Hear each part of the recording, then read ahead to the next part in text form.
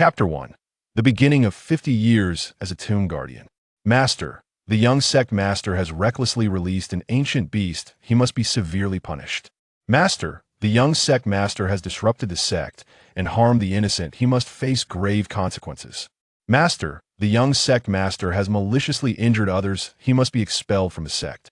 In the council hall, numerous elders of the Qingyun sect gathered, their faces somber as they urged the master to take action against the young sect master. Above the hall, the sect master held his forehead, his gaze icy as he listened to the various accusations against the young sect master, Qin Li. Pass my decree. The young sect master, Qin Li, has disturbed the sect. Henceforth, I strip him of his title and command that he serve as a guardian of the tomb for 50 years. Should he dare to leave, he shall be executed without mercy. Cold words echoed through the hall. Days later, I have somehow traversed into the body of the former young sect master of the Qingyun sect, to be punished for releasing an ancient beast and sent to guard the ancestral tomb for 50 years. Qin Li opened his eyes, lamenting his fate with a heavy heart. Because of the reckless release of the ancient beast, Qin Li had been struck down, his dantian shattered, rendering him powerless. Without power and without status, he thought, this is not a game I wish to play. His lips twitched, and his eyes dimmed with despair. You sect master, we have arrived. 2 inner disciples of the Qingyun sect led Qin Li to the back mountain of the sect. The formerly obsequious disciples now wore expressions of boredom, eager to depart. Go on. Qin Li waved his hand dismissively. Fair weather friends, how amusing. Is this truly the place where I must remain for 50 years? Qin Li gazed at the ominous mountain before him.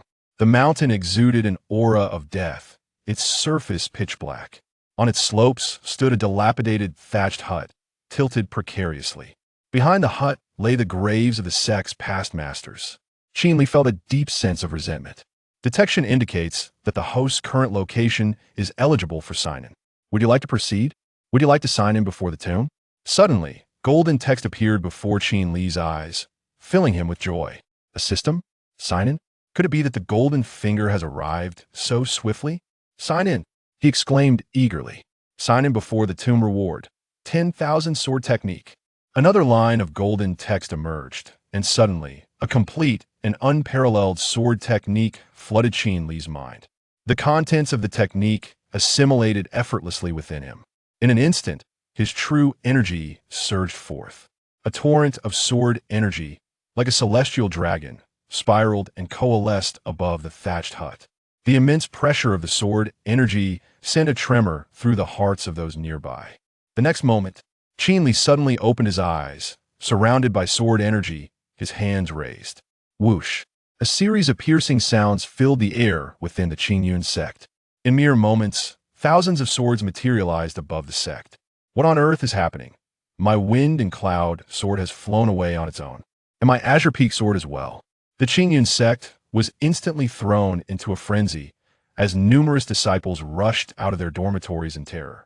Each one clutched their scabbards, while the swords within had long since taken flight. Look up, a disciple of Qingyun's sect suddenly exclaimed. What? Upon hearing this, all the disciples of Qingyun's sect raised their heads toward the sky. What is that? Above Qingyun's sect, countless long swords obscured the moonlight, forming a dense canopy. A tremendous sword aura radiated outward from the center. An overwhelming force enveloped the Qingyun sect, like a hammer striking their hearts, leaving them breathless. The pressure was unbearable. Within the sect, long swords continued to converge towards the center. What is happening? A middle-aged man emerged from the sect master's hall, staring in shock at the incessantly ascending swords. Master, what is going on? Several elders approached the middle-aged man, their voices laced with anxiety. I am uncertain, he replied, frowning at the elders. 10,000 swords technique. Within a thatched cottage, Qin Li shouted fervently. Countless long swords gathered above Qingyun's sect, swirling in the air. Now, not only the swords within the sect were caught in the maelstrom, but those from outside were being drawn in as well, forming a colossal vortex in the sky. At that moment, in a forbidden area of Qingyun's sect, an elder, sensing the breathtaking sword intent emanating from the sect, opened his eyes in disbelief and exclaimed, The 10,000 swords technique? Lost for millennia. This cannot be. His eyes revealed profound astonishment, and his wrinkled face bore the marks of incredulity. Chapter 2. The Lost Sword Technique of Millennia.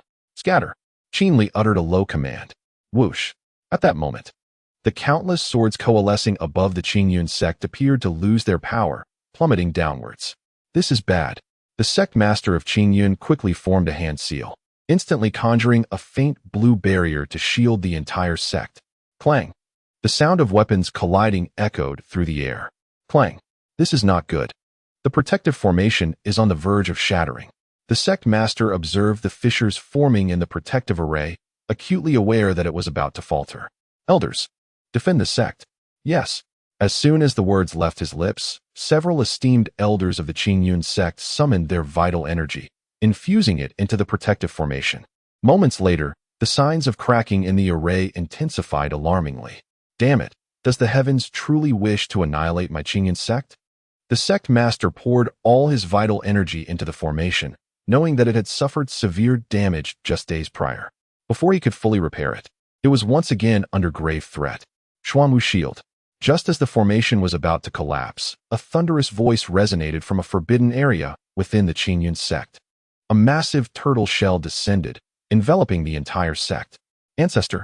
The surroundings darkened for Qin Li as the enormous shell shielded the Qingyun sect. Bang! After a quarter of an hour, silence enveloped the exterior of the shell, and the myriad swords, which had coalesced from the sword technique, fell to the ground. Collect. A voice rang out. In the next moment, the turtle shell that had enveloped the Qingyun sect vanished. Qingfeng expressed gratitude to the ancestor. The sect master of Qingyun, witnessing the scene, hastily knelt towards the forbidden area and proclaimed loudly, "Thank you, ancestor, for your assistance."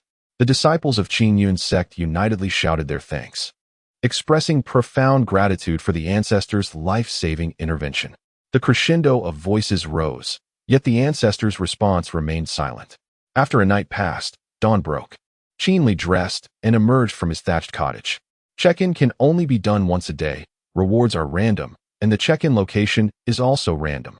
Rewards diminish with each check-in, ultimately leading to the cancellation of that check-in location. Do you wish to check in at the thatched cottage? A line of golden text appeared before Qin Li's eyes.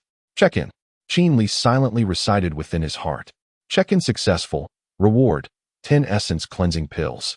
This location allows for repeated check-ins until the prompt disappears. A timely boon, truly a timely boon. As Qin Li gazed at the 10 pills in his palm, each one a grayish-brown hue, he understood their rarity. Essence cleansing pills are notoriously difficult to concoct. Even within the inner sanctum of Qingyun sect, they are considered precious. Disciples from both the inner and outer sects are only permitted to receive 1 essence cleansing pill per month. A superior elixir that can alter one's aptitude and enhance cultivation. Obtaining 10 in a single day is remarkable. At this rate, I could restore my cultivation to its original state within a year. Qin Li's body trembled slightly, excitement unmistakably illuminating his features. In one swift motion, Qin Li consumed 10 cleansing pills.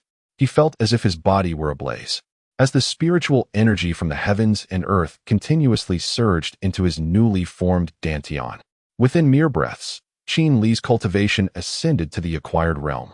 The martial arts hierarchy consists of 12 realms: Qi induction, acquired; innate, divine storage; purple palace, primordial spirit; cave void, tribulation crossing; path severing, supreme, primordial unity; and the unparalleled emperor realm.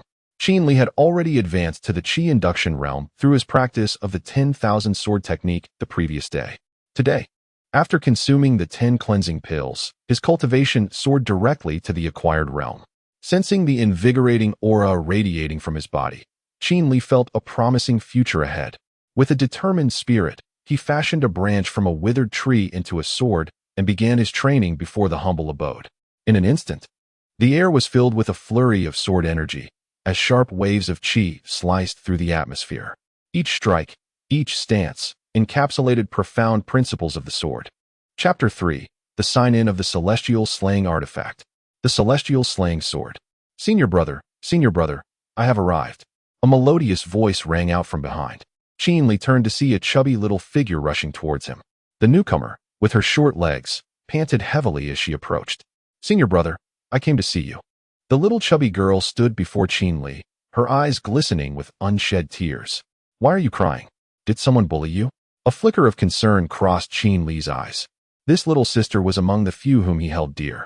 No, it's just that the wind and sand blinded my eyes on the way here. The little girl wiped her eyes with her sleeve, putting on a brave face. Senior brother Qin Li, it's rather cold here. She rubbed her hands together as she spoke. The graveyard was already suffused with an oppressive aura, especially considering it was the burial ground of the past leaders of the Qingyun sect. One could faintly see wisps of dark energy rising into the sky. Senior brother, I successfully petitioned the sect for the task of bringing you meals. I promise I won't be late. The little girl declared, patting her chest with pride. Ha, I understand, senior sister. I shall wait here for your meal delivery tomorrow. Qin Li replied with a smile. The little chubby girl nodded eagerly. See you. You should head back now. The energy here is too heavy, and with your low cultivation, it will only harm your meridians. Qin Li observed her increasingly frequent hand rubbing and the flush on her cheeks, prompting him to speak up. Siyu was her name. Siyu shook her head defiantly. Senior brother Qin Li, I'm not cold.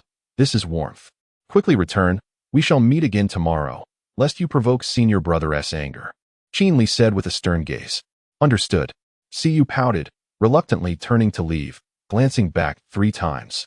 That girl, claiming she secured the chance to bring me meals, is clearly being bullied. Qin Li mused as he watched her retreating figure.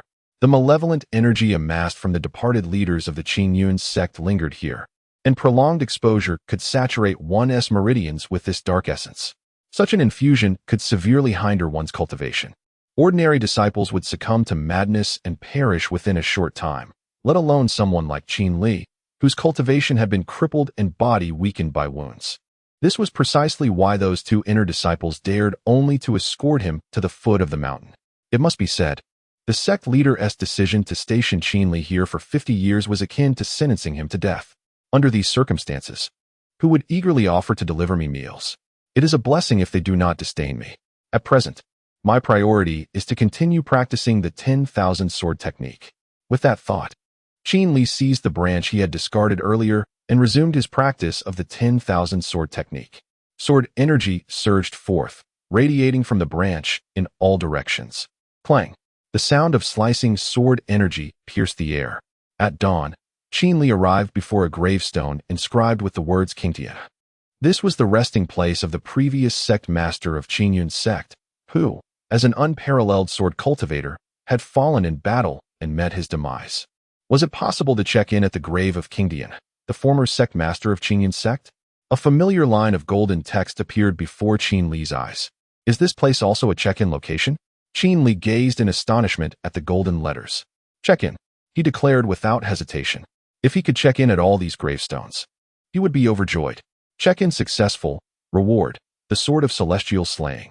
In the next moment, a white sword sheath materialized in Qin Li's hand.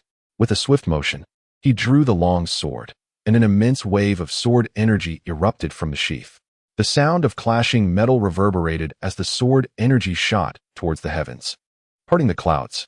As he fully unsheathed the sword of celestial slaying, its blade shimmered in pure white, forged from jade and utterly indestructible. The sharp tip radiated a chilling aura, proclaiming its extraordinary nature. How cold, Qin Li remarked as he held the sword of celestial slaying before him, feeling the icy chill emanating from it. Nonetheless, fortune smiled upon him, for he had finally obtained a weapon that suited him perfectly. He gripped the sword of celestial slaying tightly and performed a flourish in the air. A dense wave of cold air mingled with sword energy burst forth as he swung the blade. Wonderful, wonderful, wonderful, Qin Li exclaimed, unable to contain his delight for the sword. In the next moment, he channeled the surging essence within him into the sword of celestial slaying. The moment the sword absorbed Qin Li's pure essence, it trembled and emitted a sound of joy, savoring the purity of his energy. The sheath transformed into a stream of white light and vanished into the palm of his hand. When he opened his palm, the sword of celestial slaying appeared as an ethereal image imprinted on his skin. True to its name, this sword was perhaps once wielded to slay celestial beings. Qin Li could distinctly feel the immense power of the sword of celestial slaying, a force far beyond that of mere warriors capable of shattering the void with a single punch, as well as those who could knock on the gates of immortality. Enough of such thoughts, he mused. I should focus on my own development lest I be eliminated as soon as I leave the sect. He scratched the back of his head, initially skeptical of the existence of cultivators in this realm. Yet, the power of the sword of celestial slaying clearly surpassed that of a mere warrior. There was only one possibility. This sword belonged not to a warrior, but to an immensely powerful cultivator capable of reaching the celestial gates. With this thought in mind, Qin turned and summoned the sword of celestial slaying to continue his training. What of the immortals? Sooner or later, I shall wield this sword to slay an immortal, he declared impulsively. In the next instant, the sword of celestial slaying blazed with brilliant light, its body vibrating violently. I merely spoke of slaying an immortal. Must you be so exuberant? Qin remarked. With a resounding clang, the sword of celestial slaughter continued to tremble violently, showing no signs of abating. The intense quaking caused Qin grip on the sword to grow somewhat numb. I understand now. Henceforth, I shall wield you to vanquish immortals, I assure you, Qin declared, thumping his chest. Buzz. Upon hearing Qin vow, the sword of celestial slaughter fell silent, its cold brilliance sharp and piercing. Chapter 4. The little junior sister descends the mountain at the tombstone of the 32nd generation ancestor of the Qingyun sect. Qin signed in and received the reward of the sky-slashing sword technique. He then signed in at the tombstone of the 62nd generation sect leader, earning the proud sky battle body. Subsequently, at the tombstone of the 33rd generation sect leader, he was rewarded with the life creation technique. Over these 3 days, Qin diligently signed in at the tombstones, garnering a considerable amount of rewards. He then proceeded to sign in at his humble abode to receive the cleansing essence pill. Senior brother. Qin turned his gaze towards the foot of the mountain. There. Siyu was energetically urging a cart of goods up the slope with a whip in hand. Siyu, what brings you here with the cart? Qin inquired. Senior brother, I will be leaving the sect for 3 years soon. I've loaded this cart with provisions for you to eat while I'm away, Siyu replied, rubbing her nose in a candid manner. 3 years. One cart won't suffice. Qin muttered to himself. Up, standing in front of the house. Qin couldn't help but use his vital energy to give the cart a gentle push from behind. Soon, Siyu had maneuvered the cart to stand before him. Here is the wine, and here is the cured meat. Siyu stepped into the cart and brought out several jars of liquor and bundles of meat. Half an hour later, a myriad of items lay before Qin with an abundance of wine and meat. Little sister, what task requires you to be away for 3 years? Qin asked while munching on some fruit. My master has tasked me to accompany her to the northwest desert in search of a rare medicinal herb. The journey will take at least 3 years, Siyu explained. When do you depart? Qin couldn't help but query. My master said I should prepare tonight, and we will set off tomorrow, she replied. Understood. Be cautious while you are away.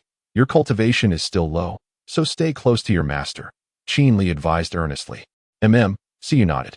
Venturing out is no trivial matter. Allow me to impart 3 pieces of wisdom. Do not meddle in others' affairs. Do not seek to be a hero. Safeguard your own life. I will remember, senior brother, Siyu assured him, nodding earnestly. After a few more exchanges, Qin bid Siyu farewell. He placed the provisions inside the small dwelling, leaving the jars of wine outside. Earlier, Siyu mentioned that the election for the young sect leader had commenced. It remains uncertain who among the brothers would assume that esteemed role. Lu Shan, Wang Haoyue, Wang Shan, and Li Fei are likely the most promising candidates. Qin stroked his chin, gazing contemplatively towards the main peak. The fellow disciples he mentioned were primarily those who competed for the position of young sect leader alongside him. Now that he had been demoted, it was probable that one among them would rise to the position. He wondered if these individuals would harbor any ill will towards him in the future. However, it seemed that this matter no longer concerned him. With that thought, Qin turned and walked towards the center of the cemetery. He was determined to cultivate diligently, striving to attain the strength necessary for self-preservation in this world. 3 fleeting years have passed. Qin sat cross-legged outside a modest dwelling, attuned to the formidable, true energy coursing through him. For 3 years, he had remained in this place, diligently signing in daily. He traversed the periphery of the entire graveyard, marking his attendance before the gravestones each day. He signed in at the gravestone of the 56th ancestor of the Qingyun sect, receiving the reward of the Shanhua order. At the gravestone of the 85th sect leader, He obtained the falling leaves sword technique. From the gravestone of the 96th ancestor, he earned the meteor fist. And at the gravestone of the 100th sect leader, he received 10 youthful elixirs. Over the course of these 3 years, Qin Li had thoroughly exhausted the potential of this location, amassing over 5,000 marrow-cleansing pills. The majority of these pills had been consumed, elevating Qin Li's cultivation to a terrifying realm. Presently, he found himself uncertain of his exact level of mastery. Yet he felt significantly more powerful than he had before his cultivation had been crippled.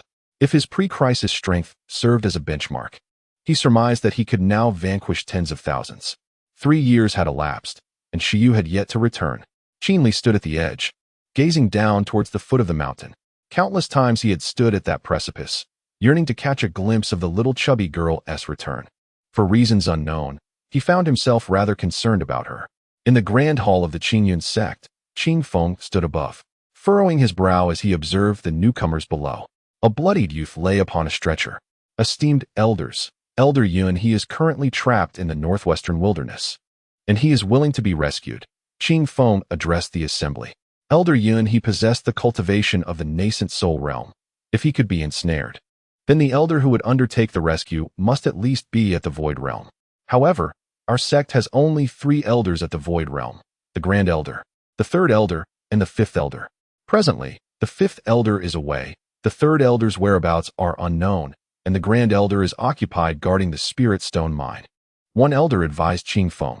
Upon hearing this, several elders in the hall wore expressions of despondency.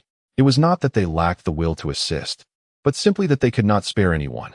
Is that to say we shall not rescue him? Qing Feng scanned the room, his gaze chillingly fixed upon the speaking elder. Master, Elder Lucier did not mean it that way. We certainly intend to rescue him. However, the question remains of how to proceed and whom to send. Another elder interjected, clarifying for the previous speaker. I understand. Let the Grand Elder lead the rescue while I personally guard the Spirit Stone mine, just in case. Qing Feng concluded, recognizing that he could no longer rely on the others. It was time for him to take matters into his own hands. Chapter 5. 1,000 miles on a blade, one sword to sever the void. In the burial grounds of the Qingyun sect, Qin Li placed his hand upon his chest, feeling a sense of trepidation. It seemed as though an ominous event was on the verge of transpiring.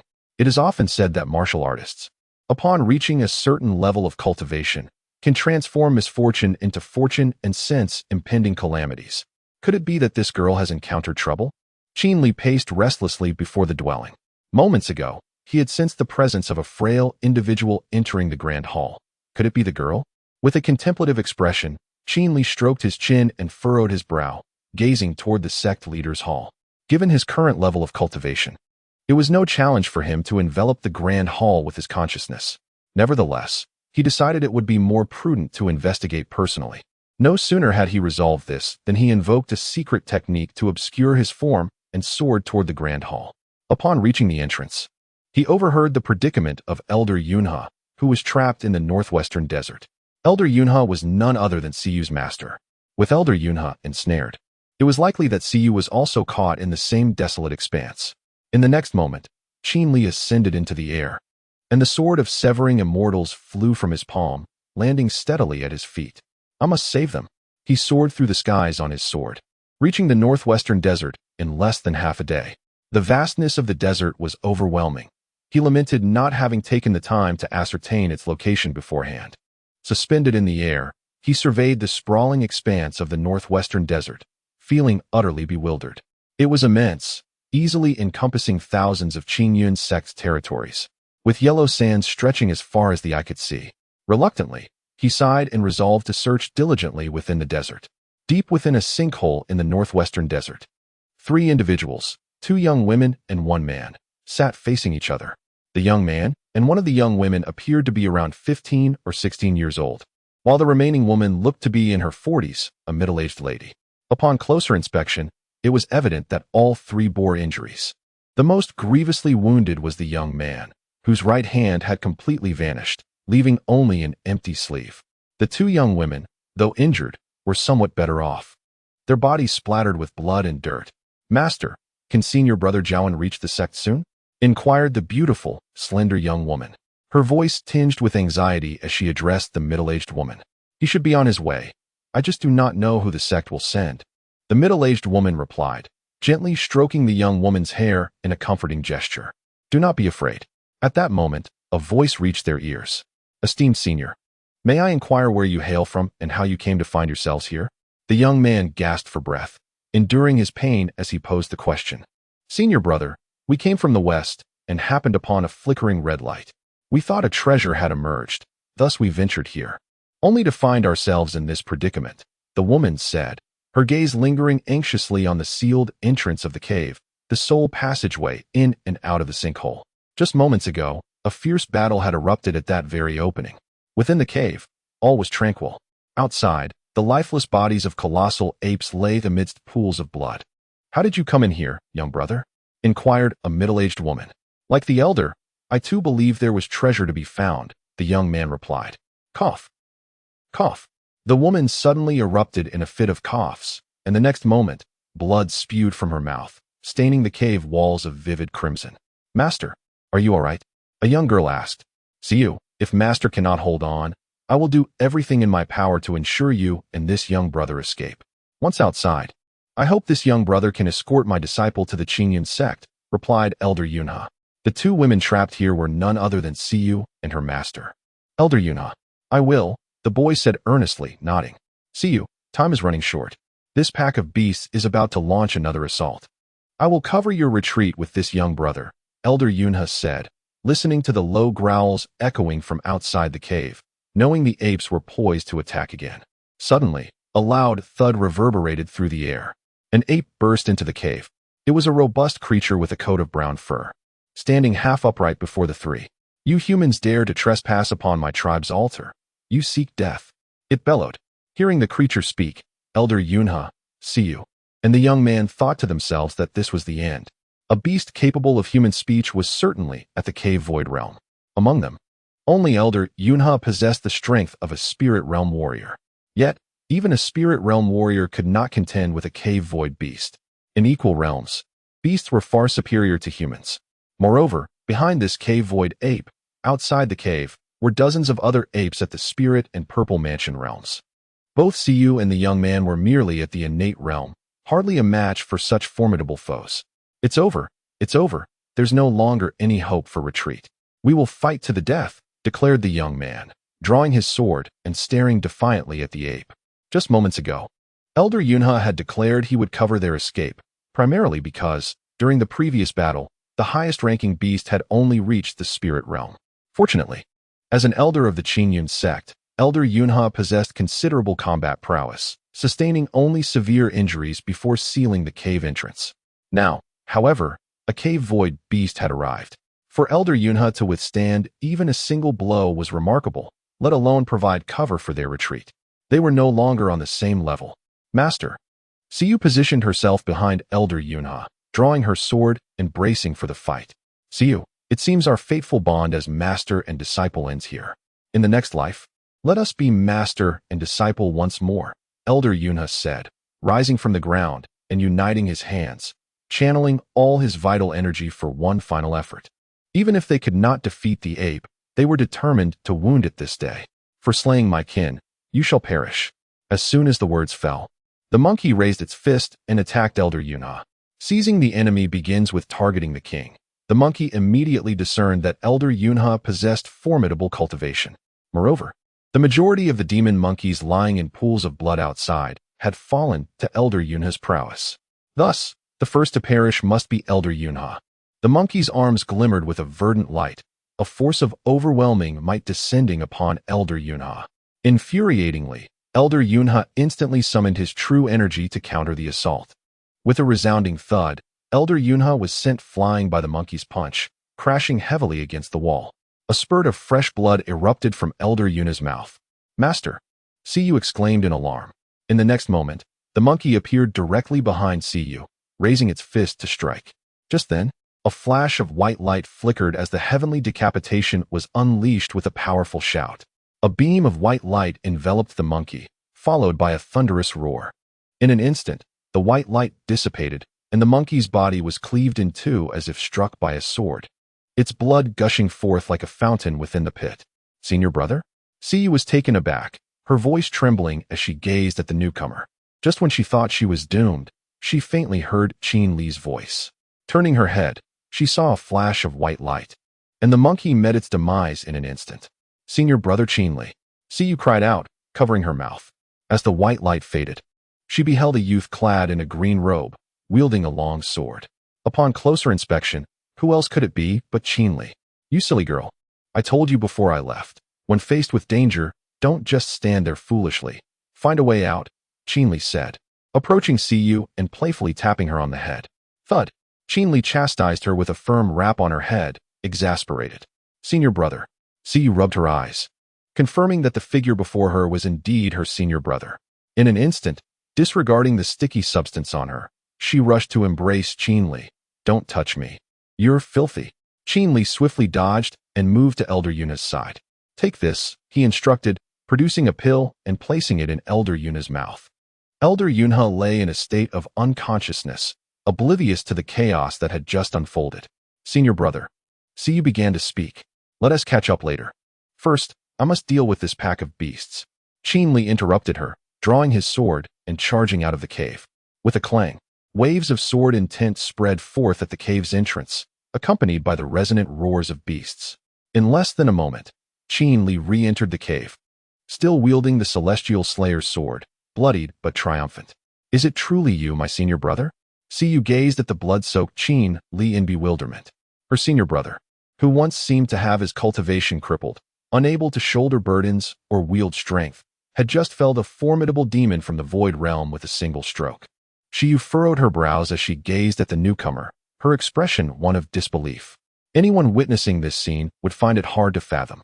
How could one possibly transform from a mere mortal devoid of any cultivation into an unparalleled powerhouse capable of slaying a formidable demon of the void realm with a single strike in just 3 years?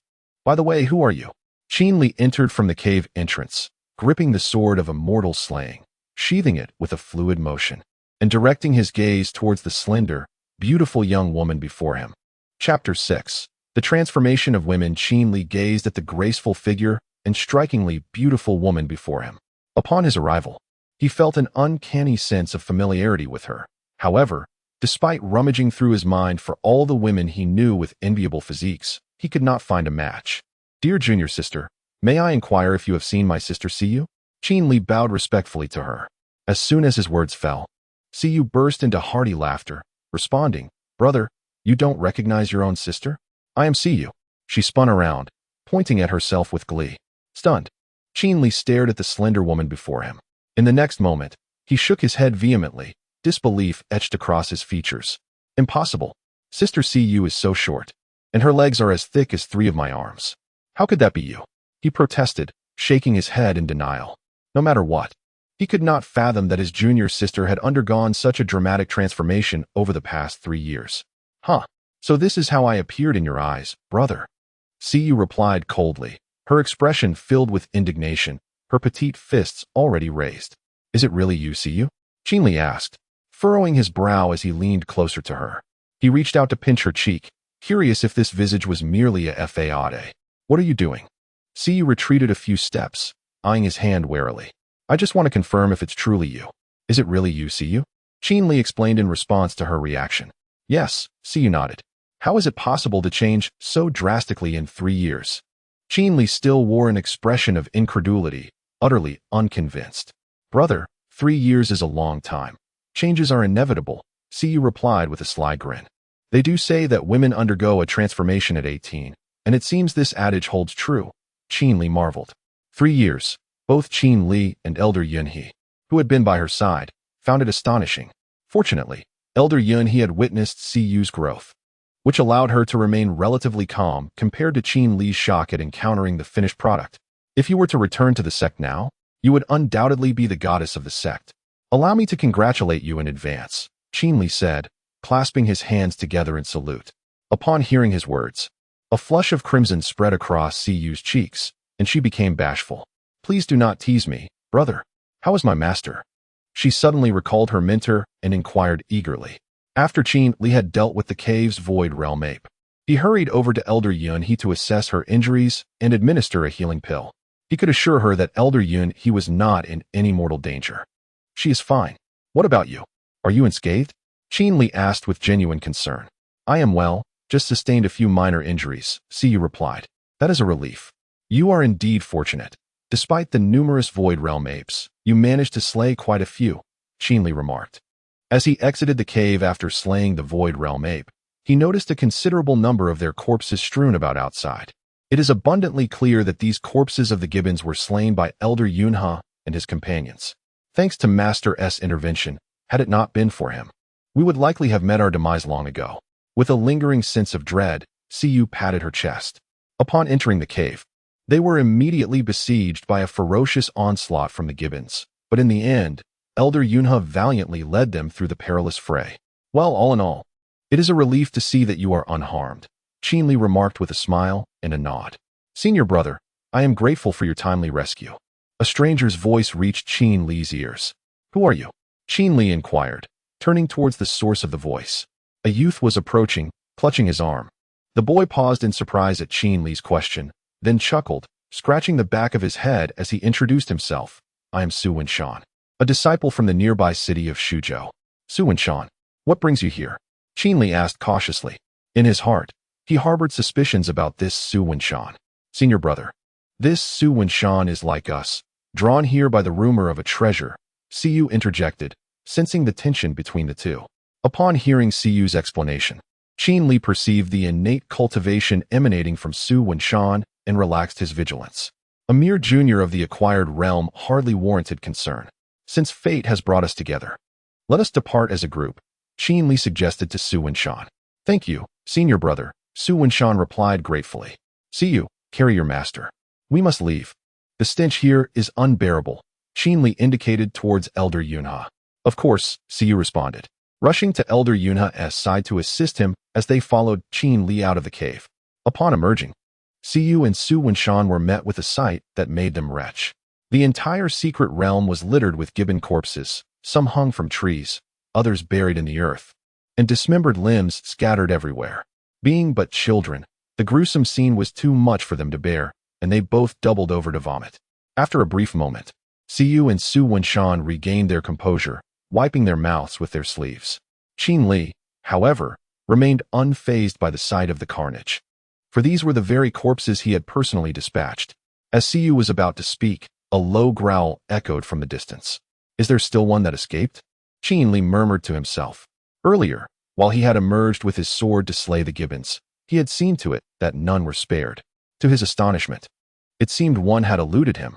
Without further ado, Qin Li summoned his sword, the slaying immortal, and gripped it firmly. Next, Siyu and Su Wenshan heard Qin Li utter a powerful command. Heavenly slaughter. With a clang, in an instant, a visible white sword aura erupted forth, racing towards the direction of the growl. Along the way, every stone wall was severed by this sword aura. The overwhelming force left Siyu and Su Wenshan in rapt attention, their mouths agape. In the next moment, a deep roar echoed, followed by the sound of a heavy object hitting the ground near their ears. Having resolved the matter, Qin Li sheathed the sword of immortal slaying and nonchalantly brushed the dust off his clothing. Brother, are you still the Qin Li I once knew? Siyu inquired. Indeed. Why do you ask? Do you wish to test me?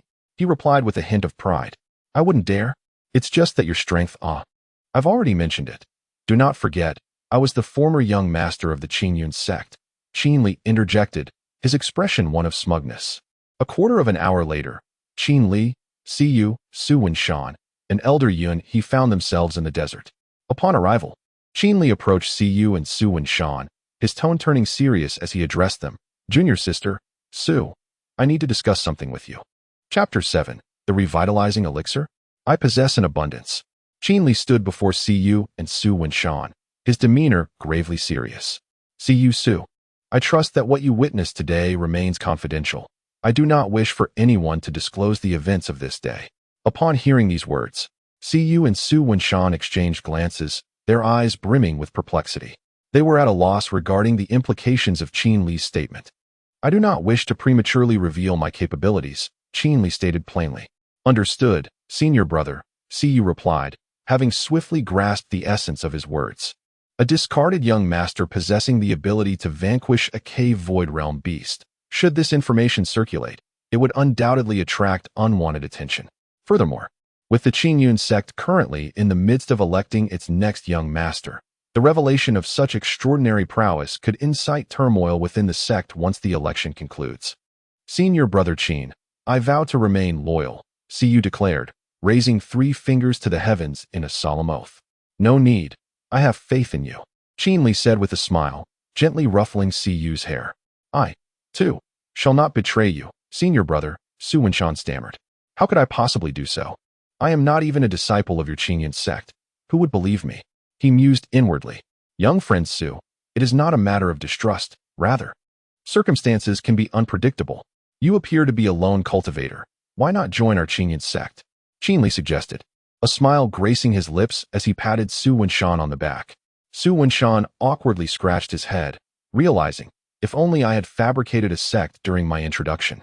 Yet, given Qin Li's formidable prowess, it seemed prudent to accompany them. After a brief internal struggle, Su Wenshan nodded earnestly. I shall return to the Qingyun sect with you. I have long admired it, and this feels like a fulfilled aspiration. Indeed, those who recognize the tides of circumstance are truly wise. I see that young friend Su fits this description, Qin Li remarked with a grin. Unbeknownst to Su Wenshan, a strand of sword energy had silently nestled within him. Should he dare to divulge the day's events, that energy would erupt, erasing him entirely from existence. Too kind, Su Wenshan replied, retracting slightly and waving his hands dismissively. See you, once we enter the sect, I entrust you to look after our new companion. Given that it was I who invited him, Qin Li said with a smile directed at Siyu. Siyu nodded, fully aware of Qin Li's true intent. Her care was to serve as a covert watch over Su Wenshan, preventing any indiscretions. Then I shall take on this responsibility, senior sister, she replied. Not at all. It is only fitting that you address me as senior sister, Su Jr. Siyu smiled, revealing her 2 small tiger teeth, exuding a playful charm. Qin Li observed the interaction between Siyu and Su Wenshan, nodding with satisfaction. He advised Siyu, the most critical factor is your master. When she awakens, inform her that an extraordinary expert passed by and kindly offered assistance. Understood, senior brother, Siyu responded with a nod. Very well, I shall take my leave. Please take these few pills to alleviate your injuries, Qin Li said, as several grayish-brown pills materialized in his palm. 6th grade pills, revitalization pills, Su Wenshan exclaimed, unable to contain his astonishment. The revitalization pill, worth a fortune in Shuzhou City, is said to restore any injury as long as one is alive. I cannot believe my senior brother possesses so many.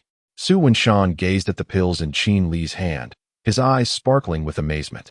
Recognizing the value of the revitalization pill, Siyu cautiously extended her hand to accept it. Qin Li chuckled at her careful demeanor and remarked, there is no need for such caution. They are merely pills. I have plenty more. If you require more later, just let me know. Thank you, senior brother. Su Wenshan immediately replied, fully aware of the pill's worth and efficacy, having witnessed its remarkable healing properties firsthand. The scarcity of such pills in Shuzhou City made Qin Li's casual offering of 7 or 8 seem extraordinary. Su Wenshan, with awe in his voice, carefully took a revitalization pill from Siyu's hand and brought it closer to his nose, savoring its fragrant aroma. It was his first encounter with such a precious pill, and he wished to relish its scent before consuming it. Stop sniffing it and just eat it. When you return to Qingyun sect, I will gift you a few more. Qin Li could no longer hold back his amusement. The revitalization pills were rewards Qin Li received from his daily sign-in, and he possessed over 10 vials, containing nearly 1,000 pills. Gifting Su Wenshan a few was hardly a loss. All right, Su Wenshan replied, swallowing the pill and beginning its refinement. See you. You should consume yours quickly. I will remain here to protect you both, and once you have recovered, I will return to the sect, Qin Li advised Siyu. Like Su Wenshan, Siyu stood still, carefully examining the few invaluable pills in her hands. In the next moment, she surprisingly scraped the pill with her nail before placing it in her mouth. Qin Li was rendered speechless by her actions. What a bunch of Na'vi children. It seems necessary to provide Siyu with a more affluent education, he mused to himself as he observed her. In Qin Li's heart, he has always treated Siyu as if she were his own daughter, and for the past 3 years, he has been baffled by the sect's methods of cultivation. As for Su Wenshan, who stood nearby refining the rejuvenation elixir, Qin Li chose to disregard him entirely. He was merely a passerby. As long as he did not betray himself, Qin Li had little interest in his affairs. At present, Siyu was the glimmering moonlight during his most arduous times. Siyu, do eat. I shall ensure you receive a few more later, Qin Li urged, covering his face and gesturing for her to hastily consume the elixir, admonishing her not to appear so naive. Thank you, senior brother, Siyu replied, promptly swallowing a rejuvenation pill to heal her injuries. At that moment, Qin Li approached Elder Yunhe, crouching down to deliver a swift blow to the back of her head. Take a little nap, Elder Yunhe. If you awaken to find me, I fear it will not merely be a matter of knocking you unconscious. It could very well be your end, Qin Li mused, observing the unconscious elder. Meanwhile, neither Siyu nor Su Wenshan, still diligently seated on the ground, refining the elixir's effects, were aware of the unfolding events. Qin Li turned to this scene, a slight smile gracing his lips, as he settled onto the ground to begin his cultivation, signing in to acquire new techniques. Chapter 8. Return to the sect. The northwestern desert is desolate to an extreme, with yellow sand filling the sky and sandstorms occasionally sweeping through. In stark contrast, the secret realm where Elder Yunhe and his companions entered is adorned with trees, flowers, and dark rivers, creating a vivid dichotomy with the barren surroundings. Perhaps it is precisely the realm's hospitable environment that has led the group of gibbons to establish their dwelling there. With a gentle rustle, Qin Li concluded his meditation, cupping the golden sand in his hands, which then trickled down to the ground. Shuzhou City? Qin Li mused, rubbing his fingers together.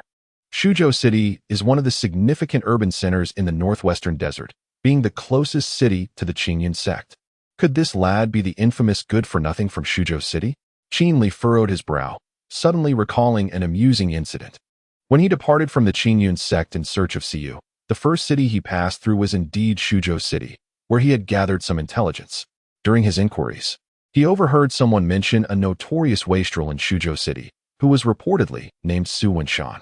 However, that Su Wenshan, labeled as a cultivator devoid of any potential, was now before him, refining a rejuvenation pill as a practitioner in the postnatal realm.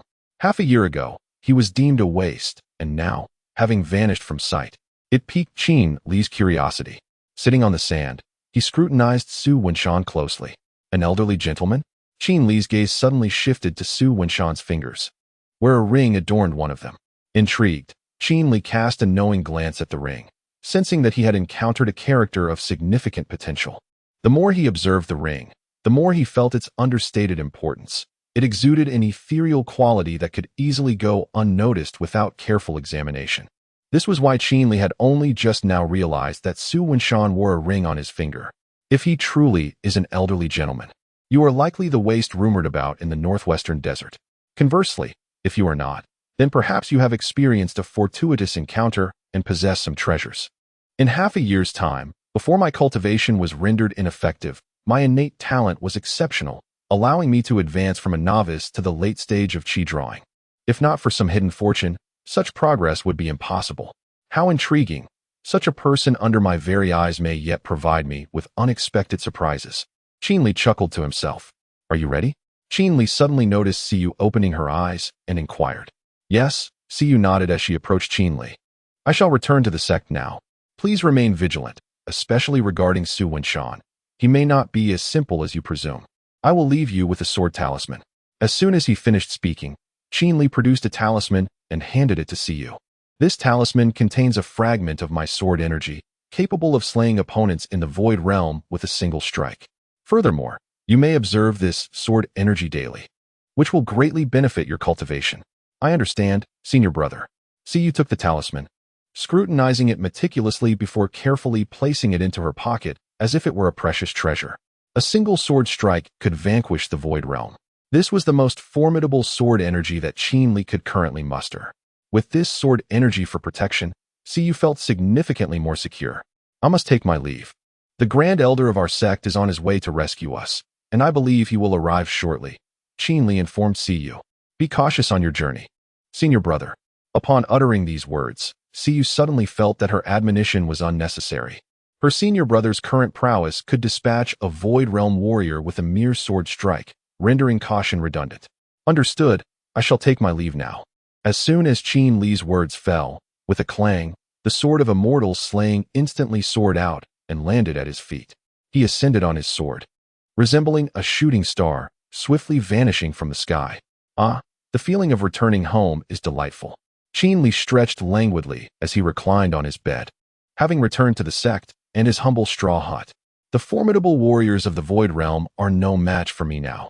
I wonder if I can contend with those in the Tribulation Realm. Qin Li picked up a straw and placed it in his mouth. After the battle in the northwestern desert, Qin Li profoundly realized the stage of his combat strength, capable of eliminating the existence of the Void Realm. Void Realm beasts are significantly stronger than their human counterparts. Thus, if Qin Li can dispatch Void Realm beasts, he can similarly vanquish Void Realm humans. Yet, it remains imperative to continue signing in. This world is fraught with danger.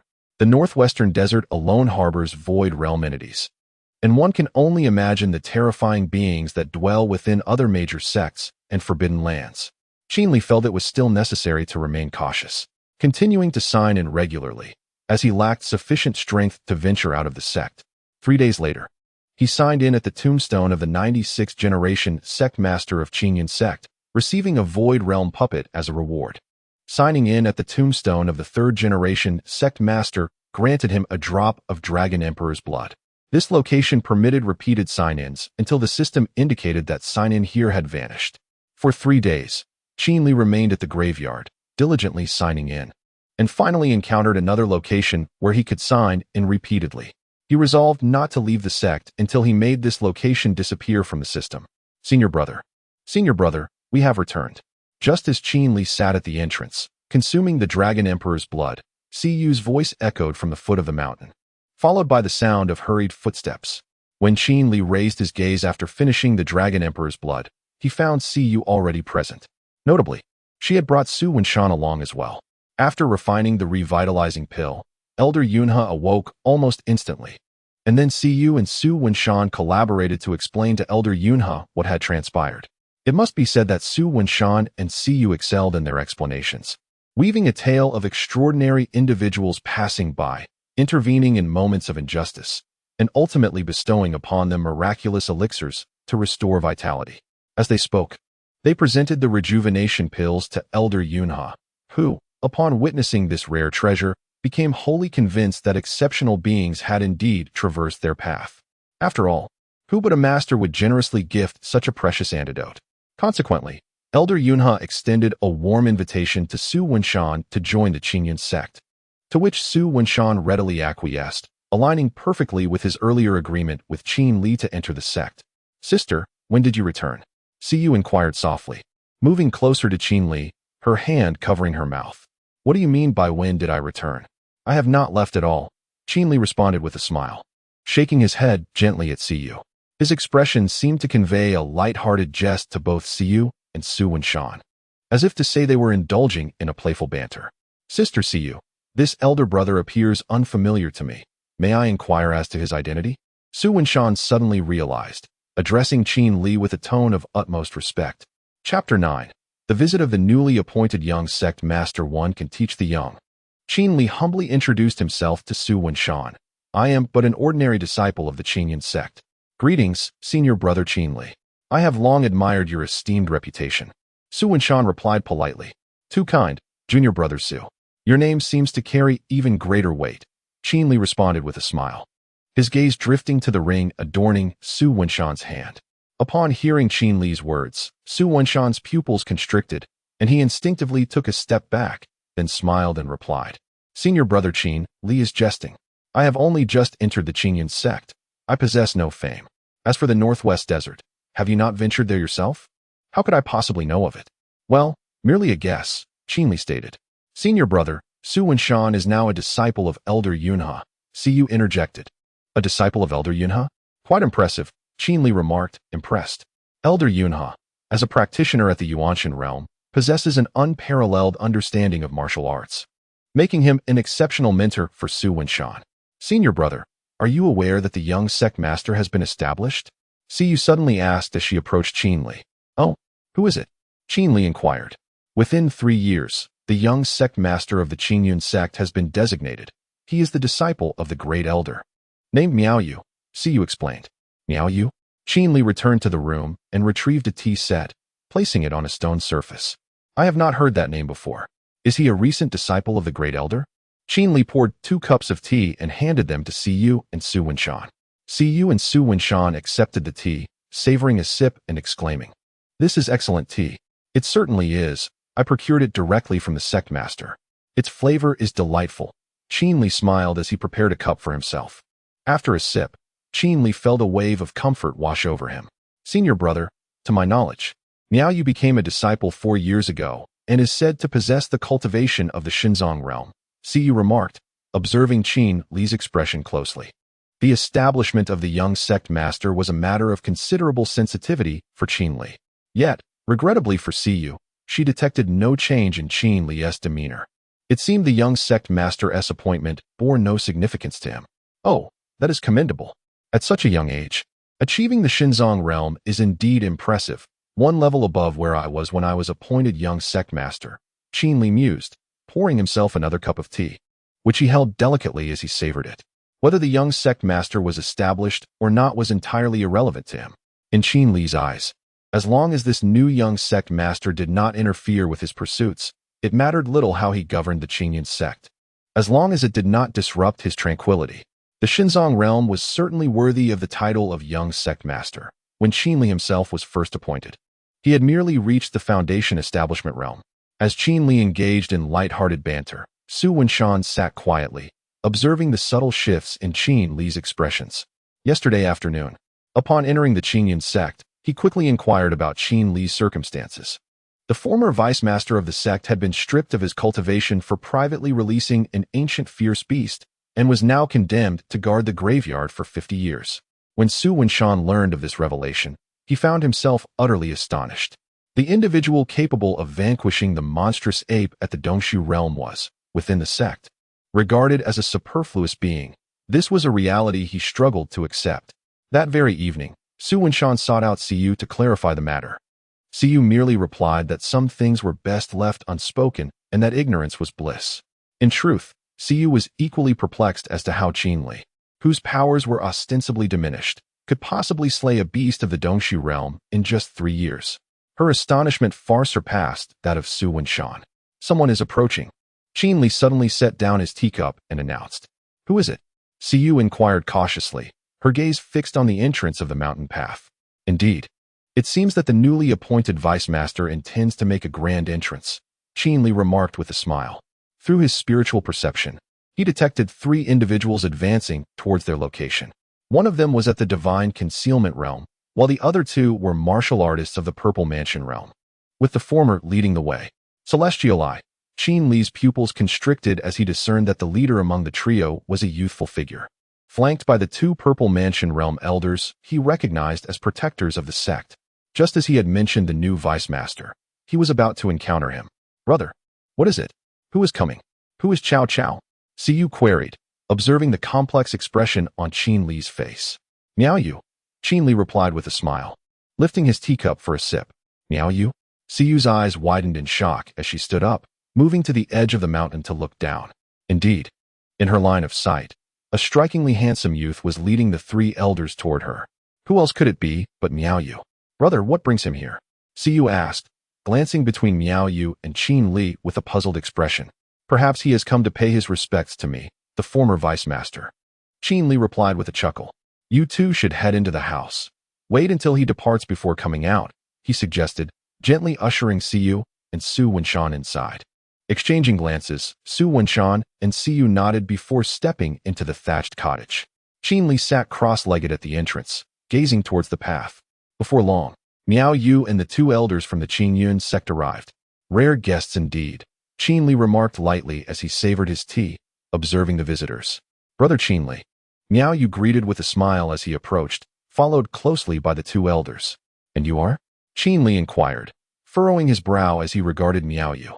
Miao Yu, undeterred by Qin Li's question, understood that, given the timeline, Qin Li was not yet acquainted with him. By the time Miao Yu began to make a name for himself, Qin Li had already been guarding the grave for over a year. Cut off from the outside world and unaware of Miao Yu's existence.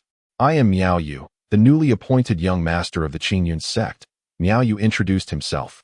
Oh, so you are the new young master. That explains your impressive demeanor. Truly remarkable, Qin Li praised with a smile. You flatter me, Brother Qin. During your tenure as young master, you were the one who was spirited and vibrant. I am merely following in your illustrious footsteps, Miao Yu replied, laced with a hint of sarcasm, which subtly altered the atmosphere. Alas, times have changed. Please do not suggest that I am following in your footsteps. I am certainly not as spirited as you. Qin Li chuckled, shaking his head. Brother, do you really intend to remain here for a lifetime? It is so cold and damp. I observe that you possess no cultivation at all. How could you endure this for 3 years? Miao Yu spoke with genuine concern. If someone were unaware of the circumstances, they might mistakenly believe this young master to be a good person. Qin Li, an astute fox, understood Miao Yu's implications. If he wished to leave this place, Miao Yu would likely see him out the next day, only to have someone ambush him along the way. In Miao Yu's eyes, despite Qin Li's current cultivation being rendered null, with no hope of recovery, the fear of the unexpected lingered. Only through death could he feel at ease. Qin Li now comprehended why Miao Yu had fought fiercely to ascend as the young master of the Qingyun sect. It was precisely due to his ruthless nature that those competing for the position had already lost half the battle. Chapter 10. Ruthless Hearts. The Graveyard of Qingyun Sect. Senior brother, I must speak candidly. There is no longer a place for you at Qingyun Sect, said Miao Yu, grasping Qin Li's hands with a look of deep concern. I can escort you out of the sect, and you need not guard the grave any longer. Qin Li felt a wave of discomfort at Miao Yu's earnest demeanor. There's no need for that. I am quite content here. I enjoy the air and the scenery. He replied with a smile, gently withdrawing his hands and rising to view the rows of tombs before him. Pleasant air and scenery? Miao Yu's expression turned complex as he regarded Qin Li, sensing a hint of ingratitude. Brother, please do not deceive me. I know you worry about the sect master causing you trouble. You need not concern yourself. As the new deputy sect master, I wield enough influence. Why do you doubt me, junior brother? I truly live well here, Qin Li responded. Though it may be a bit chilly, the expansive view and the beautiful surroundings make up for it. After several exchanges, Miao Yu realized that persuading Qin Li to leave the sect was an unlikely endeavor. Very well, I shall take my leave. Should you require anything, do not hesitate to call upon me, he declared, feigning a noble facade as he stood to wave farewell to Qin Li before departing. Before leaving, Miao Yu cast a glance at the thatched cottage behind Qin Li, nodding slightly as if greeting someone within. Thank you, junior brother. I shall remember your kindness, Qin Li said with a smile, waving goodbye to Miao Yu. Externally cheerful, internally he felt quite the opposite. This was the true reflection of Qin Li's sentiments towards Miao Yu. As he watched Miao Yu and the 2 elders of Qingyun sect walk away, Qin Li furrowed his brow and muttered to himself, can this fellow truly discern that there is someone in my cottage? After a moment, once Miao Yu was completely out of sight, Qin Li shook his head and called out, Come out, they have left. Creak. The door of the thatched cottage opened, and Siyu and Su Wenshan emerged. Senior brother, what does Miao Yu mean by this? Siyu inquired, her tone laced with confusion. Whatever his intentions may be, there is an unmistakable air of hostility, Su Wenshan replied. Earlier, while inside the cottage, he had eavesdropped on the conversation between Qin Li and Miao Yu, sensing an ominous undertone. What hostility?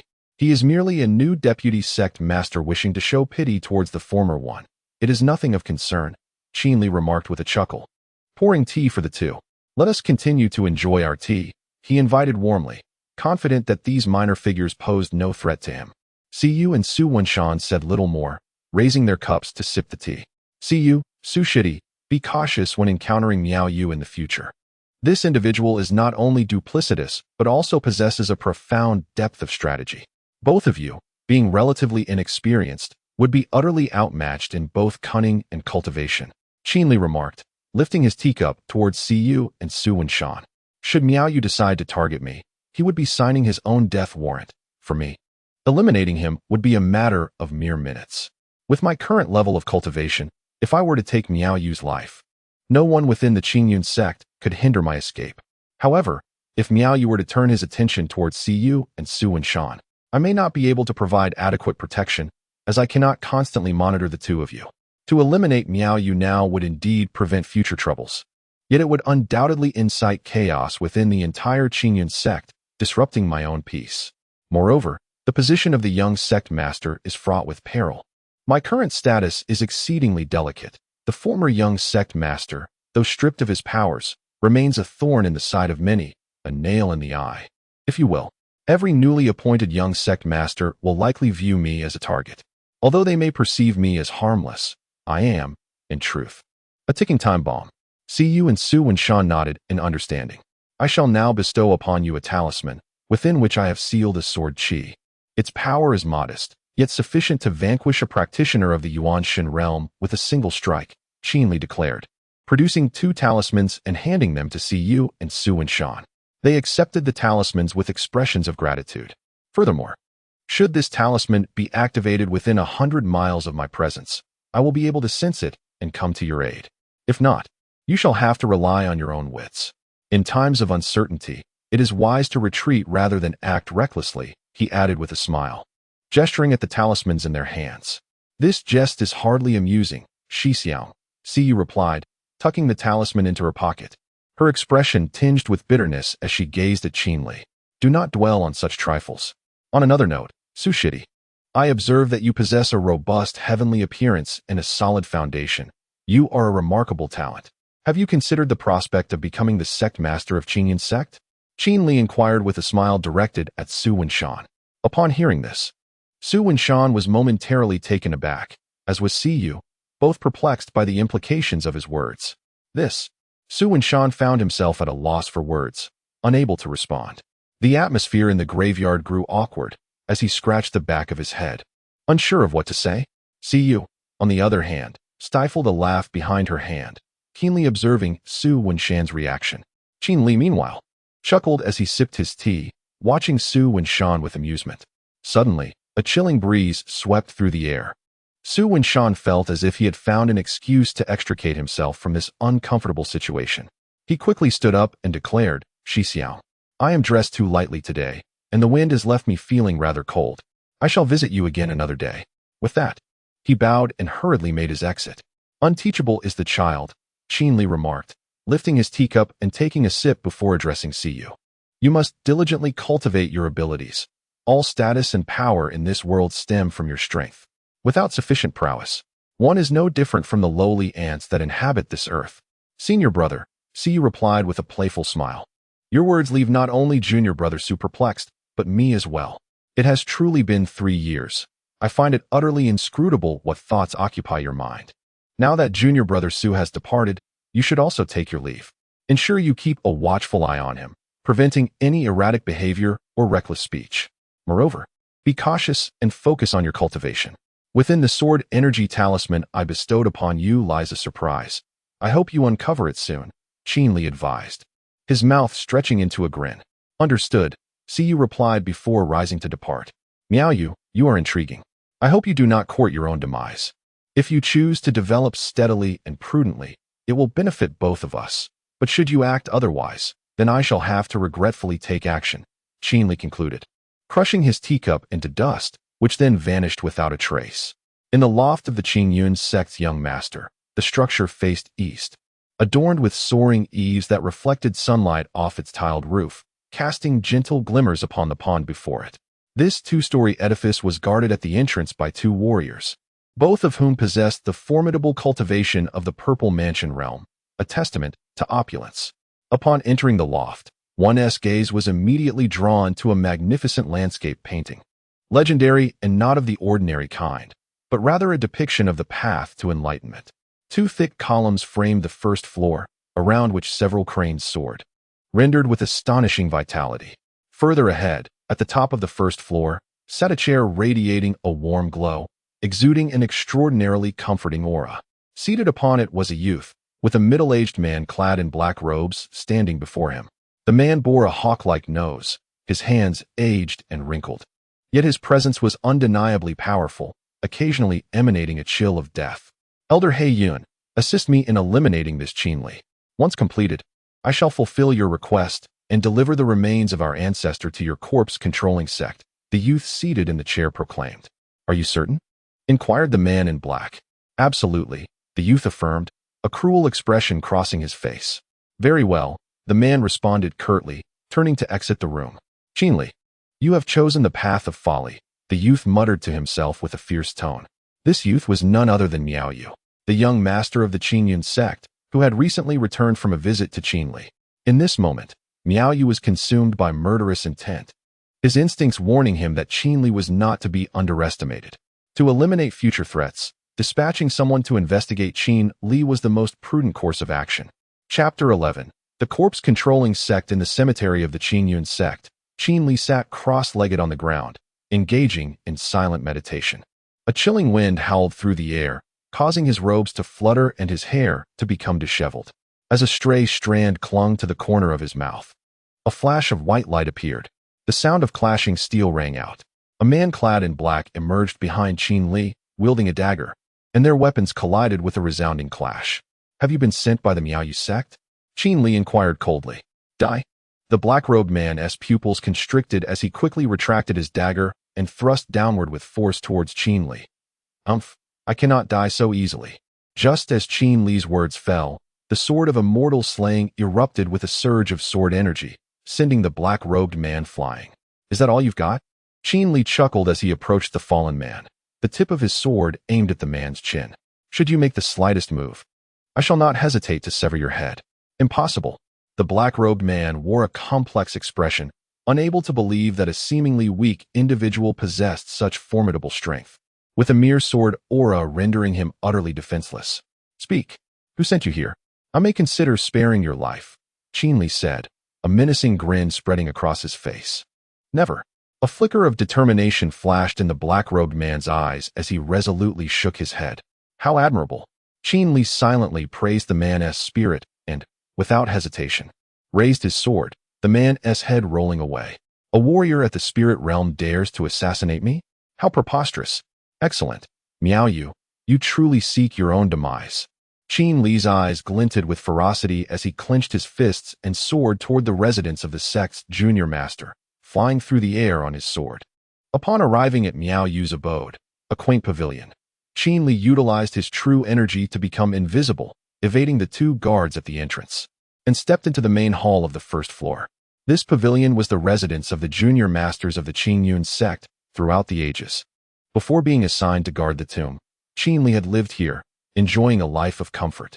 Regrettably, his current dwelling, a dilapidated straw hut, was hardly comparable to even a single pillar of this place. Has Elder He Yun been gone for too long? Could something have happened? Qinli mused, irritated by the sluggishness of the corpse-controlling sect's hidden minions, who, despite their incompetence, still aspired to unify the continent, a notion utterly laughable. As Qinli ascended to the second floor, he heard Miao Yu's voice echoing in his ears. The corpse-controlling sect? Qinli furrowed his brow, contemplating the name. The corpse-controlling sect was an ancient sect, a vast entity like the Qingyun sect, both boasting a lineage spanning thousands of years, yet both had now fallen into decline. The Qingyun sect's downfall was due to the absence of new, powerful cultivators, while the corpse-controlling sect had brought about its own demise, notorious for its abhorrent techniques that allowed the manipulation of others' corpses. Initially, the corpse-controlling sect had quietly developed, much like Qinli himself. Unexpectedly, in the latter stages, the master of the corpse-controlling sect, having fortuitously obtained the remains of a venerable ancestor from the eminent Yaoqi Palace, began to exhibit a dramatic transformation. They launched a large-scale invasion against various sects across the continent. The corpse-controlling sect, having covertly pilfered the remains of many influential elders and leaders, had already incurred the ire of numerous sections. Initially, when the current leader of the corpse-controlling sect utilized the remains of the ancestor from Yaoqi Palace to assault the palace itself, the entire Yaoqi Palace found itself utterly defenseless. They could not withstand the onslaught. Subsequently, Yaoqi Palace paid a hefty price to summon an elder whose lifeblood was nearly exhausted, to confront the remains of their ancestor, barely managing to resolve the crisis. As the remains dissipated into nothingness, the corpse-controlling sect found itself like a kite with its strings severed, retreating in disarray. With Yaoqi Palace leading the charge, those who bore grudges sought vengeance, and those who felt wronged sought justice, uniting in their offensive against the corpse-controlling sect. Thus, the sect faced annihilation, with only a pitiful few managing to escape. Yet, these fleeing disciples remained filled with ambition, establishing strongholds in various corners of the continent. These individuals resembled vermin, utterly repugnant. However, the corpse controlling technique allowed them to manipulate corpses of significantly higher realms, rendering their foes powerless. They could neither defeat them nor risk allowing the remains to be stolen repeatedly. In due course, Yaoqi Palace took a stand, dispatching disciples specifically tasked with eradicating the remnants of the corpse-controlling sect scattered throughout the land.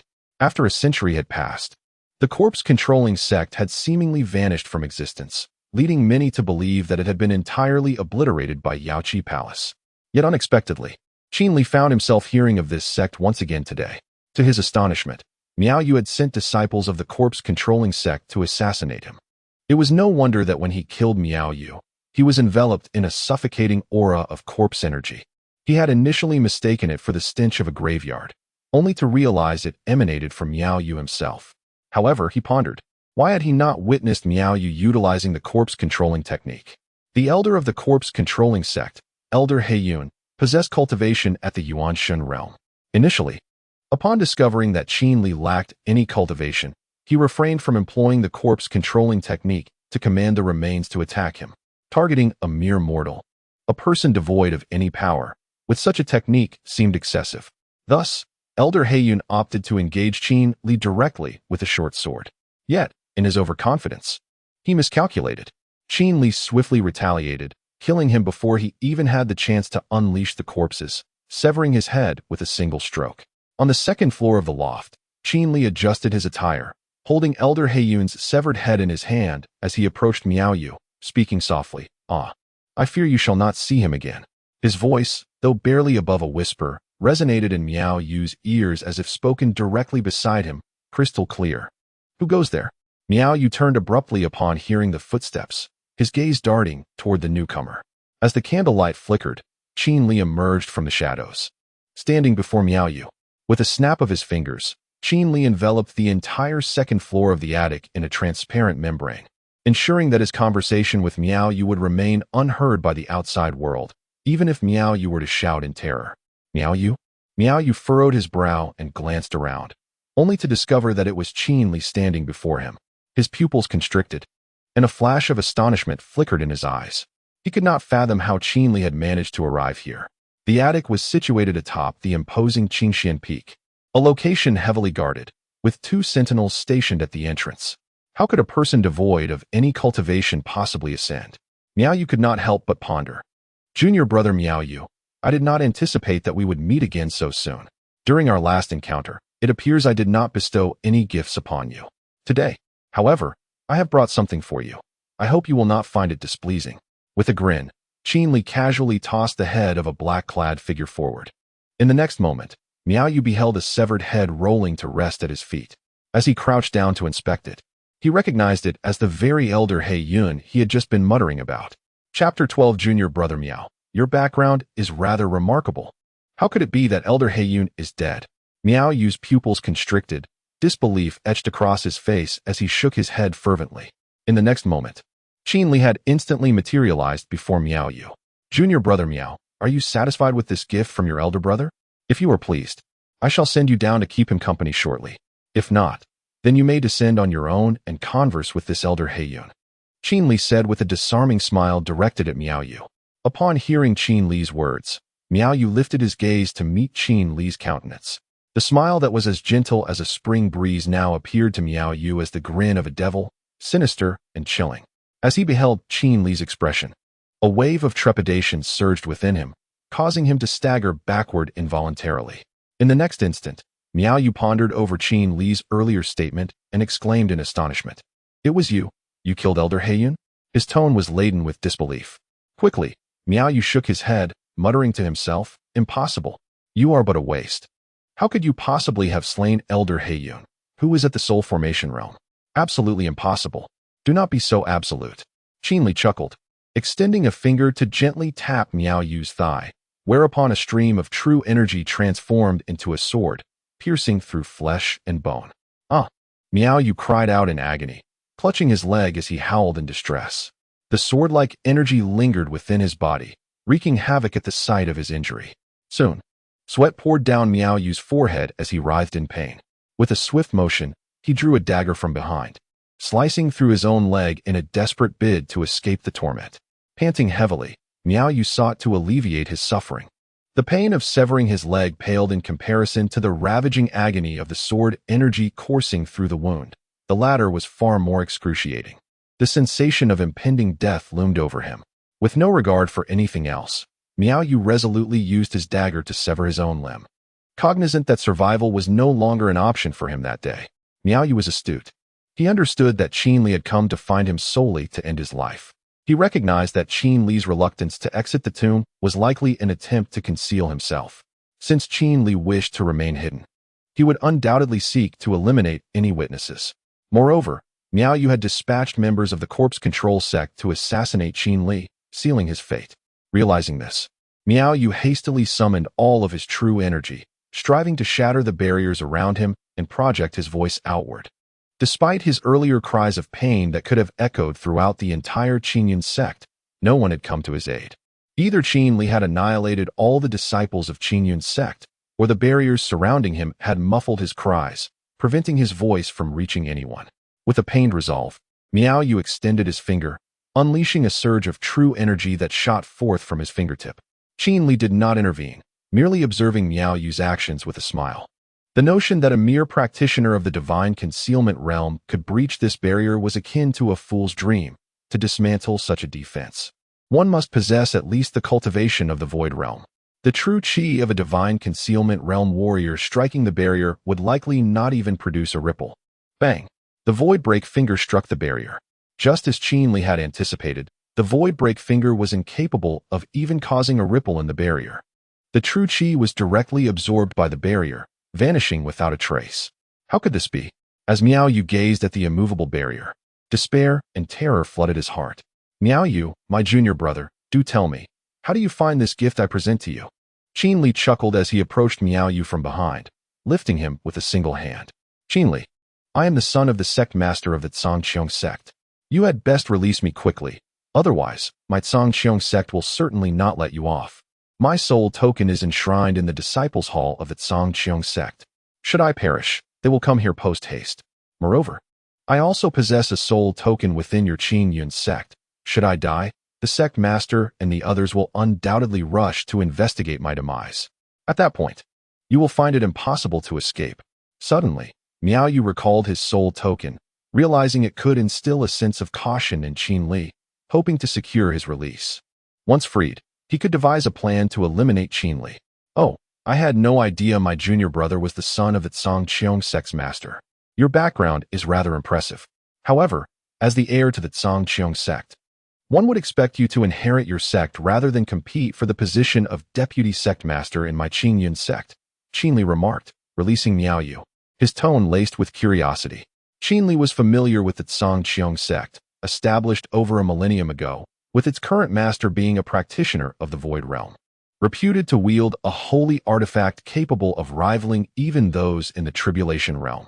With thousands of disciples, it stood as one of the foremost sects within a radius of several thousand miles. Of course, the Zhangqiong sect could not be compared to the Qingyun sect, which, as Qin Li sensed, likely housed 4 or 5 practitioners of the tribulation realm. The strength of the Qingyun sect overshadowed that of the Zhangqiong sect, yet it dared not annihilate it. To do so would incur significant losses, given that the current master of the Zhangqiong sect wielded a holy artifact, a loss far greater than the gain. Suddenly, a thought struck Qin Li, prompting him to inquire, could it be that your sect intends to invade the Qingyun sect? What a cunning strategy, akin to a crow seizing a magpie's nest or a substitute for a peach. If the Zhangqiong sect plans to invade the Qingyun sect, then it would make sense for the sect master to send his own son to infiltrate from within. However, even if Miao Yu were to become the sect master of the Qingyun sect, merging it with the Zhangqiong sect would be utterly impossible. The elders and ancestors within the sect would never consent to such a union. At that juncture, it was highly likely that Miao Yu's position as sect master would be revoked by the elders, resulting in a new sect leader being appointed. If the Qingyun sect were to be invaded, your Zhangqiong sect would possess but a single warrior capable of contending with the tribulation realm. While the Qingyun sect boasts 3 such formidable beings, remarked Qin Li, his brow furrowed. Indeed, we cannot rely solely on our Zhangqiong sect. interjected Miao Yu.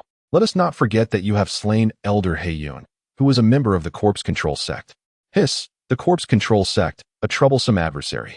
Disturbing the tranquility of my days. It is evident that this continent remains perilously dangerous. Qin Li mused, suddenly understanding the intentions of the Zhanqiang sect through Miao Yu's words. The Zhanqiang sect plans to have Miao Yu infiltrate the Qingyun sect as the junior sect master. When the opportune moment arises, Miao Yu would ascend to the position of sect master, unleashing the grand formation to permit the entrance of the Zhanqiang sect and the Corpse Control sect's formidable warriors. At that juncture, the Zhanqiang sect would merely need to offer the remains of the ancestral masters and past sect masters of the Qingyun sect to the Corpse Control sect, a small price to pay for a substantial return. In Qin Li's mind, the collaboration between the Corpse Control sect and the Zhanqiang sect to invade the Qingyun sect was undoubtedly motivated by their desire for the graveyard he guarded. The graveyard housed numerous remains of ancestral masters and sect leaders, varying in cultivation levels, yet it included several with the formidable mixed origin realm. Should the Corpse Control sect acquire these, it would spell disaster for the entire continent. Chapter 13. The sect spell Qin Li, if you know what's good for you. Let me go, and I shall grant you the position of elder in the Qingyun sect, Miao Yu said with a smile. Do I need that? Qin Li squatted down, looking at Miao Yu with a tilted head, and inquired. Junior brother, how can you still be so foolish?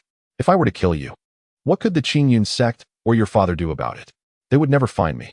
I am merely a grave keeper, devoid of any cultivation, a useless person. As long as those within the sect are not foolish, they would never suspect me. It would indeed be laughable for a waste to have slain the young master of the Qingyun sect, Qin Li remarked with a smile. Upon hearing Qin Li's words, Miao Yu's smile immediately froze. Qin Li was right. At present, the impression he left on all the disciples of the Qingyun sect was that of a superfluous figure, merely a grave keeper, a man without cultivation. Most of the disciples held a similar attitude when Miao Yu inquired. If Miao Yu were to die now, the Qingyun sect would certainly not suspect Qin Li. He was correct, as long as the sect was not foolish. They would never believe that a useless person could assassinate their appointed young master. As for the Zhanqiang sect, even if they were aware of his demise, they would feign ignorance, including his father. The Zhanqiang sect was not that foolish. Should their plan be exposed, the entire Zhanqiang sect would undoubtedly face annihilation at the hands of the Qingyun sect. Regarding the remaining corpse-controlling sect, they would surely flee as far as possible. Once it became known that the corpse-controlling sect had a division here, the Yaoqi Palace would undoubtedly send people to eradicate them. At that time, the accumulated heritage of the corpse-controlling sect over hundreds of years would likely be destroyed in an instant. No one dared to gamble on such an outcome. Have you come to understand?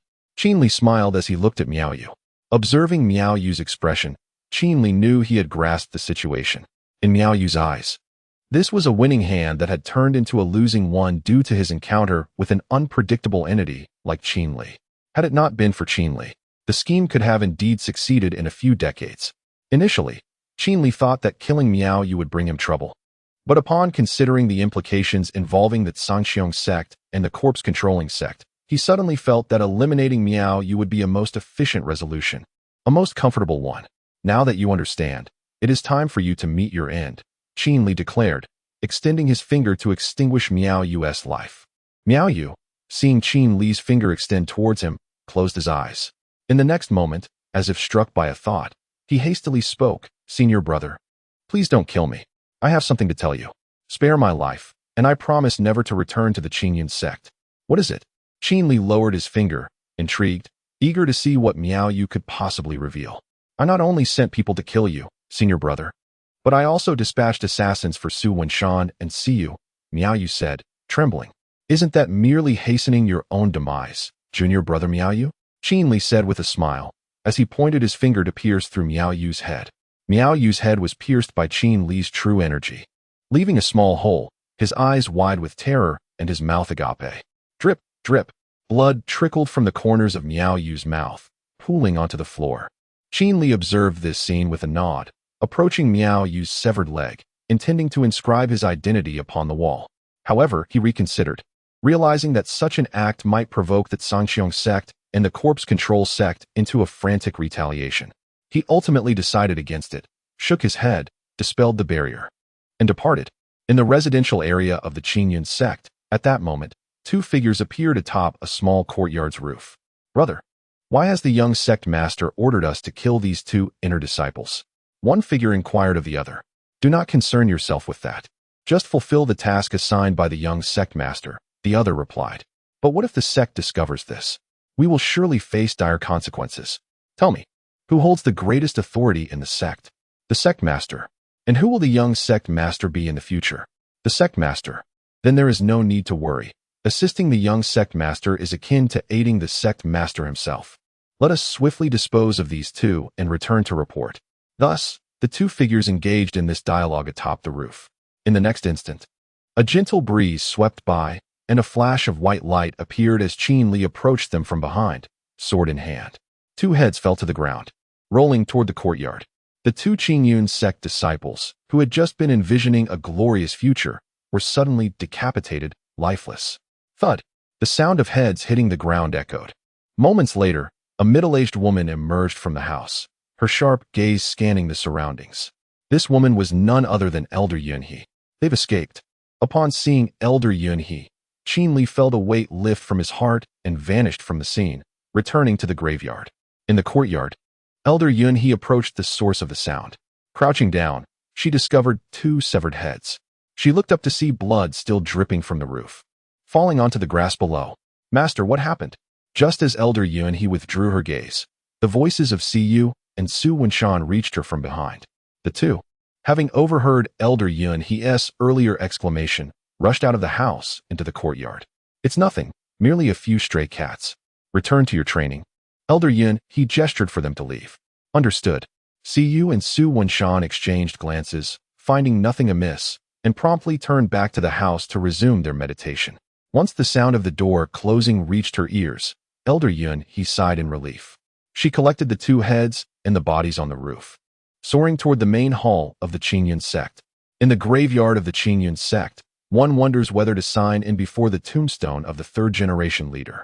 A familiar line of golden script materialized before Qin Li's eyes. "Sign in."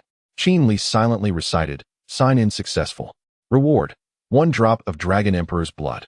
Gazing at the solitary drop of Dragon Emperor's blood suspended in his palm, he consumed it in one swift motion, commencing the process of refinement. After a year of signing in at the Qingyun sect, Qin Li would be able to utilize the Dragon 9 transformations acquired from previous sign-ins. The following day, at dawn, a resounding and urgent chime echoed throughout the Qingyun sect. All disciples of the sect raised their heads towards the sky, observing numerous elders hastily flying towards the main peak, their faces etched with confusion, uncertain of the unfolding events.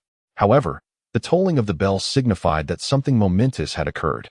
When the bell of the Qingyun sect tolls, it either heralds an invasion or indicates a significant upheaval within the sect.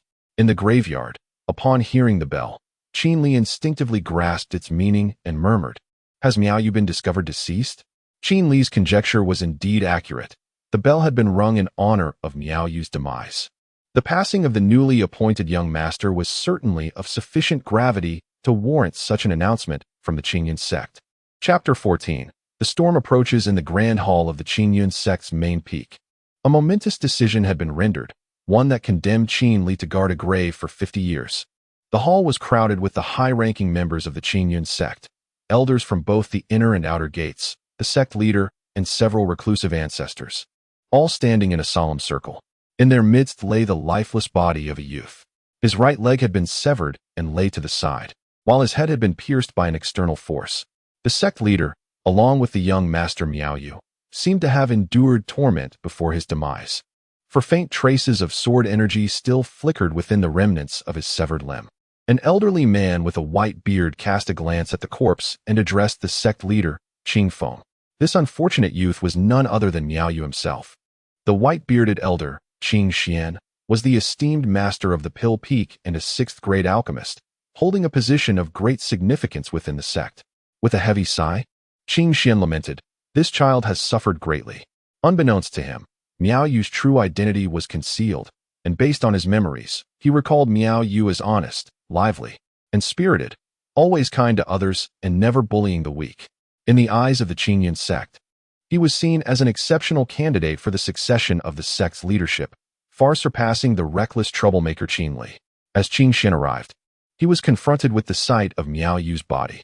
Upon observing the severed leg, he instinctively reached out, only to be met with a formidable surge of sword energy that nearly harmed him. This overwhelming energy was evident to all present, unmistakably the work of a master at the Void Realm. The realization left Qing Feng and the other elders in bewilderment, their brows furrowed in confusion. Even the ancient ancestors were at a loss for words. The notion that a practitioner of the Void Realm would slay a junior of merely the divine concealment realm was nothing short of astonishing. Yunhe Lushan, bring forth the heads for the elders and ancestors to examine, Qing Feng commanded, pointing towards Yunhe and a robust middle-aged man. Yes, they replied, retrieving 3 severed heads and placing them beside Miao Yu's corpse. What is this? Qing Xian inquired, his brow furrowed in perplexity as he scrutinized the 3 heads. 2 of them bore a familiar resemblance to disciples who had always accompanied Miao Yu, while the third was unrecognizable to him. It was not only Qing Xian who was puzzled. The assembled elders were similarly unaware of the identity of the head with disheveled hair. However, they recognized the other 2, as they were disciples of the Qingyun sect, easily identifiable by their tied-up hair, and their bodies rested in the back hall. It was nearly impossible to mistake them. As the elders remained silent, their expressions clouded with concern, an elder from the sect, leaning on a cane, approached the assembly. The crowd parted respectfully to allow the elder to examine the head. He Yun, an elder from the corpse-controlling sect, he spoke with a complex expression. Corpse-controlling sect? How could it be a member of the corpse control sect, and moreover, an elder?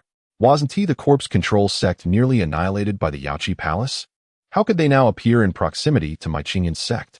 Upon hearing their ancestor declare that this person was indeed an elder of the corpse control sect, the hall erupted in commotion among the many elders.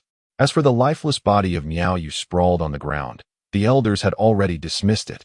With the death of the young master, they could simply find another. However, the corpse control sect was different. It was an entire sect, and one must exercise caution.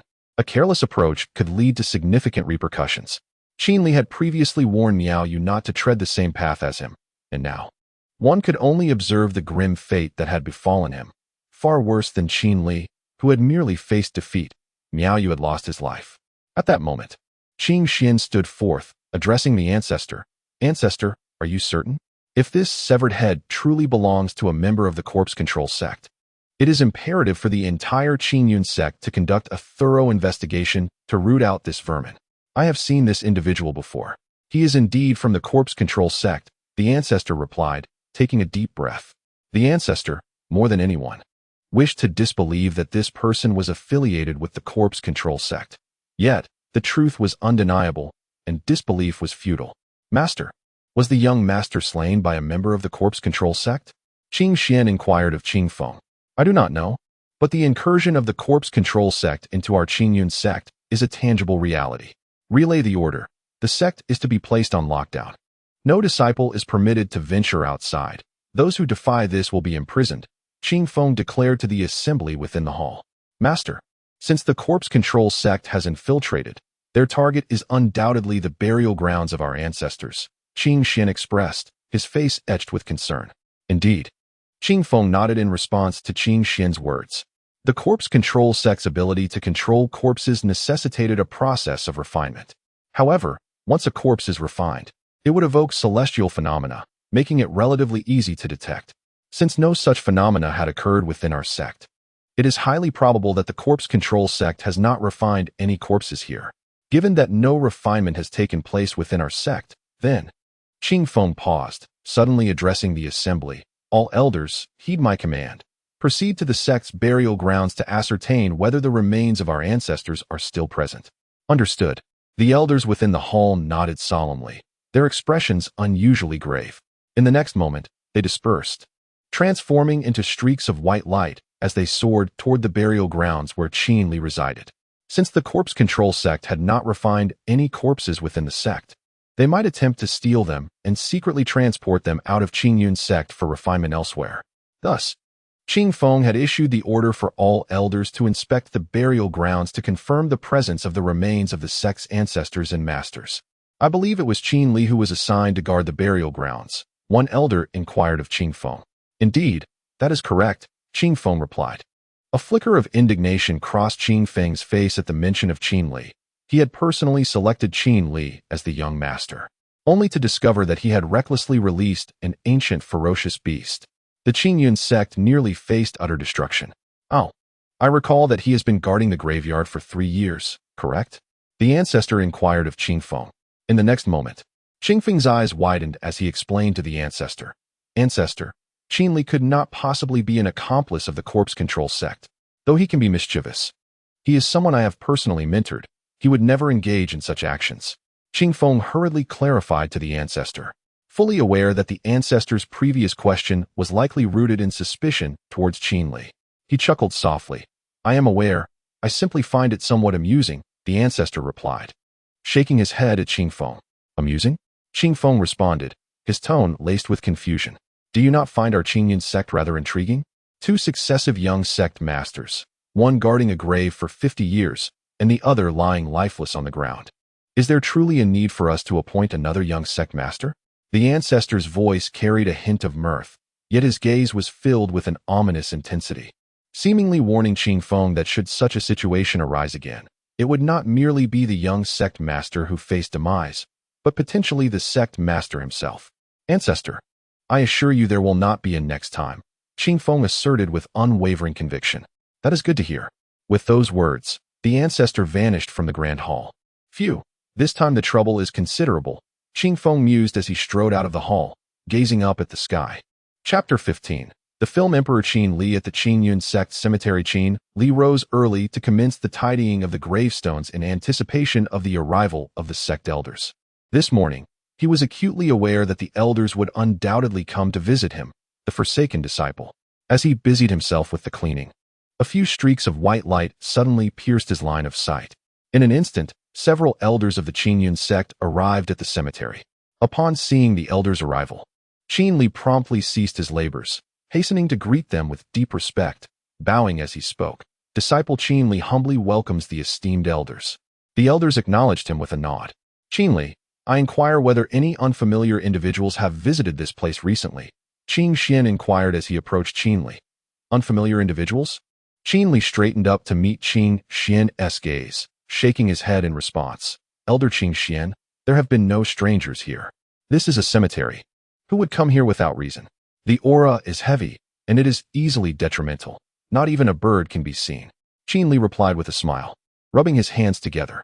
Qing Xian nodded, then turned to inspect the graves, with the accompanying elders following closely behind, employing their spiritual senses to ascertain whether any bodies lay within the graves. What is transpiring? Qin Li mused to himself, a look of confusion etched upon his face. It has nothing to do with you, Qing Xian instinctively retorted upon hearing Qin Li's murmur. Oh, understood. Qin Li nodded, closing his mouth. Qing Xian felt a sense of urgency. If he were to remain calm, he would inevitably detect something amiss. He was positioned quite far from Qin Li and should not have heard his murmurs. Yet, Qing Xian was too preoccupied to ponder this detail, focusing instead on his swift inquiries. Whoosh! Several more streaks of white light descended from the sky. As anticipated, more elders arrived to survey the cemetery's condition. Noticing Qin Li obediently standing aside, they glanced at Qing Xian and his group, reassured that Qin Li posed no issues. They seamlessly integrated into Qing Xian's team, beginning their inspections of the graves. Not daring to be remiss, each elder scrutinized the gravestones for a full minute before moving on to the next. Leaning against the door, Qin Li watched with keen interest as the elders came and went, examining whether any issues arose in the cemetery.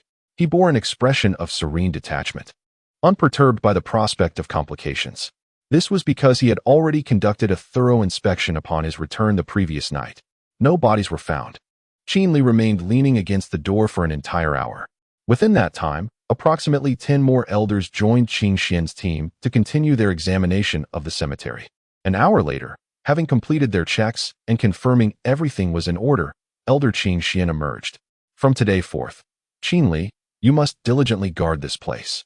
Remember, do not allow strangers to approach. Additionally, I bestow upon you a talisman. Within it lies my full power. Should you encounter any unforeseen circumstances, simply channel your true energy to activate it. Qing Xian approached Qin Li and presented him with a talisman from within his robe. With a smile, Qin Li accepted the talisman and remarked, "Elder Qing Xian, you mentioned using true energy to activate it, yet I find myself utterly devoid of any true energy at the moment. How am I to invoke it?" Taken aback by Qin Li's words, Qing Xian paused for a moment before nodding in acknowledgement. "Indeed. Allow me to provide you with a true energy pill. It will grant you a fleeting possession of true energy. Though limited in quantity, it should suffice for activating the talisman." As he spoke, Qing Xian once again reached into his robe and retrieved a pill to hand to Qin Li. "Thank you, Elder Qing Xian," Qin Li said as he tucked the talisman into his pocket and accepted the pill, placing it safely away. "Remember, guard it well," Qing Xian advised earnestly. "Understood, Elder Qing Xian." Qin Li nodded in response. Qing Xian then turned to the other elders behind him and said, "My friends, let us depart. There is naught of concern in the sect's graveyard." As his words faded, all the elders of the Qingyun sect transformed into streaks of white light and vanished from sight. Qin Li stood at the entrance, watching the elders depart, a complex array of emotions swirling within him. The affairs of the corpse-controlling sect were known to the upper echelons of Qingyun's sect. Given this awareness, allowing a disciple stripped of all cultivation to remain as a guardian here felt akin to a complete abandonment of him. Although Qin Li recognized that he had been forsaken, he still found it difficult to come to terms with this reality. "Well, at least without sentinels stationed here, I am free from constraints," Qin Li mused with a bitter smile, shaking his head as he retreated indoors to continue his cultivation. As time slipped by, 3 days passed in quiet succession. Today marked a significant occasion for the Qingyun sect, as the graveyard was to receive a new body. This corpse was neither that of the current sect leader nor an ancestor or elder, but rather that of Miao Yu, the former young sect master. Qin Li stood before the graveyard, awaiting the arrival of Miao Yu's coffin. The atmosphere at the Qingyun sect's graveyard was abuzz with activity. As the true energy emanating from the elders and disciples dispersed all the lingering corpse energy and yin aura, elders Qing Feng and Qing Xian carefully carried the coffin towards a freshly dug grave, followed closely by several other elders and disciples, each displaying a myriad of expressions, some sorrowful, some indifferent, while others sparkled with joy or wept uncontrollably. Each one seemed to be a master of the dramatic arts. Qin Li observed the scene before him with a detached expression, noting the theatrical performances of the gathered disciples and elders, each one a veritable thespian. "It is time for me to speak," Qin Li thought to himself. In the next moment, his voice resonated clearly in the ears of all present. "Junior brother Miao Yu, how could you depart so swiftly? Just days ago, we were engaged in delightful conversation, and now I find myself mourning the departure of one so young." Qin Li's voice trembled with emotion as he stood at the corner, his eyes glistening with unshed tears.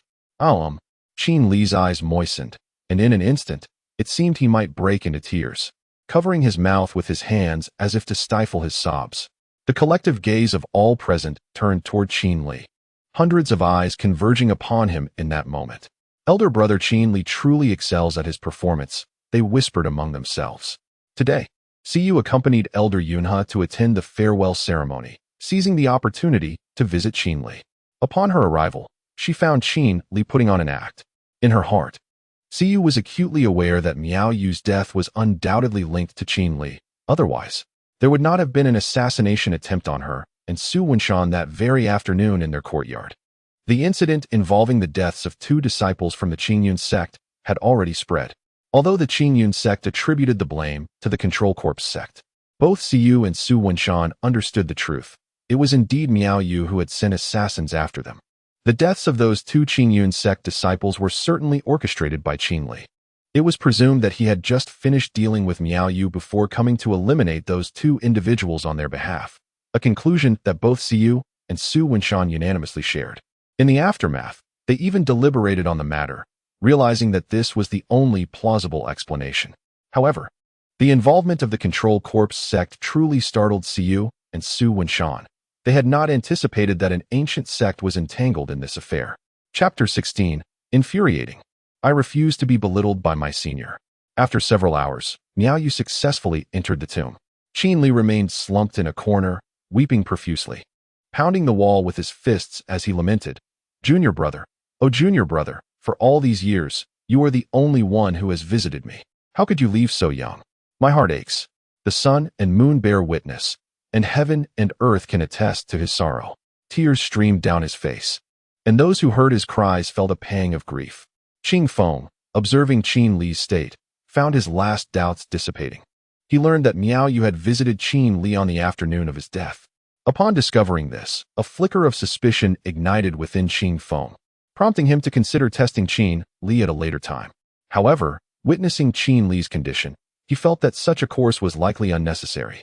Upon his arrival, he grasped Qin Li's hands, intending to sense any flow of true energy within him. Had there been even a trace, he would have acted to subdue Qin Li directly. Yet, as he suspected, there was not a shred of cultivation in Qin Li. Rather, he was suffused with the ominous aura of death, a consequence of years spent guarding the grave, tainted by the chill of the graveyard. Qing Feng shook his head and sighed, murmuring, "Regret for what I once did." This remark resonated clearly in Qin Li's ears, causing him to instinctively pause before bursting into tears once more, feigning ignorance. After a quarter of an hour, all the elders and disciples departed the tomb, leaving only Siyu behind, who stood beside Qin Li, offering what semblance of comfort she could. "Senior brother, please do not cry. I understand your pain. Miao Yu's demise grieves me as well. However, we must look forward."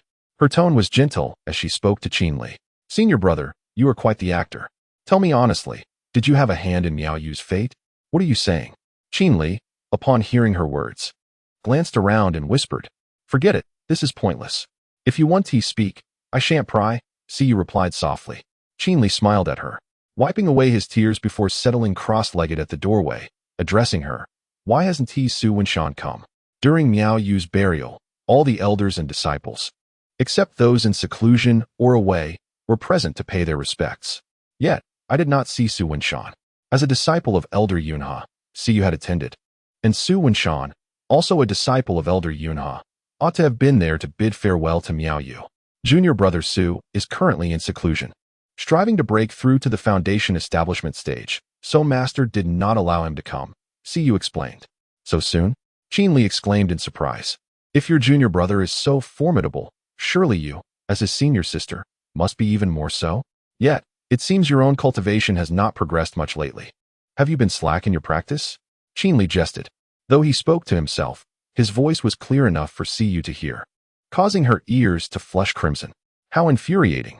I shall not be replaced in my senior brother's heart. In the next moment, Siyu spoke. "Senior brother, I shall take my leave now. Please continue your work." "All right," Qin Li replied with a smile. With a swift motion, Siyu turned and hurried down the mountain, not daring to squander a moment, eager to return to her practice. As the elder sister, how could she allow her junior brother to surpass her? She resolutely thought to herself. At this moment, in the room where Su Wenshan resided, he sat cross-legged on his bed with his eyes closed, exuding an overwhelming aura that reached its zenith. After a few breaths, Su Wenshan opened his eyes, his formidable presence fading into tranquility, as a faint white halo radiated from him. This was the sign of a breakthrough, the foundation establishment realm. Su Wenshan extended his hands, feeling the power emanating from his palms, realizing he had successfully ascended to the foundation establishment realm. With a heavy sigh, Su Wenshan steadied his racing heart. Rising from his bed, he stood on the ground and respectfully addressed his ring, "Master." Buzz. The ring on Su Wenshan's finger burst forth with brilliance, and in an instant, a phantom materialized before him. This apparition suddenly transformed into a human form, resembling a young man with a fair complexion, hands akin to jade, and long silver hair cascading behind him. His gaze was profound, and he possessed a classically handsome visage. "Master." Su Wenshan knelt on one knee, expressing his reverence. The silver-haired youth looked at Su Wenshan with a smile, gently helping him up, and said, "Wenshan, congratulations on your breakthrough." The voice of the silver-haired youth was as refreshing as a spring breeze, warming the heart. "All thanks to your teachings." "Master," Su Wenshan replied earnestly. This sentiment was not unfounded. His current achievements were solely due to his master's guidance. Without his master, he would likely still be in the desolate city of Shuzhou, branded as a waste. The scene before him was precisely as Qin Li had surmised. Su Wenshan indeed had a grandfather, and he was truly present within the ring. "Wenshan, you have now broken through to the foundation establishment realm and joined the Qingyan sect. Your future is boundless. Today, I wish to impart a lesson. There are always those beyond oneself, and heavens beyond the heavens. Do not be impulsive. Do not seek unnecessary conflicts, and avoid trouble whenever possible. If you can flee, do so. Do not provoke formidable enemies when you lack absolute strength. Do you understand? The silver-haired youth spoke sternly, imparting his wisdom to Su Wenshan. I understand, master. Su Wenshan nodded, though his gaze dimmed momentarily as thoughts of Qin Li crossed his mind. The existence of such a monster as Qin Li left Su Wenshan pondering how many others like him roamed this continent. Just the thought of Qin Li, recalling how he had slain the Cave Void Realm's giant ape with a single sword strike, sent shivers through his body, a profound terror that resonated from his very soul. The silver-haired youth gazed at Su Wenshan, fully aware that he was once again reminded of the spirited youth, akin to a war god, named Qin Li. Unable to contain himself, he sighed and said, Wenshan, do not dwell on Qin Li. He is not a target you can pursue. Upon hearing the silver-haired youth's words, Su Wenshan nodded and, with a tone imbued with anticipation, inquired, Master, do you have insight into senior brother Qin Li? The cultivation of Qin Li had always remained an enigma in the hearts of Su Wenshan and Siyu. Su Wenshan had never dared to ask the silver-haired youth about Qin Li's level of cultivation, fearing that it might tarnish his own resolve. Today, having just experienced a breakthrough into the foundation establishment stage, he felt elated and seized the opportunity to inquire of his master, hoping he might fathom Qin Li's realm. The silver-haired youth shook his head in response, saying, As for your senior brother Qin Li, I currently cannot discern his abilities. When he refrains from action, he is akin to an ordinary person incapable of cultivation. However, once he engages, the overwhelming force he wields and the imposing aura he exudes are truly unrivaled. Each time I behold his gaze, I feel as if I am staring into a terrifying abyss akin to the ocean's depths. Moreover, it seems he is aware of my existence, though he refrains from addressing it directly. He merely probes, either intentionally or inadvertently. Fortunately, he harbors no ill will towards us. Otherwise, we might not even possess the right to perish.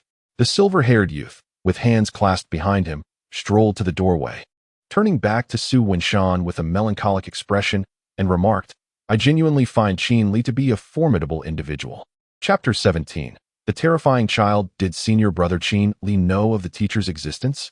Su Wenshan was momentarily taken aback upon hearing the words of the silver-haired youth. His tone filled with astonishment. The silver-haired youth, observing Su Wenshan's shocked expression, nodded affirmatively. Indeed, he must be aware, yet he has chosen to remain silent about it. Furthermore, he has accurately deduced much of your past. Qin Li is unfathomable. He is truly deserving of being from the Qingyun sect, which, despite its decline, harbors secrets beyond the grasp of ordinary individuals. Su Wenshan exhaled deeply, tilting his head in contemplation, realizing that Qin Li often spoke to him in vague terms. He had always thought Qin Li possessed some peculiar habit, but it turned out he had been scrutinizing the ring on Su Wenshan's finger. So, teacher, what should we do now? Should I inform senior brother Qin Li of your existence? Su Wenshan cautiously inquired. There is no need, since he has not confronted it directly. Let it remain as is. We shall take it one step at a time, replied the silver-haired youth to Su Wenshan. Understood. Su Wenshan nodded in agreement. Wenshan, having just made a breakthrough, you should focus on consolidating your cultivation. Someone is approaching. I must take my leave. The silver-haired youth suddenly remarked upon hearing a noise outside the door. All right, teacher, Su Wenshan responded, also aware of the commotion outside. Realizing that it was likely the conclusion of the funeral, with Siyu and Elder Yunhe returning. As soon as the words were spoken, the silver-haired youth transformed into a wisp of white smoke, retreating into the ring adorning Su Wenshan's finger. I cannot disappoint the expectations my teacher has for me, Su Wenshan murmured, casting a glance at the ring on his finger. He then settled into a cross-legged position to meditate, diligently working to reinforce his cultivation. Outside the door, Siyu hurried back from the cemetery, discovering her master was not present. She contemplated seeking out Su Wenshan to see if he had succeeded in his breakthrough, but quickly reconsidered. It would be unwise to risk interrupting him and potentially causing him to fail, which would render her culpable. Not only would her master scold her, but she would also bear the weight of guilt. It simply wasn't worth the risk. With this thought, Siyu returned to her own room to meditate. striving to enter the divine abode realm as soon as possible, with hopes of contending for the position of the young sect leader. As the saying goes, a soldier who does not aspire to be a general is not a good soldier, and naturally, Siyu wished to be the young sect leader, standing above all others. Due to Miao Yu's demise, the atmosphere within the Qingyun sect had become quite ominous, with whispers of a curse surrounding the position of the young sect leader. Rumors circulated that those who assumed the role would encounter misfortune, leading to bloodshed and calamity. Consequently, no one within the Qingyun sect was eager to vie for the position, fearing for their own lives. This apprehension led Elder Yunhe and the other elders to forego returning to their quarters, opting instead to convene at the main hall of the sect on the summit of Qingyun Mountain to deliberate on the future of the young sect leader. Inside the grand hall of the Qingyun sect, Elder Qingxian bowed before the sect leader and proposed, "Sect leader, it appears that all disciples within the sect harbor aversion towards the role of young sect leader. Perhaps we should consider postponing the selection. After 5 or 6 years, once the current atmosphere has passed, we shall hold the election for the position of junior sect master." As soon as Qingxian's words fell, several elders within the great hall of Qingyun's sect nodded in agreement. Indeed, it is not the most opportune moment to initiate the election for the junior sect master, as it may easily lead to undesirable consequences. The matter of the junior sect master can be discussed later. For now, we must address the issue of the corpse-controlling sect. Qing Feng addressed the assembly with these words. He was acutely aware that this was not the right time for the election of the junior sect master, while it could certainly be considered later. The pressing concern at present was undoubtedly the corpse-controlling sect. From this day forth, no disciples are permitted to leave the sect. The disciple recruitment ceremony originally scheduled for 6 months hence has been postponed until the following year. Starting today, all elders of the sect shall conduct inspections of their disciples. I do not wish for any disciples of the corpse-controlling sect to create chaos within our Qingyun sect, Qing Feng declared with a serious tone and an authoritative expression directed at those below. The multitude of elders in the hall nodded in affirmation, pledging to defend Qingyun's sect with their lives and ensuring that the unruly members of the corpse-controlling sect would not disrupt the peace of the sect. Qing Feng looked at the elders with a sense of relief. The cohesion of Qingyun's sect was indeed commendable. Internal issues are resolved internally, and external matters are addressed collectively. Subsequently, Qing Feng issued a series of directives aimed at countering the corpse-controlling sect. Among them was the instruction to send someone to Yaoqi Palace to report that disciples of the corpse-controlling sect had been sighted near our sect. Another directive was to inform the emperor of the dynasty to exercise caution. Within the entire dynasty, the 2 locations with the highest concentration of powerful corpses were Qingyun sect's graveyard and the imperial graveyard. These 2 places housed the greatest number of formidable corpses.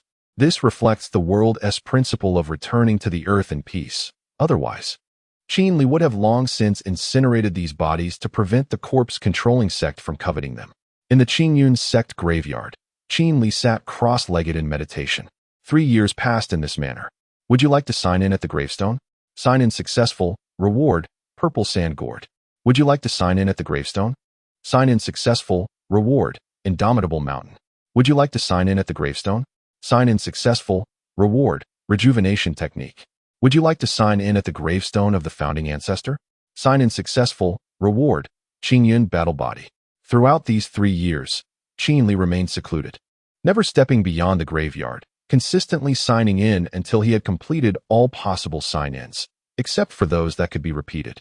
As it stands, there are only 3 locations within the entire Qingyun sect graveyard that allow for sign-ins. Outside of these, he has completed all available sign-ins. His rewards are plentiful. Now, Qin Li is indeed akin to a diamond bachelor, possessing an unparalleled battle body and dozens of legendary swords and blades, with hundreds more tucked away in his pockets. His mastery of swordsmanship, leg techniques, and body movements is so extensive that it defies enumeration. In the realm of elixirs, Qin Li surmised that the quantity he possessed could rival that of Elder Qingxian at the Alchemy Peak. Having engaged in the ritual of attendance for half a year, he anticipated that the place would soon reach a state of completion. At that juncture, he intended to stealthily enter the inner sanctum of the sect under the cover of night to mark 3 gravestones that he had fixed his gaze upon. These gravestones allowed for repeated attendance. Qin Li speculated that after 6 months, the efficacy of attendance here would likely dissipate, prompting his plan to visit the sect's inner sanctum at the dead of night. The Qingyun sect offered numerous venues for Qin Li to record his attendance, including the Grand Hall of the sect leader, the loft of the young sect leader, the alchemy room at the alchemy peak, the stone tablet at the entrance of the sect, and several secret realms. He had meticulously memorized all the locations available for attendance. Once he concluded his attendance here, he would immediately commence his sweeping endeavors. Years had passed, and the rewards garnered from his attendance had become insufficient to significantly enhance Qin Li's strength. He could only advance gradually. Presently, his attendance served primarily to enrich his foundation. Today, the sect appeared to be bustling with activity. Suddenly, Qin Li perked up his ears, sensing a remarkable commotion at the entrance of the Qingyun sect. At the entrance, two groups of individuals stood before an elderly man. The elder's visage bore the marks of age, yet his aura exuded formidable strength, suggesting that his cultivation was at least at the level of the nascent soul. In the next moment, the elder, with a voice tinged by age, admonished the two groups before him. A presence of a nine-tailed fox has been detected in Yunxi town. You are to proceed there today and exercise caution. Simply ascertain the veracity of this matter, and upon completion, return to the sect without delay. Yes, the two groups of Qingyun sect disciples responded in unison. Upon closer inspection, both groups were clad in the attire of inner disciples, with the weakest among them at the Purple Mansion realm. Qin Li suddenly positioned himself above them, employing a technique to conceal his presence. Upon hearing the elder's words, he could not help but murmur to himself, "The beast has emerged?"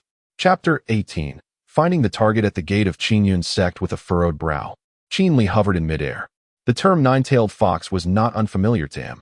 It was the very cause of his cultivation being obliterated and his subsequent exile to guard a tomb for 50 years. The nine-tailed fox was, in fact, the ancient beast he had unleashed.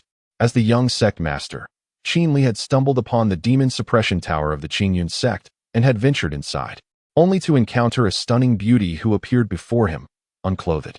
Before him stood a woman of enchanting grace, her long black hair cascading down her back, her visage pure and charming, her slender hands delicate. Her legs, as white as fine jade, were utterly captivating. Yet, there was a flaw. A talisman was affixed to her chest. Overcome by desire, Qin Li removed the talisman, inadvertently breaking the seal and freeing the ancient beast. The nine-tailed fox was the very creature he had released, and the woman was but a manifestation of it. Thus, in a mere moment, he was struck by the creature's tail, rendering him powerless, and he was subsequently assigned by the Qingyun sect to guard a tomb for 50 years. Yunxi town, was it? Qin Li floated in the air, a surge of murderous intent rising within him, yearning for revenge. Soon, two teams of disciples from the Qingyun sect bid farewell to their elder and made their way towards Yunxi town. Qin Li followed closely from above, determined to slay that troublesome fox and avenge himself. Time passed swiftly. 3 days later, Qin Li accompanied the two teams of Qingyun sect disciples to a small town. The town's stele bore the inscription Yunxi town. Once the disciples entered the town, Qin Li descended from the sky, disguising himself as an elderly man as he entered Yunxi town. How could the nine-tailed fox, an ancient beast, possibly be found in this small place? Qin Li pondered, surveying his surroundings. The town was not large. One could traverse it in half an hour. As he approached a tea house, he overheard a conversation that piqued his interest. "Hey, Erguzi, have you heard? Another person has died at Zhang Yuanwai's house, and their heart was ripped out. It was a gruesome sight." Intrigued, Qin Li entered the tea house and found a seat. Following the source of the voice, he saw a middle-aged man with a muscular upper body devouring meat, speaking to a thin youth beside him. "Erguzi, do you think Zhang Yuanwai has attracted some unclean entity?" The man asked. "Li Gu, don't scare me. I heard that the immortals from Qingyun sect are here investigating." "You must trust the elders of Qingyun sect," the thin youth replied earnestly. After taking a bite of meat, Li Gu nodded in response to the youth's words, saying, "I wonder if this Qingyun sect is reliable. I hope they aren't just a flashy sect with no substance." "Oh, Li Gu, don't say that."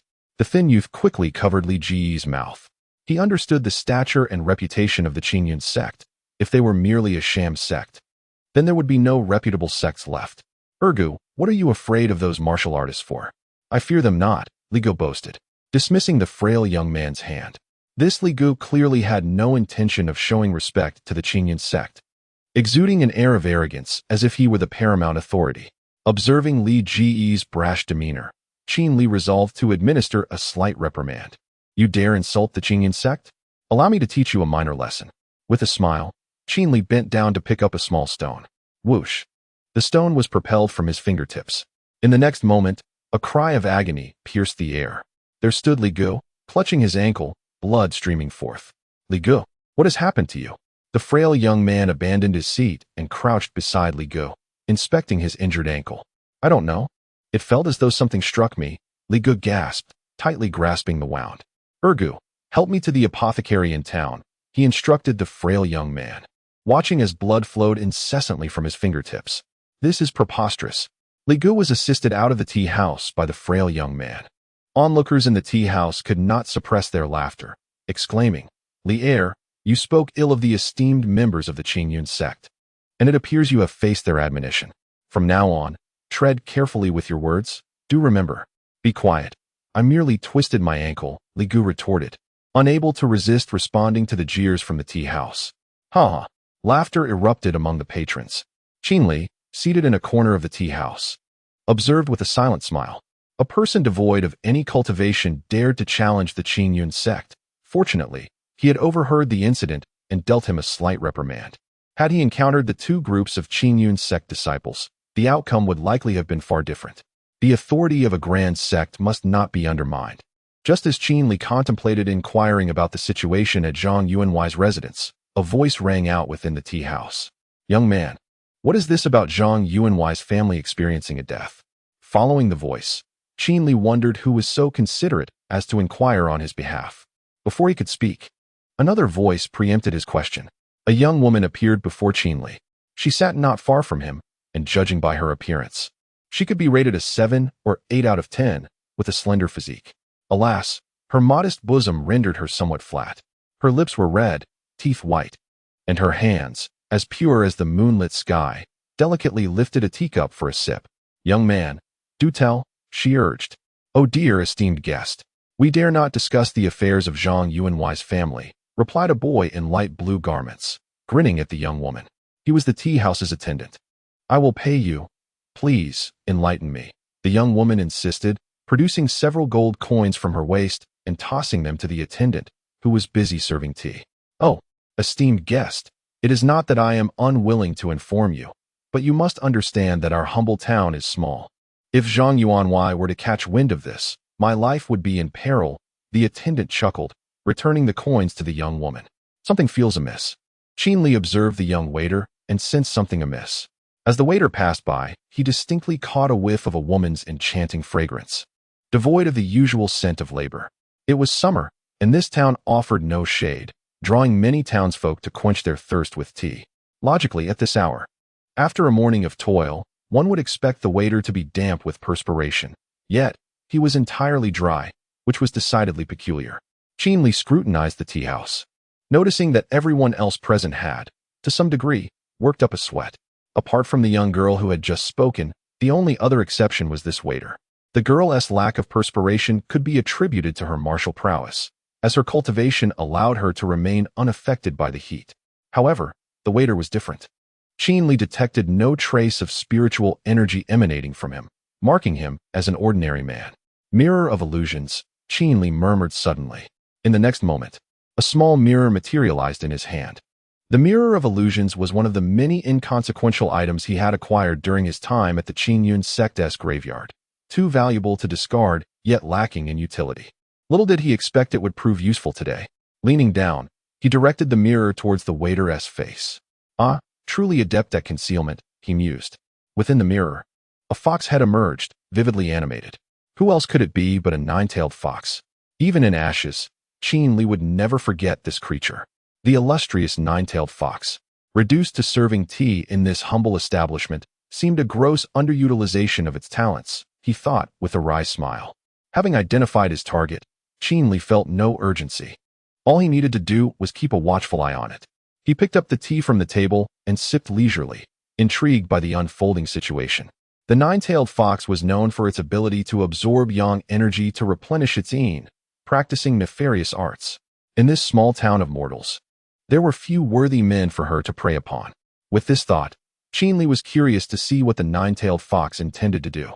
Chapter 19.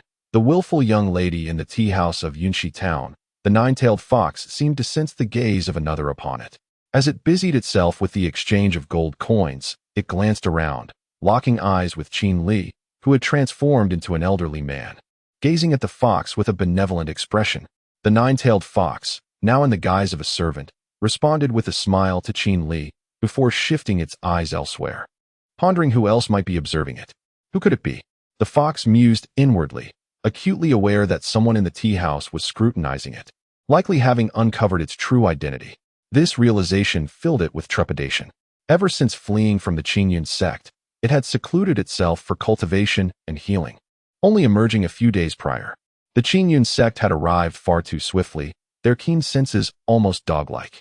The fox chuckled to itself as it poured a cup of tea for a middle-aged man seated nearby. It had deliberately chosen a location far from the Qingyun sect to recover, knowing that the power derived from mortals was feeble, yet enough for some restoration. However, it hadn't anticipated that within mere days, disciples of the Qingyun sect would catch wind of its presence. Truly, they possessed an uncanny sense of smell. Fortunately, the fox's strength had nearly returned. The current generation of the Qingyun sect was notably inferior, comprised mostly of fledgling practitioners from the Purple Mansion realm. Yet, this was advantageous. These cultivators could be captured and utilized to aid its own ascension, far more valuable than the swarming ants it had previously encountered.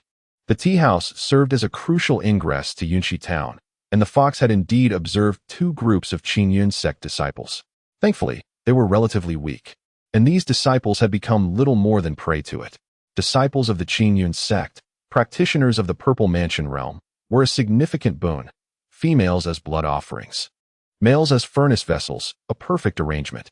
A smirk crept across its face as it instinctively licked its lips. What is this lewd fox contemplating, with such a lascivious expression? Qinli noted the fox's peculiar gesture. Servant, do enlighten me about the demise in the Zhang household. Rest assured, should any of the Zhang family come seeking, you shall invoke the name of my Sanqiong sect. As Qinli contemplated, the earlier voice of a young woman resonated once more, revealing her identity as a disciple of the Sanqiong sect. A disciple of the Sanqiong sect, a prestigious lineage indeed.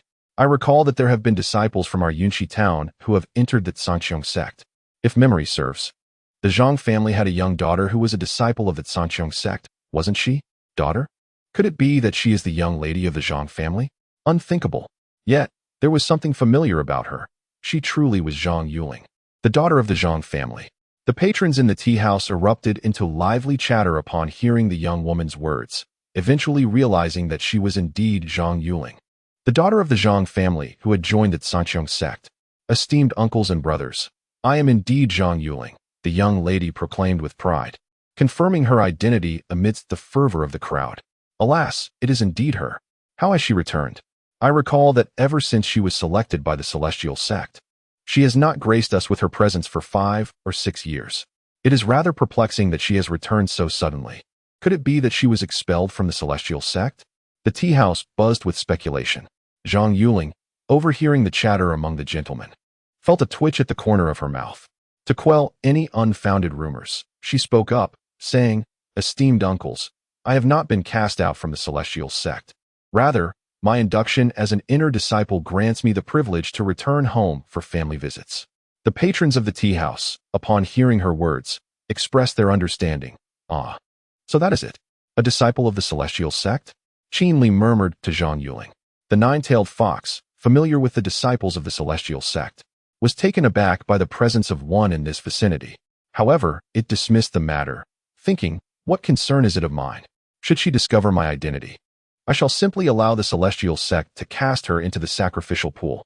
Within the tea house, the nine-tailed fox, wearing a smile, addressed Zhang Yuling. Ah, so you are the esteemed daughter of Zhang Yuanwei. My apologies for the oversight. Zhang Yuling nodded in acknowledgement, saying, Since you are aware of my lineage, speak freely. I shall ensure your safety. Having just returned, Zhang Yuling intended to rest briefly, but was soon alerted to troubling news regarding her family. Very well, the nine-tailed fox replied, a look of hesitation crossing its features as it nodded to Zhang Yuling. The creature approached and took a seat before her, beginning to recount the events that had transpired in the Zhang household. All present listened intently, Qinli included. After half an hour, the nine-tailed fox concluded its tale, poured itself a cup of tea from the empty vessel on the table, and drank heartily. "And that is the situation, Miss Zhang," it said after finishing its tea. "I see," Zhang Yuling replied, her brow furrowed as she rose to leave the tea house. She hurriedly made her way toward her family home, eager to ascertain the well-being of her father and kin. An hour later, the sky had darkened considerably. Qinli slipped a few copper coins to the nine-tailed fox before vanishing into the night. The nine-tailed fox, watching his retreating figure, felt a sense of unease. There is something off about that old man. He seems familiar somehow. In the next moment, the nine-tailed fox closed the tea-house door and made its way toward the Zhang estate, intent on dealing with the two teams of disciples from the Qingyun sect. "Once I consume the essence from these Qingyun sect disciples, I shall likely restore a significant portion of my own strength," it thought with a sly grin as it approached a mound less than a kilometer from the Zhang residence. Concealed behind the earthen rise, the nine-tailed fox gazed at the illuminated Zhang estate, instinctively licking its lips. "Today, I shall feast well." Meanwhile, over 100 meters above, Qinli hovered on his sword, his gaze indifferent as he observed the fox. "Is this troublesome creature preparing to strike?" Qinli observed as the nine-tailed fox transformed into a wisp of azure smoke, heading towards the Zhang residence, prompting him to hasten his pursuit. At this moment, the Zhang estate was abuzz with activity, ablaze with light. Not a single disciple of the Qingyun sect was absent within the grand courtyard, where several of them stood in confrontation with a young girl. Ascending into the air, Qinli recognized the girl opposing the disciples. She was none other than Zhang Yuanhui's youngest daughter, Zhang Yuling, whom he had encountered earlier that afternoon at the tea house. "I have already stated that my family does not require your Qingyun sect's protection. My presence suffices," Zhang Yuling asserted boldly to the assembled disciples. "Miss Zhang, given your cultivation level, this matter is beyond your capability to handle," one of the Qingyun disciples retorted. "If I cannot resolve it, I will seek assistance from my own sect." "The mere Zhangqiong sect?" Zhang Yuling replied defiantly. The disciple of the Qingyun sect seemed irked by her demeanor, letting out a cold snort. "What do you mean by that?" Zhang Yuling inquired, her tone tinged with displeasure. "Nothing much. Merely a lowly foundation-building disciple daring to act insolently before us, who are of the Purple Mansion realm. Such audacity is truly lacking in decorum. Were it not for the consideration of your Zhangqiong sect, you would have been dealt with long ago," the Qingyun disciple said haughtily, staring down at Zhang Yuling. "Decorum? It is you who have trespassed into my home without invitation. That is the true breach of etiquette," she countered. "We are here to protect your Zhang family," they insisted. "Unnecessary," Zhang Yuling replied with righteous fervor. The disciples of the Qingyun sect, witnessing her obstinate stance, felt their anger rise. They had traveled from their sect to this desolate place, offering free protection to an inconsequential location, only to be met with such disdain. Resentment brewed within them as they contemplated departing for the town instead. Yet, they dared not leave outright, for the significant tasks assigned by their sect compelled them to swallow their pride, biding their time for revenge. As the Qingyun disciples turned to leave, a chilling wind swept through, accompanied by an enchanting voice from above. "Why are you leaving? Wouldn't it be better to go together to the afterlife? It is always nice to have company on the road to the Yellow Springs." Chapter 20 was indeed remarkable. Who could it be? The disciples of Qingyun sect gazed up towards the source of the voice. There, a woman gracefully hovered in the air, her 9 tails swaying elegantly behind her. Bathed in the moonlight, the tails shimmered with a radiant glow. A 9-tailed fox. The disciples of Qingyun sect exclaimed in astonishment at the sight of the woman's 9 tails. Beads of cold sweat broke out on their foreheads as they regarded the hovering 9-tailed fox with trepidation. This was an ancient beast of great ferocity. Even after being suppressed for millennia, its power diminished. It had once managed to escape from the encirclement of numerous experts from Qingyun sect. "Oh dear, disciples of Qingyun sect, it has been so long. I have missed you all dearly." The 9-tailed fox cooed playfully at the disciples. The leading disciple furrowed his brow and whispered to his junior behind him, "You all go first. I will hold it off and return to report to the sect," confirming that it is indeed the 9-tailed fox causing trouble. "Why didn't you mention that the 9-tailed fox was here earlier?" Zhang Yuling, standing beside the lead disciple, said anxiously. "Silence, foolish girl. Your Sanxiong sect is nothing but a bunch of imbeciles. The leading disciple retorted harshly. You. Zhang Yuling was about to counter, but found herself at a loss for words. TSK, one mustn't be so rude to a lady. Consider your young sect master. Had it not been for him, I might not have escaped Qingyun's sect. Tonight, I shall serve you little rascals well, teaching you the virtue of gentleness towards women. The nine-tailed fox laughed, hovering in the air. Monster, we of Qingyun's sect can seal you once, and we can seal you again, the leading disciple declared defiantly, drawing a long sword that gleamed with intent, pointing it directly at the nine-tailed fox, his eyes devoid of fear. At that moment, he had resolved to face death. Seeking death, are we? The nine-tailed fox snarled, descending from the air in an instant. In the courtyard, as the leading disciple watched the nine-tailed fox charge towards him, a slight smile crept upon his lips as he shouted back, "Go! I will hold it off." As his voice faded, the leading disciple brandished his sword against the nine-tailed fox, shouting, "Qingyun's sword technique." A flash of azure light glimmered, sparks flying as the clash ensued. With a swift motion, the nine-tailed fox extended her claw, piercing through the heart of the leading disciple and extracting it, swallowing it whole. Delicious. The heart of a Qingyun sect disciple is truly exquisite, she remarked with blood trickling from her lips, gazing skyward with a sinister smile. Utterly ruthless, the nine-tailed fox exhaled, observing the fleeing disciples of Qingyun's sect with a cruel grin. In the next moment, she effortlessly captured all the disciples who had attempted to escape. It was inevitable. They could never outrun the nine-tailed fox, unless the leading disciple managed to buy them ample time. Otherwise, their escape was futile. In the courtyard, Zhang Yuling stood frozen in place, horrified as she watched the nine-tailed fox reclaim all the disciples of Qingyun's sect, devouring them with gruesome efficiency. She was utterly paralyzed with fear. Tears began to well in the corners of her eyes. Do not weep, little girl. This afternoon you made quite an impression on me, and I intend to savor you last, the nine-tailed fox said with a sinister grin directed at Zhang Yuling. After speaking, the fox turned its gaze towards the last disciple of the Qingyun sect. This disciple, witnessing the fox's hand reaching for his heart, closed his eyes, awaiting the arrival of death. Pray tell, young lad, how fares your esteemed sect's young lord? The nine-tailed fox inquired, drawing a circle on the disciple's chest with its hand, smiling as it did so. I do not know, the disciple replied, his voice weak and feeble. Then you shall perish, the nine-tailed fox declared, swiftly extracting his heart and consuming it. Ah, delightful, truly invigorating, it remarked, wiping the blood from its mouth and hands with its tail as it approached Zhang Yuling.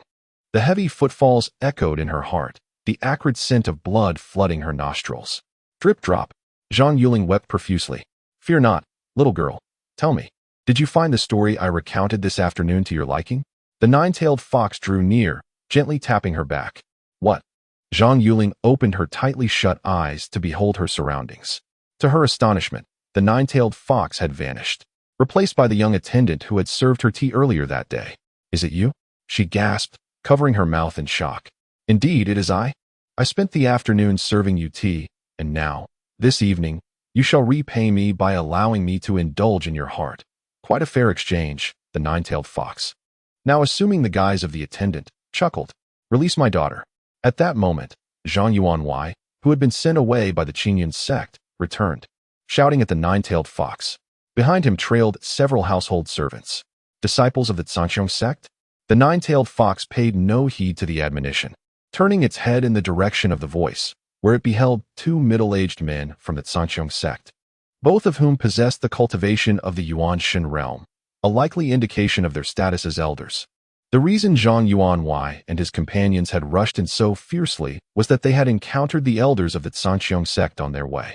They had beseeched the two elders for assistance, initially believing their hopes to be futile, yet to their astonishment, the elders had readily agreed and instructed Zhang Yuanwei to lead them here. At the entrance of the courtyard, observing his daughter's plight, Zhang Yuanwei sought to comfort her, saying, "Daughter, do not." But his words were cut short as a long sword pierced through him. As he slowly collapsed, he caught a glimpse of the fate that befell those behind him. All had been slain by the two elders of the Sanxiong sect. Blood splattered across his face, painting the entire entrance in crimson. After the two elders of the Sanxiong sect eliminated those at the entrance, they moved the bodies before the nine-tailed fox and stated, The sect master has decreed that since our exposure is inevitable, we must eradicate all traces. Once you have feasted upon this, we will eliminate everyone in the town. At that time, you will accompany us back to the Tsanqiong sect. Furthermore, the master of the corpse-controlling sect wishes to meet you, and we are merely giving you advance notice. The mention of the corpse-controlling sect sparked a memory within the nine-tailed fox. It had been quite some time since she had dealings with those cunning rats. Is this for the corpses of our fox clan? How audacious they are, she mused. The nine-tailed fox extracted the heart of Zhang Yuanwei and consumed it before Zhang Yuling's eyes. Greasy, she remarked to herself. Father. Zhang Yuling's expression twisted in agony, yearning to scream, yet her voice had been rendered hoarse by fear, leaving her only capable of forming silent words. Initially, upon hearing her father's voice and seeing the elders of her Tsanqiong sect, she had hoped for survival. However, the subsequent scene nearly caused her to faint. The elders of the Tsanqiong sect had slain her father and all of their servants, and from their conversation with the nine-tailed fox, it appeared that a connection existed between the two parties. Do not fear, little girl. Your sister will not simply consume you, the nine-tailed fox said, wiping her mouth and addressing Zhang Yuling. Suddenly, an idea struck the nine-tailed fox, and she turned to the two elders of the Tsanqiong sect, inquiring, "This one belongs to your sect. May I partake?" Upon hearing the words of the nine-tailed fox, Zhang Yuling's hope reignited. She opened her eyes wide and gazed pitifully at the two elders. If she could speak, she would have proclaimed that she would serve them as a humble servant if only they would save her. However, the next moment extinguished her spirit entirely. The two elders appraised Zhang Yuling and replied to the nine-tailed fox, "She is merely a foundation establishment disciple. Consuming her is inconsequential." Zhang Yuling's heart sank, her eyes wide with despair as she stared intently at the elders. If looks could kill, these two would have perished countless times. How foolish she had been to boast of her sect, to take pride in being a disciple of the Tsanqiong sect. And yet, the true culprit behind her family's demise was indeed the Tsanqiong sect itself. In the courtyard, upon hearing the Tsanqiong sect's response, the nine-tailed fox pressed her ear against Zhang Yuling's chest, asking, "Isn't it quite delightful?" Just as her words fell, a familiar voice echoed from above. "Indeed, it is quite delightful." Chapter 21. What do you think of my gift? The nine-tailed fox raised its head towards the source of the voice and beheld a young man soaring through the air on a sword, a smile gracing his lips as he regarded it. A master indeed. The fox surveyed the youth, unable to discern his level of cultivation. Who else could it be but Qinli? Hovering in the air on his sword, Qinli paid no heed to the nine-tailed fox, his gaze fixated on the two elders of the Tsanqiong sect. I never imagined that the Tsanqiong sect would ally with the nine-tailed fox. I thought your collaboration with that pack of rats from the corpse-controlling sect was already nauseating. It seems you truly have no standards, making one feel quite disgusted. As soon as he finished speaking, one of the Tsanqiong elders drew his sword, pointing it at Qin Li and inquiring, "Who are you?" "Who am I?" "Surely this charming fox ought to know," Qin Li replied with a smile, descending to the ground and approaching the nine-tailed fox. "And you are?" The nine-tailed fox transformed into a young waiter, furrowing its brows in confusion as it looked at Qin Li. Qin Li struck the nine-tailed fox as familiar, yet his aura felt foreign. His profound gaze instilled in the fox a sense of impending danger. "Weren't you just inquiring about me?" Qin Li remarked playfully, stepping closer to the nine-tailed fox and gesturing towards himself. Upon hearing his words, the nine-tailed fox quickly deduced his identity. A smile spread across its face as it softly asked, "Are you Qin Li, the young master of the Qinyan sect?" "Qin Li?" The Tsanqiong elder's expression shifted to one of trepidation as he turned his attention toward Qin Li. "Oh, you remember now?"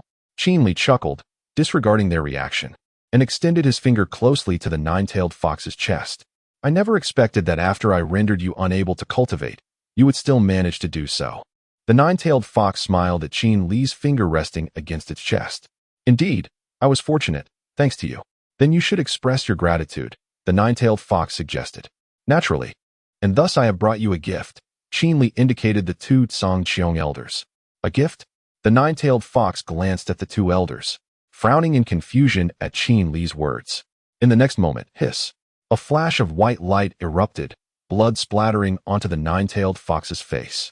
In the fox's eyes, the two Tsanqiong elders, who had previously stood still, now lay sprawled on the ground, their bodies thrown before Qin Li. My gift to you is the hearts of these two elders of the Tsang sect. Quite splendid, wouldn't you agree? Qin Li smiled at the nine-tailed fox. You? The nine-tailed fox's eyes widened in disbelief, staring at Qin Li. It was not that the nine-tailed fox doubted its own capability to slay the Tsang elders, but rather the astonishing swiftness with which Qin Li had executed the act. A mere instant, and a flash of white light had obscured its vision of his maneuver. Charming fox, I am inquiring of you. Are you satisfied with this gift? Qin Li remarked, observing the nine-tailed fox's stunned expression. I must flee. The nine-tailed fox thought to itself.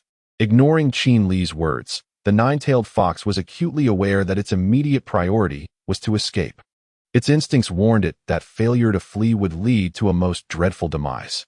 Qin Li, it has been quite some time since we last met. Shall we have a chat? The nine-tailed fox attempted to placate Qin Li with these words. Upon hearing the fox's remark, Qin Li chuckled, a sly grin spreading across his face as he replied, I still prefer the appearance you had when we first encountered one another. Exquisite. I understand. The nine-tailed fox responded with a smile, nodding at Qin Li. In the blink of an eye, it transformed back into the form it had when they first met. Pray tell, are you male or female? Qin Li inquired, a hint of confusion in his voice.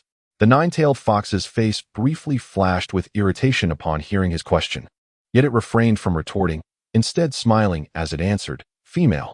Ah, fortunate for you. Had you been male, your very utterance would have sealed your fate, Qin Li jested, casting a glance downward at the nine-tailed fox. At that moment, Qin Li had no intention of slaying the nine-tailed fox outright. Rather, he sought to probe some lingering questions, including the nature of its alliance with the Tsang sect. The nine-tailed fox, observing Qin Li's demeanor, managed an awkward smile before suddenly stepping closer and leaning into his embrace. Qin Li, taken aback, chose not to protest, allowing the fox to rest against him. Do you have any idea how arduous my search for you has been? Qin Li asked, gazing down at the nine-tailed fox nestled in his arms. Searching for me? The fox replied, puzzled. Indeed, I have been incessantly seeking you, intent on exacting vengeance for the tale you brazenly flicked at me during your escape, Qin Li declared, his tone laced with an icy chill, despite the smile that graced his lips. The nine-tailed fox felt an unsettling dread from his words, a stark contrast to his outward cheer. As the nine-tailed fox gazed upward, contemplating whether it could swiftly eliminate Qin Li, it soon relinquished the thought, recognizing that such an act would likely hasten its own demise. Given Qin Li's swift dispatch of two elders from the Tsang sect, the fox understood that it stood little chance against him and thus resolved to seek alternative means of survival. With a feigned smile, the nine-tailed fox posed a question to Qin Li. Then why do you not simply kill me now? You still hold value. Tell me, what is the purpose of your collaboration with the Tsang sect? How much do you know of their dealings? Qin Li inquired. My collaboration with the Tsang sect primarily serves to counter your Qin Yun sect. The nine-tailed fox paused, feeling a surge of anxiety as it glanced at Qin Li. Noticing no change in his demeanor, it continued, in truth, it was not I who sought out the Tsang sect. Rather, they approached me. They sought you out? Qin Li asked, his expression one of intrigue. Indeed, I have just escaped from the Qin Yun sect when the Tsang sect approached me, proposing a collaboration to invade Qin Yun. I remain uncertain how the Tsang sect discovered my whereabouts, yet I consented to their alliance. Subsequently, I learned that the Tsang sect has devised an extensive plan, one potent enough to annihilate the entire Qin Yun sect. As the nine-tailed fox paused at this juncture, it glanced at Qin Li, seeking a reaction. To its dismay, Qin Li remained utterly unresponsive, his gaze as still as a tranquil pond, evoking no ripples of emotion. Just as the nine-tailed fox was about to continue speaking, Qin Li's voice reached its ears. With an air of sincerity, Qin Li mused that indeed, the plan was grand in scope, and if successful, it could truly lead to the destruction of the Qin Yun sect. When the nine-tailed fox mentioned the Tsang sect's vast strategy capable of annihilating Qin Yun, Qin Li was reminded of Miao Yu and the controlling corpse sect. He envisioned that decades hence, when Miao Yu ascended to the position of sect leader, the introduction of the controlling corpse sect would spell the gravest calamity for Qin Yun. Contemplating this, Qin Li furrowed his brow, suddenly struck by an insight, and muttered to himself, there must undoubtedly be an infiltrator from the Tsang sect within the sect, otherwise, It would be improbable for this cunning fox to have barely escaped when the Tsangtian sect sought collaboration so swiftly. Chapter 22. The Great Mountains Indeed. There are quite a few parasites within the sect, Qin Li murmured to himself.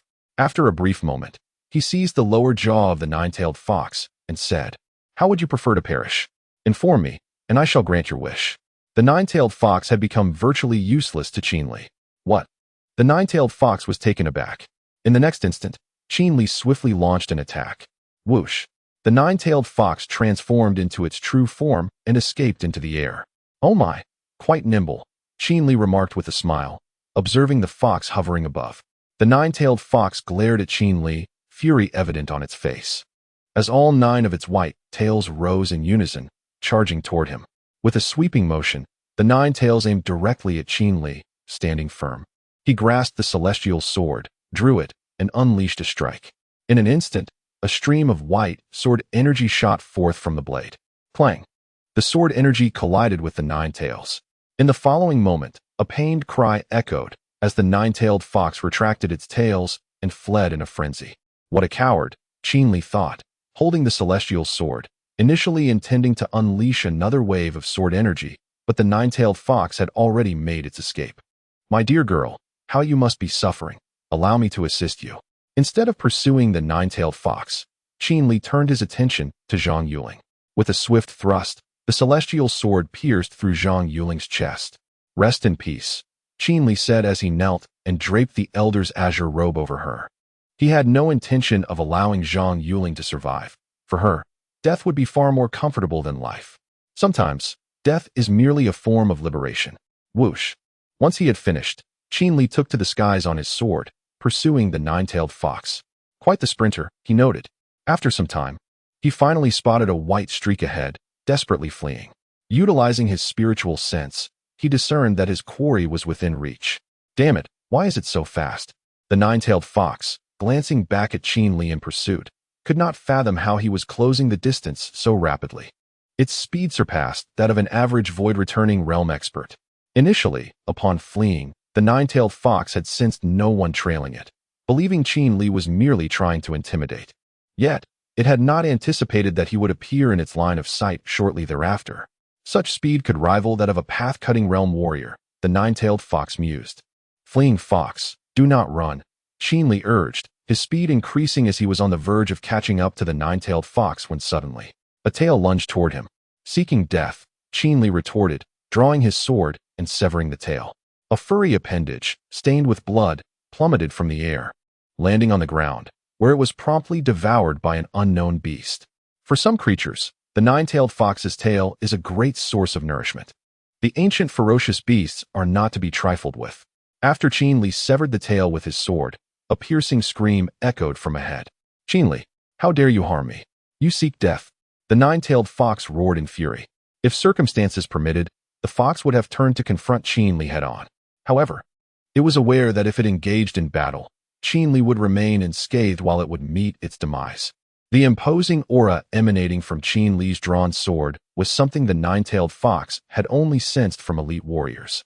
The power it exuded surpassed the realm of Dongxiu and hinted at an approach to the realm of severing the path. It was not foolish, so it relinquished a tail and desperately continued to flee. Half an hour later, Qin Li had yet to catch up with the 9-tailed fox, maintaining a distance behind it. Whenever he was close to overtaking, the fox would sacrifice another tail to attack him, causing Qin Li considerable irritation. "Heaven-slaying decision," Qin Li shouted, as the sword of immortal slaying radiated a formidable sword energy towards the 9-tailed fox. In an instant, as the sword energy was about to make contact, a resounding clang echoed. The energy was thwarted by an unseen barrier, dissipating into nothingness. "Mountains of 10,000, Qin Li mused, suspended in midair. Gazing at the barrier that had blocked his sword energy, his brow furrowed. Before him loomed towering mountains, stretching for thousands of miles. He recognized this place as the renowned Mountains of 10,000, a haven for demonic beasts. The barrier had previously been erected by a powerful warrior who imprisoned the beasts within these mountains. All cultivators seeking entry to or exit from the Mountains of 10,000 were compelled to tread the ground once they reached this barrier, regardless of their strength. The barrier was impervious to human force, which explained why even Qin Li's formidable sword energy was completely neutralized. The mountains of 10,000 were divided into an outer and an inner realm, with the outer region predominantly inhabited by relatively weaker beasts. This led many human cultivators to venture into the outer areas for training. As for the inner sanctum, it was likely that Qin Li would not emerge alive if he ventured inside. Only the most elite could hope to survive within its depths. Standing at the barrier's edge, Qin Li watched as the nine-tailed fox vanished from his sight. It had likely calculated that his sword energy could be absorbed by the barrier, and thus it descended to the ground, entering the mountains of 10,000. In the blink of an eye, it disappeared.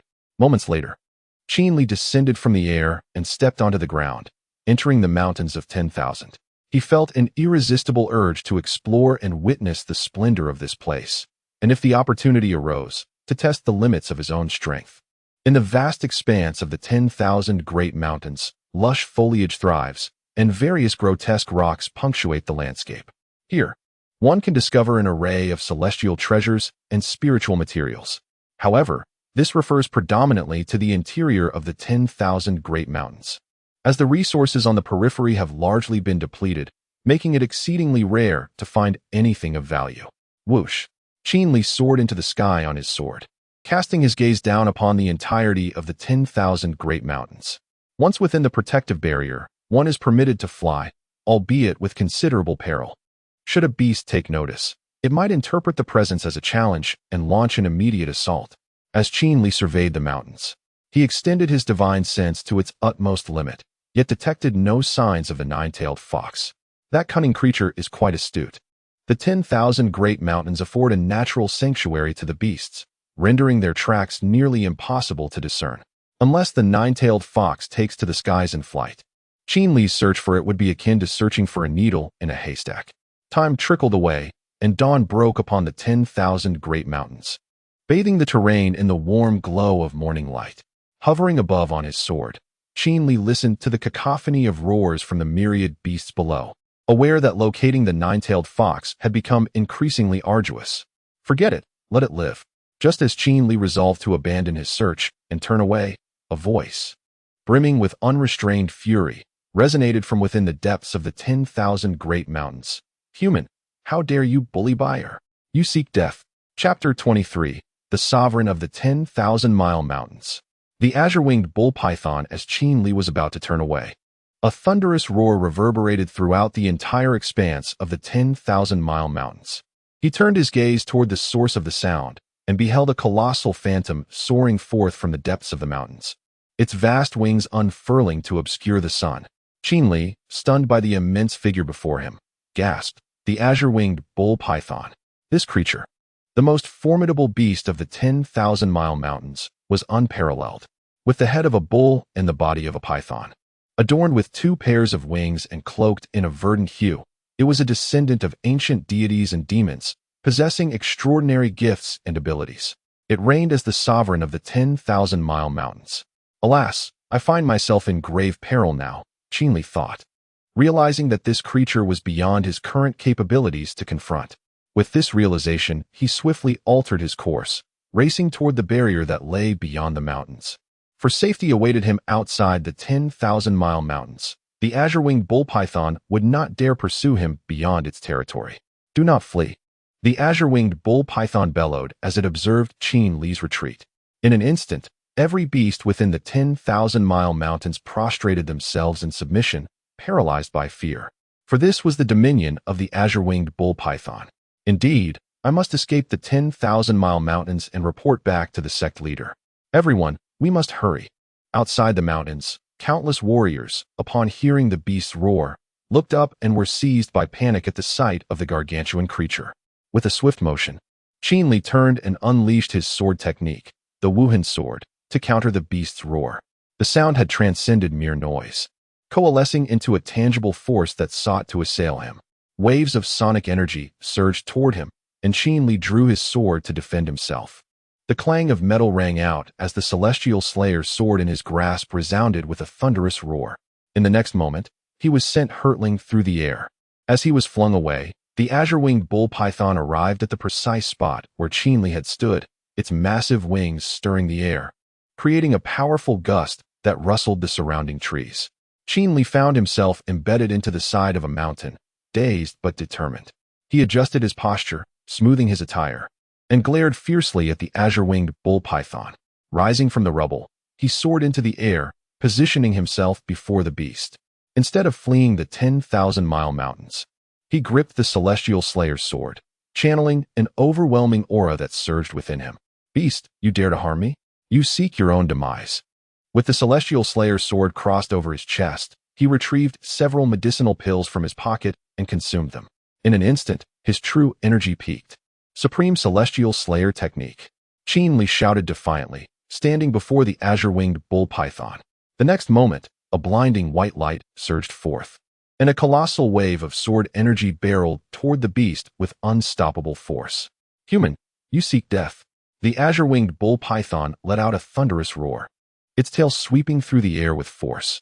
The clash of two immense powers resonated as Qin Li seized the moment. Charging at the azure-winged bull python with his sword raised, it appeared that he had exhausted all his true energy, launching a frenzied assault against the creature. The python's defensive prowess was unparalleled, its physical strength rivaling that of the mightiest martial artists. Amidst Qin Li's relentless onslaught, a spray of crimson blood fell from the sky. Once the battle concluded, Qin Li observed the wound he had inflicted upon the azure-winged bull python and hastily retreated from the 10,000 great mountains. The python, initially taken aback by its injury, soon glared at Qin Li with a murderous intent and charged towards him. In response, Qin Li fled towards the barrier. A quarter of an hour later, he stood outside the barrier, watching as the massive form of the azure-winged bull python relentlessly slammed against it. Satisfied that the creature could not breach the barrier, he turned away from the 10,000 great mountains. As for the nine-tailed fox, Qin Li resolved to seek an opportunity to eliminate it in the future. At present, he felt incapable of confronting it, especially with such a formidable beast as the azure-winged bull python in existence, an endeavor akin to chasing phantoms. Upon returning to the Qingyun sect, Qin Li feigned nonchalance, acting as if nothing had transpired. Days later, the Qingyun sect was abuzz with gossip. The events in Yunqi town had been fully exposed, and the entire sect was aware that the nine-tailed fox, a notorious beast, had emerged and slain numerous disciples of the sect. Yet, this was not the most astonishing revelation. The true shock lay in the news that the sovereign of the 10,000 great mountains, the azure-winged bull python, had been injured. Despite skepticism, the evidence was irrefutable. Several cultivators on the outskirts of the 10,000 great mountains had witnessed the mysterious expert inflicting wounds upon the python, blood cascading through the air. The leading powers across the continent were left in awe. However, none could ascertain the identity of the formidable individual who had harmed the azure-winged bull python. The tale of the mysterious expert's triumph spread like wildfire across the continent. At this moment, in the Qingyun sect's graveyard, Qin Li lounged with his legs crossed, a stalk of straw between his lips, enjoying the serenity at the entrance. "Senior brother." A voice rang out. Siyu's voice pierced the tranquility. Qin Li opened his eyes and turned to see Siyu approaching, accompanied by Su Wenshan. Noting Siyu's exuberant expression, Qin Li was taken aback, puzzled by the sudden excitement. Senior brother," she exclaimed. "Speak if you have something to say. Your incessant calling is vexing." Qin Li replied with evident impatience. "Senior brother, Su Shidi and I have been selected to enter the Mountain Sea Secret Realm," Siyu declared, her face alight with excitement. "The Mountain Sea Secret Realm?" "Yes. Su Shidi and I are among the 12 chosen disciples from the sect," she continued, her eyes shining like crescent moons as she addressed Qin Li. "We occupy 2 of the spots. The Mountain Sea Secret Realm. It is the most significant secret realm within the dynasty of the Qingyun sect, reputed to be teeming with countless celestial materials and earthly treasures." Qin Li had visited it once prior to this occasion. Upon his return, he ascended from the Divine Concealment Realm to the Purple Mansion Realm, a breakthrough attributed to his acquisition of a purple divine herb within the Shanhai Secret Realm. The Shanhai Secret Realm is divided into 5 layers, and at that time, Qin Li's cultivation allowed him access only to the 4th layer. The 5th layer is a domain reserved solely for the most exceptional talents, and regrettably, Qin Li did not belong to that elite group, thus he was unable to enter. However, the treasures available within the first 4 layers were plentiful. Each layer of the Shanhai Secret Realm is expansive, and to this day, no one has completely explored it. Moreover, it is crucial to note that entry into the Shanghai Secret Realm is restricted to martial artists of the Purple Mansion realm and below. Should Qin Li attempt to enter now, it is likely he would be repelled by the array. Indeed, since he has chosen to venture into the Shanghai Secret Realm, it would be prudent to prepare in advance. I shall share with you the locations I previously explored within the Shanghai Secret Realm, allowing you to deliberate on how to maximize our gains. Qin Li remarked with a smile to Siyu and Su Wenshan. Chapter 24, Apprenticeship? I always knew my senior brother was the best. Hee. Siyu smiled at Qin Li. One of Siyu's reasons for visiting Qin Li today was to inquire about the mystic realm of mountains and seas. She had long harbored a yearning for it. After her master finally secured a spot, it was indeed as Qin Li suggested. She must not let this opportunity slip away. Don't mention it. What do you think I am unaware of? Qin Li replied with a smile, looking at Siyu. Having known her for so long, he felt as though he had watched her grow up, and he could nearly guess what was on her mind. Junior brother Su, I am well aware of your background. I want to see you return safe and sound. Otherwise, you know the consequences. And you, my dear girl, remember that the most dangerous aspect of the mystic realm is not the beasts or the traps, but rather the hearts of men. You should understand this, Qin Li advised. Su Wenshan felt a chill run down his spine, suddenly recalling his master's warning. He inhaled sharply and obediently nodded, saying, Senior brother, I will ensure Siyu is well protected. You can rest assured. Qin Li nodded at Su Wenshan and reached into his pocket, pulling out 2 talismans, which he handed to Siyu and Su Wenshan. As usual, I am giving each of you a talisman capable of eliminating those at the spirit realm. Su Wenshan and Siyu accepted the talismans and tucked them into their pockets. Qin Li was aware that both Su Wenshan and Siyu possessed their own talismans, but it was always prudent to be prepared. He also secretly infused Siyu with a trace of sword energy. With this energy, even the notorious nine-tailed fox would be unable to pose a significant threat for a while. Now, Su Wenshan had 2 talismans capable of annihilating those at the spirit realm, while Siyu possessed 3 talismans, 2 that could eliminate spirit realm beings and 1 that could eliminate those at the void realm. This provided them with a means of self-defense within the mystic realm. Outside of it, these talismans would serve as formidable trump cards. However, within the mystic realm, most who entered were prodigies, princes of empires, young masters of sects, and the like.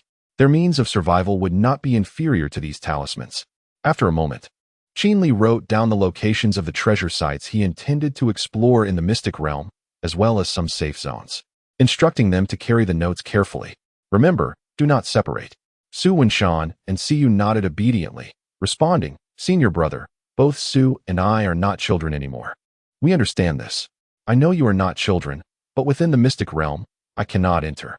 Ultimately, survival will be left to fate. Do not act recklessly. Qin Li said sternly, fixing his serious gaze on Siyu. He felt assured about Su Wenshan, as he seemed to belong to the archetype of a seemingly inept protagonist. Senior brother, Siyu pouted, looking displeased. At that moment, her frustrated demeanor appeared somewhat endearing. Siyu could not comprehend why she fell short of Su Wenshan in Qin Li's eyes. It seemed to her that he held Su Wenshan in higher regard. Junior Su, when do you plan to depart for the mystic realm? Qin Li inquired. Master said that the journey to the mystic realm will commence next month, and we must arrive a fortnight in advance, Su Wenshan replied. Well, given the time frame, it seems there is little opportunity to enhance my cultivation. I must find ways to elevate myself through martial skills or other means, Qin Li remarked to Su Wenshan. Indeed, Su Wenshan nodded in agreement. Suddenly, Su Wenshan spoke up. Senior brother Qin, I wish to take you as my master. Take me as your master? Qin Li furrowed his brow and gazed at Su Wenshan. Yes. Su Wenshan took a deep breath and nodded resolutely. Junior Su? Siyu looked at Su Wenshan with confusion, unsure of what had prompted him to seek Qin Li as his mentor. Upon hearing Su Wenshan's response, Qin Li's lips curled into a slight smile. Elder Yunhe cannot teach you? Su Wenshan shook his head and replied, Elder Yunhe has taught me, but I seek to pursue the pinnacle of martial arts. The pinnacle of martial arts? Qin Li mused thoughtfully. Yes, Su Wenshan affirmed with a nod. Junior Su, why do you aspire to the pinnacle of martial arts? Is the current path not satisfactory? Qin Li questioned with a hint of perplexity. Senior brother, there are matters I cannot disclose. I hope you can understand. Su Wenshan said gravely, glancing at the ring on his hand.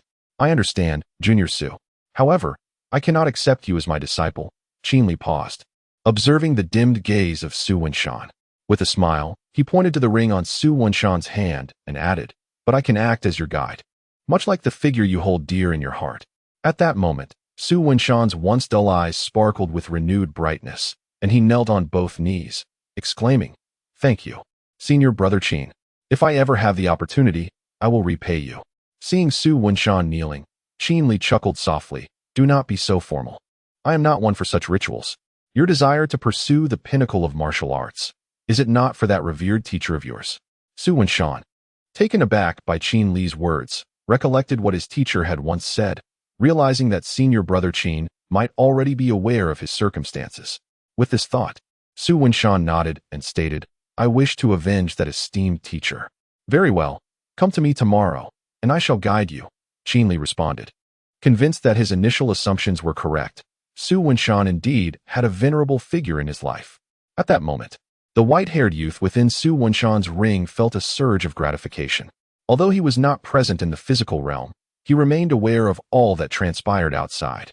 The white-haired youth recognized the immense effort Su Wenshan expended in training tirelessly day and night to aid him in seeking vengeance. "Ah, your teacher is fortunate to have you," Qin Li remarked enviously, pointing at the ring. "My teacher is none other than you," Su Wenshan replied. Su Wenshan suddenly chuckled as he scratched the back of his head. "Haha, indeed," he replied. Qin Li smiled and responded.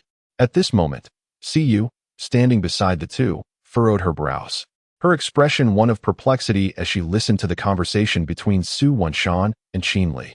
She found herself utterly bewildered, unable to grasp the essence of their discourse. Mentions of master and the teacher in your heart left her in a haze, completely unaware of the subject matter being discussed. Ultimately, all Siyu comprehended was that her senior brother, Qin Li, had become the mentor of her junior brother, Su Wenshan. After a while, unable to contain her curiosity, Siyu inquired of Qin Li, "Senior brother, what are you talking about? I can't make head or tail of it." Upon hearing Siyu's voice, Qin Li turned his head to glance at her and remarked, "If you understood, you would be my senior sister." "Senior brother, if you won't say, then I shall ask the master later," Siyu retorted to Qin Li. "Senior sister, you must not. This is a secret between me and Senior Brother Qin Li. It would not be good for you to know," Su Wenshan interjected as he stepped in front of Siyu, adopting a serious demeanor. "Is that true?" Siyu asked, her tone laced with doubt. "Indeed, Siyu, it is true. Knowing too much may not be beneficial for you," Qin Li replied with a smile, as he approached Siyu and affectionately ruffled her hair. Chapter 25. The Encounter with the Elder in the Graveyard of Qinyun's Sect. Siyu observed the interaction between Qin Li and Su Wenshan, nodding in understanding. Before departing, Qin Li turned to Su Wenshan and stated, "Junior Brother Su, do not forget what I have imparted to you." Su Wenshan halted in his tracks, turning to Qin Li with a respectful bow. "Understood, Senior Brother. I shall not disappoint your expectations." Ignoring Siyu's murderous glare, Su Wenshan returned to his quarters. That evening, after preparing in his residence, Su Wenshan made his way to the graveyard. He knocked on the door of the small house and called out, "Senior Brother Qin, I have arrived." Qin Li, seated inside, rose and opened the door, nodding at Su Wenshan. "You are quite early." Just as Qin Li intended to pass Su Wenshan towards the open space behind the mountain, Su Wenshan spoke up, "Senior Brother Qin, I wish to introduce someone to you." "Introduce someone?" Qin Li paused, intrigued by Su Wenshan's words, and glanced back at him. Su Wenshan nodded solemnly. "It is my teacher." "Very well." Qin Li smiled, his curiosity piqued. "Bring him out. I am indeed curious about your mentor." Su Wenshan nodded, and in the next moment, a plume of white smoke erupted from the ring he wore on his hand. A young man with striking white hair materialized before Qin Li, a smile adorning his face. "At last, I meet the esteemed figure," Qin Li remarked nonchalantly to the white-haired youth. "I am Qian Fan, honored to meet you, Senior." Qian Fan greeted, bowing respectfully to Qin Li. In Qian Fan's eyes, Qin Li was undoubtedly the reincarnation of a formidable being, akin to himself. Otherwise, such immense power would be unattainable. One does not dare to claim such a title. "I am merely an ordinary disciple of Qinyun's sect," Qin Li replied with a smile. "Your modesty is unwarranted. In my view, the entire Qinyun sect combined pales in comparison to even a single finger of yours," Qian Fan asserted. "He was merely an ordinary disciple of the Qinyun sect," fortunate enough to have acquired a system. Otherwise, Qin Li might have succumbed to the encroaching corpse energy. Reduced to a mere husk. You jest, senior, Qian Fan chuckled, remaining silent, believing Qin Li was merely being gracious. Allow me to introduce myself as well. I am Qin Li, a gravekeeper disciple of Qin Yun sect, Qin Li stated with a smile, presenting himself to Qian Fan. How exhilarating to finally meet the elder, Qin Li remarked while observing Qian Fan. Qian Fan was indeed the legendary golden finger of the so-called waste, the elder of lore. Junior brother Su, you have invited me to be your teacher in martial arts. May I inquire if you have consulted your friend, Qian Fan? Qin Li asked playfully. In his words, Qin Li elevated both himself and Qian Fan to the same esteemed status. Taoist Qin Li, I have voluntarily permitted Su Wenshan to take you as his teacher, Qian Fan proclaimed as he approached Su Wenshan and bowed to Qin Li. Qin Li voiced his skepticism. Qian Fan gazed at Qin Li and elucidated. Ever since I witnessed you, my esteemed friend, effortlessly vanquish the ape of the void realm with a single stroke, I have resolutely resolved to have Wenshan take you as his mentor.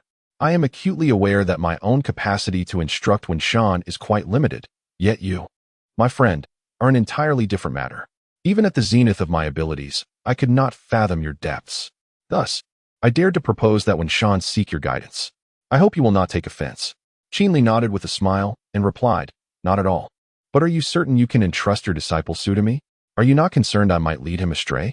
As soon as he finished speaking, Qian Fan promptly shook his head, saying, if you claim you might lead him astray, then I have already failed in that regard.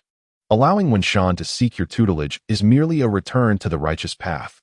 Upon hearing Qian Fan's words, a devilish smile crept across Qin Li's lips as he remarked, I can certainly guide Su, but I am quite curious about how you came to be within this ring. I am eager to know the tale behind it. Qian Fan appeared troubled and cast a glance at Qin Li. Su Wenshan, who stood nearby, was about to speak but was interrupted by Qian Fan's gesture, appearing as if he had much to say but held back. After a lengthy pause, Qian Fan finally spoke. Qin Li, this is a sorrowful chapter of my past, not one I can share lightly. Should you choose not to divulge it, that is quite all right.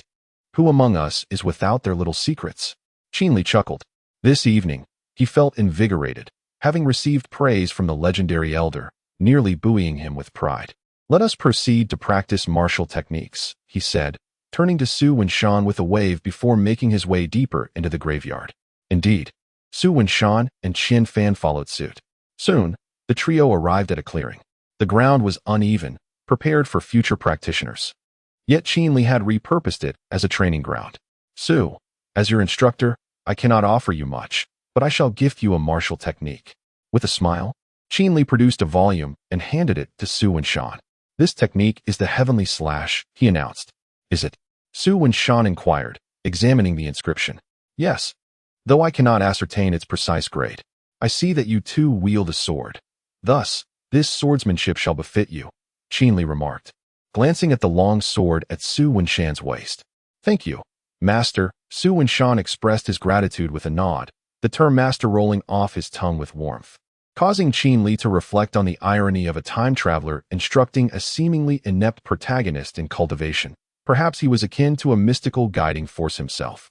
Oh, I shall also bestow upon you a weapon, he declared, and as the words left his lips, a long sword materialized in his hand. Here you go. Qin Li presented the sword to Su Wenshan. A fine sword indeed. Su Wenshan grasped the sword and wielded it momentarily, discovering that it surpassed the long sword he typically bore at his waist by a considerable margin, entirely belonging to a different echelon. He delicately placed his precious hand upon it, caressing its surface. The long sword he usually carried was a low-grade earth-tier treasure, which he had since stored within his spatial ring. This sword was known as the dragon-slaying sword, accompanied by a sword technique called the dragon-slaying technique. However, this technique pales in comparison to the celestial severance I imparted to you, hence I shall not share it. Focus on mastering the celestial severance for now, Qin Li advised Su Wenshan, gesturing towards the dragon-slaying sword.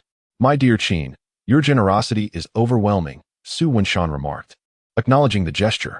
Not at all, it is merely a trifle. I possess an abundance of such items, unworthy of concern, Qin Li replied. Indeed, Qin Li spoke the truth. Weapons like the dragon-slaying sword numbered nearly 80, if not 100, in his possession. Yet, he held them in disdain, for in comparison to the celestial severance sword, the dragon-slaying sword hardly warranted recognition. Chapter 26. Is this the template for a useless protagonist? As time slipped away, dawn broke. In the Qingyun sect graveyard, Qin Li stood amidst the tombstones, raising a teacup to his lips while observing Su Wenshan practice his swordplay. He nodded in acknowledgement towards Qian Fan, remarking, "Su's aptitude is indeed commendable." Having trained diligently throughout the night, Su Wenshan had already grasped the fundamentals of the heaven-slaying technique. Such talent was undeniably formidable. Now drenched in sweat from his exertions, Su's garments clung to him as beads of perspiration dripped rhythmically to the ground. Yet, he showed no signs of slowing down, resolutely continuing his practice. Qian Fan and Qin Li watched Su Wenshan with expressions of pride. The more fervently he toiled, the more their hearts swelled with satisfaction. Who does not cherish a bright and capable disciple? Qian Fan turned to Qin Li, a smile gracing his lips as he remarked, "It is evident that fellow Taoist Qin has imparted his teachings exceptionally well. He surpasses me by far." A hint of depth lingered in Qian Fan's tone as he cast a sidelong glance at Qin Li. Earlier that night, while Qin Li elucidated the heaven-slaying technique to Su Wenshan, Qian Fan had stood by, absorbing every word. The profound understanding Qin Li exhibited in swordsmanship left him astounded. Having encountered numerous martial masters before, none had conveyed the intricacies with such depth. Initially, Qian Fan had harbored reservations, fearing that while Qin Li possessed great strength, his comprehension of martial arts might not be equally profound. Yet, upon witnessing Qin Li's prowess, he realized that even 100 of his own combined efforts would pale in comparison. In that moment, Qian Fan felt that addressing Qin Li as a fellow Taoist was an affront. Someone of such formidable strength and profound understanding warranted more respect. Qian Fan was convinced that entrusting Su Wenshan to Qin Li's guidance would lead the latter to surpass his own previous achievements, potentially even transcending to the upper realms one day. He gazed deeply at Qin Li, perplexed as to how someone so powerful and wise in martial arts could be present in such a place. A thought crossed Qian Fan's mind. Perhaps Qin Li was a transcendent being from the upper realms, reincarnated. In the graveyard, upon hearing Qian Fan's words, Qin Li smiled and replied, "It is nothing much. I merely offered a few pointers." While he appeared calm on the surface, inside, a tempest of emotions stirred. Being praised by the elder was an exhilarating experience, akin to holding the sun and moon in one's grasp, unmatched in the world. Qin Li felt an overwhelming joy, blissful in his ignorance of the esteemed place he held in Qian Fan's heart. Had he known, he might have wielded his sword and ventured into the mountains to slay the Qing Tian Yilong Mang, offering its essence as a tribute to Qian Fan. Fellow Taoist Qian, should you require a corporeal form, do not hesitate to ask. I shall assist you, Qin Li declared, patting his chest confidently. Thank you, fellow Taoist Qin. But for now, I must decline, Qian Fan replied, his gaze dimming. Why so? Qin Li inquired, furrowing his brow. To be frank, fellow Taoist Qin, my soul bears a mark placed upon it by another, preventing me from directly seeking a corporeal vessel. One must first erase the soul mark before possessing a body. Otherwise, my adversaries would be aware of my current location. This would not only bring substantial trouble to Su Wenshan and Qingyun sect, but also to you, my friend Qin Li. Qian Fan explained with a somber tone. Soul mark? Qin Li murmured, furrowing his brows. He understood that the type of soul mark Qian Fan referred to was of a higher grade, somewhat akin to a soul imprint. The dedication Su Shidi exhibited in his training might be partly to assist Qian Fan in eliminating the soul mark, Qin Li suggested, gesturing towards Su Wenshan. Qian Fan sighed, glancing at Su Wenshan as he nodded. Wenshan has grown up under my watch. I am acquainted with his parents, who are old friends of mine. It was they who aided my escape and found this soul-nurturing ring, allowing me to reside within it. Regrettably, shortly thereafter, his parents were captured and have since remained missing. Qian Fan's gaze turned skyward, his voice tinged with melancholy. Have you offended a powerful faction? Qin Li inquired, lifting his teacup. Indeed, Qian Fan affirmed with a nod. Does this child have any hope of avenging himself in this lifetime? Qin Li questioned. The hope is dim. However, if you, my friend Qin Li, were to intervene, there might still be a chance, Qian Fan replied, casting a glance at Qin Li. Qian Fan's intention in having Su Wenshan apprentice under Qin Li was twofold. Firstly, to provide Su Wenshan with a pillar of support, and secondly, to ensure that, if possible, Qin Li could assist Su Wenshan in the future. Upon hearing Qian Fan's words, Qin Li smiled, having surmised the motivation behind Su Wenshan's apprenticeship, an effort to secure future aid for him. Though Qian Fan had ulterior motives, every word he spoke was undeniably sincere. Qin Li's capabilities in mentoring Su Wenshan far surpassed his own. Qian Fan willingly accepted this arrangement. Even if Qin Li were not to assist in the future, at the very least, Qian Fan would have a stronghold to which he could turn in times of need. As Su Wenshan's teacher, Qin Li would inevitably extend his assistance. A gentle breeze swept through. Qin Li took a sip of his tea and turned to Su Wenshan. Addressing Qian Fan, "I understand your intentions, my friend Qian Fan. When that day arrives, I shall intervene." After finishing his tea, Qin Li rose and approached Su Wenshan, gently pressing down on his arm. "Enough practice for now. Take a break. Dawn is breaking. You should return and rest." Su Wenshan, engrossed in his sword practice, felt unable to break free from Qin Li's grasp, as if his arm were glued to Qin Li's hand. With no choice but to acquiesce, Su Wenshan looked up and nodded to Qin Li. "Understood, master." "Yes, return to rest early. The Zhantian Ju is not easily mastered. There is no need to rush. Progress should be gradual," Qin Li advised Su Wenshan earnestly. "Understood," Su Wenshan replied, nodding. "Master." Su Wenshan approached Qian Fan and greeted him. "I must take my leave now." Daoist Qin Li. "We shall meet again tonight." Qian Fan rose and nodded at Qin Li before transforming into a wisp of white smoke and returning to the soul-nurturing ring. Su Wenshan gently touched the ring, bid farewell to Qin Li, and departed. Qin Li observed Su Wenshan's retreating figure and nodded, remarking, "Indeed, he possesses the fate of a protagonist. I can only wonder how far he will journey in the future." However, as a protagonist of the underdog narrative, Su Wenshan still lacked a girlfriend with a formidable background. A mischievous thought crossed Qin Li's mind. In underdog novels, the male lead invariably requires a girlfriend of considerable influence. She could be a maid by the protagonist's side, or perhaps someone he encounters while bathing during his adventures. Alternatively, she might be a distant relative who only plays with him during his moments of despair, ultimately being someone he rescues.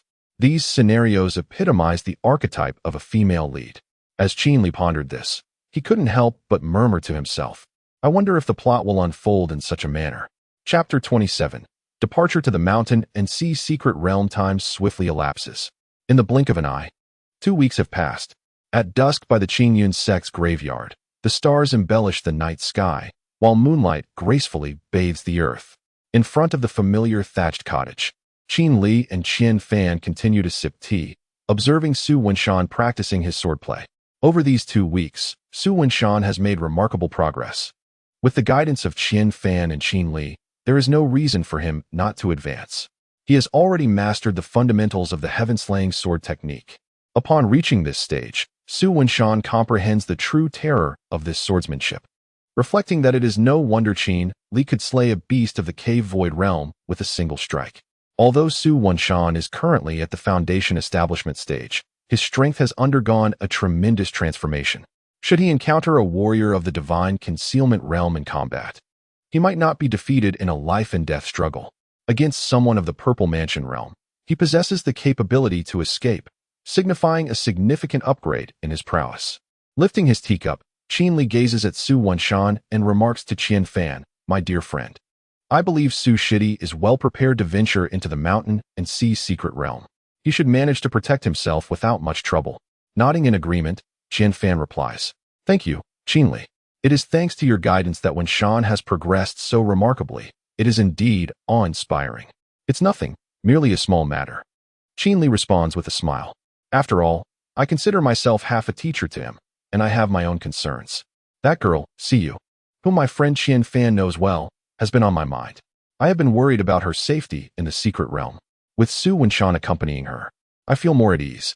As dawn gradually breaks, Su Wenshan sheaths his sword and approaches Qin Li and Qian Fan, bowing respectfully. He then addresses Qin Li, "Master Qin, I am setting off for the mountain and sea secret realm today. I will ensure the safety of junior sister Siyu. Please do not worry." With a resolute gaze, Su Wenshan assures Qin Li. Observing this, Qin Li smiles and replies, "Be cautious in the secret realm. It is not as simple as it seems." Su Wenshan nods in acknowledgement and turns to Qian Fan. Understanding his intent, Qian Fan rises, bows to Qin Li, and then transforms into a wisp of white smoke. Returning to the ring. Your disciple takes his leave. Su Wenshan bows to Qin Li. Understood. Be on your way. Qin Li stands, smiling and waving his hand. As Qin Li stands in the graveyard, he admires Su Wenshan's departing figure down the mountain, nodding in appreciation and speaking to himself. This lad truly embodies the essence of a protagonist. Whether it be willpower, talent, or fortune, he possesses them all. Otherwise, how could he assume the role of the main character? As he reflects, a hint of self-deprecation arises within him. Indeed, without such qualities, how could one be the protagonist? The mountain and sea secret realm holds intrigue. With his recent idle time, a visit would be delightful. Qin Li muses with a smile.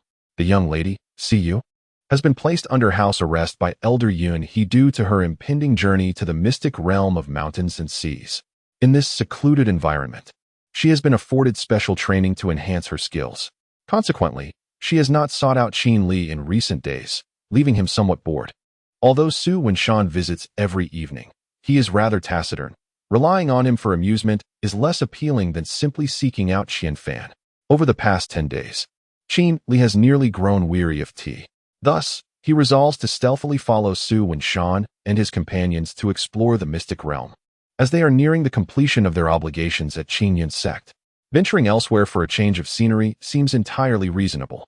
Presently, Qin Li possesses sufficient strength to ensure his own safety within the Qingyun Empire, a stark contrast to the trepidation he felt during his initial arrival. Ascending into the air and concealing his presence, Qin Li arrives at the small courtyard where Su Wenshan, Siyu, and Elder Yun He reside. In the courtyard, Elder Yun He and Siyu stand at the entrance, seemingly awaiting someone. After a brief interval, Su Wenshan appears before them, prompting a visible sigh of relief from Elder Yun He.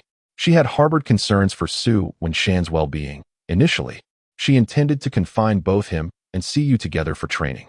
However, on the designated day, Su Wenshan declined the opportunity to train alongside Siyu and refused Elder Yun He's assistance.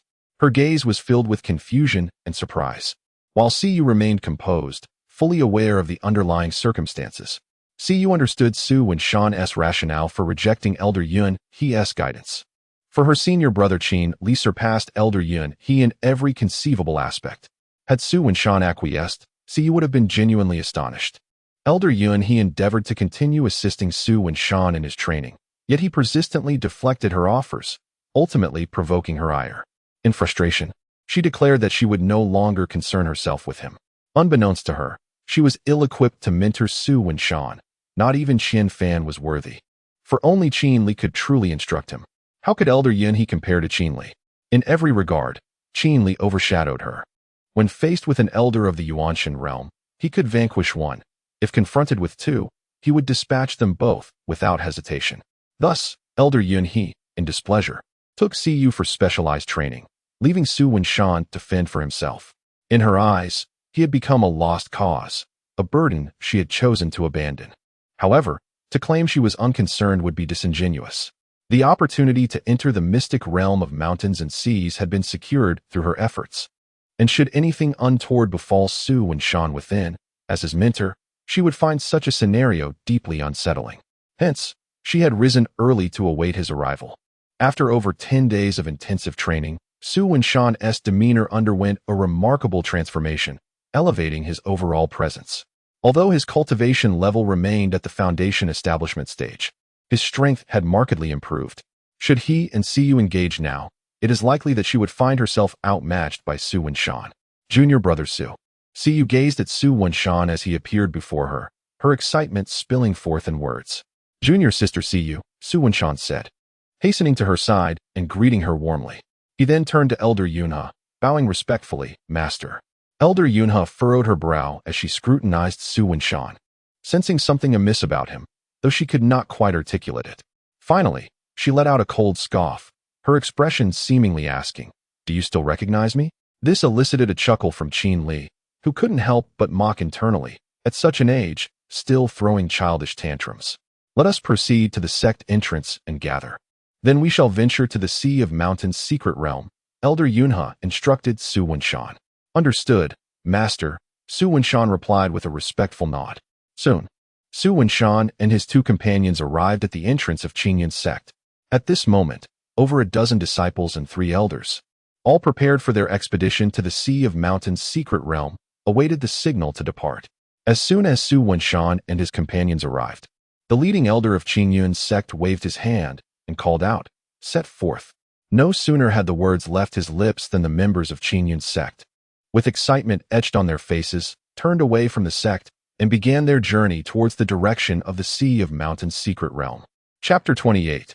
Ares City, a magnificent and ancient metropolis, bears the scars of time upon its lofty bluestone bricks, remnants left by the passage of years.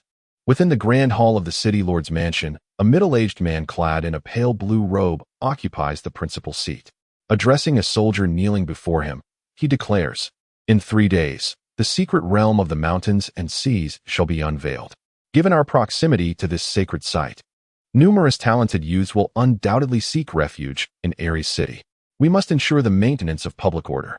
This middle-aged man, known as Baiyu, is the lord of Ares City and a warrior of the Void Realm. The city's unique geographical location places it conveniently near the secret realm, traditionally attracting many disciples who participate in its trials." The soldier responds, "My lord, shall we proceed with the same arrangements as in previous years?" Baiyu nods thoughtfully, replying, "As long as it mirrors past practices, I see no issue. Although this year bears some peculiarities, they are manageable." The soldier acknowledges with a nod and departs. As Baiyu watches the soldier leave, he rises from his seat and calls to the screen beside him, "Li Gonggong, step forth." No sooner had the words left his mouth than a youth, heavily adorned with white face powder, emerges from behind the screen. In a voice reminiscent of a duck's quack, he states, "Lord Bai, this year, 3 princes are to partake in the secret realm. We must ensure their safety. We cannot afford any mishaps." Li Gonggong pauses, adjusting his posture with a delicate gesture, and points at Baiyu's head, warning, "Should anything go awry, Lord Bai, your position may be in jeopardy."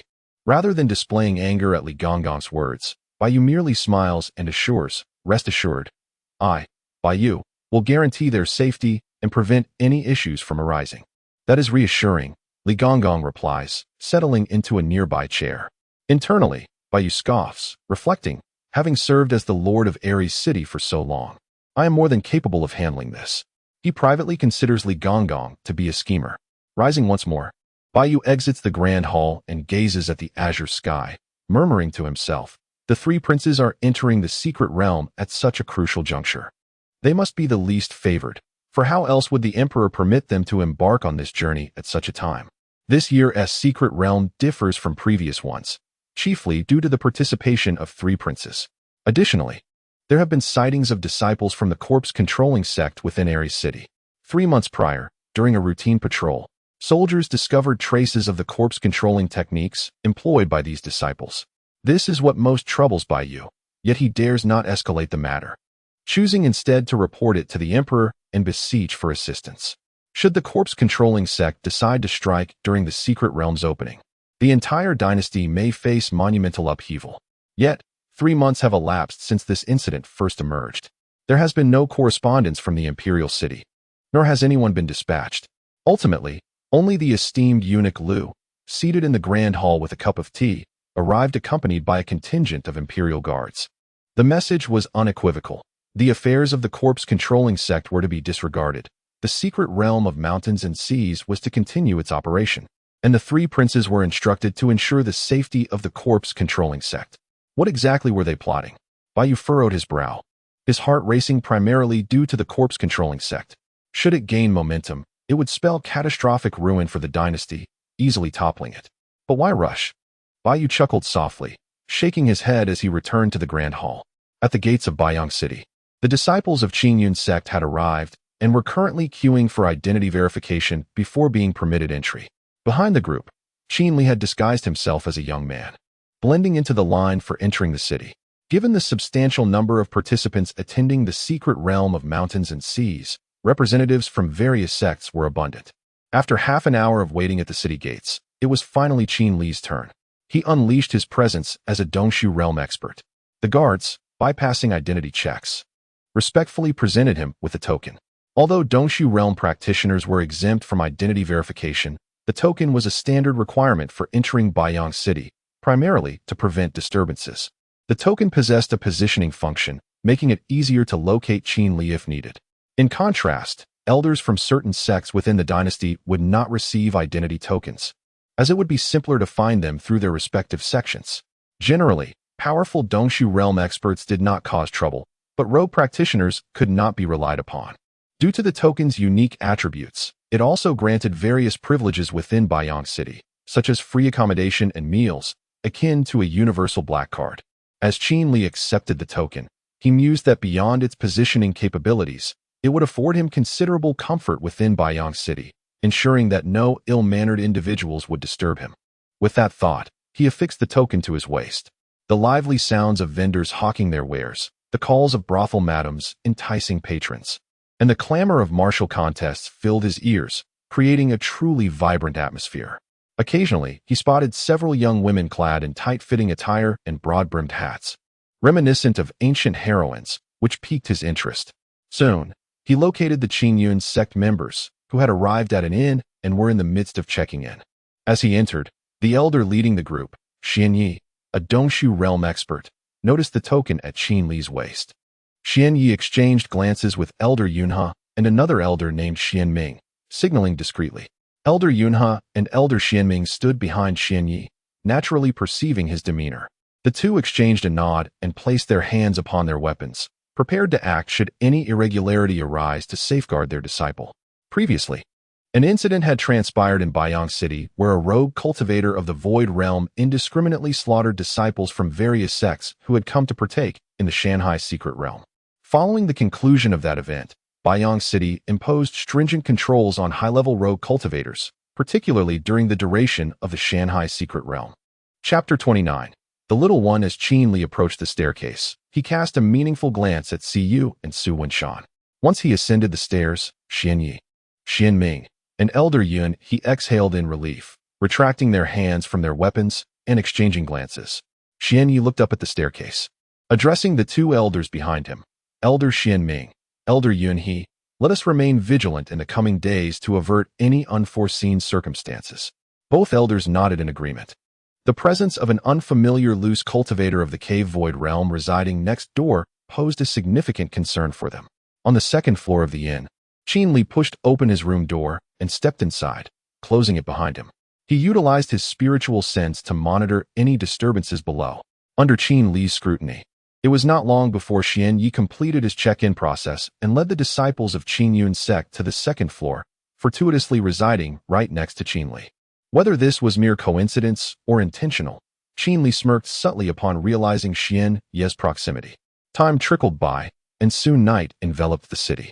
Contrary to the usual quietude that darkness brings, Baiyang City buzzed with life, exuding an aura akin to a city that never sleeps.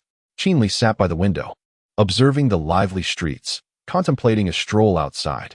As he donned his attire and stepped out, the door beside him creaked open, revealing Xian Yi, who lingered for a moment before exiting the inn.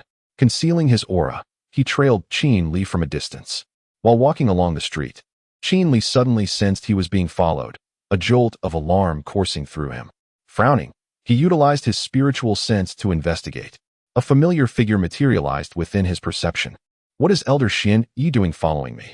Qin Li mused, turning to find Elder Xian Yi tailing him, a look of perplexity crossing his face.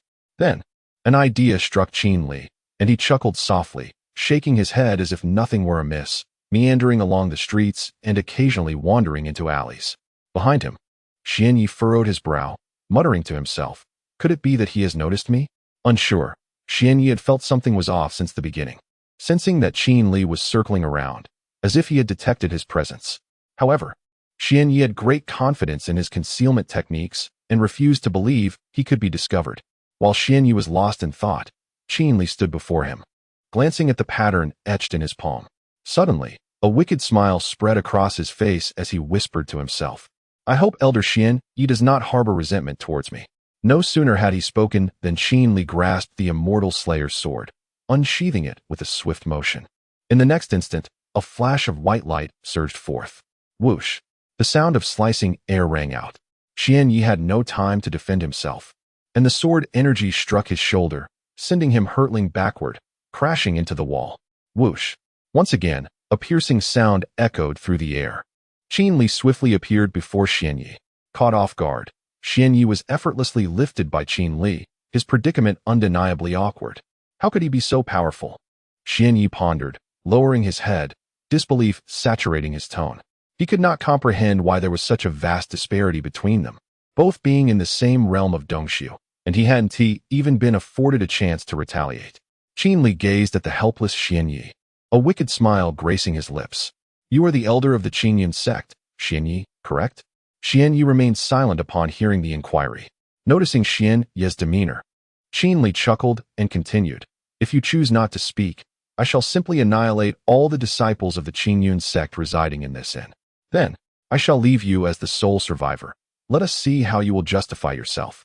His voice resonated like a harbinger from the depths of hell, imbued with an icy chill that instilled trepidation within Xian Yi. With a resigned sigh, Xian Yi recognized the futility of his silence and, trembling, responded, I am Xian Yi, elder of the Qingyun sect. It is an honor to meet you, senior. Senior?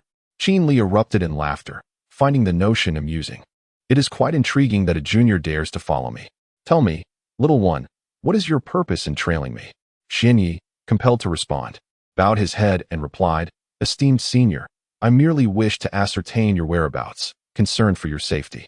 Qin Li erupted into laughter upon hearing Xian Yi's words, flinging him upward before delivering a swift kick that sent Xian Yi hurtling through the air. As Xian Yi was propelled away, Qin Li instantaneously appeared at his side, seizing his right hand and delivering a forceful strike downward. Boom! The resounding impact reverberated throughout the entirety of Baiyang City, shaking the very ground beneath them. In the Lord's mansion, far from the bustling streets of Baiyang City, Baiyu was engaged in a leisurely tea session with eunuch Lu when suddenly, his chair jolted. Alarmed, he muttered under his breath, a fluctuation of true energy, Dongxiu realm. Baiyu furrowed his brow in contemplation. Eunuch Lu's tea trembled, spilling a few drops, and his demeanor darkened as he stood abruptly, racing towards the source of the energy disturbance. Goodness! Could it be that this yin-yang individual is so vengeful over a mere few drops? Is he truly seeking revenge? Just as Baiyu rose, he witnessed eunuch Lu darting out with fierce determination, heading straight for the origin of the energy fluctuations. With a sigh, Baiyu remarked, This yin-yang person has quite the explosive temper. Without further delay, he too took to the skies, as the lord of the city. It was imperative that he lead by example in the face of such a disturbance in the realm. At that moment, eunuch Lu was already en route. Had he heard Baiyu's words, he would likely have scoffed internally, asserting that his actions were not merely to avenge a few drops of spilled water, but rather to uncover who dared to stir trouble beneath the royal feet. The fluctuations of true energy from the Dongxiu realm naturally drew the attention of the entire Baiyang City, with numerous powerful figures hastening towards the location of Qin Li and Xian Yi. Thud! Xian Yi was forcefully slammed onto the ground by Qin Li, the earth shattering beneath him, and he coughed up a mouthful of blood. Blood trickled from the corner of his mouth. Qin Li approached Xian Yi, who was still attempting to rise, yet found himself utterly powerless, his eyes wide with fury as he glared at Qin Li. Observing Xian Yi's pitiful struggle, Qin Li chuckled. Do you truly believe I require protection from a mere child like you? Mind your own business. With that, Qin Li extended his right hand, forming a fist, and swung it towards Xian Yi's face. Seeing this, Xian Yi instinctively shut his eyes. Bang! A gust of wind swept across his face. Upon opening his eyes, he realized that Qin Li's fist had narrowly missed his head, landing just inches away. A gasp escaped Xian Yi's lips, his back drenched in cold sweat. At that moment, he felt as though he had traversed the gates of the underworld. Had Qin Li's aim been true, he would have met his demise. As Xian Yi turned to confront Qin Li, the latter's voice reached his ears. If you wish to live, keep silent. Soon, others will arrive. And I hope you understand what should and should not be said. Otherwise, this will be your fate. No sooner had Qin Li's words echoed than several streaks of white light appeared overhead, moving with remarkable speed, all exuding the power of the Void Realm, accompanied by a number of practitioners from the Spirit Realm. Chapter 30. The water you release at this moment. Eunuch Lu had approached Xian Yi's side. With a delicate gesture, he surveyed the surroundings with vigilance. only to find Xian Yi lying motionless on the ground. Xian Yi, pondering over the identity of Qin Li, turned to look at him. But all he could see was the figure of someone with a delicate hand gesture, while Qin Li had long since vanished from sight. Eunuch? With great effort, Xian Yi lifted his head to regard this individual, noting the heavy aura surrounding him, confirming his suspicion that he was indeed a palace eunuch. Each year during the mystic realm of the mountains and seas, the royal family would send representatives, predominantly eunuchs leading the entourage. Thus Xian Yi was no stranger to them. Eunuch Lu extended his spiritual sense to scan the vicinity, and upon confirming the absence of others, he approached Xian Yi and inquired, "Who are you?" Just as Eunuch Lu's words fell, Bai Yu arrived on the scene. Observing Xian Yi lying helplessly on the ground, he approached Eunuch Lu and stated, "This man is Xian Yi, an elder of the Qingyun sect." Eunuch Lu, glancing at Bai Yu and then at Xian Yi, expressed his confusion. "Does Lord Bai know this person?"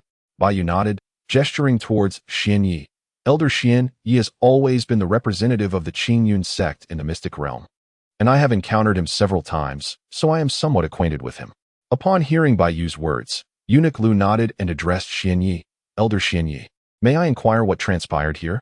Xian Yi was about to respond when Bai Yu stepped behind him, helping him to rise and leaning him against a wall.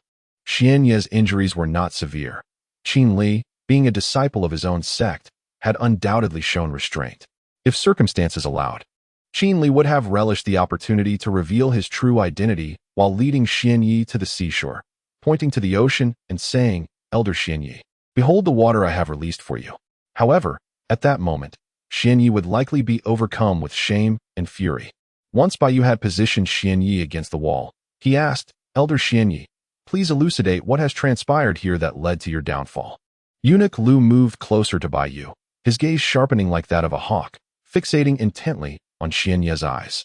Before Xian Yi could utter a word, several white streaks descended from the sky. 3 formidable beings of the Dongshu realm and 10 martial artists of the Yuanshan realm arrived. Upon seeing Bai Yu and Eunuch Lu, these 10 individuals frowned but remained silent, instead proceeding to the spot where Xian Yi had previously lain. Observing the cracked ground, their expressions grew complex. Many of them were specifically sent by their respective sects to participate in the mystic realm. Xian Yi, witnessing the increasing number of arrivals, glanced at Bai Yu with a complicated expression and replied, "Lord Bai, I initially intended to purchase a few treasures for my sect's disciples. Then, I noticed a suspicious figure clad in black robes, so I followed him. However, he detected my presence and attacked me, resulting in the current situation you see." As Xian Yi spoke, his tone grew increasingly feeble, and his gaze became evasive. He was not particularly adept at weaving falsehoods and could only feign indifference. Noticing Xian Yi's furtive eyes, Eunuch Lu realized that he was concealing something further. Just as he was about to press for more information, Bai Yu, standing nearby, spoke in a calm manner, "Taoist Xian Yi, allow me to escort you back to the inn. I will investigate this matter and assure you that I will provide a satisfactory response." Eunuch Lu, with an air of displeasure, challenged Bai Yu, "Lord Bai, you must recognize that he is not being truthful. How can you simply let him depart?" Bai Yu, amused by Lu's remarks, replied, "Eunuch Lu, Xian Yi is no ordinary individual. He is an elder of the Qingyun sect's Dongshu realm. We are aware of his status, yet this is not a trivial issue.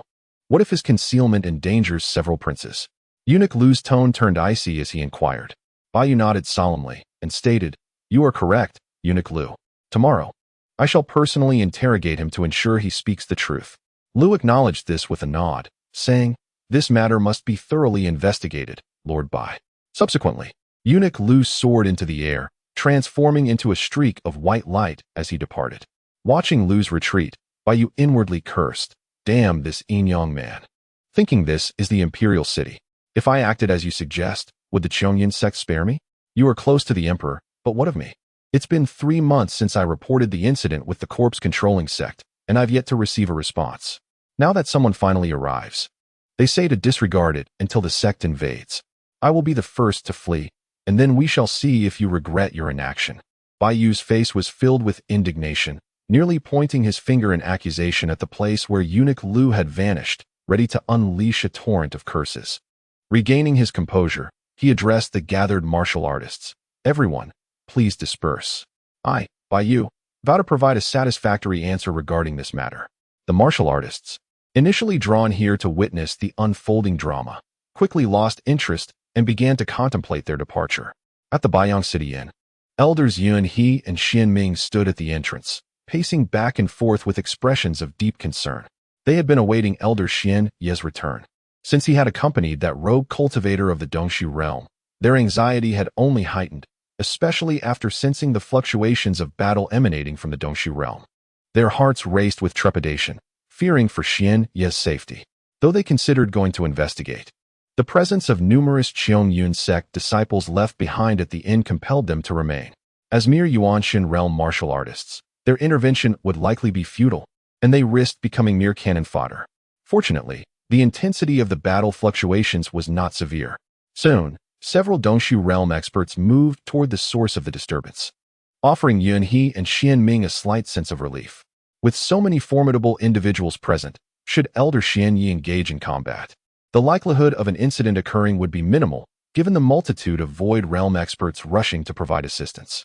Just as Elders Yuan He and Xian Ming anxiously awaited at the entrance of the inn, a soldier clad in crimson armor approached, bearing an injured individual on a stretcher. Swiftly, he reached the inn's doorstep. Upon seeing the figure lying on the stretcher, Elders Yuan He and Xian Ming gasped in unison. Elder Xian Yi. Chapter 31. I favor the honest elders Xian Ming and Yunhe were suddenly filled with unease, hastening forward to assess the injuries. Elder Xuanye chuckled, reassuring them, I am quite well. No need for concern. There was no trouble at the inn, was there?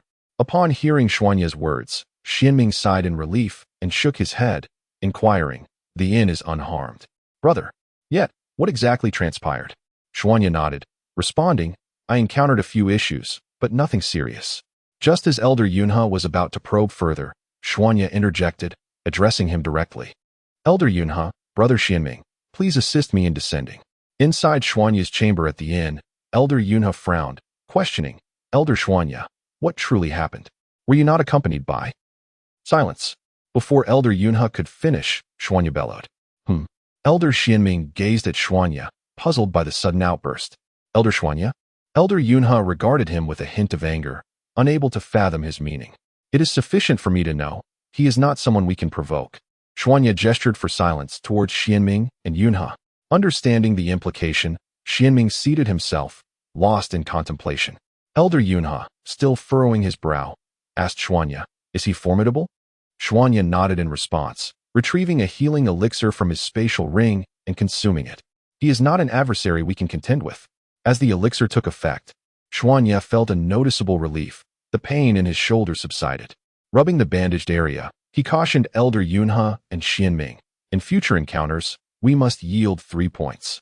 Sensing that Yunhe and Xianming did not fully grasp the gravity of the situation, Xuanye sighed.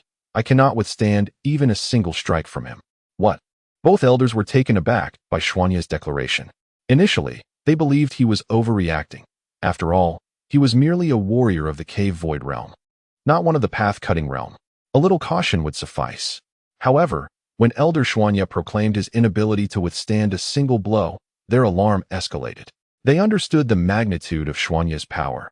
He was the only remaining warrior of the Cave Void realm in Qingyun sect, aside from the ancestor. The thought that he could not endure even one attack was terrifying. Elders Yunhe and Xianming pondered this with trepidation. They were compelled to regard Qin Li with utmost seriousness. If even Elder Xuanye could not withstand a single blow, their survival was uncertain. Brother Xianming, Elder Yunhe, now you comprehend why I advised you to show deference to him. Were it not for his mercy, I would have perished by now. As Xian Yi recalled the scene of being brutally beaten by Qin Li in the alley, a shiver ran down his spine.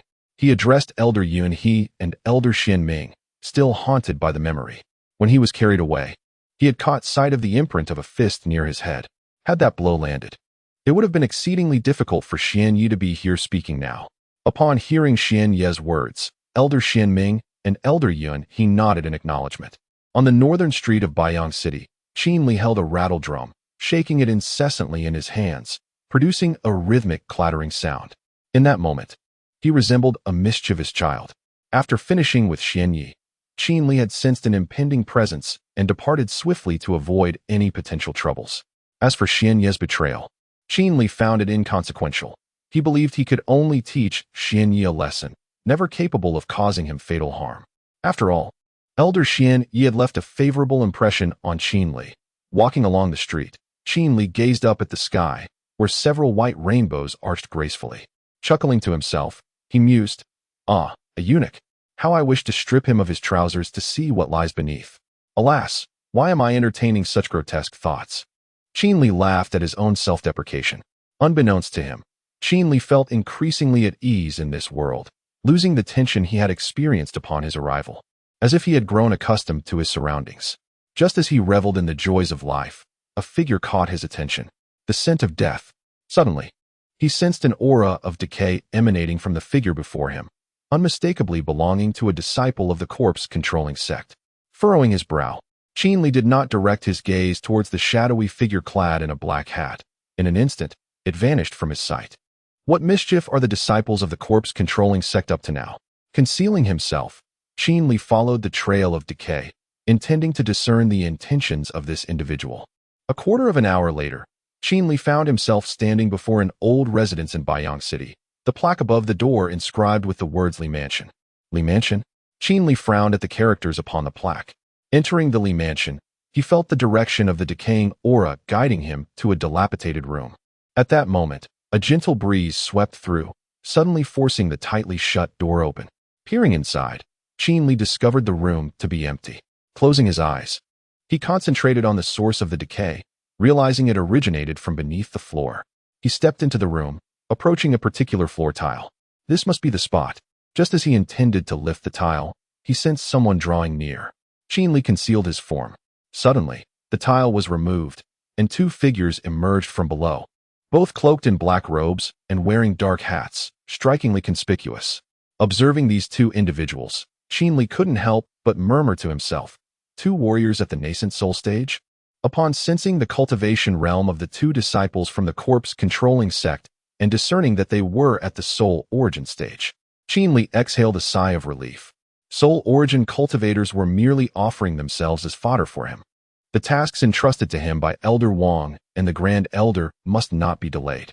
The Grand Elder's directive for me to collaborate with you on this matter underscores its significance, one of the corpse-controlling sect disciples remarked.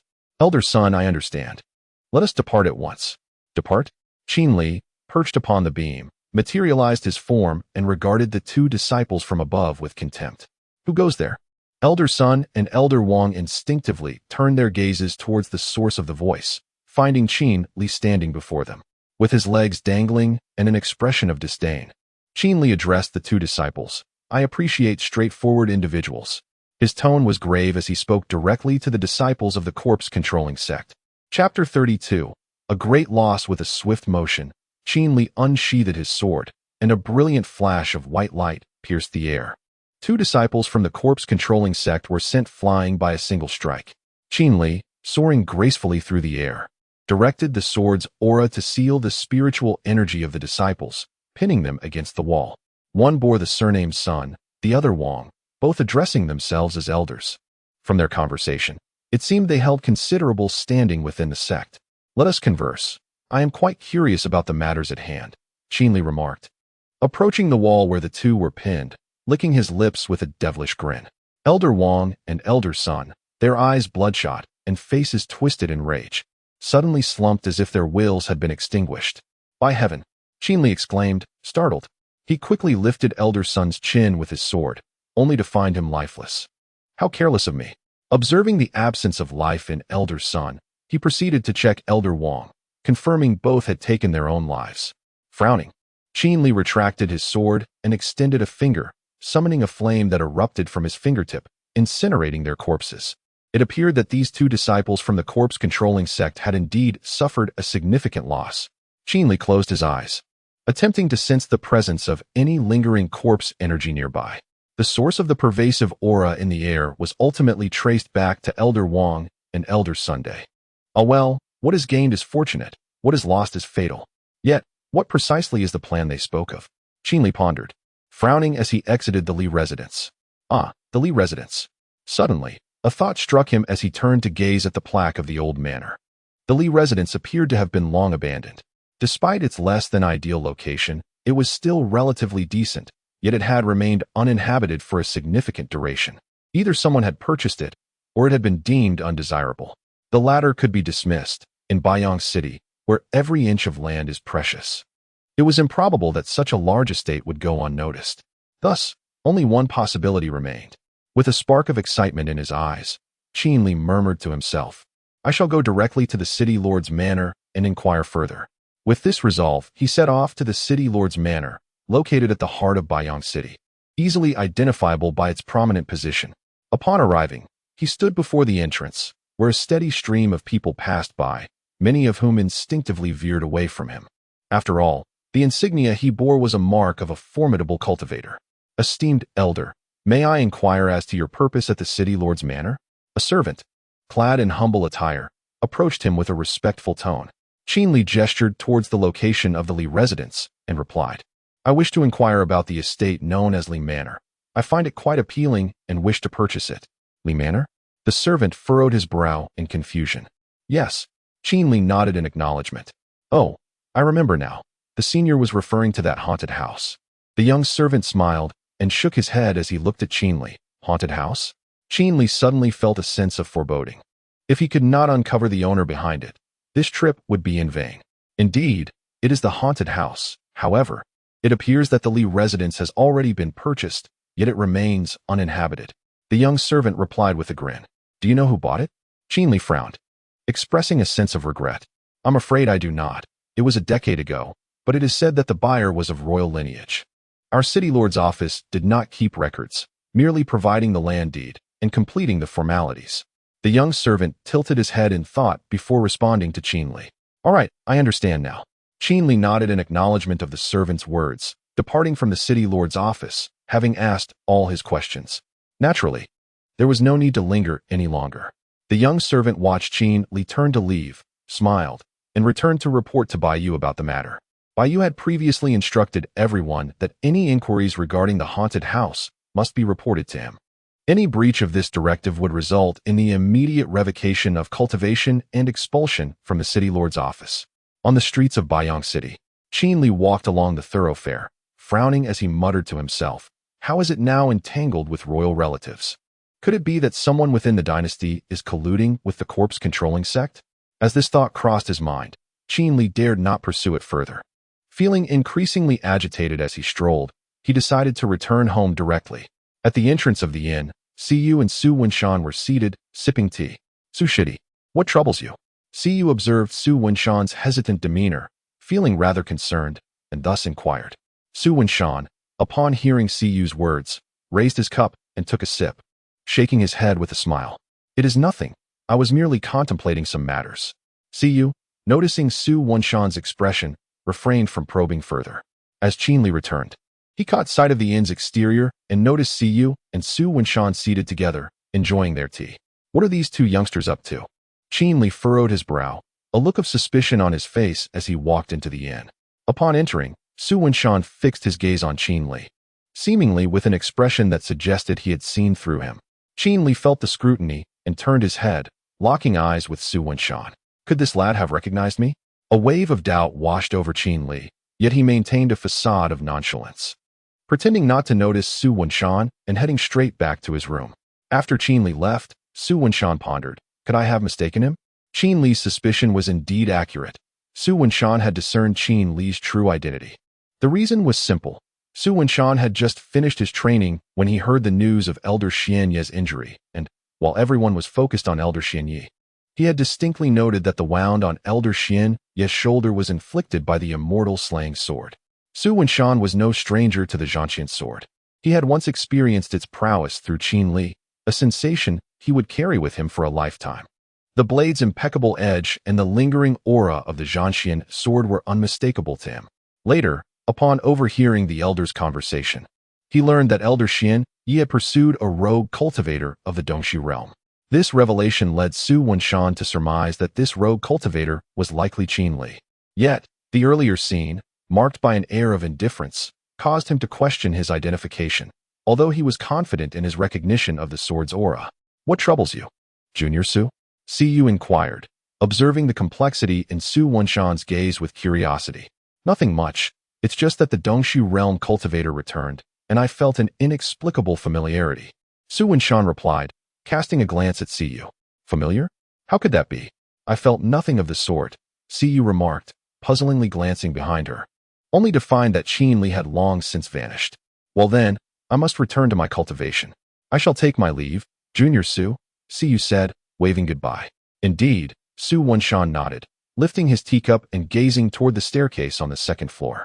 Chapter 33. Qin Go, by Mei. As Qin Li stepped onto the second floor, the door to the room where Elder Xian Yi resided swung open, revealing Elder Yun He, Elder Xian Ming, and several disciples of the Qin Yun sect emerging from within. A fleeting glance exchanged between them instantly thickened the atmosphere with tension. Elder Yun He promptly advanced towards the group of Qin Yun disciples, shielding them protectively. In contrast, Elder Xian Ming clenched his fists, adopting a stance of readiness for combat. Observing the demeanor of both elders, Qin Li couldn't help but chuckle inwardly. Thus, he and the Qin Yun sect members brushed past each other and made their way back to his room.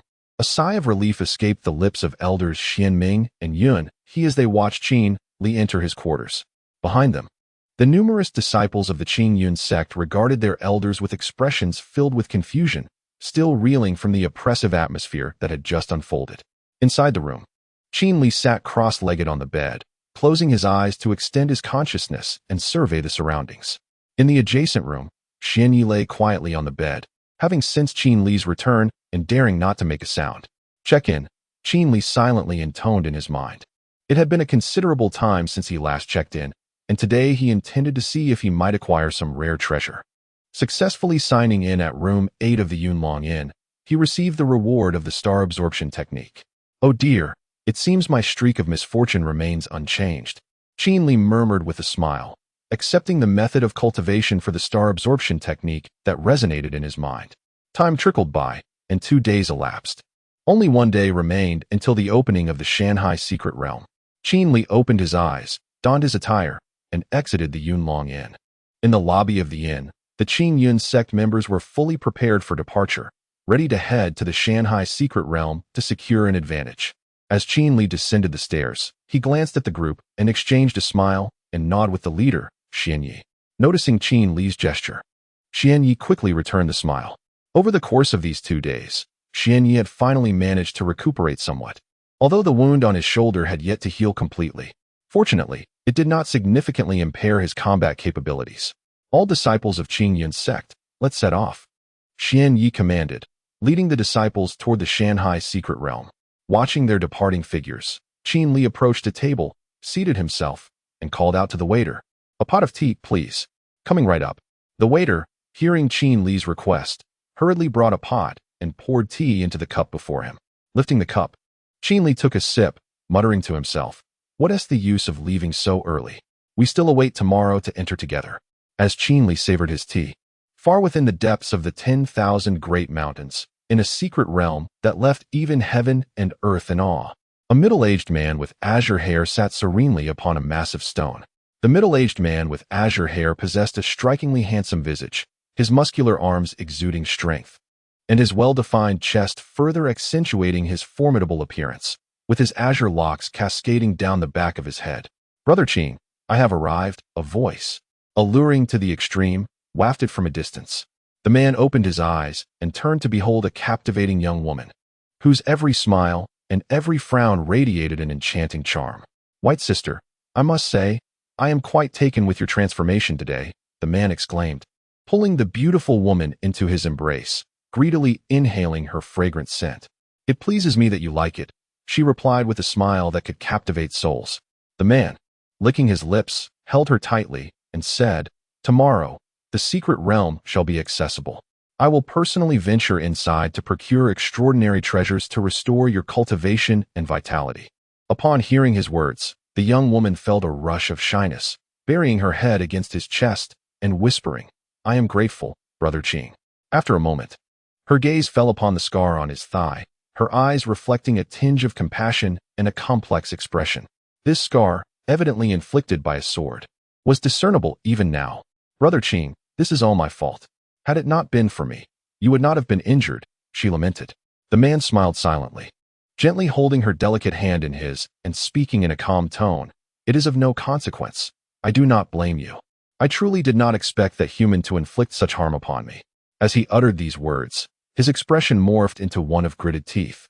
For being wounded by a mere human was a tremendous disgrace, particularly by one so vastly inferior.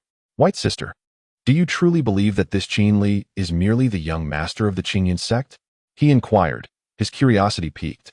As he spoke, he unconsciously grazed the scar on his thigh, a remnant of Qin Li's sword strike that had sent shockwaves throughout the continent. "Qin Li, I hope to cross paths with you once more," he mused internally. At that moment, the nine-tailed fox, upon hearing the name Qin Li, was consumed by a burning rage, unable to restrain itself from cursing, "Damn that Qin Li. If it weren't for him, Brother Qin would not have been hurt." When Qin Li wounded the azure sky bull python, it was thrown into a state of panic, utterly unsure of how to proceed. As the azure sky bull python was a being of unparalleled might in the 10,000 great mountains, a true sovereign. It was no small feat for any top power in the continent, such as the Yaoqi Palace, to harm the azure sky bull python without exhausting a significant portion of their strength. Yet, in that moment, it was merely Qin Li, with a single sword, who managed to inflict injury upon the mighty beast. This was precisely why, when the azure sky bull python was wounded, the nine-tailed fox stood frozen in shock. And to this day, it dared not venture beyond the 10,000 great mountains, fearing a potential ambush by Qin Li. After all, it was its actions that had led to the destruction of his cultivation. "I am unharmed, white sister. If that brat dares to return to the 10,000 great mountains, I shall ensure he departs without return," the azure sky bull python declared fiercely, with fiery eyes and clenched fists, veins bulging. The beautiful woman, transformed from the nine-tailed fox, pressed tightly against the chest of the azure-winged, responding in a voice as delicate as a whispering mosquito. Chapter 34. The arrival of T. 2 hours later, the azure-winged bull python rose from the nine-tailed fox's side, realizing it was time to attend to more pressing matters. It was imperative to open the recently discovered secret realm swiftly in order to tend to the nine-tailed fox's injuries. With this thought in mind, the azure-winged bull python, unadorned in its natural form, ventured deeper into the secret realm, while the nine-tailed fox watched its retreating figure with a beguiling smile. The secret realm that the azure-winged bull python sought to unlock was a recent discovery. Its original dwelling lay further within the depths of the great mountain range. One day, a subordinate informed him of this newfound realm, teeming with abundant spiritual energy and likely treasures. Without hesitation, the azure-winged bull python made its way to the site, where it found the entrance to be narrow and transformed into human form to proceed. Upon entering, the overwhelming spiritual energy greeted it, bringing a sense of comfort to its senses. It was evident that this secret realm harbored treasures. Such immense spiritual energy hinted at great potential for cultivation within, even if no treasures were present. Thus, the azure-winged bull python pressed onward, only to be confronted by a stone door that barred its passage. Despite its efforts to open the door, all attempts proved futile, ultimately leading it to resort to brute force. Fortunately, each strike bore results, as visible cracks began to mar the stone surface. For 3 days, the azure-winged bull python toiled relentlessly, bringing the door closer to yielding. Today was the final day. By dawn tomorrow, it would surely break free. Standing before the stone door, it surveyed the fissures it had wrought, nodding in satisfaction and murmuring to itself, "By tomorrow at the latest, I shall shatter this door. What lies beyond, I wonder?" With a wicked grin, the azure-winged bull python resumed its vigorous assault on the stone door. Each blow sent tremors through the secret realm, a testament to its formidable strength. In terms of raw power, the azure-winged bull python stood unrivaled in this age. As a beast of legend, its physical prowess was formidable, complemented by exceptional martial arts mastery that eclipsed all others. After a bout of relentless strikes, the azure-winged bull python paused, catching its breath and contemplating. "It appears that neither my divine abilities nor mystical attacks have any effect on this door. Only brute force remains as an option," truly perplexing. With a resigned expression, it gazed at the cracked stone door. Meanwhile, the nine-tailed fox had long departed the secret realm, perhaps seeking solace in the company of other woodland creatures. At the Yunlong Inn in Baiyang City, Qin Li sat upon a stool, lifting yet another cup of tea, pondering aloud. Why do I feel an unsettling sense of foreboding? Is something amiss? Just then, a prominent figure from Bayun City arrived at the inn. The attendant at the counter, upon recognizing the guest, promptly extended a warm welcome.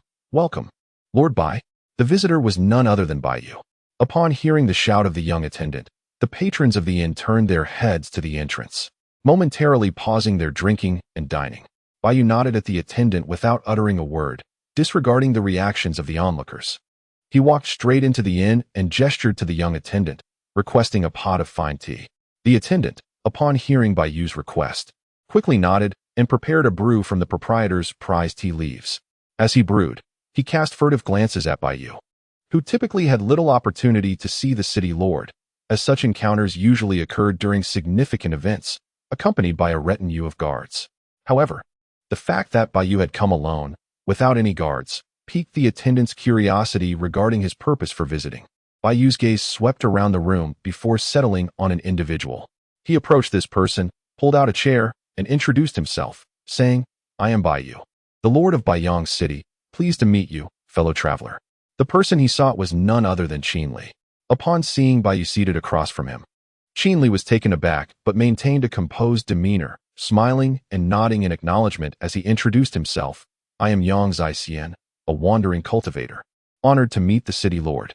With that, Qinli stood and offered a bow to Baiyu, who reciprocated the gesture. The patrons of the inn observed the two, sensing an unusual tension in the atmosphere, akin to a storm brewing. Silence enveloped the inn, with no one daring to utter a word, as the presence of Baiyu, a powerful figure of the Void Realm, and Qinli, a formidable lone cultivator of the same caliber, was palpable enough to overshadow everyone present. The stillness was so profound that one could hear a pin drop. Suddenly, the young attendant, oblivious to the weight of the moment, entered through the back door, calling out, "The tea is ready." Upon hearing this, Qinli chuckled and gestured to Baiyu to take a seat.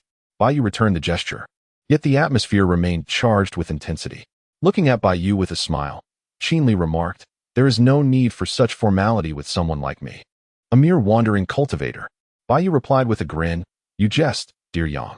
As fellow cultivators of the Void Realm, it is only natural for me to extend courtesy to you. Besides, as the Lord of Baiyang City, it is my duty to extend hospitality to you, who are visiting my territory." There was a subtle edge to Baiyu's smile, suggesting a hidden agenda. Qinli recalled his previous encounter with Baiyu during the last gathering at the Mystic Sea, where Baiyu had given a speech at the entrance to the realm. Though few had listened, the city lord's presence had nonetheless captured Qinli's attention. At that time, Baiyu imparted to Qinli a sense of gentleness and cultured elegance, reminiscent of a learned gentleman of esteemed standing. However, today, Baiyu strikes Qinli as an assassin, a hidden dagger behind a smiling facade. Observing the smile upon Baiyu's countenance, Qinli silently remarked, "Young man, bring forth the tea." Before Qinli could respond, Baiyu waved his hand decisively, instructing the attendant to serve the freshly brewed tea. "It is here," the attendant called out in a loud voice. Chapter 35 makes sense. Taoist Yang. "Was what I said just now reasonable?" Baiyu inquired, lifting his teacup, taking a sip, and then setting it down with a smile directed at Qinli. "Indeed. By city lord, it was reasonable," Qinli responded with a smile. What could Baiyu possibly want from him? Could it be that every solitary cultivator entering Baiyang City is subject to Baiyu's scrutiny? Qinli pondered within himself. Baiyu chuckled heartily and remarked, "Taoist Yang, do not overthink it. I merely wish to inquire about a few matters today." Qinli expressed his confusion.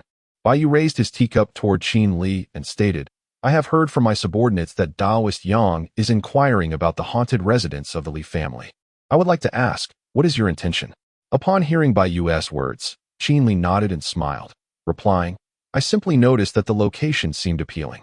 Passing by, I observed it was uninhabited, so I thought to purchase it." Baiyu scrutinized Qinli's expression, noting the lack of fluctuation in his gaze, which suggested honesty. He silently acknowledged that perhaps there was a miscommunication in the report provided by his subordinates. Qinli took a sip from his teacup and remarked with a smile, "It seems that the report may have overlooked some details." Baiyu nodded in agreement, saying, "That is indeed good to hear, but that haunted residence is not something for you and me to investigate." Upon hearing this, Qinli's interest was piqued. He straightened in his seat, furrowing his brow, and inquired with a tone of curiosity, "May I ask, City Lord Bai, what leads you to this conclusion? Daoist Yang may not be aware, Bai began, but the Li residence was originally the ancestral home of one of the three prominent families in Baiyang City. However, a decade ago, the Li family was mysteriously exterminated overnight. Since then, the residence has changed hands multiple times, with each new owner meeting a bizarre and tragic end. Baiyu recounted, when the current Prince Lu sent his children to participate in the Mountain and Sea Secret Realm. He similarly took an interest in that residence as you did. Despite my efforts to dissuade him, it was futile, for he is a member of the royal family. Thus, he acquired the Li residence, but never took up residence there, perhaps out of fear of the malevolent spirits. Baiyu's expression turned grave as he conveyed this to Qin Li. Qin Li, maintaining his composure, nodded thoughtfully and then asked, I have heard of the Li family in Baiyang City from years past. The strongest among them was the ancestral patriarch of the Void Realm, correct? Indeed. The most formidable member of the Li family was that patriarch of the Void Realm, Baiyu affirmed, sipping his tea in acknowledgement. I later dispatched someone to investigate this matter, but they found no useful information, and ultimately it was left unresolved. On that fateful night, every member of the Li family perished within their ancestral home without a sound. This is the most unsettling aspect of the entire affair, Baiyu added, casting a furtive glance at Qin Li, concealing his thoughts behind the teacup, and spoke in a neutral tone.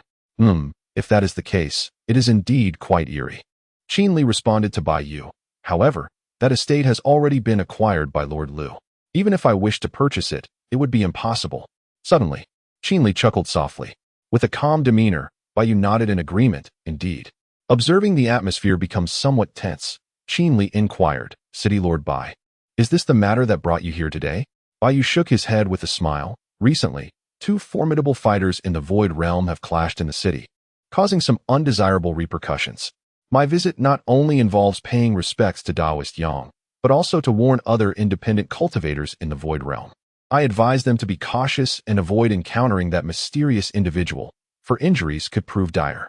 Upon hearing Baiyu's response, Qin Li nodded thoughtfully. After a moment of reflection, he raised his teacup in a toast to Baiyu, saying, It is indeed a fortunate event that Bai City possesses a dedicated leader like you, who serves the nation and its people. Baiyu, taken aback by Qin Li's words, suddenly burst into hearty laughter and raised his cup in return. It is my duty, it is only right. As soon as the words left his lips, Qin Li silently scoffed, maintaining a facade of warmth as he smiled at Baiyu. Then I shan't intrude further upon your official duties. Today, I commend Daoist Yang for his efforts. I am not weary. It is you, City Lord Bai, who bears the true burden as a devoted official serving the populace. Qin Li replied with a smile, rising from his seat and returning to his room on the second floor. Baiyu, watching Qin Li disappear upstairs, couldn't help but ponder. Could I have misjudged? The primary purpose of Baiyu's visit was to ascertain whether Qin Li was indeed the enigmatic figure responsible for injuring Xian Yi. After their encounter at the inn, he felt uncertain, sensing that Qin Li might not be involved in the incident at all. As he observed Qin Li vanish from sight, Baiyu stood up, tossed a few spirit stones to the waiter, and exited the establishment. Meanwhile, on the second floor, Qin Li, perceiving Baiyu's departure through his spiritual awareness, sighed in relief and murmured to himself, That old fox is always trying to extract information from me, analyzing my expressions. Such a repulsive tactic. He recalled the way Baiyu had scrutinized him during their conversation, as if he were a meal to be devoured, leaving Qin Li feeling uncomfortable and restless, like a thorn in his side. Sitting cross-legged on his bed, Qin Li gazed out at the encroaching twilight. The evening sun streamed into his room, casting light upon his bed. Why do I still feel a sense of unease? He muttered, placing a hand over his heart. Could something transpire in the Mountain and Sea Secret Realm tomorrow? Furrowing his brow, Qin Li suddenly recalled the secret realm where the azure sky-winged bull python resided, deep within the 10,000 great mountains. With a crash, the stone door shattered, unleashing a torrent of spiritual energy, and in that instant, the azure sky-winged bull python felt a surge of transcendence. Clearing away the rubble, it stepped through the stone doorway, and in a flash, a radiant light enveloped the scene. A magnificent palace of glazed tiles appeared before the azure-winged bull python. The surface of this palace was so smooth that it reflected his own image, and the grand hall was supported by numerous columns, all crafted from crystal. radiating a translucent white light. Within this splendid palace, the azure-winged bull python beheld a throne, elevated and fashioned from jade. As he surveyed the grand hall, he noticed, aside from the stone door through which he had entered, another stone door located prominently at the center of the hall. To the azure-winged bull python, this door seemed to lead to the outside world. After scanning the hall and finding no treasures of worth, he ascended the throne and settled upon it. An overwhelming aura emanated from the azure-winged bull python, embodying a sense of sovereign authority and commanding presence. In that moment, he appeared to be the monarch of this realm. This was indeed the coveted throne of power that humanity fiercely contended for, igniting a rush of exhilaration within him. As the azure-winged bull python opened his palm and clenched it, he sensed a transformation within his very essence. Chapter 36, One-on-One on the third day. The secret realm of mountains and seas officially commenced. The entrance to this mystical domain is situated within the tranquil expanse of Chongwon Mountain, approximately 100 kilometers from Baiyang City. While the terrain of Chongwon Mountain is predominantly flat, it boasts numerous peaks that stand tall and proud like sentinels. Qin Li arrived at one such peak, concealing his cultivation level, and gazed towards the location where the secret realm would unveil itself. The entrance to the secret realm lay at the foot of a grand mountain. At this moment, outside the cave, disciples from various sects were poised and ready, eagerly anticipating the moment the gates to the realm would open, at which point they would rush forth without hesitation. Qin Li found a stone upon which to sit, intrigued by the lively exchanges among the disciples gathered outside the realm. Despite the distance, the clarity of their conversations reached him without hindrance. At the encampment of the Qingyun sect, Elder Xian Yi stood with his hands clasped behind him, observing a scruffy old man before him, whose unkempt beard marked him as the elder of their rival sect, the Shanhua sect, known as Tai He Wu, a practitioner at the Dongxi realm. At this moment, Tai He Wu led the disciples of Shanhua sect into the territory of Qingyun sect, and, confronting Xian Yi, spoke mockingly. If it isn't Elder Xian Yi. I heard you suffered an injury a few days ago. Is your back and legs all right? Do you require assistance from me, old Tai? No need. I appreciate your concern. I suggest you redirect your attentions to your own disciples, Xian Yi replied dismissively, casting a disdainful glance at the Shanhua sect's followers, whose overall caliber paled in comparison to that of the Qingyun sect, lacking even a single practitioner of the Shinsong realm. In contrast, Qingyun sect boasted 7 or 8 Shinsong realm warriors among their 13 members, forming a striking presence outside the secret realm. Should a conflict arise between Qingyun and Shanhua, without the elders intervening, the disciples of Qingyun would undoubtedly overpower those of Shanhua. Our disciples from the Shanhua sect are all capable of battling above their level. Mere Shinsong warriors are but trifles, Tai He Wu remarked, a hint of coldness in his demeanor as he addressed Xian Yi. Upon hearing his words, the disciples of Qingyun sect could scarcely contain their disdain, silently cursing his audacity. Xian Yi remained unperturbed by Tai He Wu's taunts, his expression unchanged as he let out a cold snort. I do not underestimate your Shanhua sect. However, if your disciples truly possess the ability to fight beyond their ranks, I, Xian Yi, will lead my team out of the secret realm, and we shall relinquish our quota for next year to your Shanhua sect. At this proclamation, all disciples and elders from the surrounding sects outside the secret realm gasped, their mouths agape, pondering. Qingyun sect is indeed playing a grand game. It is well known that the quotas for the secret realm are coveted by all, and only the most prestigious sects are deemed worthy of entry. With even sects like Sangxiong failing to qualify for such opportunities, let alone gain access to the secret realm itself. The Qingyun sect holds 13 slots for the Mountain Sea secret realm, while the Shanhua sect possesses 10. Some sects have merely 7 or 8, and a few are left with only 2 or 3. If the Qingyun sect grants the 13 slots, then the Shanhua sect will possess a total of 23 slots next year, allowing them to directly claim treasures within the Mountain Sea secret realm. No one would dare contest this. Not for any other reason than sheer numbers. Strength lies in numbers, and with 23 slots, they would command nearly 1/3 of the total slots available for the Mountain Sea secret realm. Is that true? Tai He asked, his tone urgent upon hearing Xuanye's words. Indeed, but can your Shanhua sect disciples truly manage this? Xuanye inquired with a calm demeanor. Moreover, should your Shanhua sect fail in a challenge, what would you offer to us, the Qingyun sect? Upon hearing Xuanye's words, Tai glanced at the 10 Shanhua sect disciples behind him and replied, "If we fail, we will forfeit our slots for next year and additionally offer 3 top-tier elixirs." Oh, as soon as Tai spoke, all the disciples and elders from the surrounding sects were drawn towards them, eager to witness this grand wager. Xuanye nodded at Tai's statement and addressed Elder Xianin behind him, saying, "Junior brother, find a capable disciple to compete against the Shanhua sect." Elder Xianin looked at Xuanye with concern, his expression suggesting reluctance. However, with the wager already made, Xuanye was resolute, firmly believing that the disciples of the Qingyun sect would prevail. Seeing Xuanye's seriousness, Xianin nodded and gathered the Qingyun sect disciples, asking who among them had the courage to compete. Su Wenshan, upon hearing Xuanin's words, stepped forward, saying, "Elder Xianin, I shall take on the challenge. I am a foundational disciple. If I win, they will surely lose, and if I lose, we shall not be deemed defeated, as it would not count against our standing in a higher-level battle. Moreover, this will allow us to assess their strength, so we can be better prepared against the Shanhua sect." Having identified a loophole in the competition, Su Wenshan quickly proposed his plan to Xianin. Xianin considered Su Wenshan's suggestion and nodded, "That makes sense. In that case, you shall represent us.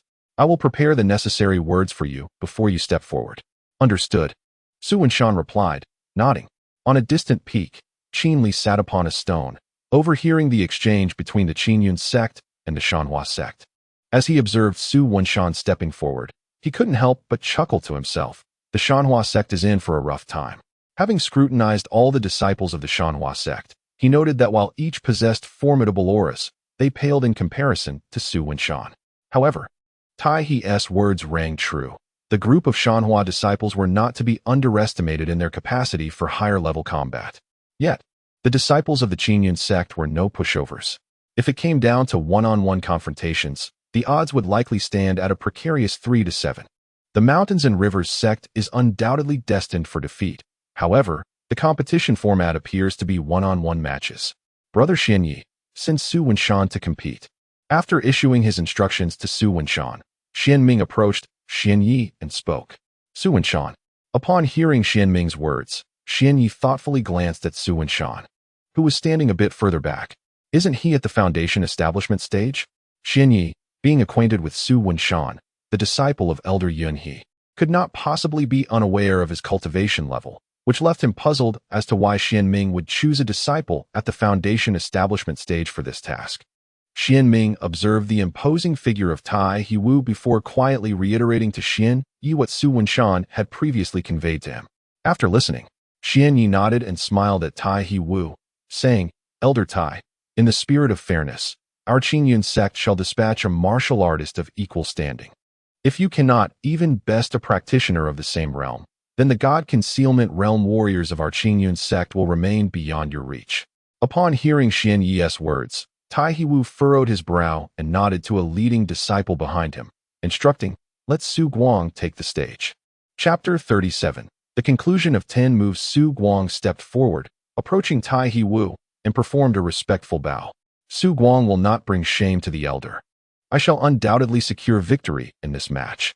Within the Qingyun sect, Xianyi, upon noticing the representatives of the Shanhua sect, instinctively furrowed his brow and quietly mused. Su Guang, the foremost youth of the Shanhua sect.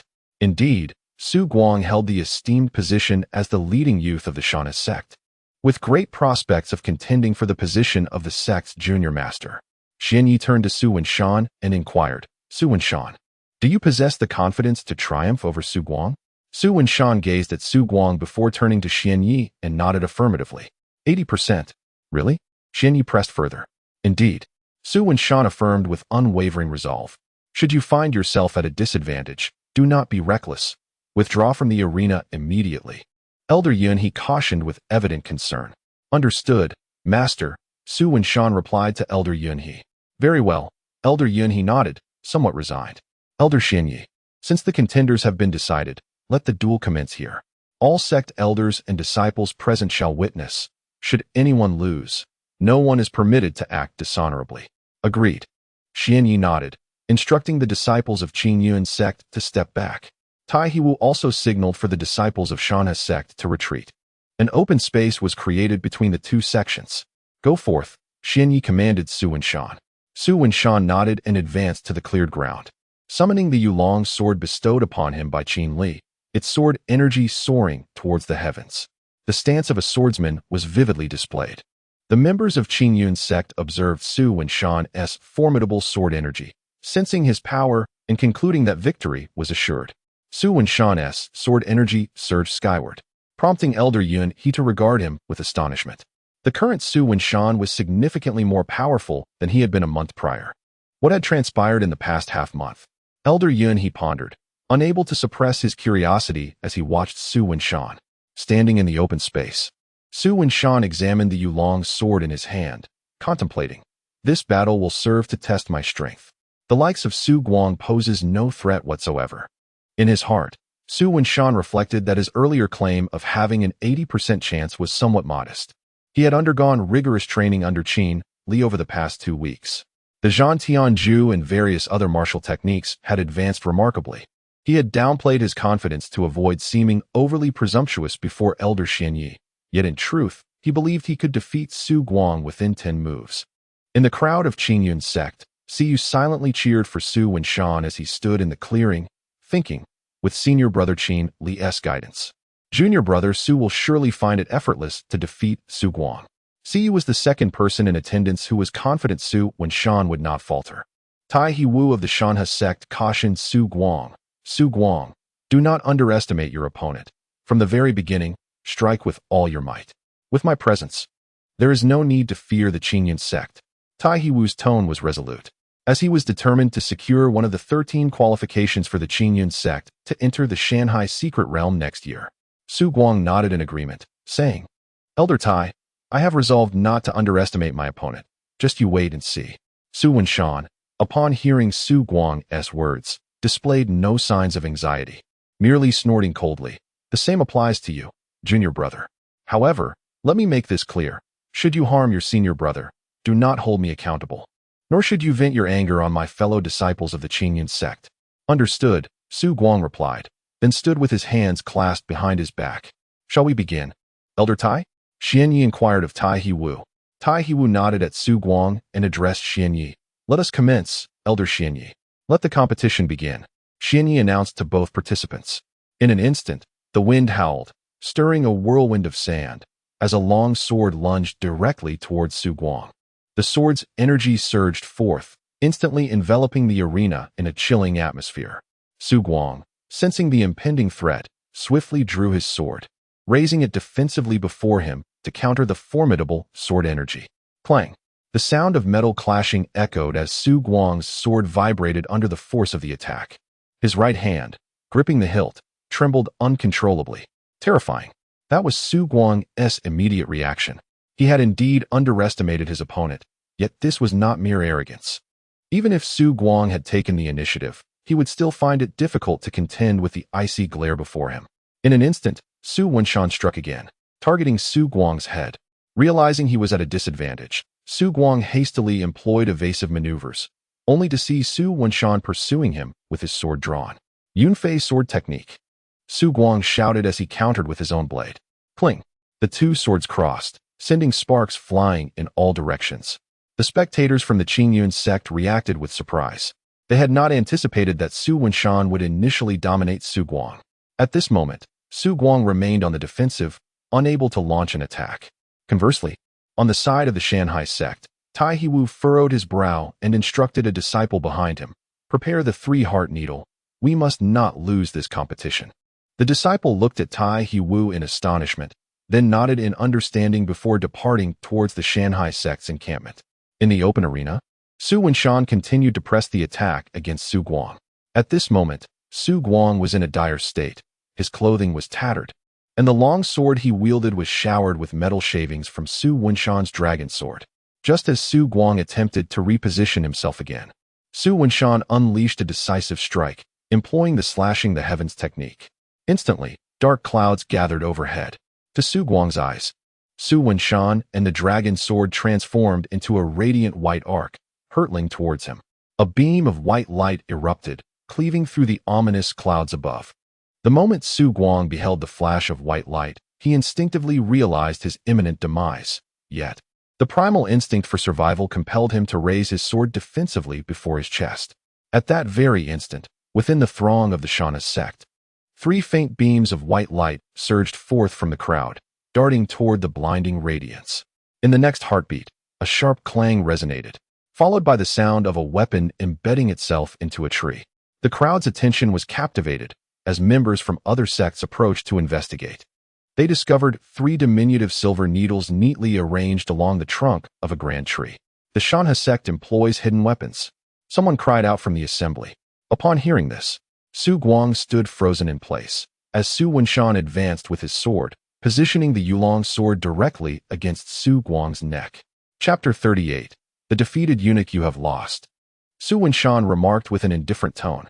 As his words faded, 3 elders from Qingyun's sect, including Xian Yi, approached him and said, "Well done, Su Wenshan. You may return now." Su Wenshan nodded, sheathed his Yulong sword, and made his way back to the Qingyun sect's residence. Upon his return, the gazes of the Qingyun disciples towards Su Wenshan had transformed. Some were filled with envy, others with admiration, and a few with jealousy. Su Wenshan had undoubtedly garnered much attention. Impressive, junior brother Su. Siyu was the first to step forward, her small face brimming with astonishment. I never imagined you would become so formidable. Though she had anticipated Su Wenshan's victory, she could not fathom that he would achieve it so effortlessly. Hearing Siyu's words, Su Wenshan scratched his head in a humble manner and replied, "It's all thanks to him. Without his guidance, I could never have triumphed so easily." Su Wenshan refrained from directly naming Qin Li, aware that if his true strength were revealed, it could lead to dire consequences. Qin Li preferred tranquility and thrived in the shadows as a powerful figure, a fact Su Wenshan was well aware of. Hence he referred to him merely as he. Siyu understood that Su Wenshan's he referred to Qin Li, and she nodded, saying, "Junior brother Su, you should rest for a while." Su Wenshan agreed and found a vacant spot to sit down in meditation. The battle he had just fought had not truly tested his capabilities. In other words, Su Guang had not compelled him to exert his full strength. Iron old ghost, how dare you lay a trap for our Qingyun disciples? Just as Su Wenshan closed his eyes to recuperate, a voice of fury emerged from the crowd. At that moment, Xian Yi, having acquired 3 silver needles from other sects, approached Tai He Wu and displayed them in his palm, stating, "Iron old ghost, we demand a reasonable explanation from you, or else." Xian Yi paused, drawing his sword and pointing it at Tai He Wu, continuing, "Prepare for war with our Qingyun sect." Tai He Wu regarded the 3 elders of Qingyun's sect with a complex expression, then suddenly smiled and spoke in a gentle tone. "This is a misunderstanding. This is not the doing of our Shauna sect. We have been framed." As Xian Yi prepared to retort, Tai He Wu interjected, "We, Shauna sect, concede this match. The quota for next year shall be yours, and we willingly accept defeat. Furthermore, we shall provide 3 exquisite elixirs as compensation. What do you say?" Tai He Wu smiled at Xian Yi. Upon hearing Tai He Wu's words, Xian Yi nodded in agreement. "You have shown wisdom." The elders Yuan He and Xian Ming, who stood behind him, also nodded in approval. Relieved by Xian Ye's response, Tai He Wu turned to his disciples with a stern gaze and admonished, "I hope such incidents do not occur again." "Yes," the disciples of Shanha's sect replied in unison. One disciple concealed himself at the rear of the crowd, shrouded in secrecy. Just as the words of the disciples from the Mountain River sect faded into the air, a brilliant white light suddenly descended from a distant peak. A chilling aura, imbued with an overwhelming sword intent, instilled fear in the hearts of all present. An immense pressure from the heavens abruptly enveloped everyone beneath it. In the next moment, a fierce gust of sword energy surged forth, piercing through the body of a Mountain River sect disciple. With a splatter, blood erupted at the scene. The oppressive force dissipated as the sword energy passed through the disciple, leaving the crowd momentarily stunned. Before they could react, another wave of sword energy swept in, imbued with an overwhelming aura of slaughter. The momentum of a sword capable of cleaving the heavens bore down upon Tai He Wu. Sensing the colossal sword energy, Tai He Wu hastily raised his arm in defense. Alas, his speed proved insufficient. In an instant, the sword energy sliced through, severing one of his arms. Blood gushed forth, splattering onto the nearby disciple of the Mountain River sect, who was soon drenched in crimson. "Who is it?" A palpable tension gripped the hearts of all present. The hastily arriving Baiyu was taken aback by the scene, but upon meeting Xian Ye's gaze, he realized the culprit behind this calamity must be the enigmatic figure who had wounded Xian Ye. Swiftly, before Baiyu could muster a counterattack, the ever-determined Lu Gonggong surged forward, heading towards the source of the sword energy. Standing atop the mountain, Qin Li gripped his celestial slaying sword, startled as he beheld Lu Gonggong approaching. A practitioner of the Severing Dao realm, Qin Li's heart raced as he sensed the formidable aura emanating from Lu Gonggong. If he were not a practitioner of the Severing Dao realm, then what else could he be? Observing Lu Gonggong's advance, Qin Li licked his lips and muttered to himself, I have yet to encounter a warrior of the Severing Dao realm. Today presents a splendid opportunity. As soon as the words left his lips, Lu Gonggong hovered above him, suspended in midair. Who are you? Lu Gonggong inquired, his voice grating like a duck's quack. Qin Li gazed up at Lu Gonggong and replied, You dare to seek me out? A mere practitioner of the Severing Dao realm is hardly worthy of knowing my name. You seek death.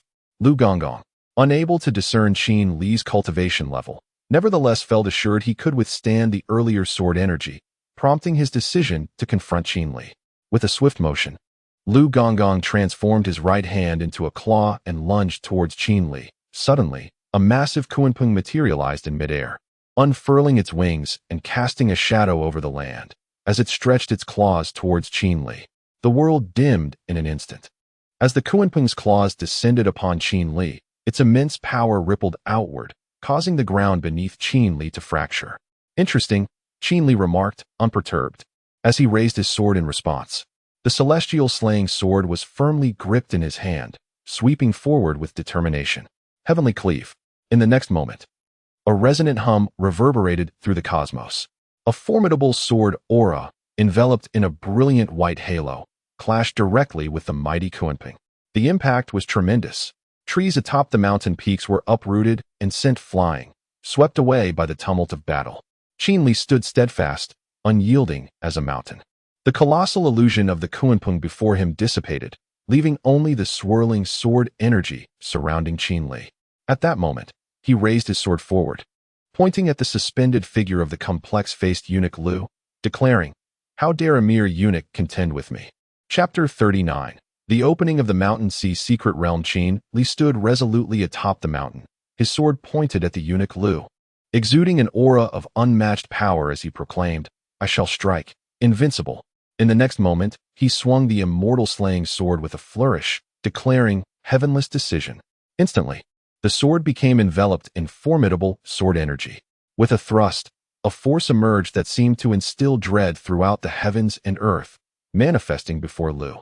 At the entrance of the Mountain Sea's secret realm, all present were awestruck by this overwhelming power.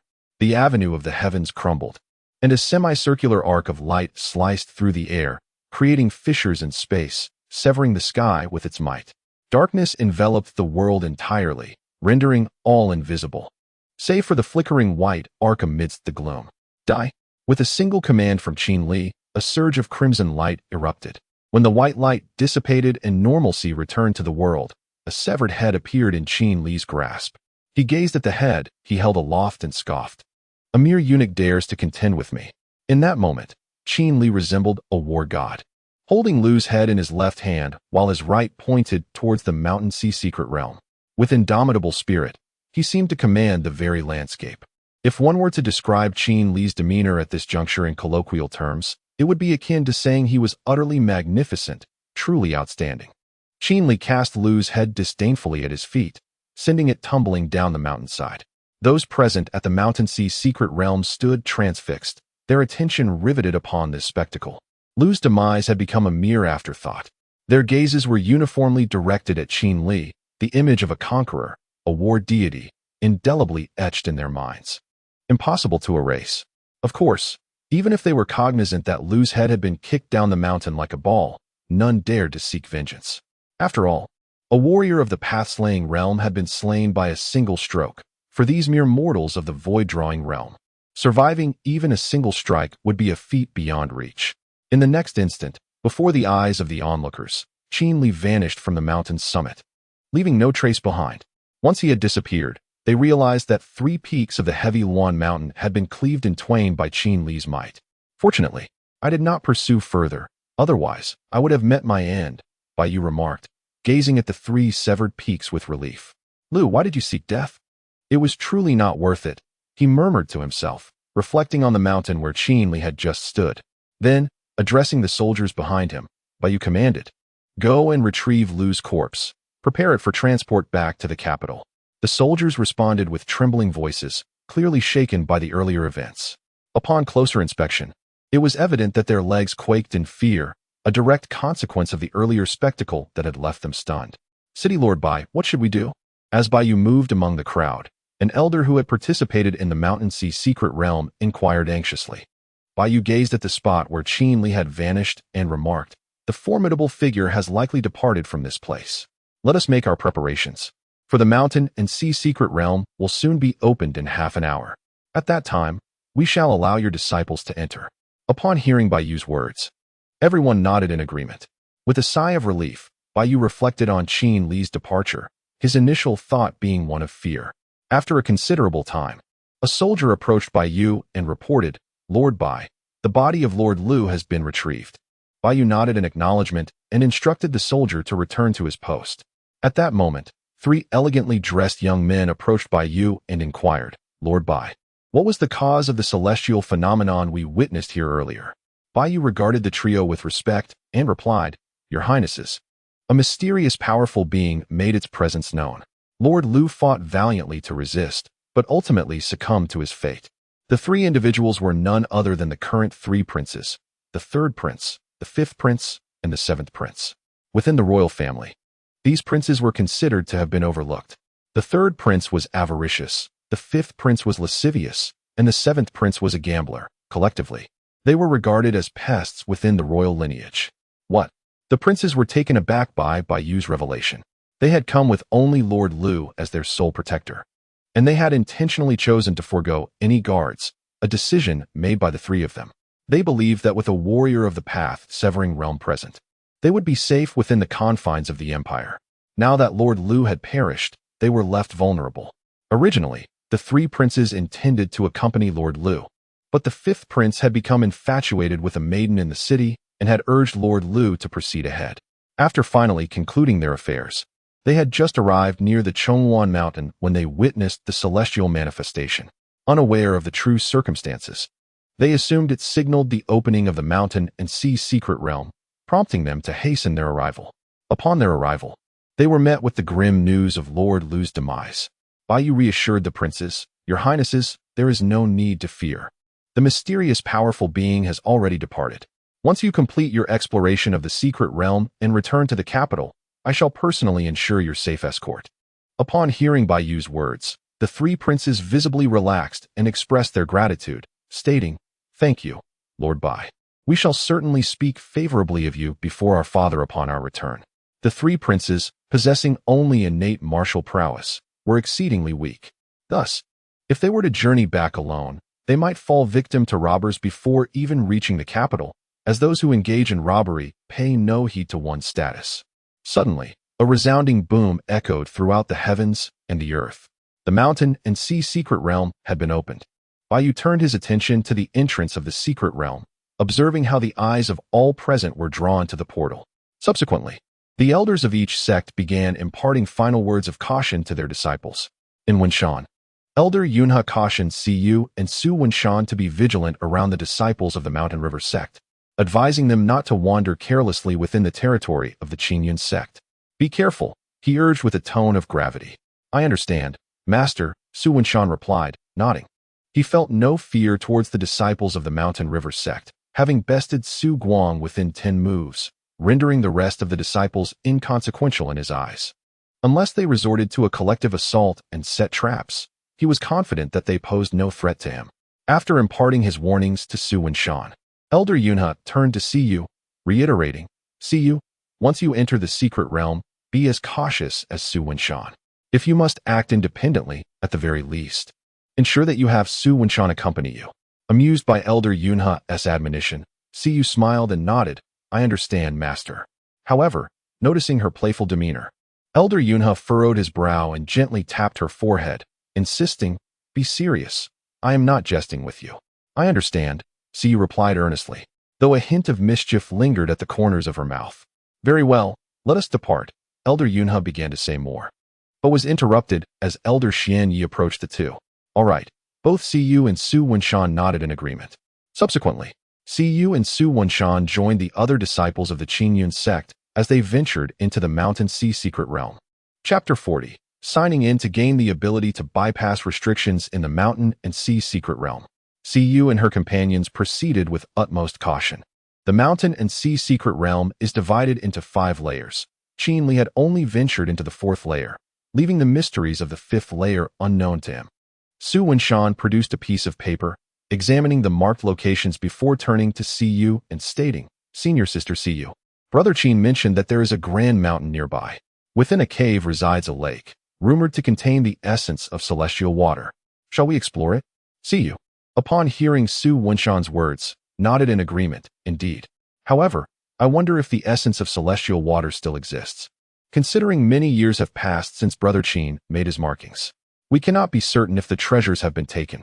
Su Wenshan expressed his concerns. "That is somewhat worrisome." Siyu, with a gentle smile, reassured him, "What is there to fret about? We shall discover the truth upon our visit, especially since the Mountain and Sea Secret Realm remains accessible for a week." Su Wenshan nodded. "True enough. Let us proceed." With that, the two departed from the main group, directing their steps toward the peak marked by Qin Li. Outside the Mountain and Sea Secret Realm, Qin Li reclined upon a stone, leisurely crossing his legs as he gazed at the sky. After eliminating Lu Gonggong, he sensed a formidable aura approaching him, prompting his swift disappearance to this spot. Who could that be? Qin Li pondered, frowning. The aura was indeed powerful. Although it fell short of the Qing Tian Inyo Meng, it was far from being feeble. For safety's sake, Qin Li chose to vacate the area. When he attempted to gauge that aura, it suddenly vanished without a trace, eluding all investigation.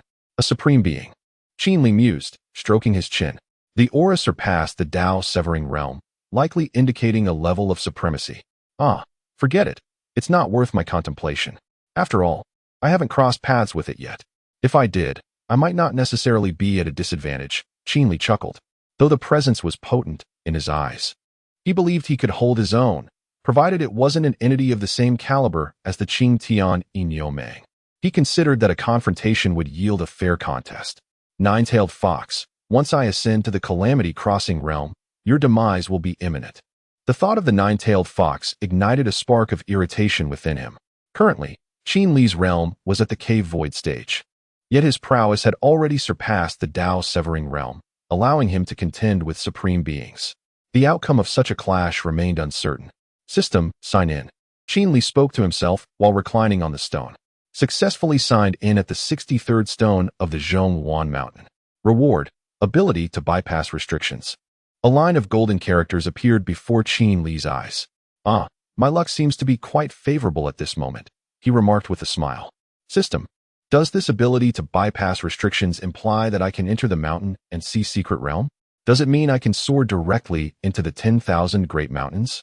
Ding, affirmative. A line of golden text materialized. Splendid.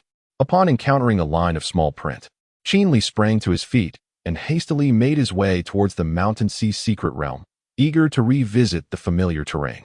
He soon arrived at a nearby peak, close to the entrance of the Mountain Sea Secret Realm. Here, he employed his techniques to conceal his presence, transforming into a streak of azure light. In an instant, he entered the realm. Outside the Mountain Sea Secret Realm, Baiyu sensed an unusual disturbance. Opening his eyes and scanning the surroundings, he found nothing amiss and thus closed his eyes once more, resuming his tranquil meditation. A gentle breeze swept through, signaling Qin Li's seamless entry into the realm. Having navigated the first 4 layers, Qin Li had yet to explore the 5th. This time, he was determined to rectify that oversight and discover what lay within the 5th layer. A frozen goddess, the egg of an ancient divine beast. Or perhaps a child fond of drinking beast's milk. He mused to himself, drawing from his prior experiences with novels. He speculated that the 5th layer of such a secret realm must house some extraordinary treasures, perhaps a goddess encased in ice or a coveted egg. The protagonist would then obtain it, utilizing its power to achieve unparalleled feats in the end. He wondered whether his comrade Su Shidi might have a chance to enter the 5th layer, recalling the template of their underachieving peer, Su Winshan. A flicker of hope surged within him, believing that perhaps Su might indeed gain access. Suddenly, a white streak of light traversed the entirety of the first layer of the Mountain Sea secret realm, heading directly toward the entrance of the second layer. The disciples of various sects within the first layer were astonished, aware that such speed could only be attributed to a formidable spiritual being. However, the highest cultivation among the disciples present was merely the divine concealment realm. Those above the Purple Mansion realm could not enter at all. A sense of panic began to spread, for a being of the spiritual realm was a force they could not collectively confront. With limited entry permits to the Mountain Sea secret realm, Qinli pondered the potential consequences of his intrusion. Would it lead to chaos and collapse? He gazed down at the figures below, his thoughts racing. Then, a golden line of text from the system appeared before his eyes. No. The simplicity of the response alleviated his concerns, and with renewed determination, he soared toward the entrance of the second layer of the Mountain Sea secret realm. Chapter 41. The Secret Realm of Mountains and Seas. The spiritual herb garden of the fourth layer, standing at the entrance of the second layer. Qinli surveyed his surroundings and noted the absence of anyone approaching, surmising that he was likely the first to enter. Indeed, the secret realm of mountains and seas was impressive. With a smile, he stepped into the second layer, inhaling deeply the spiritual essence that lingered in the air. After a prolonged moment of indulgence, Qinli remarked with satisfaction, "The spiritual energy here is truly delightful." Without lingering in the second layer, he soared towards the entrance of the third layer, eager to ascend to the fifth layer in one breath. He was curious to discover what awaited him there. Transforming once again into a streak of white light, he sped towards the entrance of the third layer. As time flowed steadily, Qinli soon arrived at the entrance of the third layer, deftly entering. Familiar with the process, he inhaled the spiritual essence once more and then continued on to the entrance of the fourth layer. Upon reaching the entrance to the fourth layer, Qinli sensed an unusual atmosphere. An ominous aura of demonic beasts pervaded the area. This overwhelming presence felt strangely familiar. In the next instant, he passed through the entrance, arriving at the fifth layer of the secret realm of mountains and seas. In the blink of an eye, as he stood in the fifth layer, he felt a yearning to return to the fourth layer.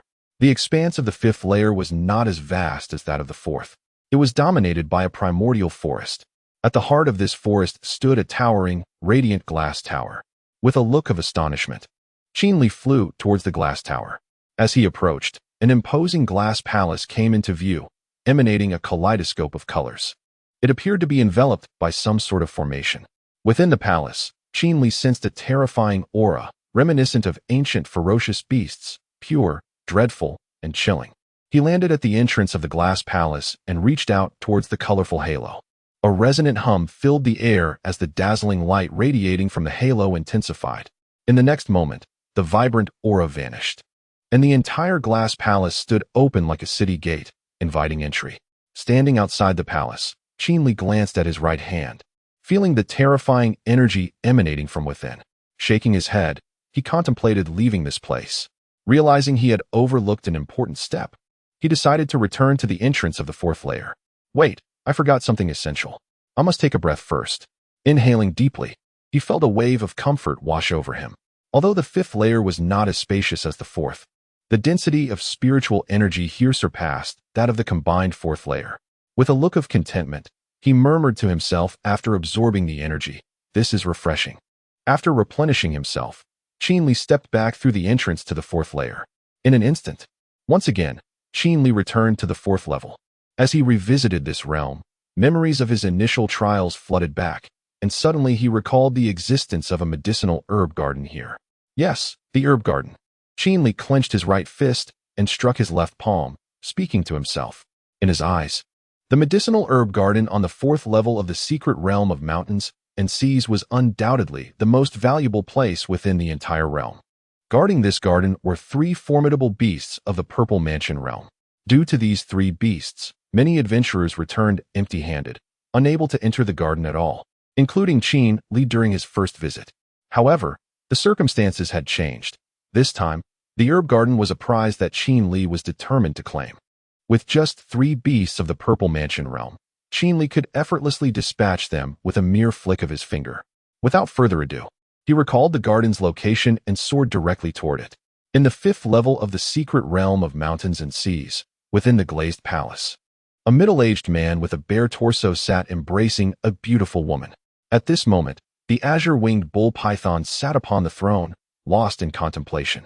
The aura he had sensed earlier felt hauntingly familiar, as if he had encountered it before. Unfortunately, it was fleeting and left little trace. While seated on the throne, the azure-winged bull python pondered the familiar sensation he had detected outside the grand hall, vaguely recalling a previous encounter. "Brother Qing, I too sensed that aura outside the hall. It felt quite familiar," remarked the nine-tailed fox, draped across the azure-winged bull python. The moment Qin Li appeared, the nine-tailed fox had detected his presence, instantly recognizing a deep, soul-stirring familiarity. Yet, alas, Qin Li soon departed from the 5th level, and his aura swiftly dissipated, leaving both the nine-tailed fox and the azure-winged bull python unaware of who the source was, only feeling an inexplicable sense of familiarity. "Never mind. Let us not dwell on it. How about we consider this grand hall as our bridal chamber by May?"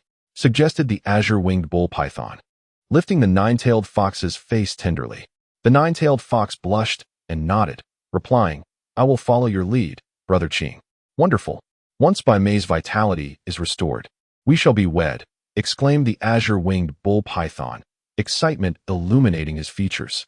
"Indeed," the nine-tailed fox replied with a nod. Subsequently, the two began to indulge in intimate moments together, engaging in their private affairs. Back in the 4th level of the secret realm of mountains and seas, Qin Li approached a mountain peak. Within this peak lay a cave, and beyond it, a serene lake, which led to a door. Passing through that door would grant access to the medicinal herb garden. Standing at the entrance of the cave, Qin Li surveyed his surroundings, confirming he was on the right path before he waved his hand and advanced towards the herb garden. Before long, Qin Li reached the lake within the mountain. Suddenly, a thunderous sound erupted. He watched as the lake before him churned violently, and in an instant, a dark figure emerged from the waters. A beast with the body of a serpent and the head of a wolf rose from the lake. The wolf-faced serpent. With a swift motion, Qin Li pointed towards the wolf-faced serpent, and a subtle beam of light surged forth, striking directly at the creature's head. The air crackled ominously, reverberating with an impending rupture. In the blink of an eye, a resounding explosion echoed as the wolf-faced serpent, caught off guard, had its skull shattered by Qin Li's precise gesture. "Damn it! How could I ever allow myself to be bullied by you again?"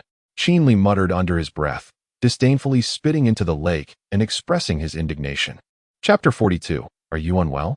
After vanquishing the wolf and the serpent, Qin Li traversed the lakes and arrived before a stone gate. He extended his hand and struck it with a powerful punch, the wind of his fist howling, imbued with profound intent, as it smashed against the gate. The stone door shattered into fragments under Qin Li's blow. As he set foot through the threshold, a shadowy figure surged forth, accompanied by a fierce and malevolent aura. Launching itself at him, drawing his sword, he positioned it above his head. A resounding clash ensued as the celestial slayer's sword met the apparition, sparks flying in all directions. With determination, Qin Li forcefully dispersed the shadow, his right hand gripping the celestial slayer's sword, his gaze turning icy as sword energy erupted around him. The apparition, sensing the imminent threat, darkened in countenance and attempted to flee in the opposite direction. Thinking of escaping? A jest indeed. No sooner had the thought crossed his mind than Qin Li casually swung his sword, sending a surge of sword energy hurtling towards the figure. A sound reminiscent of a blade slicing flesh echoed, and the apparition fell, lifeless. Advancing forward, Qin Li recognized this shadow as one of the 3 Purple Mansion realm beasts guarding the medicinal herb garden. After dispatching the creature, he sheathed the celestial slayer's sword and proceeded towards the herb garden. As he walked, a sudden wave of fragrant herbal aroma enveloped him, igniting his excitement as he soared ahead. Upon reaching the garden, he beheld the shimmering herbs that sparkled like stars, his face alight with exhilaration. He eagerly began to gather the herbs scattered across the ground, implementing a perfect policy of acquisition. Just as Qin Li was joyously collecting the herbs, a beast stealthily approached from behind, extending its claws towards him. Sensing the murderous intent from behind, Qin Li swiftly turned and pointed at the creature's paw. In an instant, it disintegrated like ash, vanishing from existence. How audacious! Attempting to ambush me, unaware of your own insignificance. Qin Li cursed under his breath, then hastened to continue gathering the herbs. Oh my 10,000-year-old herbs. Oh my 30,000-year-old ones. Oh my 3,000-year-old. Oh my, just a year old. Worthless, I shall not pluck it. Qin Li remarked as he squatted, eyeing a small plant beside him. Oh my ice-cold grass. Oh my, dragon slayer fruit, royal extreme true ginseng, luo shu treasure flower, mountain opening flower. Oh my, these are all precious herbs. They could fetch a fortune if sold, albeit with no market value, and each possesses its own age. What a windfall. Qin Li mused, surveying the herbs in his grasp. While Qin Li was engrossed in collecting the herbs, disciples from various sects participating in the mountain and sea secret realm had already ascended to the second level. In the blink of an eye, 3 days had passed. Qin Li sat cross-legged within the herb garden, cultivating. At this moment, apart from the herbs that were not aged enough to be harvested, everything else had been collected, be they poisonous or harmless, useful or not. Every last one was claimed by Qin Li. Boom. A deafening sound reverberated in Qin Li's ears. Qin Li opened his eyes, a look of annoyance crossing his face as he scratched his head and muttered to himself. Who on earth is fighting so early in the morning? Just as he stepped off the mountain peak, 7 or 8 disciples, clad in 2 distinct attires, barred his path. One of the disciples emerged from the group, drawing his sword and inquiring of Qin Li. Junior brother, I see you have just come from the spirit herb garden. Did you perhaps acquire some treasure? Qin Li tilted his head, gazing at the group of disciples with a perplexed expression, and asked, Are you all unwell? Upon hearing his words, fury ignited in their eyes. Although they could not discern the depths of Qin Li's cultivation, they knew that the highest realm attainable within the mountain sea secret realm was merely the God-hiding realm. Many among them were at that very level. Even if Qin Li were an extraordinary prodigy, they reasoned that at the very least, they could make their escape. As fellow cultivators of the God-hiding realm, what gave him the audacity to believe he could easily vanquish them? Thus, their anger stemmed from their bewilderment at the audacity he displayed in confronting them. As the disciple advanced toward Qin Li with his sword drawn, Qin Li swiftly unsheathed his own, a flash of white light illuminating the air as he dispatched the 7 or 8 disciples, their heads rolling to the ground. He then stepped onto a nearby rock, stretched lazily, and mused aloud. Have these disciples entered the 4th layer of the mountain sea secret realm already? Their pace is quite impressive. Suddenly, a beastly roar reverberated throughout the secret realm, the very ground of the 4th layer trembling, as if something immense were trampling upon it. What on earth is happening? Qin Li queried, looking up in confusion toward the sky of the 4th layer. Could it be that the 5th layer is in turmoil? Is it truly possible that someone has managed to reach the 5th layer? He pondered, disbelief etched upon his face. In the next moment, another earth-shattering roar echoed, the space around him subtly vibrating. This time, Qin Li discerned that the sound indeed emanated from the 5th layer. Realizing the source of the beastly cry, he resolved to ascend to the 5th layer to uncover the cause of the commotion. With determination, he transformed into a streak of white light, hurrying toward the entrance of the 5th layer. Before long, Qin Li arrived at the entrance, where he encountered disciples from the Qingyun sect alongside those from other sects, amounting to 30 or 40 individuals in total. The disciples of the Qingyun sect exchanged glances, their expressions filled with incredulity. The gazes of the other sect disciples toward them bore a mixture of fervor, envy, and resentment, all fixated on the entrance of the 5th layer, their faces betraying their disbelief. Concealing himself amongst them, Qin Li overheard one of the Qingyun disciples exclaim, It is truly unbelievable that junior brother Wenshan and junior sister Siyu managed to enter the 5th layer. Another responded, Indeed. I initially thought the 5th layer was accessible to all, only to be thrown back with a mere flick. A disciple of the Qingyun sect glanced at the dust upon his garments and lamented pitifully, Have Siyu and Wenshan entered the 5th level?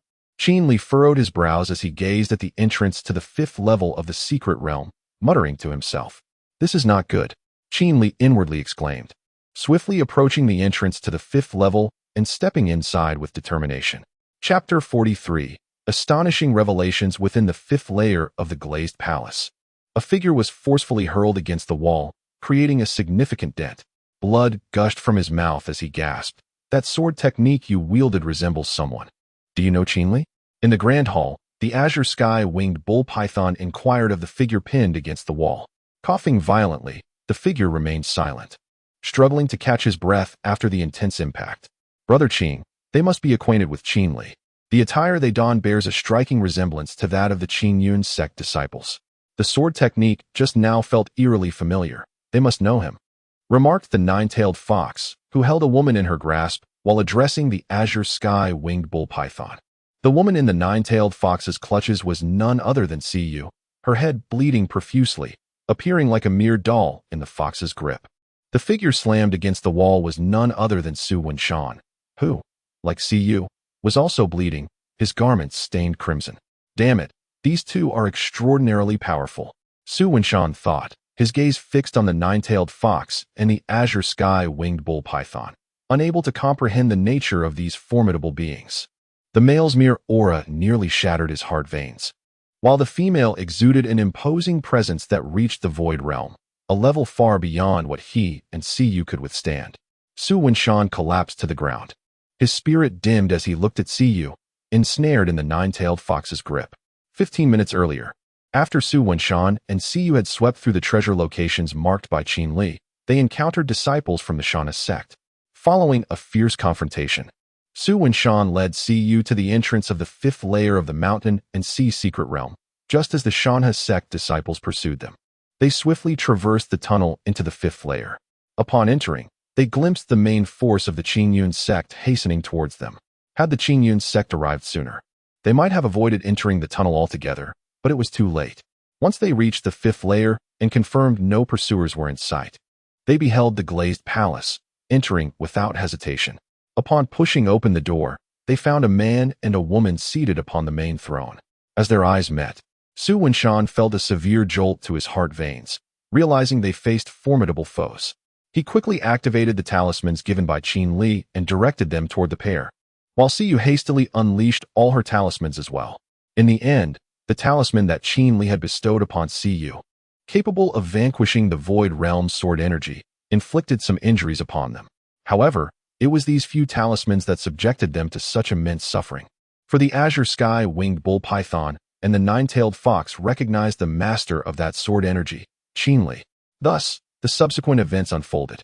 Now, as Su Wenshan lay on the ground, he pondered, had we arrived a moment later, perhaps Siyu and I would not have found ourselves here. Perhaps, today we shall not meet our demise. Teacher, I have let you down. Forgive me. In another life, I shall repay you for your kindness, Su Wenshan murmured, swallowing a mouthful of blood. At that moment, he was in a pitiful state, teetering on the brink of death. The nine-tailed fox, holding Siyu, licked her cheek and inquired, "What is your name? Do you know Qin Li? If you tell me, I might spare your life." The nine-tailed fox's voice was laced with seduction as she questioned Siyu. Realizing that her escape from death was improbable, Siyu struggled to respond. "Senior brother Qin Li will avenge us. Your time will come." "Oh my, Qin. They indeed know Qin Li," the nine-tailed fox exclaimed, momentarily taken aback, then chuckled, her delicate form trembling. The azure sky-winged python nodded and approached Su Wenshan, squatting before him. "By calling him senior brother Qin Li, it implies you two are his junior disciples. Thus, you are considered close to him," it sneered, lifting Su Wenshan's chin with a malicious grin. Su Wenshan remained silent. "Bah!" Su Wenshan spat at the azure sky-winged python's face. Seeking death, the python dodged the spittle and swung a fist at Su Wenshan. This blow carried with it a devastating fury, aimed directly at Su Wenshan's head. The air shattered in its wake. Just as the azure sky-winged python's fist was about to strike Su Wenshan, a sword appeared, intercepting the devastating blow. Clang! Qin Li. Upon seeing the newcomer, the nine-tailed fox's eyes flared with fury. She dropped Siyu and transformed, lunging at Qin Li with a clawed strike. Hearing the nine-tailed fox's voice, Qin Li swiftly positioned his immortal slaying sword before him, blocking her attack. He then began his counteroffensive. With the immortal slaying sword in hand, Qin Li emanated a formidable sword intent, enveloped by a terrifying aura. His gaze turned frigid as he faced the azure sky-winged python and the nine-tailed fox, his right hand wielding the sword transforming into a white rainbow, charging towards them. In an instant, he closed the distance. A sword frost chills the 14 states. An overwhelming sense of slaughter and chill enveloped the entire glazed palace. Qin Li was truly enraged. 10,000 sword technique. The immortal slaying sword transformed into countless long swords, surging towards the two adversaries. In that moment, the heavens and earth shifted in hue. Qin Li stood as the pinnacle of the sword path, his presence reaching its zenith. Suddenly, a glimmer of cold light appeared, and thousands of sword energies descended upon the azure sky winged python and the nine-tailed fox, unyielding as a mountain. Just as the azure sky winged python's words faded, a faint golden barrier emerged, shielding him and the nine-tailed fox. Clang! The golden barrier initially withstood Qin Li's 10,000 sword technique, but it was ultimately shattered by the onslaught. Qin Li, the azure sky winged python, let out a thunderous roar, seemingly conjuring a wolf-toothed club from thin air, and swung it directly towards Qin Li, standing his ground. Qin Li sensed the astonishing force emanating from the club, realizing the gravity of the situation. The azure sky winged python aimed to strike at Qin Li's head, the club swirling with tempestuous winds, which forcibly expelled Siyu and Su Wenshan from the Great Hall. Come forth, beast. Qin Li grasped the celestial slaying sword, unyielding in his resolve. In an instant, the sword energy surrounding him escalated to unprecedented levels, revealing a power that transcended the mortal realm, the Yellow Spring's sword. With a decisive swing, Qin Li unleashed a strike. In the next moment, the sword met the club, resulting in a shower of sparks. A colossal aura and oppressive force enveloped the entire Mountain Sea secret realm. Everyone within the realm felt the overwhelming power emanating from the fifth layer, a spectacle beyond imagination. Outside the Mountain Sea secret realm, the skies above the heavy Luan Mountain were shrouded in dark clouds. A cataclysmic fissure appeared in the heavens. At this moment, it was fortunate that Qin Li and the azure sky winged python were battling within the secret realm. Had they been outside, the very sky might have been rent asunder. Qin Li, the azure sky winged python, bellowed in fury, vowing to extinguish Qin Li's life, its power only intensifying with each swing of the club, determined to subdue him. Die. Qin Li, however, remained undaunted, an unceasing flow of vital energies surging towards the celestial slaying sword. Chapter 44. Damn it.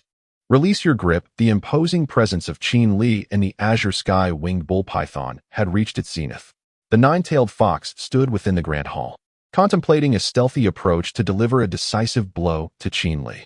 However, as soon as the nine-tailed fox reached behind Qin Li, it was abruptly struck by his sword energy, sending it sprawling. By May, the azure sky winged bull python, witnessing this, felt an inferno of rage igniting within its eyes. In an instant, it withdrew its spiked club, leaving the battlefield. With a resounding clash, the sword of immortal slaying pierced the chest of the azure sky winged bull python, blood dripping onto the ground. Qin Li, are you seeking your own demise? The bull python bellowed, glaring at the wound on its chest, fury boiling over as it swung its spiked club towards Qin Li once more. Curse you! Release your grip. This has nothing to do with me.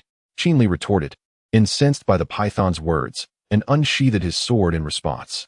The two engaged in a fierce exchange, neither able to gain the upper hand. Qin Li, if I could revert to my true form, you would be awaiting your end. The azure sky winged bull python roared at Qin Li. By all means, transform into your true self.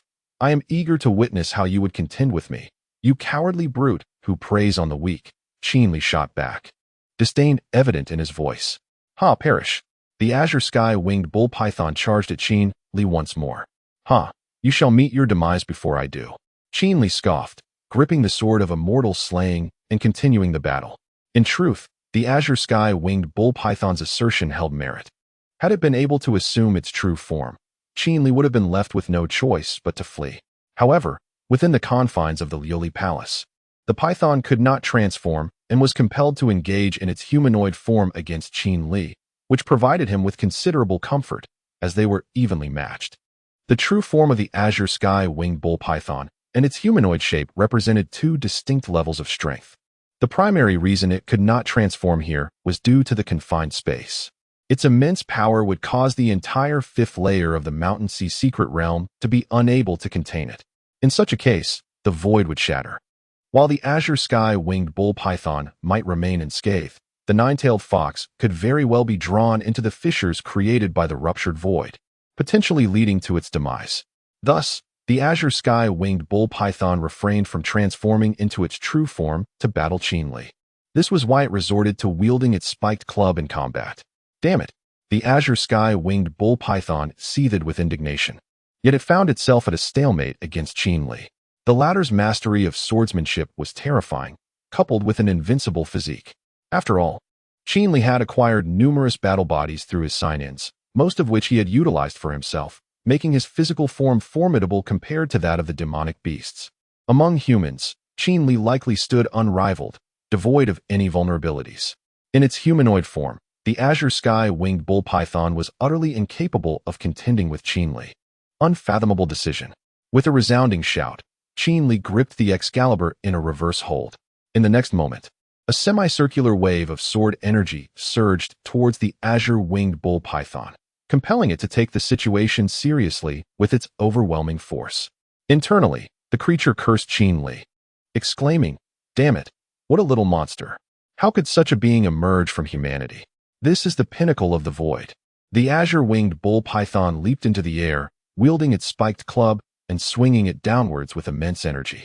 After several rounds of combat, the Lioli Palace lay in ruins, shattered into fragments akin to glass, scattered all around. Siyu and Su Wenshan struggled to remain on the ground, observing the fierce battle between Qin Li and the azure-winged bull python. At that critical moment, the nine-tailed fox appeared behind Siyu and Su Wenshan, launching a clawed attack towards their backs. Alarmed, Qin Li noticed the fox's assault on them and, in a flash, positioned himself behind the nine-tailed fox. Just as he prepared to deliver a fatal blow, the azure-winged bull python approached from behind, swinging its club ruthlessly towards Qin Li's midsection. Caught off guard, Qin Li was struck and sent hurtling through the air, crashing through hundreds of trees until he finally collided with a mountainside, where he came to a halt. Fortunately, before being launched away, he managed to sever the nine-tailed fox with a single stroke of his sword. "White sister!" The azure-winged bull python's anguished cry echoed throughout the mountainous realm. "Damn, that hurts!" Qin Li grimaced, clutching his bleeding waist, and flew towards Siyu and Su Wenshan, embracing both of them tightly. Seizing the moment while the azure-winged bull python was momentarily stunned, he departed from the fifth layer of the secret realm. Observing Qin Li leave the secret realm with Su Wenshan and Siyu, the azure-winged bull python refrained from pursuing them. Consumed by grief over the lifeless body of the nine-tailed fox, which had been cleaved in two by Qin Li, suddenly, a familiar voice resonated in the azure-winged bull python's ears. "Brother Qin, I am unharmed. I possess 9 lives. Though 2 have been taken by Qin Li, 7 remain." Miraculously, the nine-tailed fox's form reappeared before the azure-winged bull python, restored to its perfect state. Gazing upon the nine-tailed fox, the azure-winged bull python embraced its true form, declaring, "White sister, I shall avenge you, I promise." With those words, it dashed towards the entrance of the 4th layer, intent on catching up with Qin Li and the others. However, as it stepped into the tunnel, the azure-winged bull python was violently repelled, unable to breach the passage despite its relentless assaults. "Curse it!" it growled, swinging its spiked club against the tunnel walls. The tunnel merely emitted a low hum in response. Suddenly, a destructive violet beam surged towards the azure-winged bull python. Feeling a jolt of dread at the sight of the beam, it swiftly retreated with the nine-tailed fox towards the passage they had arrived through. Unfortunately, the violet light shattered the void, swiftly reaching the azure-winged bull python's back and piercing through its body. A small hole, measuring no less than 3 centimeters in radius, manifested upon the chest of the azure-winged bull python. Blood gushed forth like a fountain, staining the tunnel crimson. The azure-winged bull python, enduring excruciating pain, swung its fist upward, effectively sealing the wound, fearful of the re-emergence of that ominous violet light.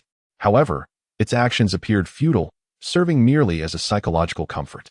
In the depths of the 10,000 great mountains, the azure-winged bull python perched upon a stone, gazing down at its chest, where blood continued to flow uncontrollably. With a thunderous roar, it transformed back into its true form and, accompanied by the nine-tailed fox, returned to its lair, a serene gorge, where it began to recuperate, biding its time for retribution against Qin Li. At this moment, back on the 4th level, Qin Li, seeking to remain undetected, transformed into a white rainbow, swiftly carrying Su Wenshan and Siyu toward the location of the Spirit Herb Garden. Upon reaching the entrance of the mountain peak, They encountered several disciples from other sects guarding the threshold. These disciples, upon sighting the approaching white rainbow, were seized by panic and hastily fled in all directions. Alas, a streak of white light flashed, and these disciples were slain by Qin Li's sword. Subsequently, Qin Li brought Siyu and Su Wenshan into the spirit herb garden, assisting them to lie down and administering pills for their recovery. Just as Qin Li completed his tasks, a cacophony of voices erupted outside the cave. Furrowing his brow, he felt a wave of irritation wash over him as he grasped his sword and strode toward the entrance. Chapter 45. Unfortunate encounters. As Qin Li approached the entrance of the cave, he observed two factions of disciples from various sects engaged in a fierce skirmish, seemingly vying for a coveted treasure. Manifestation of 10,000 swords. Qin Li murmured softly. In the blink of an eye, a dozen individuals, strikingly similar to him, appeared at his side. Aside from the disciples of Qingyun's sect, there should be one remaining from each sect, Qin Li remarked, weariness etched across his features.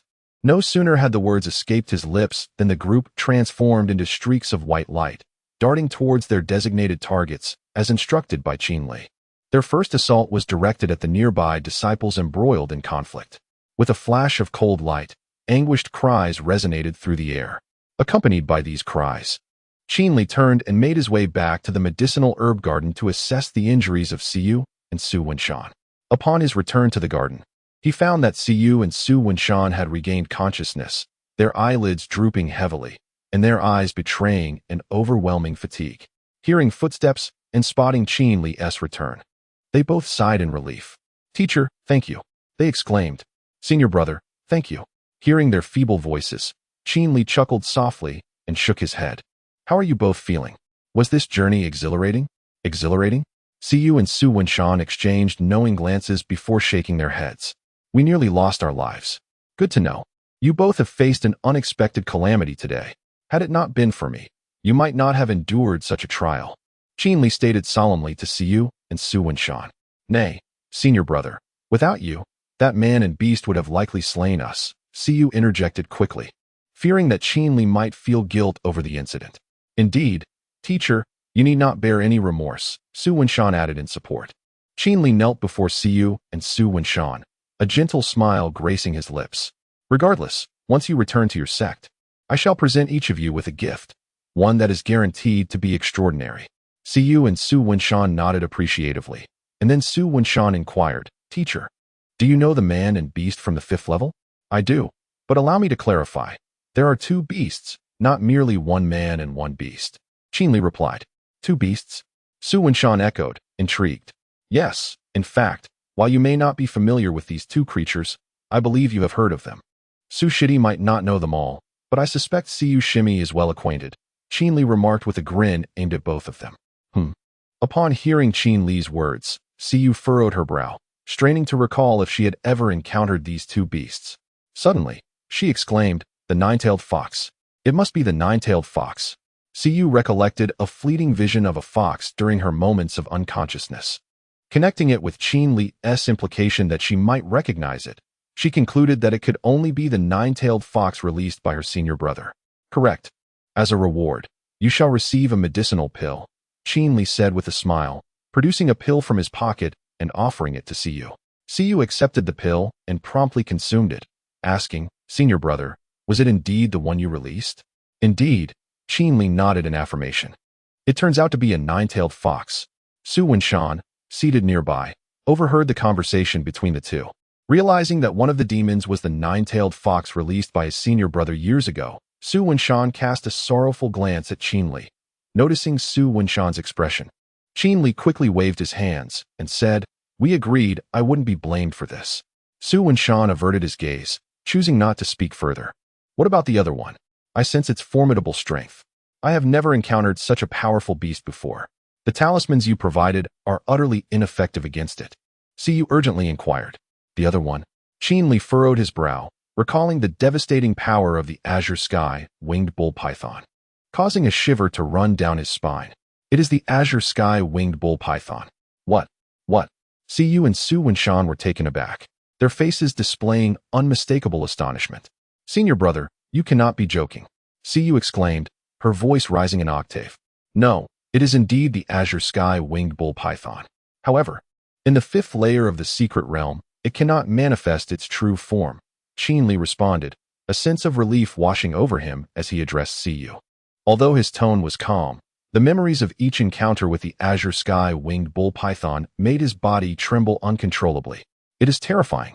Teacher, how did you come to have a vendetta against the azure sky winged bull python? It seems quite deep.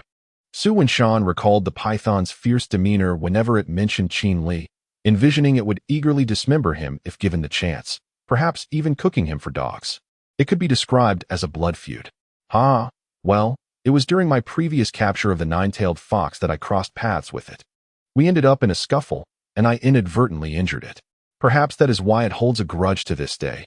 Qin Li scratched the back of his head, contemplating before responding. Oh my, senior brother, could it be that the azure sky winged bull python was injured by a mysterious figure months ago? That figure was you, wasn't it? Siyu gasped, covering her mouth as she pointed at Qin Li. Qin Li nodded in acknowledgement of Siyu's words, deciding there was no point in concealing the matter any longer. Wow, senior brother, you are impressive. Siyu praised, giving him a thumbs up. Thank you for your compliment. Teacher, you are quite remarkable. There's no need for that, really. I tend to get a bit carried away when praised. Qin Li smiled. His hands clasped over his chest as he swayed. TSK, senior brother, a show-off like you is afraid of flattery? Junior sister, such remarks are unfounded. When have I ever been a show-off? Qin Li frowned, adopting a serious expression as he looked at Siyu. Unwilling to back down, Siyu met his gaze defiantly. Senior brother, dare you claim you are not a show-off? I dare, Qin Li declared with righteous indignation. Whatever, I want to listen. A turtle reciting scripture. Siyu stuck out her tongue and covered her ears. The irate Qin Li could no longer contain her anger and decisively struck the girl on the head.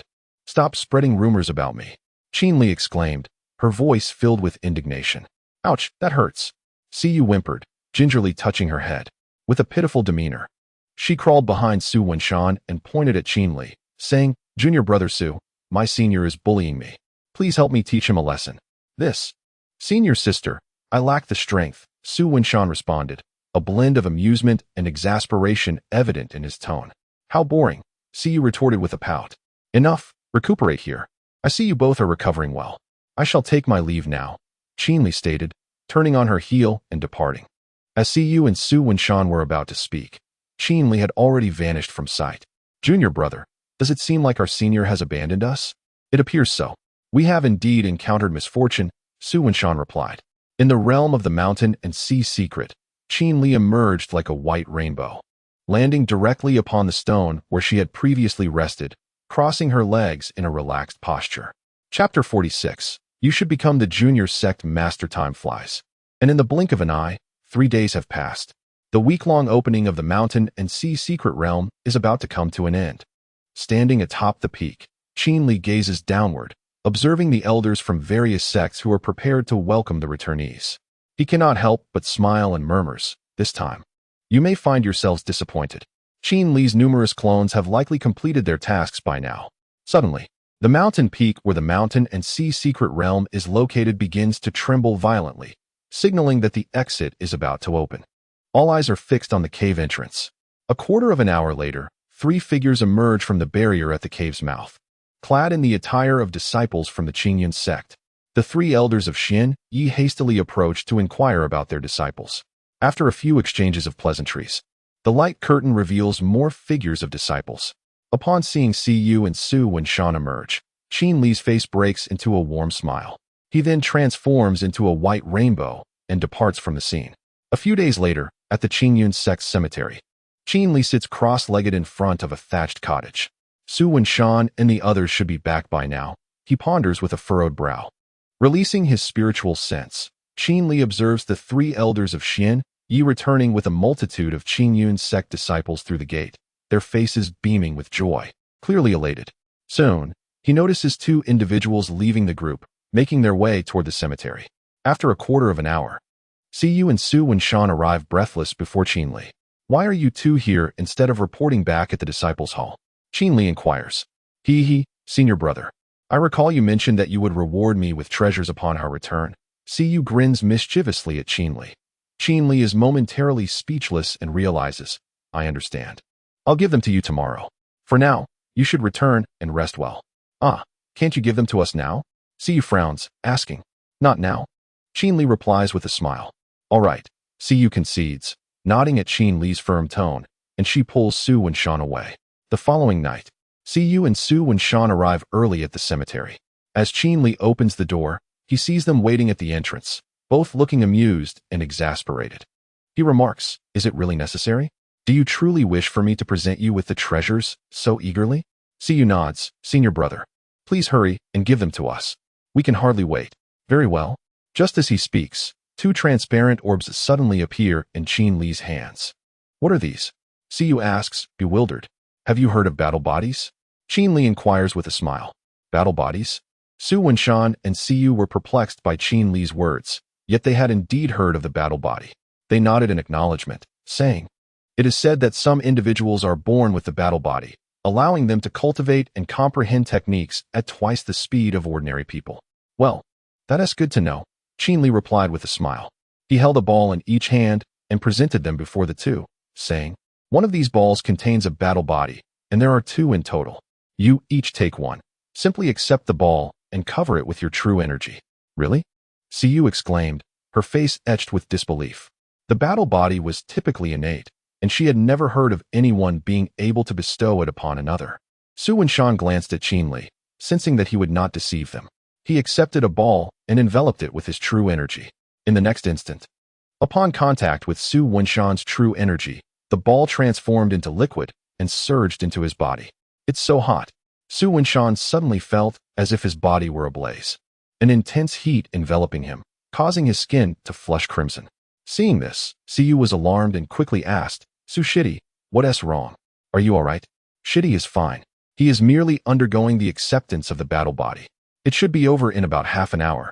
You should hurry and accept yours as well, Qin Li explained. Brother, is there truly a battle body within? Siyu questioned, her disbelief evident. I have saved your life on several occasions. Would I harm you? Qin Li abruptly changed the topic. Siyu shook her head. Since you wouldn't harm me, I shall accept it, she said, taking the ball from Qin Li's hand. Oh, she acknowledged, accepting the ball and beginning her own process. It was similar to Su Wenshan's experience. Half an hour later, both Su Wenshan and Siyu successfully possessed the battle body. Observing their transformations, they exchanged excited glances and respectfully thanked Qin Li, saying, Thank you, Shi Xiao. Qin Li nodded in response, saying, No need for such formality. This reward is quite remarkable, as I painstakingly separated the battle body. Do not let me down. Understood. Su Wenshan and Siyu replied in unison. Currently, the sect lacks a young sect master. You must vie for the position. Only with our own in control can I live here comfortably, Qin Li stated. Upon hearing this, Su Wenshan stood upright and replied, I promise to fulfill the task entrusted by my master. I, Su Wenshan, will undoubtedly become the young sect master. Ambitious. Chapter 47. The hidden dragon emerges from the abyss. A decade passed swiftly. Qin Li aided Su Wenshan in successfully ascending to the position of the vice master of the Qingyun sect, holding a place of authority beneath but one. His position now firmly established, Su faced little resistance due to the unfortunate fates of his predecessors. Furthermore, he helped the Qingyun sect secure 10 coveted spots in the Shanghai secret realm, further solidifying his status. At this moment, in the Qingyun sect's graveyard, Qin Li leisurely swept the grounds, casting a fond gaze upon the gravestones he had once visited. As he tidied up, Su Wenshan's voice resonated through the air. Senior brother Qin. Turning to face the transformed Su Wenshan, Qin Li inquired, Vice Master, do you have any guidance for me? A decade later, Su Wenshan had grown tall. His skin radiant as jade, his features refined, with deep-set eyes and a prominent nose. Upon first glance, he exuded a sweetness akin to delectable candy. Upon hearing Qin Li's words, Su Wenshan chuckled, shaking his head. How could I dare to instruct you, senior brother? That would be akin to the old tortoise hanging itself, an act of folly. The bond between them had shifted. Su Wenshan now referred to Qin Li as senior brother rather than teacher. This change was not due to a lack of respect, far from it, but rather a fulfillment of Qin Li's preference. He found it more agreeable to be called senior brother rather than teacher, and thus Su Wenshan adhered to his wishes. At this juncture, with the assistance of Qin Li and Qin Fan, Su Wenshan had reached the late stage of the Purple Mansion realm and was projected to ascend to the nascent Soul realm within 5 years. Qinli, smiling at Su Wenshan, remarked, "Indeed, time has wrought great changes. When I first met you, you were but a postnatal realm warrior. Now, in the blink of an eye, you have emerged as a Purple Mansion warrior. Truly, your development is commendable, senior brother." Su Wenshan, displaying a respectful demeanor, responded earnestly. He held genuine admiration for Qinli. Although guided by his grandfather Qin Fan, it was Qinli who had provided him with substantial aid, an act of kindness he would forever cherish. "Has Siyu also broken through to the Purple Mansion realm?" Qinli inquired, setting aside his broom to face Su Wenshan directly. "Yes, she broke through last year and has since become an outer sect elder," Su Wenshan replied after a moment of contemplation. "An outer sect elder?" Qinli furrowed his brows, questioning further. "A Purple Mansion warrior can choose to become an inner sect disciple or an outer sect elder, two paths that diverge significantly. The inner sect offers far greater resources, while the outer sect provides more substantial authority. However, many opt for the inner sect, for once one possesses strength, authority becomes easily attainable. Senior sister Siyu mentioned that by becoming an outer sect elder, she could assist you in managing the Qingyun sect. I would oversee the inner sect while she manages the outer sect," Su Wenshan articulated slowly. "Indeed, however, Siyu must hasten her cultivation. I shall urge her on another day." Qinli chuckled. "Senior brother, why not allow Siyu to enter the inner sect? As the current deputy master, I possess the authority to grant her this opportunity." Permitting her to forsake her role as an outer sect elder, Su Wenshan suggested, scrutinizing Qinli quietly. "Never mind. Since she has assumed the role of an outer sect elder, let her continue in that capacity. Wenshan, may I pose a question to you?" Qinli suddenly turned his gaze towards Su Wenshan, a playful glint in his eyes. "Please do, senior brother," Su Wenshan replied, standing upright to address Qinli's inquiry. "There is an ancient adage that states one must sever all emotions and desires to attain the pinnacle of martial arts. Do you concur?" As soon as he finished speaking, Qinli's penetrating gaze fixed intently on Su Wenshan, eager to discern his response. Upon hearing Qinli's question, Su Wenshan fell into deep contemplation. After a prolonged silence, he glanced at the sky and spoke candidly. "Senior brother, I believe that one devoid of emotions and desires could never reach the zenith of martial arts." Qinli, intrigued by Su Wenshan's assertion, inquired, "Why is that?" "Because if a person is free from desires, what purpose would there be in striving for the pinnacle of martial arts? Conversely, it is the desire to grow stronger that propels one forward. Without such a yearning, reaching the apex of martial arts would be impossible," Su Wenshan explained confidently. Meeting Qinli's gaze head-on. You possess some insight. However, when do you plan to embark upon the path to the pinnacle of martial arts?" "Did you guess correctly, senior brother? Although I have bestowed upon both of you the battle physique, your comprehension and Siyu's are not on the same plane. In the future, Siyu's cultivation speed will undoubtedly lag behind yours. In the early stages, the difference may not be significant, but later on, it will be considerable. Rest assured, senior brother, I shall never betray Sister Siyu or you." Su Wenshan asserted earnestly to Qinli. "I am aware, should you wish to take flight, senior brother will not impede you. After all, you have fulfilled my expectations and ascended to the position of deputy master of the Qingyun sect. I have already bound you for a decade," Qinli remarked, patting Su Wenshan on the shoulder with a smile. "I hope to remain by your side until I reach the pinnacle of martial arts," Su Wenshan replied with unwavering determination. "Do not be foolish. I have no desire to venture out. I am quite content to serve as a gravekeeper disciple," Qinli laughed. "As the saying goes, even a beggar will not exchange his station for 3 years. I shall guard the tomb for 3 years, and the master shall not be replaced," Qinli mused eloquently. Chapter 48. The Nine-Tailed Fox. Upon hearing Qinli's words, Su Wenshan couldn't help but lower his head and laugh heartily. "Senior brother, how can you expect me to speak of you? Isn't it better to step outside and bask in the sunlight? At this point, the entire Qingyun sect is on the verge of forgetting you. Is that truly the case?" Qinli inquired, furrowing his brow at Su Wenshan's statement. "Indeed," Su Wenshan affirmed with a smile. "In that case, I need not worry about unwelcome interruptions." Qinli patted Su Wenshan on the shoulder. Su Wenshan found it perplexing that his senior brother preferred to remain a gravekeeper despite his formidable strength, capable of confronting a sky-winged bull python. Yet he chose to linger in the cemetery. Junior brother, you do not comprehend the state of mind of your senior brother.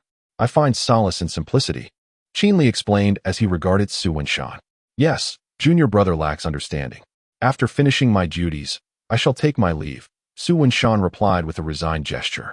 Cease your pretense, you old rascal, Su Wenshan jested, and as soon as he finished speaking, he turned and dashed towards the foot of the mountain. Whom are you cursing? Qin Li instinctively grabbed a broom and chased after Su Wenshan, shouting, You little rascal, how dare you insult me? Just wait until your next visit. Upon reaching the base of the mountain, Su Wenshan chuckled and called back, I shan't return next time. You insolent brat, lacking respect, Qin Li mused inwardly, a smile subtly gracing his lips. At times, this feeling was rather delightful, free from schemes and worries, able to speak and act freely. It was a genuine pleasure. As time slipped away, 5 years passed in the blink of an eye. Above the Qingyun sect, thunder rumbled and lightning flashed as dark clouds loomed ominously over the territory, enveloping it in a thick shroud of darkness. Upon closer inspection, it appeared as though the entire Qingyun sect was ensconced beneath an inverted glass bowl, emanating a dense, ominous aura, likely the effect of a formation. In the central square of the Qingyun sect, a colossal nine-tailed fox stood majestically, its 9 tails swaying rhythmically behind it. Alongside the fox, several massive beasts wreaked havoc throughout the sect. Seated at the entrance of a thatched cottage, Qin Li gazed at the imposing 9-tailed fox within the Qingyun sect and murmured, How dare the 9-tailed fox launch an assault on my Qingyun sect? Furrowing his brow in confusion, Qin Li pondered the situation. Logically, the 9-tailed fox should be aware of his presence in the Qingyun sect and would ideally avoid confrontation. Yet, here it was, leading 5 monstrous beasts in a direct assault. Nothing about this seemed rational. However, at that moment, the 9-tailed fox exuded an aura that felt markedly different to Qin Li. 15 years had elapsed, and he sensed that the fox's power had grown to a level that instilled a certain trepidation within him, far beyond its previous cultivation at the Void Realm. Could it be that this 9-tailed fox had evolved? Qin Li scrutinized the fox standing at the center of the square, noting the faint golden hue of its fur. Qin Li felt that the 9-tailed fox had evolved. Wasn't this akin to a Pokemon? How could it possibly evolve? He cast a look at the fox's light golden fur, his expression resembling that of someone who had just tasted bitter gourd. However, this particular 9-tailed fox possessed 9 tails. Could it possibly not be the same one? As he observed the golden fox with its swaying tails, a vague sense of unease crept into his heart. Perhaps what he imagined and the 9-tailed fox before him were not one and the same.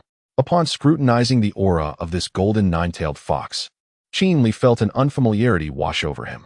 Damn it, so it's not the same one. The one I knew could never be so foolish as to assault the Qingyun sect. A sudden relief washed over Qin Li. If it were the 9-tailed fox he was familiar with, there was a significant risk of his identity being exposed. At that moment, whether to flee or stay became a pressing dilemma. After all, who wouldn't he wish to quietly cultivate in seclusion? Especially since encountering the Qing Tian Inyo Mang, Qin Li had vowed to diligently cultivate in peace. In the central square of the Qingyun sect, countless disciples were unleashing their attacks upon the golden 9-tailed fox. A dazzling array of true energy surged toward the fox, yet it was utterly ineffective. Not a single hair was shed from its magnificent coat. Golden fox, I never expected you to appear. Today, I shall slay you, proclaimed Qing Feng, the sect leader of the Qingyun sect, standing atop a peak with his sword raised to confront the golden 9-tailed fox. You Qing Feng, you are unworthy even to groom my fur. The golden 9-tailed fox retorted, extending a paw. With a cataclysmic force, the very essence of the world seemed to be devoured by that single blow, forming a colossal vortex that surged toward Qing Feng, who stood defiantly with his sword. Indeed, it is precisely because of me, he declared, as he launched a counterattack with his sword, his aura soaring as sword energy swirled around him, relentlessly targeting the golden 9-tailed fox. Clang! The clash of blades reverberated. Boom!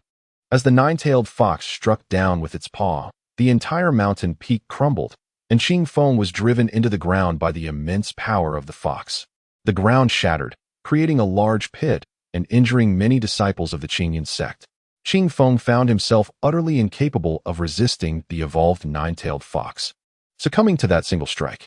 See you, Quickly go find senior brother Qin Li and have him take action to slay this nine-tailed fox. Otherwise, our sect may face annihilation today," urged Su Wenshan urgently to see you from atop a mountain in the Qingyun sect. As his words fell, a figure suddenly soared towards the Qingyun sect's cemetery, moving with astonishing speed, the sound of air being ripped apart echoing in its wake. Damn it! The nine-tailed fox released by senior brother is not the same as this one. How many nine-tailed foxes has the Qingyun sect imprisoned? Su Wenshan glared at the golden fox, muttering angrily. He could not comprehend why the sect would imprison so many nine-tailed foxes without reason. Initially, both Su Wenshan and Siyu believed that this nine-tailed fox was the one released by Qin Li that had attacked them in the Shanghai secret realm. It was discovered that the situation was not as it seemed. Subsequently, he sought the counsel of an elder to discern the truth. Upon recognizing Su Wenshan, the young master, the elder hesitated before explaining the matter of the nine-tailed fox. Once the elder completed his explanation, Su Wenshan came to understand the nature of the nine-tailed fox. This golden nine-tailed fox was male, while the one released by Qin Li was female. The male and female were indeed a married pair. However, they were confined in separate locations. The male was imprisoned in a hidden realm within the Qingyun sect, alongside several other demon beasts. The demon beasts currently wreaking havoc in the Qingyun sect were among those originally imprisoned with the male nine-tailed fox. The female was located where Qin Li had freed the nine-tailed fox. Upon learning all of this, Su Wenshan could not help but curse vehemently. You have suppressed an entire married couple, and to make matters worse, you separated them. No wonder the first target upon their release was the Qingyun sect. It must be to rescue his beloved wife, the female nine-tailed fox. Chapter 49. A brother's salvation. Su Wenshan increasingly felt a surge of anger.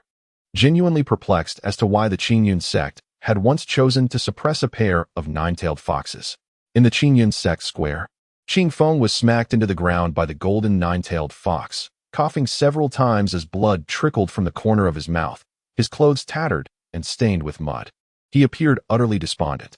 "Qing Feng, you are not even worthy to groom my fur," the golden nine-tailed fox remarked disdainfully, observing Qing Feng's attempts to rise, and struck again with its paw. Just as the paw was about to descend, Xian Yi emerged from the fray of battling beasts, confronting the golden nine-tailed fox head-on. "Huh, seeking death." The nine-tailed fox sneered, its voice grating like an infant's cry. Clang! The fox's paw was halted by Xian Yi's sword. In a swift motion, Xian Yi seized the vulnerable Qing Feng and transported him to a safe location, instructing several elders of the Yuanshan realm to protect him. Xian Yi then levitated in midair, exuding an overwhelming aura of lethal intent. With his right hand raised, he concentrated his true energy into his long sword. In the next moment, a surge of sword energy surged towards the golden nine-tailed fox, akin to celestial stars plummeting to earth, bearing an oppressive force that threatened to annihilate all in its path. "Is that all?" The golden nine-tailed fox scoffed at the approaching sword energy. Instantly, it raised its paw, which crackled with lightning, resembling the hand of a thunder god, and charged towards the sword energy. Clang! The two forces collided, releasing a burst of purple light that radiated outward, accompanied by a howling wind that sent countless Qingyun sect disciples flying. The fox's fur whipped back in the gust, yet its body remained unmoved, as if it were luxuriating in the winds, suffering no damage whatsoever. As the collision of power subsided, the purple glow dissipated, revealing a scene strewn with severed limbs. Xian Yi, witnessing the anguished cries of the disciples echoing through the sect, was consumed by fury. In the next instant, he drew his sword once more, transforming it into a green rainbow aimed at the nine-tailed fox. The golden nine-tailed fox regarded Xian Yi's reckless advance with a cold smile, then opened its maw. As it did, all the spiritual energy and lightning in the surroundings converged into its mouth, swiftly coalescing into a dark purple orb. With a swift motion, the nine-tailed fox expelled the dark purple orb towards Xian Yi. The orb shot forth with incredible speed, fracturing the very fabric of space, and soon collided with the white rainbow Xian Yi had transformed into. A thunderous explosion ensued, shaking the very ground of the Qingyun sect, surpassing the previous tremors. Far away in the graveyard, Qin Li felt the earth tremble, furrowing his brow as he muttered to himself, "This power exceeds that of the tribulation realm. It likely approaches the path-cutting realm. Yet, Compared to the Lu Gonggong I vanquished, this one's strength is not to be underestimated. The formidable power exhibited by the golden nine-tailed fox instilled a sense of trepidation in Qin Li. It was likely that Elder Xian Yu would not withstand it. Unless the reclusive ancestors of the Qingyun sect were to intervene, it seemed that only Qin Li could stand against it. Why was there still a nine-tailed fox imprisoned within the sect? How was it that I was unaware of this? Qin Li pondered aloud, gazing at the sect's location with a perplexed expression. Just as Qin Li was lost in contemplation, a brilliant white rainbow surged towards him at an astonishing speed. Sensing an approaching presence, he furrowed his brows and focused his gaze. In the next instant, the white rainbow dissipated, revealing a young and beautiful woman who descended gracefully. This woman possessed fair skin and exquisite features, her complexion so delicate that a mere pinch could elicit moisture. Though her legs were concealed beneath her attire, their slenderness was evident. Her fingers were as pale as spring onions, long and elegant. She was adorned in a light purple-blue embroidered gown embellished with plum blossoms and butterflies, paired with a sleeveless brocade top of blue velvet, and a flowing skirt of sulfur-dyed silk that danced gently in the breeze, exuding an enchanting allure. After a decade, Siyu had matured into a poised and dignified young woman, shedding the youthful awkwardness she once possessed, now exuding an air of authority. Senior brother, you must act swiftly. Otherwise, the Qingyun sect may face utter destruction today, Siyu implored, her eyes glistening with urgency, for many of the fallen disciples were dear friends of hers. Have no fear, came a cold scoff. Qin Li removed the straw he had been holding between his lips and pinched it between his fingers. In the next moment, whoosh. The straw shot through the sky like a bolt of lightning. Chapter 50. The Ancestor of War. Bang. Bang. Bang. The sound of explosions reverberated across the square. Clouds of thick smoke dissipated as Xuanya found himself pinned to the ground by the golden nine-tailed fox, utterly immobilized. Humph. With mere scoundrels from the Qingyun sect. You dare to challenge me? Ridiculous. I must ask, where is my wife?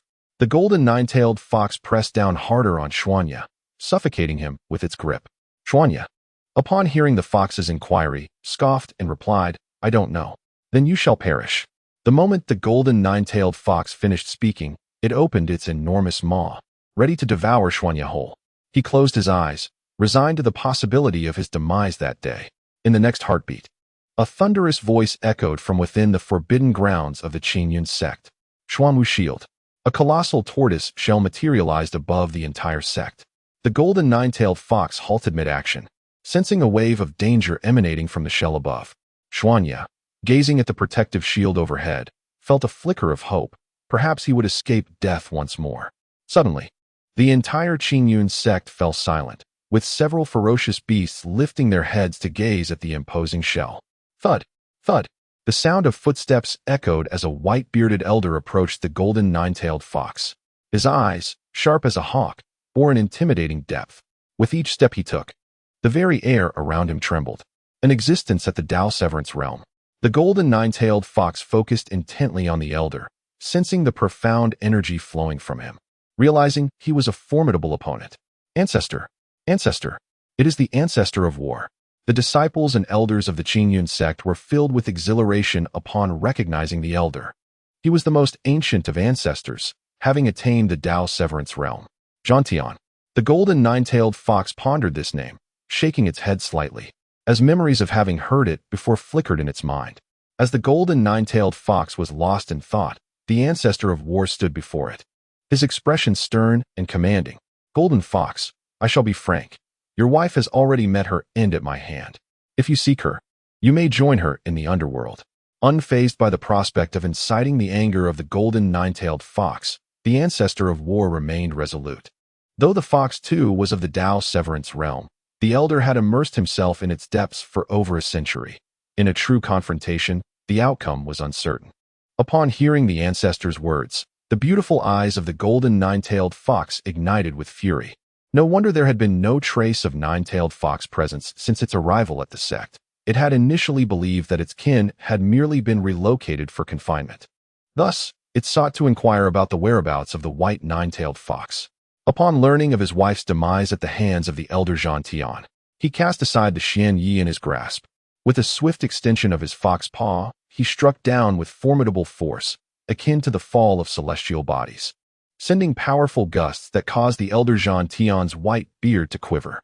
Mere beasts. The elder Jean Tion clasped his hands together, murmuring incantations. The tortoise shell hovering above the Qing Yun sect plummeted, crashing heavily upon the head of the golden nine-tailed fox. Bang! The golden nine-tailed fox, in pain, reared up, seizing the Xuanwu shield, and hurled it far away.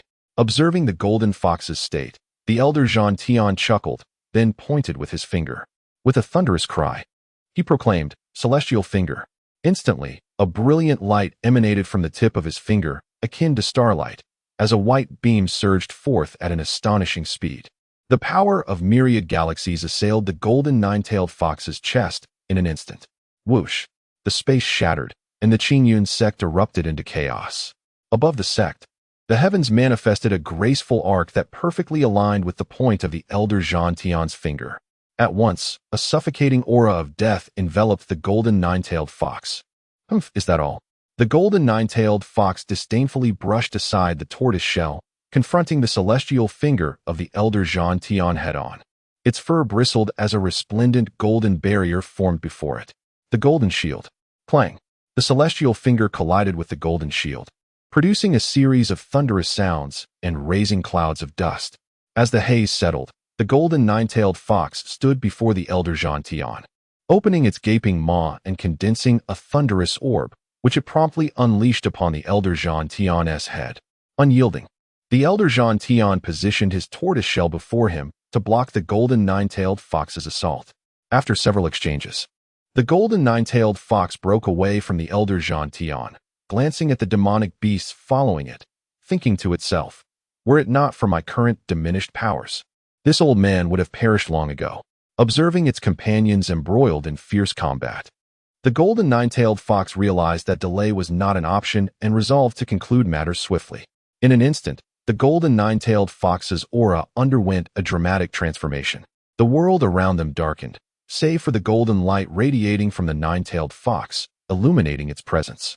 The elder Jean Tion, witnessing the golden radiance emanating from the fox, felt a sense of foreboding and hastily shouted, "Do not just stand there, come forth and assist." No sooner had the elder Jean Tion's words left his mouth than 3 white rainbows surged forth from the sacred grounds of the Qing Yun sect, taking their positions behind him. "Ancestor, you few, form the extermination formation with me and eliminate this vile fox." The elder Jean Tion commanded the 3 individuals standing behind him. The 3 venerable ancestors of the Qing Yun sect, standing behind the formidable Jean Tion, nodded in agreement before taking their positions in the corners of the space. Their vital energies surged forth, ascending towards the heavens.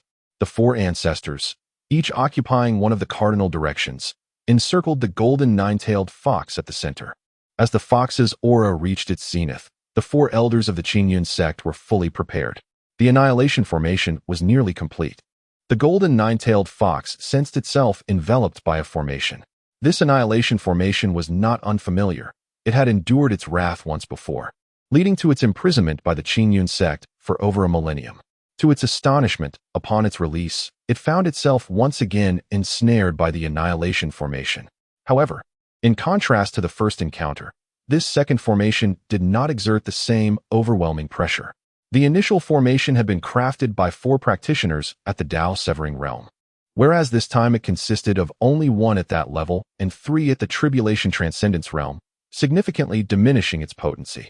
Chapter 51. The strike. The golden nine-tailed fox stood still, its fur radiating a resplendent golden glow, while the sky flickered ominously. Observing this, Ancestor Jean Tion hastily communicated with the other 3 ancestors. Moments later, he shouted to the disciples of the Qing Yun sect, urging them to swiftly evacuate the sect. "What is happening?" "I don't know. We should leave quickly. We must not add to the elders' troubles." Countless disciples of the Qing Yun sect, upon hearing Ancestor Jean Tian's words, turned and hurriedly fled towards the sect's exit. In the Qing Yun sect's plaza, Ancestor Jean Tian and the others sensed the opportune moment had arrived and exchanged silent signals to act.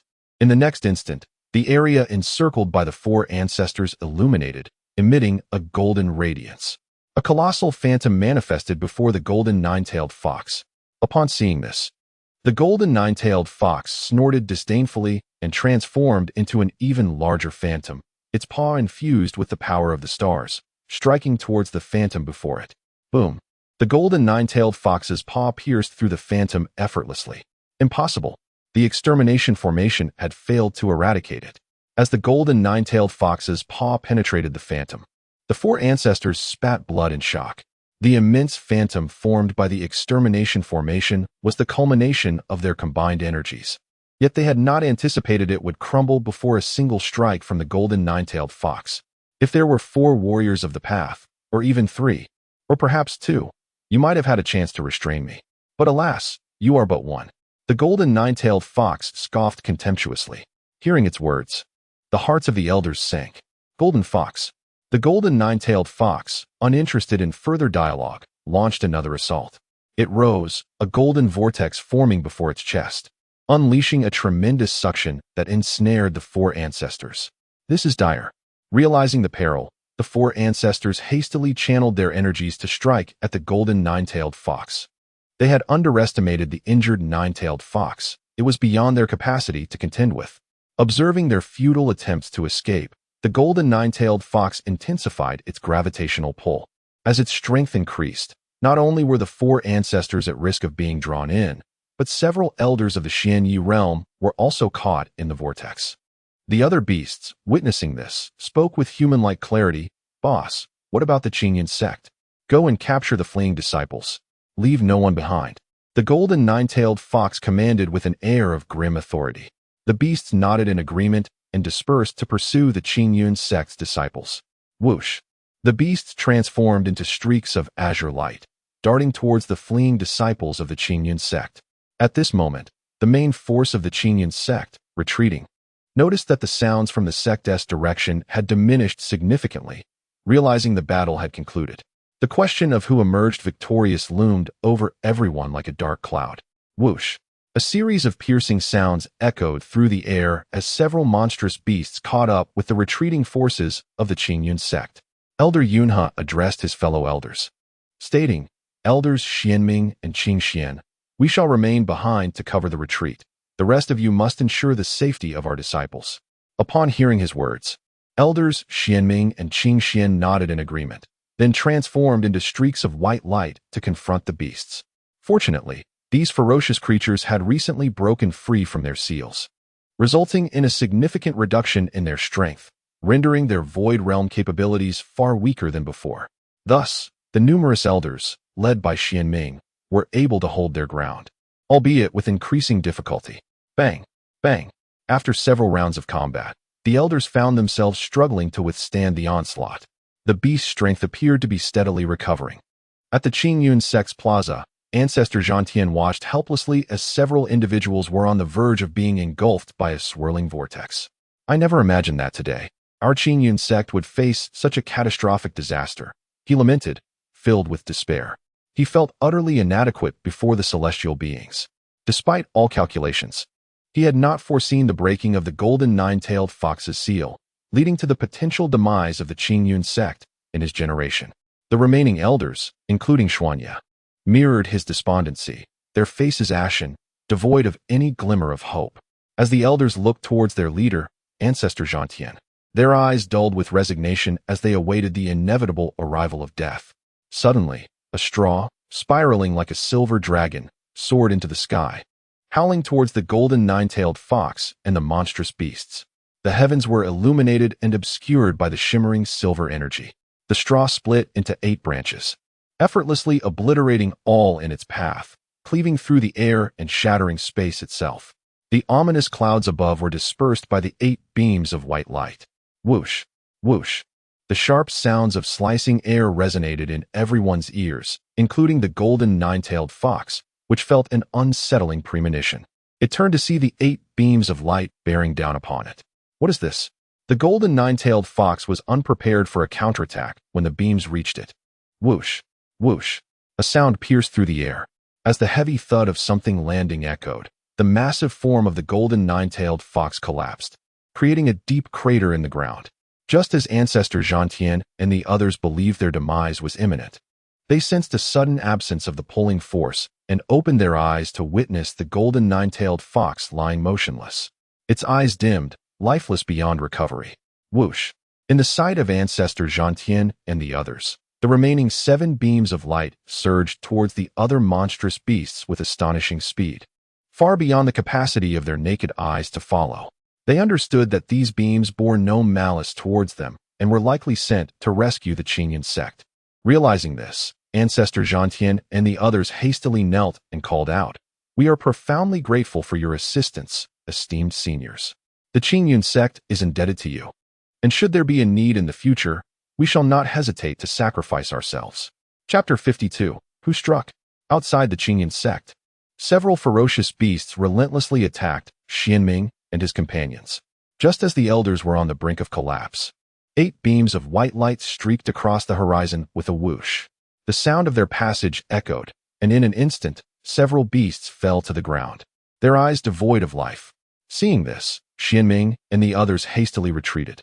Once they confirmed that the beasts had perished, they boldly approached to examine them more closely. Realizing that the beasts were indeed dead, Xianming addressed the elders behind him, saying, "They are dead. We shall transport them back to the sect." Upon hearing Xuanming's words, the elders stepped forward to inspect the bodies and nodded in agreement. At the Qingyun sect's graveyard, Qin Li smiled in the direction of the fallen golden nine-tailed fox, saying, "I thought it would be more formidable. Alas, humans are but flesh and blood. Who can be devoid of emotions? Time for sleep." With that, Qin Li turned and returned to his quarters, swiftly drifting into slumber. In the Qingyun sect's plaza, Xianming and the others had returned, dragging the heavy carcasses of the beasts to the center. They noticed Ancestor Zhangtian and others meditating in place, not daring to interrupt, and sat down in confusion. Before long, Xuanya noticed Xianming and the others arriving with the beasts and approached them. His tattered clothing revealed a weary expression, his exposed skin bloodied and bruised. Seeing this, a disciple from the pharmacy rushed to Xuanya's side, eager to tend to his wounds, but Xuanya waved him off, insisting he was fine. He then turned to Xianming and inquired, "Are the sect disciples unharmed?" "They're all well, brother. Thankfully, those beasts had not regained their full strength. Otherwise, our Qingyun sect might have faced annihilation today," Xianming replied, his face etched with fear. Xuanya nodded, surveying the disheveled disciples and the devastated structures of Qingyun sect, a wave of helplessness washing over him. "Alas, we are fortunate that a powerful ally intervened. Otherwise, our sect, with its millennia of heritage, would truly have perished today," Xuanya said with relief. Initially, he had feared for the sect's survival, but who could have anticipated the emergence of a peerless powerhouse to dispatch those beasts? "Xuanya, Qingfeng, you two clean up the battlefield and hasten the repairs of the sect's buildings." Ancestor Zhangtian's voice resonated in Xuanya's ears. Xuanya looked at Ancestor Zhangtian, who had just opened his eyes, and nodded, saying, "Understood, Ancestor Zhangtian." His tone was respectful. Indeed, Ancestor Zhangtian acknowledged, then added, "Who could this powerful benefactor be that came to aid our Qingyun sect?" With a puzzled expression, Ancestor Zhangtian approached the corpse of the golden nine-tailed fox. A blood hole was visible on its forehead, partially obscured by fur, yet unmistakable at a glance. Lifting the fur, Ancestor Zhangtian observed that the wound, though small, about the thickness of a thumb, was nonetheless significant. The demise of the golden nine-tailed fox was a tragic event. An elder from the Qingyun sect approached the venerable Zhangtian, respectfully extending his hand, clutching a blood-stained straw. "Is this the one?" Zhangtian inquired, disbelief etched across his features. "Indeed, it bears the blood of the golden nine-tailed fox," the elder from Qingyun sect replied, his eyes wide with astonishment. Initially, he had searched extensively, suspecting a hidden weapon, only to discover that this twig was the only item that corresponded with the injuries of the golden nine-tailed fox, marked distinctly by its blood. Zhangtian took the straw, gazing towards the horizon, and murmured, "Could it be that the senior from years past intervened?" Yet, he quickly dismissed the notion, recalling that at that time, the senior's prowess in the 10,000 swords technique was not formidable, barely reaching the realm of the nascent soul. Today's strength, however, must surely ascend to the Daoslayer realm. Who could it be?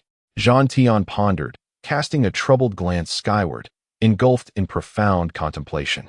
Chapter 53. Causality Master. Master, A series of urgent voices shattered the contemplative silence of the revered ancestor of war. He lifted his gaze towards the source of the commotion. At that moment, the leader of the Qingyun sect, Qing Feng, lay cradled in Qing Xuan's arms, his breath growing fainter, his vital essence steadily waning. Observing this, the ancestor of war hurriedly approached Qing Feng and inquired, "What troubles you?" With great effort, Qing Feng opened his mouth to speak, his voice a mere whisper, "Ancestor, I fear I am unable to bear the responsibilities of the Qingyun sect any longer." Qing Feng, having overexerted himself in a previous battle against the golden nine-tailed fox, coupled with the severe injuries he sustained, was now perilously close to death. Thud, thud.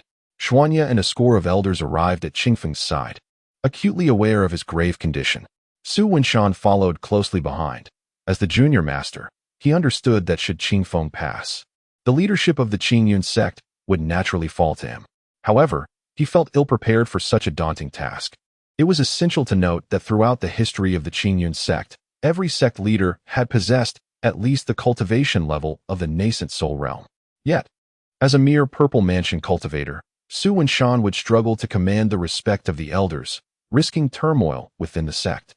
With a face etched in anxiety, Su Wenshan knelt beside Qing Feng, who, upon noticing him, gestured for him to come closer. "Wenshan, though your strength may currently be insufficient to meet the expectations of a sect leader, I have observed that your capabilities far exceed your realm. Thus, upon my passing, the Qingyun sect shall be entrusted to you." Qing Feng paused momentarily, swallowing hard before continuing, "I shall have Elder Xuanya and the others support you, so do not fret." Su Wenshan nodded earnestly in response, declaring, "I will undoubtedly restore the former glory of the Qingyun sect." Upon hearing these words, Qing Feng felt a surge of relief and nodded in quiet affirmation, choosing not to speak further. He recognized the vast disparity between Su Wenshan's current strength and the responsibilities that lay ahead. Despite being a purple mansion cultivator, Su Wenshan's prowess rivaled that of a nascent soul in its infancy. Over the past decade, Qing Feng had scrutinized Su Wenshan's character and integrity, deeming him an exceptional candidate for the leadership of the Qingyun sect. Thus, he held firm in his belief that Su Wenshan could adeptly guide the sect. In fact, he had urged Xuanya and the other loyal elders to shift their allegiance to Su Wenshan. Qing Feng's words were not solely directed at Su Wenshan, but also at the elders gathered closely around them, imploring them not to underestimate him or conspire against him.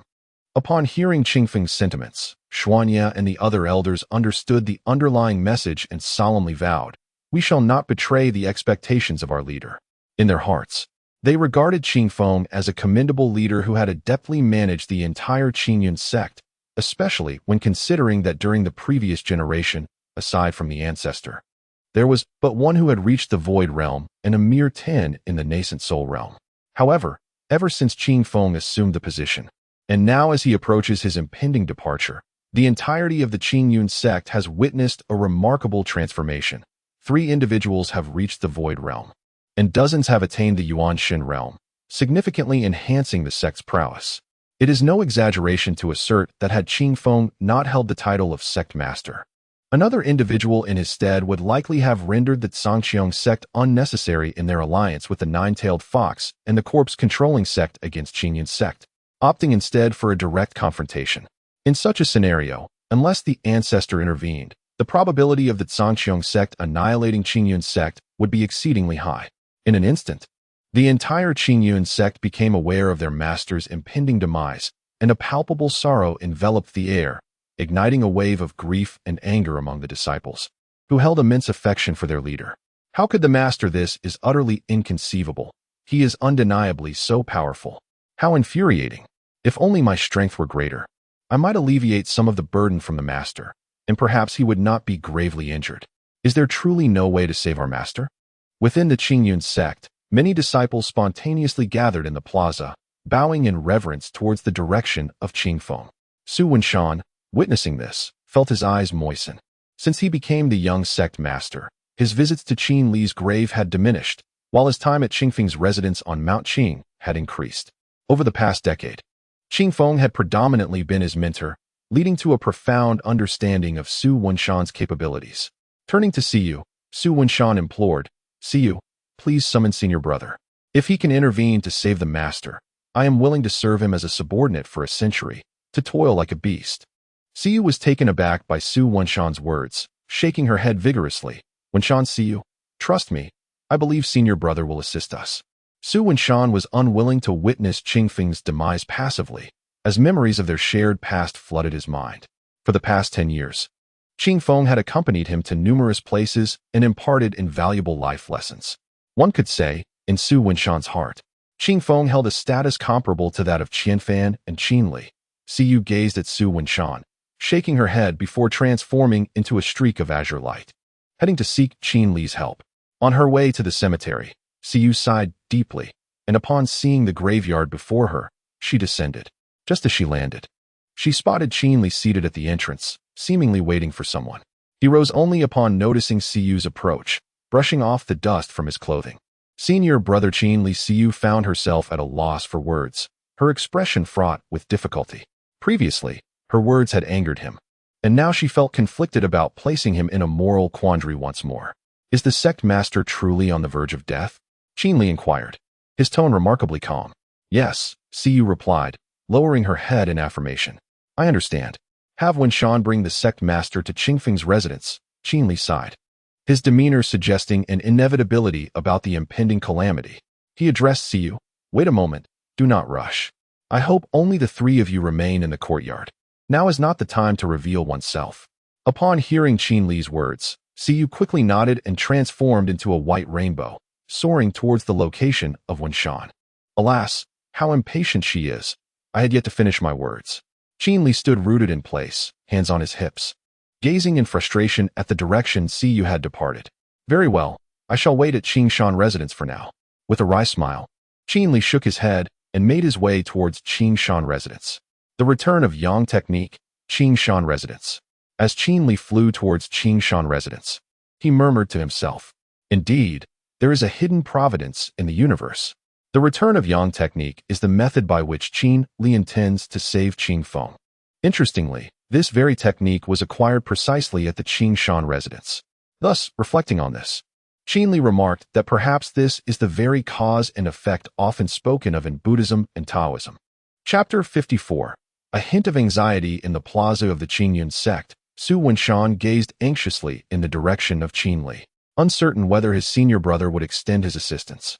Soon, a luminous white arc appeared before his eyes. Just as Su Wenshan was about to step forward to inquire, Siyu eagerly interjected, her voice brimming with excitement. The elder has agreed to let you escort the sect master to Qingshan residence. Understood. Su Wenshan was initially taken aback by Siyu's revelation, but his face soon lit up with fervor as he moved toward Qingfeng. Without hesitation, he took Qingfeng from the bewildered Qing Xian's arms and, with determination, set off towards Qingshan residence, swiftly transforming into a streak of green light. Su Wenshan flew towards Qingshan residence, fearing any delay as the sound of rushing air echoed around him. Siyu, what elder are you speaking of? What are you all discussing? Qing Xian and the other dozens of elders, including several ancestors, furrowed their brows, their expressions laden with confusion as they looked toward Siyu. Siyu, caught off guard by the inquiries of the elders and ancestors, hesitated momentarily before responding. It's a secret. A secret?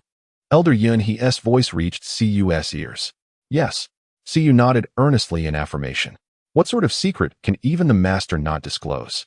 Elder Yun He stepped forward from the crowd, fixing his gaze upon her with a piercing inquiry. Master, I truly cannot say.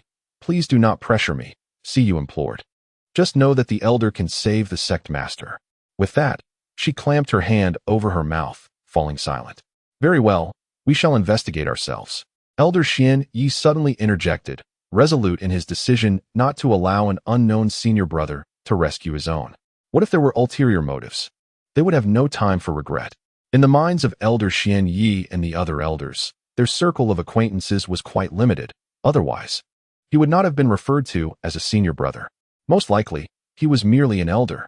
Relying on a mere youth to save the sect master was nothing short of a ludicrous jest. Impossible. Elder Xian Yi, my senior brother, stated that only I, Su Wenshan, and the sect master may proceed. If any outsiders accompany us, the elder may refuse to save the sect master, Siyu retorted, her expression fraught with urgency as she stepped in front of Elder Xian Yi. arms outstretched in protest. See you, this is not the time for childish antics. What if that elder is deceiving you? What if he is a disciple of the corpse-controlling sect? Elder Xian Ye's words spilled forth, his concerns evident. The assembly nodded in agreement upon hearing Elder Xian Ye's remarks. Should CU's senior brother truly be affiliated with the corpse-controlling sect, it would spell disaster. They would not permit anyone to desecrate the sect master's remains. No, absolutely not. Elder Xian Ye, even if you do not trust me, can you not trust Wenshan? CU, witnessing the expressions of those around her, grew desperate, her eyes glistening with unshed tears. The elders, including Xian Yi, were suddenly reminded of Su Wenshan upon hearing CU's words. They were somewhat familiar with the character and temperament of this young man, who was by no means a fool. He was cautious and knew how to measure his actions. Are you referring to that esteemed elder from decades past? Suddenly, Zhan Tian, the ancestral elder, pushed through the crowd to stand before CU. CU nodded in acknowledgement as she regarded the venerable Zhan Tian. Upon hearing her affirmation, Zhan Tian instinctively nodded and, with a respectful gesture towards the direction of Qingshan residence, expressed his gratitude, saying, I thank the esteemed elder for their assistance. The crowd was momentarily taken aback by Zhan Tian's actions, puzzled as to why he would pay homage to the direction of Qingshan residence. Young lady, please convey my regards to the esteemed elder and express my gratitude for saving the entire Qingyun sect, he instructed, seemingly oblivious to the curious gazes around him. Suddenly, a flash of white light emanated from Zhan Tian's hand, revealing a yin-yang fish jade pendant. To the astonishment of those present, he approached Siyu and handed her the pendant, saying, Please deliver this on my behalf. I will comply with any request within my capacity. His tone was earnest, devoid of any hint of jest. Siyu, perplexed, nodded in understanding. I will do as instructed, esteemed elder. Gathering her courage, Xian Yi stepped forward, voicing his confusion. Elder, what does this mean? Do you truly believe that the brother mentioned by Siyu can save the sect leader? Xian Yi, given that Qing Feng's condition is dire and hope is waning, it is worth attempting a last-ditch effort. At least there lies a glimmer of hope, Zhan Tian replied, aware that explaining this to the others would be futile. Akin to a scholar encountering a soldier, logic would not prevail. Hearing the elder's words, Xian Yi and the others dared not refute him, resignedly shaking their heads before sitting cross-legged on the ground to meditate and replenish their energy. Child, you must go now, Zhan Tian observed Siyu with a benevolent expression, his demeanor having undergone a complete transformation. Siyu, feeling somewhat unsettled by the elder's gentle demeanor, shivered slightly before cupping her hands and saying, I shall return shortly. Subsequently, she soared toward Qingshan residence like a streak of green light. Upon entering Qingshan residence, Qinli could not help but take a deep breath. Reminiscing with a hint of nostalgia, this is my first time entering Qingshan residence openly since my downfall. He shook his head in self-mockery as he slowly approached the stone bench where he once sat, a complex expression crossing his face as memories of his past with Qing Feng flooded back. Once a revered young master, he had been guided by Qing Feng, who had trained 3 young masters of his generation, a testament to Qing Feng's unfortunate fate. The first young patriarch, having released the 9-tailed fox without authorization, was stripped of his powers. The second young patriarch was slain by the first, and the third had yet to fully mature before being forced to depart from this world, becoming isolated from society. How lamentable, how tragic. Perhaps there truly exists a celestial design behind it all. Otherwise, why would I have been destined to sign in at the Qingshan residence to obtain the rebirth technique? Qinli furrowed his brow and gazed skyward, pondering whether it was indeed fate at play. Whoosh! After Qinli lifted his gaze to the heavens, a white rainbow swiftly approached from the distance. Upon seeing this, Qinli first smiled, then let out a long sigh, his expression shifting from one of panic and confusion to a calm indifference. The earlier sense of urgency had vanished. Soon, the white rainbow descended before him, revealing Su Wenshan, breathless, as he placed Qing Feng down and exclaimed, Senior brother. Chapter 55, Refilling the Cup? Qinli observed the anxious Su Wenshan and gestured for him to remain calm. Upon hearing Qinli's words, Su Wenshan took a moment to steady himself and then turned his gaze towards the bewildered Qing Feng. At that moment, Qing Feng stared at Qinli before him, seemingly expending all his strength to shake his head in disbelief. unable to accept that the person before him was indeed Qin Li. Initially, on their way here, Qing Feng had been quite curious about the brother Su Wenshan claimed could save him, but upon their meeting, he was shocked to discover that it was the very Qin Li he had once cast into the grave. In an instant, Qing Feng began to wonder if Su Wenshan intended to harm him. Observing Qing Feng's astonished expression, Qin Li crouched down and spoke softly. It has been a long time. Sect Master Qing, I trust you are well. The tides of time had indeed changed. Qin Li had not anticipated that he would become Qing Feng's savior today. Qin Li? Although Qing Feng maintained a composed exterior, his voice was laced with astonishment. It is I, Qin Li replied with a smile. Brother, enough of the pleasantries. Let us hasten to save the sect master, Su Wenshan interjected, standing to the side with palpable urgency. Very well, let us proceed indoors. Qin Li nodded at Su Wenshan's suggestion, gesturing for him to carry Qing Feng inside. Su Wenshan complied, lifting Qing Feng and entering the room. As Su Wenshan placed Qing Feng on the bed, Qin Li stepped inside with an air of calmness and stated, I must clarify that I cannot guarantee your survival. What? Su Wenshan was momentarily taken aback, bewildered as to why his brother would instruct him to bring the sect master in if he could not save him. Qing Feng, however, showed no reaction to Qin Li's words. In his view, it was utterly inconceivable that Qin Li could restore him to health. Do not be alarmed. I mean to say I cannot revive you, but I can extend your life by 3 years. Qin Li observed Su Wenshan's excited demeanor, sensing that he might leap to strike him at any moment. Pausing for effect, he glanced at the gravely ill Qing Feng and continued. 3 years is ample time for you to address many matters. Ensure that your affairs are well arranged by then. Inside the room, Su Wenshan regarded Qing Feng with a complex expression, initially believing that his brother might restore Qing Feng completely, only to learn that he could merely prolong his life for 3 years.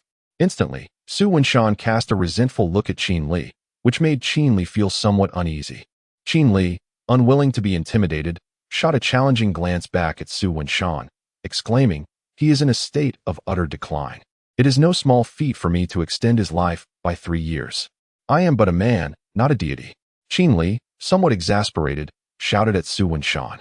I truly wonder why I saved you in the first place. Perhaps it would have been better had you perished in that monkey's den. As Qin Li's words hung in the air, tension thickened instantly. Coughing violently, Qing Feng suddenly expelled a pool of blood onto the floor, clutching his chest in distress. Brother, I was wrong. Please do your best to save him. Su Wenshan earnestly bowed to Qin Li, his tone serious. Upon hearing Qing Feng's cough, Qin Li instantly appeared before him, commencing a pulse reading. Upon discovering that Qing Feng's vitality was waning, he silently invoked the returning Yang technique. In the next moment, a verdant aura visibly radiated from Qin Li's hands, gradually permeating Qing Feng's skin until it reached his internal organs. Su Wenshan, standing nearby, furrowed his brow, his expression grave, with lips tightly sealed. The pallor of Su Wenshan's lips reflected his concern for Qing Feng, devoid of any trace of color. Lying on the bed, Qing Feng sensed the invigorating energy transmitted by Qin Li, feeling a significant alleviation of his prior torment. His eyes gradually brightened, and his strength began to return. After several minutes, Qin Li withdrew his hands and gazed at the meditative Qing Feng, softly addressing Su Wenshan. I have extended his life by 3 years. That should suffice for the arrangements. Upon hearing Qin Li's words, Su Wenshan glanced at Qing Feng and then at Qin Li's hands, expressing his gratitude. Thank you, senior brother, for your assistance. Qin Li, smiling and waving his hand dismissively, seated himself on a nearby stool and poured himself a cup of the now-cold tea. Do not thank me. My actions were not motivated by your favor. When I served as the young sect master, he took good care of me. Consider this my act of gratitude. Noticing Su Wenshan's respectful gaze filled with appreciation, Qin Li felt slightly uncomfortable under the scrutiny and spoke up. Senior brother. Just as Su Wenshan was about to respond, Siyu's voice suddenly pierced through from outside, calling out, Senior brother, is the sect master all right? Has he been cured? Approximately a minute after hearing Siyu's voice, she entered the room. Upon entering, she beheld Qing Feng lying on the bed and, upon catching Qin Li's voice, inferred that her senior brother had likely completed his task. She then approached Qin Li, clinging to his arm and nuzzling against him like a little rabbit, playfully exclaiming, Oh, senior brother, who are you? You are indeed a remarkable man. tackling challenges with such ease. Siyu's voice, laced with a teasing sweetness, reached Qin Li's ears, causing the hairs on his neck to stand on end as he withdrew his arm with a look of distaste and moved to stand beside Qin Feng. Siyu, I just informed Wenshan that, with my current abilities, I can only extend his life by 3 years. I cannot ensure he lives to a natural old age. Qin Li said solemnly. What?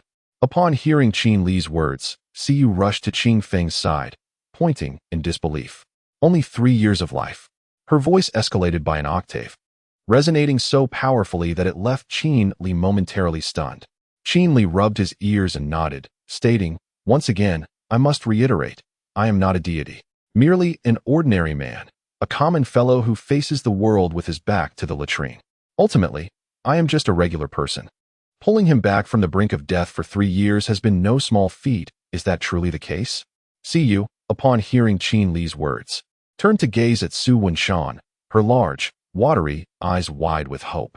She wished for Su Wenshan to smile and shake his head, assuring her that her senior brother was merely jesting, playing a prank on her. Su Wenshan, perceiving the expectation in Siyu's gaze, solemnly nodded and replied, Senior brother Qin is not deceiving you. He has done his utmost. Then, senior brother, if the 3 years have elapsed, is it possible for you to extend the master's life for another 3 years? Siyu suddenly pondered, turning her attention back to Qin Li with her question. Goodness. This is an extension of life, not a refill. Do you think you are ordering juice? Qin Li nearly spat blood upon hearing Siyu's query. Did she truly believe that his extension of life was akin to the juice sold on the streets, something that could simply be topped up? Chapter 56. What if I killed him? Siyu, with a pitiful gaze, looked up at Qin Li and sweetly asked, Is it not permissible, senior brother? The words struck the listeners with sorrowful emotions. Under Siyu's attentive gaze, Qin Li shook his head and replied, It is not feasible. This is a one-time spell that can only extend life for 3 years, no more by even a month. Moreover, this technique can only be effective once for each individual. However, despite its brevity, I am confident that Master Qin will accomplish boundless feats within this limited time, such as gracefully stepping down from his position. Qin Li smiled as he approached Qin Feng. At that moment, Qin Feng, leaning on the edge of the bed, had restored his true energy and opened his eyes, thoughtfully regarding Qin Li. Suddenly, with slightly parted lips, he inquired, Did you kill Miaoyu? As soon as Qin Feng's words fell, the atmosphere thickened, becoming palpably tense. Qin Li's expression darkened in an instant. Su Wenshan and Siyu, upon hearing Qin Feng's question, quickly gestured defensively, their eyes furtively scanning Qin Li's face. Upon noticing its somber hue, Siyu hastily interjected, Master, could you be mistaken? Wasn't the former young Master Miaoyu killed by the corpse control sect? Su Wenshan chimed in, Yes, indeed. Was it not the corpse control sect that killed Brother Miaoyu? Qin Li remained silent, his countenance deeply contemplative. Observing this, Qin Feng frowned and pointed at Siyu and Su Wenshan, saying, You too, refrain from speaking. I am aware of the situation and I will not take any action against him. Furthermore, in this current state, I likely cannot do anything to him. As soon as Qin Feng finished speaking, Qin Li stepped forward, a sardonic smile playing on his lips as he asked, What if it was me? What if it was not? His gaze bore a mischievous intensity as he looked into Qin Feng's eyes. Why did you kill him? Qin Feng inquired, his eyes deep and his tone flat, evidently convinced of Qin Li's guilt in Miaoyu's demise. Qin Li, upon hearing Qin Feng's question, shrugged and explained. It is quite simple. He provoked me, which left me displeased, thus I ended his life. At this juncture, Qin Li paused, casting a quizzical glance at the seemingly composed Qin Feng, and asked, Is it wrong for me to have killed him because he upset me? Goodness. Will this escalate into a confrontation? Su Wenshan pondered anxiously to himself as he stood nearby. Siyu shared similar concerns, fearful that the two might clash or become embroiled in discord. No worries, just a tinge of confusion within. Qin Feng suddenly chuckled, a hint of relief woven into his laughter, seemingly devoid of any blame towards Qin Li. The three, witnessing Qin Feng's unexpected mirth, exchanged puzzled glances. Qin Li, speak honestly. Why did you kill Miaoyu? Qin Feng pressed once more, his tone laden with seriousness. Qin Li replied with a smile. Why should I disclose that to you? Qin Li found today as Qin Feng somewhat peculiar, uncertain whether it was a lingering effect of the revitalization technique. After all, extending the life of a dying person by 3 years seemed nothing short of a defiance of natural order. Any subsequent repercussions would be entirely reasonable. It was a matter of great significance, and I wished to unravel the perplexities that burdened my mind. Qing Feng explained earnestly as he fixed his gaze upon Qin Li's eyes. He was the son of the current sect leader of the Zhangqiang sect. Qin Li replied, "So you are the son of the current sect leader of Zhangqiang. Your relationship with the corpse-controlling sect is one of cooperation, not a case of them having slain you. Rather, you were the one who killed him in conjunction with that elder from the corpse-controlling sect, correct?" Suddenly recalling all the intricacies of the matter, Qing Feng, upon realizing Qin Li's formidable prowess, found answers to the long-standing questions that had previously eluded him. Initially, Qing Feng had believed that Qin Li had murdered Miao Yu, especially since Miao Yu had visited the graveyard and encountered Qin Li before his demise, making him the prime suspect. However, at that time, the entire sect was aware that Qin Li's cultivation had been rendered null, leaving no possibility for recovery. This very fact led Qing Feng and dozens of elders to dismiss the notion that Qin Li could have been Miao Yu's killer, just as Qin Li had asserted during the incident. As long as the members of the sect were not foolish, they would not deem him the culprit. Upon hearing Qing Feng's words, Qin Li nodded and remarked, "You are correct, sect leader Qing. Miao Yu indeed had a cooperative relationship with the corpse-controlling sect, and he was also allied with the nine-tailed fox." What? Qing Feng's expression shifted to one of surprise and concern. To be precise, it is the Zhangqiang sect that collaborates with both the corpse-controlling sect and the nine-tailed fox. As for their intentions, I trust someone as astute as you can easily deduce them, Qin Li said with a playful glint in his eyes. Unbelievable. Qing Feng had never anticipated that the Zhangqiang sect harbored such ambitions, seeking to usurp the Qing Yun sect. Being a sagacious individual, Qing Feng quickly grasped the motives behind each faction. The nine-tailed fox likely sought simple vengeance, while the Zhangqiang sect aimed to assimilate the Qing Yun sect. As for the corpse-controlling sect, their motives were rather transparent. Beyond their greed for the bodies guarded by Qin Li in the graveyard, they seemingly had no other interests. At this juncture, Qing Feng shot a glance at Qin Li, pondering. No wonder the corpses in the graveyard remained untouched. It appears the corpse-controlling sect had indeed visited, only to meet their end at his hands. "Sect leader Qing, do you feel unwell?" Qin Li inquired, observing Qing Feng's fluctuating expressions of excitement and despair. His demeanor remarkably complex. Shi Yu and Su Wenshan, upon hearing Qin Li's words, assumed something was amiss with Qing Feng and hastily leaned closer. Yet, Qing Feng merely shook his head. Noting this, Qin Li returned to his seat, relieved as long as there were no lingering effects. After all, in the memories associated with the revitalization technique, there seemed to be no indication of such repercussions. "When did you regain your strength?" Qing Feng asked, puzzled. "My strength has never vanished. What is there to recover?" Qin Li replied, regarding Qing Feng with a measure of intrigue. "So, you were never deprived of your cultivation?" Qing Feng inquired. "You've been rendered powerless, but what does that have to do with my strength?" Qin Li replied with a smile. Qing Feng was perplexed, unable to comprehend the meaning behind Qin Li's words.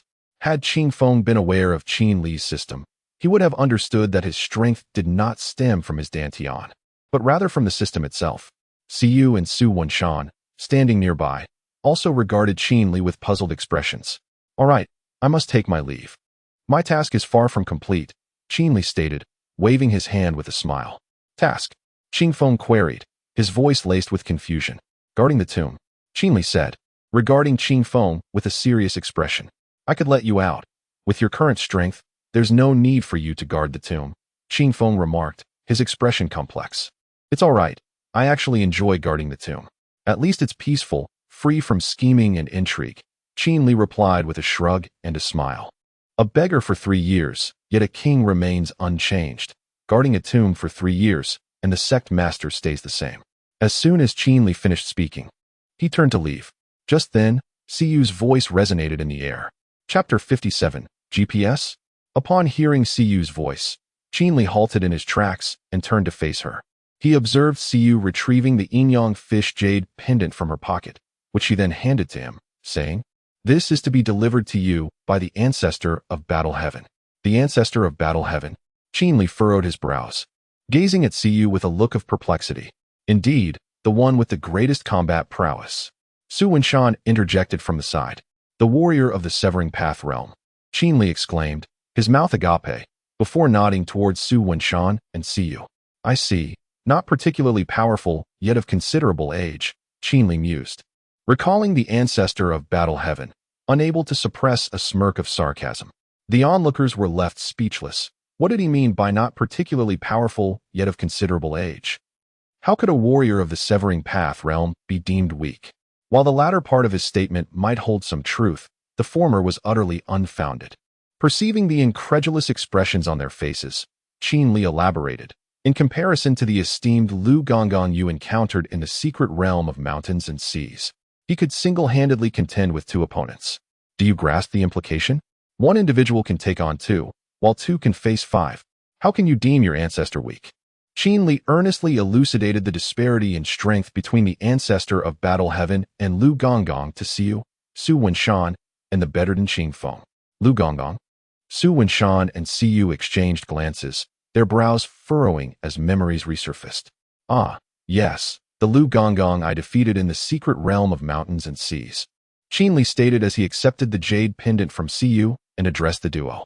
Recalling the past, Su Wenshan acknowledged, indeed, that individual possessed formidable strength. I remember witnessing a great battle outside the secret realm, where I had inadvertently brought Qin Li along, believing he had not arrived. How mistaken I was. Is he the Lu Gonggong of the 3 generations of loyal kings? Qingfeng, still reclining in bed, inquired. His brow creased as he directed his question at Su Wenshan and Siyu. In response, Sectmaster, I cannot say for certain. All I know is that he was escorting 3 princes to the secret realm of mountains and seas, and his strength should be slightly superior to that of the ancestor of Battle Heaven, as my senior brother mentioned, Su Wenshan replied, turning to glance at Qingfeng's reaction. Aware that admitting their ancestor's inferiority at such a critical juncture might be inappropriate. What do you mean by slightly superior? To put it bluntly, he could take on both of you simultaneously, Qin Li remarked, his expression one of disdain. Upon hearing Qin Li's words, Su Wenshan and Siyu could only manage a bitter smile, perplexed by his persistent disparagement of their ancestor. The reason behind Qin Li's insistence on belittling their ancestor stemmed from the notion that if the ancestor of Battle Heaven's prowess were akin to that of Lu Gonggong, then he would likely not need to intervene at all. In his prime, the golden nine-tailed fox might warrant the efforts of 3 Lu Gonggongs. Yet the current golden nine-tailed fox had only recently broken its seal and had yet to fully regain its strength. Thus, a single Lu Gonggong sufficed to handle the situation. If the revered ancestor Zhang Tian possessed the prowess of the esteemed Lu Gonggong, Qin Li would have no need to intervene personally. Lu would resolve matters with ease, allowing him to rest soundly. Indeed, were Lu Gonggong truly a master of the path-slaying realm, aside from the 3rd-generation loyal minister Lu Gonggong, I cannot conceive of another. Qingfeng lay contemplatively upon his bed, pondering aloud. The 3rd-generation loyal minister Lu Gonggong, or perhaps the 3rd-generation courtier Lu Gonggong. In Qingfeng's recollection, this Lu Gonggong served as the chief eunuch among the 3 sovereigns of the dynasty, being the sole martial artist at the path-slaying level. His strength could be deemed formidable beyond measure. As for Lu Gonggong's given name, it has long been forgotten. Anyone who encountered him would respectfully refer to him as Little Sovereign. It appears that the esteemed Lu Gonggong has passed away. No wonder the emperor dispatched the royal city division to inquire at my Qingyun sect, Qingfeng suddenly remarked, a blend of amusement and exasperation evident in his tone. The royal city division, a direct arm of the current emperor, can be likened to the Ming dynasty's Jinyue. Some years prior, during a period of tranquil seclusion, he was unexpectedly informed of the royal city division's arrival, 3 years having elapsed since the events of the Mountain Sea secret realm. Qingfeng had not associated this occurrence with the aforementioned realm. No wonder, when he first met with the representatives of the royal city division, their inquiries were vague and nonsensical. Initially, Qingfeng had been taken aback, suspecting the emperor might have passed, and sent emissaries for a clandestine investigation. However, upon discovering this was not the case, he dismissed the matter entirely. Now, much of Qingfeng's confusion had dissipated. Regardless, that old enigmatic figure possesses considerable strength. Well then, I shall take my leave, Qin Li stated. Turning towards the door, suddenly struck by a thought, he paused, looked back, and remarked, The sect master is a discerning individual. Why should I not allow others to visit? The sect master ought to comprehend that I prefer solitude. Otherwise, I would not find solace in guarding tombs. With a smile, albeit one that might appear unsettling to some, Qin Li departed, transforming into a white arc and vanishing to return to the cemetery, continuing his duties as a tomb guardian. Within the Qing mountain residence, Qing Feng turned to the remaining two individuals and inquired, "Can you recount the events regarding Qin Li over the past few decades? Please start from the moment you first encountered him." Qing Feng gazed at them with curiosity, eager to glean more about Qin Li and deepen his understanding of him. Su Wenshan and Siyu nodded in response to Qing Feng's request and began to narrate the tale of Qin Li. "Master, it must be said that senior brother Qin Li possesses exceptional talent, truly remarkable."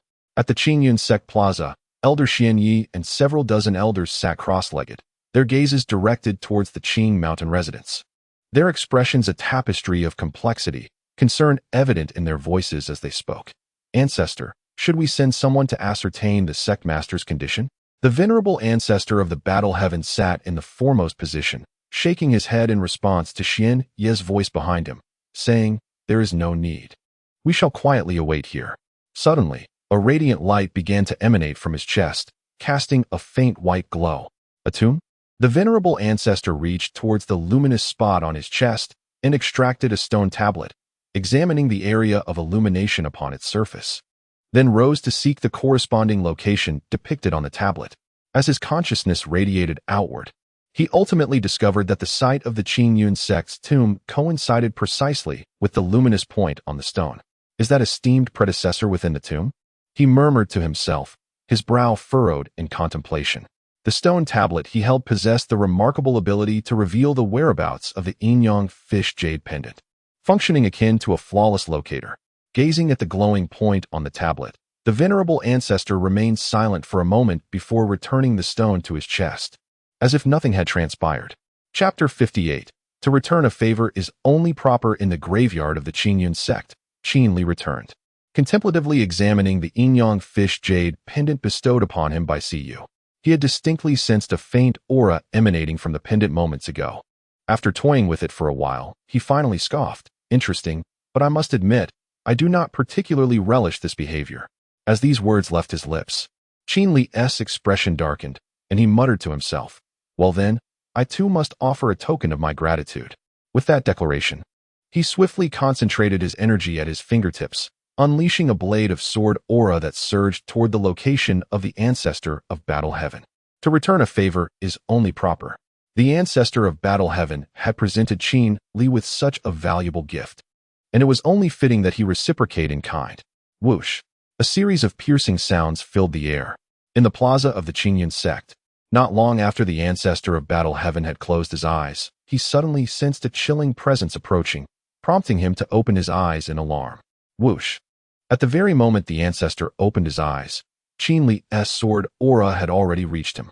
A crisp sound echoed as a finger of the ancestor was severed by the blade. "Ah!" The ancestor of Battle Heaven cried out in pain. This was no ordinary sword aura, for Qin Li had infused it with a touch of ice energy. This icy sword aura guaranteed that the severed finger would never be reattached, condemning him to live as a man with 9 fingers for the rest of his life. "This is my grand gift to you," Qin Li remarked coldly from the graveyard, gazing at the ancestor of Battle Heaven. His tone revealed his displeasure. He despised cunning tricks, particularly when exhibited by those significantly weaker than himself. If one possessed great strength, such antics would be inconsequential, as no one would dare harbor resentment. However, for a mere insect to engage in such behaviors was rather distasteful. In this world, weakness is indeed a sin. In the plaza of the Qingyun sect, the ancestor of Battle Heaven's distress attracted the attention of many. Upon witnessing the spurting blood, they were puzzled, unsure of what had transpired, suspecting a recurrence of an old wound. Xian Yi and the others hurried forward to ascertain the situation. When they beheld the severed finger on the ground, they were taken aback, their expressions a complex mixture of shock and concern as they looked at the ancestor of Battle Heaven, whose face was contorted with agony. He paid little heed to the bewildered gazes directed at him. Even if he had noticed, he likely felt powerless to change anything. As a skilled alchemist, Qing Xian possessed knowledge of medicinal properties and promptly retrieved a blood-coagulating and pain-relieving pill for the ancestor of Battle Heaven. However, despite consuming the pill, there was no sign of relief. The anguish etched on the ancestor's face remained unmitigated, the pain still haunting his very soul. Observing this, Qing Xian hesitated for a moment. Glancing at the location of the ancestor's severed finger, suddenly feeling a chill wash over him, causing his body to shudder uncontrollably. Just as Qing Xian began to comprehend the situation and was about to elucidate it to the others, a voice resonated from the venerable ancestor of the Zhan family. The elder spoke with a calm authority, instructing, "You need not concern yourselves with this matter. Focus on restoring your true energy and expedite the recovery of the Qingyun sect." Qing Xian and the others remained perplexed, having just been meditating to regain their energy, unaware of any imminent danger. After all, any entity capable of injuring the Zhan elder must possess formidable strength, far beyond their own perception. Thus, Qing Xian and his companions nodded in acknowledgement to the elder and turned away to a distance, no longer inquiring about him. As time trickled by, evening descended, and the starry sky was graced by the silvery light of the moon. Qin Li sat cross-legged outside a thatched cottage when he suddenly sensed the presence of several small rodents, their bodies suffused with a heavy aura of death. Exuding an impressive might, all of them warriors at the Dongxi realm. Is it the corpse-controlling sect? At the western gate of Qingyun sect, 7 individuals, each distinct in appearance and bearing coffins upon their backs, scanned the currently tranquil surroundings. "Boss, something feels amiss. Didn't the protector say the golden nine-tailed fox was unleashed? Why is there no commotion? Could it be that the disciples of Qingyun sect have all perished?" One disciple of the corpse-controlling sect queried the leader. The leader shook his head, reasoning that, under normal circumstances, even a weakened Qingyun sect would not be this silent. At the very least, there should be cries of despair. "Forget it. We are heading to the burial grounds of Qingyun sect, avoiding their battle zones, so we should remain unaffected," he instructed his companions. "Understood, boss. Shall we proceed now?" "Yes, let us enter now, but tread lightly to avoid alerting any survivors. We do not wish to disturb the situation and jeopardize our mission." The leader spoke with a serious tone. "Of course, boss, you can trust us. However, could you arrange for me a body from the Tribulation Crossing realm? The one I have was damaged in a recent encounter with a disciple from the Yaoqi Palace." "That can be arranged. I will discuss it with the protector. After all, the Qingyun sect has a legacy spanning over 10,000 years, with numerous ancestral and elder bodies from the Tribulation Crossing realm to choose from." The leader readily agreed to his subordinate's request. "Thank you, brother. If it weren't for that brat from the Zhangqiong sect suddenly dying, causing our exposure, we would not have clashed with the Yaoqi Palace," the disciple of the corpse-controlling sect said hoarsely. The thought of the Zhangqiong sect stirred a surge of anger within him. He longed to eradicate their entire lineage, deeming them an insignificant force unworthy of concern. Enough of these afterthoughts. Let us hasten and complete our task. The sooner we finish, the sooner we depart. If we are discovered, the Yaoqi Palace will undoubtedly sense something amiss. In that case, we may have to hide in the mountains for another 1,000 years, the leader reiterated sternly to his companions, emphasizing the gravity of their mission for the day. "Steal only the corpses, do not take lives. Our techniques have been tainted by the essence of the dead. Once we leave a mark, those lascivious women from the Yaoqi Palace will easily track us down. This must be remembered." After a few disciples of the corpse-controlling sect nodded in agreement, they soared towards the direction of the Qingyun sect's graveyard, their speed astonishing. In the blink of an eye, they arrived at the foot of the mountain where the graveyard lay. "Boss, I heard there is a gravekeeper above. Should we deal with him?" one disciple inquired, pointing to a thatched hut halfway up the slope. "I have instructed you. We are to steal only the corpses and engage in nothing else. He is merely a person whose powers have been rendered useless, not worth our concern. Old 3, you will go up and use some soul-soothing incense to put him to sleep." The leading disciple of the corpse-controlling sect chided the inquiring disciple with a glare before directing another disciple. The latter nodded and retrieved a pouch of soul-soothing incense from his spatial ring, a necessary item for their clandestine endeavors. It was colorless and odorless, ensuring that afterwards, the gravekeeper would only feel a slight dizziness, with no other discomfort. Chapter 59. The game time is of the essence. Third brother. I sense a faint presence above. Likely that disciple guarding the tomb. We must act swiftly. "We cannot afford to be discovered when dawn breaks," urged the leader of the corpse control sect, his tone tinged with urgency.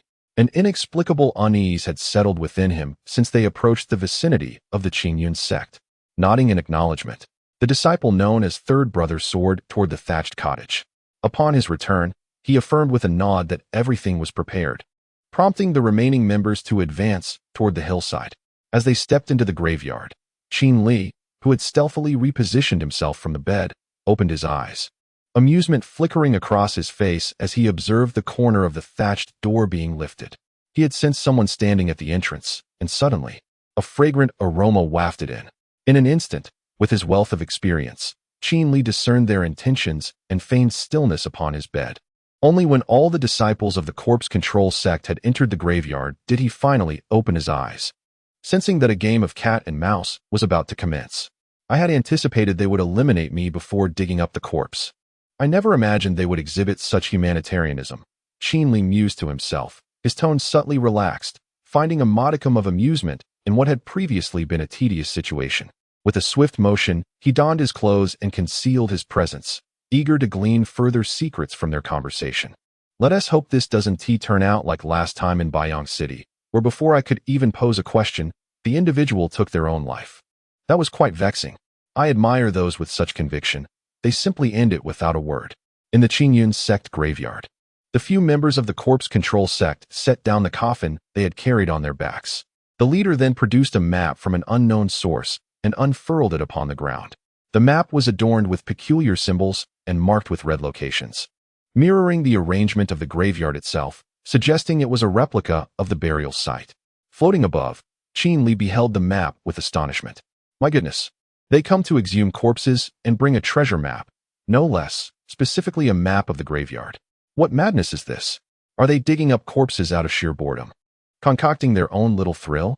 Qin Li furrowed his brow, casting a disdainful glance at the map and the disciples of the corpse control sect. "This map was drawn by our protector. The red markers indicate the corpses with the highest cultivation levels, 7 in total, perfectly matching the 7 heavenly coffins we carry." The leader pointed to the marked spots on the map, surveying the surroundings. "Understood," the disciples of the corpse control sect acknowledged, committing the locations of the corpses to memory as they set off in the indicated direction. Although the cemetery is vast, it poses little challenge to these silent warriors.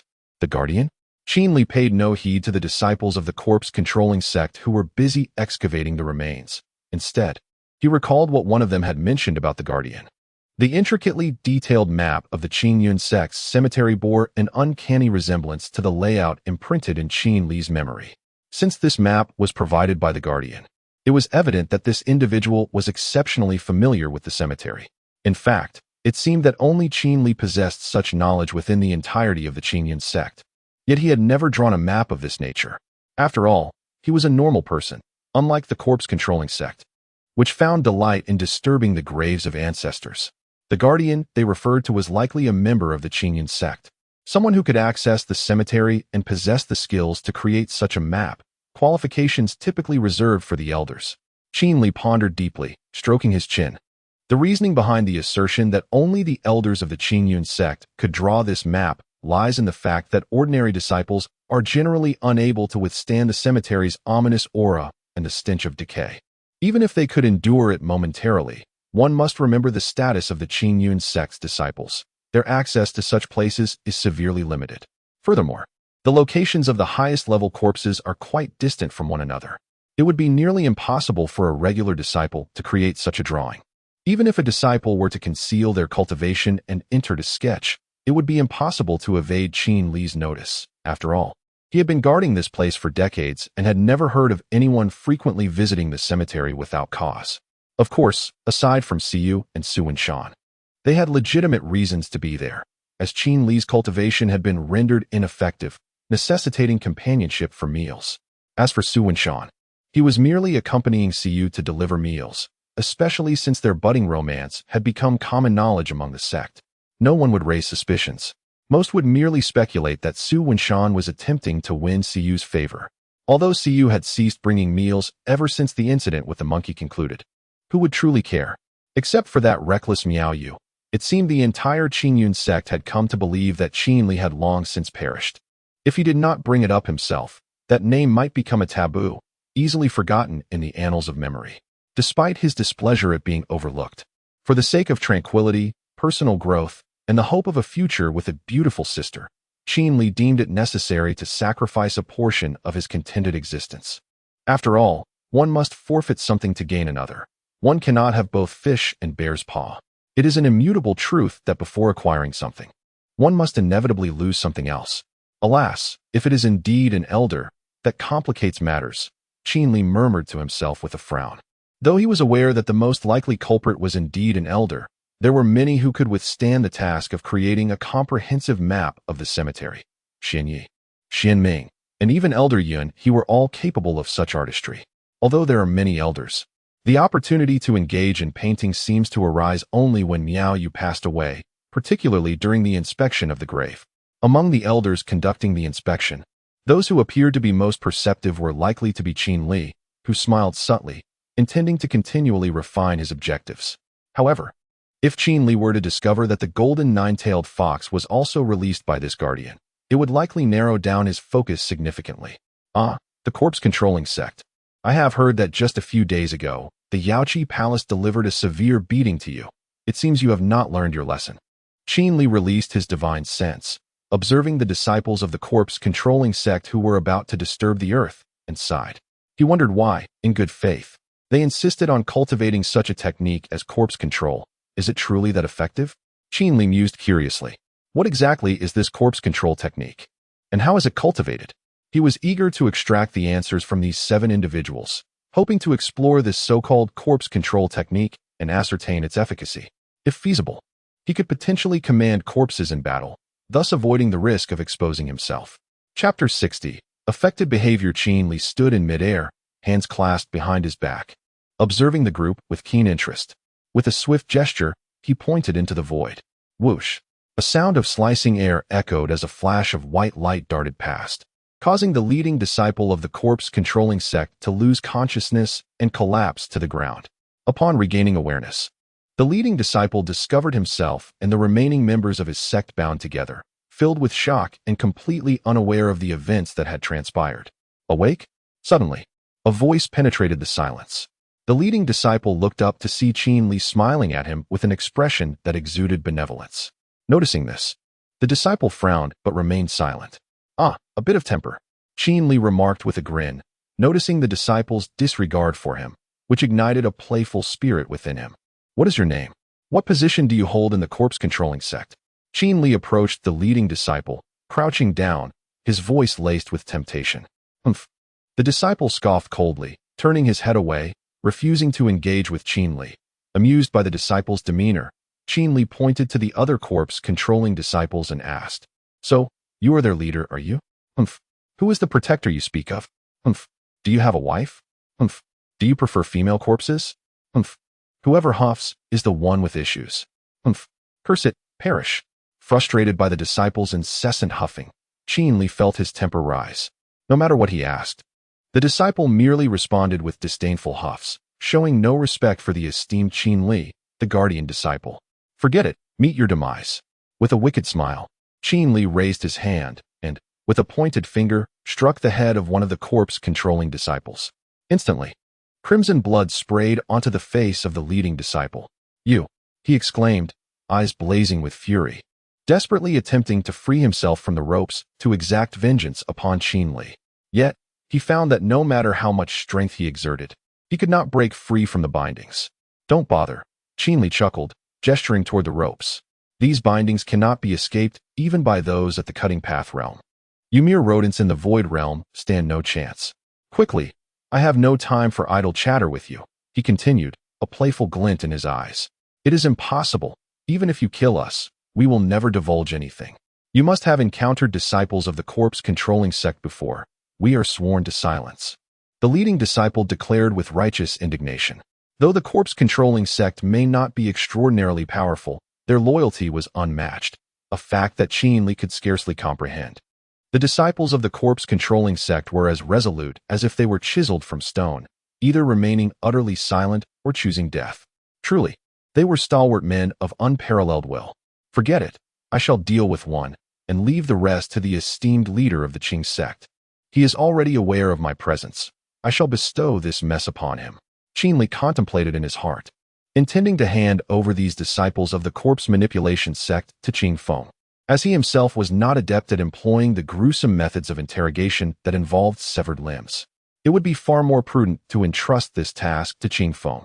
With this thought, Qin Li swiftly struck the leading disciple unconscious and, along with the 6 captives and the 7th corpse, soared towards the Qing mountain residence. At this moment, within the Qing mountain residence, the lights burned bright, and hearty laughter occasionally echoed through the air. Upon closer inspection, he noticed that Siyu and Su Wenshan had yet to depart. They remained engaged in conversation with Qing Feng regarding matters pertaining to Qin Li, alongside casual chatter about trivial matters. As Qin Li brought the disciples of the corpse manipulation sect to this place, he naturally overheard their discourse, initially mistaking them for others. He intended to convey a message to Qing Feng and then make his exit, but upon realizing it was Siyu and Su Wenshan, he halted in his tracks. "Goodness, these two have yet to leave?" Qin Li entered, his expression one of surprise. Upon reaching the doorway, Qing Feng, lying within, sensed an intruder and suddenly gestured for silence to Siyu and Su Wenshan, subsequently nodding towards the entrance. "Ah, I have been discovered." Qin Li perceived the reaction within and understood he had been noticed. Inside the room, Su Wenshan and Siyu, having been engrossed in conversation, instinctively grasped the situation upon seeing Qing Feng's signal and swiftly turned to face the door, drawing their weapons with solemn expressions, prepared for battle. Siyu, seated nearby, also shifted her gaze, her countenance growing serious as she looked towards the entrance. After a moment, Qin Li's voice reached the ears of the 3 inside. "It's me. Do not be alarmed." Qin Li entered the room, bemused by the tense demeanor of the trio, and waved his hand in a gesture of reassurance. "Senior brother Qin?" Siyu and Su Wenshan exclaimed in astonishment upon recognizing him. "What? Am I not welcome?" Qin Li teased them, observing their startled expressions. No. They both hurriedly shook their heads. Seeing Qin Li enter, Qing Feng initially remained silent, merely casting a reflective glance at him. However, as he withdrew his gaze, he caught sight of the bloodstains on Qin Li's hands. Qing Feng inquired, addressing Qin Li, "What is the origin of the blood on your hands?" No sooner had he uttered the question than he wondered if he should have refrained from asking. Nevertheless, the inquiry had already been made. "Bloodstains?" Upon hearing Qing Feng's words, Siyu and Su Wenshan followed his gaze, and, upon noticing the blood on Qin Li's hands, began to question him as well. "Senior brother, how did you come by those bloodstains?" Chapter 61. Seeking a father figure?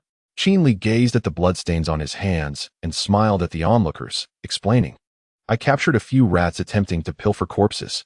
After apprehending them, I intended to conduct an interrogation. I ended up killing one, but to my surprise, they were resistant to both persuasion and coercion. Thus, I plan to bring the remaining rats to the esteemed Qing Zhongzhu for further inquiry." In clarifying the origin of the blood on his hands, Qin Li simultaneously elucidated his intentions. Upon hearing Qin Li's words, Qing Feng instinctively replied, "Rats?" Qin Li nodded, affirming, "Indeed, just a few rats from the corpse control sect. There were initially 7. I've dispatched 1, leaving 6. Recognizing the accuracy of Qin Li's account, Qing Feng acknowledged, "I will manage it appropriately. When the matter concludes, I shall deliver them directly to the Yaoqi Palace." It seemed these rats had previously encountered individuals from Yaoqi Palace, making their transfer a prudent choice. Qin Li mused, "Yes, I trust you will handle it well." As their conversation concluded, an awkward silence enveloped the gathering, with only Siyu standing beside Qin Li, deep in contemplation, her thoughts a mystery. "Senior brother, does the corpse control sect truly keep rats?" Siyu suddenly questioned, her voice laced with skepticism. Qin Li furrowed his brow at her query, perplexed by its origins. Su Wenshan, overhearing, instinctively covered his mouth to suppress a chuckle. "Senior brother, it seems Siyu misunderstood your words. Thinking the corpse control sect raises rats," Su Wenshan explained. Glancing at Qin Li, "I am aware, yet it appears this girl's intelligence has its limits," Qin Li remarked, gesturing towards Siyu. He was genuinely astonished that Siyu could misinterpret his statement in such a manner. What kind of rat could pilfer a corpse? Even if such a creature existed, would Qin Li interrogate a rat? And if he would, was it worth traveling to deliver it to Qing Feng for questioning? Was it even deserving of scrutiny by the dignitaries of Yaoqi Palace? Qin Li found it bewildering that Siyu had pondered for so long, only to arrive at such a trivial question devoid of any intellectual merit. Ha! Qing Feng, amused by Qin Li's remarks, glanced at Siyu's crimson face, finding the situation rather entertaining, as it became evident that Siyu's thoughts had taken a rather misguided turn. At that moment, Siyu's face resembled a ripe apple, her shyness compelling her to lower her gaze, bewildered by her own impulsive question. She had initially wondered if the rats warranted such effort, only to chastise herself inwardly for her foolishness. After a brief interlude, Qin Li turned to Qing Feng and inquired, "How is your health?"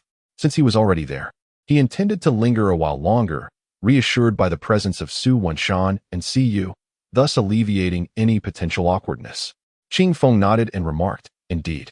I feel an overwhelming surge of strength coursing through my body, as if the lingering injuries of the past have vanished."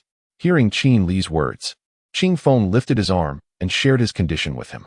The disappearance of those hidden injuries was nothing short of miraculous for Qing Feng. After all, he had endured countless battles to reach this point, leaving behind several incurable wounds. Now, astonishingly, he was in peak condition. This is only natural. Over the past 3 years, you have essentially reached the pinnacle of your power as the sect leader. Seize the moment. If there is anything you wish to accomplish, do so swiftly. Experience everything you have yet to try, whether it be seeking companionship, starting a family, or perhaps even acknowledging a father figure. You have 3 years to indulge. Qin Li said to Qing Feng with a smile, everything appearing quite natural. Qing Feng chuckled, secretly cursing, what on earth does he mean by acknowledging a father figure? Su Wenshan and Siyu initially nodded at Qin Li's remarks. Although some were rather explicit, they understood that for one facing death, it was best to live life to the fullest, even if Qing Feng desired to share a bed with several women all at once. Siyu would likely not bat an eyelash and would facilitate it without hesitation. However, when Su Wenshan and Siyu heard Qin Li suggest that Qing Feng acknowledge a father figure, they couldn't help but smile, concealing their faces as they turned away with laughter. They had not expected Qin Li to be so audacious in jesting with the sect leader. Nonetheless, it must be said that Qin Li had the credentials to make such jokes. Of course, this was not mere teasing, it was humor. Observing the expressions of Siyu and Su Wenshan, Qin Li furrowed his brow and adopted a more serious tone, stating, "This is a matter of great importance. Do not laugh. What is wrong with acknowledging a father figure? Is a godfather not acceptable?" "Qin Li, enough. I understand your intent," Qing Feng replied, feeling somewhat embarrassed as he watched Siyu and Su Wenshan stifling their laughter. "As long as the sect leader understands." Qin Li, upon hearing Qing Feng's words, allowed a subtle smile to grace his lips, a small act of vengeance for having been ordered to guard the tomb. "Very well, I shall take my leave. Those troublesome rats are outside. I have bound them, and the ropes are enchanted, so do not worry about their escape. Once you are finished with them, remember to return them to the tomb. Do not keep them for yourselves," Qin Li said as he stood to exit. As he reached the door, a thought struck him. He turned back to Siyu and Su Wenshan, pointing at them with a serious expression, and declared, "You too, especially you. Do not attempt to rescue anyone who has fallen into a pit, only to lose the rope in the process, or come up with some other excuse. Do not blame me if I am unkind." His tone turned menacing as he made a gesture across his throat, attempting to intimidate Siyu and Su Wenshan. Su Wenshan and Siyu simultaneously exclaimed, "Absolutely impossible, Brother Qin. We are all good people and would never covet your property." With a smirk, Qin Li rolled his eyes at them and then transformed into a blue rainbow, departing from the scene. Chapter 62, The Grand Elder. A night swiftly passed. The following morning, Qing Feng directly led several disciples of the corpse-controlling sect to the master hall, instructing someone to ring the bell, summoning all the elders to gather. Soon, as the melodious chimes echoed, the elders of Qingyun's sect were initially taken aback, their expressions swiftly transforming into delight as they soared like a rainbow towards the master hall. In the Qingyun sect graveyard, an early riser had just stretched and, upon hearing the bell, muttered to himself, "Are they planning to descend so soon?" Originally, Qin Li had thought that Qing Feng would take a few more days to address this matter, but to his surprise, he acted with resolute efficiency, commencing the proceedings the very next day. Such promptness was no wonder. He was the sect leader. Had it been anyone else, They would likely have taken at least 10 days to recuperate. Poor Winshan. It seemed his days of assuming the leadership role had been reduced by 3 years. Qinli suddenly recalled Su Winshan, who was supposed to ascend soon. Feeling a twinge of sadness, he absent-mindedly touched the corner of his eye.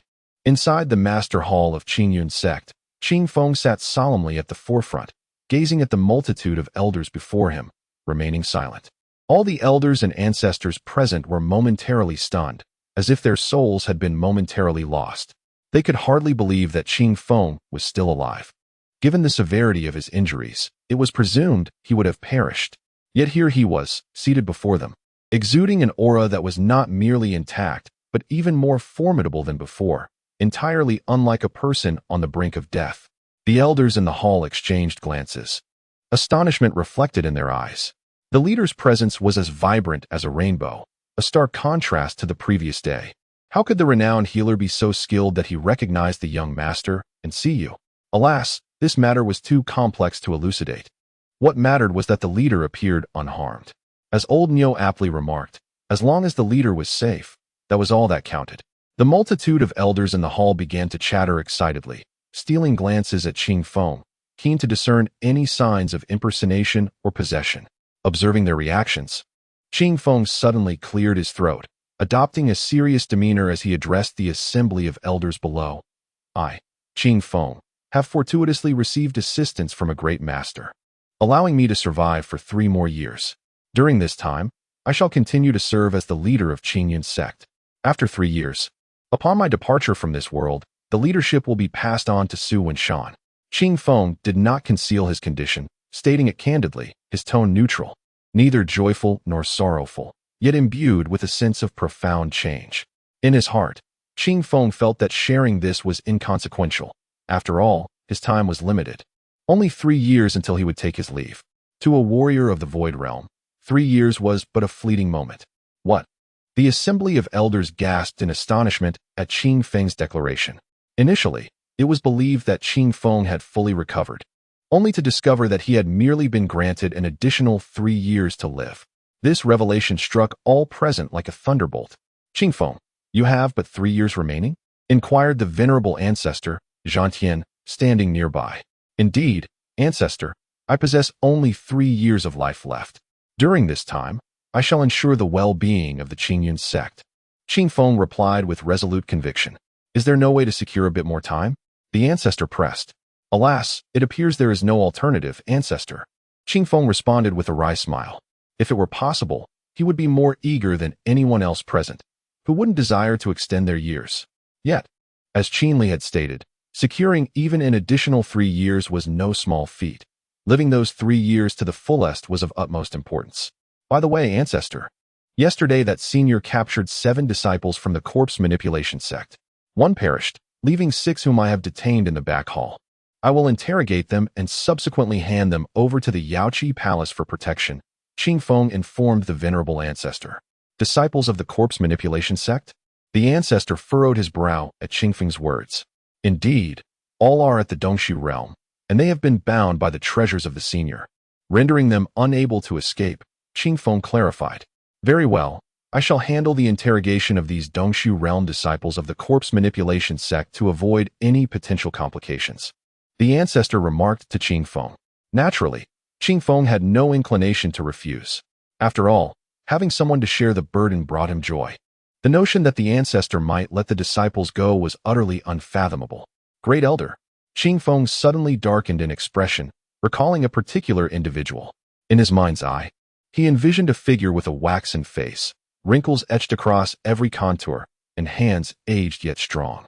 Leaning on a cane, his eyes were sunken, adorned with a goatee. This figure was none other than the great elder of the Qingyun sect, a master of the Dongshu realm. Just the night before, Qinli had discreetly conveyed that there was an undercover agent within the sect, someone of significant standing. Initially skeptical, Qing Feng's doubts were dispelled upon discovering a map leading to a tomb. Suddenly, the figure of the great elder emerged in his thoughts. He had recently been the subject of much suspicion. Now you had been brought in by the great elder, and mere days ago, he had visited the secret realm where the golden nine-tailed fox broke its seal.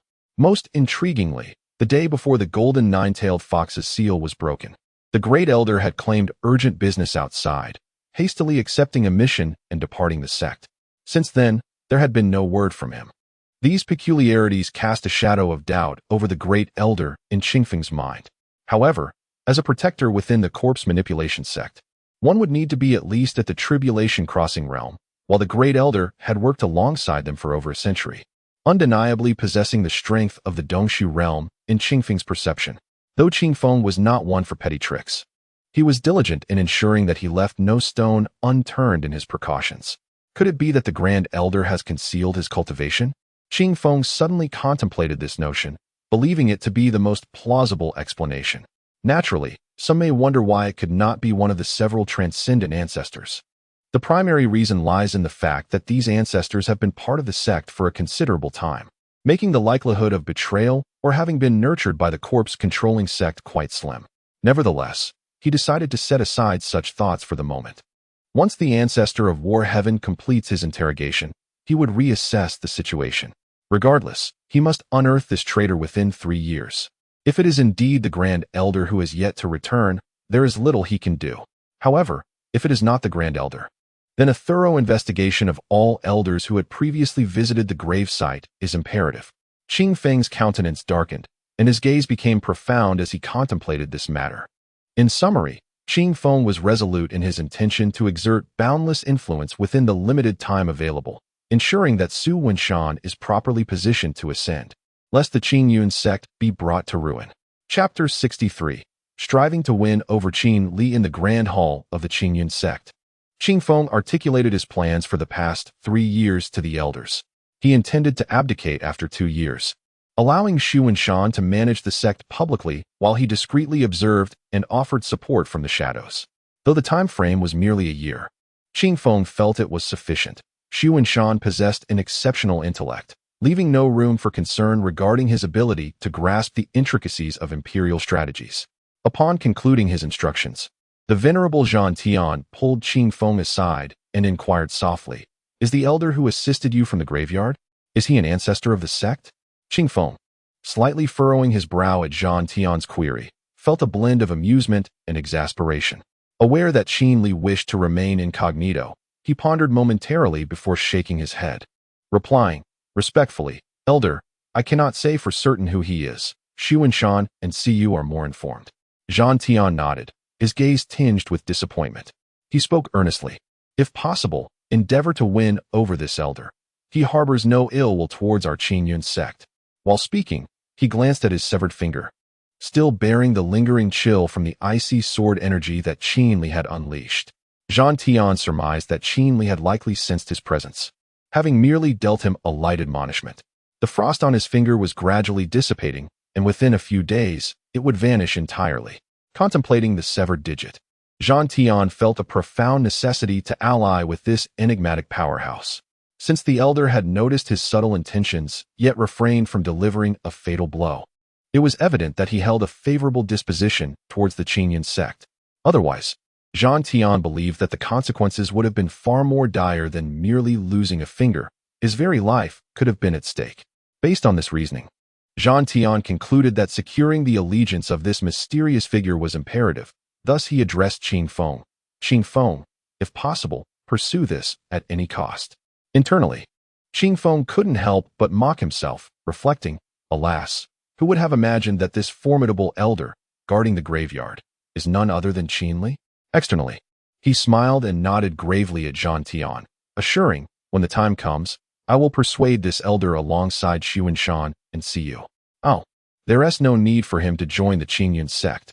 He is already one of us." Qingfeng mused inwardly. Zhan Tian acknowledged Qingfeng with a nod before turning to head towards the rear hall, intending to seek out the disciples of the corpse-controlling sect for valuable leads. Just as Zhan Tian pivoted, Qingfeng's voice interjected, "Elder, there are guardians from the corpse-controlling sect within the sect." As these words escaped his lips, the venerable ancestor of the battle sky found himself momentarily paralyzed, gazing at Qingfeng with an expression of utter disbelief. His voice rose an octave as he exclaimed, "Qingfeng, this is not a matter to be trifled with." Upon hearing the ancestor's words, Qingfeng lifted his gaze to meet the elder's eyes, his tone grave as he replied, "Ancestor, Barring unforeseen circumstances, there exists an 80% probability that our Qingyun sect is involved. Initially reluctant to broach this topic, Qing Feng understood that the presence of the corpse-controlling sect's enforcers within the sect was no trivial matter. Moreover, having deduced the most likely suspect, he felt compelled to disclose it. 80%? The Battle Sky ancestor fell silent upon hearing Qing Feng's assertion. His expression darkened to the point of being drenched in gravity. He comprehended that Qing Feng's 80% was tantamount to a certainty. Who is it? The ancestor inquired, his voice trembling with urgency. Reporting to the ancestor, our preliminary suspicion points to the Grand Elder, Qing Feng managed to articulate, expending considerable effort to voice those words. The moment he finished speaking, a wave of fatigue washed over him. The Battle Sky ancestor, upon processing Qing Feng's revelation, felt a tempest of emotions surge within him, his gaze reflecting disbelief as he nodded slowly. I understand. I shall assign several elders to observe the enforcers of the corpse-controlling sect. Their cultivation should be at least at the transcendent stage. Your subordinates need not involve themselves in this matter. Leave it to me. The Battle Sky ancestor resolved to take full responsibility, determined to cleanse the Qingyun sect thoroughly. Qing Feng, do not speak of this to anyone. Treat this as if nothing has transpired, he cautioned the young man. Qing Feng nodded in acknowledgement. I understand, ancestor. I appreciate your diligence regarding this matter. The elder responded with a nod. Your primary task now is to cultivate a connection with that enigmatic powerhouse. Subsequently, ensure that the transfer procedures are completed within the next 3 years. I have faith in you. Do not leave behind a mess. Qing Feng gazed deeply at the Battle Sky ancestor, his expression complex, before letting out a sigh and nodding in agreement. Observing Qing Feng's demeanor, the elder sensed the weight of unspoken concerns lingering within him. He initially intended to inquire further, but refrained, realizing it might pertain to the impending mortality he was destined to face. Turning away, he departed for the rear hall. Along the way, the Battle Sky ancestor could not help but murmur to himself, the greatest tragedy for a person is to know when their time will come. Contemplating the emotional turmoil of such knowledge, he had brushed against the edge of existence and understood the sensation of impending death, the waiting for the inevitable. His time was drawing near, perhaps within 2 to 3 decades. If he were to perish, it was likely that the Qingyun sect would be devoid of even a single warrior at the path-cutting stage. He genuinely did not know what the future held. If Qing Feng could indeed forge an alliance with that mysterious powerhouse, safeguarding the sect for a century, then perhaps one among the current elders at the transcendent stage could transcend to the path-cutting stage. The Battle Sky ancestor fixed his gaze ahead, his expression a tapestry of emotions, sorrow, regret, and lamentation, all intertwined in a profound complexity. Soon, the esteemed ancestor Zhantian composed himself and approached the bound disciples of the controlling corpse sect, stating, "Come with me." As he spoke, a faint smile curled at the corners of his mouth, suggesting he had already devised a plan to torment this group of disciples. The disciples, their mouths stuffed with foreign objects, were rendered voiceless, 6 of them tied together, while a corpse lay brazenly beside them. Upon recognizing their visitor as Ancestor Zhantian, their pupils dilated in shock. They had heard the ominous tales surrounding him, and a chill of trepidation washed over them, evident on their faces. Each of their eyes mirrored a profound regret, questioning why they had undertaken this task and why the golden nine-tailed fox had spared their lives. They were perplexed by the identity of the mysterious powerhouse from the previous night and were left pondering what further secrets the Qingyun sect might conceal.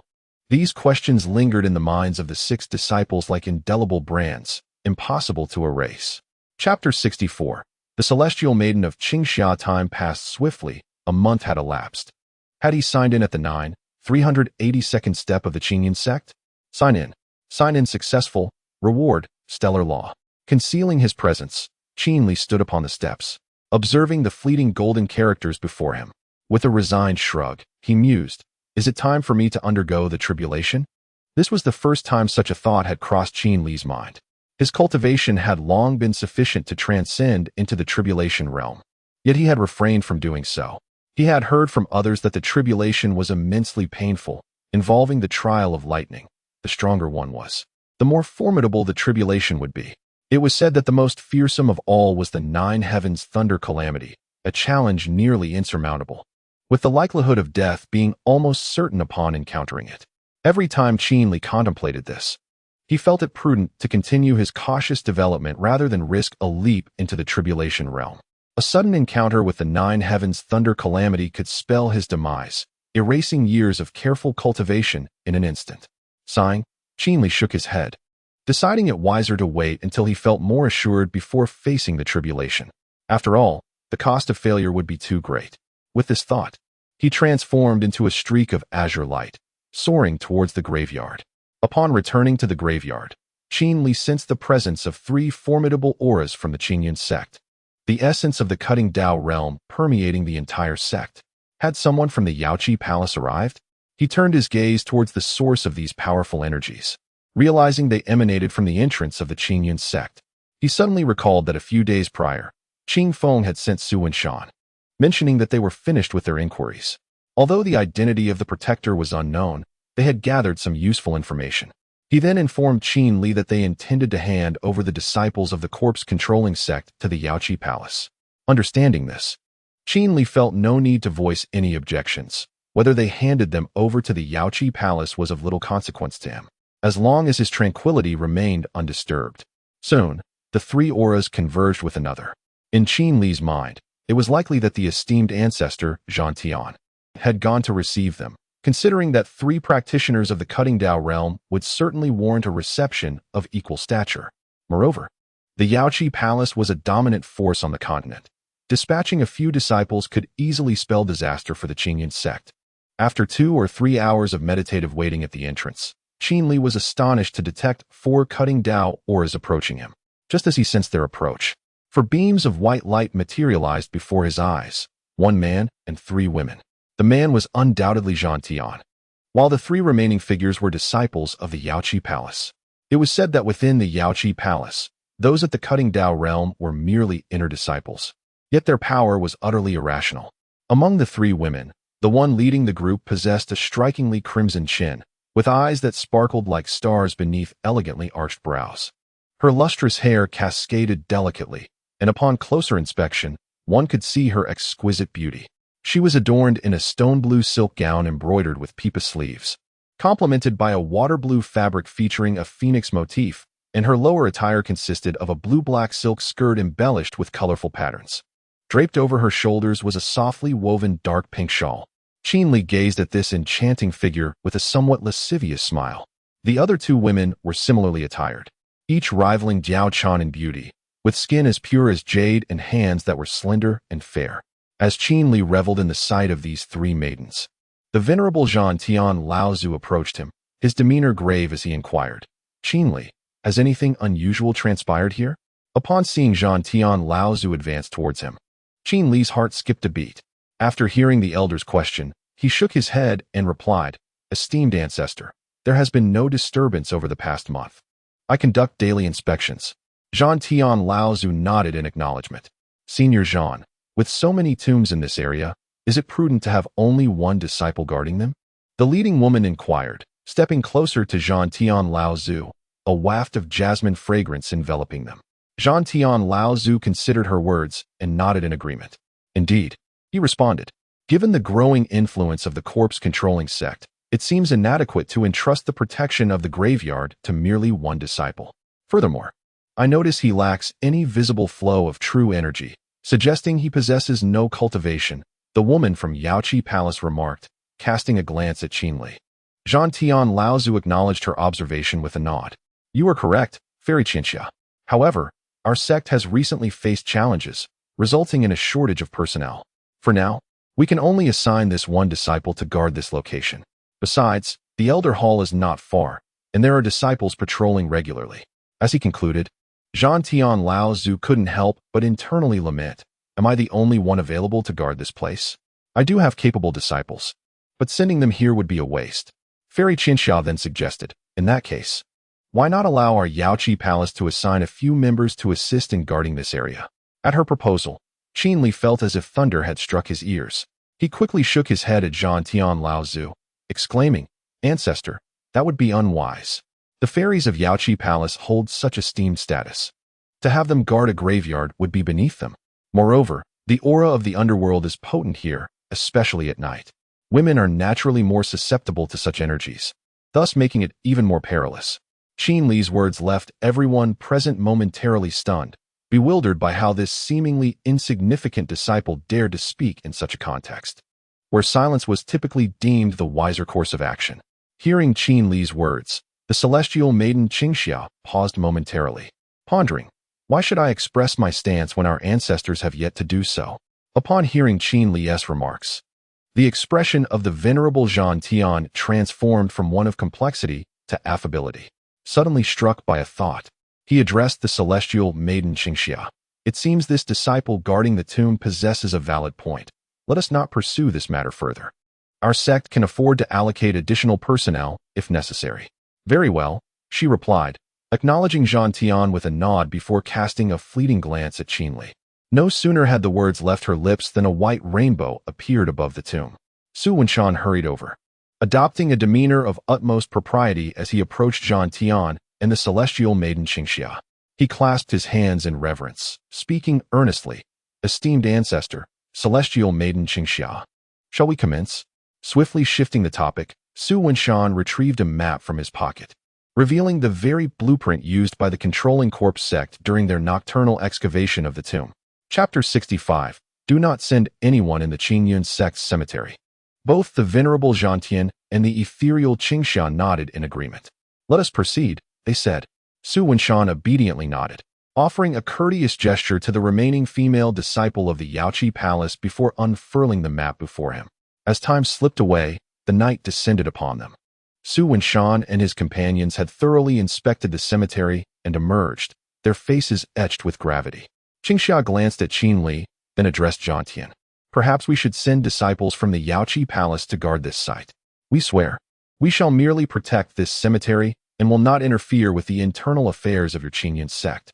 We shall remain here until I have eradicated the control of the corpse sect and safely escort her away.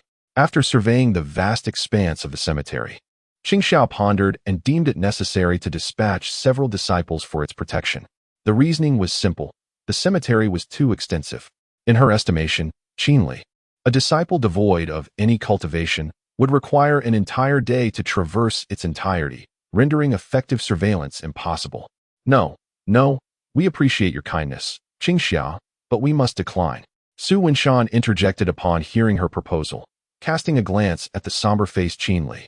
That would be quite unnecessary, with our senior brother present. Unless the elders of the Yaoqi Palace come, it would be far more advantageous to rely on him. Qingxia stood dumbfounded, as did Zhang Tian and the other two disciples from the Yaoqi Palace. Their bewilderment stemmed from the inexplicable denial they faced today, twice, no less. Zhang Tian, however, was perplexed by Su Wenshan's words. Qingxia, Su Wenshan is the young master of our Qingyun sect. If he says it is unnecessary, then it is indeed so. We are grateful for your offer, Zhang Tian replied, scratching his head. He had never favored the idea of Yaoqi Palace disciples guarding this site. Even if their intentions were purely protective, he would not permit it. It was akin to having another man lie beside one's wife while assuring that he would not stir, merely resting. Who would believe such words? As the highest-ranking member of the Qingyun sect, entrusted with its safety, Zhang Tian was resolute in preventing any potential threat to their sanctuary. Hearing the unwavering tone of Zhang Tian, Qingxia nodded reluctantly, stating, in that case, I hope, as you mentioned this afternoon, that you will assign more disciples to safeguard the cemetery. Recognizing the futility of sending her own, Qingxia sought to persuade the Qingyun sect to station their own protectors here. Ultimately, she perceived significant vulnerabilities within the cemetery, and leaving it in the hands of a mere inconsequential disciple to defend against the corpse sect was nothing short of absurd. If the corpse-controlling sect were to directly refine the bodies on the spot, they might have discovered the situation in a timely manner, as the celestial phenomena associated with corpse refining remained beyond their control.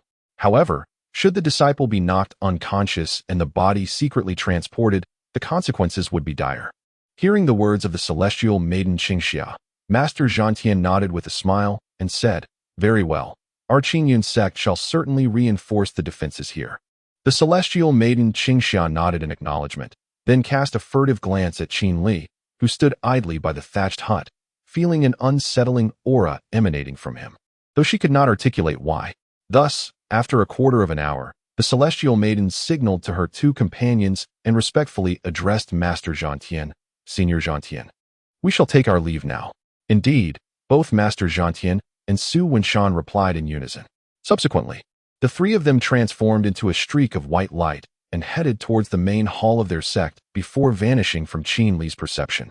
Su Wenshan, witnessing their departure, let out a sigh of relief and cast a grateful glance at Qin Li, thankful that the celestial maiden did not insist on sending someone after them.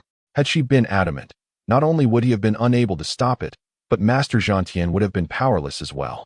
After all, they were backed by the entire Yaoqi Palace, while they themselves were merely a small Qingyun sect, utterly incapable of resistance. How could an ant shake a tree? Master Zhangtian remarked to Su Wenshan, I shall take my leave. No sooner had he spoken than he transformed into a white light and departed, returning to his residence. Left behind, Su Wenshan approached Qin Li with a mischievous grin and said, This gravekeeper disciple, let me give our young sect master a leg massage. Have you lost your mind? Qin Li retorted, not indulging Su Wenshan, and struck out with a palm. Bang! A hole was blasted into the mountain behind Su Wenshan's head. Wow, senior brother, don't be so fierce. Aren't you afraid they might return? You know, with my strength, I can't create such a commotion. Su Wenshan turned to look at the peak where the white light had just passed, observing the newly formed opening. Humph, what do you think the consequences would be? Isn't it simply being discovered? But can they defeat me? Qin Li said, a cold smirk on his face as he regarded the now sweating Su Wenshan. What is the meaning of the trio from Yaoqi Palace? Were they not only here to take away those few disciples from the corpse-controlling sect? Why have they come here? Qin Li asked sternly, fixing his gaze on Su Wenshan. Su Wenshan nodded in response, saying, I am not sure of the specifics, but I have heard that since they encountered those disciples from the corpse-controlling sect, they have insisted on inspecting the graveyard. It seems those disciples are not ordinary. While examining the graveyard, we clearly saw her searching for something, and as she was about to leave, I noticed a look of disappointment and confusion in her eyes, as if she had not found what she sought. Chapter 66. Unpursuable as a white rainbow faded from view, Su Wenshan departed from the graveyard, while Qin Li sat cross-legged amidst the tombstones, reflecting upon the enchanting Qingxia fairy. Indeed, she was strikingly slender in some areas and pleasantly plump in others. Perhaps solitude was preferable. He suddenly recalled the protagonists of countless novels, often beset by troubles stemming from their beautiful wives. Historically, many male leads in literature have encountered misfortune due to women. Qin Li certainly did not wish for a life where challengers appeared every few days, disrupting his training and leaving him in a state of constant anxiety. He envisioned an overbearing young master from a powerful family taking a fancy to him, abducting him, leading to a dramatic rescue scenario. Just the thought of it left him feeling weary.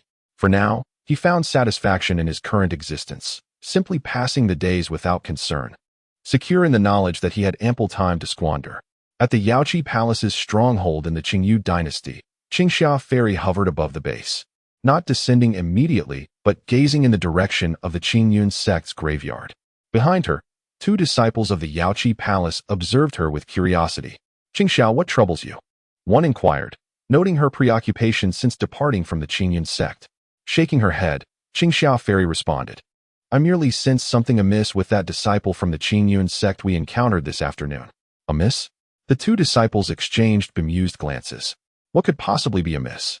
He led us well and showed us many places, providing excellent service despite an initial awkwardness. It's not him.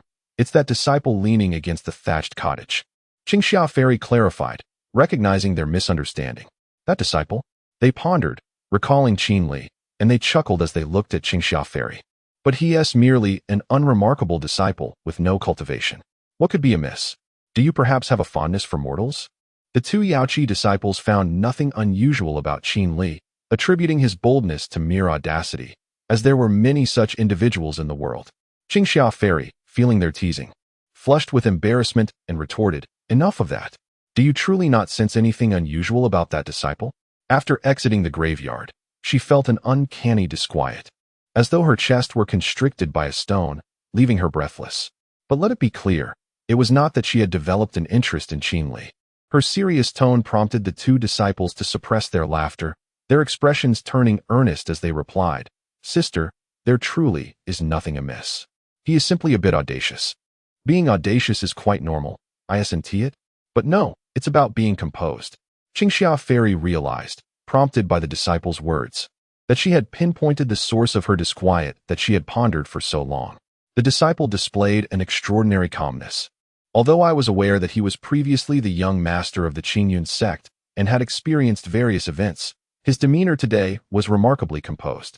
Furthermore, the disciple who led us to inspect the grave site this afternoon is the current young master of the Qingyun sect, seemingly having a complex relationship with the aforementioned disciple. Fairy Qingxia gently pinched her chin, her profound gaze furrowing slightly as she articulated her unease regarding the situation. The two disciples from the Yaoqi Palace exchanged bemused glances. Perplexed by their senior sister's myriad thoughts, they questioned what was so peculiar about the disciple's calmness. What was wrong with being excessively composed? Did he need to shout and holler before them? As Fairy Qingxia awaited further commentary from her fellow Yaoqi disciples, one of them stepped forward and inquired, "Sister, do you honestly think you have taken a liking to him?" "Get lost," Fairy Qingxia retorted, her frustration evident as she stamped her foot, feeling unable to clarify her thoughts. She then flew back to her quarters, leaving her two bewildered Yaoqi disciples in her wake. "Sister, do you believe our senior sister has taken a fancy to that disciple?" one asked. "I think Qingxia might be disappointed that he didn't show any signs of admiration when he saw her, which could explain her discomfort," the other replied. "Ah, indeed. Your reasoning holds merit. It is quite possible. Nevertheless, our Yaoqi Palace consists solely of women. Whenever we encounter men, none fail to express their admiration, especially Qingxia, who is simply enchanting. There's Lu from the Beidu sect, the young master from the Southern Wang Manor, and the young master of the Juho sect. Let us not dwell on it any longer. We should return." With that, the two figures vanished into the Yaoqi Palace's residence. 3 months swiftly passed. At the Qingyun sect's graveyard, at the entrance of a thatched cottage, Qin Li sat upon a stone bench, listening intently as Su Wenshan recounted the significant events of the past few days. "Brother, to be honest, you should have seen Fairy Qingxiao single-handedly take on 6 elders from the controlling corpse sect. My heavens, the sword energy sliced through the air right before my eyes. In an instant, those 6 individuals perished simultaneously." From his words, it was evident that the recent turmoil stemmed from a conflict between the Yaoqi Palace and the controlling corpse sect, plunging the entire Qingyun domain into chaos. The battle persisted until yesterday when the disciples of the controlling corpse sect were finally eradicated by the Yaoqi Palace, which emerged victorious, largely due to the few mice that Qin Li had captured. These mice served as bait, drawing out the main forces of the controlling corpse sect. As the fierce battle raged on, the spiritual energy of the Qingyun domain plummeted by several percentages. Fortunately, in an act of goodwill, the Yaoqi Palace later offered numerous medicinal pills as compensation to all sects within the Qingyun domain. Indeed, esteemed senior brother, it is thanks to your initial capture of those disciples from the corpse-controlling sect that our endeavors have proceeded so smoothly. Alas, had you been present, you would have witnessed the ethereal sight of celestial maidens gracefully floating in the air. Su Wenshan remarked, casting a wistful glance at Qin Li as he spoke. Chapter 67. We are not the people you think, senior brother. I am truly eager to introduce you to the enchanting Qingxia Fairy. If it is at all possible, I shall assist you in your pursuit. I genuinely wish to help you. Su Wenshan reminisced about the majestic figure of Qingxia Fairy and felt that she would be an exquisite match for his senior brother.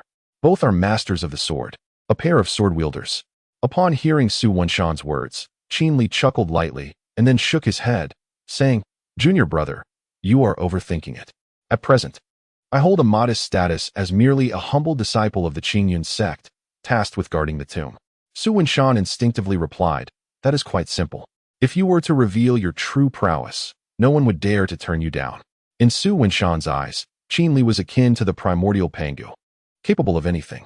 As long as Qin Li ceased to conceal his strength, winning over the so-called Qingxia Fairy would be as effortless as sipping thin rice porridge. Oh, if you genuinely admire that Qingxia Fairy, who seems both formidable and alluring, then pursue her. I wholeheartedly encourage you, Qin Li remarked with a smile. Moving closer to Su Wenshan and giving his shoulder a reassuring pat, he gestured towards his own heart, saying, "Do not allow rationality to dominate your spirit."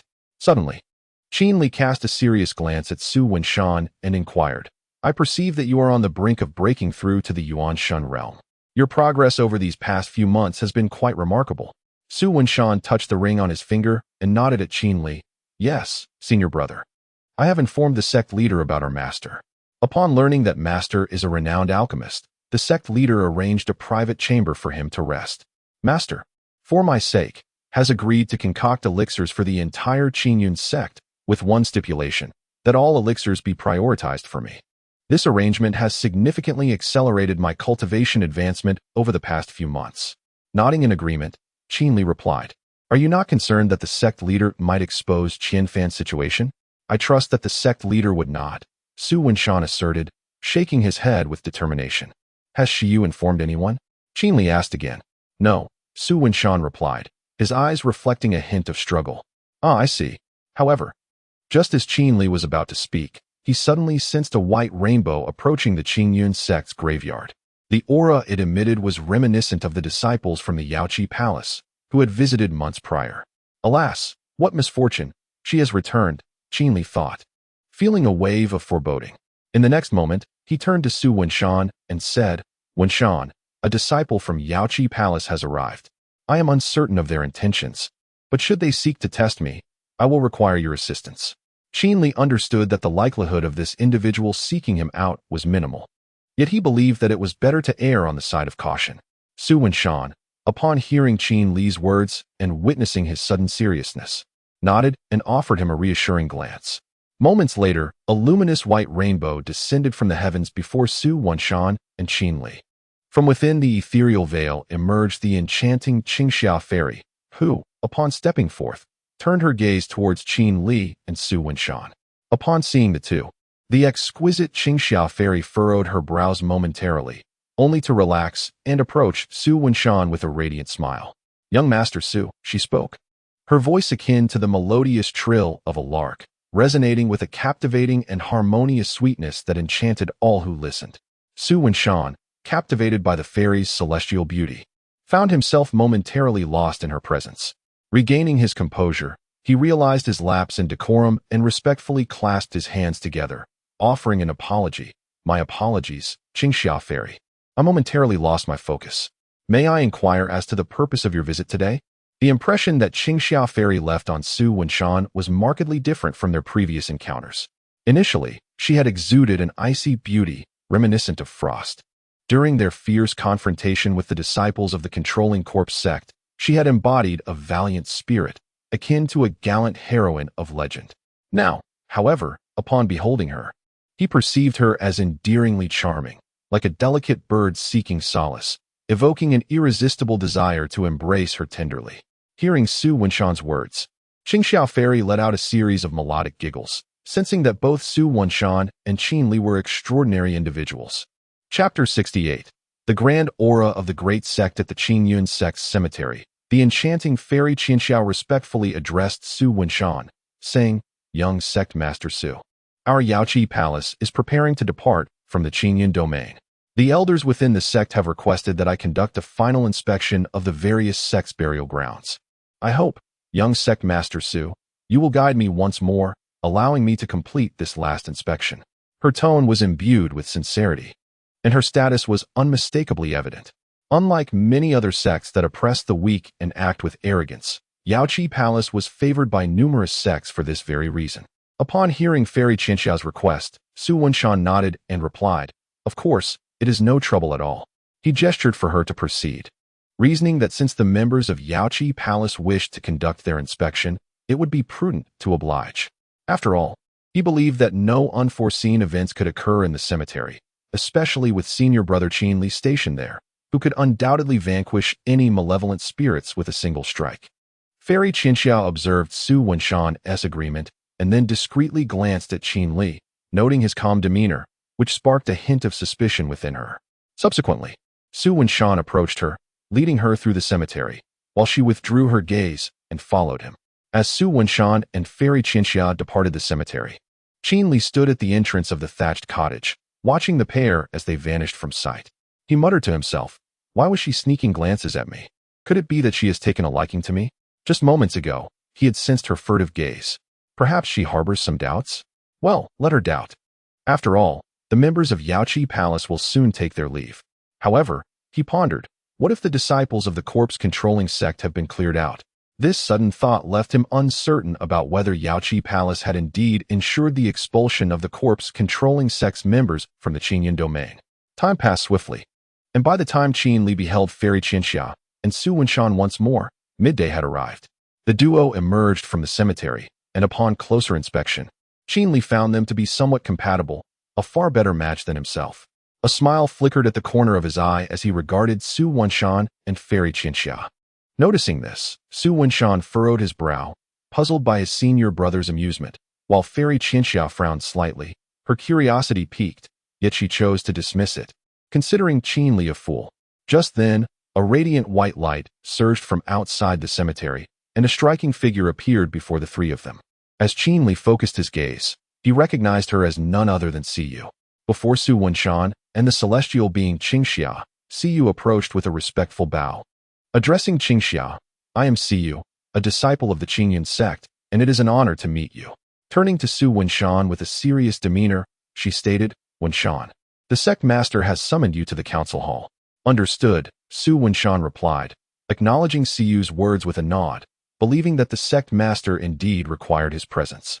He then turned to Qingxia and offered a courteous gesture, saying, Celestial being Qingxia, I shall not intrude upon your time any longer.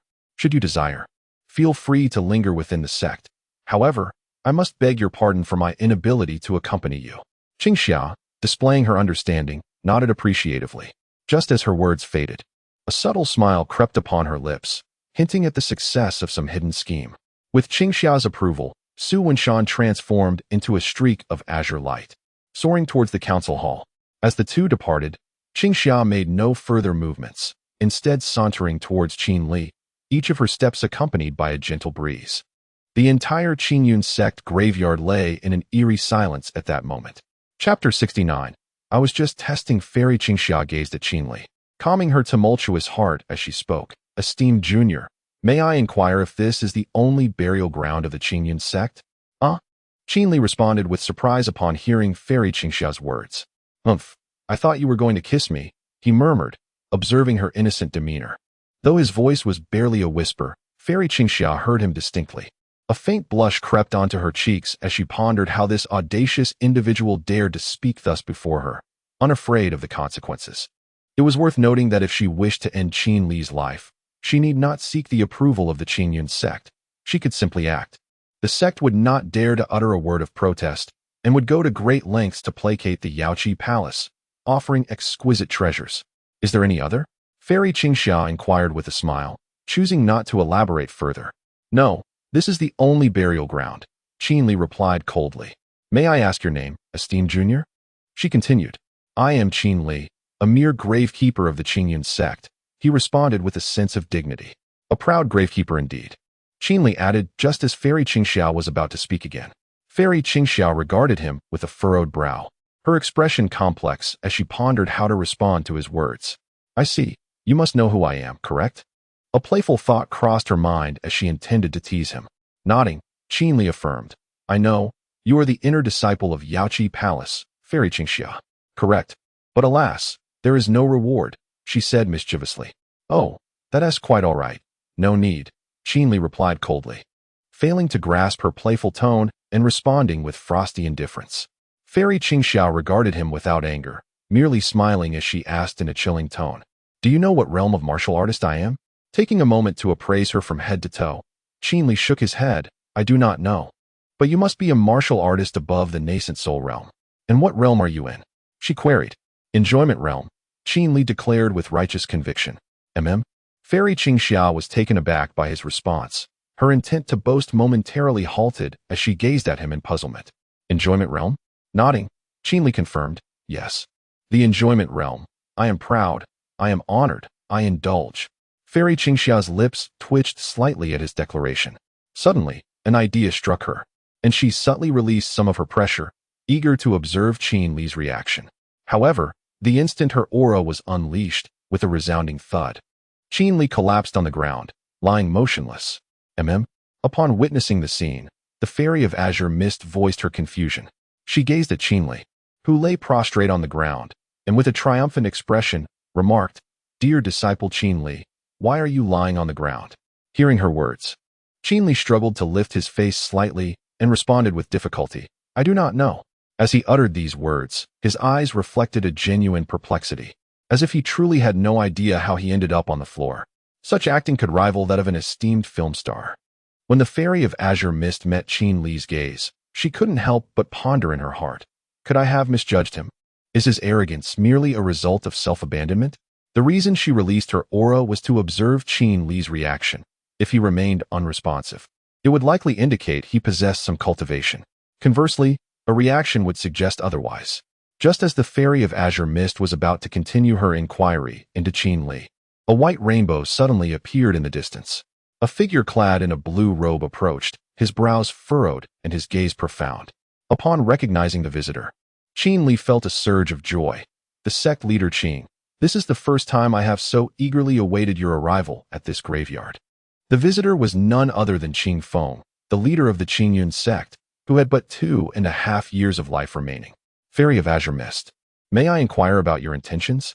Qing Feng addressed her, his tone laden with inquiry as he observed Qin Li, who was still pinned to the ground by her pressure. The Fairy of Azure Mist, noticing his demeanor, lightly chuckled and withdrew her oppressive aura, offering her hands in a gesture of respect. "Sect leader Qing, I merely wish to ascertain whether this grave-guarding disciple is a spy from the corpse-controlling sect." As she retracted her aura, Qin Li seethed inwardly. "Damn it, you wait. Once you leave the Qingyun sect, I shall reward you with a strike of sword energy, and you will call me father." He planned to retaliate once the Fairy of Azure Mist departed. "I see. I appreciate your efforts, Fairy of Azure Mist. May I ask how the inspection fared?" Qing Feng, upon hearing her explanation, momentarily shifted from a serious expression to one of warmth. The Fairy of Azure Mist, observing Qing Feng's swift change of demeanor, shook her head and replied, "No." Qing Feng nodded, "Naturally not. That is good. Had it been the case, I would have struck him down without a hint of mercy." Indeed, the Fairy of Azure Mist chose not to elaborate further, casting a meaningful glance at Qin Li. She still sensed something amiss. But given the presence of the sect leader, she could not afford to probe further. It would be unwise to provoke displeasure. Should the elders of her sect learn of it, she would inevitably face reprimand. Although the Yaoqi Palace feared nothing, it upheld a strict code, and disciples would face severe punishment for any infractions, no matter how trivial. The Yaoqi Palace was known for its stringent discipline, essentially embodying the principles of a moral academy for women. "Qin Li, quickly express your gratitude to the Fairy of Azure Mist. She is here for your benefit. Hurry now," Qing Feng directed as he watched Qin Li, who was just rising and brushing off the dust. Upon hearing Qing Feng's words, Qin Li promptly adorned his face with a look of gratitude and sincerely remarked, "I am eternally grateful to the celestial maiden Qingxia for sparing my life. This kindness shall remain etched in my memory, and I shall personally express my thanks in due time." Though Qin Li's words brimmed with sincerity, they struck celestial maiden Qingxia as somewhat peculiar, akin to a prayer uttered before death. With a gentle smile, she replied, "I hope my junior brother does not hold any resentment towards me. I was merely fulfilling my duties." Qin Li, upon hearing her response, chuckled softly, indicating his understanding. Chapter 70. Firm belief in one's judgments. Fairy Qingxiao regarded Qin Li with a lingering sense of unease, as if the prospect of his future visit she had mentioned might indeed come to fruition. "Fairy Qingxia, do you have any matters to attend to?" Qing Feng inquired suddenly. Upon hearing Qing Feng's words, Fairy Qingxia smiled faintly and shook her head. "No, I shall take my leave shortly. I apologize for the disturbance to your esteemed sect." Her tone was tinged with complexity, perplexed by the seemingly indifferent demeanor of everyone at Qingyun's sect towards her, a stark contrast to how other sects treated her with hospitality and warmth. Since her arrival at Qingyun's sect, she had felt as though she was continually facing obstacles, leading her to vent her frustrations on the disciples of the corpse-controlling sect. Before long, Fairy Qingxia clasped her hands in farewell to Qing Feng and transformed into a white rainbow, departing from the scene. Only Qin Li and Qing Feng remained in the cemetery. After watching Fairy Qingxia leave, Qing Feng turned to Qin Li and asked, "Qin Li, do you think she noticed anything?" Qing Feng's demeanor was sincere. Since learning of Qin Li's true prowess, he understood that the survival of Qingyun's sect hinged solely on Qin Li. If Qin Li could safeguard Qingyun sect for a century, then the sect's fractures could be mended. Qin Li shook his head in response. I doubt she discerned anything substantial. She likely harbors some suspicions about me. Otherwise, she wouldn't have tested me. Perhaps she genuinely believes I am a disciple of the corpse-controlling sect. He jested. Haha. If you were a disciple of the corpse-controlling sect, then I must be their venerable ancestor, Qing Feng teased. Goodness. Does that mean you would have to be several generations my senior? Qin Li replied, incredulous yet amused. Qing Feng chuckled, brushing aside. Do not forget. You are now a grave-guarding disciple of Qingyun sect, while I hold the title of sect master. In terms of rank and status, I am indeed several levels above you. With a playful demeanor, Qing Feng regarded Qin Li, his face radiating pride, as if to say, dare to dispute that. Ultimately, it seems that Fairy Qingxiao remains suspicious of me and wishes to probe further. It matters not. She has completed her inquiries without acquiring any useful information. Even if doubt lingers in her mind, she is unlikely to return, Qin Li remarked to Qing Feng. Indeed, Qing Feng nodded. This serves as a reminder to you, as there must be aspects of your presence that are exposed. Otherwise, Fairy Qingxiao would not have sought to test you. At present, Qin Li was regarded as the core weapon of the sect, the ultimate safeguard, which must remain concealed. Very well, I shall take my leave. I merely sensed that Fairy Qingxiao might harbor suspicions about you, hence my visit. As expected, Qing Feng concluded with a smile. Thank you, Sect Master Qing. Qin Li replied with a respectful nod. With their conversation at an end, Qing Feng nodded and transformed into a white rainbow, flying towards his residence. As Qin Li watched Qing Feng depart, he sighed inwardly. What could have aroused her suspicions? Is it truly just a woman's intuition? As Qin Li pondered over this matter, a radiant white rainbow traversed the horizon of Tianyao Mountain. Just as the white rainbow was about to sweep past the peak, a sudden flash of white light emerged. The rainbow came to an abrupt halt, ensnaring the luminous beam. Within the white rainbow, a figure materialized. It was none other than the celestial Fairy Qingxiao, who had just departed from the Qingyun sect. Grasping the beam of white light in her hand, she opened her palm to reveal a note, upon which were inscribed the words, "Trust in your own judgment." Puzzled, celestial Fairy Qingxiao scrutinized the note in her hand. What could this mean? She gazed at the note. Perplexed, unable to comprehend that the phrase "trust in your own judgment" served as a password. With a furrowed brow and a complex expression, she surveyed her surroundings. Finding herself alone, she tucked the note away and soared towards the residence of the Yaotai Palace. Who could have sent this? As she flew, she contemplated the origin of the note. A master of the sword, capable of wielding nature itself as a weapon. Could it be from the Qingyun sect? Suddenly, celestial Fairy Qingxiao realized that the note had struck her like a blade of sword energy. It was evident that this individual was indeed a master swordsman. And in the entire Qingyun domain, perhaps throughout the entire Qingyu dynasty, it was unlikely to find another such expert apart from those of the Qingyun sect. Chapter 71. The succession ceremony. Time flies, and more than a year has passed in the blink of an eye. Today marks a significant occasion for the Qingyun sect, as Su Wenshan is officially inaugurated as the new sect leader. At this moment, the Qingyun sect is adorned with vibrant decorations, with every building, spirit beast, tree, and lake embellished by the diligent hands of its members, creating a grand and festive atmosphere. Standing before a few withered trees, Qin Li clenched his fists and furrowed his brow, exclaiming, "Goodness, even these trees have been utilized." However, reflecting on Su Wenshan's ascension to leadership, he thought to himself, as his senior, I must offer a gift worthy of the occasion. With a sigh, Qin Li began to rummage through his inventory for a suitable treasure. After a quarter of an hour, a resounding voice echoed from the cemetery. "Where is my precious rope?" The shout soared into the heavens, reverberating throughout the Qingyun sect, leaving the ears of its members buzzing with the impact. What happened? I have no idea. Can someone enlighten me on what is going on? Who is shouting? What rope? The members of the Qingyun sect looked up, seeking the source of the commotion, but upon finding nothing, they began to murmur among themselves. In the Qingyun sect's cemetery, as Qin Li searched for a gift for Su Wenshan, he suddenly recalled the rope he had used to bind the disciples of the corpse control sect and considered gifting it to him. However, when he set out to find it, he discovered it was nowhere to be found. Not even a single strand remained in his inventory. Damn it! It must have been taken.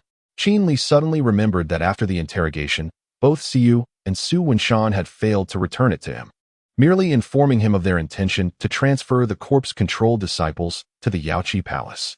Frustrated, Qin Li sat down, propping his face in his hands, visibly upset. In the grand hall of the Qingyun sect, upon hearing Qin Li's furious shout, Su Wenshan and Siyu exchanged glances and stifled their laughter. Siyu, do you think when we go to find our senior he will be furious with us? Su Wenshan asked playfully. Siyu, exuding an ethereal grace, with her ink-black hair simply styled into a celestial bun, replied with a light laugh. The idea of stealing the rope was your own, junior brother. It has nothing to do with me. If our senior decides to reprimand you, I shall not intervene. The ceremony for the succession of the sect leader was about to commence. With a booming voice, Su Wenshan stepped toward the hall's entrance. With a dramatic flourish, the doors of the grand hall swung open wide. Two spirited disciples of the Qingyun sect stood ready to usher Su Wenshan forth. As the grand gates swung wide open, an innumerable host of celestial cranes soared forth from the great hall behind them, while countless winged birds gracefully circled in the air, coalescing into exquisite symbols. In the open space before the main hall of the Qingyun sect, numerous disciples gazed upon this spectacle, each adorned with smiles, though a few harbored feelings of envy and resentment, which were ultimately disregarded. Seated at the forefront on the dais were Elder Qingfeng and several dozen other elders, all wearing expressions of delight as they directed their attention towards Su Wenshan. As time inexorably slipped away, Su Wenshan, clad in the unique azure robe of the sect's leader, stood upon the sacrificial arena of the Qingyun sect. A palpable aura of ambition and defiance emanated from his being, casting a commanding presence over all. Elder Qingfeng and the other venerable elders, along with a few esteemed ancestors, nodded in satisfaction at Su Wenshan, feeling that he was indeed a worthy successor. Just as Su Wenshan was about to conclude the ceremony of succession, 9 radiant beams of light suddenly erupted from the sacrificial arena, dispersing towards the horizon and merging into a breathtaking spectacle of 9 colored clouds, a sight of unparalleled beauty. All disciples of the Qingyun sect were left in awe at this magnificent display. In the Qingyun sect's burial grounds, Qin Li observed the scene with a disdainful snort, remarking, "All this flourish is but a facade. It would be far more beneficial to directly present elixirs, martial techniques, and mental arts." In the blink of an eye, a week had passed, and the entire Qingyun sect remained enveloped in an atmosphere of jubilance. Chapter 72.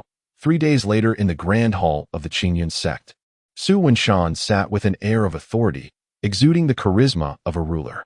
He addressed the elders standing on either side, stating, "Esteemed elders, we cannot afford any delays regarding the matters of the Sanqiong sect. I shall not permit even a single nail to be driven beneath my eyelids." His tone was grave, and as soon as he finished speaking, a palpable tension enveloped the hall.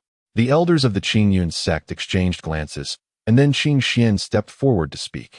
"Sect Master, while the Sanqiong sect may not be particularly strong, without the presence of our ancestral master, engaging them would be disadvantageous for us. Although they lack Tribulation Realm warriors, the sacred artifacts in your possession can contend with them. Should a conflict arise, it is likely that our sect would struggle to withstand their might." As Qin Xian concluded, murmurs filled the hall, with many voicing their agreement. His insight resonated deeply with those present. Although the Sanqiong sect was not of the same caliber as the Qingyun sect, their capability to defeat them rested solely upon the ancestral master. Each time the ancestral master intervened, his essence diminished. If a crisis akin to the incident with the golden nine-tailed fox were to arise, the Qingyun sect might find itself unable to mount any defense. Observing the discourse, Su Wenshan chuckled lightly. "Fear not, I have already secured the necessary assistance.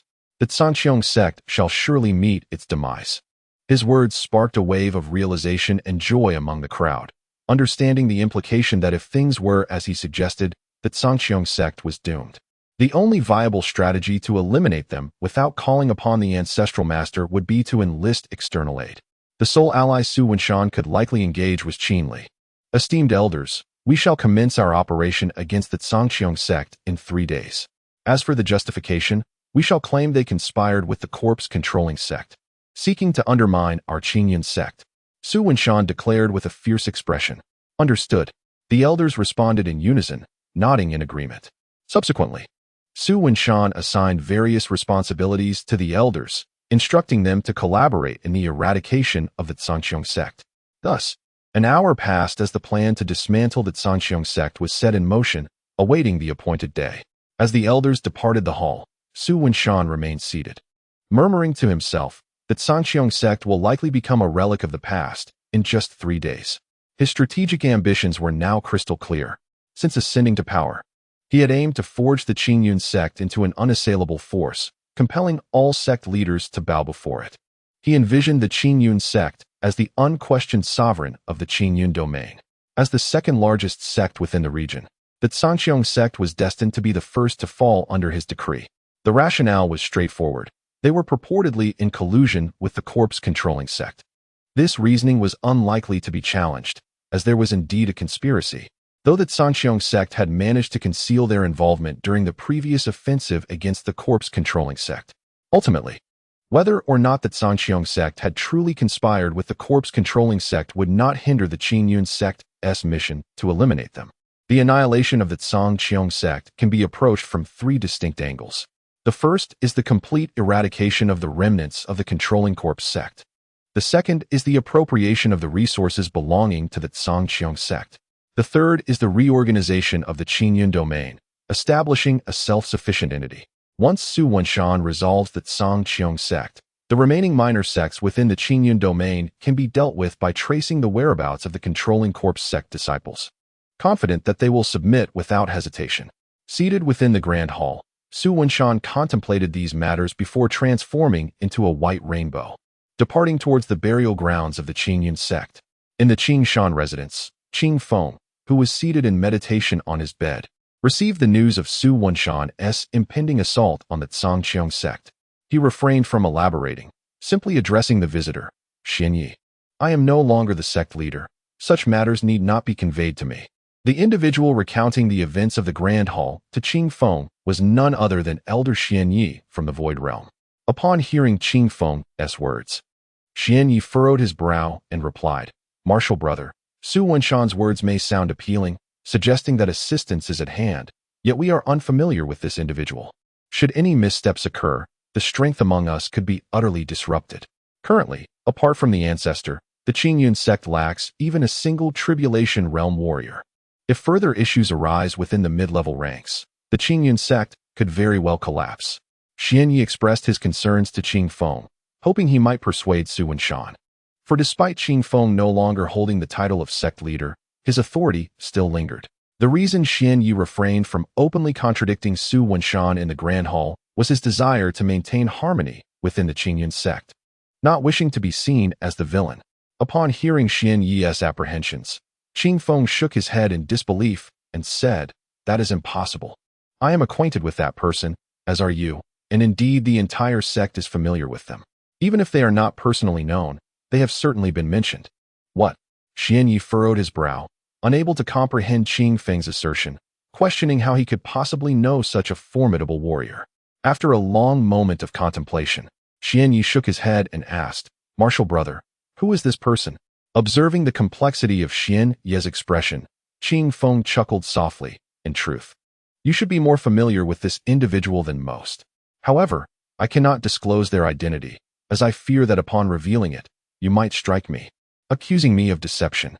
Xianyi's gaze intensified with confusion, grappling with Qing Feng's cryptic remarks, and he insisted, Martial brother, please tell me. I assure you I will not speak of it outside, nor would I dare to slap you. Curiosity about this individual grew within Xianyi, as he speculated that this person might indeed be a disciple of the Qingyun sect. After all, who would repeatedly assist the Qingyun sect without seeking compensation? Just as Xianyi concluded his thoughts, Qing Feng immediately shook his head. I cannot disclose this information. I have promised that individual to keep their identity a secret. I wish to prolong my life a bit longer. I certainly do not wish to meet my demise just yet, as I still have a year to live. Qing Feng outrightly declined Xianyi's request, knowing that if he were to reveal that the individual in question was Qin Li, Xianyi would undoubtedly dismiss it as impossible. Subsequently, Qing Feng felt an imminent threat of being silenced by Qin Li. Ever since he discerned that the formidable figure was indeed Qin Li, he had been plagued by an unsettling sensation that someone was observing him. most likely Qin Li himself. Upon hearing Qingfeng's words, Xuanye fell silent, understanding that further inquiry would be perilous. Should Qingfeng divulge any information leading to his demise, it was likely that all disciples of the Qingyun sect would conspire to end his life. Even if the sect did not hold him culpable, the weight of guilt would surely be unbearable for him. I understand, senior brother. I shall take my leave now, Xuanye stated, having nothing further to discuss with Qingfeng. And he bowed in farewell. Qingfeng rose from his bed, smiling as he watched Xuanye depart. After Xuanye's exit, Qingfeng chuckled softly to himself, pondering, what can I tell you? Will you dare to confront him for clarity? With that, Qingfeng turned and retreated into his chamber, resolutely resuming his training. Although his lifespan was tragically limited to merely 1 year, he was determined to participate in the upcoming event at the Miet Sanqiong sect in 3 days, hoping to contribute something of worth to the Qingyun sect before his demise. Little did Qingfeng know, as he closed the door behind him to immerse himself in his practice, that at the Qingyun sect graveyard, Qin Li had witnessed this scene. With a grave expression, he unfurled the tightly clenched leaves in his hand and remarked, Sect Master Qing, it would be wise to keep your lips sealed. There seems to be no harm in that. Chapter 73, Capital? In the graveyard of the Qingyun sect, Qin Li released the leaf he had been holding. A gentle breeze swept through as Su Wenshan arrived, brimming with enthusiasm. He approached Qin Li and said, Senior brother, in 3 days, I will trouble you. Did I agree to that? Qin Li inquired, his eyes filled with confusion. Su Wenshan's mouth fell open, his face a canvas of astonishment. In 3 days, we will annihilate the Tsangtian sect. I never said I would assist you. You are merely indulging in wishful thinking. Qin Li shrugged, nonchalantly replying. Upon hearing Qin Li's words, Su Wenshan's expression morphed into one of a resentful spouse. Senior brother, I am your disciple after all. Moreover, for the Qingyun sect to flourish and eliminate external threats, you must ensure your peace, right? When Su Wenshan ascended as the sect leader, Qin Li was uncertain what gift to present. He ultimately declared that he would perform 3 tasks for them free of charge, considering it a congratulatory gesture. Little did he expect Su Wenshan to seize the opportunity so swiftly. TSK, 3 tasks, and you wish to squander one already? Qin Li questioned with a smile. Su Wenshan nodded earnestly. Senior brother, this matter is of utmost significance. I must establish dominance over the entire Qingyun domain, which inevitably requires a show of force. They must recognize who the true sovereign is. Upon hearing Su Wenshan's sentiments, Qin Li nodded in approval, feeling a sense of gratification. You exhibit a certain decisiveness. Hee. I learned this from you, senior brother, Su Wenshan replied with a grin. Nonsense. When have I ever been decisive? I have always been honest and straightforward. If the Qingyun sect were to rank honest individuals, I would undoubtedly be at the top. Do you understand? Qin Li said with a serious expression, urging Su Wenshan not to spread falsehoods about him. Unable to contain himself, Su Wenshan retorted, Senior brother, I quite enjoy your shamelessness. Get lost. Qin Li snapped back at Su Wenshan, though a smile tugged at his lips. Ha. The two shared a laugh. Senior brother, in 3 days, you will have no issue in obliterating the entire Tsangtian sect, right? Su Wenshan inquired, despite his unwavering faith in Qin Li's prowess, as he still harbored concerns. If the Tsangtian sect were not entirely eradicated and some elders or disciples managed to escape, the Qingyun domain would undoubtedly be plagued by a multitude of rats, making future efforts to capture them cumbersome. I can destroy them, but I cannot guarantee that there won't be any who slip through the cracks. Qin Li replied in a calm tone. To Qin Li, annihilating the Tsangtian sect was akin to slaying an unarmed commoner. It posed no challenge. However, should anyone be determined to flee, he suspected he might not be as vigilant and could easily overlook their escape. Su Wenshan, having grasped Qin Li's response, clasped his hands and said, In 3 days, I shall trouble you, senior brother. I will also seek a suitable partner for you. Absolutely unnecessary. Qin Li promptly declined, as he preferred to remain uninvolved with women for the time being. After all, he despises trouble, and having a woman would undoubtedly bring complications. What if someone coveted his woman's beauty, provoked him, and sought to eliminate him? Would he resort to killing that individual? What if the situation escalated dramatically, as in a Clich Dean novel, where the old and powerful come to retaliate? He would be compelled to eradicate an entire family, a lineage, a faction. Just the thought of it filled Qin Li with trepidation. Upon hearing Qin Li's words, Su Wenshan chuckled lightly and remarked, "Brother, could it be that your prowess is lacking?" Su Wenshan often sensed an air of dispassion about Qin Li, as if he lacked any desires or affections. It seemed he spent his days languishing in the graveyard, rarely venturing out. At times, Su Wenshan even speculated that his senior brother might be the reincarnation of an ancient ancestor of the Qingyun sect, destined to guard his own corporeal form in the graveyard, hence his reluctance to depart. The moment Qin Li absorbed Su Wenshan's words, his expression darkened. With a sweeping motion of his hand, a tempest erupted, howling ferociously. To Su Wenshan's astonishment, a hand was hurtling towards his cheek. Although the movement appeared sluggish, the power it wielded sent a chill down his spine. The vast force of the stars surged forth, causing the very fabric of space to tremble. Damn it! Su Wenshan swiftly sidestepped, narrowly evading the blow. Now gasping for breath, his chest heaved with exertion. "Brother, just you wait. In 3 days, do not forget." He admonished Qin Li before transforming into a streak of white light and departing. His primary purpose for visiting the graveyard was to inform Qin Li of the impending annihilation of the Zhangqiong sect in 3 days. Watching Su Wenshan's retreating figure, Qin Li couldn't help but chuckle in exasperation. Why the haste? Wouldn't it be better to wait a bit longer until all those clowns emerged together for their demise? He sighed inwardly, reflecting on Su Wenshan, whom he had watched grow. Though possessing depth of character, he was overly eager, striving for excellence in all endeavors. After Su Wenshan left the graveyard, he made his way directly to Siyu's residence. Upon arriving at the Sea Mountain abode, the sight that greeted him was Siyu herself. She was seated in the courtyard, instructing a charming young girl before her. This girl was the daughter of a certain elder within the sect. Being the offspring of an elder, she had not commenced her journey from the outer sect, but was directly a disciple of the elder, provided her aptitude was not woefully inadequate. As for who would take her under their wing, it depended on the elder's availability and willingness to nurture her. However, none of the inner sect elders were inclined to accept her, as they were all of considerable age, and it seemed inappropriate to be teaching a young girl.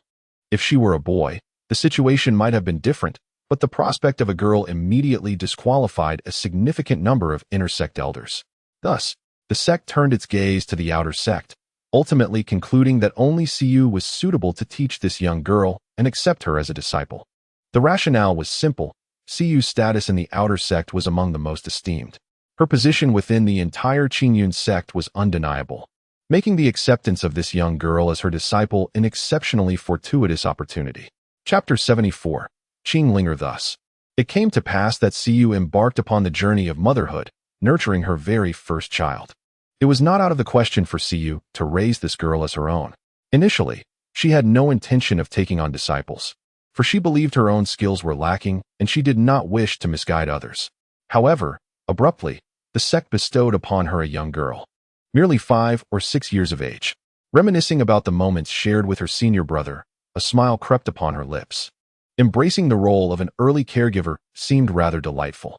Consequently, Siyu devoted herself tirelessly to instructing the girl, only pausing for sleep. The remainder of the time was consumed by her teachings. Due to this rigorous regimen, Su Wenshan once suspected that Siyu intended to mold the child into a prodigy akin to her senior brother, Qin Li. As fate would have it, Su Wenshan's conjecture proved accurate. Later, he inquired of Siyu the reasoning behind such intense training for one so young, suggesting that it was unnecessary for her to endure such hardships. In response, Siyu declared, "I aspire for my child to be nurtured into someone like my senior brother. I shall first test the waters with her to discern if there is potential. Should she lack it, I shall spare my child the rigors of cultivation. However, if she does possess potential, then splendidly, she may serve as a childhood companion for my child, provided it is a boy. If a girl, she shall be a sister to my daughter." Upon receiving this answer, Su Wenshan could not help but feel a pang of sympathy for the young girl, who was being subjected to experimentation at such a tender age. It was indeed lamentable. He turned to the girl, inquiring, "How is Linger faring in her cultivation?" The girl had not introduced herself prior. Her name was Qinglinger. At the sound of Su Wenshan's voice, Qinglinger instinctively lowered her small wooden sword. Her eyes filled with anticipation as she looked towards Siyu. To her, Siyu was her mentor, and her appraisal held great significance. Siyu scrutinized Qinglinger and, with a serious nod, remarked, "Indeed, your progress today surpasses that of the previous days. You may have awakened your potential. Yet, in comparison to my expectations, there remains a considerable gap." As she spoke the latter part, her tone bore a hint of complexity, questioning whether her lofty standards were perhaps unreasonable. Conversely, upon hearing Cu's initial words, Qing Linger's face brightened with joy, only for it to swiftly dim upon grasping Cu's subsequent sentiments. She frequently overheard her mentor speak of goals, yet the essence of those aspirations remained elusive to her. It felt as though no matter how hard she tried, she could never quite reach that elusive target. Hearing Cu's words, Su Wenshan approached the child, crouching before her with a gentle demeanor. "Cu, do not impose too great a burden. That goal you have in mind is inherently unattainable." Cu habitually nodded, a glimmer of stubbornness evident in her gaze. Standing up, Su Wenshan perceived that glint of determination in her eyes, realizing that his words had fallen upon deaf ears and that she would not relent easily. He sensed that Cu had become somewhat obsessed, seemingly measuring everything against her senior brother's standards. Fortunately, she is not yet so unhinged as to demand that he possesses the same prowess as his senior brother. Were that the case, he might very well entertain thoughts of self-destruction. To chase after his senior would be tantamount to seeking his own demise. He feels despondent enough to believe that the sum of his lifetimes would still render him hopeless. "Master," Qing Linger approached Su Wenshan, clasping her hands in salute and speaking in a youthful, tender voice. Su Wenshan affectionately ruffled Qing Linger's hair and said, "Linger, do your best, but do not overexert yourself. Remember to rest appropriately. You are still young, and there is no need to practice so fervently." Listening to Su Wenshan's words, Qing Linger nodded, though somewhat bewildered, and then resumed her cultivation. Su Wenshan observed her diligence with a sigh of resignation, remarking, "What a hard-working child." Cu, witnessing the scene, smiled and remarked, "Indeed, even if she cannot become like her senior brother in the future, she shall not be inferior to you, junior brother." Cu's latter words subtly teased Su Wenshan, indicating that he had fallen behind in his cultivation. "Alas, ever since I assumed the role of sect master, when have I had time to cultivate?" Su Wenshan lamented. "Well, that is true. Why not resign from your position as the master of Qingyun's sect?" Cu suddenly suggested, playfully poking Su Wenshan. "Not at all necessary. I find my current situation quite satisfactory," Su Wenshan replied with a dismissive wave of his hand. "By the way, in 3 days, I will lead the sect to annihilate the Zhangqiang sect. I will allocate a larger share of the spoils to Linger." Su Wenshan indicated Qing Linger to Cu. "Annihilate the Zhangqiang sect?" Cu questioned in confusion. "Indeed, it was a decision made today, in 3 days. We shall depart to eradicate the Zhangqiang sect," Su Wenshan affirmed. "Are you confident?" Cu inquired with concern. "Yes, I shall trouble my senior brother to utilize those 3 opportunities." Su Wenshan stated with utmost seriousness, "I have endured bullying from my senior brother for so long. I truly wish to squander one opportunity, allowing my senior brother to wash my feet and temper his arrogance. If you dare. I believe my senior brother would likely kill you on the spot. Do you not agree?" Cu replied with a dismissive glance. "Alas, indeed," Su Wenshan shrugged in resignation. As soon as those words left his lips, the sword of celestial slaying unsheathed itself and struck him. It seemed the most plausible outcome. Chapter 75 Departure at Chu. At the graveyard of the Qingyun sect, Qin Li suddenly felt an itch in his nose and sneezed. Wiping his nose, he muttered in confusion, "Who is thinking of me? Could it be the fairy Qingxia? He. In the blink of an eye, 3 days had slipped by. Today, the entrance of the Qingyun sect was particularly lively, bustling with several elders of the Yuanshan realm, along with a powerful Dongshu realm master, Xian Yi, and a throng of inner disciples, all prepared for departure. This day marked the long-anticipated march of the Qingyun sect to eradicate the Zhangqiang sect. Standing at the forefront of the formation, Su Wenshan gazed skyward. Sensing the moment had come, with a voice resonating like thunder, he shouted, "Let us set off." "What else with the shouting?" Qin Li, suspended in midair with a fruit basket in hand, remarked with a hint of exasperation as he adjusted his ears. In preparation for the mission against the Zhangqiang sect, Qin Li had meticulously packed his basket with an array of fruits and ample juice, stored in gourds. Had Su Wenshan glimpsed Qin Li's appearance, he would likely have questioned, "Brother, do you think this is a spring outing?" Unbeknownst to Su Wenshan, Such a minor task of annihilating the Songqiong sect held no distinction for Qinli. To him, it was merely a matter of exertion versus idleness. Soon, the grand procession of the Qingyun sect set forth towards the Songqiong sect, imbued with an air of solemnity and determination. Just before their departure, Su Wenshan took care to inform everyone that the Songqiong sect was the mastermind behind the release of the golden nine-tailed fox and had conspired with the corpse-controlling sect to slay disciples of their sect. He even suggested that the white nine-tailed fox had ties to the Songqiong sect as well. Thus, with these words, Su Wenshan ignited a fierce wrath within the hearts of the disciples eager to obliterate the Songqiong sect. After all, they had lost many friends in recent calamities. The demise of the golden nine-tailed fox, the devastation of the corpse-controlling sect at the hands of Yaoqi Palace, and the current concealment of the white nine-tailed fox in the vast mountains left them with no choice but to unleash their fury upon the Songqiong sect. Unbeknownst to the unfortunate Songqiong sect, they were about to face an unstoppable force of slaughter. Before long, the immense pressure and momentum emanating from the Qingyun sect's formation reached the Songqiong sect, nestled at the edge of the Qingyun domain. Within a resplendent hall of the Songqiong sect, a middle-aged man with hawkish eyes and cracked lips, adorned with a full beard, sat atop the central chair. Clapping his hands nervously, his expression was one of acute anxiety. This man was none other than Miao Shan, the sect leader of the Songqiong sect and the father of Miao Yu. Though Miao Shan appeared merely slightly anxious, a storm of turmoil brewed within him, leaving him uncertain of how to respond. 2 days prior, he had received word that the Qingyun sect intended to annihilate the Songqiong sect. Aware of the Qingyun sect's formidable foundation, Miao Shan hastily sought out the elder of the corpse-controlling sect, the only one remaining within their ranks. The elder of the control corpse sect merely stated, "With us here, there is nothing to fear. The Qingyun sect cannot annihilate the Songtian sect." As for any further comments, he uttered not a single word. Miao Shan, with no alternative, chose to comply, placing his faith in the elder's ability to withstand the Qingyun sect's onslaught, and conveyed this outcome to the elders within the sect. Perhaps Miao Shan had placed too much trust in the control corpse sect.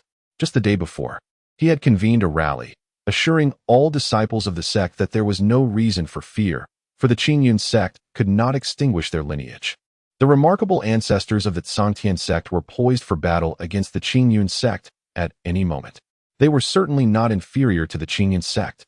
Miao Shan had passionately inspired his followers for an entire day, only to find, a day later, that the elders of the control corpse sect had vanished without a trace. When Miao Shan sought out those elders, he found them all missing. Upon encountering the desolate stone chamber before him, he realized that he had become a target for the control corpse sect, a mere pawn in their game. How infuriating! The audacity of the control corpse sect to abandon the Songtian sect was utterly despicable. In his heart, Miao Shan seethed, vowing that if his gaze could wield destruction, the entire control corpse sect would have been annihilated. No matter how he calculated, he never anticipated such treachery from the control corpse sect, who had so callously forsaken them. As time progressed, Miao Shan lamented the misfortunes that had befallen the Songtian sect, casting a pitying glance towards the lofty ceiling of the grand hall. His eyes dimmed and devoid of spirit. He could only wish for a swift end when the moment of his demise arrived. However, despite Miao Shan's despondent demeanor, the elders and disciples of the Songtian sect exhibited an entirely different disposition. Positioned beneath the grand hall, 10 or so elders stood erect, their postures straight, faces aglow with vitality, blissfully unaware of the impending calamity. Each of these elders possessed the cultivation of the Yuan Shen realm, though their faces bore the marks of time. Their presence radiated strength. Observing the assembly of elders, Miao Shan sighed inwardly, acknowledging, dust returns to dust, and all paths converge in the end. He resolved not to disclose the truth to them at this juncture. Withholding the truth might allow the Songtian sect to seize a piece of flesh from the Qingyun sect during the upcoming clash. Revealing the truth now would likely extinguish their fighting spirit, leaving them only to ponder their own escape. Thus, Miao Shan decided it was best to remain silent, allowing them to fiercely retaliate against the Qingyun sect, inflicting mutual losses. Master, when the Qingyun sect arrives, when do the elders of the control corpse sect intend to strike? Will they directly eliminate the Qingyun sect's forces, or shall we engage them first? An elder of the Songtian sect stepped forward, addressing Miao Shan with a respectful gesture. As this elder's words fell, the collective gaze of the assembly turned toward Miao Shan, eager to discern how they would proceed in the imminent confrontation. Upon hearing the elder's words, Miao Shan couldn't help but curse inwardly. Would it not be better to remain silent? Why must one bring up that wretched group of the corpse-controlling sect? Chapter 76. The Journey to Death. However, just as Miao Shan was about to speak and bamboozle, another voice resonated within the grand hall. Elder Han, your words are misguided. Even without the assistance of the elders from the corpse-controlling sect, our Tsangtian sect could easily obliterate the Qingyun sect. In the absence of the ancestral guardians of the Qingyun sect, vanquishing them would require little more than a mere sneeze from us. There is no necessity for the intervention of the elders from the corpse-controlling sect. Our Tsangtian sect can handle the invading foes with ease. Another elder from the Tsangtian sect stepped forward, his expression dripping with disdain. Upon hearing this elder's words, Miao Shan inwardly cursed. How ridiculous! Do you truly believe our Tsangtian sect is invincible? If you think you can annihilate them, then go ahead and do it yourself. I shall take my leave. Let the sect master deal with this while I escape. Miao Shan held a deep-seated contempt for this elder. Utterly perplexed as to what had emboldened him, Elder Lu speaks the truth. As far as I know, the ancestral guardians of the Qingyun sect have not been in their prime for centuries and have not shown themselves for over 100 years. In light of their impending assault, it is unlikely they would expend the effort to call upon their ancestors. Thus, among the forces threatening us, there is likely but a single warrior of the Dongxi realm. Originally, Qing Feng was expected to come, but rumors suggest he abdicated the position of sect master due to impending demise and is no longer a force to be reckoned with. If that is the case, they are but a collection of worthless rabble, not deserving of any significant response from our Tsangtian sect. An elder from the Tsangtian sect emerged to respond to the previous remarks, meticulously analyzing the situation and finding the assessments to be nearly accurate. However, it was unfortunate that they had not anticipated the presence of a warrior like Qin Li from the Qingyun sect, capable of suppressing the entire Tsangtian sect with a mere flick of his wrist. The 10 or so elders within the hall were still preoccupied with the thought of witnessing the astonishment on the faces of the Qingyun sect upon encountering the might of our own sect when the time came. Just as the elder finished his statement, the hall erupted into boisterous banter among the elders, proclaiming that there was no need for Miao Shan to intervene, as Elder Han could single-handedly eliminate those from the Qingyun sect. Claims were made that Elder Lu could challenge the entirety of the Qingyun sect alone. Such remarks oscillated throughout the grand hall of the Tsangtian sect. Miao Shan, upon hearing the unfounded confidence of his fellow elders, pondered whether he should reveal the disheartening truth that the elders of the corpse-controlling sect had fled. Yet, he sensed that, given the current atmosphere of baseless self-assurance, even if he were to inform them of the retreat of those wretched beings, they would not take it seriously.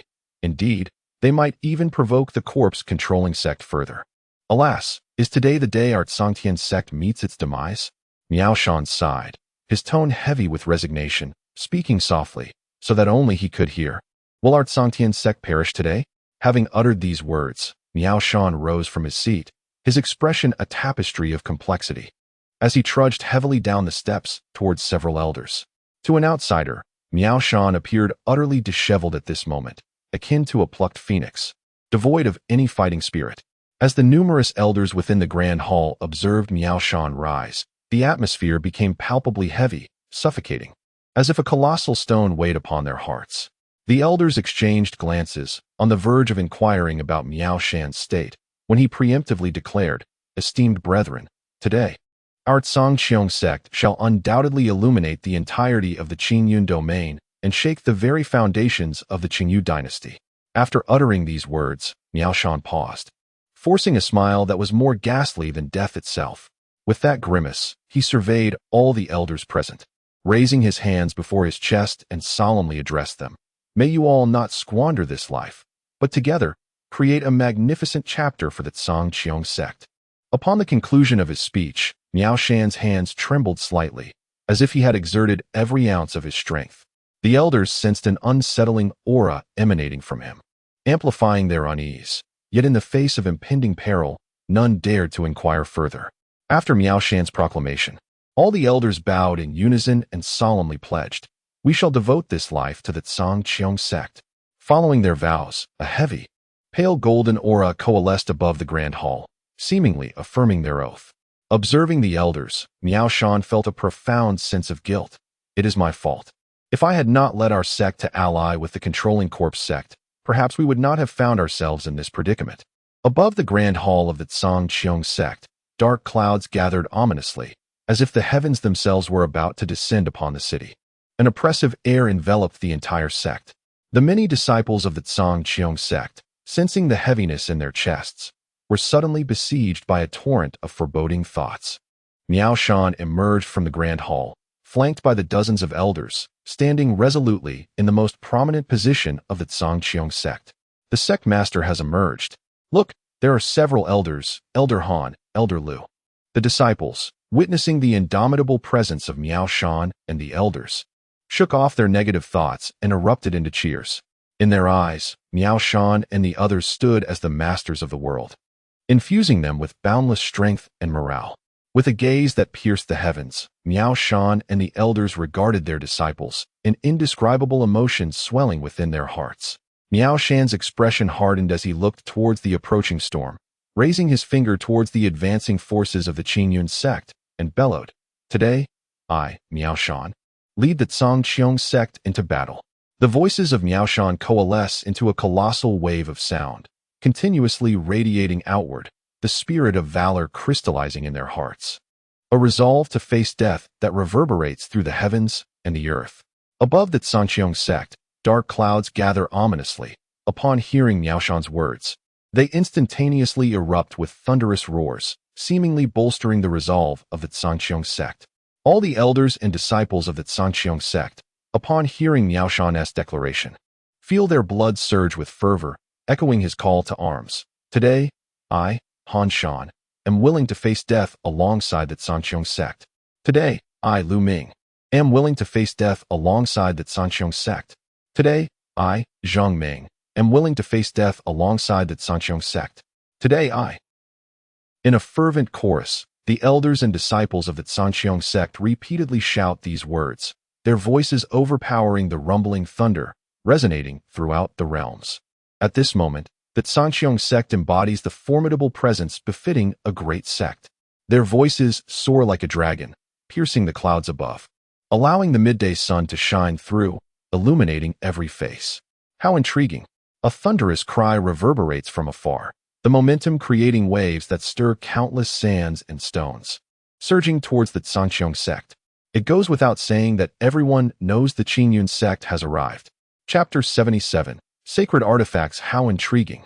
As this voice resonated, dozens of elders from the Qingyun sect, along with two formidable figures from the Dongxi realm, Xian Yi and Qing Feng, hovered outside the mountain gate, exuding an overwhelming aura filled with a sense of impending doom. The members of the Tsang Qiong sect, upon witnessing the arrival of the Qingyun sect, felt as if they were facing a grave threat, their brows furrowing in apprehension as they braced for confrontation. Miao Shan, observing the two most powerful presences, furrowed his brow in contemplation and muttered to himself, "Why has Qing Feng come? Isn't his time nearly up?" Although Miao Shan harbored doubts upon seeing Qing Feng levitating in midair, he quickly regained his composure. "Qing Feng, are you not nearing your end? Do you dare to come to my Tsang Qiong sect to meet your demise?"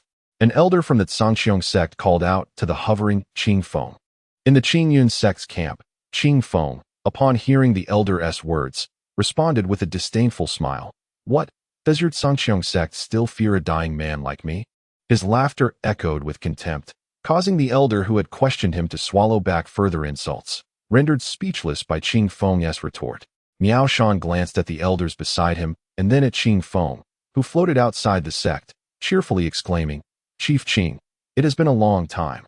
He greeted Qing Feng with a familiarity akin to that of old friends. First greetings, then hostilities. "Chief Miao, you've mistaken my title. I am no longer the chief. Remember to address me as Qing Feng when you come down," Qing Feng replied loudly. In his heart, Qing Feng regarded Miao Shan as nearly deceased, believing there would be no surprises today. Chief Qing, I have a feeling that your chances of descending today are greater," Miao Shan retorted, refusing to back down. Although he was aware of his impending fate, it did not hinder his penchant for banter. "Chief Miao, have you all from the Tsang Qiong sect prepared to meet your end here today?" just as Miao Shan intended to continue his conversation with Qing Feng. Su Wenshan's voice pierced through, reaching Miao Shan's ears.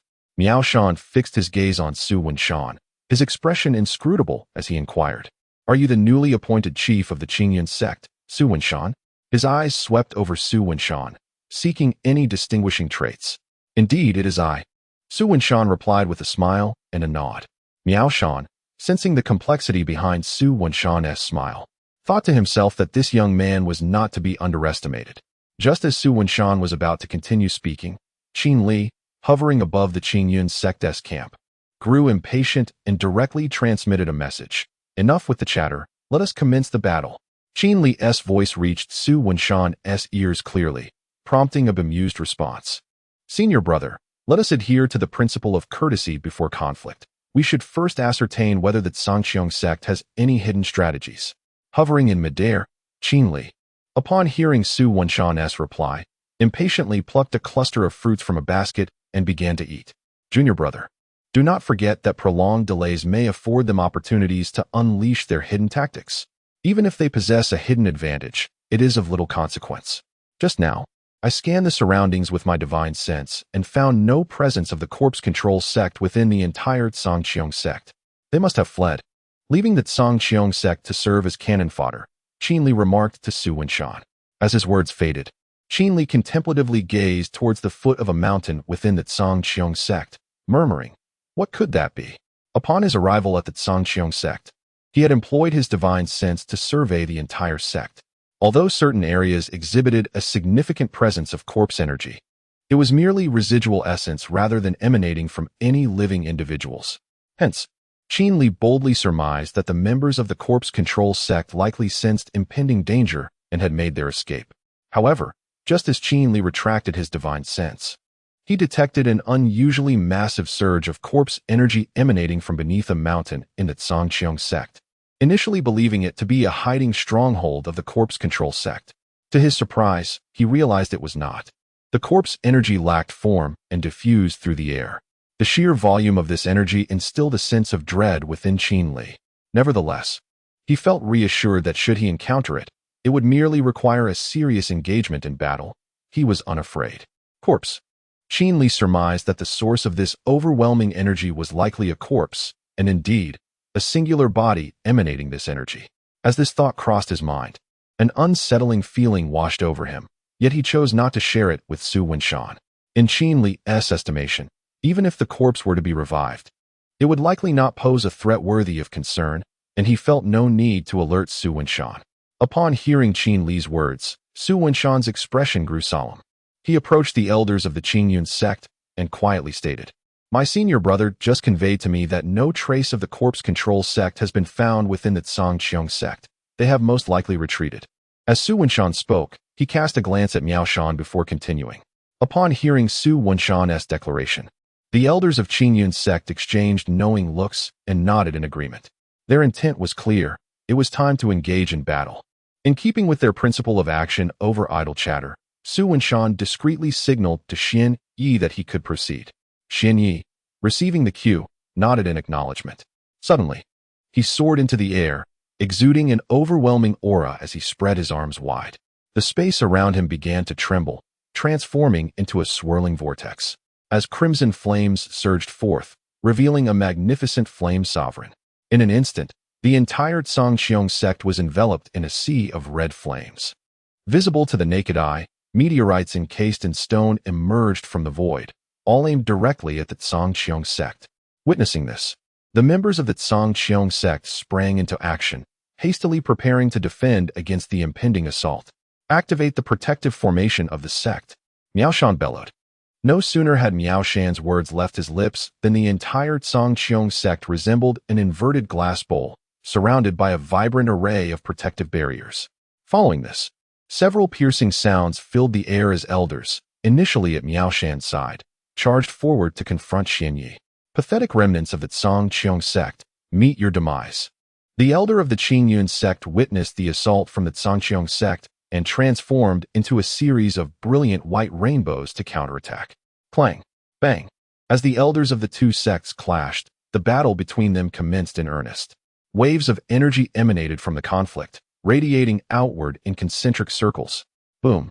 A meteor hovering in the air plummeted directly towards the protective formation of the Tsangqiang sect. Clang. The protective formation of the Tsangqiang sect rippled violently upon impact from the meteor. The dragon-slaying sword technique. Su Wenshan unsheathed his sword and charged towards the Tsangqiang sect's leader, Miao Shan. Observing this, Qing Feng promptly followed, supporting Su Wenshan from behind. In an instant, as Su Wenshan lunged toward Miao Shan, the latter teleported directly in front of him, a flash of azure light illuminating the scene. Miao Shan had activated his sacred artifact. The azure sword energy emanated a potent aura of death and the vast power of the starry cosmos, surging towards him with relentless force. I will die?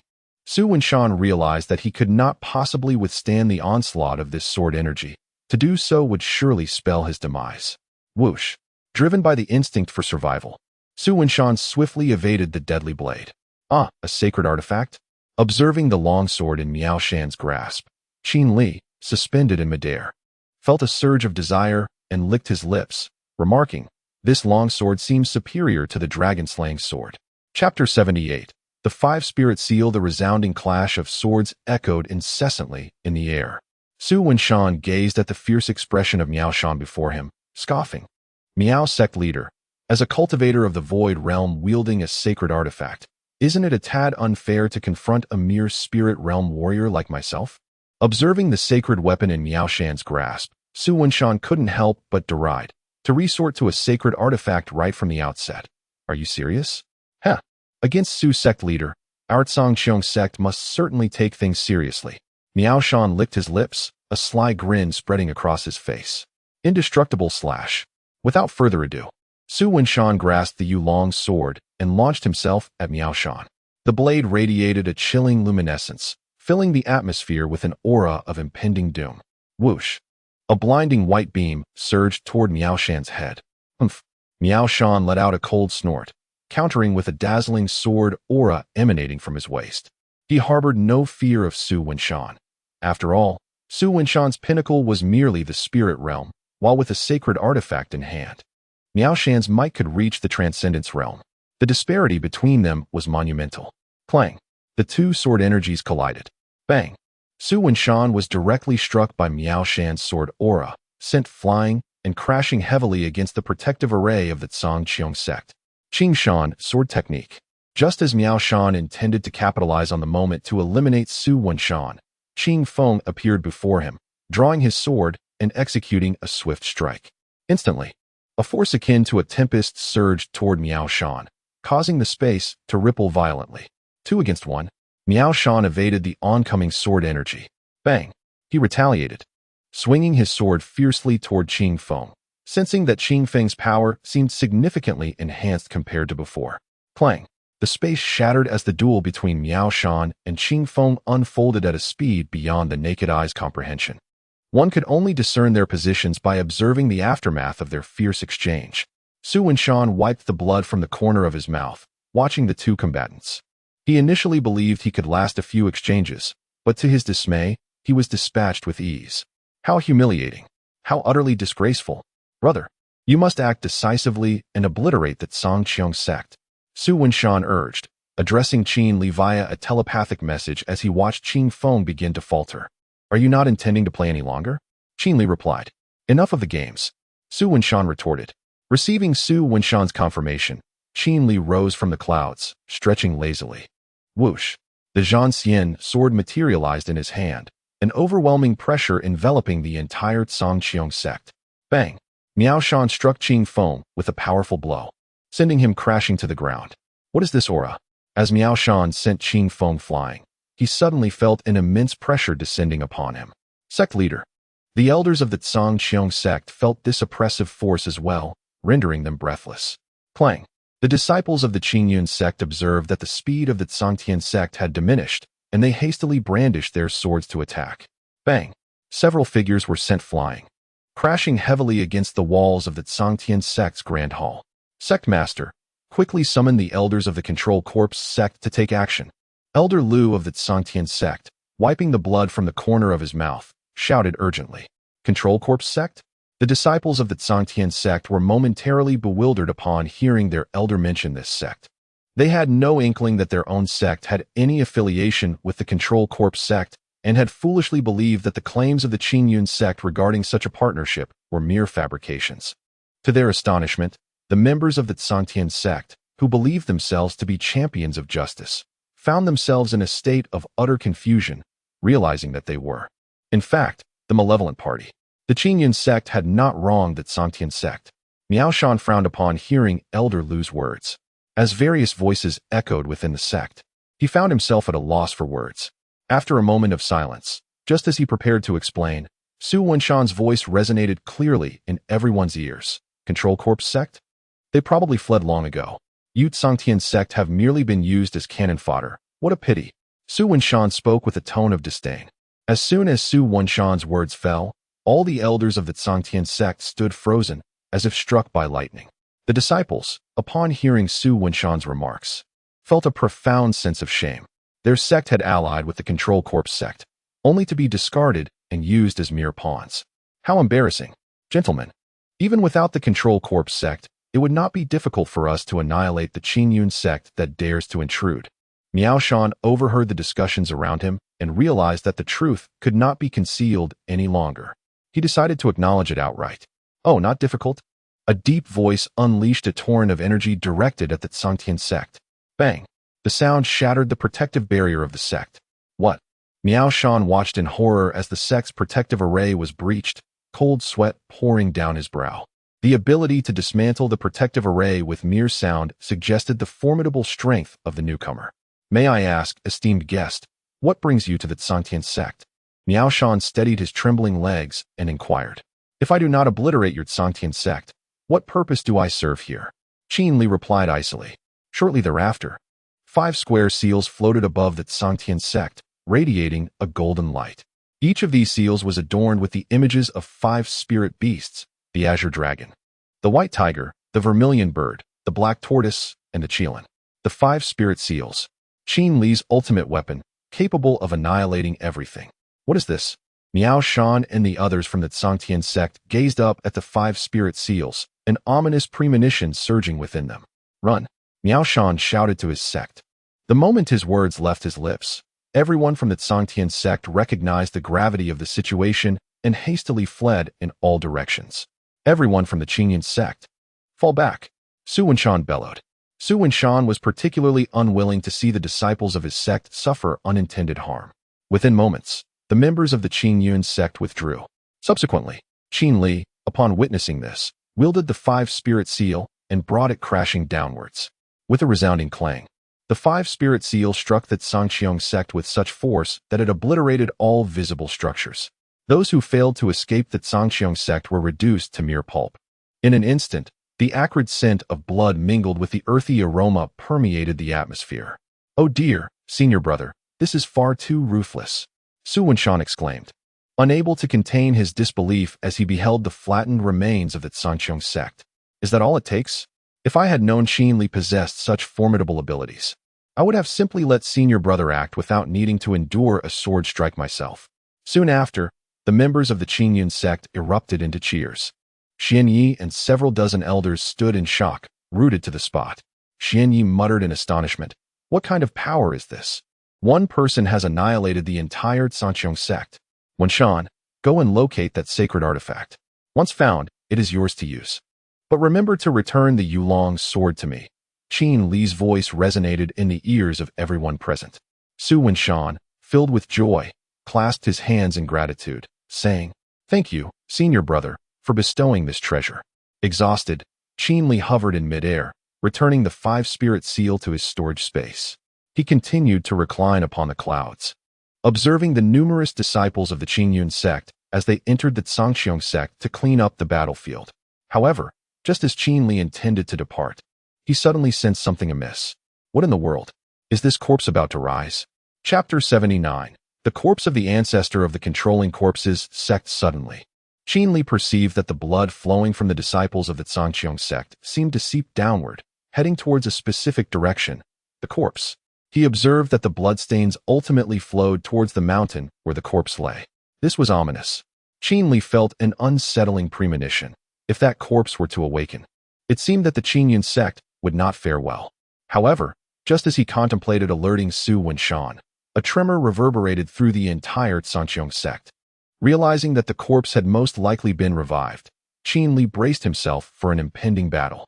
Resolute, he grasped the immortal-slaying sword and donned the mask he had prepared, making his way to Su Wenshan's side. "What has transpired?" Su Wenshan inquired, but no one answered. None were aware of the unfolding events. As Su Wenshan turned in frustration to discern the cause of the commotion, he unexpectedly laid eyes upon Qin Li. "By the heavens!" Su Wenshan exclaimed, startled by Qin Li's sudden appearance. "What has happened, senior brother?" he asked Qin Li. The mere fact that Qin Li had descended from the sky indicated that he possessed knowledge of the situation, and it was clear that this matter was of considerable gravity. Otherwise, Qin Li would not have approached him directly. He would have merely conveyed a message. "There is a corpse emanating an immense aura of death. It is likely that it belongs to the ancestor of the controlling corpses sect. You should instruct the members of the Qingyun sect to withdraw. I shall handle this," Qin Li said, patting Su Wenshan's shoulder with an air of confidence, unperturbed by the impending threat. Upon hearing the certainty in Qin Li's voice, Su Wenshan nodded and announced loudly, "All members of the Qingyun sect, retreat from the Sanqiong sect. Withdraw a few kilometers back to avoid being disturbed by the battle's turbulence." Qin Li contemplated for a moment and deemed it necessary for the Qingyun sect to maintain a greater distance. Su Wenshan continued, "The entire sect shall withdraw 30 kilometers." As soon as his command resonated, the disciples of the Qingyun sect received the order and began to retreat. Although many were unaware of the unfolding crisis, the sect leader's command took precedence, and they complied without hesitation. Regrettably, those disciples who had recently entered the Sanqiong sect to scour the battlefield were called away before they could uncover any treasures. Disappointment was evident on their faces as they were unaware of the distinction between the tremors they had felt and the ensuing chaos. "Leader, what has transpired?" Xinyi, who had pursued the fleeing disciples of the Sanqiong sect, descended from the air to stand beside Su Wenshan, puzzled. He had sensed the recent tremor emanating from the Sanqiong sect and had swiftly dealt with several elders before arriving. "There is a corpse of an ancestor from the controlling corpses sect that is on the verge of revival. Elder Xinyi, please organize the disciples to evacuate." Su Wenshan explained calmly. He harbored little fear, for standing beside him was his esteemed senior brother. With such a figure present, no misfortune could befall him. Upon hearing Su Wenshan's words, Xinyi lifted his gaze towards the Sanqiong sect and then glanced at the masked Qin Li. He could not help but muse internally. Is this the formidable individual who came to our sect's aid? Truly, is he one of us from the Qingyun sect? Xinyi sensed no aura emanating from Qin Li, feeling as though this person possessed no cultivation at all. However, upon observing the sword of slaying immortals firmly grasped in Qin Li's hand, he suddenly felt as if he were adrift in an expansive ocean, akin to a solitary boat struggling to survive amidst towering waves. The sword of slaying immortals imparted a sense of might far surpassing that of the sacred artifacts wielded by the Sanqiong sect, seemingly having reached the zenith of weaponry. Yet, in an instant, Xinyi's clarity returned, and he did not succumb to the allure of the sword. A formidable presence. Xinyi mentally affixed a label of strength upon Qin Li. To wield such a weapon, one could not possibly be weak. The obscurity of his realm suggested he might be leagues ahead of Xinyi. Contemplating this, Xinyi promptly lowered his head and replied, "Yes." He then departed, directing the disciples of the Qingyun sect to retreat. A quarter of an hour later, with the sound of air being sliced through, Xinyi and the others returned to stand behind Su Wenshan. All disciples of the Qingyun sect, save for a few elders including Su Wenshan, had retreated to a position 30 kilometers away from the Sanqiong sect, awaiting in silence. 2 elders of the Dongshu realm remained behind to guard. Qing Feng oversaw the disciples who had retreated 30 kilometers. "Master, a couple of elders in the Yuanshan realm from the Sanqiong sect have escaped, along with some disciples. Albeit of low cultivation," Xinyi stated as he approached Su Wenshan. Earlier, when he pursued the fleeing disciples from the Sanqiong sect, 6 or 7 elders had managed to flee before the 5-spirit seal descended. Upon the earth's tremors, Xinyi returned, having vanquished 5 elders and several disciples. The remaining elders and weaker disciples had escaped, and he surmised that pursuing them now would yield no results. Su Wenshan frowned upon hearing Xian Yi's report and turned to Qin Li, saying, "Senior brother, I must trouble you to intervene." Qin Li, acknowledging Su Wenshan's request with a reluctant nod, then performed a hand gesture, summoning several figures to appear beside him. These were the manifestations of his sword aura, previously utilized within the secret realm. Su Wenshan, upon witnessing these figures, furrowed his brow, sensing the overwhelming momentum radiating from them. Xian Yi and the others beheld these sword aura manifestations, sweat beating upon their brows. It was likely that even 100 Xian Yis would struggle to triumph over a single one of these apparitions, and that would merely constitute a victory. At last, Xian Yi comprehended why Su Wenshan exuded such confidence.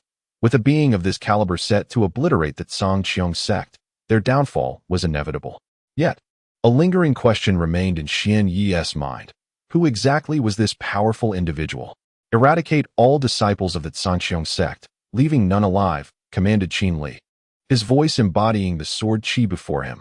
For Qin Li, dispatching a few remnants of the Zhangqiong sect was a trivial task. As he concluded his directive, several figures bowed respectfully and transformed into dark phantoms, racing towards the direction where the disciples of the Zhangqiong sect had fled. There is no need for concern. The remnants of the Zhangqiong sect cannot escape, Qin Li assured Su Wenshan. Su Wenshan nodded, casting his gaze upon the desolate ruins of the Zhangqiong sect, stained with blood. "Senior brother, how formidable is that corpse?" "Formidable?" Qin Li pondered, stroking his chin thoughtfully. After a brief pause, he replied, "It is likely at the pinnacle of the Tao-severing realm. However, it poses little threat. It merely prolongs the time required for engagement," he stated with a hint of nonchalance. The strength at the pinnacle of the Tao-severing realm was hardly sufficient to inflict any significant damage upon Qin Li.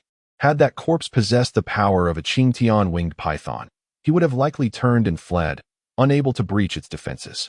Yet, the sensation that the corpse emanated suggested not only a mastery at the pinnacle of the Tao-severing realm, but an ascendance to the supreme realm. Nevertheless, the aura it projected was undeniably that of the Tao-severing pinnacle. In Qin Li's eyes, whether it was the supreme realm or the pinnacle of the Tao-severing realm, it merely indicated a slightly prolonged battle. Chapter 80. What? Su Wenshan instinctively rolled his eyes upon hearing Qin Li's words, thinking to himself, "Why does my senior brother always make me feel like I want to strangle him?" He realized that every conversation with his senior brother left him with an overwhelming urge to lash out. It always felt like Qin Li was putting on an act so flawless that it was impossible to pick apart, leaving Su Wenshan feeling quite vexed. The peak of the path of severance. When Xian Yi and the others heard Qin Li's statement, their minds buzzed with disbelief. The pinnacle of the path of severance was a rarity throughout the entire Qingyu dynasty, with only a handful of individuals reaching such heights. If it were anyone else, Xian Yi and the others might have scoffed at the notion, deeming it a jest. However, with Qin Li, they dared not. After all, they had witnessed his strength firsthand, which had evidently surpassed the limits of the path of severance. Otherwise, how could the golden nine-tailed fox have perished at the mere strike of a branch? "Senior brother, are you certain about the peak of the path of severance?" Su Wenshan inquired. "Absolutely. That eunuch from the Mountain Sea secret realm was also at the peak of the path of severance, yet I still managed to slay him. That was 10 years ago. Now, I could annihilate the peak of the path of severance with a single move." Qin Li revealed a glimpse of his current prowess, intending to instill a slight sense of awe. The members of Qingyun sect were left astounded by Qin Li's proclamation, their worldview shattered. The notion of being able to annihilate the peak of the path of severance was beyond their comprehension. Su Wenshan, momentarily taken aback by Qin Li's response, exclaimed with shining eyes, "Senior brother, with such strength, can you not overturn the entire Qingyu dynasty?" Upon hearing Su Wenshan's audacious statement, the eyes of everyone present widened in surprise. Such words could not be uttered lightly. To overthrow a dynasty was no trivial matter. If overheard by the wrong ears, Qingyun's sect would likely face annihilation. The dynasty would not tolerate such restless individuals or sects within its domain. Yet, none of the Qingyun sect members attempted to stop Su Wenshan from voicing his thoughts. The Qingyu dynasty, after millennia, had seen the demise of many of its ancestors, and its influence and strength were no longer what they once were. Otherwise, the deaths of the three princes during the Mountain Sea secret realm would have been sufficient to shake the foundations of all sects within the dynasty. However, The matter was merely brushed aside, illustrating the decline of the Qingyu dynasty. The astonishment in the eyes of the Qingyun sect members when Su Wenshan suggested toppling the dynasty stemmed from their bewilderment at his audacity. They were left wondering how Su Wenshan could harbor such grand ambitions. Overthrow a dynasty? Qin Li turned to Su Wenshan, inquiring. Yes, Su Wenshan nodded. In truth, he had no ulterior motives. He was merely curious. If it were possible, he would not mind ascending to the throne himself. After all, who wouldn't relish a harem of 3,000 beauties? Upon hearing Su Wenshan's response, Qin Li narrowed his eyes into a mere slit and, with a sly grin, inquired, What exactly do you intend to do? Su Wenshan chuckled, instinctively drooling. Do not overthink it. I could never assist you in toppling the dynasty, Qin Li remarked, gesturing dismissively towards Su Wenshan. Although Qin Li possessed the power to overthrow the dynasty, he deemed it unnecessary. He was acutely aware of the repercussions that such an act would entail, knowing that an endless array of troubles would await him thereafter. Being inherently lazy, Qin Li would never seek out complications. As for relying on Su Wenshan, he felt it was futile to even contemplate. Very well, Su Wenshan acknowledged. Perceiving the resolute glint in Qin Li's eyes through his mask, he understood that hope was slim and that he would have to rely on himself. Xian Yi and the others, upon hearing Qin Li's words, displayed little reaction. In their minds, Qin Li was merely an outsider. How could an outsider possibly assist in the overthrow of a dynasty? They could not fathom that Qin Li's reluctance to help stemmed primarily from his aversion to trouble. Complicated matters were not to his liking. Something feels amiss. How has this entity's strength surged so rapidly? Qin Li murmured, furrowing his brow. Su Wenshan expressed his confusion upon hearing Qin Li's words. The strength of the corpse has increased? Su Wenshan pondered internally. Subsequently, Qin Li addressed Su Wenshan. You should depart as well. The strength of the ancestor of the corpse-controlling sect continues to escalate, now having breached the supreme realm. Remaining here would merely render you fodder. No sooner had Qin Li finished speaking than a cloud of dust erupted, and Su Wenshan, who had been standing beside him, vanished without a trace. Qin Li cast a glance at the fleeing Su Wenshan, internally cursing, how heartless. To run off so abruptly, even in dramas. They don't portray it this way. Upon hearing Qin Li mention the corpse's strength reaching the supreme realm, Su Wenshan took off, bolting before Qin Li could finish his warning. The battles within the supreme realm were not something a mere soul realm individual like him could observe. Master this. Xian Yi and the others remained frozen in place, exchanging bewildered glances. They watched Su Wenshan's retreating figure disappear into the wind, feeling utterly discombobulated. You should also leave. Qin Li gestured towards Xian Yi and the others. Their presence here was tantamount to waiting for death. Upon hearing Qin Li's words, the group nodded respectfully and replied, understood. Soon, several white streaks shot towards the direction Su Wenshan had vanished. Alone once more, Qin Li sighed in resignation. What is the use of them? In the end, it falls to me to take action. Buzz. Just as Qin Li's words faded, the entire Cangqiong sect began to tremble once more. Bang! With a resounding crash. A corpse exuding a foul aura suddenly appeared before Qin Li. Oh my, is it truly that striking?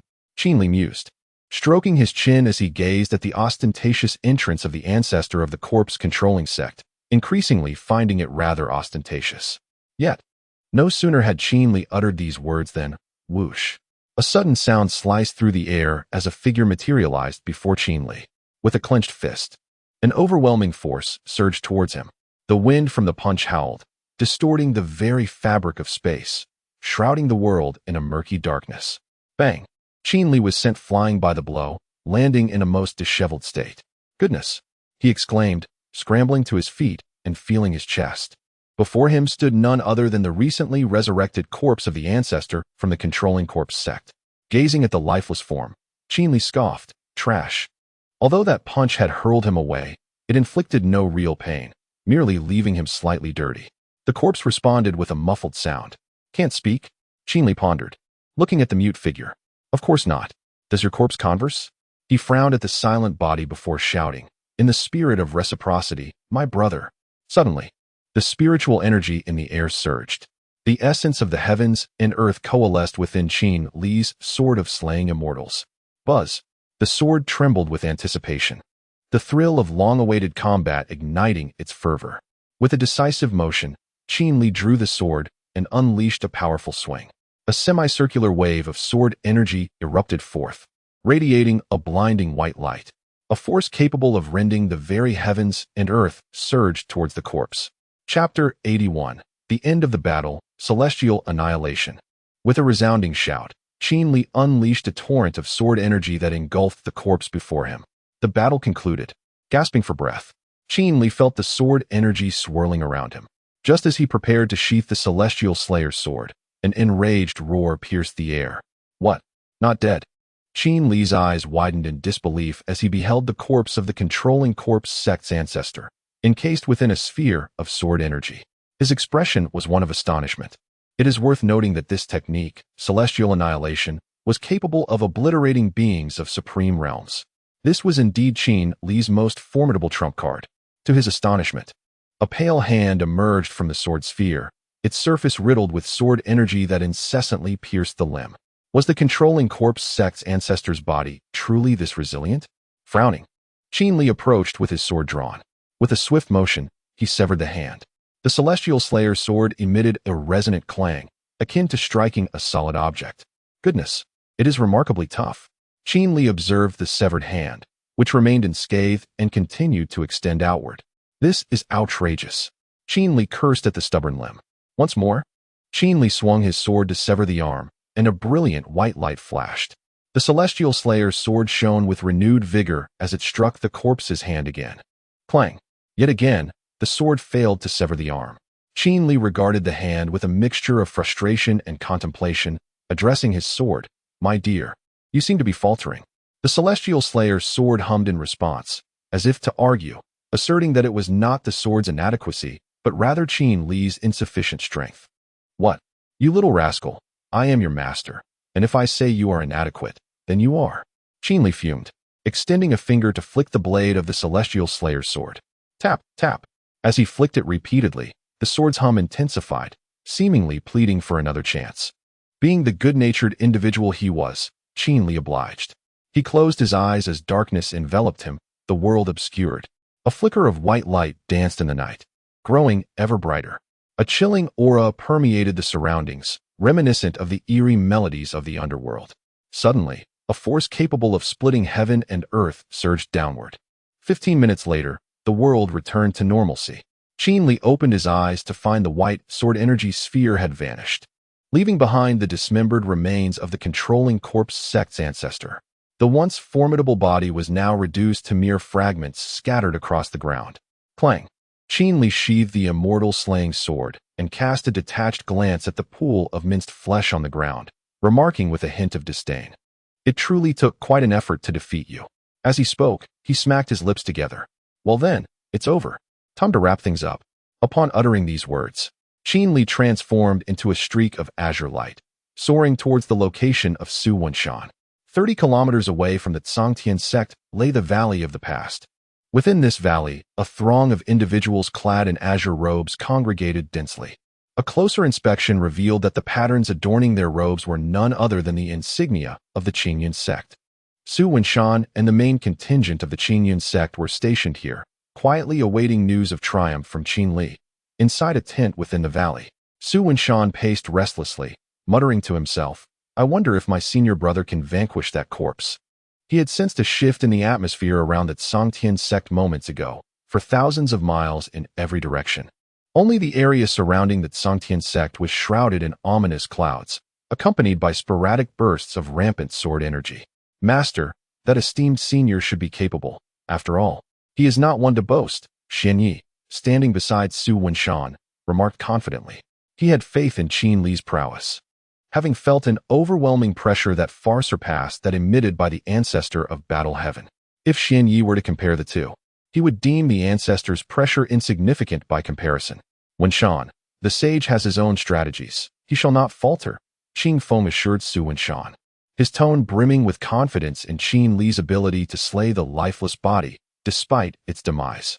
Teacher, my senior brother is not invincible. He has been wounded before. Su Wenshan replied, tugging at his hair. Although Qin Li consistently exuded an aura of invincibility, Su Wenshan was well aware of his injuries. This left Qing Feng momentarily speechless. He could only think to himself that it was impossible for anyone to go through life unscathed. Surely, Qin Li had his moments of vulnerability as well. It wasn't plausible to assume that he had remained untouchable throughout his entire existence. Observing Qin Feng's expression, Su Wenshan recognized his confusion and simply shook his head, saying, "While I too believe in my senior brother, I have witnessed his limits." "My limits?" Just as Su Wenshan was about to elaborate, Qin Li's voice interrupted the moment. He appeared, donning a mask and wielding a long sword, approaching at a leisurely pace. "Senior brother," Su Wenshan began, but before he could finish, Qin Li raised the sword he held aloft. "Here you go, the sacred artifact of Miaoshan." Qin Li tossed the long sword to Su Wenshan. "A sacred artifact?" Su Wenshan caught the divine weapon and scrutinized it closely. After infusing it with his true energy, he was astonished to discover that its power had surged exponentially. "If you truly cared for me, you should not have fled so swiftly at the moment I was about to engage in battle. Fortunately, you managed to avoid the poignant farewell, while Qin Li sat with irritation in the main seat of the tent. Every time Qin Li thought of Su Wenshan sprinting away so quickly during his return, he felt a twinge of frustration. In films and dramas, at the very least, the characters express some courtesy, uttering phrases like, "Brother, I shall not depart. I wish to remain with you. We shall never part ways. You go ahead. I will cover your retreat." Yet, who could have anticipated that between Qin Li and Su Wenshan would flee faster than anyone else, leaving Qin Li stunned and speechless. Upon hearing Qin Li's words, Su Wenshan chuckled sheepishly, scratching his head, and obediently replied, "I was merely concerned that lingering here might hinder my senior brother's performance. I assure you, I shall not do so again." Su Wenshan then stowed the sacred artifact back into his storage ring and, raising 3 fingers to the sky, vowed to Qin Li, "Enough of that. I have seen through your ruse. I have resolved the matter at hand, so let your men take charge of the battlefield." Qin Li gestured dismissively to Su Wenshan. Su Wenshan nodded in agreement and turned to depart. "I shall return now. I leave this in your capable hands." Qin Li addressed Qing Feng and Xian Yi. With matters concluded here, it was only natural for Qin Li to take his leave. Remaining would serve no purpose. Should any unforeseen circumstances arise, he was disinclined to intervene. As soon as Qin Li's words fell, Qing Feng nodded, and Xian Yi offered a respectful salute. Shortly thereafter, Qin Li exited the tent, transforming into a radiant white arc as he departed. Chapter 82. The gears of fate. Time flies swiftly, and a month has passed. Within the Qingyun sect's graveyard, Qin Li remains as he always does, seated cross-legged in meditation, unmoving as a mountain. It has been a month since the events surrounding the Sanqiong sect, and already, some have begun to forget the incident. I recall that on the day following the annihilation of the Sanqiong sect, the entire Qingyun domain trembled.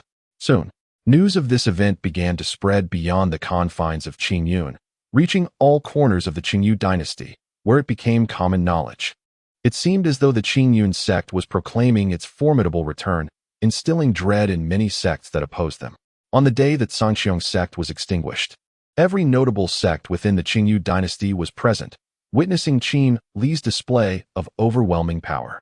Initially, his 5-spirit seal shocked all the onlookers from various sects hiding in the distance. Subsequently, the patriarch of the corpse control sect emerged, only to be decisively vanquished by Qin Li. The astonishing aura he exuded made all the sects internally acknowledge a singular thought: insurmountable. "Senior brother." A familiar and melodious voice reached Qin Li's ears. Upon hearing it, he turned to see Siyu approaching him. She curtsied gracefully before him and said, "Junior sister pays her respects to senior brother." Furrowing his brow, Qin Li regarded Siyu with a hint of impatience. "Speak plainly, do not dawdle." Noticing her mischievous demeanor, he suspected that Siyu had come with a request. "Oh, my dear senior brother, does junior sister's visit not warrant a purpose?" She lamented, clutching her chest as if in distress, feigning ignorance of Qin Li's tone. Qin Li observed her behavior, pondering if she had indeed changed her disposition. "Ha ha ha. Senior brother," Siyu said, her expression a mixture of complexity as she half-squatted before him. "You see, I have taken on a disciple, but I find myself lacking in elixirs. I hope you might bestow some upon me." Her demeanor resembled that of a cute little rabbit, exceedingly obedient, though one could tell her sweetness was not without ulterior motives. "Enough. You are clearly here for a favor. I see through you both as siblings, Qin Li retorted, his tone firm. You come to me only when you need something. No, no, absolutely not. Not even a drop. He vehemently denied having any resources to spare. As Siyu listened to his words, her gaze lingered on him, occasionally sending coy glances. Senior brother, I could introduce you to a few lovely maidens later. I have several friends who admire you. Each one is well endowed and as lovely as celestial beings. She gestured animatedly, resembling a madam promoting her courtesans to a potential patron. Get lost. Qin Li responded with exasperation. Such talk from a young lady. I never realized your character was so wild. Qin Li was perplexed, unable to comprehend how Siyu had become increasingly unrestrained, daring to share any jest. I shall bestow upon you a vial of exquisite cleansing essence, nothing more, Qin Li declared with an air of pride. Thank you, senior brother, Siyu replied, her face alight with joy as she nodded in appreciation. Subsequently, with a flick of his palm, a delicate porcelain vial materialized in Qin Li's grasp, containing the finest cleansing liquid. The effects of this elixir could rejuvenate even the most inept individual, rendering it an essential remedy for the feckless. It was a treasure of unparalleled worth for those who wished to avoid being jilted. Suddenly, a swishing sound pierced the air as a hand, swift as a shadow, snatched the premium cleansing essence from Qin Li's palm. Damn, your hands are too quick. Who did you learn that from? A market vendor, Qin Li exclaimed, momentarily stunned by the vanishing vial. Such speed was nothing short of extraordinary. A market vendor? Siyu furrowed her brow at Qin Li's words, her petite nose wrinkling adorably. It's fine, you aren't quite a vendor yet.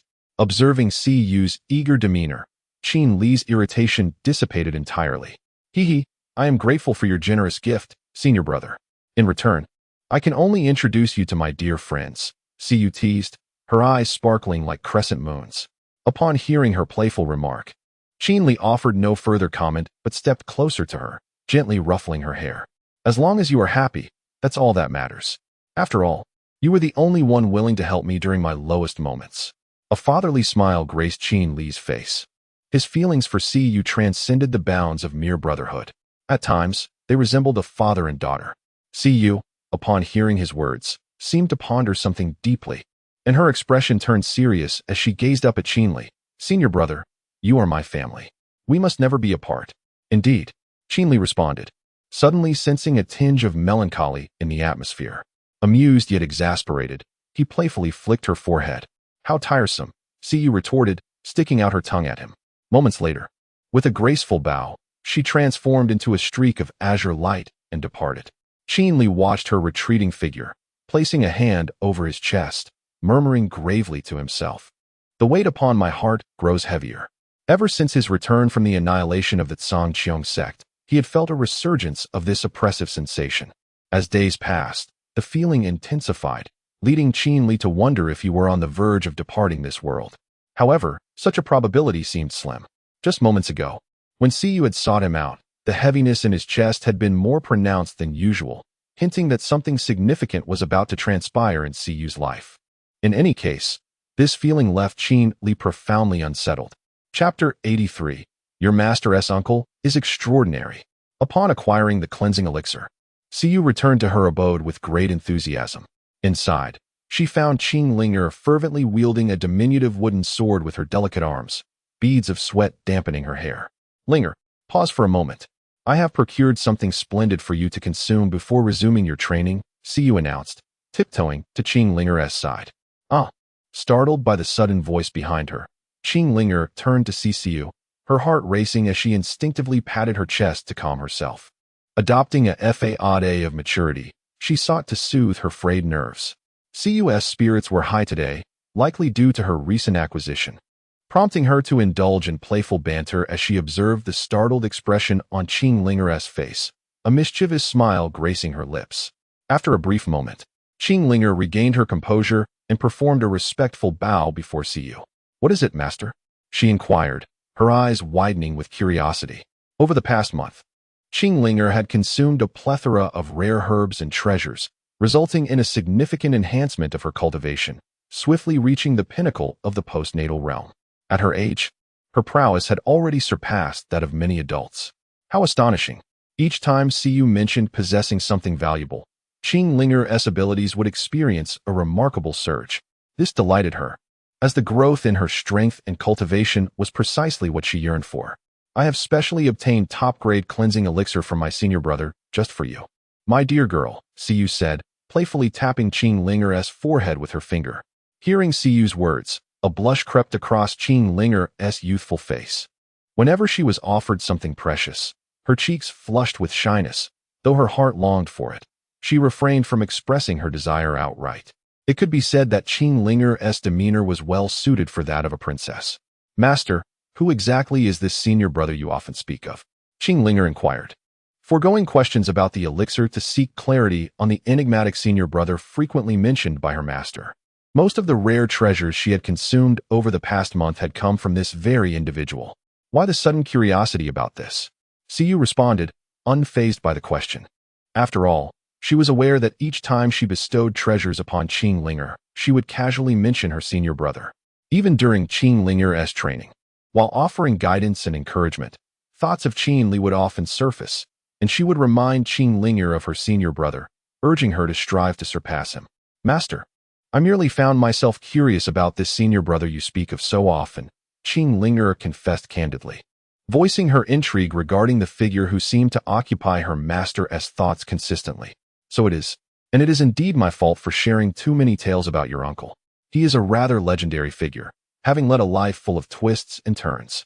He has ventured into the sea to catch shrimp, ascended the mountains to chop wood, and even peered at women while they bathed. His life has been anything but ordinary. Shiyu rested her chin in contemplation, reminiscing about all that Qin Li had accomplished from birth to the present, including events prior to his extraordinary journey. Listening to her master's description, Qing Linger increasingly perceived her uncle as a rogue, far from being a commendable character. What? Do you feel disappointed that your uncle seems to be a wayward scoundrel? Shiyu remarked, observing the tight expression on Qing Linger's face. Qing Linger smiled in silence. After all, he was her uncle, and she could not speak ill of him. Shiyu, noticing her reaction, playfully tapped her forehead and continued. This is merely the beginning of your uncle's legendary tale. From his pinnacle to his nadir, I was the sole companion he had. One could say that a portion of your uncle's current achievements is attributed to me, with a hint of arrogance. Shiyu claimed a small fraction of Qin Li's present prowess as her own doing. Hearing this, Qing Linger's expression tightened further, wishing her master would refrain from flattering her.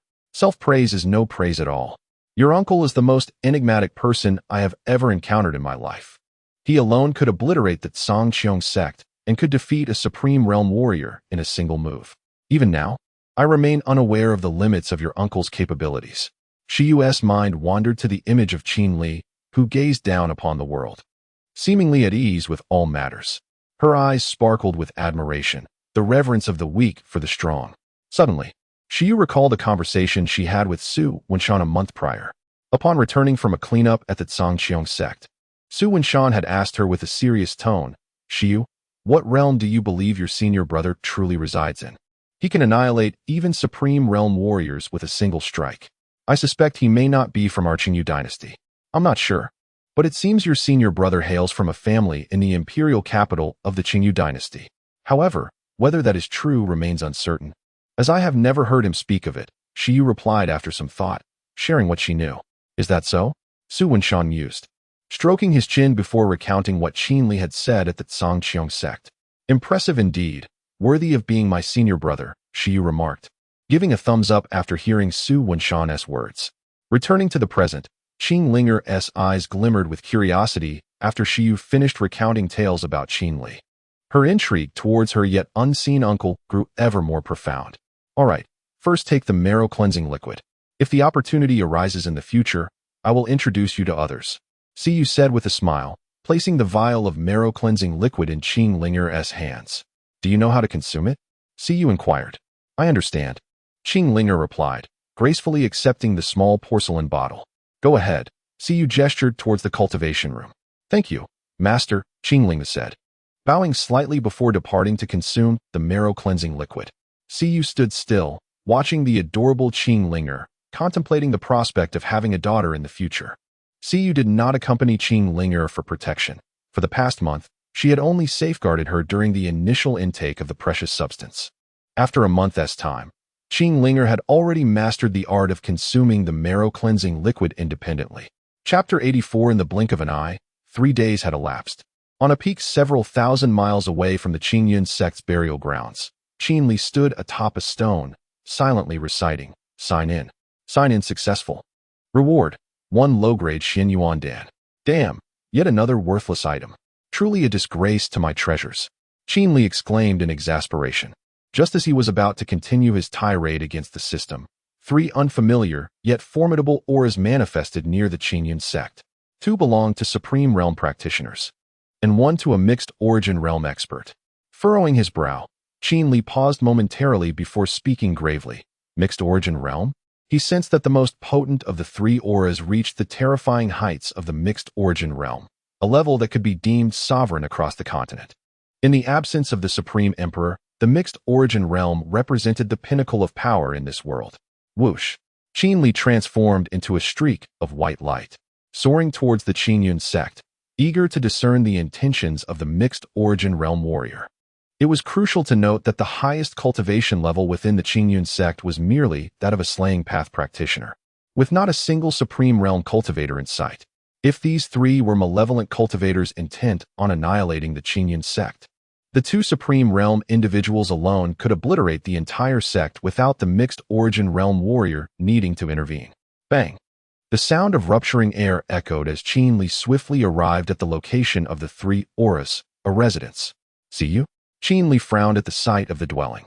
He had visited this place several times, primarily to sign in. Though he left promptly thereafter, the image was indelibly etched in his memory. As he observed the residence, the 3 terrifying auras emanating from within caused his expression to darken significantly. Inside the residence, in a courtyard, 6 individuals were gathered. A middle-aged man held 2 people under his arms. Upon closer inspection, the 2 individuals were none other than Cu and Qing Linger, both visibly distressed. "You little brat. The young lady spared your life. Otherwise, do you think you would still have the audacity to crawl on the ground?" In the courtyard, a tall, fair-skinned youth with deep-set eyes sneered coldly at the boy prostrate before him, his tone laced with disdain, as if uttering another word to the boy was beneath his dignity. "Huh, if I were at your level, killing you would be as easy as slaughtering a dog," retorted the boy on the ground, fury igniting in his eyes as he responded to the youth, his voice equally filled with contempt. Junior Su, Cu, trapped under the middle-aged man's arm, gazed at the boy on the ground, perplexed by the unfolding events. The boy, struggling for breath, was none other than Su Wenshan. At this moment, Su Wenshan appeared frail, his face swollen from blows, sprawled on the ground amidst a pool of blood, his eyes bloodshot. "Release my senior sister." Su Wenshan seemed to expend his last ounce of strength to shout, "Our young lady requires your assistance." The young man standing before Su Wenshan gazed at him, unabashedly arrogant, and raised his leg to strike. With a resounding thud, what seemed to be a slow kick in the young man's eyes was, to Su Wenshan, a blur of speed that sent him crashing against the door. "My lady, what purpose does this waste serve? It would be best to have him eliminated," remarked the young man, dismissing Su Wenshan, a mere spirit realm cultivator, as beneath his contempt. "I am not your lady," Shiyu shouted with all her might, utterly unaware of the identity of the lady they spoke of. In her mind, she did not recognize these 3 individuals, let alone the lady they referred to. "Young lady, during your childhood, chaos erupted within the clan. To protect you, the clan leader sent you away. Now that the turmoil has settled, it is time to bring you home." Just as Shiyu felt bewildered, an ancient voice resonated in the courtyard, revealing an elderly woman leaning on a 9-headed serpent staff. Her face was a tapestry of wrinkles, yet her aura was overwhelmingly formidable, with the faint semblance of 9 serpent heads rising behind her. This elderly woman was the most powerful among the trio, a formidable being of early primordial realm cultivation. "Eliminate him, spare no words," she commanded sharply, turning her gaze to the young man named Erlang. Upon hearing her words, Erlang shrugged in resignation and replied, "Understood, Granny Tsong, leave it to me." He strode forward, his expression cold as ice, narrowing his eyes and uttering disdainfully, "Waste." Erlang then raised his leg high, intending to deliver a fatal blow to Su Wenshan. However, just as he was about to crush Su Wenshan beneath his foot, all 3 in the courtyard felt an ominous sensation wash over them simultaneously. "Erlang, get away from there." Granny Tsong was the first to sense the impending danger and shouted urgently to Erlang at the doorway. With a thunderous boom, the residential door and frame were violently blown away. Chapter 85. Erlang with a resounding crash. The front door of the residence was violently flung open, taking the stationary Erlang along with it. "Who goes there?" Granny Zong exclaimed, her gaze fixed on the airborne Erlang as she swiftly turned towards the entrance, her voice solidifying into a tangible thread that surged forth. Clang! The sound of blades clashing echoed through the air. A figure emerged, drawing a sword to sever the thread, a palpable aura of menace enveloping the entire abode. Granny Zong regarded the newcomer with trepidation, her expression darkening as she tightened her grip on her cane. The visitor donned a pristine white robe, adorned at the waist with a lustrous jade pendant. Though its design appeared somewhat rudimentary, it possessed an undeniable elegance. At the hem, azure clouds were intricately depicted, embellishing the snowy fabric. As the figure crossed the threshold, ominous clouds swiftly gathered overhead. "Brother!" Siyu's spirit soared at the sight of the newcomer, her heart racing as she struggled to break free from the grip of the middle-aged man who restrained her. "Brother?" Granny Zhang's eyes narrowed in confusion as she scrutinized the visitor, pondering the implications. Suddenly, her expression shifted to one of eerie realization as she addressed the newcomer. "Are you the brother that the worthless one spoke of?" Previously, Su Wenshan had repeatedly mentioned his brother while enduring a beating.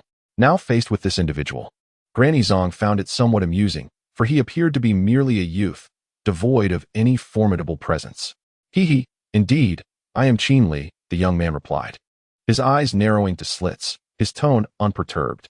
Qin Li stood at the entrance of the courtyard, observing Su Wenshan, who lay on the ground, before kneeling to assist him, disregarding Granny Zong and the others. "Junior brother, you certainly took quite a beating," Qin Li remarked with a playful grin, though a flicker of anger ignited within him, a surge of wrath swelling in his chest. Yet, instead of unleashing his fury upon the three adversaries present, he contemplated how best to torment them, for he felt that it would be remiss not to avenge Su Wenshan's bloodied state. "Brother, I did my utmost," Su Wenshan uttered, struggling to speak as he gazed at Qin Li. Until that moment, he had been desperately trying to protect Siyu, but he simply could not contend with the three assailants. Two were at the Supreme Realm, and one at the Primordial Realm. As a mere being of the Spirit Realm, he was well aware that even escaping would be a formidable challenge. "I understand, you did splendidly."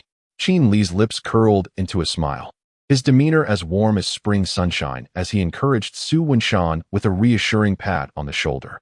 Qin Li recognized the disparities in their strengths.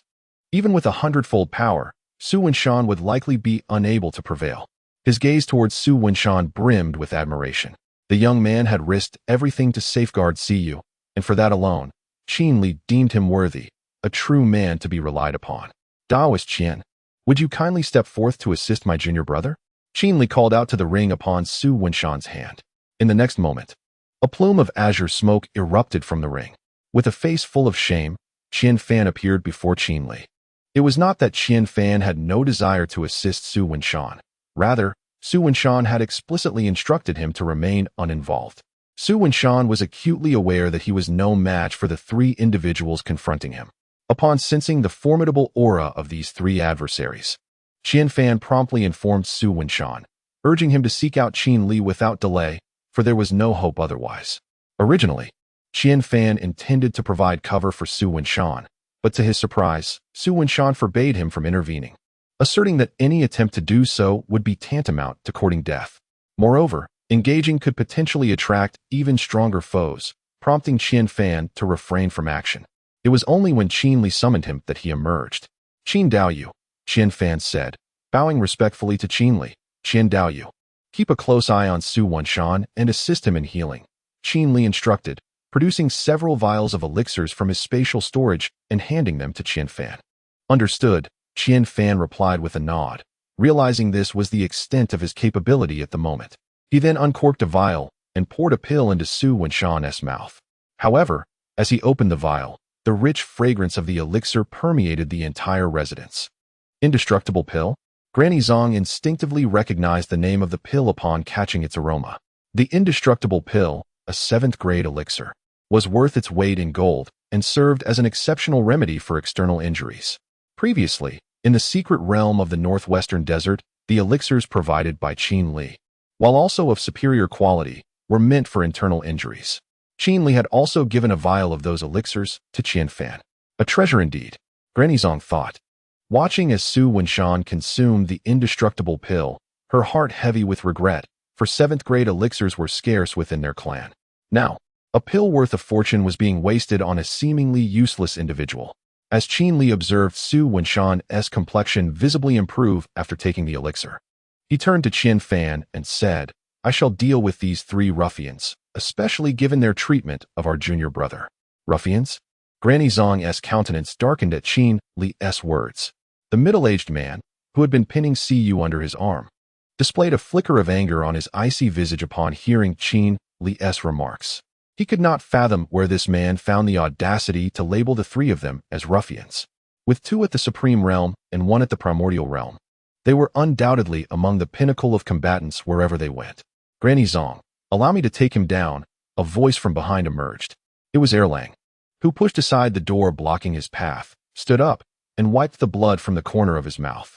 His eyes gleamed with murderous intent as he fixed his gaze on Qin Li at the entrance. Granny Zong glanced at the rising Erlang and nodded, "Be cautious. I sense he is not simple, and I cannot see through him." Erlang acknowledged Granny Zong's words with a nod. His expression solemn as a surge of true energy erupted from his back. In an instant, the realms of the Path of Severance ascended, first to the 1st level, then the 2nd, the 3rd, the 4th, and the 5th, reaching the apex of supremacy. Erlang's aura soared, swiftly achieving the 3rd level of the Supreme Realm. Earlier, when he had struck Su Wenshan, he had suppressed his true power, merely revealing the Path of Severance. Now, confronted by Qin Li, whom he had just sent flying, he ceased his concealment and unleashed his utmost strength. A fierce tempest erupted from beneath Erlang's feet, swirling winds and multiple tornadoes wreaking havoc within the Qingyun sect. Chaos ensued throughout the sect. Observing this, Qin Li furrowed his brow and shouted towards the heavens, "Qing Feng, safeguard all disciples." The moment his words fell, they manifested into a tangible force, shattering the sound barrier that enveloped the residence. Instantly, Qing Feng, who had been peacefully cultivating in the Qingshan residence, reacted to Qin Li's call and swiftly communicated with all the elders to protect the disciples. "Today, our Qingyun sect shall transcend the tribulation." Initially, Qing Feng had been enjoying a tranquil retreat until the ominous clouds gathered above the residence, prompting his intuition that something significant was about to unfold. He quickly acted, urging several ancestors to emerge and shield the disciples. After ensuring the safety of the disciples, Qing Feng cast a complex gaze towards the location of the residence, watching the darkening clouds above as lightning flashed and thunder roared. Though uncertain of the events transpiring, he had faith that Qin Li would prevail. Chapter 86. Resplendent fireworks. As Qin Li gazed at Erlang, whose aura had reached its zenith, he scoffed derisively. The Supreme Realm, merely the 3rd layer, nothing but a waste. With an expression of utter disdain, Qin Li stepped forward, positioning himself at the center of the courtyard. He then turned his gaze towards Granny Zong, a smirk gracing his lips as he raised his middle finger, proclaiming, "The 1st layer of the Hunyuan realm. Do you still consider yourself my match? Though merely a novice, it's sufficient." Granny Zong's countenance shifted to one of complexity upon hearing Qin Li's words, her brows furrowing in contemplation. How could this young man discern my strength? She pondered, scrutinizing his confident demeanor with suspicion. One must understand that a Hunyuan realm warrior is scarcely heard of in this region. "Hey, who are you calling trash?" Erlang seethed, fury surging within him as he regarded Qin Li. "I'm speaking of you." Qin Li retorted immediately, spitting disdainfully in Erlang's direction. "What audacity for a dog of the Supreme Realm to bark before me. You." Erlang was consumed by rage, his insides ablaze. The audacity of this youth to insult him was tantamount to courting death. In an instant, a long spear shot forth from the ground, which Erlang seized with his hand. The next moment, a sound akin to the tearing of space echoed as Erlang charged at Qin Li, wielding the spear. 9 visible wind dragons surging towards him with overwhelming force. In response, Qin Li chuckled lightly. A colossal dragon materialized behind him, condensing the dragon's soul. He declared, without hesitation. He extended his palm into a fist, the dragon's essence pouring into his strike. With a devastating blow, he unleashed a fist imbued with annihilating power directed at Erlang. With a thunderous roar of a dragon, the colossal beast magnified, ultimately coalescing into a tangible form that surged towards Erlang. The might of this punch possessed the potential to obliterate all. Heavenly Dragon Fist. Since you wish to play with dragons, I shall indulge you. As Qin Li delivered the punch, fissures began to form across his back, and the very fabric of space began to tear. With a resounding clash, two forces collided, reminiscent of celestial bodies colliding, producing a cacophony of sound. Soon, a gargantuan dragon emerged, annihilating Erlang's martial projection, continuing its unrelenting advance towards him. In the next moment, with a sickening crunch, the dragon opened its maw, revealing a row of sharp, white fangs, and devoured Erlang whole. Ah! Erlang's scream echoed through the air. Witnessing the dire turn of events, Granny Tsang's pupils constricted as she summoned a nine-headed serpent behind her. Instantly, a vast surge of Earth's power surged towards Qin Li's dragon. Hissing, the nine-headed serpent lashed out, its massive form wreaking havoc, shattering the ground beneath it. Granny Tsang unleashed 60% of her strength, not only to save Erlang, but also to test Qin Li's capabilities. However, she was met with disappointment. Her intentions bore no fruit. The moment the nine-headed serpent approached the colossal dragon, the dragon swiftly engulfed the Hydra in one gulp, leaving not a single head behind. The sound of crunching echoed as the dragon's jaws incessantly churned, occasionally emitting a sharp crackle of chewing. A moment later, the dragon's mouth opened to reveal a mass of flesh, which then vanished into the ether. This mass was none other than Erlang. Alas, the once boastful figure had been reduced to mere pulp, lifeless and devoid of essence. Upon witnessing this grotesque sight, Granny Zong rushed forward, cradling the mass of flesh in her hands. At that instant, a flame pierced through the air, approaching her. "Begone!" she exclaimed, attempting to wield her martial prowess to dispel the flame. Yet, her efforts proved futile. In the blink of an eye, the flame ignited the flesh, reducing it to ash in an instant. Along with the remnants of Erlang, nothing remained. Silence enveloped the scene. Granny Zong cast a frigid glare at Qin Li, her insides igniting with fury. If looks could kill, Qin Li would have perished countless times in that moment. "Huh, you wish to slay me?" Qin Li remarked, a smug expression adorning his face as he clapped his hands and pointed at Granny Zong. "To dare disrupt my Qinyan sect, one must be prepared for death." Having uttered these words, Qin Li readied himself, intent on eliminating all three adversaries. With one fallen, two remained. Who should he strike first? Furrowing his brow, he feigned indecision. "Ah, respect for elders is paramount. I shall honor that." A wicked smile graced his face as clarity dawned upon him. In the next heartbeat, a sound of air slicing filled the space as the celestial slaying sword materialized in Qin Li's grasp, glinting with a chilling light. With a swift motion, a head tumbled to the ground. Qin Li effortlessly carried the severed head, gliding towards the entrance of the dwelling. Without hesitation, he dispatched another Supreme Realm warrior. These two Supreme Realm fighters were far easier to vanquish than the corpse of the ancestor of the Corpse Control sect, whose physical form was nearly invincible among its peers. The earlier Dragon Fist had failed to penetrate its defenses. Granny Zong only perceived a flash of white light before witnessing the lifeless body of her other disciple sprawled in a pool of blood, the head entirely obliterated. Only Siyu and Qingling remained in place. "Senior brother," Siyu cried, instinctively grasping Qingling's hand and sprinting towards Qin Li. However, in a heartbeat, Granny Zong appeared behind them, swiftly incapacitating both.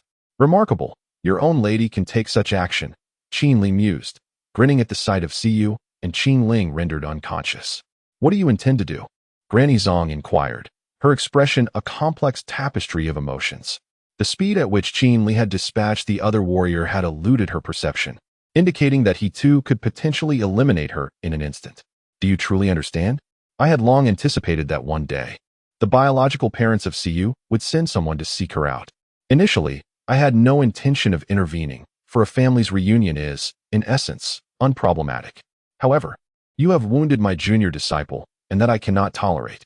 Qin Li, holding the bloodied, severed head in his hand, gazed contemplatively at Granny Tsang, his tone neither mournful nor joyous as he spoke. Before Granny Tsang could utter a word, bang, Qin Li crushed the head in his grasp. In an instant, a dazzling display of fireworks erupted from his hand. Who are you, really?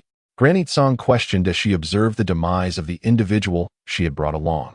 Her heart filled with a desire to eliminate Qin Li, yet she recognized her own inadequacy in facing him.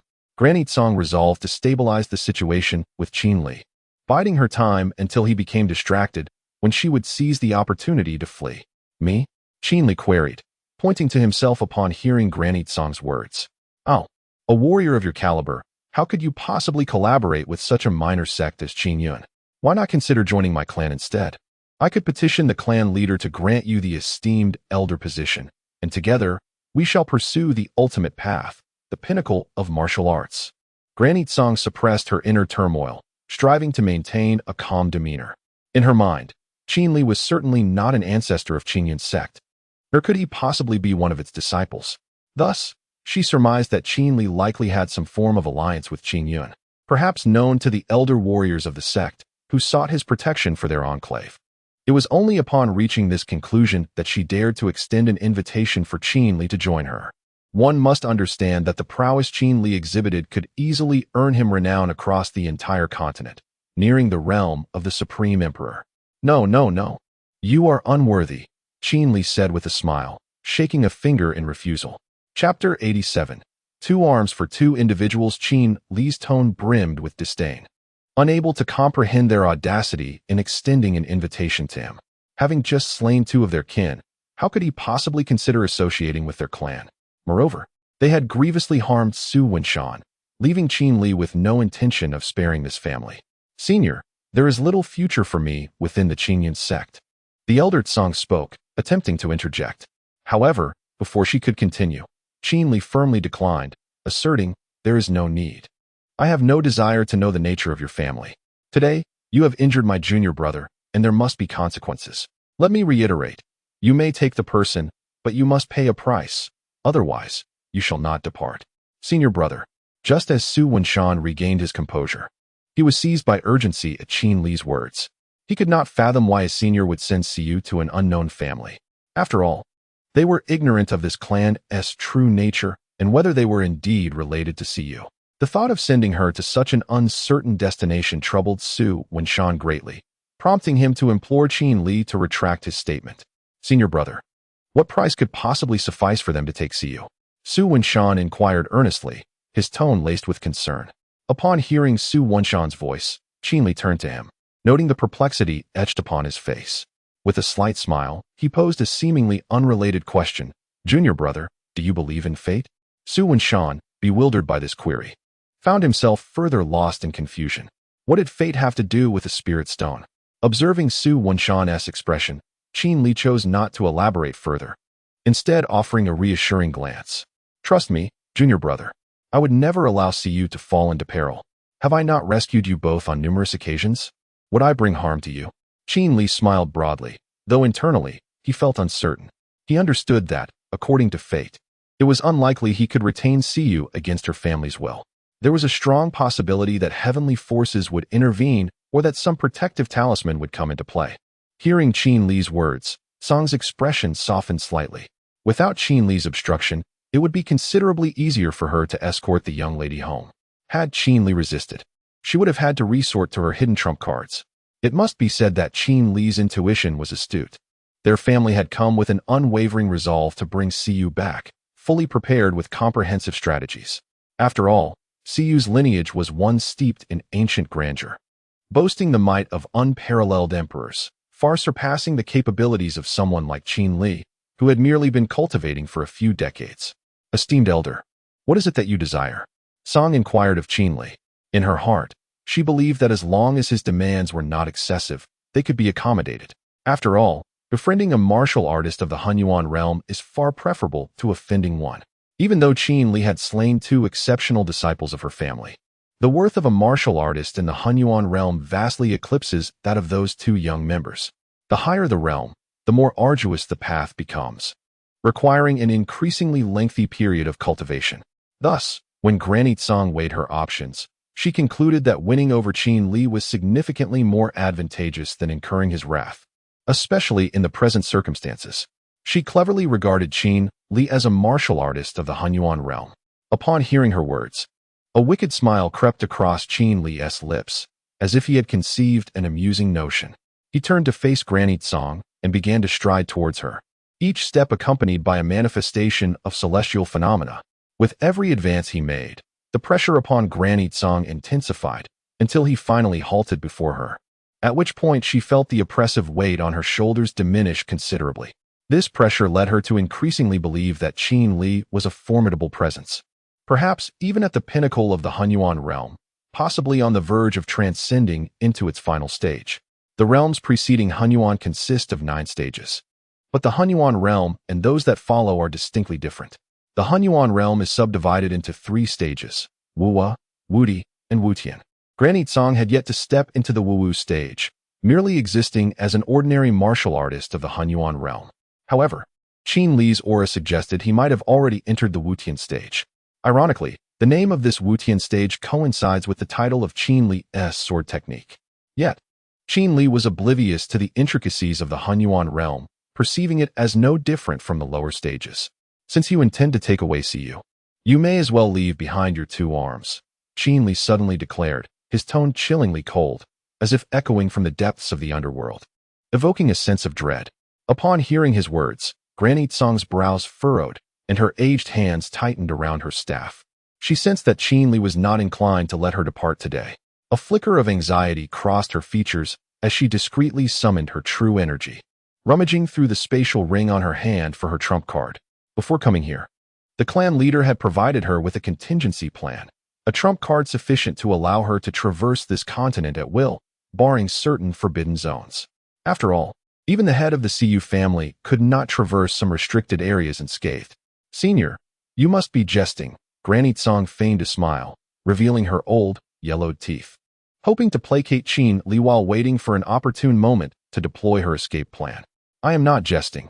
They can attest to that, Qin Li responded earnestly, fixing his gaze on Granite Song. Qin Li gestured towards Su Wenshan and Qian Fan, who leaned against the doorway as he spoke. Furthermore, as a practitioner of the Hunyuan realm, your lack of hands will not hinder your ability to escort Siyu away, he remarked, directing his gaze towards the arms of Granite Song. Upon concluding his statement, a gentle smile graced his face. Yet, to Granite Song, this smile bore an unsettling resemblance to that of a malevolent spirit from the depths of hell. Chilling, as she perceived the earnestness in Qin Li's tone, Granite Song realized that evasion was no longer an option. She had never anticipated that the price Qin Li demanded would be the sacrifice of her own 2 arms. In truth, Qin Li was not mistaken. Once a martial artist ascended to the tribulation realm, the loss of both arms became a mere inconvenience when utilizing true qi to transport a few individuals. However, the implications for actual combat, whether in practical techniques or battles, would be significant. The inability to wield one's true potential was a grave concern. Of course, should there exist a medicinal remedy for bone restoration, perhaps her arms could be reattached, but that would necessitate the presence of her original limbs. Given Qin Li's disposition, it seemed exceedingly unlikely that Granite Song could retain her arms. The probability was nearly non-existent. Without her arms, the only means of restoration lay in the elusive long bone pill, a concoction that had not graced the world for millennia. Although a couple may exist within her clan, her standing was not sufficiently high to warrant their use, unless she were to instigate a rebellion and claim the title of clan leader, a prospect utterly implausible. As Granite Song pondered her predicament, she concluded that her only recourse was to resort to her trump card and flee. How about it? This price is not exorbitant, is it? I do not seek your life, merely your 2 arms. 2 arms for 2 individuals. How could that not be a fair exchange? I am not particularly skilled, but I do relish in trade. While I may be at a disadvantage this time, one must consider that this is our first encounter, Qin Li said, a subtle smirk gracing his lips as he regarded Granite Song with an air of amusement. Chapter 88. What an embarrassment. What a loss. The old woman, Granite Song, could not help but think to herself, perplexed by the concept of loss, no matter how one looked at it. The 2 arms of a martial artist at the mixed Yuan realm were far superior to those of a mere girl at the postnatal realm, accompanied by a girl at the Purple Mansion realm. Clearly, Granite Song was at a disadvantage. Of course, this assessment disregarded their respective statuses. When it came to status, one could surmise that 10 Granite Songs would barely equate to a single CU in value. Granite Song's gaze fixed upon Qin Li, and after a long pause, she closed her eyes. With all her strength, she implored, "Senior, might we negotiate a different price?" She was eager to confer with Qin Li, hoping to retain some of her trump cards. After all, preserving even a sliver of advantage could prove beneficial. Should Qin Li insist on claiming her arms, she would then resort to her hidden strengths. Within a few breaths, Granny Tsong had rehearsed countless scenarios in her mind. Upon hearing her words, Qin Li furrowed his brow and stroked his chin. "First, answer me. What was your purpose in capturing Qing Linger? Surely, she is not a lost daughter of your clan, is she?" He gestured toward the girl at Granny Tsong's feet. Qin Li found it puzzling that they had apprehended Siyu, given she was the daughter of their clan leader, making her return a matter of family reunion. However, he could not fathom why they had taken Qing Linger. Initially, Granny Tsong had thought Qin Li was willing to discuss an alternative price. However, after hearing his question, a flicker of unease crossed her eyes. She glanced at Qin Linger, her expression becoming complex. The original intent of their visit was indeed to retrieve their own young lady, but upon discovering that this girl, Qin Linger, possessed a phoenix physique, an extraordinary celestial body, her priorities shifted. There is a saying, men have the azure dragon, soaring 3,000 miles. Women possess the phoenix, causing countless heroes to bow. These aphorisms clearly illustrate the rarity and value of the phoenix physique. What is this? Qin Li pondered, noticing the shift in Granny Tsong's demeanor. Could this girl possess some unique constitution or an astonishing background? Despite having a system at his disposal, Qin Li understood its limitations. It was incapable of revealing an individual's identity or inherent characteristics. Granny Tsong had discerned Qing Linger's phoenix physique when the girl was rendered unconscious and she chanced upon a phoenix emblem on the back of her neck, a mark that has signified the phoenix physique since ancient times. Realizing this, delight surged within her. If she could return with the phoenix physique, her standing within the clan would undoubtedly rise once more. Thus, Granny Tsong was determined to take both Qing Linger and Siyu back to the clan, one for personal ambition and the other to fulfill her mission. "Senior brother, they once claimed that Linger possesses the phoenix physique." Upon hearing Qin Li's words, Su Wenshan, who stood nearby, suddenly recalled something and spoke up. "Phoenix physique?" Qin Li, bewildered by Su Wenshan's remark, was unaware of the concept of the phoenix physique. However, he was aware that it was a unique constitution. Yet, he had no knowledge of its specifics, as such matters did not pique his interest. Moreover, apart from granting a battle physique to both Siyu and Su Wenshan, his storage space contained at least 50 more battle physiques. "Is that impressive?" Qin Li turned to Su Wenshan and inquired. Silence ensued. Su Wenshan, along with Qian Fan and Granny Tsong, was taken aback by Qin Li's question, unable to comprehend how someone could be so ignorant of the phoenix physique. Su Wenshan's mind buzzed with confusion as he pondered the matter. However, he soon reasoned that perhaps senior brother was simply too adept at cultivation to be familiar with such things. After some contemplation, Su Wenshan proceeded to explain the details of the phoenix physique to Qin Li. Upon hearing this, Qin Li suddenly pointed to the unconscious Qing Linger on the ground, exclaiming, "This girl is a phoenix physique?" Granny Tsong could no longer conceal the truth and nodded in acknowledgement. "Oh, how dull," Qin Li remarked with indifference.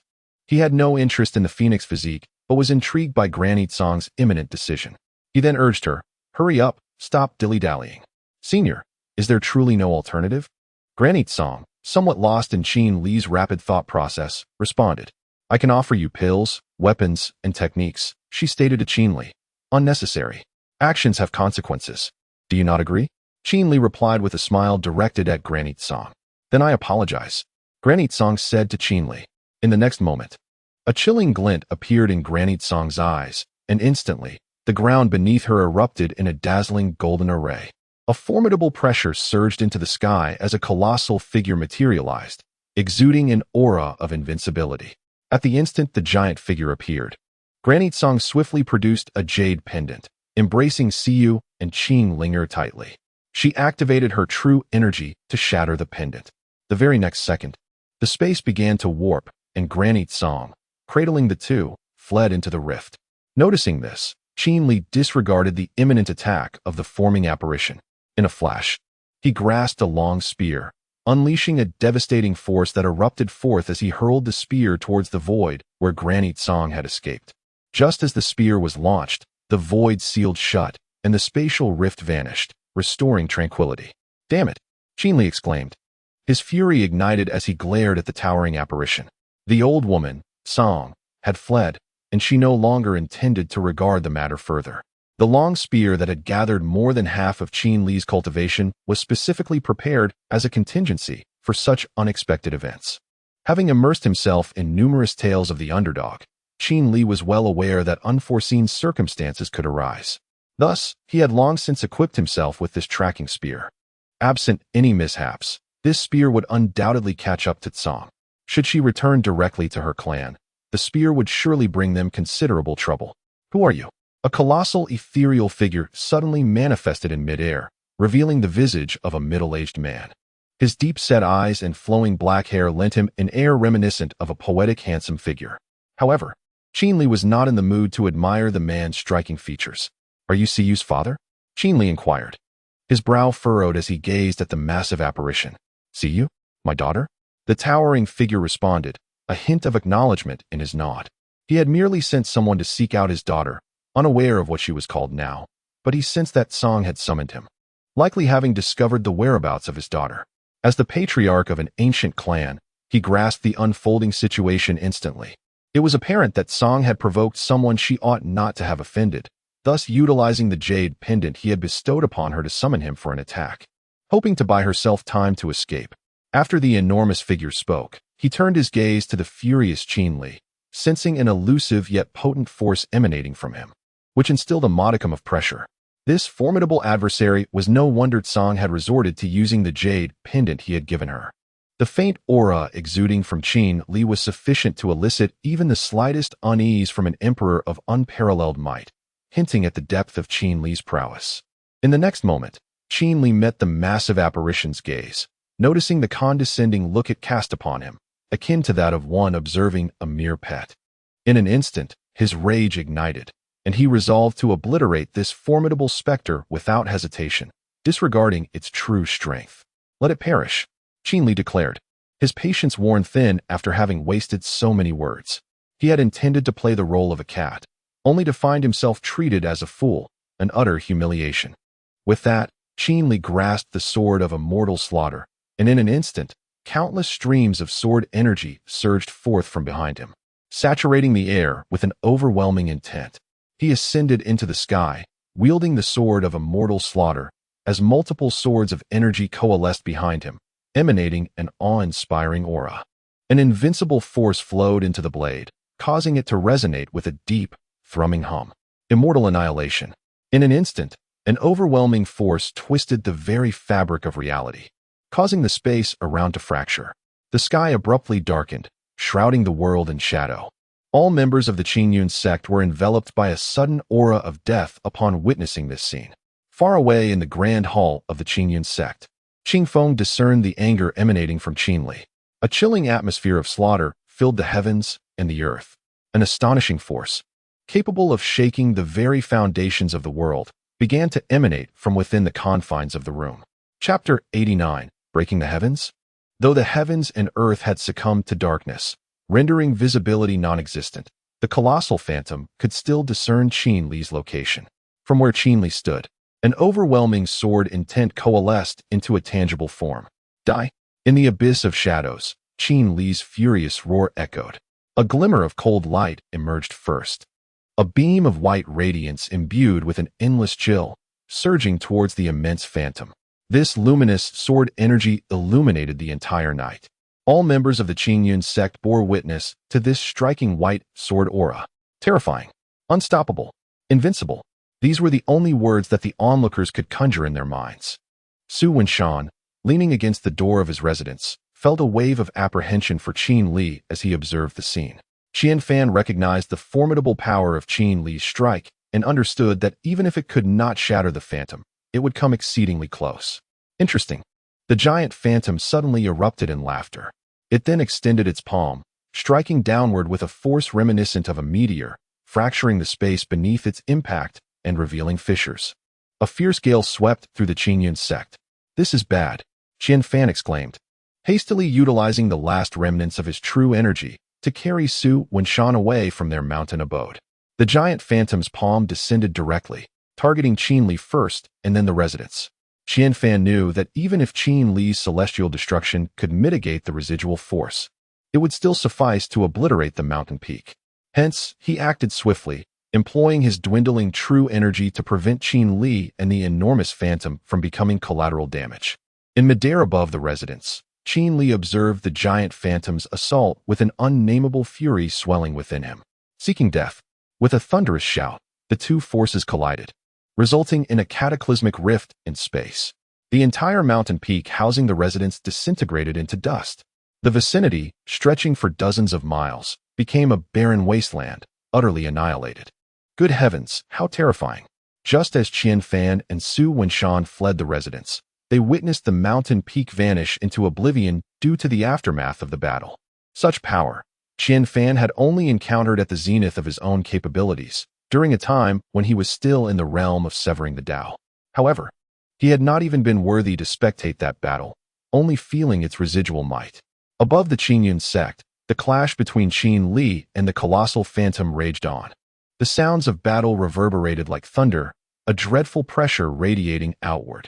The clouds that had gathered above were instantly dispersed by the aftermath of their conflict, and moonlight bathed the entire Qingyun sect. The members of the sect did not revel in the clearing of clouds or the restoration of light, for the battle was far from over. The outcome remained the pivotal point of their anticipation. You truly are powerful. Qin Li gritted his teeth as he gazed at the colossal phantom before him. Despite the relentless gusts of wind buffeting him, he remained undeterred, mocking his opponent with sarcasm. Yet, the sheer power emanating from this enormous specter was undeniably formidable. After all, it was merely a mere projection. The pressure it exerted upon Qin Li equaled that of the mighty azure sky winged python. Huh, you are quite impressive yourself, the gigantic phantom exclaimed, its tone laced with genuine admiration for Qin Li. However, it lamented that its own strength showed no sign of waning. Instead, it continued to intensify. The colossal specter recognized that Qin Li was far from a friend. Otherwise, Granny would not have summoned it. Thus, if he was not an ally, he was undoubtedly an adversary. In the phantom's mind, a being of Qin Li's caliber deserved to be eradicated in its infancy. Crushing palm. The gigantic phantom's left hand bore down on Qin Li, while its free right hand summoned boundless power to strike at him. Damn it! Qin Li felt the overwhelming force from the phantom's right hand and realized he needed to take this seriously. If he did not, he might very well find himself in dire straits. With that thought, he closed his eyes. At the moment Qin Li shut his eyes, the colossal phantom sensed an ominous shift. Behind Qin Li, the sword aura deepened and intensified, tearing through the very fabric of space. Divine evasion. Qin Li swiftly retracted the immortal slaying sword and summoned all his strength to cleave towards the phantom's head. As he uttered the command, a radiant purple-red glow coalesced around the immortal slaying sword, channeling a force that felt alien to this realm. Die! Qin Li swung the immortal slaying sword, shattering the phantom's left hand. In an instant, he met the right hand with the same fervor. The might of the immortal slaying sword surged forth, crashing against the phantom's right hand with unyielding force. Clang! Qin Li once again obliterated the gigantic phantom's right hand. What immense power! The phantom marveled at the destruction of its hands, unable to suppress a gasp of astonishment. The purple-red sword aura emanating from Qin Li's blade filled it with dread, as if this power could annihilate anyone in this realm in a heartbeat. Old fool, I am invincible. After shattering the phantom's left hand, Qin Li swiftly ascended to the position of its head, proclaiming this declaration with fervor. Huh, you possess some merit. I look forward to our next encounter. The gigantic phantom mused, realizing that its form was on the brink of destruction. Rather than feeling anger, it felt an unexpected anticipation for their future meeting.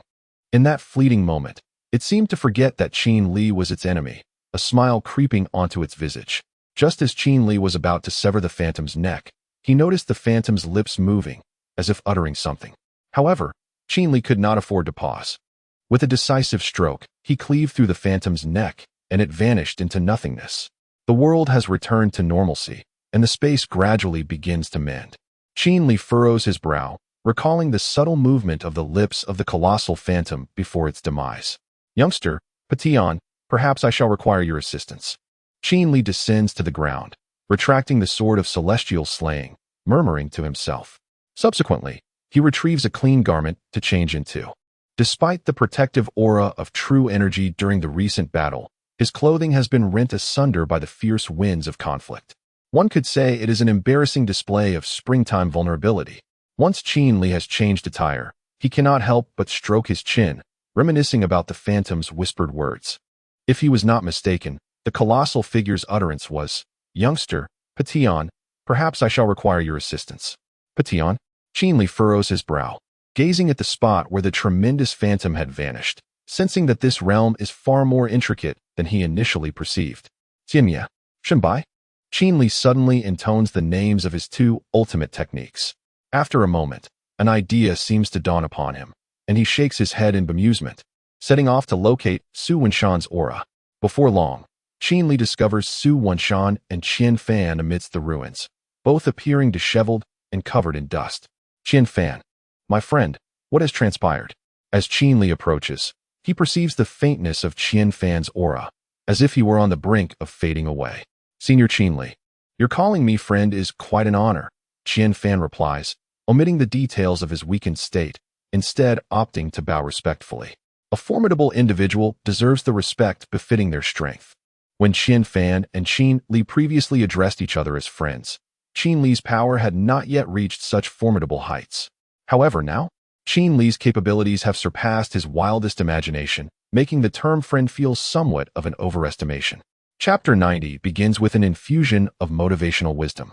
Qin Li, upon hearing Qian Fan's words, smiled slightly and addressed him. We are old acquaintances. There is no need for such formalities. I am quite easygoing, and the more you insist on this hierarchy, the more uncomfortable I feel. Senior, Qian Fan was about to say something, but felt it would be more respectful to regard Qin Li appropriately. However, in the next moment, Qin Li directly interjected, Qian Fan, my friend, I have expressed my preferences. His tone was earnest. Upon hearing Qin Li's words, Qian Fan met his steadfast gaze and nodded. My dear friend, your energy seems quite depleted. Is everything all right? Qin Li, noticing Qian Fan's reluctance to argue further, continued with his earlier inquiry. I am fine, my friend, Qian Fan explained. It is merely that my true energy has been greatly expended. A period of recuperation will suffice. Though currently a spiritual entity, Qian Fan relied on his true energy to sustain his existence. As long as he did not completely exhaust it, he would not perish. Restoring his prior state merely required him to remain within the ring and recuperate. Qin Li, hearing Qian Fan's response, nodded with a smile and assured him, then please retreat to the ring to heal. My presence here is sufficient. He glanced at Su Wenshan, then back at Qian Fan, and with a gesture of respect, he added, worry not, my friend, I shall manage things here. I know how to console him. As he spoke, a knowing smile graced his lips. Qin Li was quite adept at dealing with such a destined individual and understood how to motivate Su Wenshan effectively. Qian Fan could only nod in agreement, placing his trust in Qin Li's capabilities. In Qian Fan's heart, he believed that Qin Li must have undergone numerous trials. Otherwise, how could someone so young possess such formidable strength and depth of character? Dear friend, please attend to your wounds and trust in me. I shall not disappoint you. Qin Li urged, noticing Qian Fan's lingering hesitation. Very well, Qian Fan replied with a nod. He cast a complex glance at Su Wenshan before transforming into a wisp of green smoke and entering the ring. The complexity of his expression stemmed from the considerable depletion of his true energy. It was highly likely that he would lapse into a deep slumber, with the earliest awakening possibly a decade away. During his slumber, he would remain entirely unaware of the events unfolding in the outside world. This uncertainty often filled Qian Fan with anxiety. However, since Qin Li had reassured him that he would oversee matters, he resolved to focus on his healing. For Qian Fan, 10 years would merely equate to a solitary period of closed-door cultivation. Wenshan, come with me. Qin Li, having seen Qian Fan return to the ring, smiled slightly before approaching Su Wenshan. Senior brother. Su Wenshan replied weakly. He felt utterly dejected, realizing his own inadequacy in the face of overwhelming power. I am worthless. I am worthless. These words assailed Su Wenshan's mind like inner demons, ceaselessly tormenting him. Why are you so despondent? Qin Li remarked with a mocking smile, observing Su Wenshan's disheartened demeanor. Upon hearing Qin Li's derisive laughter, Su Wenshan uttered no retort, merely collapsing to the ground and muttering, "I am a worthless being, senior brother." Qin Li found amusement in Su Wenshan's self-deprecation. He straightened his white robe, crouched down, and spoke in a neutral tone. "Indeed, you are quite the failure, junior brother." Qin Li had no intention of indulging Su Wenshan's shortcomings. Since he himself had labeled himself as worthless, Qin Li's agreement seemed entirely reasonable. Initially mired in profound self-doubt, Su Wenshan was overwhelmed by tears upon hearing his senior affirm his sense of inadequacy. His sobs were heart-wrenching, evoking sorrow in those who listened. Observing Su Wenshan's tears, Qin Li, unperturbed, plugged his ears with 2 fingers and exclaimed, pluck the feathers, I am not frightened, ha." After a considerable time, Su Wenshan either ran out of tears or grew weary of crying and ceased his lamentation. Just as he regained his composure, Qin Li's ill-timed voice pierced the silence once more. "Oh dear, little failure, have you stopped crying?" Qin Li's words struck Su Wenshan's fragile heart like a dagger. However, this time, upon hearing Qin Li's remark, Su Wenshan did not weep. Rather, he raised his gaze to meet Qin Li's. Wiping his reddened eyes, he inquired, "Senior brother, am I truly worthless?" His voice brimmed with self-doubt, as if he genuinely believed in his own inadequacy. Truth be told, when compared to Qin Li, Su Wenshan did seem like a failure. Nevertheless, disregarding Qin Li's prowess, Su Wenshan's potential was commendable. After all, why else would he have been able to contend with formidable foes when the secret realm of the mountains and seas was unveiled? Qin Li, sensing the self-doubt in Su Wenshan's words, asked, "Junior brother, do you believe in fate?" Fate? Su Wenshan's tear-stained eyes filled with confusion at Qin Li's question. This marked the second time he had heard his senior mention the concept of fate.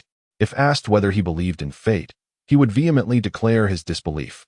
For in Su Wenshan's mind, fate merely shackled the weak and the inept. Initially, he had clearly not belonged to that category, hence his skepticism. Yet now, confronted with Qin Li's inquiry about his belief in fate, he found himself at a loss for words. After a quarter of an hour, Su Wenshan, deflated like a punctured balloon, weakly responded to Qin Li, "I believe, senior brother." "Oh dear, something feels amiss in the narrative," Qin Li thought, sensing the discord in the story. Typically, one would expect the protagonist of a tale of the weak to proclaim disbelief in fate, uttering sentiments like "my destiny is mine to shape, not dictated by the heavens." How is it that upon arriving at Su Wenshan's place, one directly transitions from reality to a belief in destiny? Could it be that this fellow truly possesses the qualities of a protagonist? Qin Li, much like Su Wenshan, finds himself ensnared in profound self-doubt. However, in the blink of an eye, Qin Li regains his composure and, with an awkward smile, remarks, "Junior brother, if you believe in fate, you ought to recognize that all of this is orchestrated by destiny, intended to refine you. As the saying goes in my hometown, when great responsibilities are bestowed upon a person, they must first endure hardship and toil to achieve greatness." Qin Li proceeds to impart a dose of motivational wisdom to Su Wenshan. Pay no mind to that fellow's nonsensical words. What does age matter? Just because he appears youthful does not mean he is truly young. At your age, you could have already attained the realm of the Supreme Emperor. What significance does he hold in comparison? Wouldn't you agree? Upon hearing these words, a flicker of light visibly ignites in Su Wenshan's eyes. It is indeed effective. Chapter 91. The Emperor. Qin Li observed the glimmer in Su Wenshan's eyes and couldn't help but internally marvel at the fact that, indeed, he possessed the fate of a protagonist. A few words of motivational wisdom were enough to uplift him. Subsequently, Qin Li intensified his encouragement. "Disciple, consider this. In the future, you shall return to the family of Cu in an invincible manner to exact your revenge and cleanse today as humiliation. You will trample upon her father and eliminate that old woman. Finally, amidst the boundless rays of twilight, you shall descend like a deity." What do you think? Exciting, isn't it? Qin Li inquired of Su Wenshan. Upon hearing Qin Li's words, Su Wenshan instantly nodded in agreement. "What my senior brother says is true. Cu is still waiting for me to take her home. How could I remain in such despondency? That man merely lives a tad longer than I do. At our age, I could dispatch him as easily as one would a dog." After uttering this remark, Su Wenshan's entire demeanor seemed to undergo a transformation. Qin Li, observing Su Wenshan's current state, smiled faintly. Indeed, as expected of a protagonist. However, while Qin Li was engaged in discussion, Granny Zong had traversed through a spatial tunnel directly to her family's realm. CU's family was an ancient lineage with roots in primordial traditions, possessing its own spatial domain, carved from the void. Miss, welcome home. Upon arriving at the family territory, Granny Zong knelt on one knee in greeting. Just as they landed, CU and Qing Linger had already regained consciousness. CU surveyed her surroundings with a bewildered expression. Before her lay undulating mountains, stretching endlessly, interspersed with lush forests, verdant and vibrant. In front of CU was an expansive lake, its surface smooth as a mirror, crystalline and pure. On the lake floated several ice-white lotus flowers, delicately swaying. Pairs of vividly feathered waterfowl soared gracefully above the lotus lake, their movements harmonious and enchanting. The scenery was breathtaking. Where's this place? CU furrowed her brows and inquired. Qing Linger, her eyes wide with curiosity, examined the surroundings, her gaze darting about. We must leave this place. Just as Granny Zong was about to explain, a thunderous roar echoed from the horizon. Before Granny Zong could react, an overwhelming force surged from behind her. A spear materialized from the void behind Granny Zong. Battle Emperor's fist. A loud shout resounded as a figure broke through the air and appeared behind Granny Zong. The figure unleashed a punch, and a colossal phantom rose behind him, striking simultaneously with the fist. Boom! As the punch was thrown, the sound of thunder reverberated throughout the heavens and the earth. Granny Zong, not a fool and a martial artist of the primordial realm, reacted swiftly. In an instant, she whisked CU and Qing Linger away from the scene. As the elderly matriarch soared towards her family's location, the long spear, as if possessing a will of its own, veered sharply in her direction. With a resounding crash, a figure lunged forward, intending to thwart the spear's assault on the matriarch. However, accompanied by a deafening thunderclap, the ground fractured, creating a deep chasm. Regrettably, as the dust settled, the spear continued its relentless advance towards the matriarch, undeterred. The figure, witnessing this alarming turn of events, felt an ominous chill. In an instant, it transformed into a white streak, racing to catch up with the spear. Yet, the spear's velocity was unparalleled, cutting through the air with abandon. The figure could not close the distance, but it remained within a reasonable range. The matriarch, having just reached the vicinity of her clan's imposing structures, sensed a familiar, terrifying aura approaching from behind. Fearful of turning to look, she could only hasten her flight towards the clan leader's position. Within mere breaths, the spear had drawn perilously close to her. Fortunately, her protective energy allowed her to withstand the onslaught for the moment. In the grand palace of the Wang family, a middle-aged man sat regally upon the main seat, his gaze profound and suffused with an intimidating chill. The power emanating from him suggested that, if unleashed, it could prove instrumental in the current crisis. This revelation made his identity unmistakable. He was the Golden Spectre who had clashed with Qin Li at Xingyun's sect and the biological father of Siyu, Wang Di, the supreme leader of the Wang family and a warrior of unparalleled might. Suddenly, Wang Di sensed a formidable force gathering outside his clan's domain, gradually encroaching upon them. His brow furrowed in concern as he discerned the nature of this aura, prompting him to vanish from his position. In the next heartbeat, he materialized behind the fleeing matriarch, extending his hand to intercept the long spear. Clan leader, the matriarch exclaimed, her heart racing with hope upon recognizing him, realizing that her life was no longer in peril. Wang Di cast a glance at the matriarch before his gaze fell upon Siyu and Qing Linger beside her. His eyes, once as still as a placid lake, now brimmed with a tumult of emotions, affection, regret, disappointment, and anger, rendering him inscrutable. Yet, Wang Di understood that this was not the time for a reunion with his daughter. The immediate priority was to resolve the imminent threat. With a whoosh, the spear cut through the air at an inopportune moment, lunging towards Wang Di, aimed directly at the matriarch, intent on erasing her existence. However, Wang Di would not allow such a fate to befall her, especially with his daughter so close at hand. Boom! Wang Di extended his hand, channeling an incessant flow of true energy into his palm, whereupon a colossal phantom hand, conjured from his essence, materialized.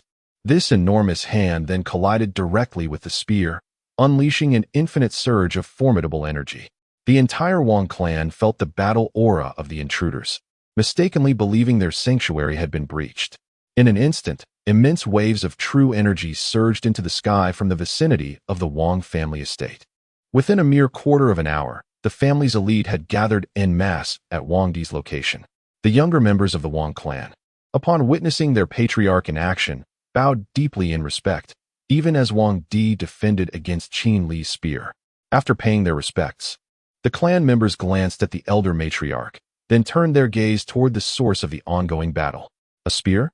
Many of the Wang clan's youth were astonished to see their leader engaged in combat with a mere spear, their eyes brimming with confusion. Chapter 92. Yang Li. All the members of the Wang family were utterly astounded by the scene before them. It is important to note that the clan leader was a supreme warrior at the level of the great emperor, a status that many believed represented the pinnacle of this world. However, witnessing their clan leader engaged in combat with a mere weapon was beyond anyone's expectations. Annihilate. The tone of Wang Di turned frigid. In the next moment, the spear visibly began to disintegrate, transforming into dust that scattered across the ground. The immense power that Qin Li had concentrated in that strike failed to withstand even a single move from Wang Di. This clearly indicated that half of Qin Li's cultivation was utterly insufficient against Wang Di. It's all right, everyone may return. Wang Di surveyed the gathered members of the Wang family and gestured for them to leave. The clan members nodded in agreement and transformed into streaks of white light. Departing from the scene, they had anticipated a monumental battle, yet it concluded in mere moments. Had they known, they would not have come at all. Nevertheless, each of them felt the terrifying aura emanating from that spear. Clan leader, Granite Song, seeing Wang Di restrain the spear, hurried forward and pushed Siyu towards him. Clan leader, I have brought the young lady back to you, she said, her voice filled with relief as she pointed at Siyu, finally escaping from that horrifying individual. Granite Song thought of Qin Li and felt an overwhelming sense of gratitude for her fortune. Had it not been for the clan leader's foresight in sensing potential danger and granting her a jade pendant, she felt she might have perished there. Such power, in her mind, should not exist within the confines of a small Qingyu dynasty. In terms of strength, Granite Song believed that Qin Li could rank among the top 10 within the family. The sheer magnitude of his combat prowess was astonishing, especially within the humble Qingyun sect. She found it utterly incomprehensible. Daughter? Wang Di's gaze, as deep as water, fell upon Siyu. As he observed her features, a vision of a woman flashed through his mind. It was as if he recognized her. Who are you? Siyu inquired, her heart racing as she sensed an intricate connection between herself and this man before her. Wang Di, a smile gracing his handsome face, replied, I am your father, Wang Di. At these words, Siyu was instantly thrown into disarray. This man before her was her father? She gazed at Wang Di, his tall and noble figure, with high cheekbones and profound eyes that seemed to contain the vastness of 1,000 galaxies, making it impossible to fathom. Siyu found herself at a loss for words. Such a scenario she had once dreamt of in her youth. Yet now, having matured, such fantasies had long been cast aside. In this moment, she stood before Wang Di, uncertain whether to embrace him in tears or to utter scathing remarks. Granite Song, please lead the young lady back to the ancestral hall to acknowledge her roots, Wang Di instructed, addressing Granite Song. Wang Di found himself momentarily at a loss for words, burdened by the weight of the decades he had allowed his daughter to wander in solitude. Although he had finally brought her back, the years lost could never be reclaimed. Indeed, upon hearing Wang Di's words, the clan leader, Granite Song, guided Siyu and Qingling to the ancestral hall of the Wang family for a reunion. Suddenly, a flash of white light appeared, revealing a middle-aged man clad in black, reminiscent of a shadowy assassin. Clan leader. The man approached Wang Di, clasping his hands in a gesture of respect. Upon hearing the man's voice, Wang Di turned and inquired, What is the matter? The young master of the Yang family requests an audience, the middle-aged man replied. The young master of the Yang family? Wang Di furrowed his brow, contemplating Siyu's vanishing figure. It is still too soon for them to meet. There is no rush, yet the pressure from the Yang family weighs heavily upon me. Why would the young master choose this moment to pay a visit? A flurry of thoughts raced through Wang Di's mind, and he soon spoke with a grave tone. Send the young master of the Yang family back.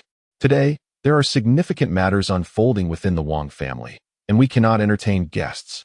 The black-clad man. Upon hearing Wang Di's words, said nothing further and turned to leave, vanishing in an instant. As Wang Di witnessed the man's disappearance, his expression darkened. In the next moment, he too departed, fading from sight.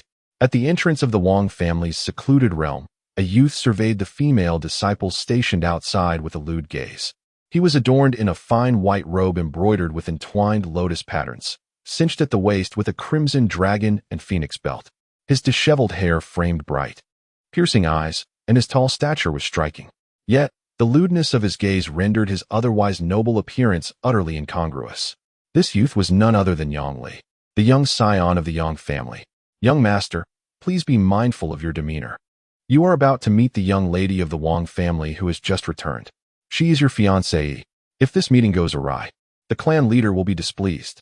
An elderly man with white hair, standing beside Yang Li, cautioned in a hushed tone. Understood. Why so many words? The Yang family's status is well known.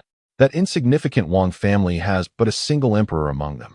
If it weren't for our assistance, they would have been annihilated by outsiders long ago, Yang Li unabashedly declared at the entrance of the Wang family's secret realm, showing no concern for who might overhear and inform Wang Di. The elderly man, hearing his young scion's remarks, furrowed his brow, yet refrained from admonishing him. Frankly speaking, the Wang family was hardly worthy of collaboration with the Yang family. However, the remaining ancient families had formed an alliance. Among the various alliances, the Yang family alliance stands as the weakest, which is why they extend their assistance to the beleaguered Wang family.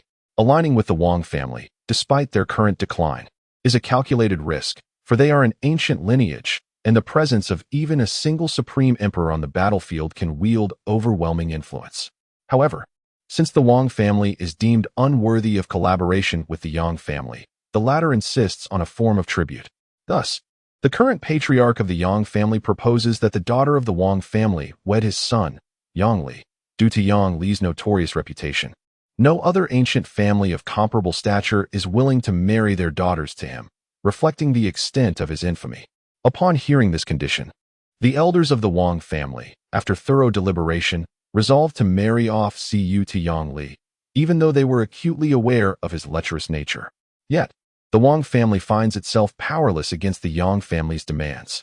Initially, Wang Di had intended to delay the arrangement, but the Yang family's relentless pressure, both in business dealings and resource management, left the Wang family in dire straits.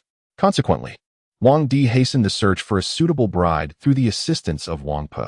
Chapter 93. Arrogance. Today, Yang Li arrived with a singular purpose. It is likely that, even without elaboration, everyone is already aware of it. His intention is to see Siyu, who has just returned. Who could have anticipated that upon Siyu's return, Yang Li would receive a signal and rush over without delay? After all, one's fiancée is akin to a free indulgence, a taste he is eager to savor. The moment Yang Li learned of Siyu's arrival, vivid images of their reunion flooded his mind. Without further hesitation, he sought a room within the Wang residence. Convinced in his heart that the Wang family's daughter, his betrothed, would never oppose him. After all, he is the esteemed young master of the Yang clan, destined to become its leader. Who would dare to stand against him? Not even the Wang family. Yang Li held this confidence firmly, believing that even if he were to publicly assert his authority over the Wang family's daughter, they would not dare to utter a word of protest. They would surely retreat quietly from the premises. Were Qin Li to discover that Siyu had such a fiancé, he would likely obliterate the entire Yang family. Young Master Yang, our clan leader has decreed that due to significant matters today, it is not convenient for visitors, announced a man in black, who had emerged from the depths of the Wang family's secret realm. He bowed respectfully, his tone humble. What? The once enthusiastic Yang Li exclaimed, caught off guard by the man's words. He could not fathom that the Wang family would dare to reject him. In an instant, a wave of fury surged within him, igniting a blaze of wrath as he shouted, Today, I shall enter. How dare you impede me? Upon hearing this, the expression of the man in black darkened instantly. As a loyal servant of the Wang family, he held their honor above all else. Yang Li's audacity to insult the Wang family was intolerable. Had it not been for Yang Li's status, he would have been swiftly dispatched. Please return, young Master Yang, the man in black urged again, his tone now laced with an ominous severity, subtly exerting his pressure on Yang Li. However, at that very moment, An elder standing beside Yang Li shot him a glance that shattered the oppressive atmosphere. The elder's gaze alone seemed to lift the weight of the world from Yang Li's shoulders. Subsequently, the elder glared at the man in black, who suddenly felt as if a mountain had descended upon his chest. Bang! The man in black was sent flying, blood spewing from his mouth as he soared through the air. Observing this, the elder averted his gaze, closing his eyes and murmuring in a voice audible to all. To dare offend the young master of the clan, one truly does not know how to spell death. Cough. The man in black struggled to rise from the ground, clutching his chest as he coughed, blood spilling forth. The man clad in black cast a wary glance at the elder, sensing the profound cultivation emanating from him. The elder possessed the realm of Wu Di, the third stage of the Hun Yuan realm. To elucidate, the Hun Yuan realm comprises 4 stages: Wu, Di, Tian, and the realm itself. This elder resided in the penultimate stage, Wu Di. The black-clad man, feeling the elder's aura, furrowed his brow, at a loss for words. However, since he had been cast aside, he felt he ought to suppress his indignation. Struggling, the man managed to fly to Yang Li's side, kneeling on one knee and expressing, "I am grateful, young Master Yang, for sparing my life. You dare to be disrespectful to this young clan leader. Considering this as your first offense, I shall spare you. But today, I intend to enter the Wang family estate. Are you certain you wish to obstruct me?" Yang Li initially observed the black-clad man being sent flying, bewildered by the unfolding events. After casting a glance at the elder beside him, Yang Li grasped the situation, a surge of anger igniting on his countenance. Yet, he swiftly regained his composure, realizing he could leverage this affront to secure his entry into the Wang family. Upon Yang Li uttering his declaration, the expression of the black-clad man grew intricate. Though frustration simmered within him, he had no outlet for it. He merely shook his head at Yang Li, saying, "I apologize, young Master Yang, but the clan leader has decreed that no guests are to be received today. I find myself in a difficult position and cannot comply." The black-clad man replied, acknowledging that he was a member of the Wang family, not the Yang family. The clan leader's words held paramount importance, and he was bound to follow them. Yang Li's expression shifted as he could no longer conceal his fury. He turned to the elder beside him and commanded, "We shall breach the estate directly." At that moment, Yang Li disregarded all else, his focus solely on a woman. It seemed that Siyu had become an obsession for him. The elder with white hair hesitated at Yang Li's words, aware that he could not force his way into the Wang family estate, even if the Wang family currently lacked high-tier combatants. The defenses of their ancestral domain were nearly on par with those of the Yang family. "What? Is it impossible?" Yang Li, noticing the elder's demeanor, inquired impatiently. Unbeknownst to him, the fortifications of these ancient families were formidable and challenging to penetrate. To Yang Li, such matters seemed trivial. Only the allure of the woman consumed his thoughts. "Young clan leader, although the Wang family has declined, it remains an ancient lineage, and their ancestral estate is a spatial secret realm.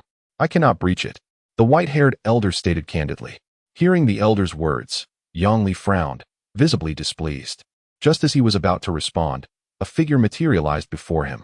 The shadow before Yang Li addressed him with a tone of gravity, "Young Master Yang, the Wang family is presently embroiled in significant matters, rendering it inconvenient to receive guests." Upon hearing the voice, Yang Li turned to regard the newcomer.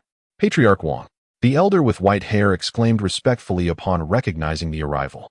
Indeed, the visitor was none other than the Emperor Wang. The emperor, upon hearing the elder's greeting, nodded with a smile and remarked, "Please convey my regards to Patriarch Yang." The elder, acknowledging the emperor's words with a nod, then cast a complex glance at Yang Li. His expression tinged with concern, fearing that Yang Li might utter something that could jeopardize the relationship between the Wang and Yang families. Although the Wang family had fallen into decline, remaining inactive within the confines of the spatial secret realm left the Yang family with no recourse. They could only station personnel at several void nodes, eliminating any intruders. Yet this strategy would significantly deplete the Yang family's resources, proving to be a futile endeavor. As the elder contemplated this, he furtively observed Yang Li, anxious that he might inadvertently say something inappropriate, compelling the elder to offer an immediate apology. Chapter 94. Humiliation at the entrance of the Wang family's secret realm. Yang Li gazed at the Wang emperor, clasping his hands in salute, and spoke with an air of mock formality, "Esteemed father-in-law, I pay my respects." Yang Li delivered this line with such naturalness and apparent obedience that, were it not for his known character, one might perceive him as a picture of innocence. However, the Wang Emperor was well aware that this was merely a ruse. Yang Li's notorious reputation had reached even his ears, were it not for the assistance the Yang family had rendered to the Wang family. He would never consider thrusting his daughter into the flames of such a union. Moreover, the Wang Emperor was merely biding his time with Yang Li. He had no intention of marrying off his daughter to him. "Young Master Yang, it is still premature for you to address me as father-in-law. Let us wait until the wedding ceremony is formally completed," the Wang Emperor replied with a smile. Externally, he appeared jovial, yet internally, he fervently wished that Yang Li would never utter such a title in his lifetime. Upon hearing the Wang Emperor's words, Yang Li let out a cold huff internally, then feigned amiability as he responded, "It is not too late to change that now, father-in-law. I have heard that my fiancée has returned, and I wish to meet her. I assure you, I harbor no ulterior motives. I merely wish to become acquainted with my betrothed, as I have never laid eyes upon her before." Yang Li's lips curled into a smile, but a glimmer of malice flickered in his eyes. His intentions were far from innocent. The onlookers could easily discern Yang Li's ulterior motives. The Wang Emperor, perceiving the wicked glint in Yang Li's gaze, felt an overwhelming urge to strike him down. Yet, he refrained, were it not for the diminished strength of the Wang family. He would have had no hesitation in eliminating Yang Li without a second thought regarding the Yang family's power. However, in the present circumstances, the Wang Emperor was compelled to swallow his pride and allow his daughter to be manipulated in his mind. "Young Master Yang, there are indeed pressing matters within my family today. Let us defer this meeting for another occasion. I will personally send someone to invite you to meet my daughter," the Wang Emperor said with a facade of cordiality. Yang Li discerned the resolute tone in the Wang Emperor's voice, yet he felt powerless. The Wang Emperor was the head of the Wang family, while he merely held the title of a minor clan leader. Despite the current weakened state of the Wang family, the Wang Emperor was an authentic leader of an ancient lineage, possessing formidable strength that could not be underestimated. Given all these factors, Yang Li wisely suppressed his discontent and swallowed his grievances. Although he was arrogant and lascivious, he was not foolish. Had he been naive, his actions would have surely led to his demise long ago, preventing him from causing a ruckus at the entrance of the Wang family's secret realm. "Since you have spoken thus, I shall not impose any further. I take my leave," Yang Li declared, saluting once more before transforming into a white streak, departing from the scene. Following his exit, the white-haired elder who had accompanied him offered a salute to the Wang Emperor and also vanished like a white flash. His duty was to protect Yang Li, and separation was not an option. After a few breaths, Emperor Wang cast his gaze upon the place where Yang Li and the white-haired elder had vanished, his previously gentle countenance darkening to an ominous pallor. "In the future, should Yang Li return, notify me immediately. Do not allow any female members of the family to approach him," Emperor Wang instructed the black-clad man kneeling beside him. He then glanced at the disciples guarding the entrance to his family's secret realm before turning back to the black-clad man. "From this day forth, all guards at the entrances to our family's secret realm shall be men. Let no women serve in this capacity. That rascal Yang Li may very well commit unspeakable acts against them," Emperor Wang declared with righteous indignation. He had heard far too much about Yang Li ever since the Yang family sought to marry Shiyu to him. Even without actively probing, tales of his misdeeds had reached him. The reason for Emperor Wang's insistence on replacing all female guards was due to prior knowledge of Yang Li's proclivities. He had publicly engaged in lewd acts with female guards, showing utter disregard for decorum. To protect the women of his family, Emperor Wang felt compelled to take this drastic measure. Upon hearing the emperor's words, the black-clad man nodded. After Yang Li and the elder departed, the man's fury resurfaced, veins bulging with agitation. Sensing the murderous intent emanating from him, Emperor Wang furrowed his brow. Once assured of their solitude, he cautioned the black-clad man, "Do not display your murderous aura outside the family grounds, lest it draw unwanted attention. If someone from the Yang family is lying in wait nearby and witnesses your demeanor, it could lead to dire consequences. Do you wish for our family to suffer because of you?" Emperor Wang first admonished the man before proceeding to critique him. "Understood, clan leader," the black-clad man replied, nodding as his murderous intent diminished. He then looked at Emperor Wang with a puzzled expression and inquired, "Clan leader, how can it be that the young heir of the Yang family possesses such character? Is there truly no one else in the Yang family?" The black-clad man was perplexed, unable to comprehend how such a vast family could elevate such a lust-driven successor. Are they not concerned that this individual might lead the Yang family to decline or even destruction? Upon hearing the man's query, Emperor Wang chuckled softly. Though the Yang family is an ancient clan like ours, it is sharply divided into direct and collateral lines. Only those of the direct line may inherit the family name, while collateral members, no matter how exceptional, are excluded. The direct line of the Yang family has dwindled to a mere handful, with Yang Li being their sole viable candidate. Hence, they have no choice but to appoint Yang Li as their young heir. As he spoke about the Yang family's vulnerabilities, a smirk began to form on Emperor Wang's lips, seemingly anticipating the eventual decline of the Yang family over the millennia to come. In truth, there lies an unspoken truth that Wang Di has yet to reveal. Yang Li could never ascend to the position of clan leader. The current patriarch of the Yang family arranged for Siyu to marry Yang Li with the intent of hastening the birth of a child, whom they could then nurture. If the elder generation falters, it is time to cultivate the younger one. The patriarch of the Yang family is not foolish enough to entrust the vast clan to a libertine. Should Yang Li truly take command of the Yang family, the fate of all the women in the clan would be grim. Very well, I shall return to the clan. You must expedite arrangements. Wang Di instructed the man in black. The man in black nodded and departed to replace the female guards of the clan. Whoosh! Wang Di transformed into a streak of white light and vanished into the secret realm. At this moment, along the path leading to the Yang family's secret domain, a young man was wreaking havoc in a village, indiscriminately slaying the elderly and children alike. Accompanying this youth was an elderly man with white hair. Upon closer inspection, it became evident that this was none other than Yang Li and the white-haired elder, fresh from their rejection at the Wang family estate. Behind Yang Li and the elder stood a group of disciples clad in brown robes, clearly members of the Yang family. The disciples gazed at Yang Li, who was wielding his sword and slaughtering mercilessly in the village. Witnessing the devastation before them, the expression on the faces of the Yang family disciples was one of complexity. They had been patrolling the vicinity, as this was indeed the territory of the Yang family. Upon seeing flames erupting in the distance, they had rushed over, only to find that it was their own young clan leader wreaking havoc within their domain. How unfortunate for this village, Yang Li declared. These wretched souls dared to obstruct me, Yang Li, from the Wang family.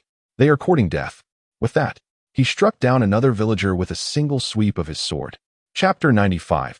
The Seeds of Revenge. Although Yang Li's cultivation was not particularly high, he had attained the Dongshu realm.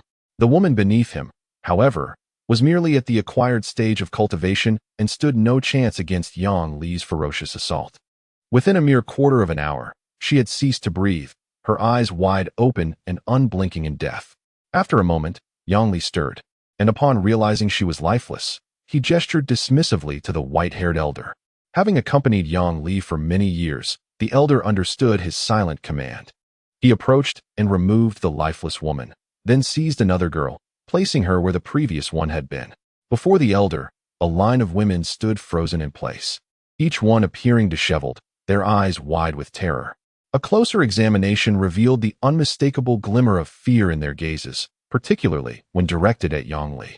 The sheer horror reflected in their eyes emanated from a deep-seated dread, suggesting the unspeakable horrors they had witnessed, causing their bodies to tremble uncontrollably. Their lips quivered, and their eyes were devoid of light. After delivering the new victim to Yang Li, the elder cast a complex glance at the group of women.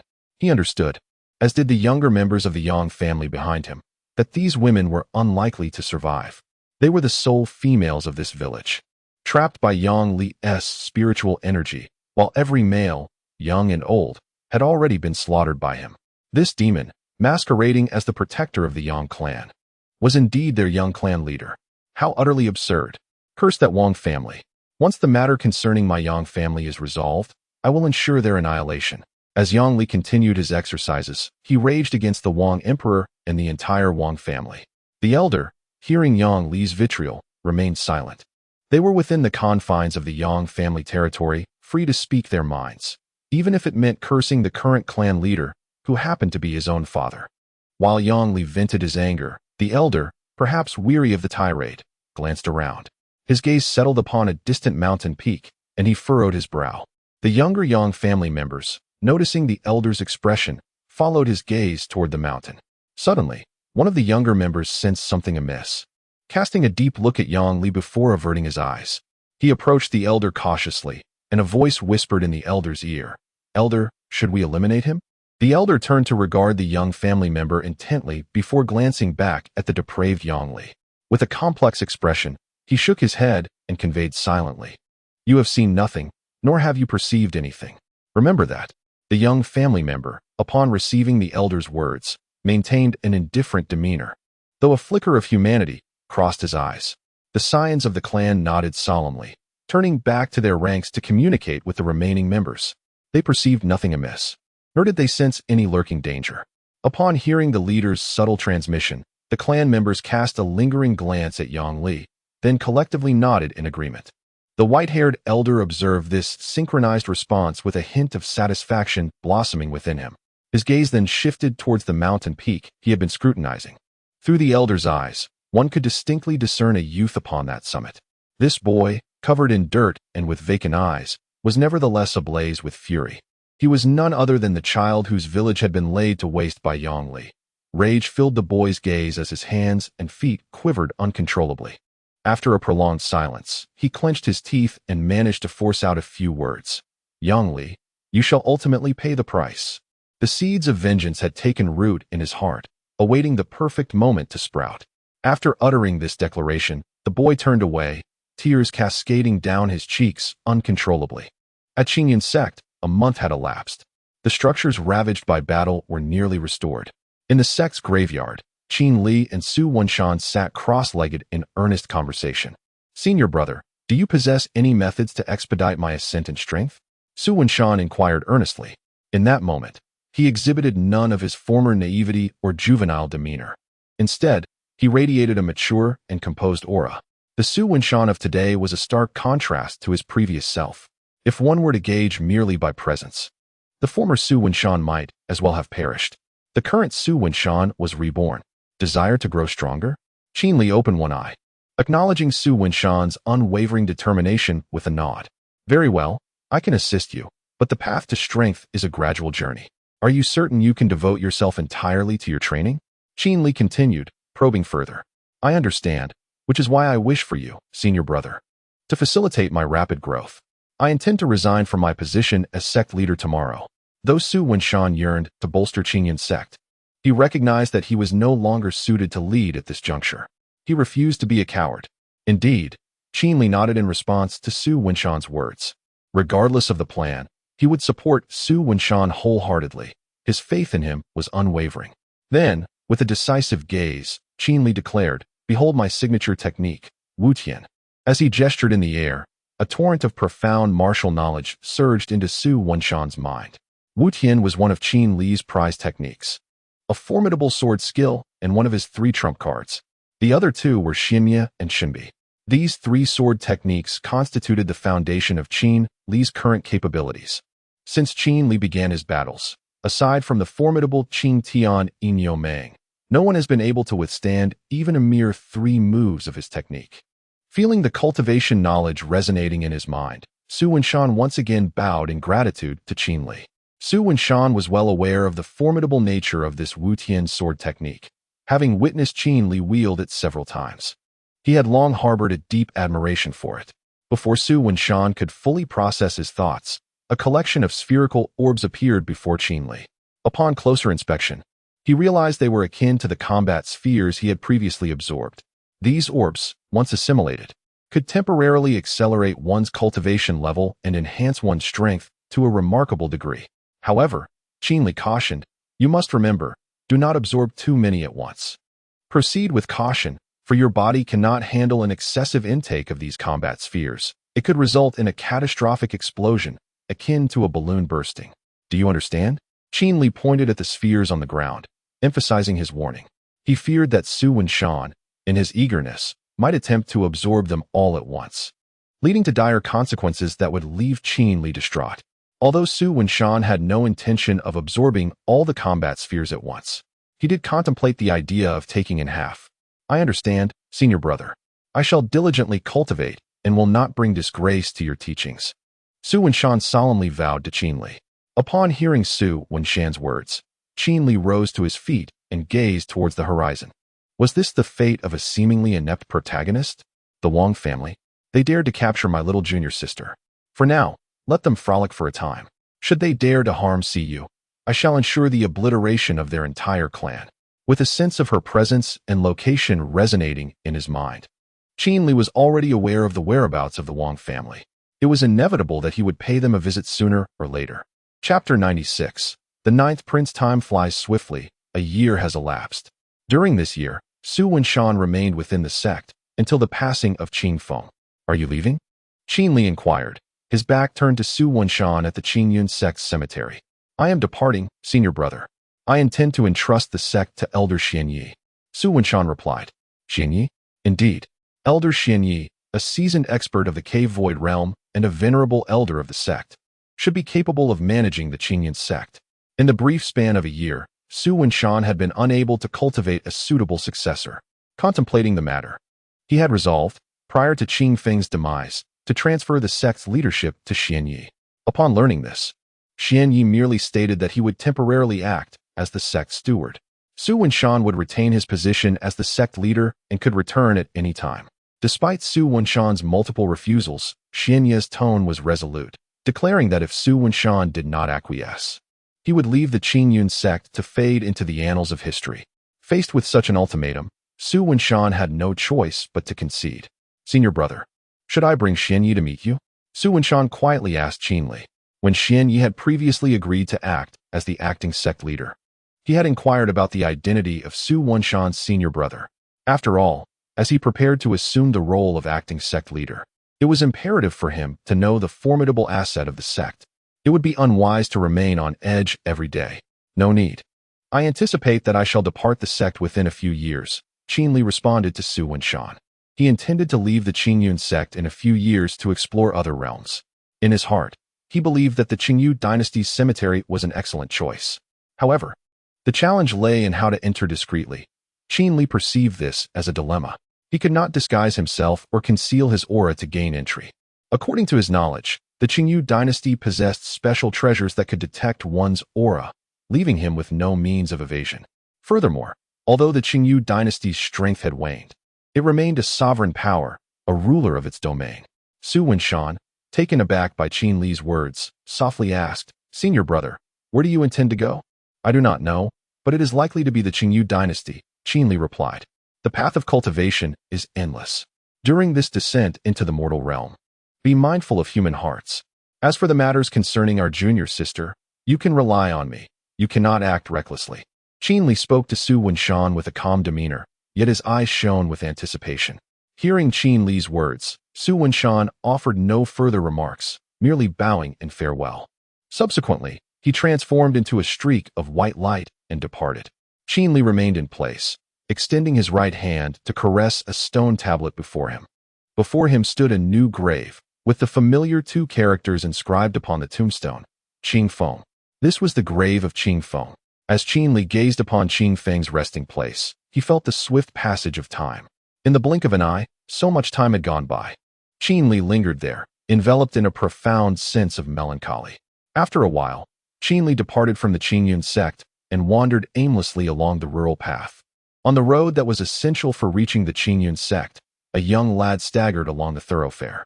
Passers-by, upon noticing the boy drenched from head to toe, pinched their noses in disgust. Not only was the boy soaked, but he also emanated an unpleasant odor. Who is this person? Why does he reek so foully? Has he fallen into a dung heap? Indeed, it's unbearable. I wonder if he carries some plague. We must keep our distance from him. Hearing the murmurs of the crowd, the drenched boy lowered his head in shame. After walking for some time, he leaned against a large tree, gazing despondently at the sky. Although the boy appeared disheveled at present, he was once a figure of immense power.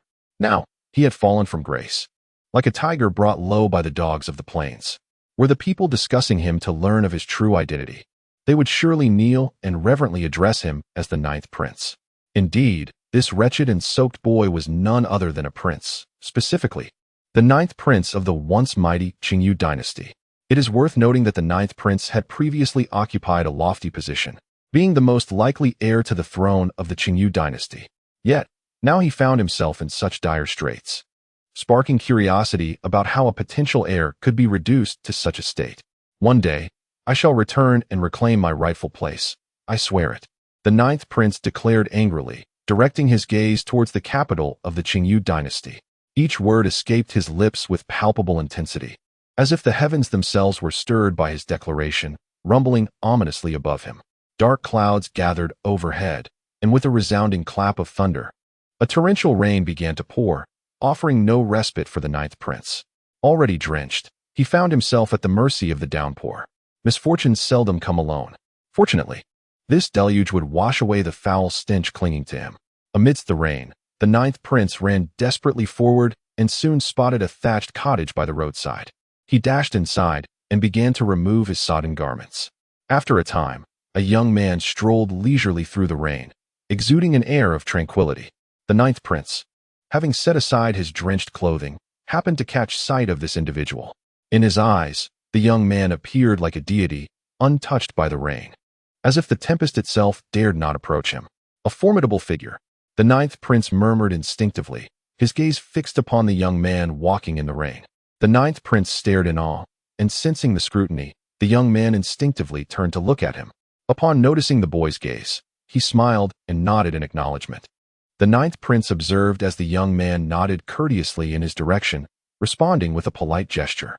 Subsequently, to the ninth prince's astonishment, the young man began to approach him slowly. Could it be that he intends to kill me?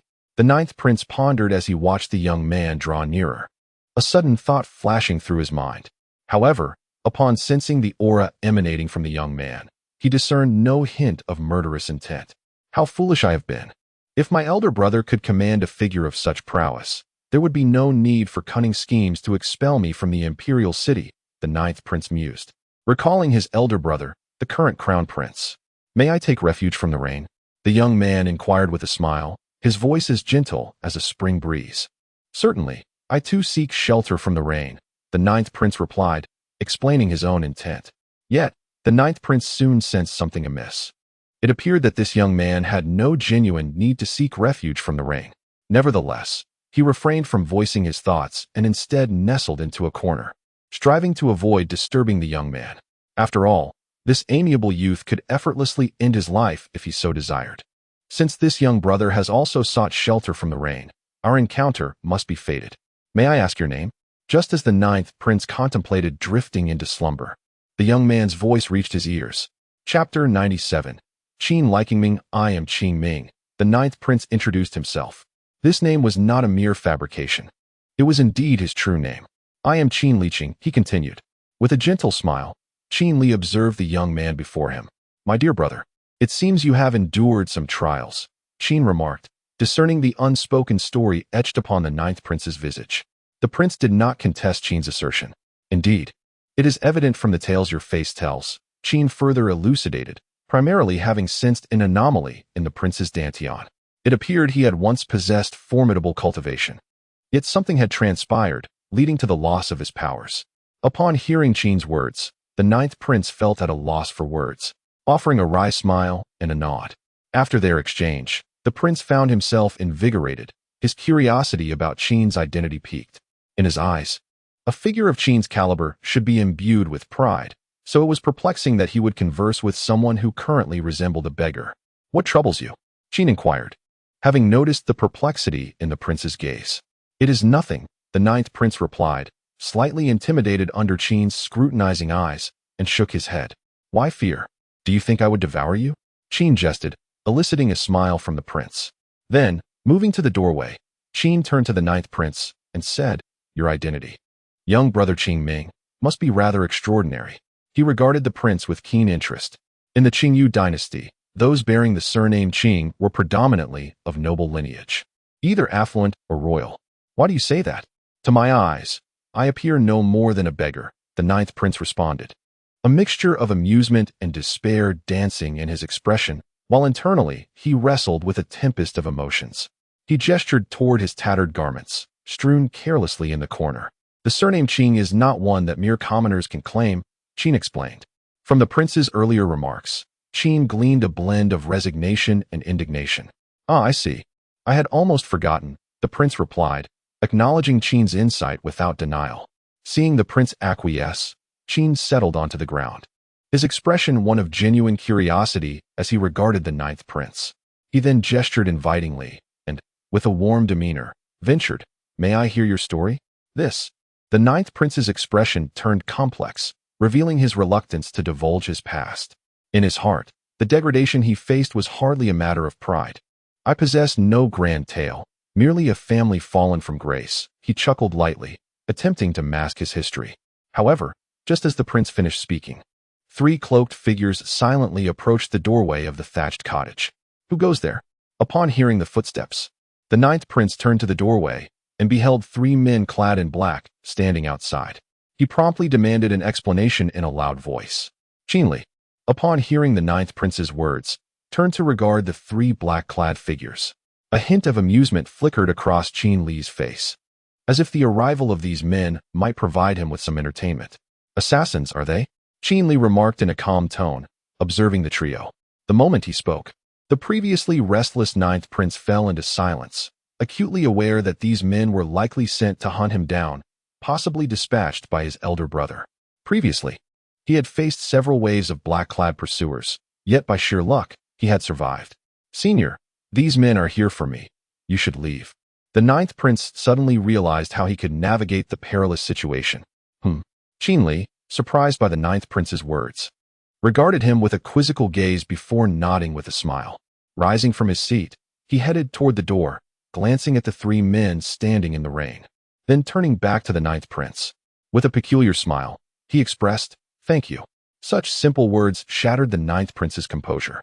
Though he nodded gravely at Qin Li, urging him to flee, he couldn't help but mentally chastise himself. "Damn it, had I known, I wouldn't have said that. My favorability didn't improve, and I've landed myself in trouble. I'm doomed. This time, I'll likely perish here." After scolding himself internally, the ninth prince sensed that his fate might indeed be sealed today. Originally, his plan had been to cultivate a favorable impression with Qin Li, a peerless expert, who would be moved by his unwillingness to drag him into danger, subsequently coming to his rescue and imparting extraordinary skills. Alas, the simplicity of Qin Li's gratitude shattered the ninth prince's hopes of escape. The ninth prince's eyes momentarily lost focus, yet as a former prince, he resolved to face death with dignity. "It must be my elder brother who sent you," he declared, donning the soaked garments he had left in the corner, wrapping them around himself despite their dampness. He presented himself with an air of defiance, prepared to face his fate. Qin Li observed the ninth prince's demeanor with a measure of admiration before transforming into a streak of white light and departing. Respecting the ninth prince's wishes, he chose not to complicate matters further and left without hesitation. The ninth prince watched Qin Li's retreat without attempting to stop him, merely casting a fleeting glance in his direction. His gaze then shifted to the 3 men in black, who, upon witnessing Qin Li's departure, made no move to hinder him. They were elite assassins, focused solely on fulfilling their assassination mission.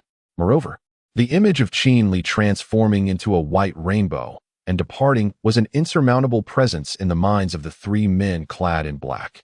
There was no need to provoke an unknown powerhouse. "Ninth Prince, you might as well resign yourself to death." One of the black-clad men stepped forward and addressed the ninth prince. His voice was as cold as a death sentence.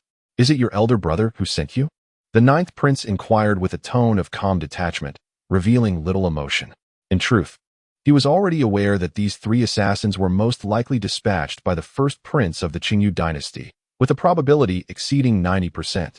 "This is information we are not obliged to disclose to you, ninth prince," the black-clad man explained. Subsequently, the assassin began to approach the ninth prince step by step. The sound of raindrops pattered rhythmically, occasionally accompanied by the rumble of thunder. The ninth prince, gazing at the advancing figure before him, clenched his fists, steeling himself in the face of impending doom. Chapter 98. I can provide you with everything you desire at this juncture. The ninth prince ought to abandon any futile efforts. My blade is swift, and it will spare the ninth prince the agony of suffering.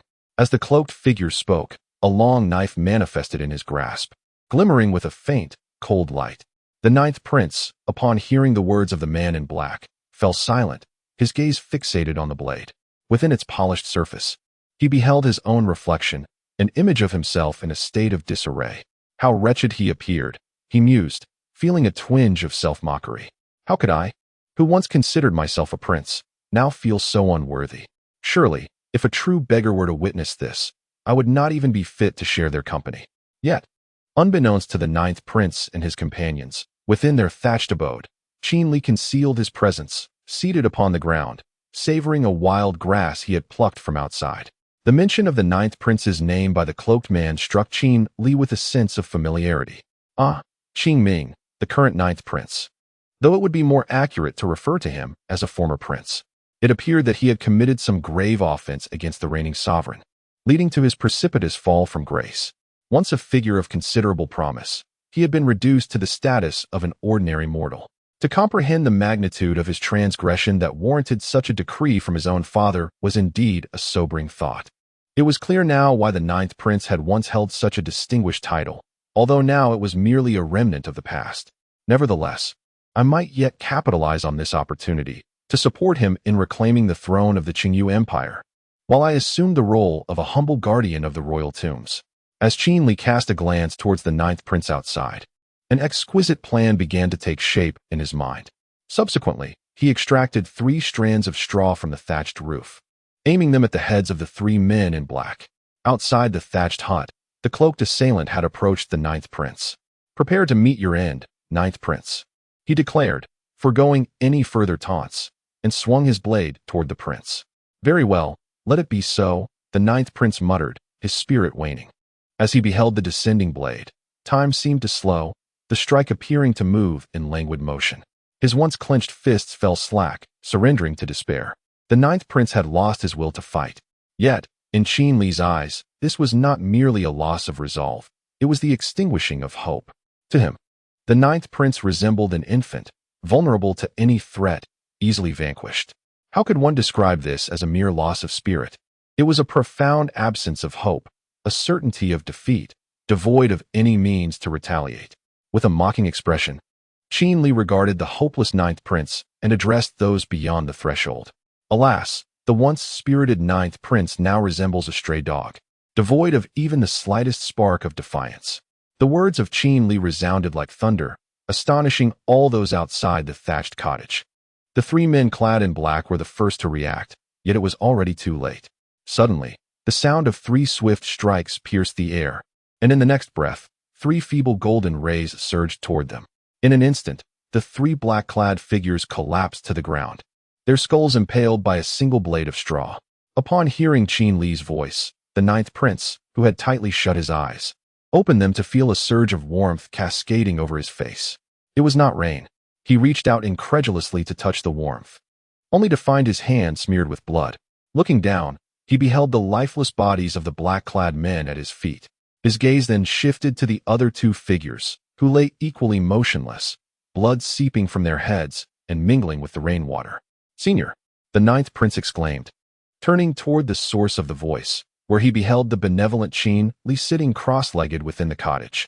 He hastened inside and knelt before Qin Li. Performing a deep bow, with utmost respect, he expressed, "I am grateful for your life-saving grace, senior." Inside the thatched cottage, Qin Li, upon hearing the ninth prince's words and witnessing his kneeling figure before him, could not help but mutter to himself, "As a prince, you kneel before me. Only your father, the emperor of the Qingyu dynasty, held such privilege." At the mention of his father, the emperor, the ninth prince's gaze turned cold, revealing a palpable disdain for the man. Qin Li perceptively noted the shift in the ninth prince's expression at the mention of his father. Ah, there is a significant issue here. Qin Li had initially believed that the emperor of the Qingyu dynasty was ruthless enough to demote his own son to the status of a commoner. However, it became apparent that the ninth prince was no mere pushover. Normally, one would expect a son to display a more complex expression upon hearing about their father, even if their feelings were strained. Yet, there was nothing intricate in the ninth prince's demeanor, only a chilling aura that suggested he had returned from the frigid depths of hell. "Do you harbor hatred for your father?" Qin Li inquired. The ninth prince, upon hearing Qin Li's question, was momentarily lost in contemplation of his father's actions towards him.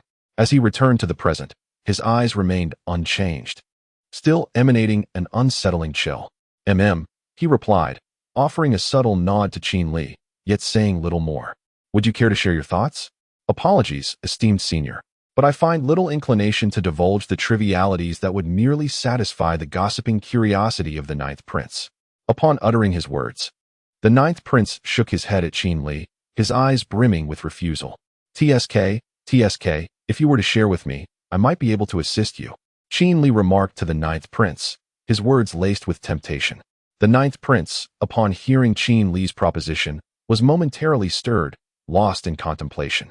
Observing the ninth prince's deep thoughts, Qin Li chose not to intrude, sitting quietly in meditation, patiently awaiting the outcome. Where there is desire, there exists a need. With a knowing smile, Qin Li remained in tranquil anticipation, for it was not he who should feel anxious. Chapter 99. The promise. After a prolonged silence within the thatched cottage, the ninth prince seemed to have reached a moment of clarity. He knelt before Qin Li, nodding slightly, and inquired, Esteemed elder, can you truly assist me? The ninth prince gazed at Qin Li's youthful visage, a flicker of doubt surfacing in his heart. He felt he should not utter such words, as Qin Li was undeniably his savior. To question one's savior, the ninth prince feared that Qin Li might take offense. Thus he discreetly stole a glance at Qin Li's expression, hoping to discern any sign of displeasure. Regrettably, Qin Li's countenance remained unperturbed, adorned only with a gentle smile. As time passed, the ninth prince noticed that Qin Li had yet to respond, and beads of sweat began to trickle down his forehead like yellow beans. Anxiety enveloped him as he awaited the unknown fate that loomed ahead. After a while, unable to contain himself any longer, the ninth prince could no longer distinguish whether the moisture on his brow was from rain or sweat, as it continued to cascade downward. Just as he was about to voice an apology to Qin Li, the latter's voice reached his ears, allowing a heavy weight to lift from his heart. Are you familiar with the Sanxiong sect? Qin Li's voice, imbued with a hint of magnetism, inquired of the ninth prince. Stunned by the question, the ninth prince initially hesitated before nodding in acknowledgement. As a prominent figure in the Qingyu dynasty, he was well aware of the Sanxiong sect's stature. He had once contemplated forming an alliance with them. However, before he could act, the sect was annihilated. It was said that a single individual was responsible for its demise, and the term annihilation held true, as no news of surviving disciples had emerged since. Furthermore, the ninth prince had heard that a few individuals had managed to escape, only to be ambushed by a mysterious figure en route, leading to their untimely demise. I was the one who extinguished it, Qin Li softly declared. He then regarded the ninth prince with a look of subtle triumph, eager to witness his astonishment. As anticipated, the ninth prince froze momentarily at Qin Li's words, instinctively lifting his gaze to meet Qin Li's, his eyes brimming with disbelief. You mean to say you are from the Qingyan sect? He asked wide-eyed. The ninth prince had long suspected that those responsible for the Sanxiong sect's destruction belonged to the Qingyan sect. Indeed, I am a disciple of the Qingyan sect, Qin Li confirmed with a nod. Despite possessing the formidable power to obliterate the entire Qingyan sect, he had consistently identified himself as one of its disciples. After what felt like an eternity, the ninth prince discerned sincerity in Qin Li's eyes, realizing he had not been deceived. In that instant, it was as if a radiant light illuminated his path, heralding a glimmer of rebirth. Esteemed elder, could you assist me in ascending to the pinnacle of the Qingyu dynasty? The ninth prince asked earnestly, his voice tinged with urgency. Qin Li observed the ninth prince's demeanor, a hint of confusion crossing his features. This fellow appears to be rather impatient. Yet, who would not feel anxious in such a predicament? Subsequently, upon hearing Qin Li's voice laced with confusion, the ninth prince's expression grew intricate. If it is not too much to ask of a senior, might you assist me in rescuing someone? The ninth prince cast a complex gaze upon Qin Li, as if summoning every ounce of strength to utter these words. After speaking, he seemed to recall something, his eyes brimming with fury. Who is it? Upon hearing the ninth prince's words, Qin Li sensed the helplessness in his tone. Naturally, the inquisitive Qin Li would not let this opportunity slip away. A woman, the ninth prince declared to Qin Li with righteous indignation, as though this woman held significant importance in his heart. Your beloved? Qin Li, hearing the ninth prince's words, felt a wave of exasperation. It seemed all souls in this world were ensnared by matters of the heart. Initially, Qin Li anticipated a definitive affirmation from the ninth prince. However, the ninth prince shook his head and replied, "In the past, perhaps, but now she is merely my father's concubine." What a revelation! It becomes evident how this young man harbors such animosity towards his father, an enmity born from the theft of a wife. Qin Li gazed at the ninth prince with a hint of pity, vaguely envisioning a metaphorical green hat perched atop the prince's head. How extraordinary! His own father has usurped his beloved. In Qin Li's mind, this narrative resembled a common trope found in novels. Moreover, once such a scenario unfolds, it could very well mark the onset of turmoil within the dynasty. Throughout history, whenever a prince's beloved is coveted by his father, rebellion is inevitable. It is merely a matter of time. Do you intend to slay your father? Rather than directly engaging with the ninth prince's prior words, Qin Li opted to shift the conversation. The ninth prince, upon hearing Qin Li's inquiry, nodded vigorously. Indeed, the ninth prince's desire to eliminate his father stemmed not solely from this incident. Numerous other grievances festered within him, with the usurpation of his beloved serving merely as a catalyst. In the ninth prince's heart, the emperor of the esteemed Qingyu dynasty no longer resembled a father, but rather a stranger. Yet, your current strength is insufficient. What promise can you offer me? At present, you cannot fulfill my desires, hence I require a commitment from you. Qin Li inquired with a smile. To be frank, in Qin Li's eyes, the ninth prince was akin to an insignificant insect, rendering collaboration unnecessary. However, he was eager to discern the depths of the Qingyu dynasty, and he had no intention of overlooking its burial grounds. In due time, after a period of cautious development within the Qingyu dynasty, he was confident he would be able to vanquish that old cow python. In light of this, I shall grant you a promise, senior. Having grasped Qin Li's temperament and character, the ninth prince felt emboldened to make a commitment. For a lifetime, one shall enjoy the noble privileges bestowed by the Qingyu dynasty, and I, Qing Ming, shall eternally serve as the steadfast support for my esteemed predecessors. Regardless of the endeavors my predecessors undertake within the Qingyu dynasty, as long as they do not harm the subjects of our realm, I, Qing Ming, once again vow to fulfill all the desires of my esteemed predecessors. As the ninth prince spoke, he approached the door and raised his hand towards the heavens to make his solemn oath. Suddenly, a resounding thunderclap echoed through the skies at the very moment he took his vow. Chapter 100. Returning to Tian seated cross-legged within the confines of the room, Qin Li heard the resounding thunder. He stifled a chuckle with great effort. The ninth prince, upon hearing the thunderclap, exhibited a hint of embarrassment. Fortunately, he had not sworn that if he failed, he would be struck by 5 bolts of lightning. Otherwise, Qin Li would have likely turned on his heel and departed. If even the heavens doubted the ninth prince's character, what reason had Qin Li to place his faith in him? I fear the heavens, yet they have not harmed me in the slightest. I do not fear humanity, yet they have left me battered and bruised. With a sigh, the ninth prince nearly vowed that should he not succeed, he would face divine retribution. He patted his chest in relief. Then, with a genial smile directed at Qin Li, he said, "Senior, please trust me." Approaching Qin Li earnestly, he spoke with conviction. At that moment, another thunderous clap echoed from the sky. Qin Li, hearing the thunder outside, managed a wry smile before nodding and stating, "I do not seek anything from your Qingyu dynasty. However, if you ascend to the throne, I require entry into your ancestral tomb. I wish to reside there for 50 years, or perhaps even longer. During this period, I shall offer my assistance to the Qingyu dynasty thrice without compensation." As he spoke, he raised 3 fingers towards the ninth prince as a gesture. The ninth prince, pondering Qin Li's words, found himself perplexed by the condition of residing in the tomb for 50 years. "Senior, may I inquire what you intend to do in our ancestor's tomb?" Upon hearing this, Qin Li's expression darkened, and he retorted angrily, "It is as I said. Either you comply or you do not. Remember, you presently have no room for choice."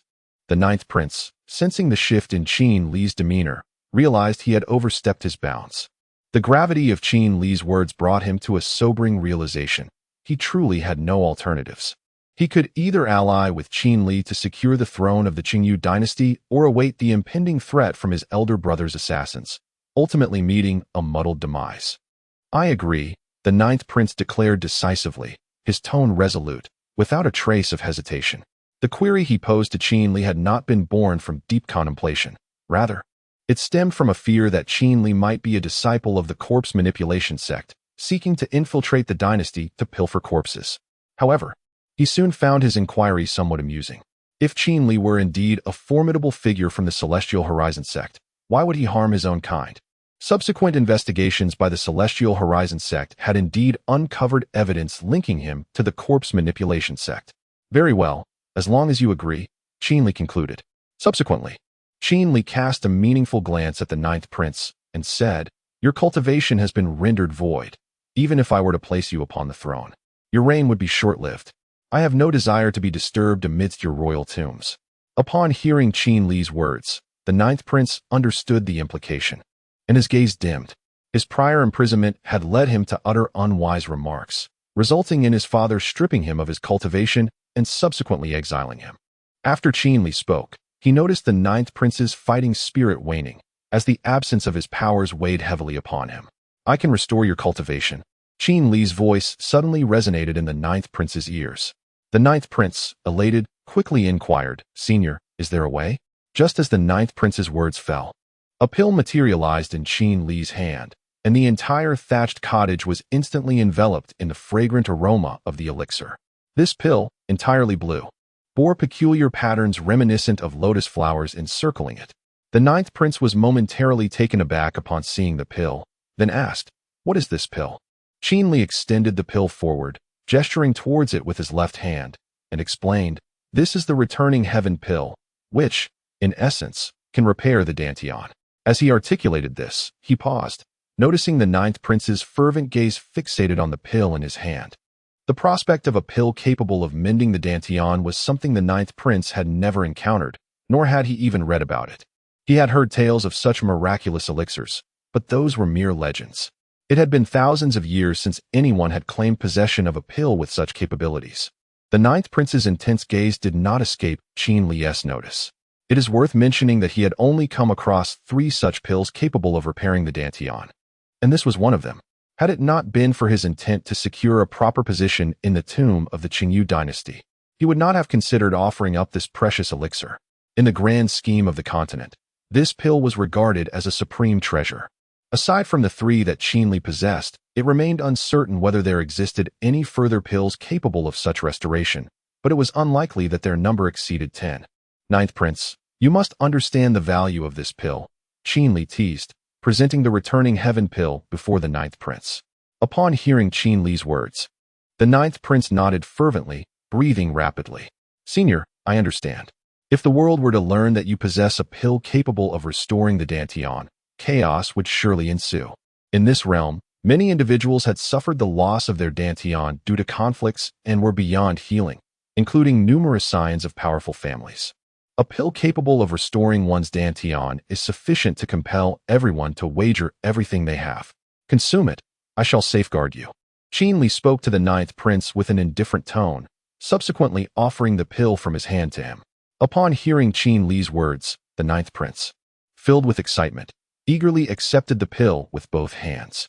He gazed at the precious item cradled in his palms, knowing that swallowing it would rejuvenate his Dantian, enabling him to exact vengeance and make those who had tormented him pay the price they deserved.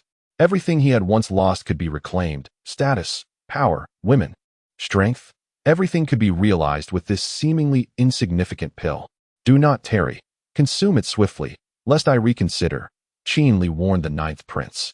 He had no leisure to wait for the ninth prince to savor the taste before swallowing it. The ninth prince nodded and, with determination, swallowed the pill whole. Almost immediately, he felt his entire body tremble, his skin flushing a deep crimson. He experienced an overwhelming sensation as if he were ensconced in a furnace, his body ablaze with discomfort. His 108 meridians seemed to be expanding outward, particularly the area of his Dantian. The ninth prince's face turned scarlet, steam rising from his body. To Qin Li, the ninth prince appeared as though he were in a sauna. "Elder, this." The ninth prince, sensing an impending explosion within, cast a fearful glance at Qin Li. The latter merely chuckled before reassuring him, "Fear not. It is merely a refining process. Endure this, and your desires shall be within reach." Bolstered by Qin Li's words, the ninth prince's resolve solidified, and a vision of a young woman gradually materialized in his mind. Chapter 101: Self-Sufficiency. As time trickled by, two figures traversed the path towards Qingyun sect. The leader, a young man, was followed closely by a boy clad in tattered garments. Upon closer inspection, it was none other than Qin Li and the Ninth Prince. Despite his shabby attire, the Ninth Prince's noble demeanor remained unblemished, seemingly resurrecting the spirited essence of his former self. Having consumed the Huitian Dan, the Ninth Prince's Dantian had been restored, bringing his cultivation back to its previous state, now at the Purple Mansion realm. "What a splendid day it is," he exclaimed, joy radiating from his countenance as he reveled in his regained prowess. He instinctively began to hum a tune. Qin Li, hearing the Ninth Prince's cheerful singing from behind, couldn't help but shake his head with a mix of amusement and exasperation. "Is it truly worthy of such elation merely because your cultivation has been restored?" The Ninth Prince was momentarily taken aback, unable to comprehend how Qin Li could utter such a statement. However, it was understandable. While Qin Li had previously faced the degradation of his powers, he had never endured the inhumane treatment that accompanied such a fate. From the moment he traversed into this realm, his Dantian had been restored, and his strength reinstated. The Ninth Prince, on the other hand, had experienced the torment of losing his powers, acutely aware of the suffering it entailed. "Senior, you cannot grasp the humiliation of being powerless, for you have never endured it," the Ninth Prince remarked earnestly to Qin Li. In his heart, he believed that Qin Li could never truly fathom the depths of such an experience. "Indeed, perhaps you are right, yet your current mirth seems somewhat premature," Qin Li replied, sensing a disturbance ahead. Utilizing his divine sense, he observed the situation, a slight smile gracing his lips. "There are several individuals ahead. Their auras resemble those of the 3 assassins we encountered in the rain. They are likely here for you, with the highest among them at the Purple Mansion realm. Do you believe you can handle them?" Qin Li inquired, casting a questioning glance at the now elated Ninth Prince. Having regained his strength, Qin Li felt no need to intervene. These adversaries were of comparable cultivation, and he had faith that the Ninth Prince could manage them. Initially startled by Qin Li's words, the Ninth Prince turned to survey the thicket ahead. After a moment, he nodded in affirmation, a look of confidence in his eyes. Observing this, Qin Li offered a small smile. With that, the Ninth Prince stepped forward, striding resolutely ahead. His hands clenched into fists, the playful demeanor on his face receded, replaced by an aura of formidable authority that surged behind him like a dragon's might. A pinnacle of the Qingyu dynasty's royal martial arts. It is said that this technique could only be mastered by the emperors of each generation. Now, the Ninth Prince astonishingly possesses this skill. One can only imagine that before his downfall, his ascension to the throne was virtually assured. Qin Li observed the rising aura surrounding the Ninth Prince and couldn't help but smile knowingly. "This energy bears an uncanny resemblance to my heavenly dragon fist." As Qin Li sensed the aura emanating from the Ninth Prince's fist, he was suddenly struck by its striking similarity to his own technique. Subsequently, he watched as the Ninth Prince approached a group of individuals, and without a moment's hesitation, he followed closely behind. At the end of this path, in a dense forest, several men clad in black stood together, their gazes sharp, reminiscent of fierce beasts lurking in the night. Their auras were formidable, with the strongest among them reaching the Purple Mansion realm, while the weakest were innate martial artists. "Boss, the 7th, 8th, and 9th are dead." One of the black-clad men approached another who was seated on the ground, speaking respectfully. Upon hearing this, the seated man, with a complex expression, nodded slightly and replied coldly, "Do we know who is responsible?" "I don't know, but the 7th, 8th, and 9th were tasked with assassinating the Ninth Prince. Their deaths, could they be related to him?" The black-clad man inquired softly. "Unlikely, but one can never be certain. The Ninth Prince has been stripped of his cultivation. He couldn't possibly have killed the 7th, 8th, and 9th. Most likely, he found some assistance, or perhaps his cultivation has been restored," the seated man speculated. In his mind, for the Ninth Prince to have killed their 3 comrades, he must have either found allies or regained his strength. However, the latter seemed implausible, as everyone present knew that a ruined Dantian was virtually irreparable.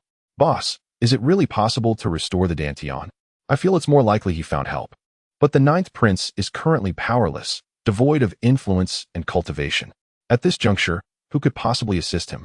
asked the black-clad man standing before the leader. The two possibilities suggested by their boss were fundamentally dismissed in their minds, not to mention the feasibility of the latter. It was evident that the present ninth prince would struggle to find any allies. Most of the royal princes had either perished or been exiled, and a significant portion had already been dealt with. The remaining princes within the royal family were pitifully few. The eldest prince is certainly one to consider, followed closely by the second and sixth princes. The third, fifth, and seventh princes met their demise at the hands of Qin Li's sword-intent avatars during their time in the Shanghai secret realm. Enough of that. Let us first locate the ninth prince. If we do not retrieve his head, the eldest prince may very well unleash his wrath. The leader, seated on the ground, addressed all the men clad in black before him. In unison, the black-clad men responded affirmatively. Suddenly, the seated leader furrowed his brow and made a gesture for silence. In an instant, all the black-clad men sensed an approaching presence and began to draw their weapons.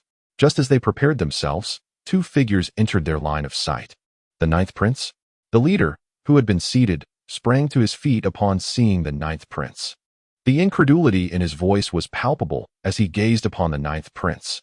A cultivation at the Purple Mansion realm.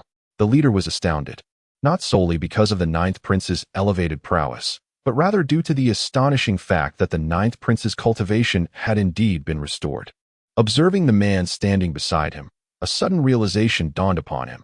He felt that both of his earlier speculations might very well come to fruition. Never in his life had he spoken with such accuracy. This was the thought the leader of the black-clad men most wished to express. Yet before he could utter a word, he saw the ninth prince charging towards him with remarkable speed. Chapter 102. Martial arts film. The battle in the Purple Mansion realm was remarkably pure. The ninth prince, with a fierce determination, charged directly at the leading figure clad in black, who, sensing the impending attack, hastily drew his sword to confront him. A resounding clash echoed as one figure was sent flying, visibly discernible against the backdrop. Without a moment's thought, it was evident that the one sent sprawling was none other than the leading man in black. Despite his cultivation being at the Purple Mansion's third tier, he was no match for the ninth prince, who stood at the fifth tier, a disparity of 2 realms. Furthermore, having consumed the returning essence pill, the ninth prince's innate abilities had been enhanced, rendering him stronger than before his prior incapacitation. It seemed unlikely that even a collective assault from the black-clad individuals would be sufficient to subdue him. Amusing, albeit somewhat monotonous. Qin Li observed from the sidelines as the ninth prince dispatched the leading black figure, seamlessly settling down to meditate upon the ground. In that moment, he longed to summon a waiter to serve him tea and perhaps offer a shoulder massage to ease his tension. To Qin Li, what unfolded before him resembled not a genuine brawl, but rather a captivating martial arts film. As the ninth prince stood victorious, having sent the leading black man tumbling, he instinctively marveled at his own fist. In an instant, his gaze sharpened, seemingly taunting the remaining black-clad figures with a challenge. If you possess the courage, come at me. You worthless lot. Coughing, the leading figure in black rose from the ground, wiping the blood from the corner of his mouth. As he regained his footing, he recalled the moment when he was about to strike the ninth prince, only to be abruptly struck in the chest, sending him reeling. The realization dawned upon him that the ninth prince possessed the strength to have slain his comrades, the seventh, eighth, and ninth. Enraged, his eyes blazed with fury. Igniting a fire within him, he bellowed to his companions, "Brothers, it was he who killed the seventh, eighth, and ninth. Let us unite and deny him any chance." The leading man recognized that he could not hope to best the ninth prince in a one-on-one confrontation. The earlier encounter had made that painfully clear. Even though the ninth prince had not dispatched him with a single blow, the agony he had experienced had nearly rendered him incapable of standing. Upon hearing the leader's rallying cry, the ninth prince's expression grew icy, filling the air with an oppressive aura of impending doom. In that moment, his aura surged, doubling in intensity as he prepared to unleash his full power. Upon witnessing this scene, Qin Li could not help but voice his thoughts to the leading figure among the black-clad men, saying, "You claim to be assassins. Why not simply launch a stealthy attack? Why the need for a direct duel? If you relish proving your mettle through combat, you might as well take up butchering instead." As Qin Li observed the group of assassins channeling their energy towards the ninth prince, preparing for a frontal clash, he felt compelled to express his disdain. "Draw your swords," he commanded, noticing that each of the black-clad men wielded a long sword, gleaming with a cold light. His companion ought to possess a weapon as well. Just as his words left his lips, Qin Li swiftly tossed a long sword to the ninth prince before the assassins could close the distance. Reacting instinctively, the ninth prince caught the sword. With a clang, the moment he grasped the weapon, the black-clad men charged forward. Without further ado, they unsheathed their swords and engaged in battle. The ninth prince raised his sword to shield himself against the onslaught of the assassins. He then infused his energy into the blade, creating a radiant arc of light that repelled his foes. In an instant, he thrust the sword forward, piercing the chests of 3 black-clad men. Old 3, Old 4, Old 5. The leading assassin shouted in despair as he beheld the fallen comrades. But alas, the dead offer no replies. Enraged, he surged towards the ninth prince. Under the intensity of the leader's gaze, the ninth prince took a few steps back before they engaged in a fierce struggle. Though not an expert in swordsmanship, the ninth prince, being the most likely heir to the throne, had acquired some rudimentary skills. While not masterful, his proficiency surpassed that of the leading assassin. After several exchanges, the metallic scent of blood filled the air, pungent and overwhelming. Qin Li stood calmly to the side, observing the contest yet to be decided. He had recognized the ninth prince's potential and deemed him worthy of mentorship.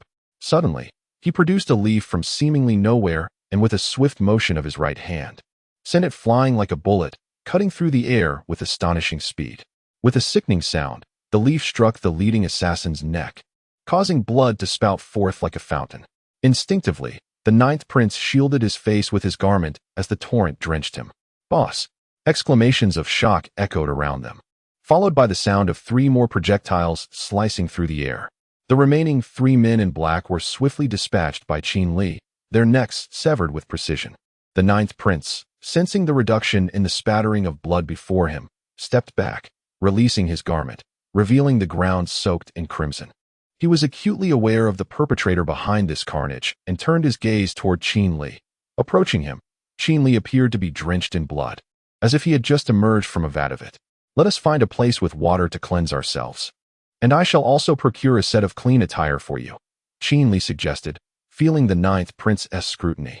Their eyes met, and Qin Li flashed a devilish grin, a smile that left a profound impression on the ninth prince. At that moment, the ninth prince realized he had never fully grasped the depths of Qin Li's being, as if he had always lingered on the periphery of his soul. "What troubles you?" Qin Li inquired, noticing the ninth prince was momentarily paralyzed in shock. "Are you startled?" The ninth prince, upon hearing Qin Li's words, quickly shook his head. Suddenly, a smile appeared on his face, as if a thought had struck him. He had forgotten that Qin Li possessed the capability to annihilate an entire sect single-handedly. Compared to such a feat, these lowly assassins were insignificant. "All is well then. I thought you might have been rendered speechless. After all, as a prince, you likely have encountered such scenes very rarely. Should you be taken aback, I would not mock you. It is entirely understandable," Qin Li remarked with a smile, moving closer to pat the ninth prince's shoulder with his bloodied hand. The ninth prince, hearing Qin Li's words, turned to observe the bloodied palm resting on his attire, and a hint of dazedness flickered in his eyes, perhaps due to the rarity of such a sight. Chapter 103. An encounter with Xuanya. Subsequently, by a pond near the Qingyun sect, Qin Li washed his hands and, from his spatial pouch, retrieved a set of garments, which he handed to the ninth prince.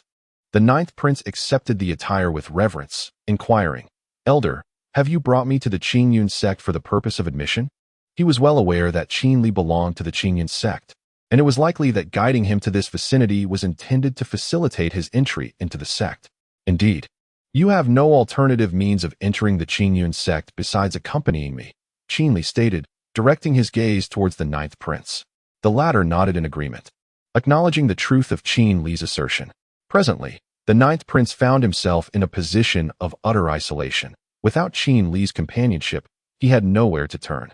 He had lost the support of those who once served him, most having abandoned him during his fall from grace, while others had been covertly eliminated by the first prince.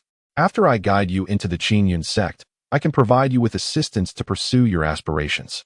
I can even mobilize the entire sect to support you," Qin Li assured the freshly attired ninth prince. Although he realized that most of his acquaintances within the Qingyun sect were no longer present, Revealing his identity was a minor risk he was willing to take. He merely needed to ensure that Xuanya recognized him, after which he could fabricate a suitable excuse to admit the ninth prince into the sect and subsequently assign him to guard the tomb. After a quarter of an hour, Qin turned to the ninth prince and asked, "Are you prepared?" The ninth prince nodded in affirmation. Following this, he accompanied Qin towards the entrance of the Qingyun sect. "Stay close to me," Qin instructed, as he intended to introduce the ninth prince to Xuanya without making him wait outside.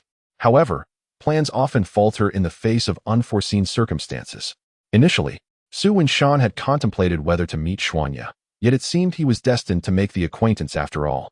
Qin had previously imagined the possibility of instructing the ninth prince discreetly outside, but he recognized that there are no secrets that remain hidden indefinitely. The last thing he wanted was to attract unwanted attention and complicate matters further. Thus, Qin led the ninth prince into the Qingyun sect. In the grand hall of the sect's main temple, Xuanya sat with a furrowed brow, gazing at the three disciples standing before him. All three were inner disciples of the Qingyun sect, each having reached the esteemed realm of Zifu. "Master, we shall handle this matter with utmost care, ensuring that our sect does not suffer any disgrace. Indeed, it is imperative that we thoroughly investigate the situation. The Qingyun region is currently tumultuous, and I am the sole warrior of the Void Realm left. The Elder of the Great Hall can be confirmed as a traitor, while the whereabouts of the fifth Elder remain unknown. This spirit stone mine must not fall into the wrong hands." After uttering these words, Xuanyi, seated in the main position, suddenly felt an overwhelming fatigue. In recent days, he had assumed the role of acting leader of the Qingyun sect, a burden that felt almost unbearable. Among the numerous warriors at the nascent soul stage, he was the only one at the Void Realm. The lack of capable commanders was a significant concern. The warriors of the Tribulation Crossing and Dao Severing realms were merely the ancestors of the sect, beyond his command. Even if he could muster them, he dared not do so, should any ancestor encounter an unforeseen calamity during their missions. The entire Qingyun sect would suffer a substantial decline in strength. At present, the Qingyun sect must solidify its position in the Qingyun region. Expansion or aggression seems implausible. Instead, the focus must shift to cautious development, seeking allies and hoping to cultivate additional Void Realm warriors within the next century. If only the Qingyun sect could acquire 3 more warriors of the Void Realm, Xuanyi would dare to extend the sect's influence, assigning elders to guard various territories. Yet, the strategy proposed by Su Wenshan is suddenly unfeasible. Even if the entire Qingyun region were transformed into the Qingyun sect's territory, there are currently no elders available for stationing.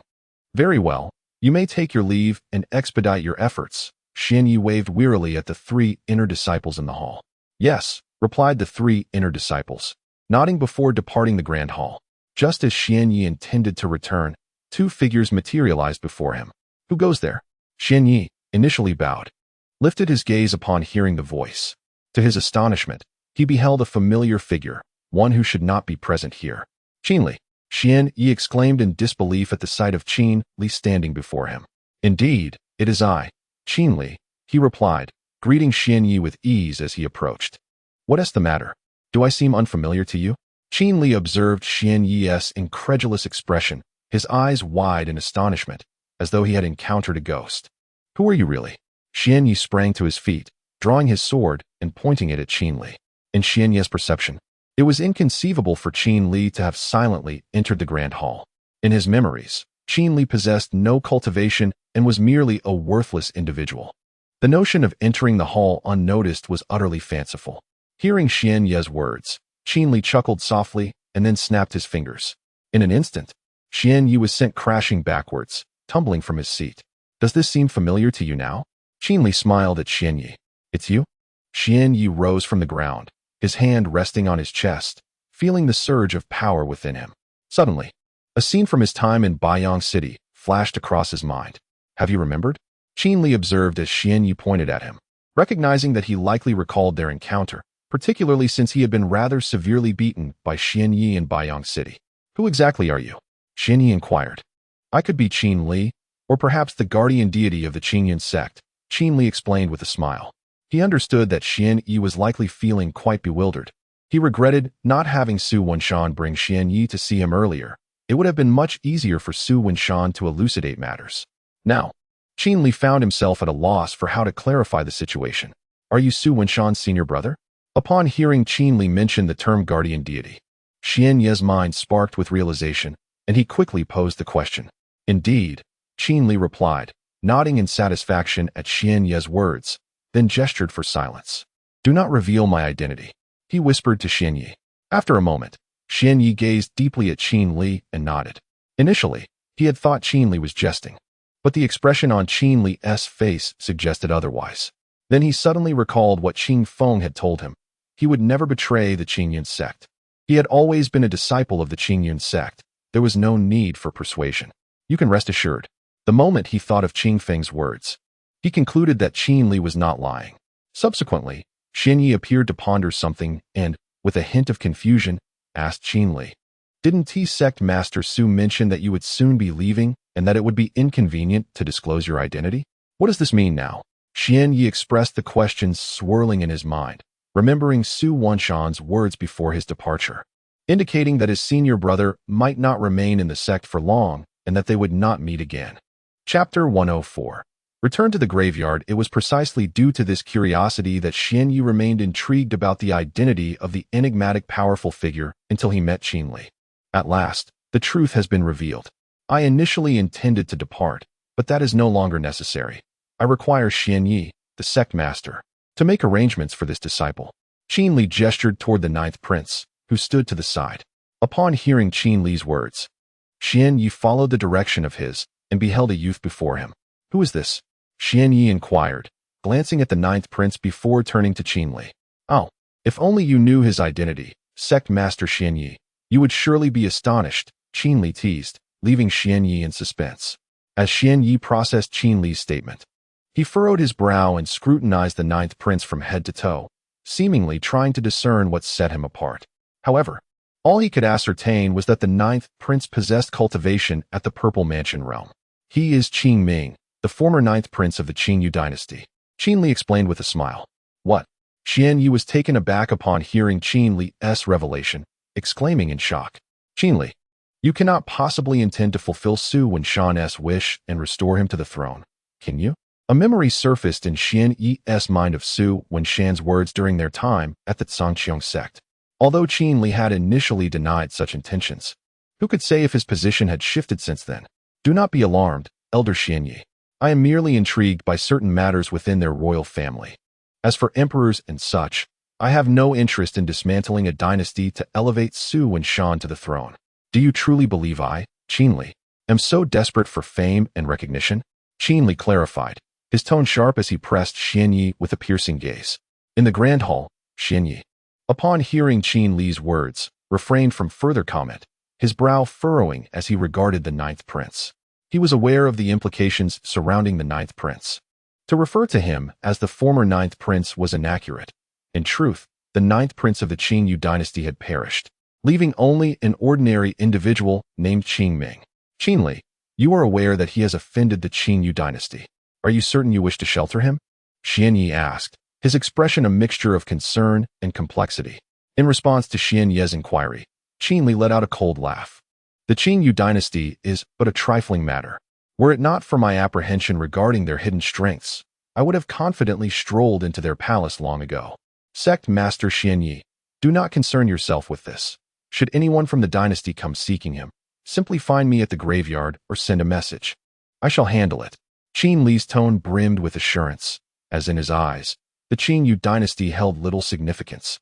If a fool were to test their depths now once the situation has been thoroughly assessed and no weapons or individuals pose a threat, I shall simply conceal my presence and take refuge in their graveyard.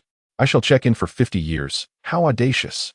Xian Yi observed Qin Li's demeanor and noted the tone of his voice, instantly perceiving an air of arrogance about him. Yet, Qin Li possesses the merit to be so audacious and presumptuous. I understand now. How would you like me to arrange this?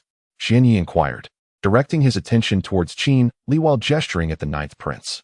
It is crucial to acknowledge that the Qingyun sect is currently amidst tumultuous times. Numerous sects are scrutinizing Qingyun. Should they covertly recruit a disciple, vigilant eyes would undoubtedly be upon them. If the ninth prince were to be recognized within the Qingyun sect, The sect might be unjustly branded as rebellious by the Qingyu Empire. This would enable the sects within the Qingyu Empire to swiftly eradicate Qingyun. Upon hearing Xian Ye's concerns, Qin Li replied, I am aware that there are numerous spies observing the sect. It is inappropriate to act anywhere but the graveyard. Therefore, I intend to lead the 9th prince there. He is currently training under my guidance, and I will assist him in claiming what rightfully belongs to him. When the time arises and I require the Qingyun sect's support, I hope you, sect master Xian Yi, will not be reluctant. Qin Li spoke with an authoritative tone, as if not negotiating but issuing a command. It was as though he were the true master of the Qingyun sect at that moment. Nevertheless, Xian Yi, upon hearing Qin Li's words and sensing the weight of his tone, refrained from further discussion. He simply nodded in response, very well. Xian Yi did not develop any rebellious sentiments due to Qin Li's domineering nature. He understood that the entirety of the Qingyun sect relies on Qin Li. Without him, it is likely that the sect would have perished during the invasion of the golden nine-tailed fox. Furthermore, even without this, Qin Li's formidable strength is enough to command respect. After all, he had the power to annihilate the patriarch of the Supreme Realm's corpse-controlling sect. As a mere Void Realm warrior, Xian Yi knew he would be regarded as insignificant. Although grappling with these thoughts was uncomfortable, there was little recourse, as the reality stood as such. Henceforth, should any matters arise within the sect, come directly to the graveyard to seek me. I will intervene, for I will require the strength of the Qingyun sect in the future, Qin Li declared to Xian Yi, rising from his seat and approaching him. Sect Master Xian Yi, before I take my leave, let me reiterate, I hope you remain oblivious to today's events, completely unaware. Do not send anyone to the graveyard in the future. In the eyes of many within the sect, I have long been deceased. If there is indeed an urgent matter, only you are permitted to seek me. Do you understand? Qin Li whispered coldly into Xian Ye's ear. As the words "do you understand?" lingered in the air, Xian Yi felt a tremor coursing through him, as if he had encountered something profoundly terrifying. With a swift motion, Qin Li departed the grand hall, the 9th prince in tow. After a considerable time, Xuanya, remaining within the grand hall, finally regained his composure. He gazed at the entrance with a complex expression, murmuring to himself, is he truly Qin Li? Even now? Xuanya felt that although Qin Li's aura was familiar, his demeanor was strikingly alien. In fact, his approach to life and actions were entirely contrary to the Qin Li he once knew. While Qing Feng and the others may not perceive this change, Xuanya could. For it was he who had brought Qin Li to the Qingyun sect, watching him grow up. Thus, he understood Qin Li's temperament well. However, Xuanya chose not to dwell on these thoughts any longer. In his heart, the preservation of the sect was paramount. At the Qingyun sect cemetery, Qin Li led the 9th prince to his humble abode. Yet, as they descended, Qin Li's gaze fell upon his thatched cottage. Suddenly, he exclaimed, "Oh no!" with a heavy slap of his palm. The 9th prince, perplexed by Qin Li's outburst, inquired, "What is the matter?"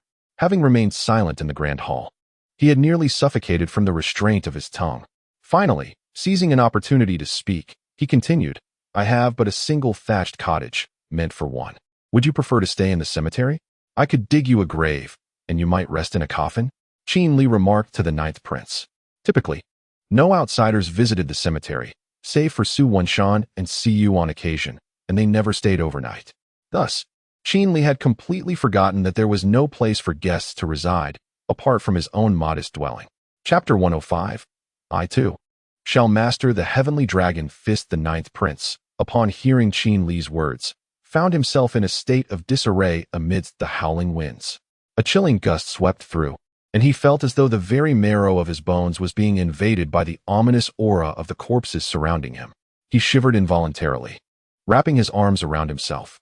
I forgot that you are unable to withstand the corpse energy here," Qin Li remarked, suddenly recalling that the 9th prince lacked any means of defense against such malevolence. Without hesitation, Qin Li retrieved a pill from his pocket and offered it to the 9th prince.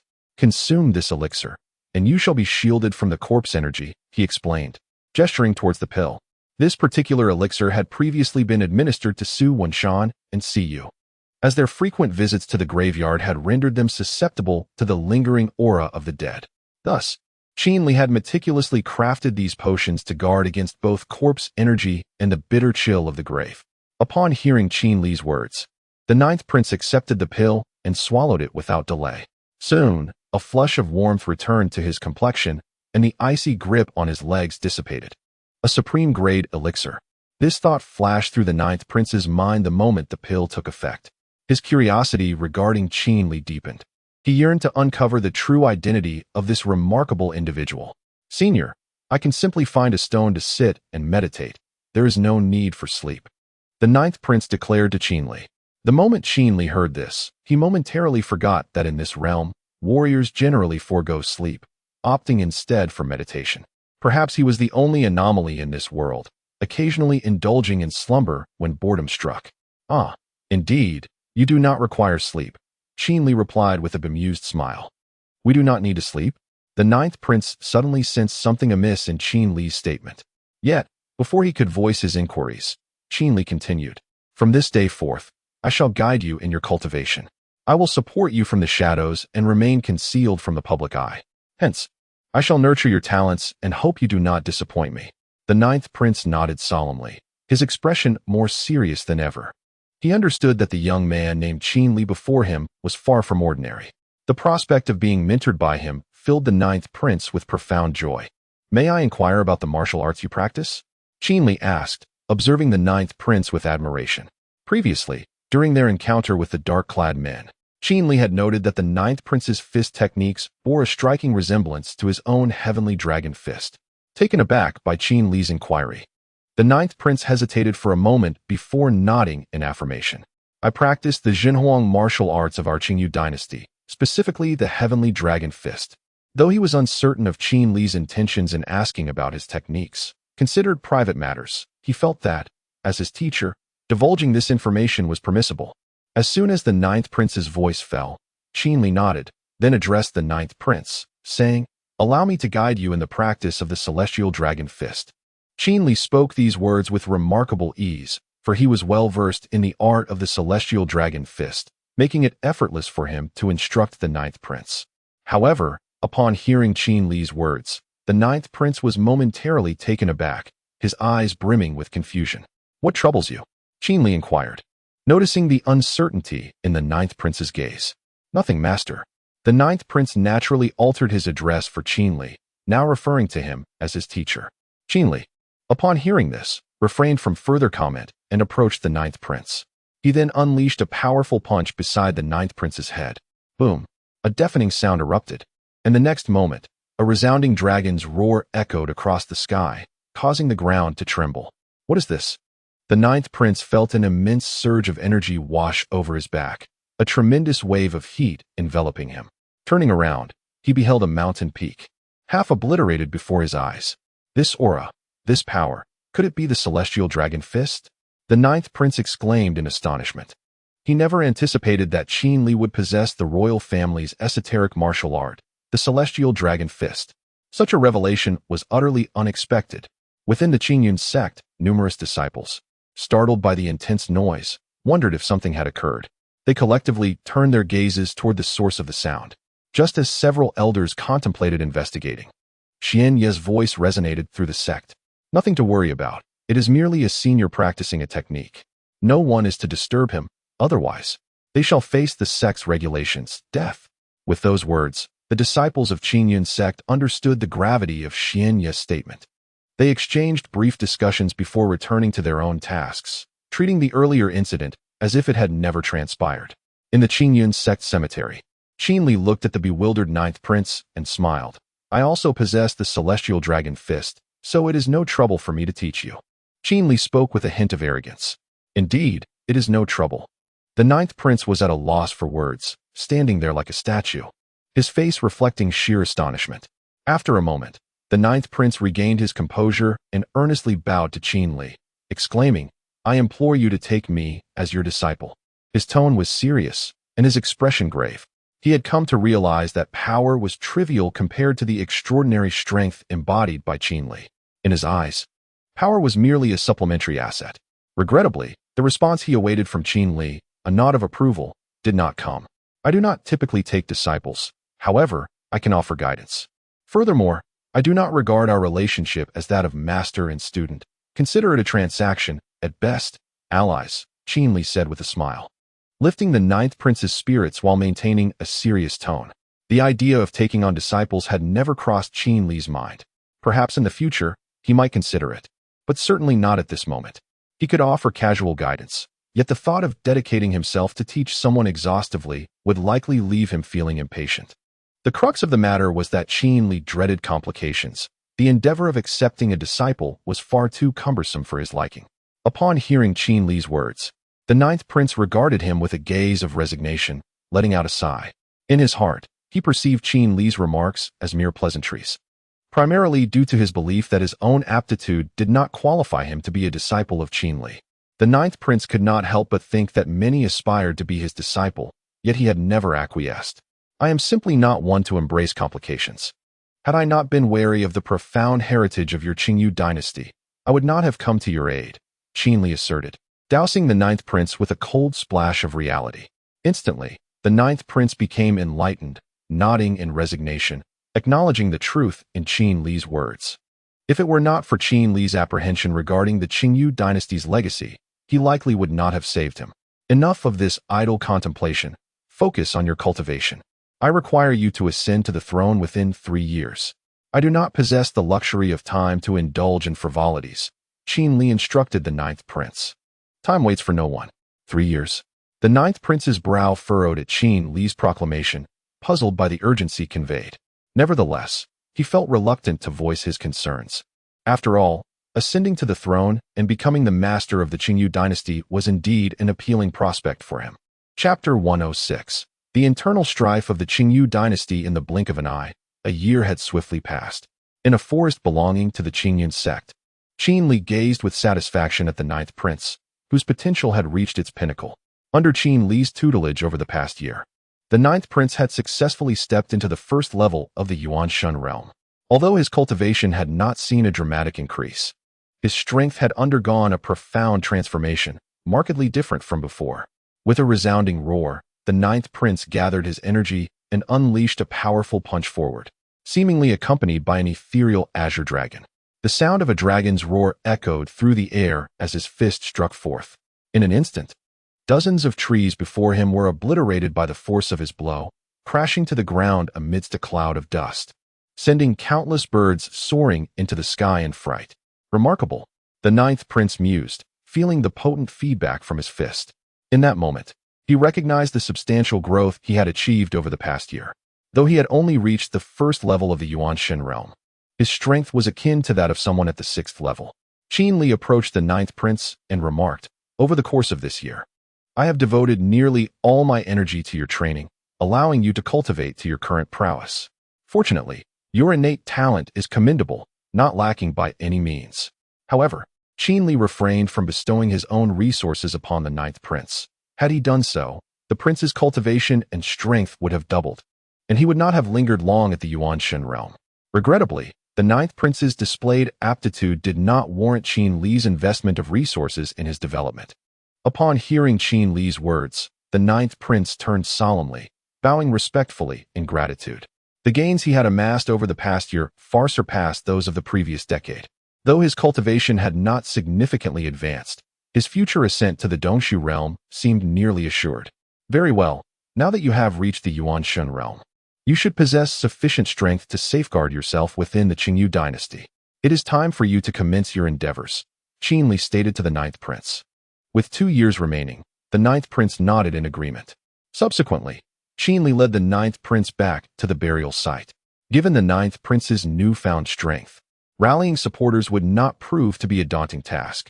As they arrived at the Qingyun sect's burial grounds, Qin Li and the ninth prince had barely touched the ground when Xian Yi emerged from a thatched hut, his brow furrowed as he regarded Qin Li with concern. Noticing Xian Yi's presence, Qin Li instinctively frowned and inquired, "What troubles you?" "The Qingyu dynasty is embroiled in internal strife."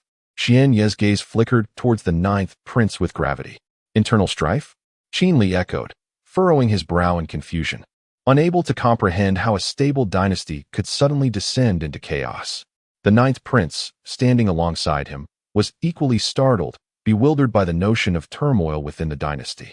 The emperor of the Qingyu dynasty met an untimely demise, and before anyone could fully grasp the situation, the crown prince ascended to the throne, boldly declaring himself the emperor.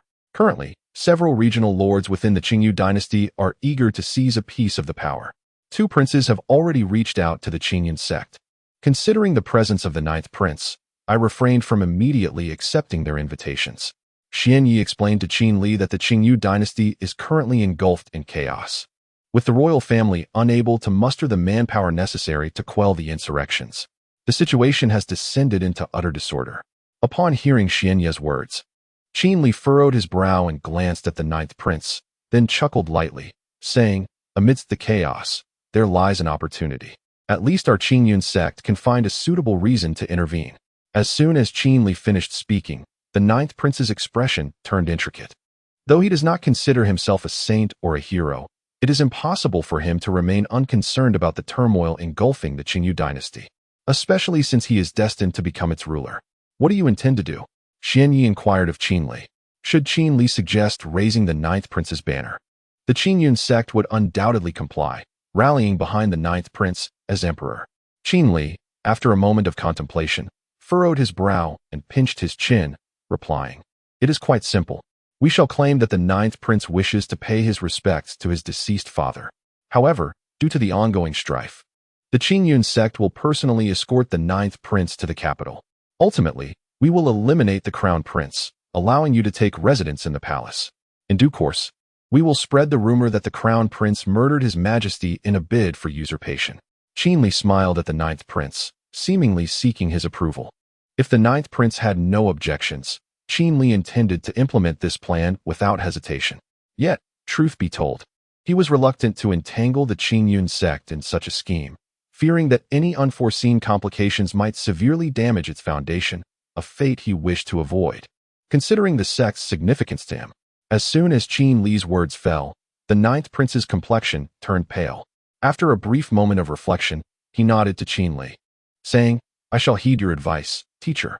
The ninth prince's response stemmed from a careful consideration of his circumstances. The relationship with the deceased emperor had become merely nominal, and he held no brotherly affection for the crown prince, harboring significant animosity instead.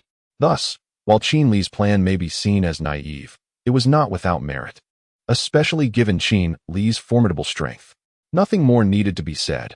Victory alone defines justice, and history is always penned by the victors. Consequently, the ninth prince felt no burden in his heart. Noticing the ninth prince's nod of agreement, Qin Li turned to Xian Yi, instructing, "Let us proceed according to my plan." In the blink of an eye, 3 months had elapsed, during which the Qingyu dynasty was rife with internal strife. Across various regions, the sealing of territories has commenced. The Qingyu dynasty royal family, however, remains inert, seemingly absent in action against their adversaries, as if they have vanished entirely. Yet, this very stillness weighs heavily upon the hearts of all.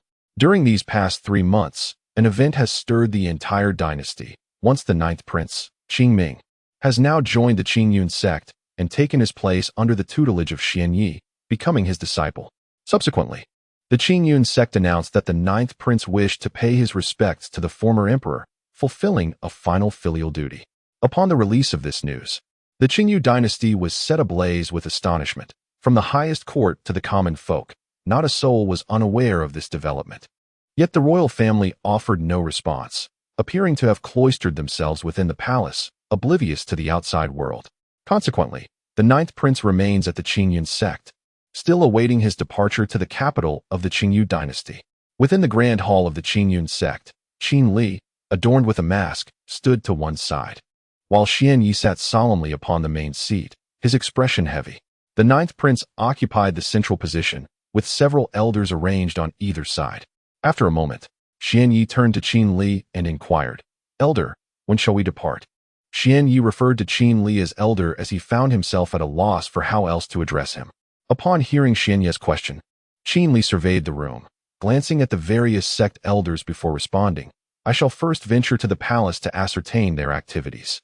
After all, given the current circumstances, the royal family's unusual calmness may indicate they have some ulterior motives." Chapter 107. The manipulation of corpses. As Qin Li spoke, Xian Yi nodded, acknowledging that this was the only course of action left. The royal family of the Qingyu dynasty had been conspicuously absent, prompting many to pause and adopt a wait-and-see attitude, which inadvertently granted them some time. Qin Xian emerged from the grand hall, bowing respectfully to Xian Yi and Qin Li before speaking. Xian Yi, upon hearing Qin Xian's words, nodded in agreement and then turned his gaze towards the ninth prince standing at the center. Disciple, does your royal family possess any secret weapons? Perhaps a national protector beast? Xian Yi inquired of the ninth prince. Initially, Xian Yi believed that Qin Li was being overly cautious and that there was no need for such vigilance.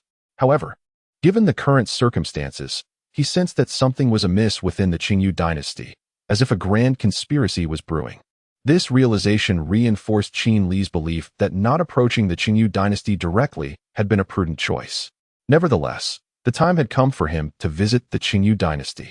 He did not wish to squander any more time. The ninth prince, upon hearing Xian Yi's question, shook his head and replied, Master, I am not privy to the specifics. He spoke truthfully, for there were many matters within the royal family that were beyond his knowledge. After all, he was merely a prince and could not possibly be aware of the true secrets of the royal lineage. However, he had heard whispers of a legend in the past. Uncertain of its authenticity, he chose not to disclose it, deeming it somewhat far-fetched. It is worth noting that many may wonder why the ninth prince chose to apprentice under Xian Yi. The primary reason was the need for justification. Had he merely entered the Qingyun sect as an ordinary disciple, the sect would find it challenging to assist someone of his status. This perception could lead to resentment among many disciples. However, by becoming Xian Yi's disciple, the ninth prince's circumstances changed dramatically. As the sole disciple of the acting sect leader of Qingyun sect, his position carried significant weight. Initially, it was Qin Li who facilitated the meeting between Xian Yi and the ninth prince, encouraging the latter to become Xian Yi's disciple and articulating his intentions. Following that, the ninth prince readily agreed, recognizing that Xian Yi, as the acting sect leader, would provide essential support when he ascended to power. Without such backing, his claim to the throne would likely be short-lived. Although the ninth prince harbored a desire to apprentice under Qin Li, he understood that the latter held no interest in accepting him as a disciple. Thus, he settled for Xian Yi, who was indeed a commendable choice. As for Xian Yi, with Qin Li's presence, he felt compelled to accept the ninth prince. Although he had never taken a disciple before, the ninth prince's identity and qualifications were undeniably sufficient.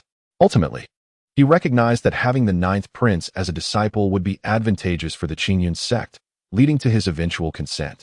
2 months ago, a master-apprentice ceremony was held between the two individuals. In the grand hall of the Qingyun sect, Xian Yi and Qin Li nodded in response to the ninth prince's words, refraining from further discussion. I shall take my leave, Qin Li stated to Xian Yi before turning to depart. Let us disperse for now. We shall reconvene once the elder has investigated this matter, Xian Yi announced as he rose from his seat, addressing the assembly. A murmur of agreement echoed through the crowd as they began to scatter. At present, the wisest course of action was to await developments. In the dead of night, outside the capital of the Qingyu Empire, Wei City, Qin Li stood observing the brilliantly illuminated city. Suspended in midair, a sense of unease enveloped him. The scent of death? Qin Li wrinkled his nose, detecting a potent miasma of decay.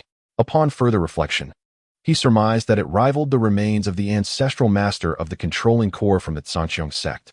Not just one. Amplifying his perception, he suddenly realized that multiple supreme-level corpses were present. 1, 3, 6, 12.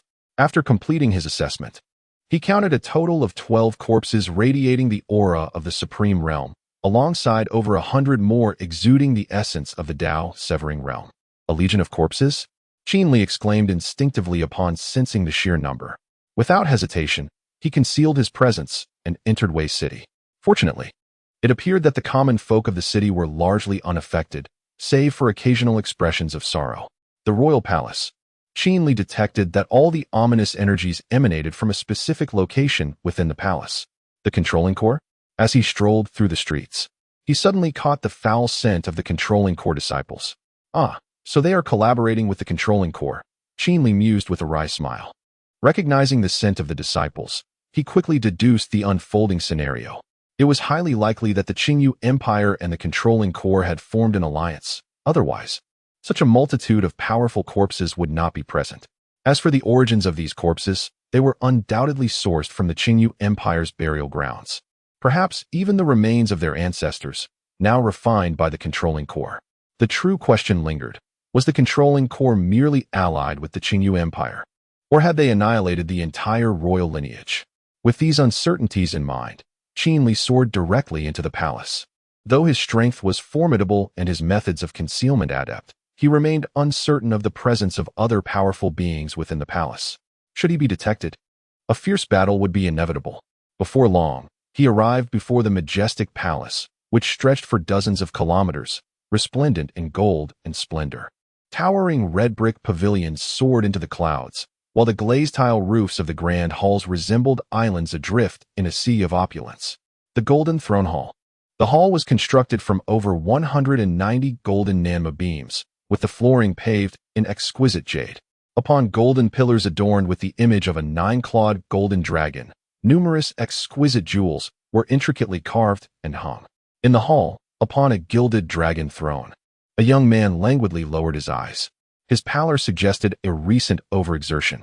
Below, amidst a celebration of song and dance, flowing sleeves fluttered, bells chimed, and melodious music filled the air. As the young man listened to the lilting tunes, he abruptly rose. Clad in a resplendent golden dragon robe, his long, dark hair cascaded down his back, unbound. His gaze was profound, his physique slender, and his fingers delicate. "Your Majesty, it is time to rest."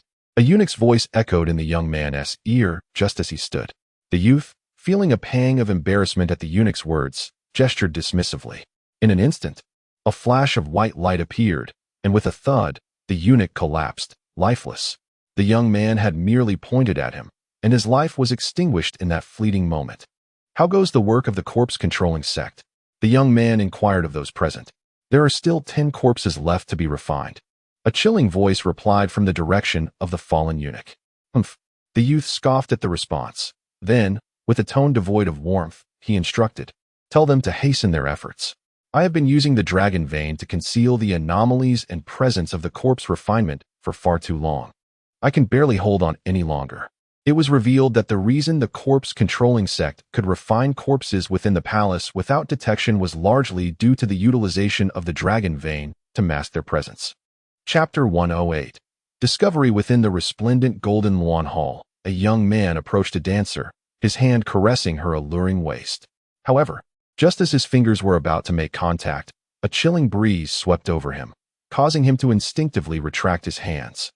The sudden coldness provoked an expletive from his lips. Observers, if present, would have noted that the dancers displayed vacant expressions, resembling not the living, but the deceased. In truth, these were not mere illusions. They were indeed lifeless corpses. Yet, do not underestimate them, for they were once the revered consorts of the Qingyu dynasty, possessing noble lineage. Regrettably, they did not rest peacefully in the earth, but were excavated by the young man, turned into playthings for the disciples of the corpse control sect. Unbeknownst to him, the frigid aura emanating from these bodies was overwhelming. Despite his possession of a dragon vein, he could only withstand the miasma of the corpses, not the biting cold. Thus, he found himself in a position to observe, yet unable to indulge. Truth be told, few could comprehend how such peculiar inclinations had taken root within him. An inexplicable affinity for these enchanting beauties, yet he felt cursed to be unable to enjoy their company. Was fate truly so unkind to him? Even his late father, the previous emperor, had contributed to his predicament. Had he abdicated earlier, sparing Qing Feng the need to collaborate with the corpse control sect, there would have been no necessity for the untimely demise of his own progenitor. Stimulated by these thoughts, Qing Feng began to shout wildly within the hall. He was none other than the former crown prince, now the emperor of the Qingyu dynasty, known as Qing Feng. Abruptly, he appeared possessed. His countenance twisted as he shouted at the ceiling. "Yet, I have fulfilled my filial duties. I have returned my mother to you, and I have returned the children you birthed and raised. Surely, you must commend me as a good child from your realm below." Qing Feng's eyes were bloodshot, his emotions running high. His childhood had been far from joyous. Despite being the crown prince, he had never garnered his father's favor. The previous emperor had maintained strict expectations of Qing Feng, yet was reluctant to grant him the throne due to his volatile temperament and various eccentricities, many of which were beyond the comprehension of ordinary folk. His cultivation was lacking, and he was easily distracted by the charms of women. Despite numerous attempts by the former emperor to reform him, Qingfeng always managed to escape the palace undetected, indulging in pursuits that were all too predictable. Eventually, the former emperor, fearing for the dynasty's reputation, enlisted skilled guardians from within the palace to oversee Qingfeng. Yet this time, Qingfeng did not flee. Instead, he remained within his chambers, seemingly engrossed in some obscure study, his demeanor noticeably more docile.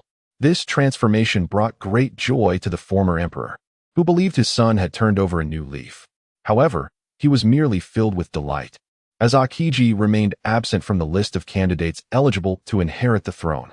Later, he learned that Akiji had refrained from fleeing because he had fallen in love with a woman from outside the palace.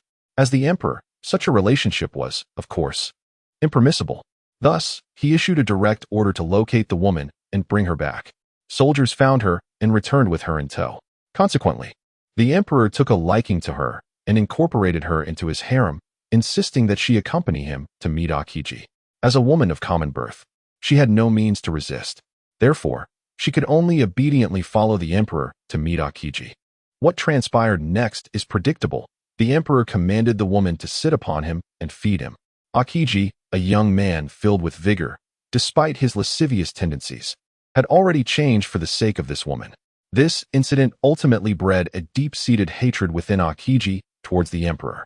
However, he did not react at that moment, choosing instead to smile respectfully.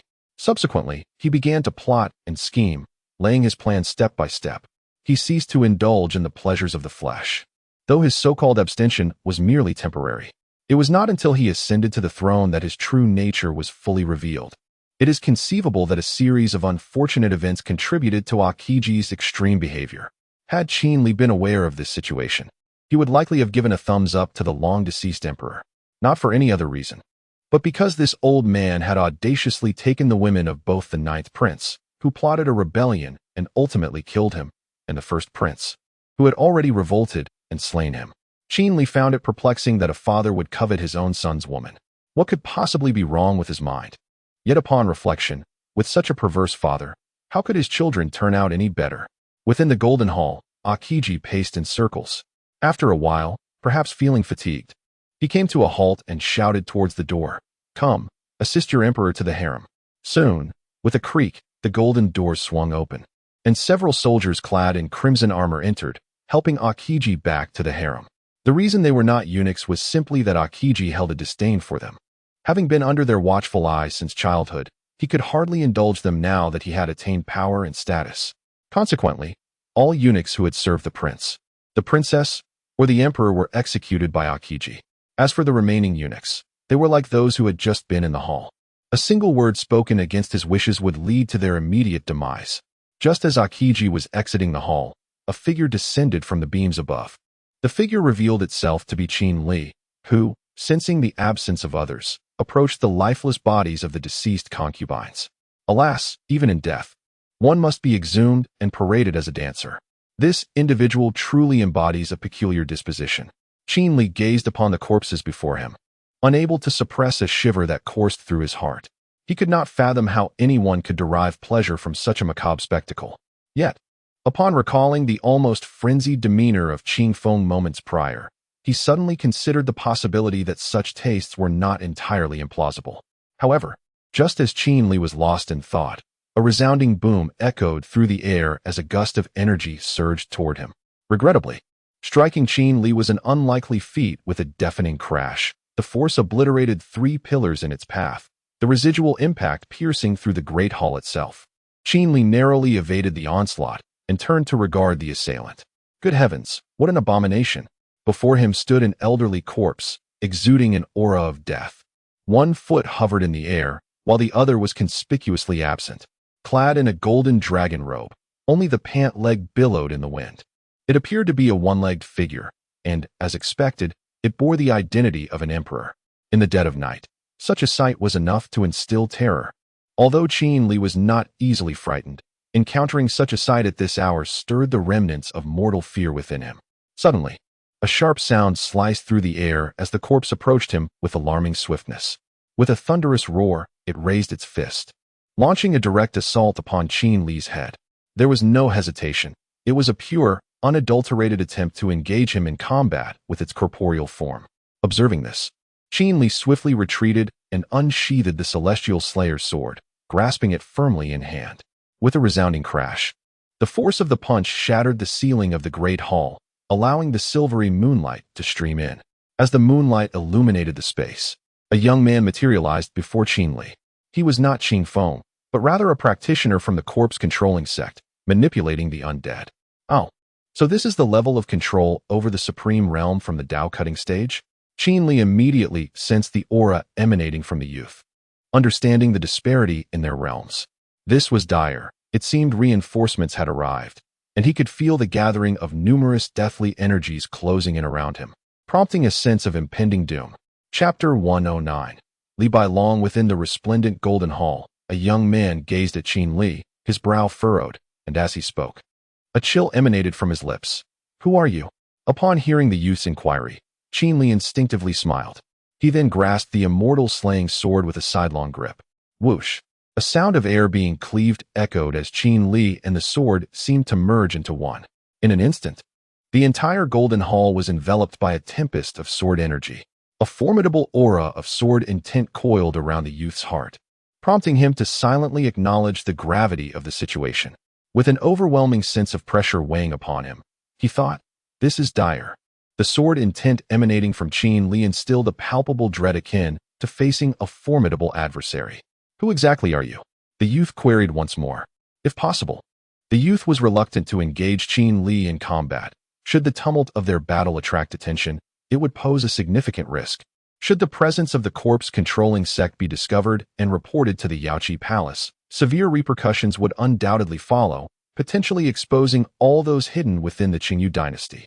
The Yaoqi Palace was known for its merciless approach towards the corpse-controlling sect. Previously, the sect had merely made its presence known at the Qingyan sect, resulting in the Yaoqi Palace dispatching a Hunyuan realm elder along with several supreme realm warriors.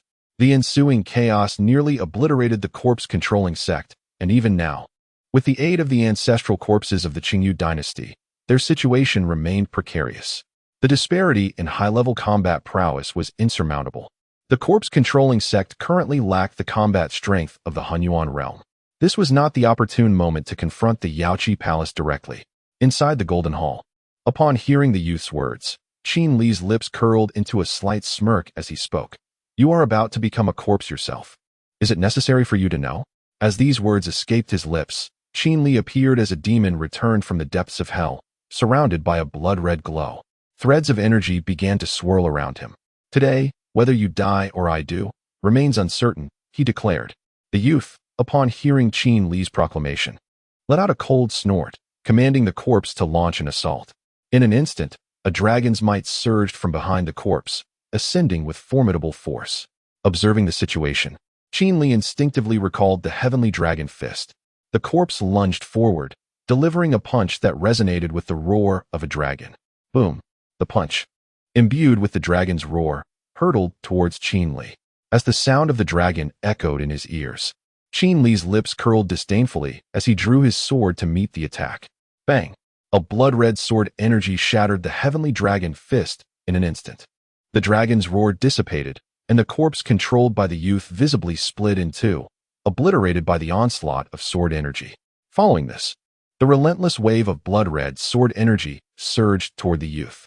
Seeing this, the youth's expression darkened as he retreated toward the ceiling. Unfortunately, Qin Li unleashed a punch aimed directly at him. A resounding sound pierced the air, a force as devastating as a speeding train. Bang! The youth was struck through the chest by Qin Li's punch, akin to a meteor swept away by the force of his fist. Subsequently, he vanished without a trace. Cursed dog! Qin Li could not help but utter in frustration. Suddenly, a rumble echoed as dark clouds enveloped the sky, shrouding the moonlight. The ominous clouds threatened to engulf the city. Reinforcements from the corpse-controlling sect had arrived. At this moment within the Golden Hall, several individuals lay sprawled atop the pillars. Their gazes were profound, their faces pale. Sunken eyes and ghostly skin marked them, yet each radiated a formidable aura. Each was a master of the supreme realm. "Damn, I'm surrounded," Qin Li thought, observing these manipulated corpses. Instinctively, he desired to flee.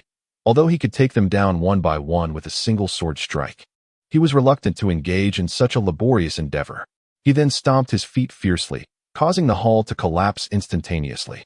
With a cacophony, countless gold bricks and jade tiles fell, burying the corpses beneath. Seizing the moment, Qin Li soared out of the hall and hovered in midair, summoning every ounce of strength to bellow. "You insignificant corpse-controlling sect dare to invade the palace of the Qingyu dynasty? You truly know not the meaning of death." His voice resonated like thunder, eclipsing the roaring storm above, clearly echoing throughout Wei City. Moments later, several figures emerged from below, confronting Qin Li. These were not corpses, but actual disciples of the corpse-controlling sect. Their skin appeared dark and pallid, though alive, in Qin Li's eyes. They were no different from the dead. "Who exactly are you?" A disciple of the corpse-controlling sect stepped forward, locking eyes with Qin Li, furrowing his brow in an attempt to ascertain his identity. Yet, how could Qin Li reveal the truth? "I am the little white dragon of the waves, Li Bailong," he proclaimed boldly, bestowing upon himself a fictitious name. Although the name was fabricated, he presented it with such confidence that the disciples of the corpse-controlling sect were compelled to take it seriously, each furrowing their brows as they delved into their memories, trying to recall this character. Unfortunately, since the name was entirely a creation of Qin Li, they could not possibly recognize it. "My lord, do you truly wish to oppose the corpse-controlling sect?" the disciple inquired. TSK, it is said that your sect lacks intelligence, and seeing this, it appears to be true," Qin Li replied with a smile, lacing his words with derision. Regrettably, upon hearing the insult, the disciple merely exuded an even darker aura. Choosing not to respond further, "I may not have killed many members of the corpse-controlling sect, but if one were to tally the lives I have indirectly claimed, the number would be considerable," Qin Li said with a mocking grin directed at the corpse-controlling sect disciple before him. To speak candidly, Qin Li had indeed not slain more than a handful of disciples, certainly less than 10. However, the count of those who had perished through his indirect actions would be substantial. "Are you from the Qingyan sect?" the disciple of the corpse-controlling sect inquired with a furrowed brow. "Not at all. A mere sect from the insignificant Qingyu Empire is hardly worthy of my association with Li Bailong," Qin Li replied, feigning indifference, as though he truly had no ties to the Qingyan sect. Yet internally, a tempest brewed within him, realizing he had spoken too much. Indeed, the villain often meets their demise through excessive chatter. "How have I become the villain? I nearly compromised the Qingyan sect," Qin Li chastised himself mentally, wishing he could slap his own face for his folly. Boom. Just as these thoughts crossed his mind, the corpse-controlling sect summoned a corpse to attack him.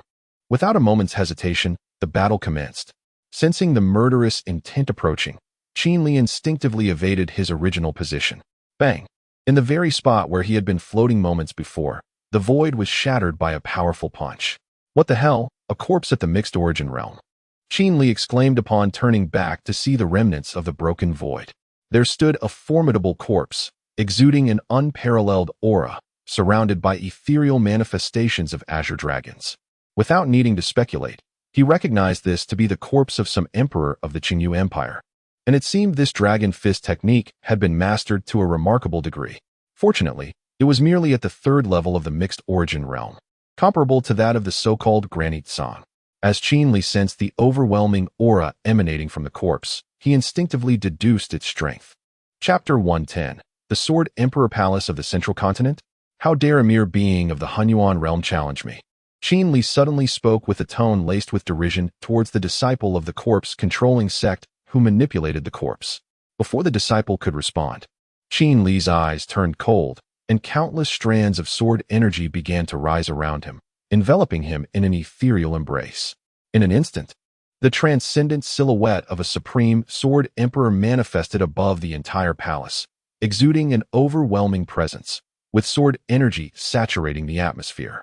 The residents of Wei City, upon witnessing this spectacle, frantically attempted to flee the city, while those unable to escape lay prostrate on their beds, quietly awaiting their fate. After all, in the face of such a scene, they were at a loss for what to do, merely seeking refuge and waiting in silence. Whether they lived or died hinged solely on whether they would see the dawn of the next day. Is this sword energy from the Sword Emperor Palace of the Central Continent? The leading disciple of the corpse-controlling sect instinctively inquired as he sensed the sword energy emanating from Qin Li. The Sword Emperor Palace of the Central Continent? Qin Li furrowed his brow at the mention, his expression turning complex. After a moment's contemplation, a faint smile graced his lips, and he nodded, knowing this. Do you still dare to challenge me? Qin Li resolved to impersonate a member of this so-called Sword Emperor Palace. He had observed the expression of the corpse-controlling sect leader, who appeared to regard the Sword Emperor Palace with considerable reverence. Why does your Sword Emperor Palace come to the Western Continent if you do not deal with the abyss? The leader of the corpse-controlling sect queried, his tone reflecting a cautious curiosity. Although the atmosphere remained tense, Qin Li could discern that the leader's imposing demeanor was gradually diminishing. The mere name of the Sword Emperor Palace seemed to instill a sense of dread within them. As he sensed the leader's aura retracting, Qin Li relaxed his grip on the immortal slaying sword. With a swift motion, he sheathed it and regarded the corpse-controlling sect disciple with a nonchalant demeanor. Does this concern you? He remarked, his tone dripping with arrogance. The disciple of the corpse-controlling sect, recognizing the nature of those from the Sword Emperor Palace, refrained from further words. They were notoriously proud, exuding an air of superiority. We, the corpse-controlling sect, harbor no intention of conflict with the Sword Emperor Palace, and we hope that you, esteemed senior, may convey this message. The leader of the corpse-controlling sect approached Qin Li, bowing slightly in deference. In that moment, he entirely disregarded Qin Li's earlier admission of having harmed numerous members of the corpse-controlling sect, for the presence of the Sword Emperor Palace was simply beyond their capacity to confront. The corpse-controlling sect existed solely in the Western Continent, where the ruling power was the Yaoqi Palace. Yet, when compared to the Sword Emperor Palace, the former was but a shadow of the latter's might. Upon hearing the words of the disciple from the corpse-controlling sect, Qin Li furrowed his brow but refrained from elaborating further, merely nodding in acknowledgement. Subsequently, he transformed into a streak of white light and departed from the scene, as if nothing had transpired. However, at the moment of Qin Li's disappearance, the remaining members of the corpse-controlling sect gathered around their leader, softly inquiring, Elder, how did the Sword Emperor Palace come to the Western Continent? Indeed, Elder, the Sword Emperor Palace has always been at odds with the Yaoqi Palace. How could the latter permit the former's presence here? The disciples of the corpse-controlling sect huddled together, their eyes brimming with confusion regarding the sudden arrival of the Sword Emperor Palace to the Western Continent. The elder of the corpse-controlling sect, who had just reconciled with Qin Li, listened to these queries with a furrowed brow, his gaze also filled with perplexity. After a moment, the elder vaguely responded, Let it be, the enemy of my enemy is my friend. Otherwise, I would rather perish than allow him to escape. The elder's eyes, fixed on the direction where Qin Li had vanished, reflected a determination akin to one who embraces death. The Sword Emperor Palace, a dominant force in the Central Continent, consisted entirely of formidable sword cultivators, each possessing profound strength and unparalleled mastery of the sword. It could be regarded as the supreme sanctuary for sword practitioners across the realm.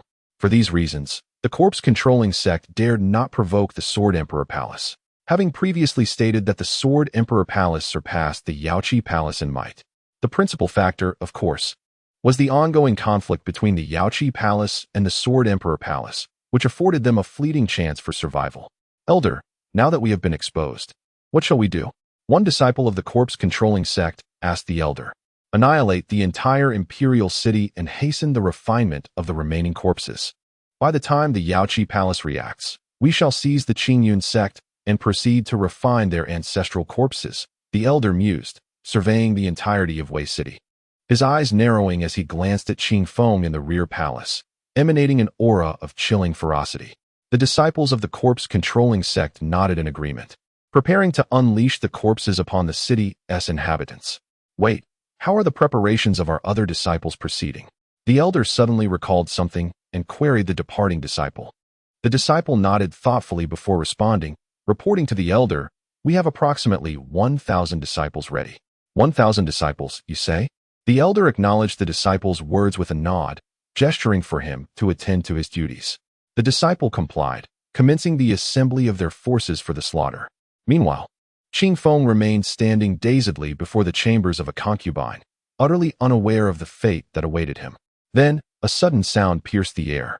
Qing Feng felt his mind begin to empty, his vision blurring.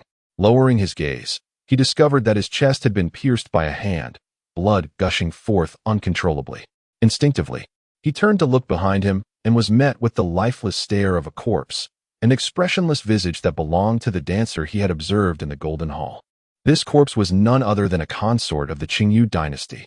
With a thud, Qing Feng lost all strength and consciousness, collapsing heavily onto the ground, devoid of any breath. He was as dead as one could be.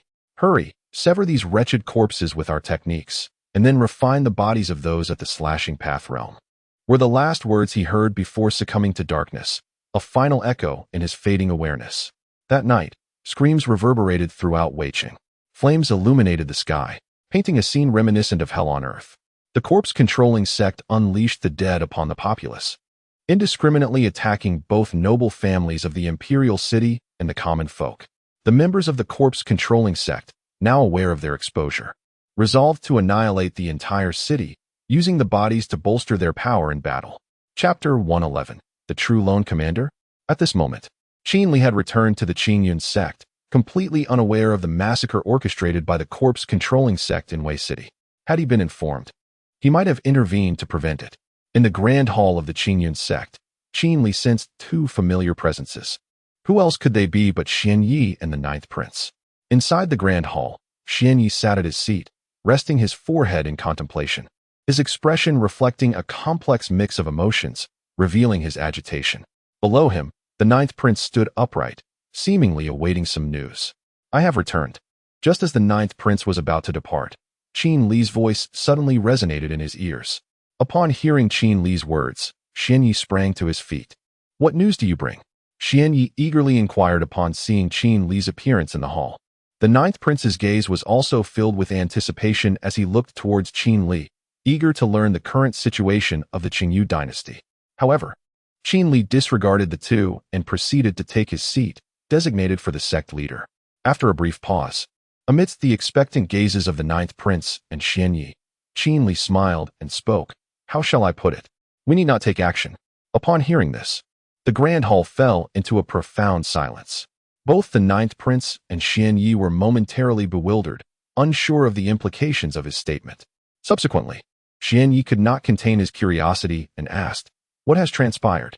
"Indeed, Master, what exactly has happened?" echoed the Ninth Prince's voice. Reflecting on their inquiries, Qin Li contemplated for a moment before responding. The corpse-controlling sect has seized the entire imperial palace and has already refined the corpses of all past emperors of the Qingyu dynasty. They possess numerous supreme realm practitioners, and even one in the primordial realm. As soon as Qin Li finished speaking, silence enveloped the grand hall once more. The Ninth Prince and Xian Yi were left in a state of shock, grappling with the gravity of the primordial realm. The supreme realm. These were the pinnacle of martial arts realms. Should the corpse-controlling sect launch an assault on the Qingyun sect, how would they defend themselves? Although Xian Yi was aware that Qin Li could prevail in battle, he observed Qin Li's demeanor, unfazed and nonchalant, realizing that Qin Li did not seem to regard the threat seriously. Yet, it was impossible for Qin Li to be present at the sect at all times. If an unforeseen event were to occur, the sect could be annihilated in the blink of an eye by the corpse-controlling sect. Xian Yi looked at Qin Li with a complex expression and asked, "Qin Li, what do you mean we need not act?" The Ninth Prince, who had been immersed in the atmosphere of despair, lifted his head at Xian Yi's question. Who is the greatest enemy of the corpse-controlling sect? Qin Li, bemused, responded with a hint of a smile. The Yaoqi Palace. Upon hearing Qin Li's words, Xian Yi's mind instantly conjured the image of the Yaoqi Palace. He then nodded at Qin Li, saying, "I shall contact the esteemed individuals of Yaoqi Palace at once." Qin Li, observing Xian Yi's readiness, nodded in satisfaction. As the leader of a sect, he was not foolish. Indeed, quite the contrary. Seizing the moment before Xian Yi departed, Qin Li thoughtfully advised, "Do remember to inform the people of Yaoqi Palace that the corpse-controlling sect is likely to make considerable noise this time." Xian Yi, who was just about to exit, acknowledged Qin Li's words with a nod and then transformed into a white rainbow, swiftly contacting Yaoqi Palace. As the dominant power of the Western continent, most sizable sects within it possessed jade tokens to communicate with Yaoqi Palace, serving as a vital link for control and coordination among all sects in the region. Inside the grand hall of Qingyun's sect, the ninth prince stood dazed, uncertain of what to say, longing to inquire about the fate of the woman in the palace. "She is likely dead," Qin remarked, his gaze fixed on the ninth prince, sensing the aura emanating from him. He continued, "It is highly probable that she has perished. Today, the corpse-controlling sect was uncovered by me, and they are likely to face utter destruction. The entire royal palace, and even Wei City, may be annihilated." Qin contemplated, then addressed the ninth prince again. "There is no need for further speculation, even if I do not raise my voice. The destruction of Wei City is inevitable once I am discovered. It is merely a matter of time." Fortunately, the corpse-controlling sect had not yet fully refined the corpses of the emperors from successive dynasties within the palace, granting them some reprieve. Otherwise, their next target would likely have been Qingyun's sect. However, unbeknownst to Qin, even if the corpse-controlling sect had completed their refinements, they would not dare to attack Qingyun's sect recklessly. They were acutely aware of the presence of a mysterious figure within Qingyun's sect, whose cultivation and strength remained unknown. Considering these factors, any rash actions could jeopardize their carefully laid plans over recent years. Moreover, the appearance of individuals suspected to be from the Sword Emperor Palace in the Western continent instilled further trepidation within the corpse-controlling sect. Crash! Upon hearing Qin words, the ninth prince's mind went blank, and he collapsed straight down. Qin approached the ninth prince and administered a pill to him. After a considerable time, the ninth prince awoke, his eyes glistening with tears as he knelt on the ground, seemingly in a state of repentance. Observing this, Qin was at a loss for words, but he gently patted the ninth prince's shoulder, saying, "Ninth prince, once one attains status and power, relatives, lovers, and friends will invariably follow." Qin expressed this stark reality in hopes of guiding the ninth prince out of his gloom. Upon hearing Qin words, the ninth prince found himself at a loss for words, merely nodding in response. With a quivering voice, he implored, "Master, if I ascend to the throne, would you be willing to assist me in governing?" Qin, upon hearing the ninth prince's plea, immediately shook his head and replied with a smile, "Your aspirations are quite fanciful. On what grounds would I do so?" At this, the ninth prince felt a wave of despair wash over him. He anticipated that by the time he claimed the throne, he would likely find himself devoid of any capable subordinates. The thought struck him that perhaps it would be better to forego the imperial title altogether.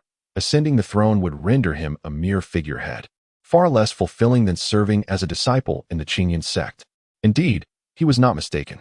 The current Qingyu dynasty hardly deserved the title of a dynasty. At best, it could be deemed a kingdom, and even that was a stretch, limited only by its territorial expanse. One could only imagine that the royal family had likely been decimated by the corpse control sect. The upper echelons of combatants were presumably non-existent, and few members of the royal family would have survived. Among the remaining noble lords, some would rebel while others would bide their time. By the moment the ninth prince ascended to the throne, he would be left as the sole representative of the royal lineage, devoid of troops or authority, far more pitiable than Liu Bei himself. Sighing, Qin observed the ninth prince's demeanor and shook his head in sympathy before making his way to the entrance of the grand hall. "Ninth prince, allow me to impart a piece of wisdom. A mountain need not be high. If it harbors spirits, it becomes renowned. A river need not be deep. If it shelters dragons, it becomes sacred." With these words, Qin departed, his figure transforming into a white arc before vanishing from sight. Chapter 112. Visitors from the Yaoqi Palace in the Grand Hall of the Qingyun sect. As Qin words resonated, they distinctly reached the ears of the ninth prince. Upon hearing these two sentences, the ninth prince pondered their meaning, rose from his seat, and sauntered towards the door. Gazing at the brilliantly illuminated Qingyun sect, he suddenly realized that he possessed more than he initially thought. The Qingyun sect was indeed his greatest trump card and the primary source of his strength. In that fleeting moment, the ninth prince resolved that once he ascended to the throne, he would elevate the Qingyun sect to the status of a royal sect. His progeny would be nurtured within its teachings. It must be said that the ninth prince was true to his word when he eventually claimed the throne. He indeed established the Qingyun sect as the imperial sect of the dynasty, granting it access to all the resources of the empire. The dynasty appeared to become a mere appendage to the sect. As the ninth prince contemplated these matters, a white rainbow descended from the heavens. Xianyi, who had just concluded his business with the Yaoqi palace, approached the ninth prince. Noticing him standing at the entrance, Xianyi furrowed his brow, sensing the emptiness within the hall, and realized that Qinli had departed. Master, the ninth prince respectfully greeted Xianyi with a bow. Xianyi nodded and inquired, "Has Qinli left?" "Indeed," the ninth prince replied. Thus, the master and disciple spent the night gazing at the sky in silence, their demeanor resembling that of strangers rather than mentor and student. As the night waned, the entire Qingyu dynasty was left in shock by the startling news of an explosion. Wei City had been obliterated, overtaken by the corpse-controlling sect, which had even desecrated the remains of past emperors. The Qingyu dynasty was now a mere shadow of its former self. This news struck like a thunderbolt, leaving various factions astonished and uncertain of their next course of action. At that moment, not long after the news broke, within a city situated in the territory of the Qingyu dynasty, an array of diverse armies had encamped outside its walls, each bearing different banners, suggesting they were not united under a single command. Inside the city lord's manor, 7 or 8 middle-aged men clad in dragon robes sat together, the atmosphere exceedingly oppressive. A heavy silence enveloped the air. These men were none other than the various lords leading the rebellion against the dynasty. Now gathered, they convened to deliberate the situation regarding Wei City's occupation by the corpse-controlling sect. Although the prospect of launching an assault on Wei City was akin to chasing phantoms, they remained hopeful that the corpse-controlling sect would address the issue. They had already established contact with the Yaoqi palace, and they no longer feared any royal resistance. In their hearts, they believed that the survival of the royal family was almost impossible. Therefore, their primary focus in this assembly was to discuss the ninth prince's predicament. In the grand hall of the city lord's manor, the ninth prince is currently a disciple of the acting leader of the Qingyun sect. Although we possess an army, the Qingyun sect is not to be underestimated. Our high-end combat capabilities are woefully inadequate to confront them. Moreover, to this day, no one knows the true identity of the mysterious figure from the Destroying Sky sect. A middle-aged man in the hall addressed the assembly, acknowledging their dire predicament. They ought to be fighting their own battles, yet due to the issues concerning the corpse-controlling sect, these few have come together. Their objective is to resist the onslaught from the corpse-controlling sect, rather than to launch an attack against them. Each of these kings, should they act individually, would be treading on thin ice. Indeed, what Lord Sa has said holds merit, one of the kings remarked. Presently, the only royal family member remaining at the Qingyun sect is the ninth prince. Setting aside the corpse-controlling sect for now, the people of Yaotai Palace will naturally resolve that issue for us. However, it is evident that the Qingyun sect intends to support the ninth prince. For us to oppose the Qingyun sect would likely result in inflicting 1,000 casualties upon our enemies, while suffering 800 losses ourselves. Within the hall, another king pressed his hands on the table and stood up, nodding in acknowledgement to the previous speaker before continuing. Once he finished speaking, every king present nodded in agreement, fully endorsing the sentiments expressed by these two. Deep down, they all understood that the greatest threat had been eliminated from the royal family, leaving only the Qingyun sect. However, the Qingyun sect of today is not the same as it once was. The strength of the mysterious powerhouse who annihilated the Destroying Sky sect and its relation to the Qingyun sect remains unclear. Without clarity on this point, they dare not engage with the Qingyun sect head-on. Furthermore, should they provoke a backlash from other sects, the consequences would be dire. Thus, this topic lingered like an unsolvable riddle, perpetually extending. As time slipped away, the people of Yaotai Palace soon arrived at the Qingyun sect. Within the grand hall of the Qingyun sect, a group of female cultivators clad in pink sleeves stood together, their eyes resembling water yet tinged with a subtle chill, cold as celestial beings. This group of female cultivators was dispatched by Yaotai Palace to eliminate the members of the corpse-controlling sect. In just a single night, the people from Yaotai Palace had arrived. Elder Fangsu, we are grateful for your assistance from Yaotai Palace. Xianyi, seated at the head of the hall, addressed the elder who sat beside him. Next to Xianyi, a woman dressed in simple white robes, with a light touch of powder on her face, bore a smile that was both enigmatic and inviting. Her deep, ebony eyes seemed unfathomable, reflecting the profound depths of her character, yet also exuding an exquisite grace. She was the leader of the Yaotai Palace delegation, Elder Fangsu. with the strength of the mixed Yuan realm, the second major level of this realm. Such a formidable leader is enough to sweep away much of the power across the entire Western continent. The Master Xuanzong chuckled. And I have heard that within the corpse-controlling sect, there exists a warrior of the primordial realm. I wonder if your esteemed sect is aware of what level this realm entails. Elder Fongsu inquired with a smile, eager to discern the level of the primordial realm corpse. Upon hearing Elder Fongsu's words, Xianyi momentarily found himself at a loss for a response. Just as he contemplated brushing it off, the voice of Qin Li echoed in his ears, stating, the third level of the primordial realm. Upon hearing this, Xianyi quickly scanned his surroundings, realizing that Qin Li was communicating with him telepathically. With Qin Li's answer in mind, Xianyi smiled and replied to Elder Fongsu, the third level of the primordial realm. As soon as the words left his lips, Elder Fongsu nodded thoughtfully, then smiled and clasped his hands in gratitude, saying, thank you. Within the grand hall, a group of maidens from the Yaoqi Palace suddenly began to whisper amongst themselves. Sister, where is Sister Qingxia? Indeed, sister, what was Sister Qingxia doing just now? She mentioned she was off to find an acquaintance. An acquaintance? Does she have acquaintances here? It's possible. I recall Sister visiting this sect before. However, while these few were discussing Sister Qingxia, she had already arrived at the graveyard of the Qingyun sect, where she locked eyes with the meditating Qin Li. Chapter 113 Farewell to the Celestial Maiden in the cemetery of Qingyun sect. Qin Li sat cross-legged before a thatched cottage, eyes closed in meditation, keenly attuned to the happenings within the grand hall. However, while Qin Li was preoccupied, an acquaintance arrived at the graveyard.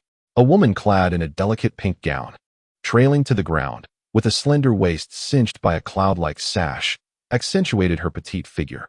Her hands were as delicate as pure white jade, and her posture resembled that of a celestial being. Although her legs were concealed beneath her skirt, one could discern their elegance. Any excess flesh would mar their beauty. Sensing the arrival of this familiar figure, a smile involuntarily crept onto Qin Li's lips as he mused. This girl, why has she come again? The girl he referred to was none other than the celestial maiden, Qingxia. Upon entering the cemetery, she did not acknowledge Qin Li, but instead approached a withered tree. Gazing silently at it, Qin Li furrowed his brow at this sight. To an outsider, it might appear as though she were facing not a barren tree, but a peach tree in full bloom. With a visage as gentle as flowing water, her eyes sparkled like distant stars. Suddenly, a smile graced her lips as if she had caught wind of some delightful news, and she nodded in approval, her spirits evidently high. Noticing the change in Qingxia's expression, Qin Li felt an inexplicable unease wash over him, a foreboding sensation that grew ever stronger. Thud, thud. The sound of footsteps approached him.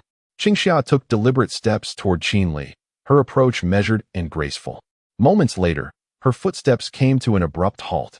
Opening his eyes, Qin Li met Qingxia's gaze, and in that instant, the atmosphere shifted inexplicably. Their eyes locked, devoid of any emotion, as if they were untouched by the mundane world. It was not Qingxia who was ethereal, but rather Qin Li, whose eyes revealed no flicker of feeling, rendering the woman before him not a celestial being, but merely an object of interest. Intrigued, Qingxia gazed deeply into Qin Li's eyes, seemingly attempting to unravel the emotions concealed within. Yet, regrettably, she continued to hold his gaze until he lowered his head, failing to perceive the changes in his expression. It has been a long time, Qingxia observed as she noticed Qin Li's lowered gaze. Taking a few steps back, she waved her delicate hand through the air, and a finely crafted small stool appeared in her grasp. Placing the stool before Qin Li, she quietly seated herself. Hearing her greeting, Qin Li offered a slight smile and a nod in acknowledgement. Do you not tire of maintaining such a facade all day? Qingxia's words pierced the air, instantly chilling the atmosphere, as if they had been transported to a cold storage room. A chuckle escaped his lips as Qin Li looked up at the celestial maiden Qingxia, his expression imbued with a sense of bewilderment, seemingly perplexed by her words. Upon hearing Qin Li's remarks, the celestial maiden turned her gaze upon him, noting that he regarded her with an air of nonchalance, as if nothing were amiss. I shall quietly observe your pretense, she mused, a smile suddenly gracing her lips as she uttered words that shattered Qin Li's composure. Upon hearing her statement, Qin Li instinctively coughed several times, as though he had heard something rather unsettling. He looked toward the celestial maiden, who was now pointing her delicate finger toward the heavens. Why is it so cold here? She suddenly inquired, and at her words, Qin Li instinctively retracted his aura, feeling an inexplicable sense of vulnerability, as if she had pierced through his faade. Is it really you, Qin Li? The celestial maiden questioned. Indeed, he replied. How absurd. You claim to have not seen me in ages.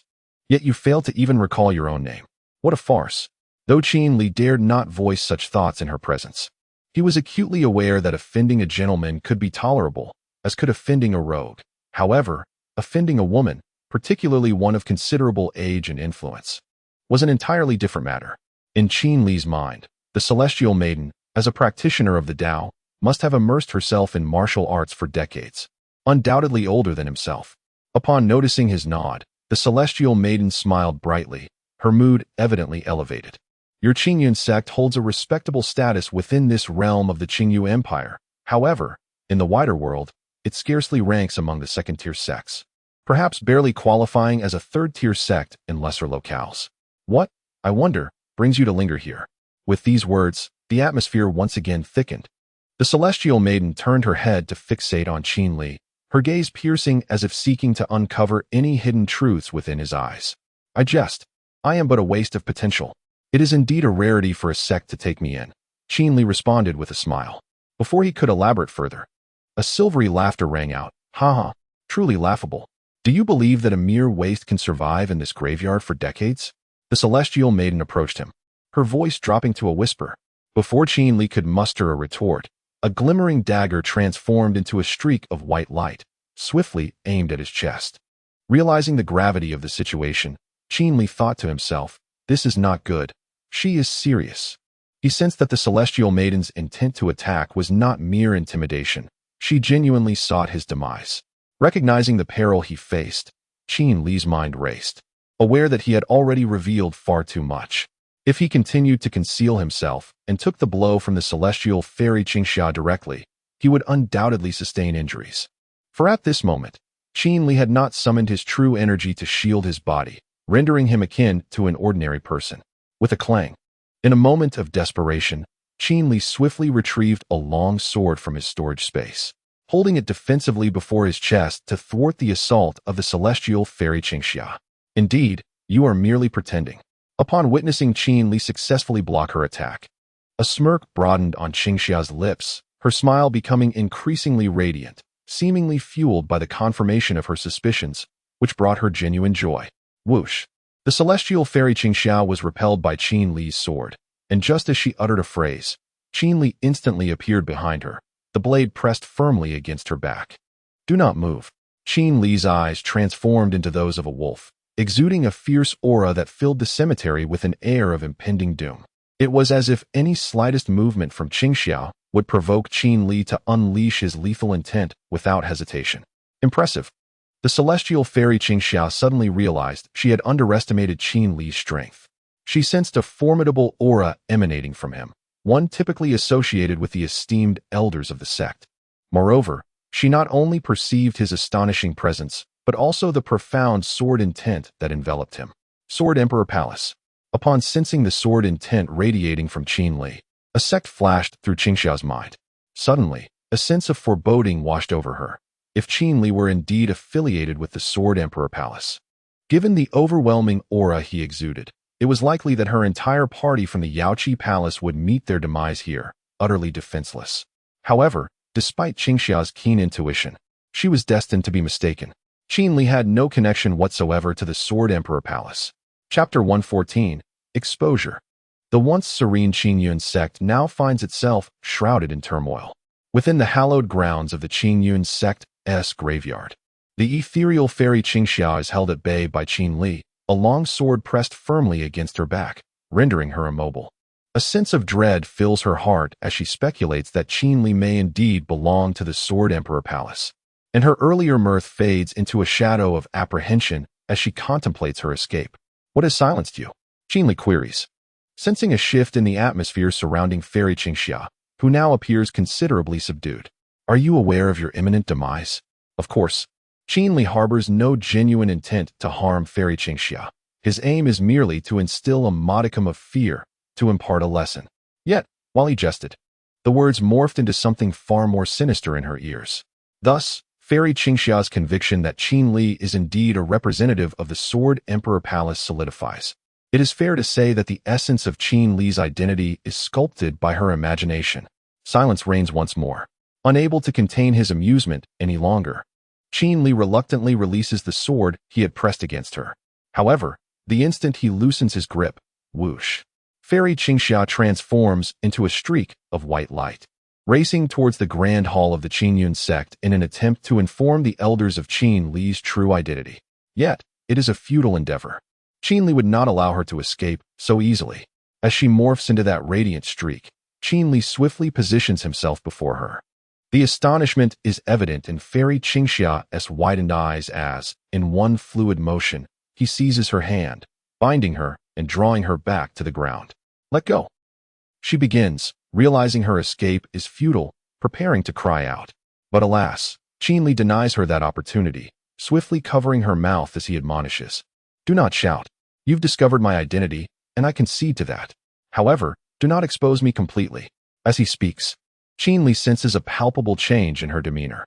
Fairy Qingxia seems to have traded her earlier joy for a complex array of emotions. Buzz. With a snap of his fingers, a barrier envelopes the entire graveyard, akin to an inverted glass bowl. This boundary is stealthily erected within the confines of Qingyun sect, unnoticed by any. Once the barrier is established, Qin Li releases Fairy Qingxia and stands before her, questioning her intent to flee. As she perceives the oppressive aura dissipating and surveys the surrounding containment, she realizes her chances of escape are slim. Resigned, she closes her eyes and feigns unconsciousness. By heavens! Qin Li exclaims, bewildered by the sight of the silent, unresponsive Fairy Qingxia. His mind whirls in confusion, pondering the enigma of woman's heart, a sentiment akin to searching for a needle in the ocean. In that moment, he finds himself captivated by the profundity of that phrase. At this moment, the words seemed remarkably fitting for the scene before them. Hey, speak up, little sister. Qin Li approached the celestial maiden Qingxia and gently lifted her chin. Upon having her chin raised, the celestial maiden opened her eyes but remained silent. As Qin Li gazed upon her, he felt an overwhelming sense of being at her mercy. Yet, he refrained. As Lu Xiaohui, he would never offer his own junior sister so easily. After all, he was not the lecherous protagonist who would accumulate a harem of women for a night of debauchery. Being a young man of the new century who upheld monogamy, how could he possibly engage in such behavior? However, just as Qin Li was about to relinquish his thoughts, the celestial maiden cast a regal glance at him and coldly remarked, Your Sword Emperor Palace is indeed impressive, hiding within this humble Qingyun sect, huh? Upon hearing her words, Qin Li was momentarily thrown into disarray, realizing the implications of her statement. What Sword Emperor Palace? Do you think I am one of them? He instinctively blurted out. The moment his words escaped his lips, an eerie silence enveloped them. The celestial maiden widened her eyes in disbelief, seemingly questioning Qin Li. Is that true? Are you deceiving me?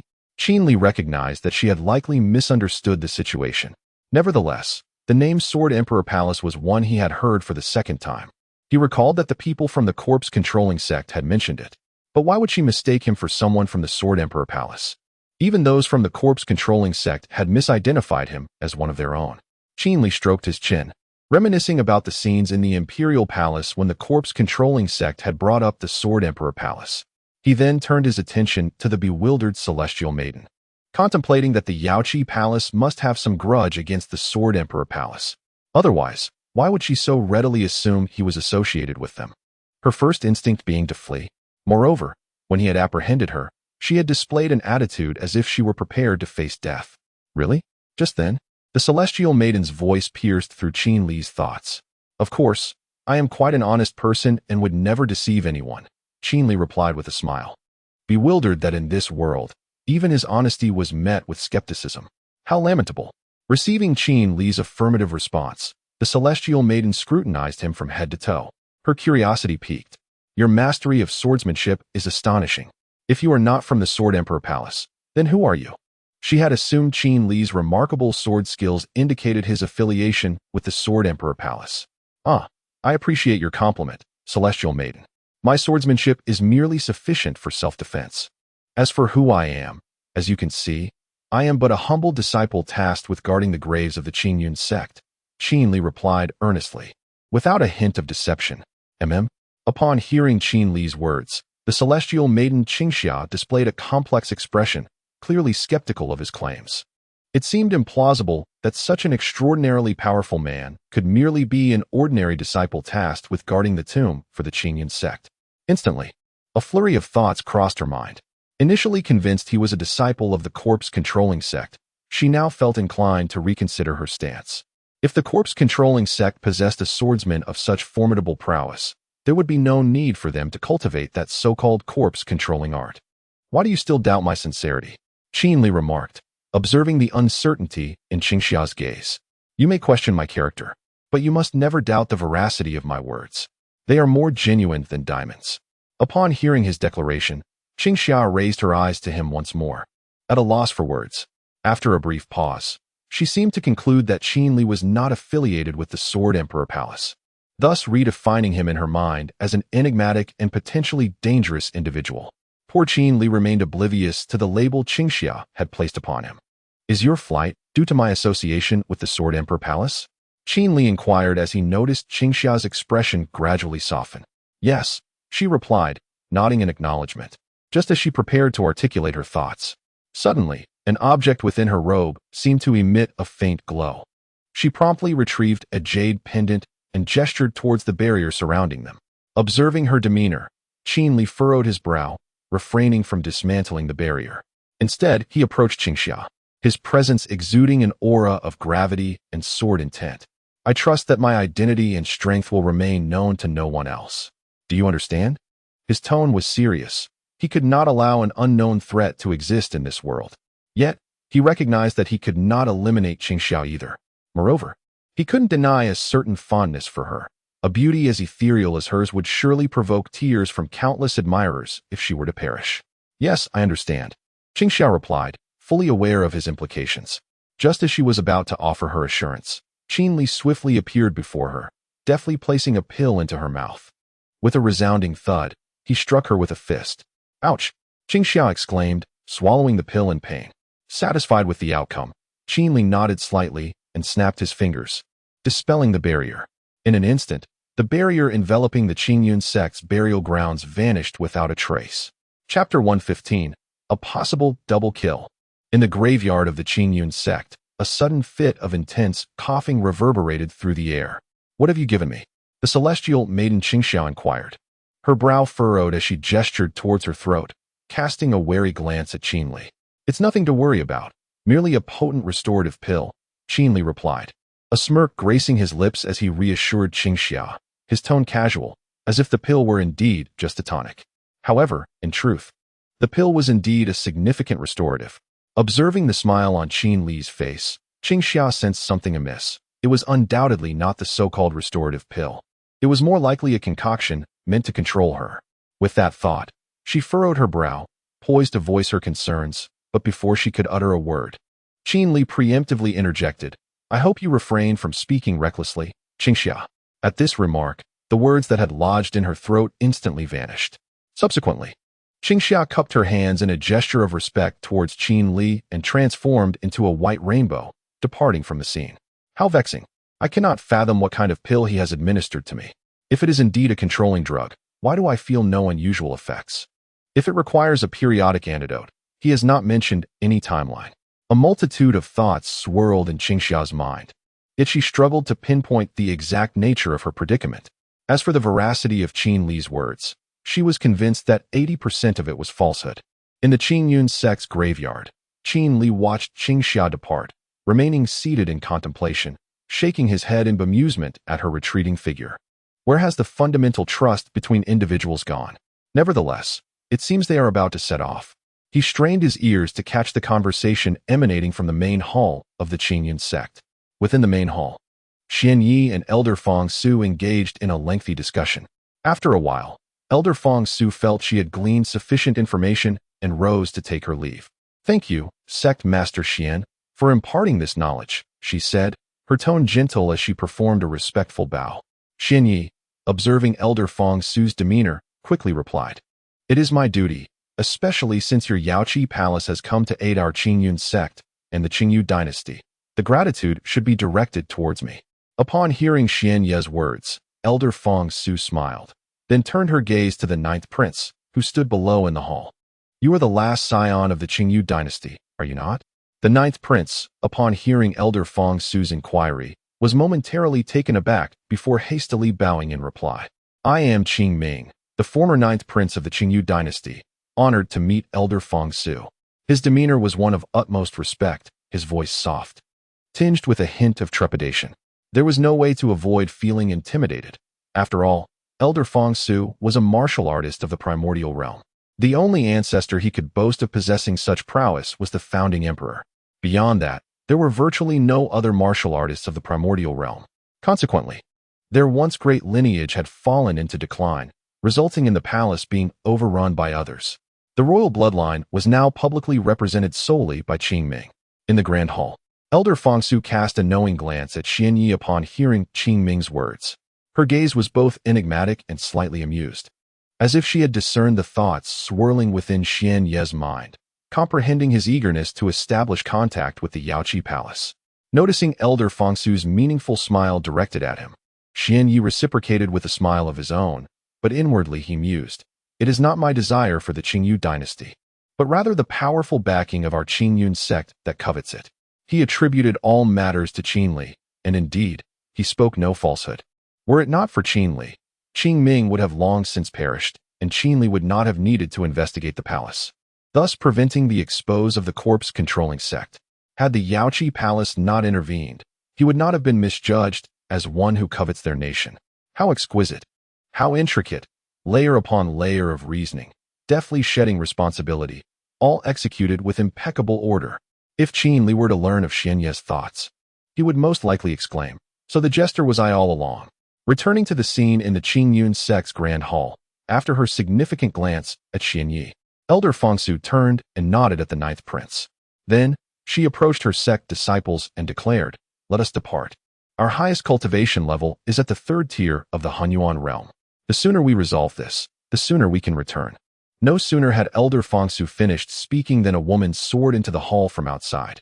Upon closer inspection, it was none other than the fairy Qingxia. As soon as she arrived in the assembly, Elder Fong Su exchanged a glance with her, seemingly inquiring about a matter of importance. Upon meeting Elder Fong Su's gaze, Fairy Qingxia suddenly recalled something and shook her head, indicating that the task had not been accomplished. Seeing Fairy Qingxia's negative gesture, Elder Fong Su furrowed her brow but refrained from any further action, simply instructing her disciples, Let us depart. Subsequently, Elder Fong Su turned and performed a respectful gesture towards Xian Yi. In unison, the members of Yaoqi Palace bowed to Xian Yi before transforming into a streak of white light and departing towards Wei City, intending to eradicate the corpse-controlling sect that very day. Within the Grand Hall, Xian Yi furrowed his brow, reflecting on the exchanged expressions between Fairy Qingxia and Elder Fong Su. A sense of unease washed over him. Suddenly, an idea struck him, and he hastily rose, intending to head towards the burial grounds. However, just as he stood, Qin Li's voice resonated in his ears. Do not worry, all is well. Concise, yet impactful, upon hearing Qin Li's words, Xian Yi felt a wave of relief. Responding telepathically, I fear you may face difficulties at their hands. Previously, Xian Yi had heard tales of Fairy Qingxia troubling Qin Li. Given the circumstances, it was likely that she had once again ventured to the burial grounds, potentially to cause Qin Li further distress. Thus, Xian Ye's concern for Qin Li's safety prompted his desire to visit the burial site. She is aware of my identity, yet there is no need for alarm. Even if she were granted 100-fold courage, she would not dare to speak recklessly. Qin Li candidly conveyed to Xian Yi the events surrounding the arrival of the celestial maiden Qingxia at the gravesite. Although Qingxia was privy to his true identity, Qin Li harbored no concerns regarding her potential indiscretions. He had witnessed the scene in the Grand Hall between Elder Fong Su and the celestial maiden. Had she nodded at that moment, it would have been unfortunate. The branch in Qin Li's hand would have undoubtedly cleaved the heavens, piercing straight through the delicate white skin of Qingxia's neck. Moreover, it was highly probable that he could have executed a double kill. Inside the Grand Hall, what? Xian Yi was taken aback upon receiving Qin Li's transmission. The others within the hall, witnessing Xian Yi's startled reaction, were momentarily bewildered, mistakenly believing an enemy had invaded. and frantically employed their spiritual senses to scan their surroundings. After a considerable interval, Qing Xian, observing Xian Ye's sudden stupor, approached him and softly inquired, "What is amiss?" Upon hearing Qing Xian's words, Xian Ye's expression regained clarity, and he gestured to her, saying, "It is nothing, let us disperse for now." Aware that all eyes in the hall were now fixed upon him, he realized he had momentarily lost his composure. The crowd nodded in response to Xian Ye's words and subsequently exited the Grand Hall. Chapter 116. The great commander of the corpse control sect within the Grand Hall of the Qingyun sect, Xian Yi sat in his seat, cradling his head in his hands. His brow furrowed, and his expression tinged with complexity, as though he was lost in deep contemplation. After a prolonged silence, he lifted his gaze towards the remaining ninth prince in the hall and gestured for him to leave. Upon hearing Xian Ye's words, the ninth prince cast a lingering glance at him before nodding in response. He was bewildered by Xian Ye's sudden shift to such profound melancholy. With a heart full of questions, the ninth prince exited the hall to resume his cultivation. At this moment, his paramount concern was honing his skills, followed closely by seeking out loyal subordinates. Beyond that, there was little else to occupy his mind. After all, his current martial prowess was not sufficiently high to engage in the battlefield against the corpse control sect. Should he venture forth, he would merely serve as cannon fodder. Engaging with the local lords would also prove futile, given the overwhelming disparity in military strength. Either way, he would meet a grim fate. Returning to the Grand Hall of the Qingyun sect, Xian Yi addressed the shadows in the corner, inquiring, "Qin Li, are you certain she will not betray you?" His tone was laden with skepticism. No sooner had his words faded than Qin Li emerged from the dim recesses of the hall, a smile gracing his lips as he replied, "What if she does betray me? And what if she does not?" His demeanor was nonchalant, as if the potential betrayal by the fairy Qing Xia held no significance for him. Yet, he seemed to have forgotten the earlier moment when he had wielded a branch, threatening to eliminate her should she choose treachery. Xian Yi, upon hearing Qin Li's response, could only shake his head in bemusement before asking, "What are your intentions moving forward? Are you planning to support Qing Ming's ascension to power directly?" Indeed, Qin Li nodded in acknowledgement of Xian Ye's query. He had pledged to assist the ninth prince, and he had no intention of going back on his word. Ultimately, however, the decision to assist would rest upon his own inclinations. Xian Yi nodded thoughtfully and inquired, "What shall we do now?" "We should arrange our personnel. I will first assess the situation at the Yaoqi Palace and expedite the resolution of the corpse control sect. Once that is settled, I will return and inform you. At that point, you can lead the charge to seize the imperial city while the local lords are still unprepared. I shall then methodically deal with those lords at my leisure." Confidently, Qin Li articulated his strategy. Once the corpse control sect is eradicated, the remaining lords will be nothing more than insignificant adversaries, hardly worthy of mention. Xian Yi, pondering Qin Li's words, nodded in contemplation before continuing. "Should we summon the ancestor Zhantian to assist?" "No need. They should remain to guard the sect," Qin Li replied. "The venerable ancestors of the Battle Heaven sect, now well past their prime, are ill-equipped to withstand the tempests of fate.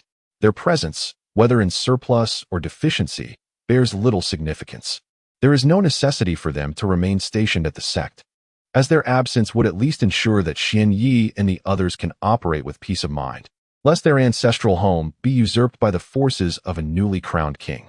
Such an eventuality would likely spell disaster for the Qingyun sect, leading to its utter demise. With that, I shall take my leave. Xian Yi, do summon your forces with haste." Before Xian Yi could utter another word, Qin Li preemptively silenced him, then transformed into a radiant white arc, vanishing from sight.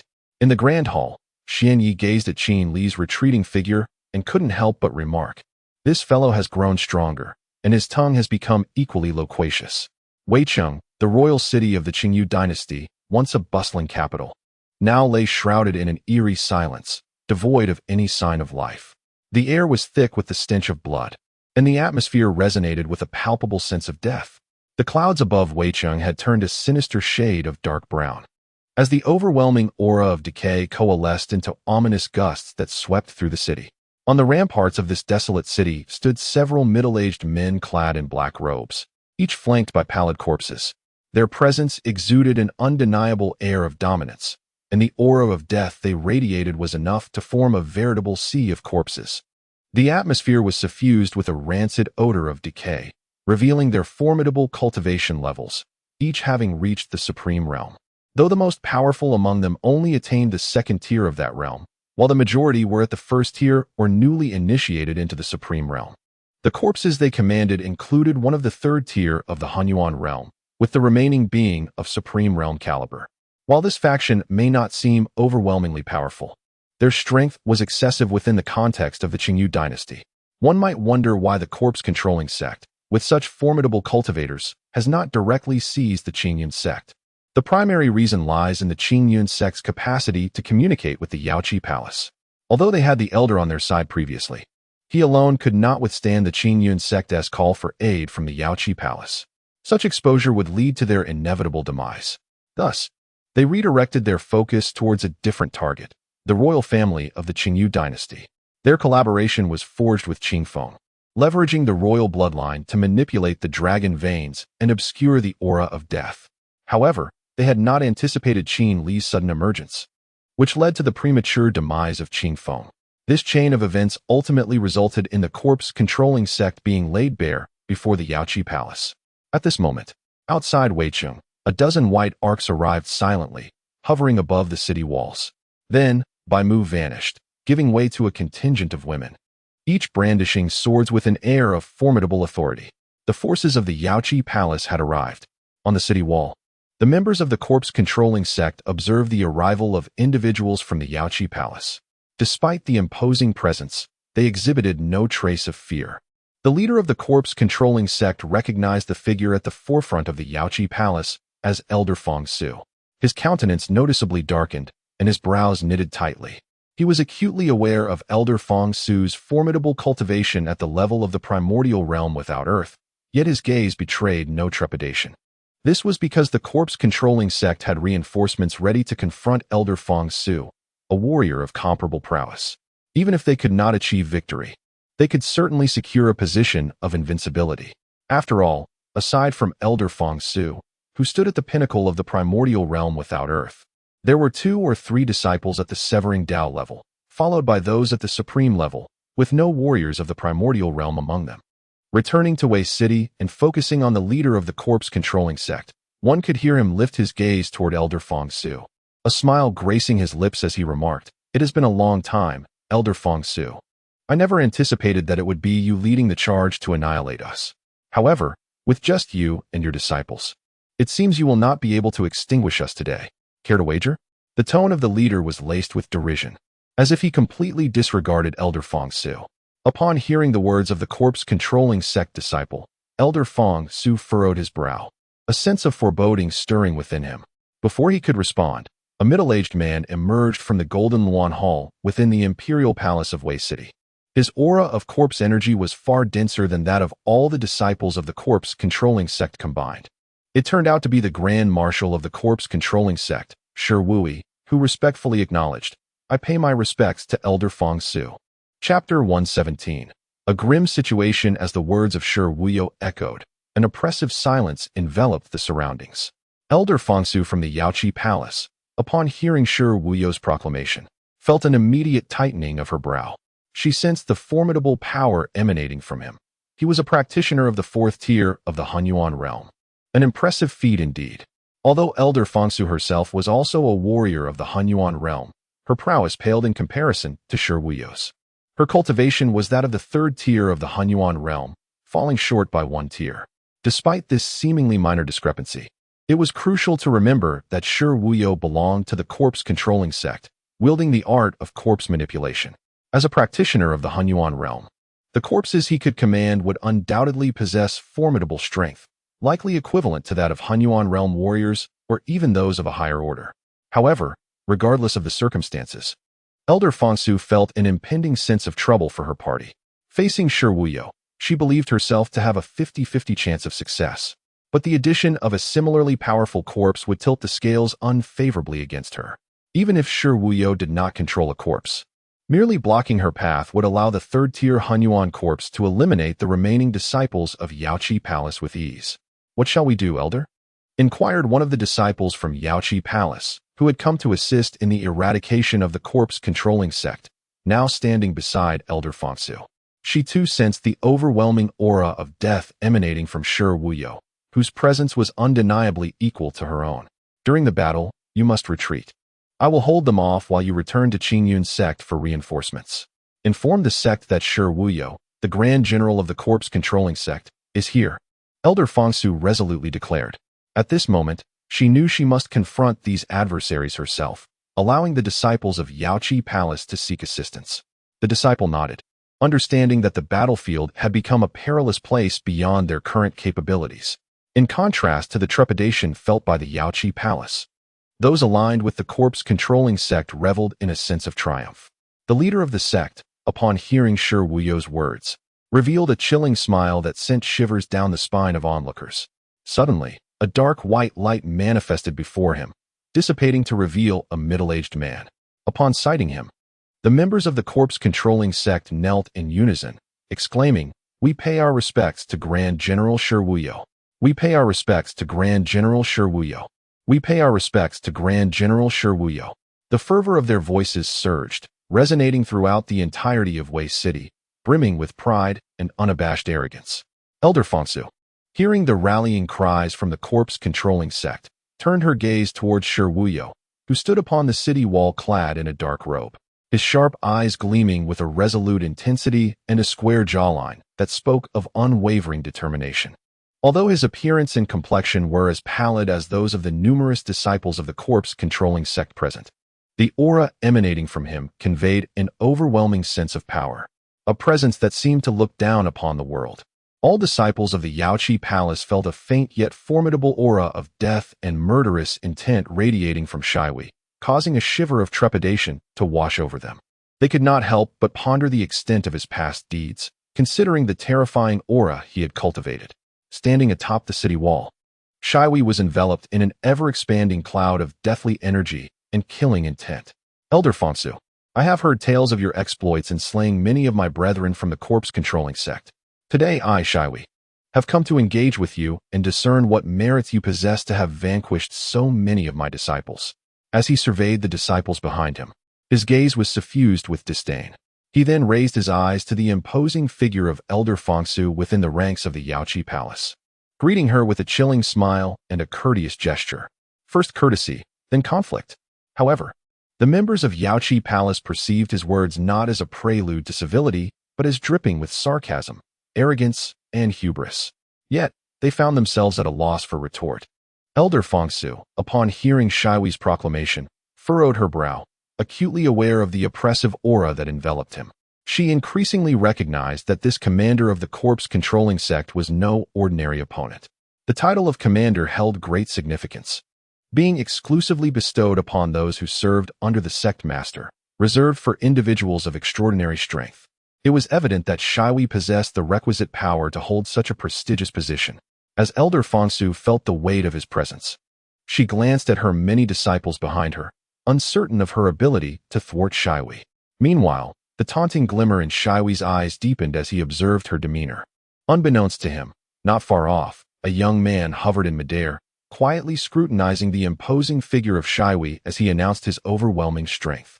Upon closer inspection, it became clear that this young man was none other than Qinli, having just departed from the grand hall of the Qingyun sect to offer his assistance.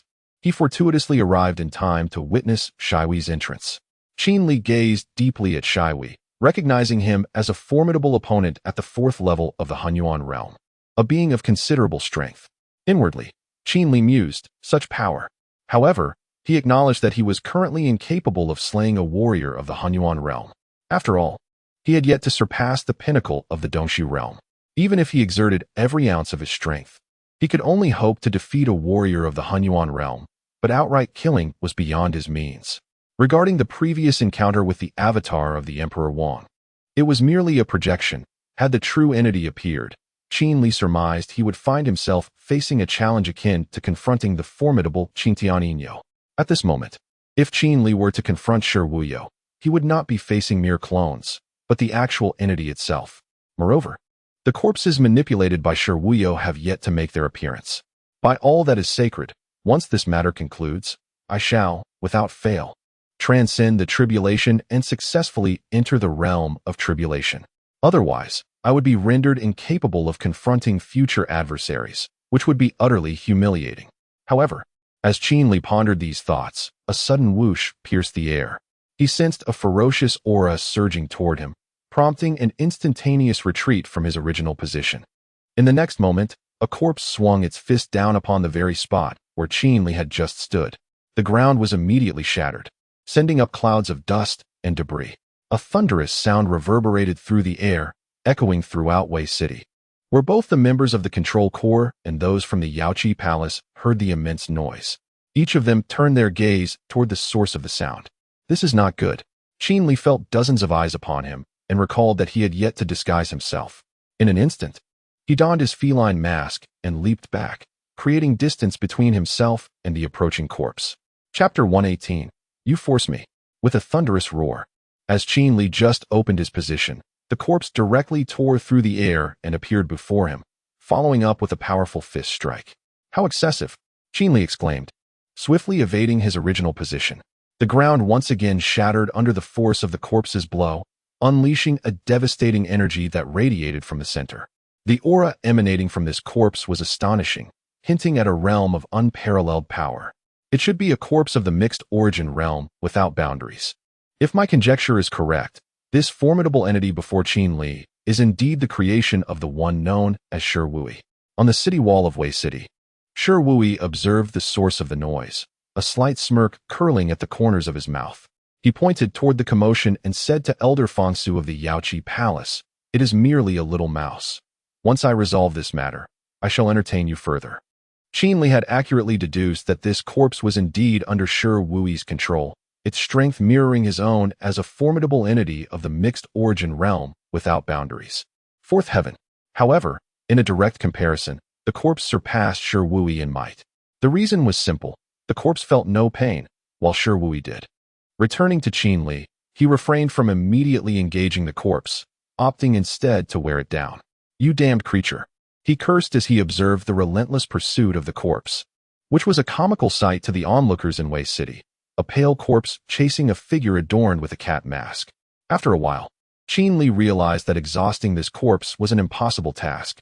Thus, he resolved to take action. With a swift motion, the Zhanxian sword appeared in his palm, radiating a potent aura. Although Qin Li's cultivation was not particularly strong, he reminded himself that the Zhanxian sword was capable of slaying immortals.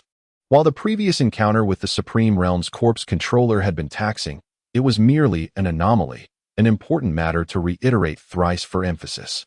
Shi Wui, standing atop the city wall, found amusement in watching his corpse pursue Qin Li. However, upon seeing Qin Li draw the Zhanxian sword and sensing the energy emanating from it, an ominous premonition washed over him. In an instant, a flash of white light erupted, accompanied by a fervent cry, Wu Tian. The sword energy surrounding Qin Li surged forth, converging upon the pursuing corpse, enveloping it with an overwhelming force.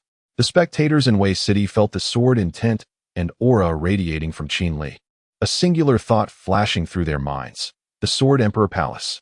Elder Fangsu of the Yaoqi Palace discerned the sword energy emanating from the Zhanxian sword.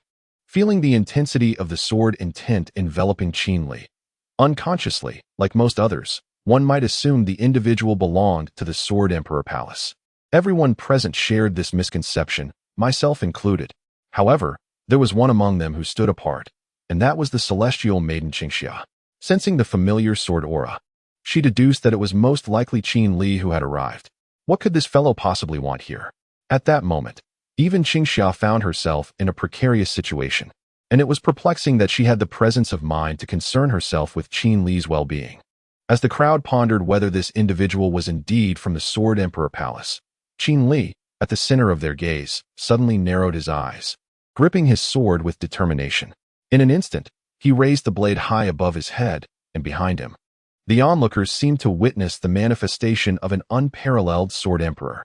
This figure appeared to wield the sword, striking fiercely towards the direction of the corpse. Die! Qin Li rasped, his voice hoarse. In that fleeting moment, it seemed Qin Li expended every ounce of strength and energy he possessed, delivering a powerful blow towards the corpse enveloped in sword aura. The next instant, bang! The sword of celestial slaying cleaved the corpse in twain, sending countless sword energies radiating outward. An endless wave surged forth, engulfing the vast sword aura and spiritual energy as it spiraled towards the center where Qin Li stood, raising a cloud of dust and elevating his imposing presence to its zenith. At the moment Qin Li severed the body of the corpse Wuyo, the figure atop the city wall, corpse Wuyo himself, suddenly felt the connection to that corpse severed. A complex expression crossed his face, his brows knitting tightly. This marked the first occasion since his arrival that his demeanor shifted. A chilling intent began to emanate from him, a palpable aura of murderous rage that enveloped all present, signaling that corpse Wuyo was incensed. It seemed that his plans to eliminate these individuals would not unfold as seamlessly as he had hoped. Meanwhile, Qin Li sensed the fierce gaze of corpse Wuyo fixated upon him, filled with a thirst for vengeance. Yet what could he do? After all, it was the corpse that had instigated this conflict. Otherwise, he would not have been compelled to act. Wouldn't you agree? Moreover, Qin Li had even granted the corpse a chance, albeit a desperate one, as he had fled in disarray.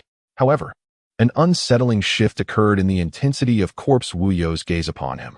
Something was amiss. In the blink of an eye, the severed corpse visibly began to heal itself. Whoosh! Before Qin Li could react, the reanimated corpse had silently approached him. With a thunderous crash, it unleashed a powerful punch. Bang! Unable to defend himself, Qin Li was sent hurtling backwards, landing face first in the dirt, his predicament as dire as it was disgraceful. The fabric of space shattered, and chaotic void currents manifested at the heart of the battlefield. This single blow had the power to rend the very fabric of reality, underscoring the immense strength harbored within that lifeless form. "How dare you?" Qin Li exclaimed, rising from the ground, his grip tightening around the immortal Slayer's sword as he directed his ire towards the corpse that had shattered the void before him. Yet, the only response was a deep, mournful groan. "Are you forcing my hand?" Qin Li glared at the unchanging visage of the cadaver before him, a surge of indignation igniting within him, a fire that consumed his very essence. Suddenly, he closed his eyes, and in that instant, darkness enveloped the world. The air crackled with an abundance of sword energy, saturating the atmosphere with a chilling aura of impending doom. A power not of this realm surged into the immortal Slayer, sword he clutched tightly. A crimson radiance enveloped the blade, and in that moment, all within Wei City beheld this celestial phenomenon, their faces pale with awe and trepidation. By the heavens! Shi Wui displayed an expression of profound astonishment, while the members of the corpse control sect behind him stood in bewilderment, their shock stemming not only from the extraordinary spectacle, but even more so from the ominous crimson glow that clung to the sword's edge. This crimson light ushered forth an aura of death that weighed heavily upon the hearts of all present, as if the world itself had been claimed. An overwhelming imperial presence began to emanate from Qin Li, radiating a dominion that rendered all beneath it insignificant. The once formidable air of superiority that Shi Wui exuded now appeared as the innocence of a child compared to the formidable aura of a seasoned man that Qin Li had become. Elder Feng Su, upon witnessing this formidable presence, could not help but murmur, "Who on earth is this individual?" Chapter 119, Impossible. Who is this person? This question loomed over everyone's minds, except for that of the celestial maiden Qingxia. She knew the identity of the individual before her, adorned with a cat mask. Yet she remained unable to reveal it. In the arena, Qin Li kept his eyes tightly shut, seemingly gathering strength. The blade of the sword of immortal slaying shimmered with an increasingly intense crimson glow, interspersed with flickering bolts of lightning that danced within. To the onlookers, it appeared to be a slow process, though in reality, only mere seconds had passed. On the walls of Wei City, the entity known as Shiwu sensed Qin Li's aura nearing its zenith. He realized that if he did not act now, it would soon be too late. With this thought, Shiwu quickly focused his mind, commanding the corpses under his control to launch a final assault on Qin Li. Should he fail to eliminate Qin Li this time, Shiwu feared that it would be the very corpses he controlled that would meet their demise. In the next instant, the corpse manipulated by Shiwu surged with an overwhelming killing intent, its body expanding dramatically. In less than a moment, it transformed into a towering giant, reaching heights surpassing 20 stories. The aura surrounding this giant reached what could only be described as its peak. The colossal figure raised its right fist, channeling an immense force that surged into the giant's hand. In that moment, the earth trembled and the seas roared. The avian creatures of the heavens seemed to sense an ominous presence, fleeing to safety in fright. Without further ado, the giant's fist descended upon Qin Li. A cacophony of shattering air echoed as the space around it began to fracture, powerful gusts swirling in its wake, revealing an unparalleled force. It was evident that this strike encompassed the majority of the giant's strength. Yet, the onslaught did not cease. An unending stream of true energy surged into the fist, as if attempting to drain the giant's very essence to bolster its assault. Boom! Just as the giant's fist was about to collide with Qin Li, the heavens erupted with thunder and lightning. Striking bolts of divine retribution descended upon the location of the corpse and Qin Li, seemingly heralding a celestial judgment. Perish! On the walls of Wei City, Shuwu grinned malevolently, his cruel expression laid bare before the crowd, as if he wished to rend Qin Li into dust, reducing him to mere ashes. Yet, just as the giant's fist was poised to strike Qin Li, a blinding flash of crimson lightning illuminated the sky as Qin Li suddenly opened his eyes. The darkened heavens were cleaved apart, as though sliced by a sharp blade. The sky began to fracture, revealing the void, and an unending gale surged downward. A tempest arose, as the blood-red lightning cleaved through the sky and vanished. The world returned to its normal state. The fissures in the void, mended by the forces of the laws, were now whole again.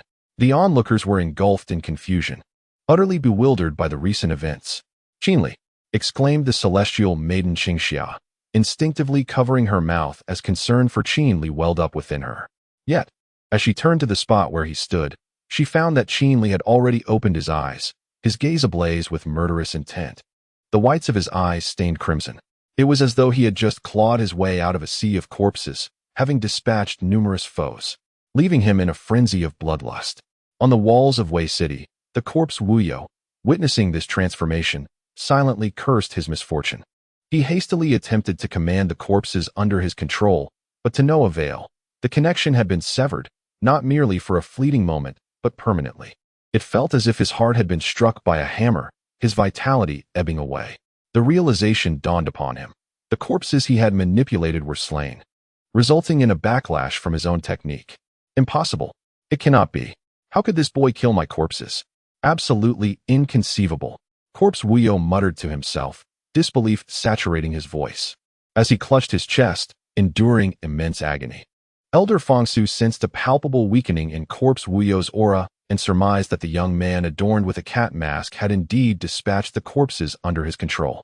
Curiosity burgeoned within her regarding the identity of this enigmatic youth. She was certain that he was not a disciple of the Sword Emperor Palace, for such talent could not be cultivated by them. This level of prowess and strength was likely unmatched across the entire Western continent. A mystery shrouded his origins. What was his background? At that moment, Elder Fangsu lost herself in contemplation, oblivious to her surroundings. Fortunately, the members of the corpse-controlling sect were also deep in thought. Otherwise, they might have seized this opportunity to launch a surprise attack on the Yaoqi Palace. Returning to Qin Li, one could see before him the remnants of what had once been, reduced to ash. Taking a deep breath, Qin Li gazed at the powdery remains and retrieved a medicinal pill from his storage space, consuming it with urgency. At this moment, he had expended all his true energy. Feeling as feeble as an ordinary person, vulnerable enough that even a martial artist in the Qi induction realm could easily slay him. Crunching the pill as he approached the ashes, Qin Li knelt down, feeling the residual warmth lingering in the remnants. In an instant, his eyes regained their normality, and his true energy began to gradually replenish with the aid of the consumed pill. "You, how dare you pursue me? I will obliterate you," Qin Li growled fiercely, then rose abruptly and kicked at the dust with great force.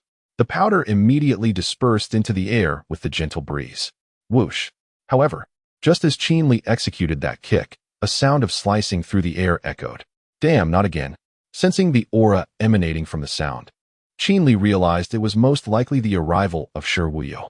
Just as he contemplated fleeing, Shi Wuyo was already perilously close to his position, about to collide with him. "You brat, prepare to die." Shi Wuyo, now engulfed in madness, was driven to a frenzy by the fact that his own corpse had been slain by this young man. It was crucial to understand the considerable significance of a corpse at the Hunyuan realm without earthly domain within the current control corpse sect. Even if he won this battle, upon returning to the sect, the sect leader would likely strip him of his position as Grand Commander, unless he could procure another corpse of the same caliber. Thus, Shi Wuyo set his sights on Qin Li.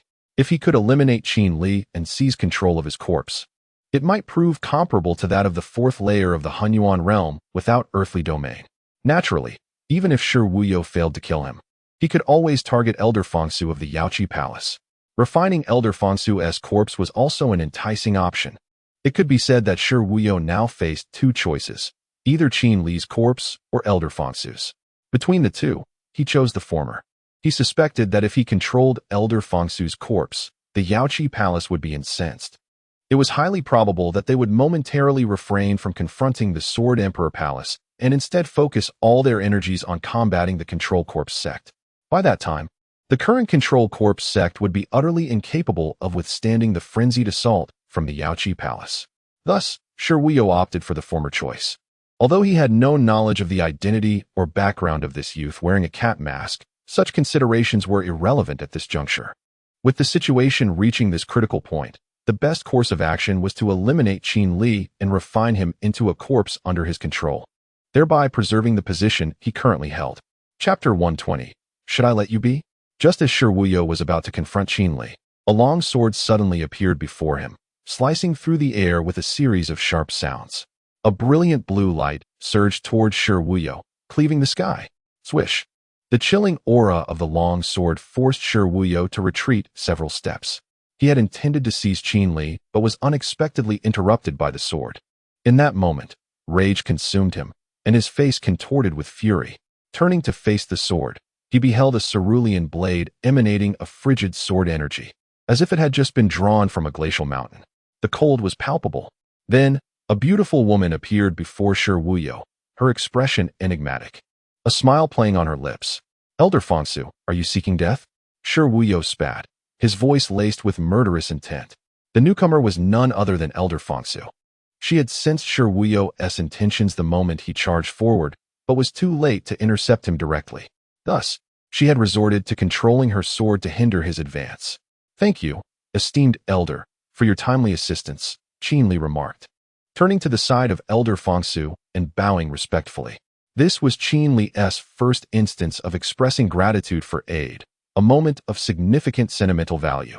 Had it not been for Elder Fangsu's intervention, Qin Li might have evaded harm, yet he would have sustained injuries, a thought he dreaded considering his aversion to pain. Elder Fangsu, upon hearing Qin Li's words, nodded with a smile, her gaze penetrating as she sought to glean something from his eyes. Alas, she found nothing. Suddenly, a wave of formidable corpse energy surged toward Elder Fangsu, its overwhelming force shattering the void. Shi Wuyo's right hand transformed into a claw, and the monstrous corpse energy manifested as true energy and strength, lunging at Elder Fangsu. Elder Fangsu merely chuckled lightly, raising her sword to meet the attack. Clang!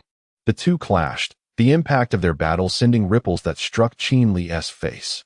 Observing this, he prudently withdrew from the battlefield, seeking refuge to restore his true energy, lest Shi Wuyo find an opportunity to ambush him again. Elder Fangsu, I advise you to mind your own business. Shi Wuyo threatened as he engaged with her, his tone dripping with menace, as though he would take her life should she persist. However, the enmity between the Yaoqi Palace and the corpse-controlling sect ran deep. As a member of Yaoqi Palace, Elder Fangsu had slain numerous disciples of the corpse-controlling sect. The enemy of my enemy is my friend. How could Elder Fangsu allow her adversary to target her ally? Such reasoning was utterly inconceivable. Upon hearing the words of Corpse Waya, Elder Fangsu's face was adorned with a derisive smile, seemingly mocking him. Today, I shall meddle in affairs that do not concern me. What can you do about it? The corpse you control is already deceased, and you have suffered the backlash of your own techniques. In your current state, I can still thwart you, Elder Fangsu remarked with a light laugh, her tone laced with scorn. Her expression shifted, as if she were saying to Corpse Waya, do not delude yourself. It is impossible for you to breach my defenses and slay Qin Li. How infuriating, Corpse Waya thought, gazing at Elder Fangsu's insufferable countenance, yearning to deliver a decisive blow to her. Yet, he found himself constrained, as Elder Fangsu spoke the truth. The demise of the corpse he controlled had inflicted a degree of backlash upon him, significantly diminishing his vitality and strength compared to their initial encounter. Presently, Corpse Huaya's prowess was estimated to be on par with that of Elder Fongsu, placing him at the third level of the Hunyuan realm. Although he had merely lost a layer of power in the advanced stages of martial arts, even a single tier of disparity was exceedingly pronounced. Furthermore, his strength was in a continual decline, as the techniques practiced by the disciples of Yaotai Palace were precisely designed to counter the control methods of his faction. Moments passed, and the air was filled with the sound of space rupturing. Spectacular phenomena unfolded before the eyes of the onlookers, as mountains were cleaved and rivers severed by the two combatants. The intensity of their battle was palpable, creating an aura that deterred any soul from approaching within a 3-mile radius. For those who dared would be engulfed by the ensuing tumult. How vexing!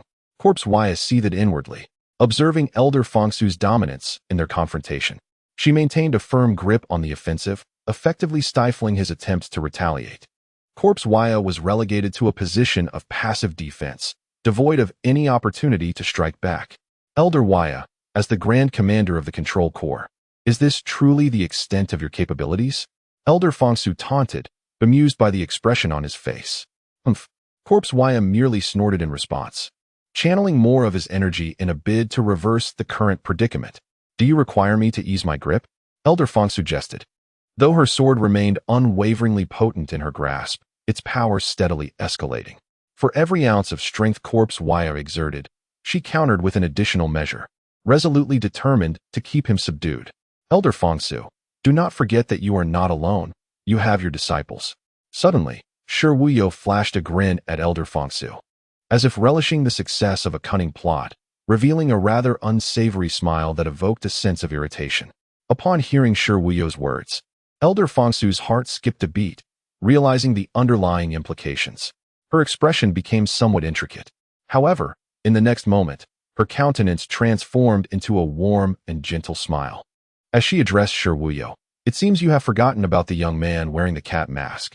As these words left her lips, Shi Wuyo, who had been observing her troubled expression, suddenly grasped the reality of the situation. His previously lewd grin froze in place. Bang! At that moment of realization, a thunderous noise erupted from the vicinity of Wei City. Cursed be it! It turned out that the fool was none other than myself. Shi Wuyo felt a surge of regret wash over him, having overlooked the young man in the cat mask. Although that youth had just emerged from battle, nearly depleting his vital energy, Elder Fongsu had merely delayed him. It was likely that the young man's energy had already replenished. After all, he had only been recuperating, not sustaining any life-threatening injuries. With the aid of elixirs, his recovery was assured. Damn it! Shi Wuyo glared at Elder Fongsu, whose demeanor radiated arrogance, his anger boiling over. Chapter 121. Do not stare foolishly. On the battlefield, where Wei City lies, a young man donned in a cat mask charged into the fray, wreaking havoc throughout the city. Qin Li did not indulge the shortcomings of the corpse-controlling sect. He plunged straight into the enemy ranks. His aura surged like a torrent, sweeping across Wei City with a ferocity akin to that of an enraged lion, mercilessly striking down any who caught his disdainful gaze. No one could impede his advance, for every obstacle before him fell beneath his blade. It can be said that Qin Li had transformed into a veritable deity of slaughter. In the assembly of the Yaoqi Palace, every maiden who beheld Qin Li's indomitable prowess was inevitably smitten, their eyes sparkling with infatuation. Should any outsider have witnessed the longing in their gazes, they would surmise that, apart from Qin Li, no other man could ever captivate their hearts. Even men present, upon witnessing Qin Li's audacious rampage, might wish to embody femininity, desiring to pledge themselves to him. Among this assembly, the most enamored was undoubtedly the fairy Qingxia, who had conversed with Qin Li more than most. Consequently, her infatuation ran deeper than the rest. She had even begun to fantasize about the names of their potential children. Qin Shubao, Qin Shihuang, Qin Wudi. These names danced through her thoughts. It must be said that this reflects the whimsical nature of young love, where one glance can lead to dreams of future progeny. Regrettably, despite her lifelong affection for Qin Li, he had never reciprocated her feelings, viewing her merely as a fleeting figure in his life. Nevertheless, Fairy Qingxiao would later become one of the few female friends in Qin Li's life. In time, Su Wenshan had urged Qin Li to accept her affection, but Qin Li politely declined, citing their incompatibility. This left Su Wenshan in an awkward position, unsure how to convey this to Fairy Qingxia. When the moment finally arrived for him to share this news, she revealed that she had already anticipated Qin Li's rejection. I merely wished to feel moved by my own devotion. Without any expectation of return, she had confided to Su Wenshan. Thus, through this sentiment, Fairy Qingxia and Su Wenshan forged a deep friendship, supporting Qin Li from the shadows, content to be the woman behind him without ulterior motives, solely seeking to inspire her own emotions. Each time Su Wenshan reflected on her words, he felt the depth of her affection for Qin Li. These are mere afterthoughts. Let us return to the present moment, where Qin Li wreaks havoc in Wei City, his hair stained crimson with blood, his body splattered with gore. Though few disciples of the corpse-controlling sect stand atop the city walls, a considerable number reside within Wei City, all dispatched from the sect's headquarters. If my assumptions are correct, once Qin Li eliminates all the disciples of the corpse-controlling sect in the city, the sect will likely be gravely weakened. Come down and assist your brother, you lot, Qin Li exclaimed, as he dispatched a disciple of the corpse-controlling sect with a single stroke of his sword. The fear evident in the disciple's eyes was palpable, as if he beheld death itself in his final moments. His pupils dilated. And then Qin Li spat disdainfully upon the corpse, remarking, "You little brat, how dare you obstruct me?" Upon uttering these words, Qin Li turned with fierce intent to glare at the crowd from the Yaoqi Palace, his eyes brimming with murderous intent. "Hurry up," he admonished the onlookers from Yaoqi Palace. It infuriated him to think that while he fought valiantly, a group of women, superior in cultivation, merely observed from a distance. How is this just? The disciples of Yaoqi Palace, upon hearing Qin Li's words and sensing his formidable aura, nodded obediently and drew their swords, charging towards the disciples of the corpse-controlling sect within Wei City. They fought valiantly, proving that women can be just as fierce as men. Qin Li, witnessing this display, felt a surge of joy and gave a thumbs up to the women. However, just as he commended them, a figure suddenly tore through the air and appeared before him, a corpse at the third level of the Hunyuan realm. This corpse was evidently manipulated by the leader of the corpse-controlling sect who had previously stood upon the city wall. With a resounding crash, the corpse launched a powerful punch aimed squarely at Qin Li's head, unleashing a ferocious aura that enveloped Wei City. A dragon's roar echoed through the heavens as a spectral azure dragon surged forth, accompanied by this overwhelming force, charging towards Qin Li. Another ambush? Qin Li thought as he sensed the impending attack. He swiftly sidestepped, narrowly evading the blow. In retaliation, he drew his sword, aiming for the neck of the corpse, intent on decapitating it. The sword energy was unparalleled. The chilling blade sliced cleanly through the corpse's neck without hesitation, as if cleaving through a mere radish. "I refuse to believe you can regenerate like that lower-tier corpse," Qin Li exclaimed, as the green blood of the fallen corpse splattered across his face. Wiping the blood from his visage, he couldn't help but curse at the fallen figure. A swarm of mice, the foul denizens of the sewers, persistently engage in furtive assaults. A true man would confront his adversaries head-on, battling with valor. Qin Li's voice resonated throughout the entirety of Wei City, proclaiming that these minions of the corpse control sect should cease their underhanded tactics. However, upon hearing Qin Li's declaration, the citizens of Wei City could not help but think, "What audacity! What strength do you possess? What strength do we possess? To withstand a single sword strike is a remarkable feat if we do not resort to ambushes. We stand no chance at all." The members of the corpse control sect and the Yaoqi Palace shared an unprecedented consensus of thought, albeit with opposing stances. The forces of the corpse control sect faced relentless retreat, even in a 2-on-1 scenario, yet they remained firmly suppressed by the Yaoqi Palace. In terms of both momentum and power, the corpse control sect found itself lacking. With an entity as formidable as Qin Li in the Yaoqi Palace, there was no fear of being outmatched by the members of the corpse control sect within Wei City. Earlier, Elder Fong Su had urged them to seek an opportunity to escape and summon reinforcements. In the next moment, the corpse control sect was already being steadily driven back by a youth donning a cat mask, a stark contrast to their initial bravado. With the strongest adversary vanquished, Qin Li contemplated that the remaining members of the corpse control sect could be easily handled by his fellow celestial maidens. With this thought, Qin Li picked up the corpse of a corpse control sect disciple, using their black robe to wipe the green blood from his handsome face. To his surprise, the bloodstains on the robe far exceeded those on his face, and with each wipe, the stains multiplied. The mingling of red and green blood created a most repugnant sight. Chapter 122.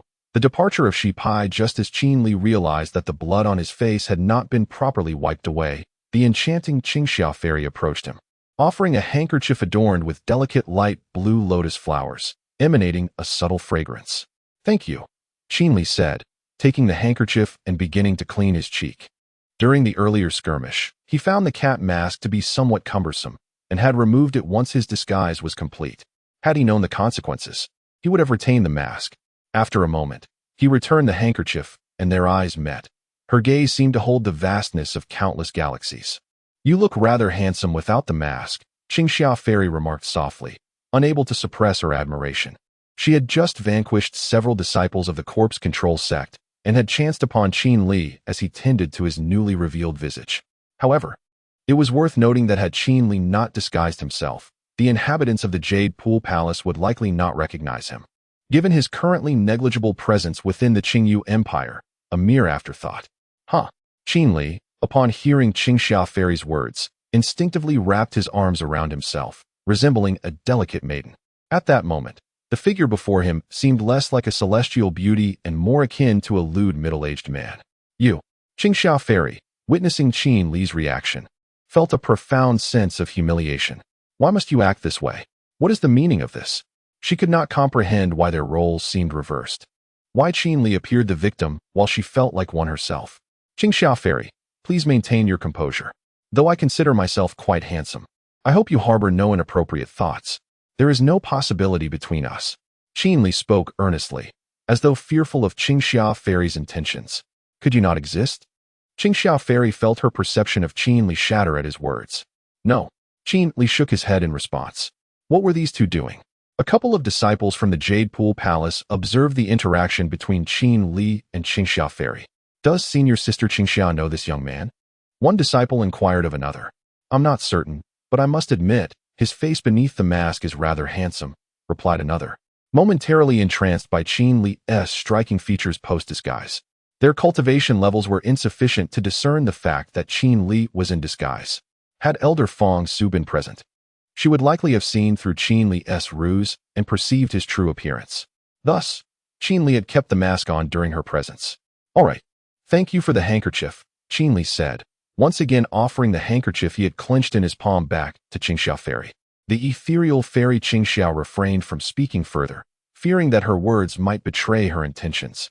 She assumed a delicate demeanor as she accepted the handkerchief, her gaze fixed upon Qin Li's visage, recalling the previous posture he had adopted. A wave of nausea washed over her. "I shall assist Elder Fongsu.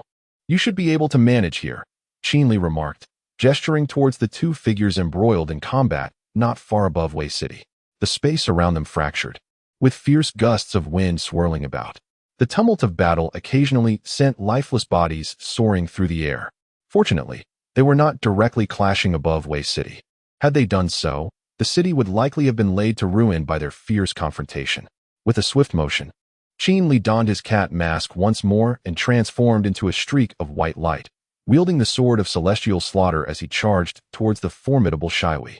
Instantly, the atmosphere became saturated with sword energy, enveloping Qin Li in a tempest of lethal intent, which Shiwei could sense even before he could see him. In the next heartbeat, Shiwei beheld Qin Li, adorned in the cat mask, racing towards him with astonishing speed, the sword energy coiling around the blade like a serpent. "Damn it, have the people from Wei City been dealt with already? Truly a band of ineptitude," Shiwei thought, as the ominous presence of death loomed over him. He had not anticipated that the individuals from Wei City would prove so ineffective, failing to delay Qin Li even for a moment. Yet, deep down, Shiwei understood the truth. The disciples of the corpse-controlling sect could hardly withstand Qin Li for long. He was all too aware of Qin Li's prowess, having witnessed firsthand the demise of those he controlled beneath Qin Li's sword. To this day, the crimson light that clung to Qin Li's blade haunted him. Thus, Shiwei was reluctant to confront Qin Li directly. Moreover, he was about to face two adversaries, with Elder Fongsu already exerting tremendous pressure upon him. With the formidable Qin Li joining the fray, Shiwi deemed it wise to flee. Otherwise, it was likely he would meet his end here. Resolving to escape, he seized the moment while Qinli had yet to close the distance, channeling an immense surge of true energy, determined to flee with all his might. As the saying goes, while the green mountains remain, one need not fear the absence of firewood. However, seizing the opportunity presented by Elder Fongsu's momentary lapse in focus, Shiwi launched a fierce counteroffensive, gaining the upper hand. This is dire, Qinli thought, noticing Shiwi overpowering Elder Fongsu. It was evident that Shiwi was preparing for a final counterattack. With urgency, Qinli doubled his speed, intent on utilizing his combat swordsmanship to deliver a decisive blow to Shiwi. Yet, as the Grand Commander of the corpse-controlling sect, Shiwi was not so easily vanquished. With a deft sidestep, he evaded Qinli's strike and launched a powerful kick towards Elder Fongsu's chest. The shadow of a black dragon loomed as Shiwiyu unleashed a devastating kick aimed at Elder Fongsu, accompanied by a resounding roar. The formidable force surged forth, striking towards the elder's chest. In response, Elder Fongsu swiftly raised her sword before her, prepared to withstand Shiwiyu's assault. With a thunderous impact, Shiwiyu's kick sent Elder Fongsu hurtling through the air, the immense sound reverberating through the heavens and the earth. Fortunately, with her sword braced against her chest, she avoided a fatal injury, though a trickle of blood seeped from the corner of her mouth, leaving her feeling as if her internal organs were in turmoil. By the heavens, what a force! Qinli exclaimed upon witnessing the event, swiftly turning to strike with his sword, shouting, "Die!" However, just as he was about to land a blow on Shiwiyu, the latter evaded, retreating with remarkable speed and refusing to engage Qinli directly. "Blast it," Qinli muttered, observing Shiwiyu's agile escape, and promptly transformed into a streak of white light in pursuit. After a brief moment, Elder Fongsu managed to rise from the ground, wiping the blood from her lips. Just as she regained her footing, a sharp curse reached her ears. Indeed, it was Qinli returning, but regrettably, he had not matched Shiwiyu's pace. Shiwiyu had successfully fled. "Are you all right?" Qinli inquired as he approached Elder Fongsu, his tone calm. Elder Fongsu shook her head upon hearing his words, then asked him, "Did he escape?" "Yes," Qinli nodded in response. There was little he could do. He had not anticipated Shiwiyu's extraordinary speed, which seemed to be enhanced by some sort of talisman, propelling him beyond the capabilities expected at the earthly realm. Although Qinli possessed considerable strength, he found it challenging to match the speed of a fleeing opponent. Thus, he resolved to focus on completing his trials and advancing his cultivation to the transcendence realm as swiftly as possible. Meanwhile, he contemplated whether his signing in could yield a superior technique for movement. In due time, Qinli vowed, no one would escape his grasp again. Chapter 123, Departure. Qinli was seething with rage. If Shiwui had appeared before him at that moment, Qinli would undoubtedly have slain him without a second thought, with all his might. However, any further words were futile, as the man had already fled, leaving no trace behind. In the midst of Qinli's fervent outburst of anger, Elder Fongsu observed him with intrigue, pondering whether she might be able to win him over. Seizing the opportunity while Qinli remained silent, she gently inquired, "Might I have the pleasure of getting to know you, young brother?" Her tone was soft, her gaze imbued with a hopeful inquiry. Upon hearing Elder Fongsu's words, Qinli turned to face her. In the next moment, under her expectant gaze, he shook his head. The sight of Qinli's refusal left Elder Fongsu feeling utterly disheartened, yet she found herself at a loss for words. Little did she anticipate that Qinli was a master at delivering cutting remarks, expertly applying salt to the wounds of others. With a dismissive tone, he continued, "Had you not let your guard down at the last moment, Shiwui would not have escaped. How can you still have the audacity to seek my acquaintance? Truly shameless." As soon as Qinli uttered these words, a flurry of dark lines appeared on Elder Fongsu's forehead, her fists clenched tightly. If it were possible, she would have relished the thought of eliminating Qinli. "What did you mean by that?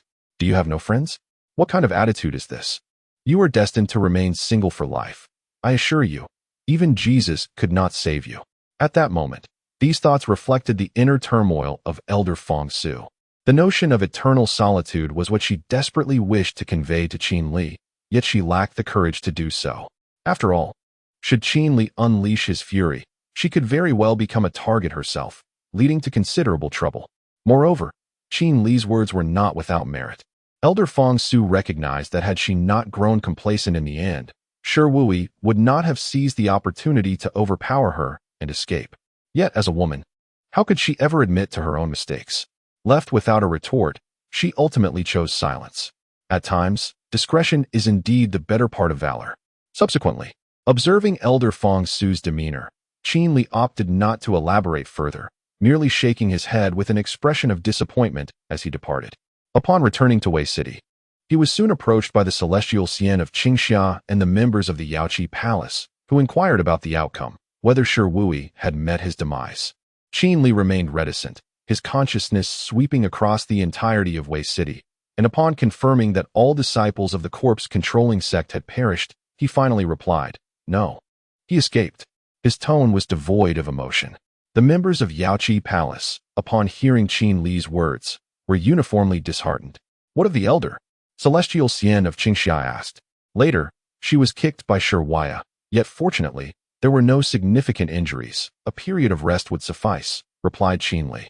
"That is a relief," nodded Fairy Qingxia. Her heart lightened as a weight was lifted. In her previous concern, she had focused solely on Qin Li, neglecting Elder Fong Su, and had feared there might be complications. Now, hearing Qin Li's reassurance, she felt a sense of relief. Whoosh! A streak of white light descended beside Qin Li. Elder Fong Su had returned to Wei City. Her brow furrowed as she surveyed her many disciples and inquired, "Have the matters been resolved?" She lacked the leisure to scan the entire Wei City with her divine sense. "Yes," the members of Yaoqi Palace replied in unison. "I shall take my leave," stated Qin Li, observing that with Elder Fong Su present, there were no remaining disciples of the corpse-controlling sect within the city. He ought to return to inform Xianyi, urging him to send someone promptly to seize control of Wei City. Whoosh! Before Elder Fong Su and the others could express their gratitude, in the next moment, Qin Li transformed into a flash of white light, soaring towards the direction of Qingyun's sect. As Qin Li vanished into the sky, Elder Fong Su gazed at the spot where he had disappeared and murmured, "Towards Qingyun's sect. Could he be one of their members?" This thought triggered a memory of Fairy Qingxia's prior words about the formidable strength residing within Qingyun's sect. Elder Fong Su had previously heard whispers of a mysterious, exceptionally young powerhouse within Qingyun's sect, yet despite extensive inquiries from Yaoqi Palace, they could not ascertain the individual's identity. Only the recently departed Su Wenshan and the late Qing Feng knew the truth.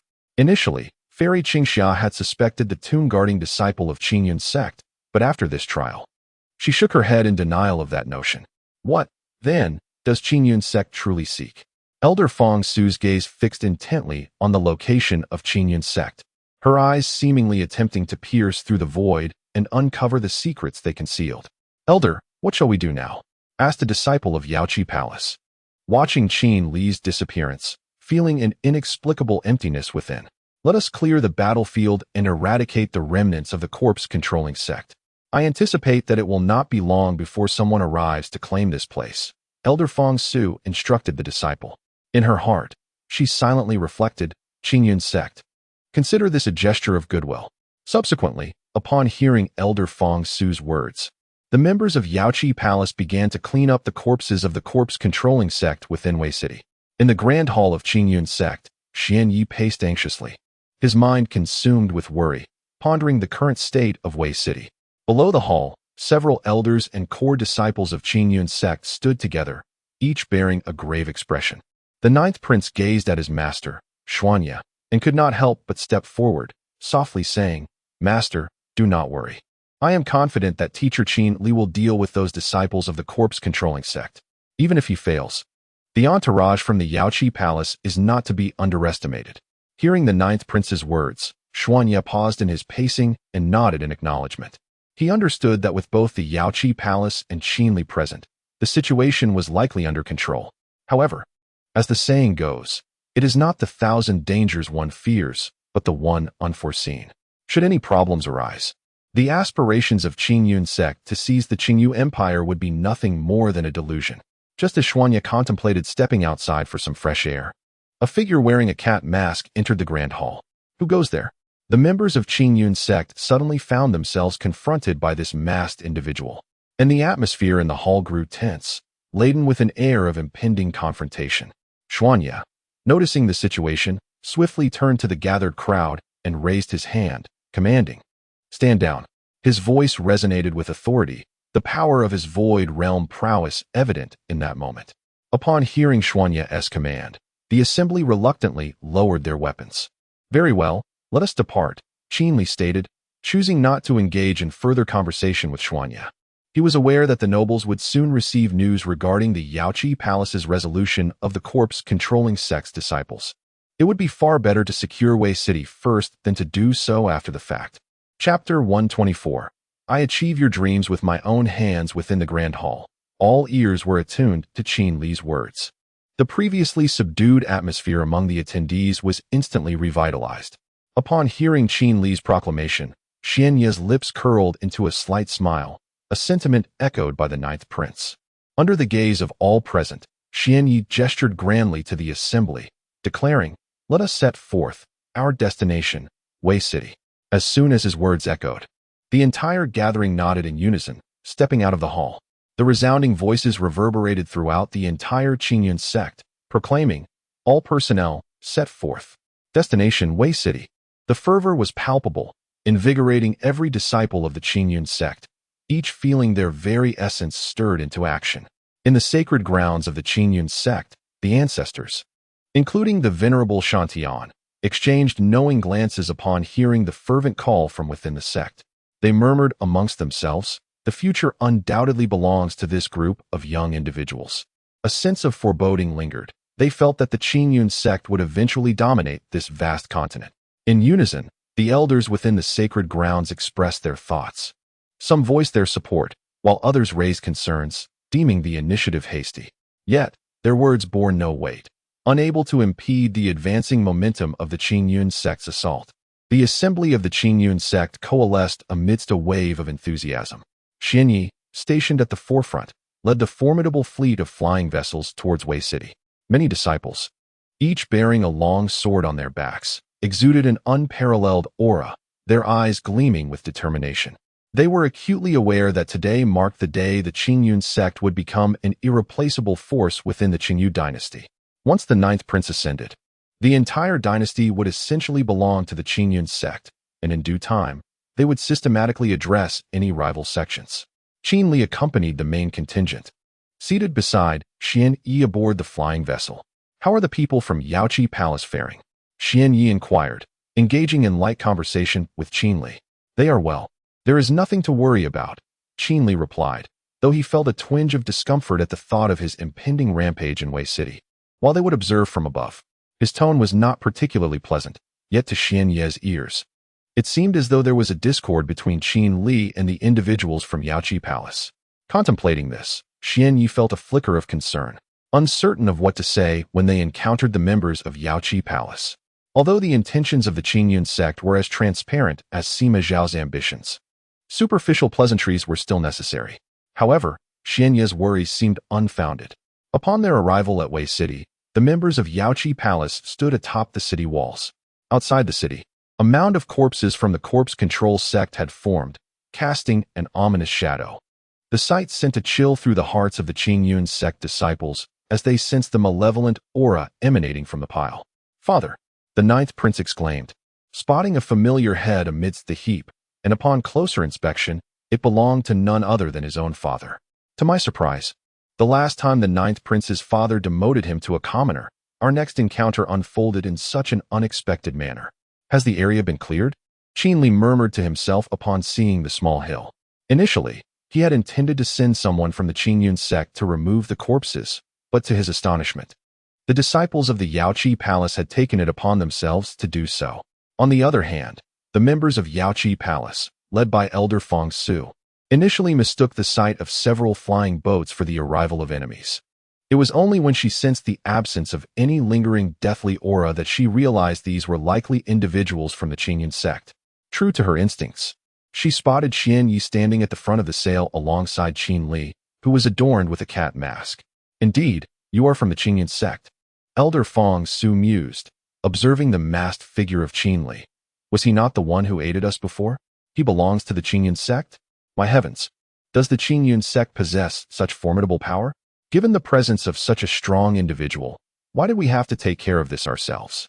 The disciples of Yaoqi Palace murmured among themselves. Silence. It is our duty to eliminate the corpse-controlling sect, Elder Fong Su admonished sharply upon hearing the last disciple's remark. The chastised disciple nodded in acknowledgement, realizing the impropriety of their words. Just as Elder Fong Su concluded her reprimand, Fairy Qing Xia approached her from behind, cupping her hands in greeting as she inquired, "Elder, shall we depart now?"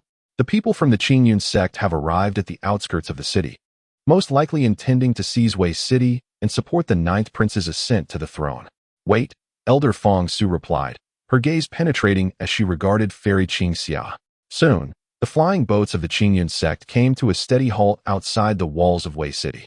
There was simply no space within the city to accommodate the immense vessels. These so-called flying boats were essentially ships capable of flight, controlled by true energy, a marvel that likely only the Qingyun sect possessed throughout the entire Qingyu Empire. These flying boats were a legacy of the Qingyun sect, and maintaining them annually consumed vast amounts of gold, silver, and jewels. Thankfully, they had finally found a purpose. With masts in place, Qin Li, Xian Yi, and the ninth prince approached Elder Fong Su. Xian Yi bowed respectfully and addressed her. "Thank you, Elder Fong Su, for dealing with these disciples of the corpse-controlling sect. Without your Yaoqi Palace's intervention, we would have struggled to contain them within the borders of the Qingyu Empire. You're too kind, Sect Master Xian Yi. I merely acted upon orders," Elder Fong Su replied with equal respect. Moreover, the defeat of these corpse-controlling sect disciples was not solely the work of our Yaoqi Palace. Without the assistance of your esteemed sect, extinguishing them would have proven far more challenging than anticipated. Everything she spoke was the truth. Had it not been for Qin Li's assistance, the Yaoqi Palace would likely have been annihilated by the relentless forces of the corpse without end. Elder Fong Su chuckled, remarking that it was merely a trifling effort on her part. Upon hearing his name mentioned, Qin Li replied in a tone of indifference. "Very well, let us proceed into the city." Elder Fong Su gestured invitingly, encouraging the members of Qingyun sect to enter the city first. The group, including Xian Yi and others, nodded in agreement. As they entered Wei City, they were met with desolate streets, an overwhelming aura of melancholy enveloping the atmosphere. Blood smeared the walls, revealing the grim aftermath of the previous battles and massacres. It could indeed be said that Wei City had transformed into a ghost town. As the members of Qingyun sect traversed the streets, a sense of sorrow inevitably welled up within them, prompting reflections on the fragility of life. Qin Li walked alongside the ninth prince, treading upon the blood-stained path. "Ninth prince, I have fulfilled my promise to you," Qin Li suddenly declared. Now, he had aided the ninth prince in achieving the very goals he had once pledged. It was time for the ninth prince to meet his end of the bargain. Lost in contemplation while walking, the ninth prince heard Qin Li's words and took a deep breath, nodding in acknowledgement. At that moment, the ninth prince felt as though he were caught in a dream, unable to discern between reality and illusion, as the joy arrived with an unexpected swiftness. Chapter 125 Ascending the Throne Within Wei City. The ninth prince gazed upon the dilapidated palace before him, his heart a tumult of emotions. He found himself at a loss for words. This had once been his home, the very place he had longed for with fervent desire. Yet, at this moment, the ninth prince felt an unexpected detachment. His mindset underwent a profound transformation, as if his very soul had been elevated. Standing beside the ninth prince, Qin Li instinctively sensed this metamorphosis of spirit. With a complex expression, he turned his gaze towards the ninth prince, who now evoked feelings reminiscent of Su Wenshan from the past. Without lingering, Xian Yi led the group directly into the palace, facing the unguarded crimson gates. In that instant, Xian Yi too was filled with emotion. He glanced back at the ninth prince and sighed. "I have visited this palace thrice. The first time was during your grandfather's reign, when no one dared to overstep their bounds. Even our Qingyun sect had to bow in submission to the Qingyu dynasty, refraining from any reckless actions. The second visit was during your father's lifetime. I recall the guards at this very gate had risen from the Yuanshan realm to the Zifu realm. And now, on my third visit, this gate stands unguarded, merely a testament to the passage of time." As Xian Yi spoke, the disciples of the Qingyun sect, who had visited Wei City on several occasions, were enveloped in nostalgia. His words prompted a collective introspection among all present, including Qin Li. Each of Xian Ye's visits marked a distinct phase of the Qingyu dynasty, ultimately succumbing to the relentless flow of time. Standing before the Crimson Gates, Qin Li inexplicably recalled the desolation of the Forbidden City from his past life. The resonance was strikingly similar. Listening to Xian Ye's words, the ninth prince felt an unexpected moisture gather in his eyes, as if memories stirred within him. The decline of the dynasty was a fate no royal scion wished to witness. He recalled his father's words from his youth. Though the Qingyu dynasty is gradually declining, it remains our duty as royal descendants to strive for its revival. If you fail in this lifetime, then let the next generation carry the torch. If they too fail, let the generation after them take up the mantle.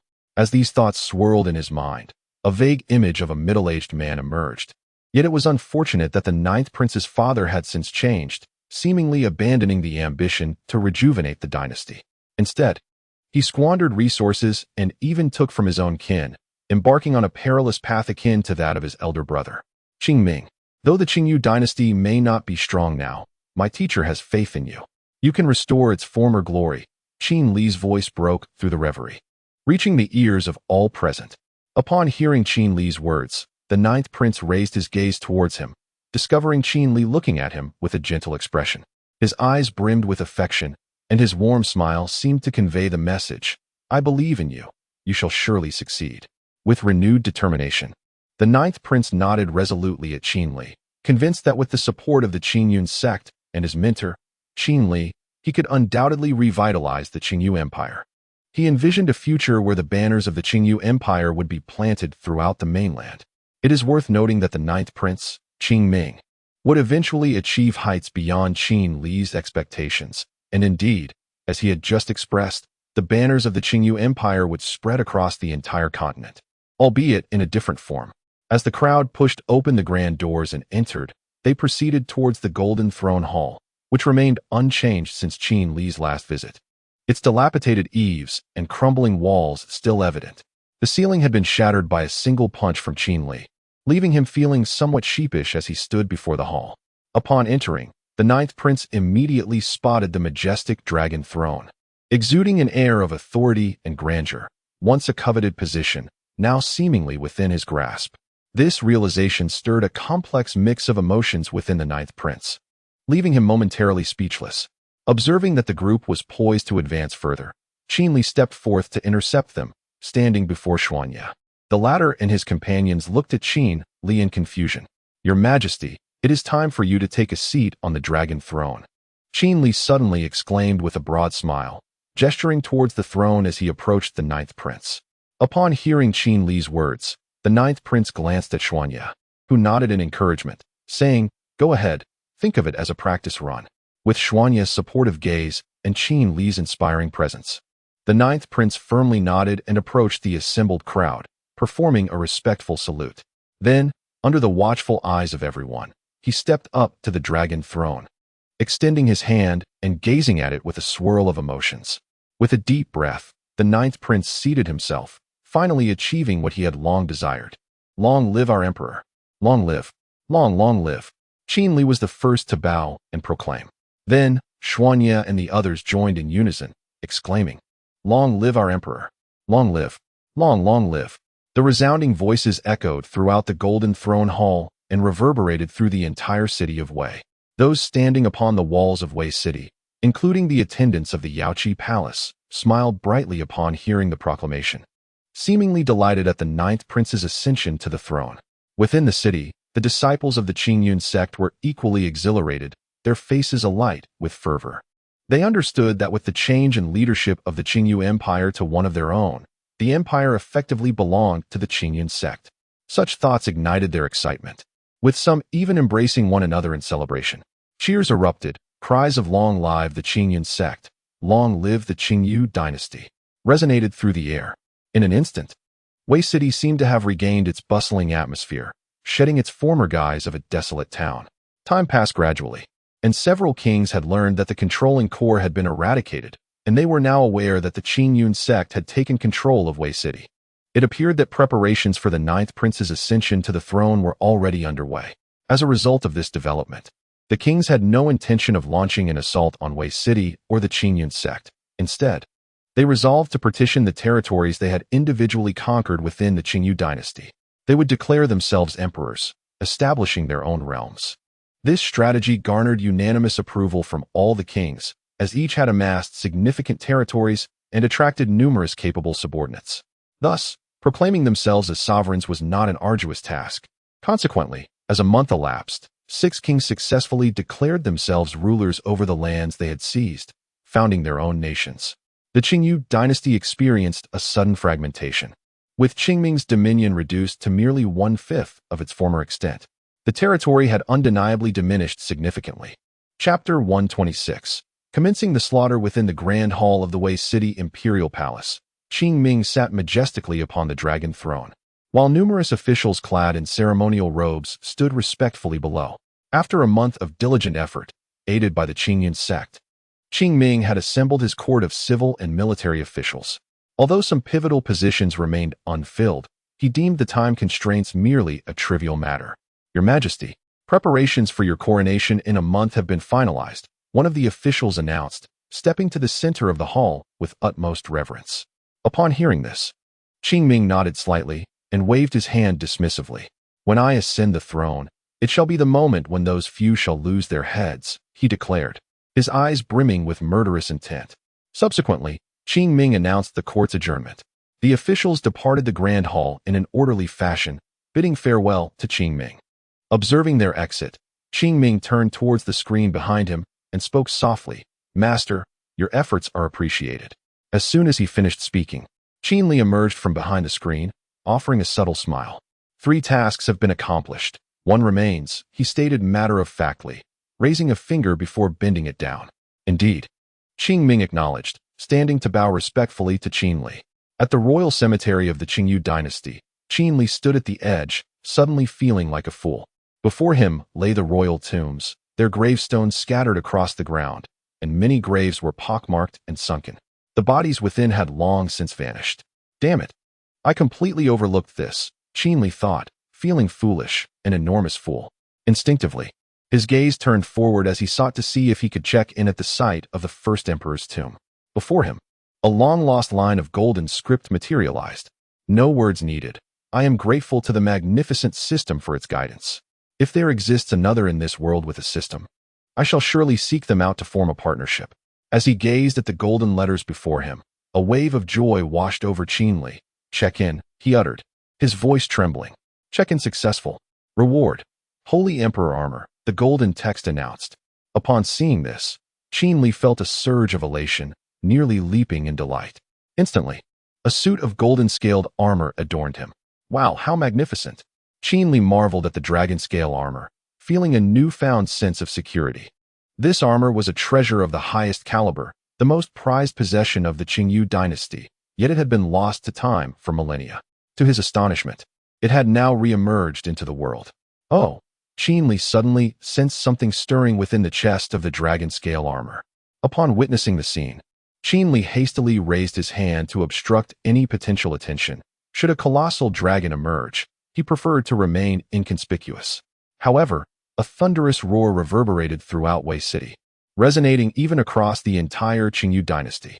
Within the imperial study, Qingming was diligently inscribing a sacred edict when the earth-shattering dragon's cry reached his ears. Instantly, a small eunuch stationed at the door hurried inside, intending to shield Qingming. Was the source of this sound the graveyard? Qingming pondered as he listened to the dragon's lament, which seemingly emanated from the royal necropolis. What could his mentor be doing? Without uttering a word, Qingming furrowed his brow and instructed the eunuch, "It is of no concern. Continue your watch." The eunuch nodded, retreating obediently. If the emperor deemed it inconsequential, he, a mere eunuch, had no authority to oppose the sovereign. Returning to the graveyard, Qinli, still resonating with the earlier formidable dragon's roar, could not suppress a clap of his hands. "What the hell? Don't mess with me," he exclaimed, grumbling. It was uncertain what Qinli, possessing a system, truly feared. As a buzzing sound filled the air, the dragon-scale armor ceased its vigorous trembling, gradually settling into tranquility. "Excellent," Qinli remarked, nodding in satisfaction at the now calm armor. He then assumed a cross-legged position to begin his meditation. As for when to eliminate those monarchs, Qinli was in no rush. He preferred to let them stew in their own apprehension for a while longer. Time slipped by unhurriedly, and soon a month would draw to a close. With only one day remaining until Qing Ming donned the imperial yellow robe. At this moment, within the graveyard, he reflected on the past month. Have I checked in at the tomb of the third emperor of the Qingyu dynasty? Check-in successful. Reward: the third empress's undergarment. Have I checked in at the tomb of the sixth emperor of the Qingyu dynasty? Check-in successful. Reward: transcendence pill. This location allows for repeated check-ins until the effects expire. Check-in. Check-in successful. Reward. Thus, over the span of a month, Qin Li's prowess had notably escalated. Indeed, the rewards from such a powerful necropolis proved commendable. Although at times the gifts were rather peculiar, overall, the dragon-scale armor alone left Qin Li feeling immensely fortunate. A celestial-grade armor of such quality was undeniably valuable. What more could one desire? With time swiftly approaching, Qin Li resolved to eliminate them all today. Observing the fervent crowd outside, he overheard their discussions, realizing that Qing Ming would soon ascend the throne. It was time to make his move. Subsequently, a streak of light erupted from a certain area of the palace, soaring toward a designated destination. At this moment, atop a grand mountain, a portly middle-aged man, with one arm wrapped around an exquisite beauty and the other grasping a long sword sheathed in a scabbard adorned with dragon motifs, stood imperiously. Below, tens of thousands of soldiers stood tall and proud, their eyes ablaze with excitement, seemingly chanting in fervor. Long live our emperor! Long live our emperor! Long live our emperor! Indeed, this corpulent middle-aged man was performing a sacrificial ceremony, an act grossly at odds with propriety. He was one of the kings, a target marked for assassination by Qin. Today, I, King Chong, shall proclaim myself emperor, he bellowed, turning to face the soldiers at the foot of the mountain. However, just as the middle-aged man completed his proclamation, a long sword gleamed like a shard of ice. In an instant, the man's head was severed from his shoulders. Blood splattered onto the beauty he had been embracing, who, upon feeling the warmth of the crimson liquid on her cheek, let out a piercing scream and crouched down. As she touched the blood on her face and glanced at the severed head lying at her feet, realization struck her. In that moment, she fainted from sheer terror. Chapter 127. Conclusion. Who are these people? The leader was killed before everyone's eyes, causing a wave of panic among the thousands of soldiers. Swiftly, several flashes of light converged upon the altar, encircling the lifeless body of the deceased lord. Although their master had perished, their duty remained unchanged. 6 figures emerged upon the altar, each radiating an aura that reached the realm of the Yuan spirit. Though not particularly strong, they were formidable within this domain. Death. Just as the 6 figures prepared to investigate the cause of the Lord's demise, a chilling word echoed in each of their ears, as if it had emanated from the depths of hell, instilling a sense of dread. The strength of the newcomer was palpable. In an instant, the 6 individuals recognized the superiority of the approaching presence, far more powerful than all of them combined. Who are you, daring enough to assassinate His Majesty? Demanded a middle-aged man, the most formidable among those present, as he looked skyward and raised his voice. Your Majesty? Huh. In this vast expanse of land spanning tens of thousands of kilometers, there is but one sovereign, and that is Qing Ming. As soon as the words left his lips, a young man materialized from the void, wielding the sword of extermination, exuding an overwhelming presence. His eyes were drooping, yet his vitality surged to its zenith. Are you from the Qingyu dynasty? The middle-aged man inquired, attempting to ascertain the identity of the youth, eager to die with clarity if it were to be his fate. Dead men need not know, the youth retorted, delivering a swift strike with his sword energy. Bang! Before the 6 figures could even disperse to evade the attack, the sword energy had already severed their throats. Their heads remained intact, yet they collapsed in unison, eyes wide open, forever gazing into the void. Do the deceased require me to divulge my identity? The young man surveyed the 6 lifeless bodies upon the altar, spitting disdainfully. Who is this person? Good heavens, 6 esteemed guardians have fallen without even a fight. Who is this individual? Is he from the Qingyan sect? I am uncertain, but he must be, for the Qingyu dynasty possesses no such formidable warrior. The soldiers below, witnessing the brutal slaying of the 6 guardians, were momentarily stunned, their minds buzzing. After a brief lapse, chaos erupted as they began to flee in all directions, cries of terror filling the air. Don't step on my kidney. You crushed my hand. Get away. Run faster. or stay behind for me. As many soldiers fled in panic, some were trampled to death, while others, deemed too slow, were mercilessly slain by a sword. In that moment, the depths of human nature were laid bare. No matter who stood in their way, the instinct to survive was paramount. The youth hovered in midair, observing the disarray below, and could not help but exclaim, "Is there no leader among you?" He scratched his head in confusion as he surveyed the chaotic army beneath him.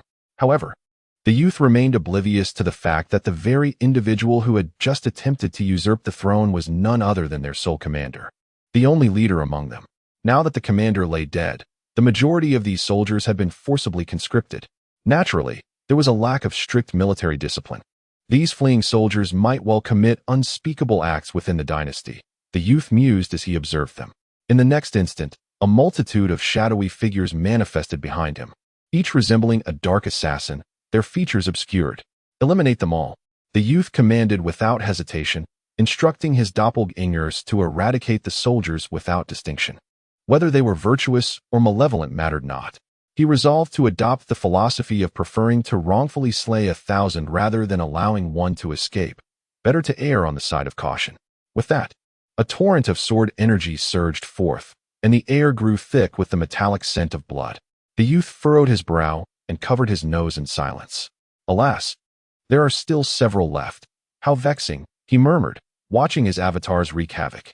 He then ascended to the altar, and under the gaze of all, he seized the head of the emperor and stowed it within a bag.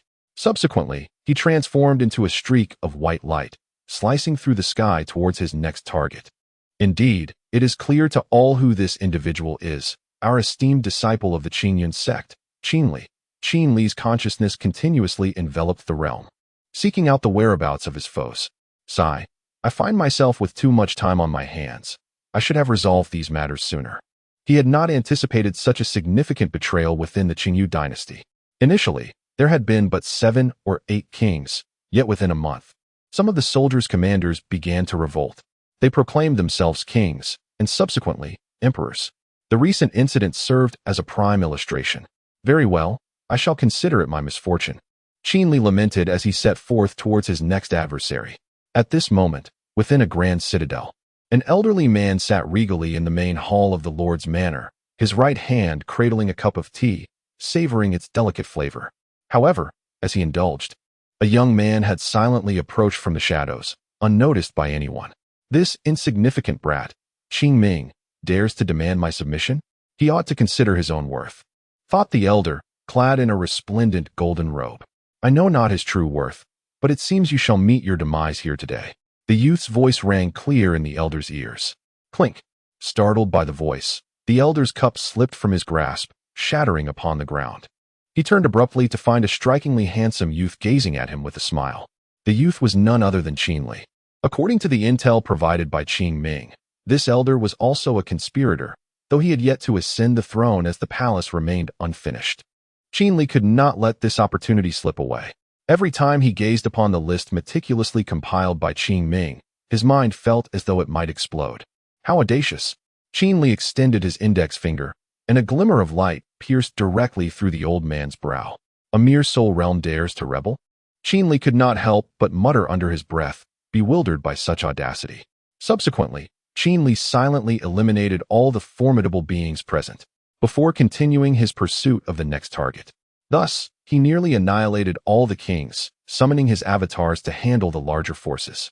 In essence, he left no trace behind. Afterward, Qin Li returned to Wei City, carrying a sack filled with severed heads, and arrived at the entrance of the imperial study. The young eunuch stationed at the door noticed someone approaching and was about to shout. However, just as the eunuch was about to call out, Qing Ming opened the door and stepped out, directly confronting Qin Li. "Master, is it over?" Qing Ming inquired, noticing the heavy sack in Qin Li's grasp, seemingly filled to the brim. "Yes," Qin Li nodded in response. "Please, come in." Qing Ming gestured for Qin Li to enter, then turned to the young eunuch, instructing, "Go inform the Minister of Rites that the task has been accomplished, and there shall be no disruptions." The young eunuch nodded at Qing Ming's words and promptly departed. As he left, he distinctly observed the sack that Qin Li was carrying dripping blood, steadily seeping downwards. Yet, he dared not inquire. for knowledge of what he should not know might lead him to an untimely end in a desolate graveyard the following day. Chapter 128. A watchful eye with a resonant clang. The door to the imperial study was firmly shut. The emperor, Qing Ming, personally closed the door behind Qin Li, a privilege of considerable significance. Upon entering the study, Qin Li extended the bag he held, intending to present it to Qing Ming. Qing Ming eyed the dripping bag with evident distaste, shaking his head in disapproval. To him, these individuals within were exceedingly filthy, and he had little desire to make contact. Noticing Qing Ming's expression, Qin Li couldn't help but chuckle. Everyone is present. If you wish to count them, do so. Should any be missing, inform me, and I shall rectify the matter. Qin Li urged Qing Ming, keen to resolve any issues before the impending ritual of Fengshan, thereby avoiding the need to act during the ceremony itself. Qin Li was one who preferred to remain inactive once immersed in his cultivation. No need, this number suffices. Tomorrow morning, I shall have their heads displayed for the civil and military officials to behold, a means to instill awe. Qing Ming replied with a smile directed at Qin Li. Do as you wish, but do not frighten them too excessively, Qin Li cautioned. Fear not, they are all quite robust, Qing Ming responded with a grin. Most of these officials were hastily gathered by Qing Ming, a necessary compromise to facilitate the Fengshan and garner the blessings of fortune. Reluctantly, he would fill the ranks for now and later seek capable individuals to fill the vacated positions. Nodding in agreement, Qin Li chose not to elaborate further. I shall place this bag at the door. Should anything arise, call for me. You have 2 more opportunities, he indicated to Qing Ming, gesturing towards the bag. Very well. Qing Ming acknowledged with a nod. With that, Qin Li exited, shutting the door and casually discarding the bag at the threshold. He returned to the graveyard to resume his cultivation. If all proceeded as anticipated, once Qing Ming performed the Fengshan and harnessed the fortune, there would likely be those seeking to disrupt the ceremony. Despite having quelled much of the internal strife within the Qingyu dynasty, there remained insidious elements or rival dynasties intent on sabotaging this pivotal event. Let us not forget, the Qingyu dynasty scarcely merited the title of a dynasty. It barely rivaled a kingdom, at best a larger territorial realm. You've returned. Just as Qin Li arrived at the graveyard, the voice of Xian Yi reached his ears. Turning to face Xian Yi, Qin Li's eyes brimmed with curiosity, wondering what business Xian Yi had with him. In response to Qin Li's inquisitive gaze, Xian Yi handed him a letter. Qin Li recognized the aura emanating from the envelope as somewhat familiar. It is from Siyu, Xian Yi informed him. Upon hearing Xian Yi's words, Qin Li furrowed his brow, then accepted the letter from Xian Yi. No wonder he felt a sense of familiarity with the energy surrounding the missive. It turned out to be a letter that Siyu had mailed to herself. However, to be precise, it was intended for both Su Wanshan and Qin Li. Qin Li opened the envelope and glanced at its contents. After a while, he finished reading, remaining silent, his expression betraying no emotion. He simply addressed Xuanya, saying, "All right. I understand. If there is something concerning the sect, come find me. I estimate I will return in a few years." Xuanya, observing Qin Li's unchanged demeanor, felt a sense of bewilderment. He was aware of the relationship between Siyu and Qin Li, the fact that Siyu had been abducted for such an extended period. Yet Qin Li displayed no visible reaction after reading her letter was perplexing to Xuanya. However, he was unaware that Siyu merely mentioned in her letter that she was doing well. Although currently confined by her family, the emperor treated her kindly, providing her with everything she desired. Her cultivation had progressed rapidly, and it was evident that, apart from her confinement, she was quite content within her family, having made numerous friends and seemingly garnering a fair number of admirers. As Qin Li watched Xuanya depart, the corners of his cold face slightly curled into a smile. He remarked, this girl. Having left Qin Li, Xuanya directly arrived at the site where the forthcoming Fengshan ceremony would take place, intending to conduct a final inspection before the event. Qin Li, why do you possess such a peculiar habit of lingering in graveyards? Xuanya mused aloud, filled with confusion as he pondered why Qin Li favored such places. Did the graveyard harbor some hidden treasures? Of course, Xuanya was unaware that the graveyard was the source of Qin Li's power. Only by signing in at the locations of these formidable beings could he obtain valuable rewards. Master, several disciples of the Qingyun sect greeted Xuanya with respectful bows upon his arrival. Xuanya nodded in acknowledgement before inquiring of the disciples, Has anything unusual occurred? He harbored a deep-seated fear of other sects causing trouble. While he held on to Qin Li as a trump card, there were certainly more than one or two factions covertly observing the Qin Yun sect's strength. Initially, there were few rival sects against Qin Yun. But now it seemed that Qin Yun had become the enemy of all sects within the Qingyu dynasty. It was evident to all that the Qingyu dynasty now belonged to the Qin Yun sect. Consequently, the distribution of resources would undoubtedly undergo a significant reshuffle, and it was highly likely that Qin Yun would take measures against rival sections. Thus, these sects would certainly not allow Qin Yun to thrive. If their enemies prospered, it would only bring discomfort to themselves. Moreover, to be candid, Xuanye indeed harbored ambitions to transform the entire Qingyu dynasty into a domain of the Qin Yun sect ever since he witnessed Qin Li's prowess. Therefore, he had deliberately stationed numerous elders to guard the vicinity of the Fengshan site, deploying particularly skilled disciples along the essential routes of various sects for surveillance. Once any disturbance arises, he will respond promptly. Should the situation exceed his capacity to handle, he knows to seek out Qin Li for direct resolution. Reporting back to the sect master, he reassured that nothing amiss had occurred and that everything remained perfectly normal. The scouts had delivered their messages, indicating no anomalies. As the disciples of Qin Yun's sect addressed Xianyi, "That is good. Should anything arise, be sure to notify the elders. If I am present, inform me directly." Xianyi advised the disciples of Qin Yun's sect. They were to inform him in his presence, and if he were absent, they were to relay the information to the elders, who would subsequently inform him. Everything is intricately linked. Xianyi did not wish for any issues to emerge, for once the Fengshan ceremony concluded, he intended to embark on expansion in a few years' time. Chapter 129, The Endless Corpse. The ceremony of sealing must not falter. Xianyi approached the tent belonging to the elders of the Qin Yun sect, located near the site of the ceremony. He earnestly cautioned the three elders within. "Understood, sect master. We will ensure that the ceremony remains undisturbed." The three elders responded in unison. They were resolute in their commitment to safeguard this pivotal location, as it represented the first step for the Qin Yun sect, a step that could not afford any failure. As the status of the Qin Yun sect ascended, so too would their own. This interdependence was evident. No one would willingly sever their own path to advancement. Indeed, particularly be wary of the Shanhai sect. The Shanhai sect has always been our adversary. If any disturbances arise, they will likely be the first to act, Xianyi declared, his brow furrowed in concern. The Shanhai sect had been suppressing the Qin Yun sect since Su Wenshan obtained the quota for the Shanhai secret realm.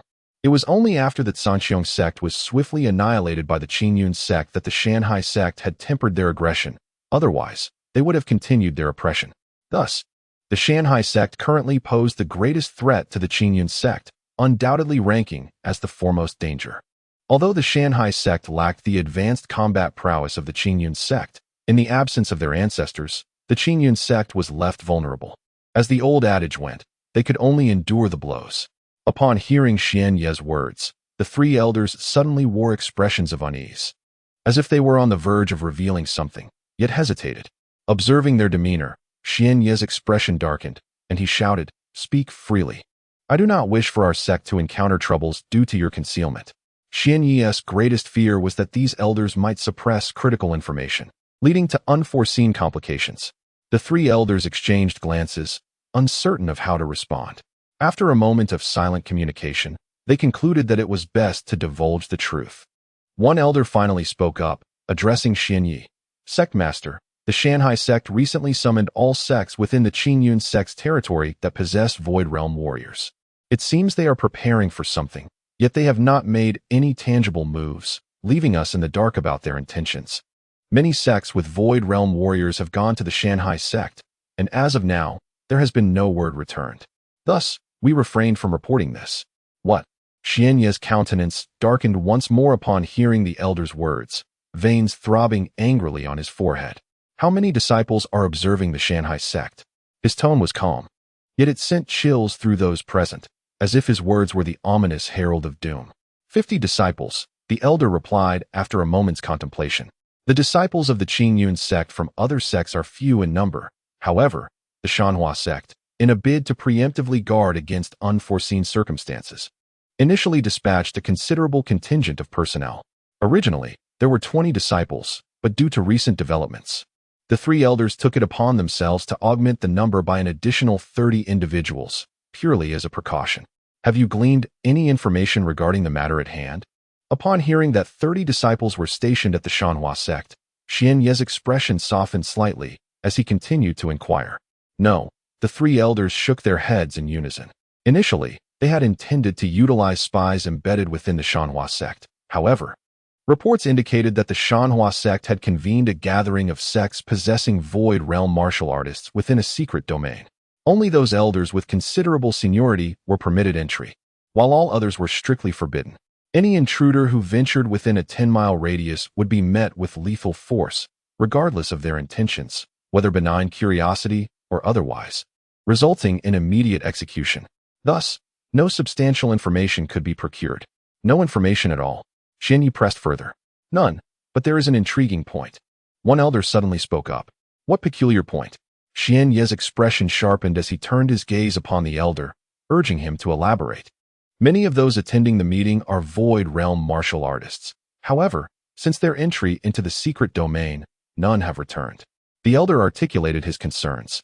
Although void realm martial artists can sustain themselves without food or drink, what circumstance could possibly prevent any of them from exiting the secret domain to this day? Listening to the elder's words, Xian Yi glanced at the other two elders, his eyes seemingly questioning the veracity of the claims. The remaining elders nodded affirmatively, confirming the truth of the matter. Very well, I understand. Should such occurrences arise in the future, promptly inform me, and I shall address them.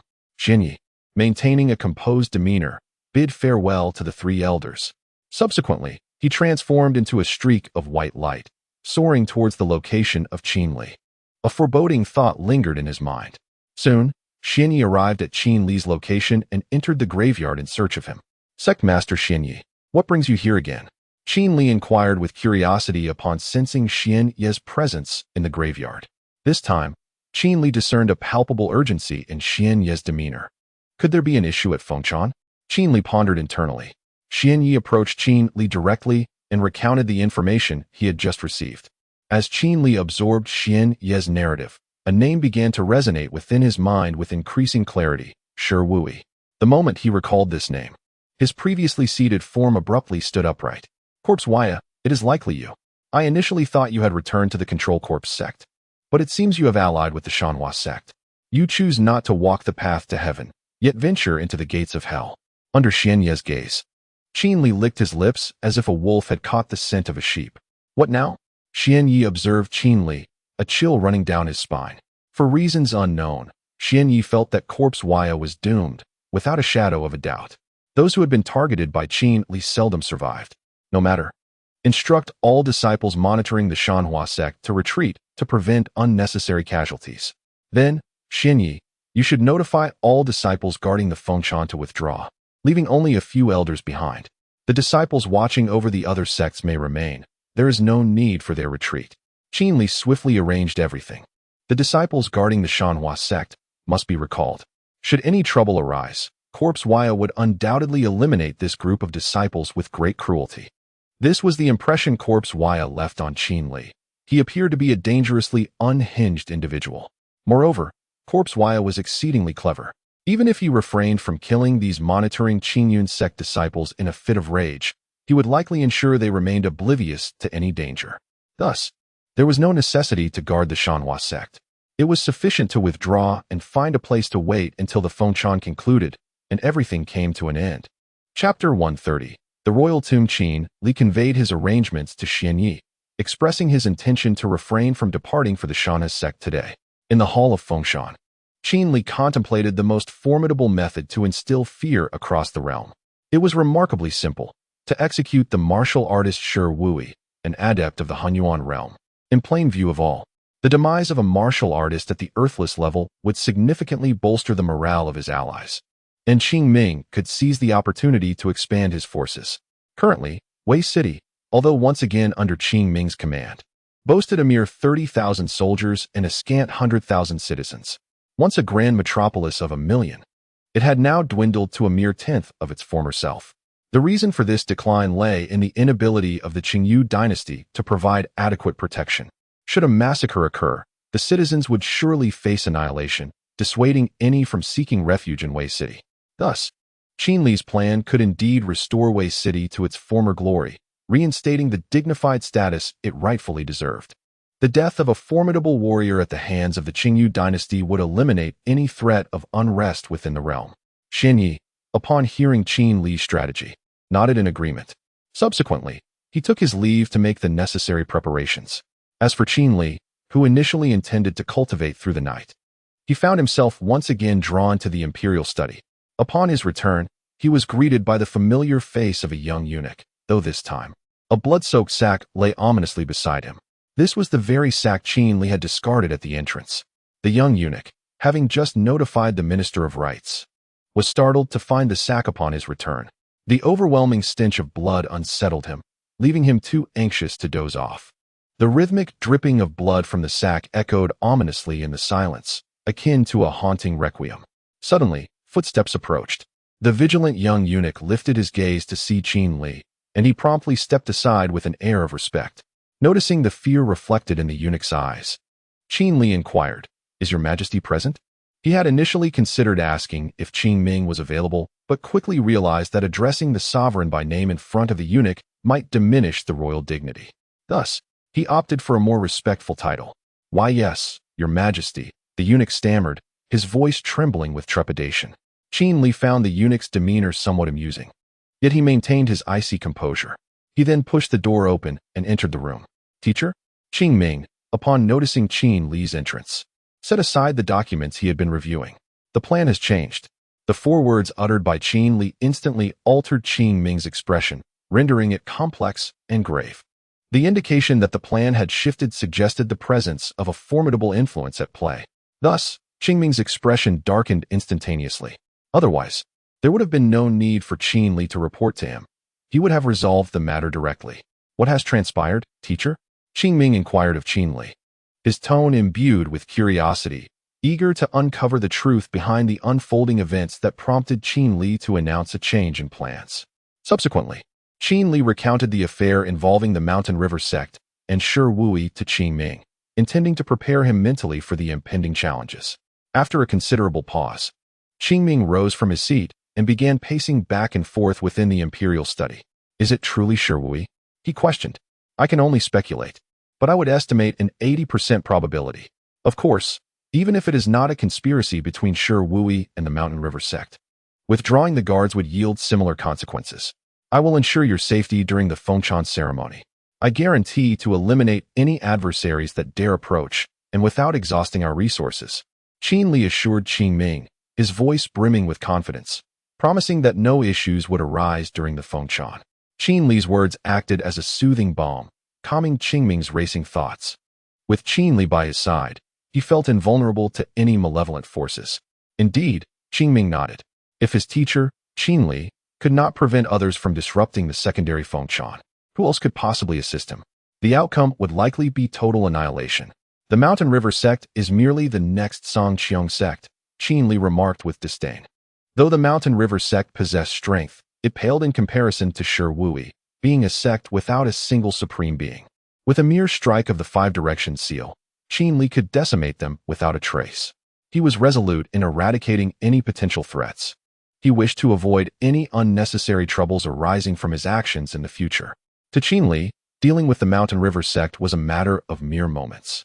His true concern lay with the possibility that Shi Wui might have allies. If another warrior of equal caliber were to arrive, it could prove overwhelming for him. Qing Ming voiced his apprehensions. Presently, Qin Li was capable of confronting Shi Wui. Although he could not guarantee Shi Wui's demise, should it come to a life-and-death battle, Shi Wui would surely flee. He would not risk an exchange with Qin Li. However, if another warrior of Shi Wui's caliber appeared, Qin Li might falter.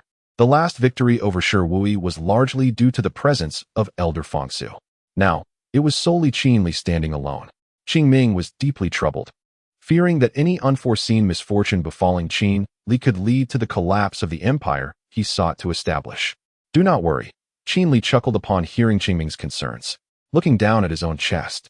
Had he faced another warrior of equal strength to Shi Wui previously, he would undoubtedly have been defeated. However, now, having acquired the dragon scale armor through his sign-in, His defensive capabilities and combat prowess had significantly improved. Not to mention, engaging 1 against 4 would pose no challenge. Although achieving a flawless victory over 4 opponents may be beyond reach, at the very least, one can secure an undefeated stance. The dragon scale armor is sufficient to ensure Qin Li's invincibility. Thus, when the time comes, Qin Li shall engage in a war of attrition against Shi Wui. The potions that Qin Li possesses are ample for such a battle. After all, the elixirs he has acquired through his sign-in rewards rival those of several esteemed members of the Qingyan sect. He harbors no fear regarding the war of attrition, as he has a boundless space within the system to store countless potions. Yet what of others? How many potions can their storage spaces accommodate? They are not even in the same league. Therefore, Qin Li remains unfazed. Even before the war has commenced, he has already secured half the victory. Qing Ming observes his mentor, Qin Li, who seems to possess the world within his grasp. A formidable aura of dominance emanates from Qin Li, suggesting that it is he, not Qing Ming, who embodies the essence of an emperor of the Qingyu dynasty. This overwhelming presence makes Qing Ming feel that Qin Li is more suited for the throne than himself. However, Qing Ming senses that even if he were to offer his imperial title to Qin Li, the latter would likely show little interest. Indeed, should Qing Ming declare that he wishes to relinquish his position as emperor in favor of Qin Li, the latter would probably dismissively wave his sleeve and depart without uttering a word. After all, Qin Li's nature is one of free-spiritedness, and he might even choose to spare the lives of those who commit atrocities. In essence, he is not inclined to eliminate the wicked. He is simply here to enjoy the game. Chapter 131. The arrival of Shi Wui. I shall take my leave now. When the time for the Fengshan ceremony arrives, send someone to notify me. Qin Li addressed Qing Ming. Nodding in acknowledgement, Qing Ming watched as Qin Li pushed the door open and stepped outside, casting a fleeting glance at the young eunuch before transforming into a white streak and soaring towards the cemetery. In the imperial study, Qing Ming pondered the potential events that might unfold during the Fengshan ceremony, feeling a twinge of unease despite Qin Li's assurance that all would proceed smoothly. His mind was too restless to focus on the official documents laid before him.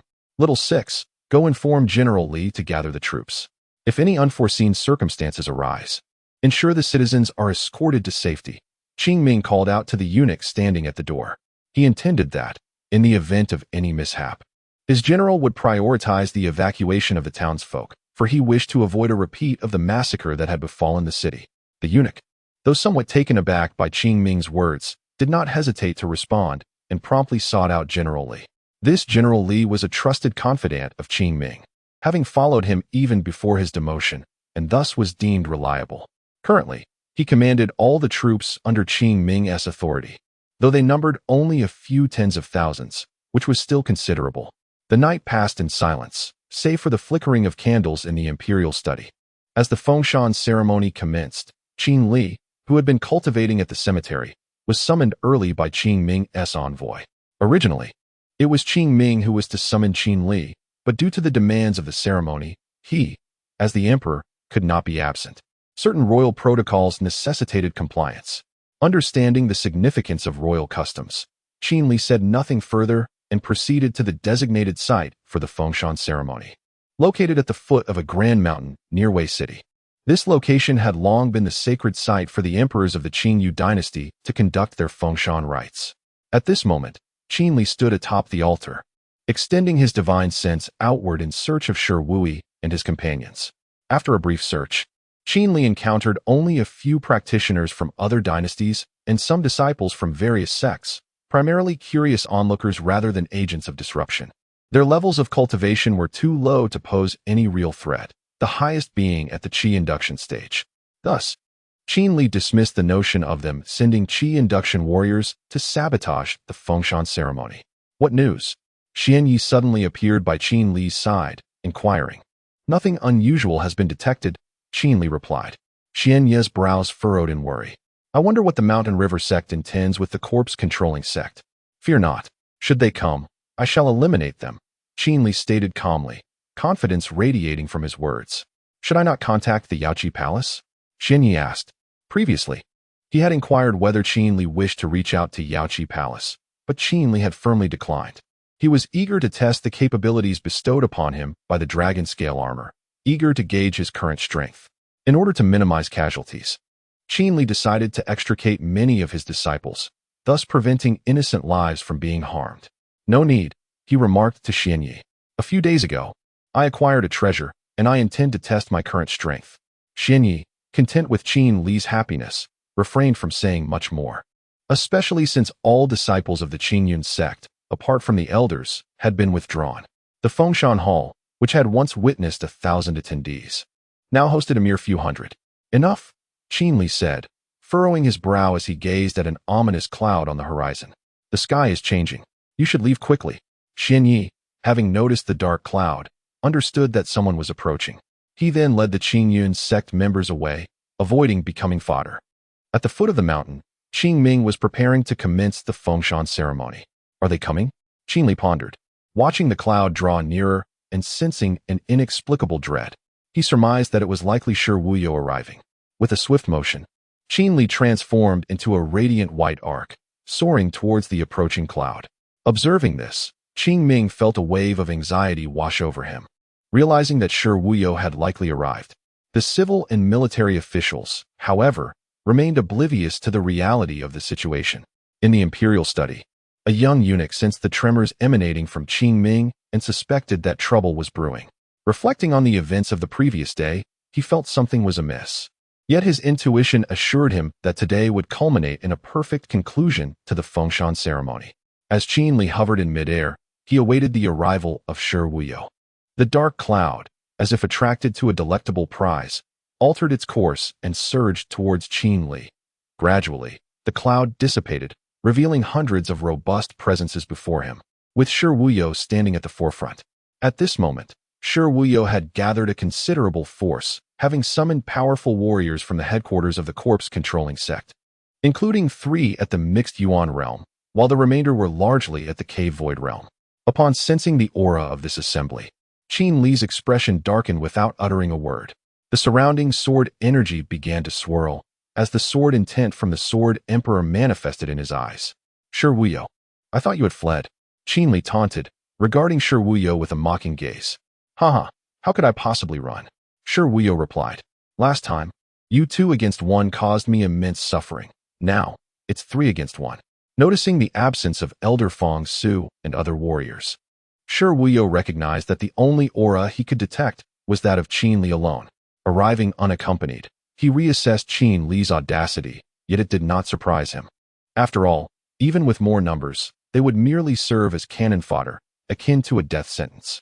"Do you seem at all surprised that I am here?" Qin Li inquired with a smile. "Heh, all the spies monitoring the Mountain River sect have been withdrawn. I naturally understand the high likelihood of exposure. Yet I never anticipated this. I assumed you would come directly to the Mountain River sect to find me, and I had made thorough preparations. After waiting for quite some time, you never arrived." The expression on Shi Wuyo's face grew grim as he realized he had waited in vain for Qin Li. TSK. Today our esteemed sovereign of the Qingyu Empire is conducting a grand ceremony, and I must present a few exquisite gifts.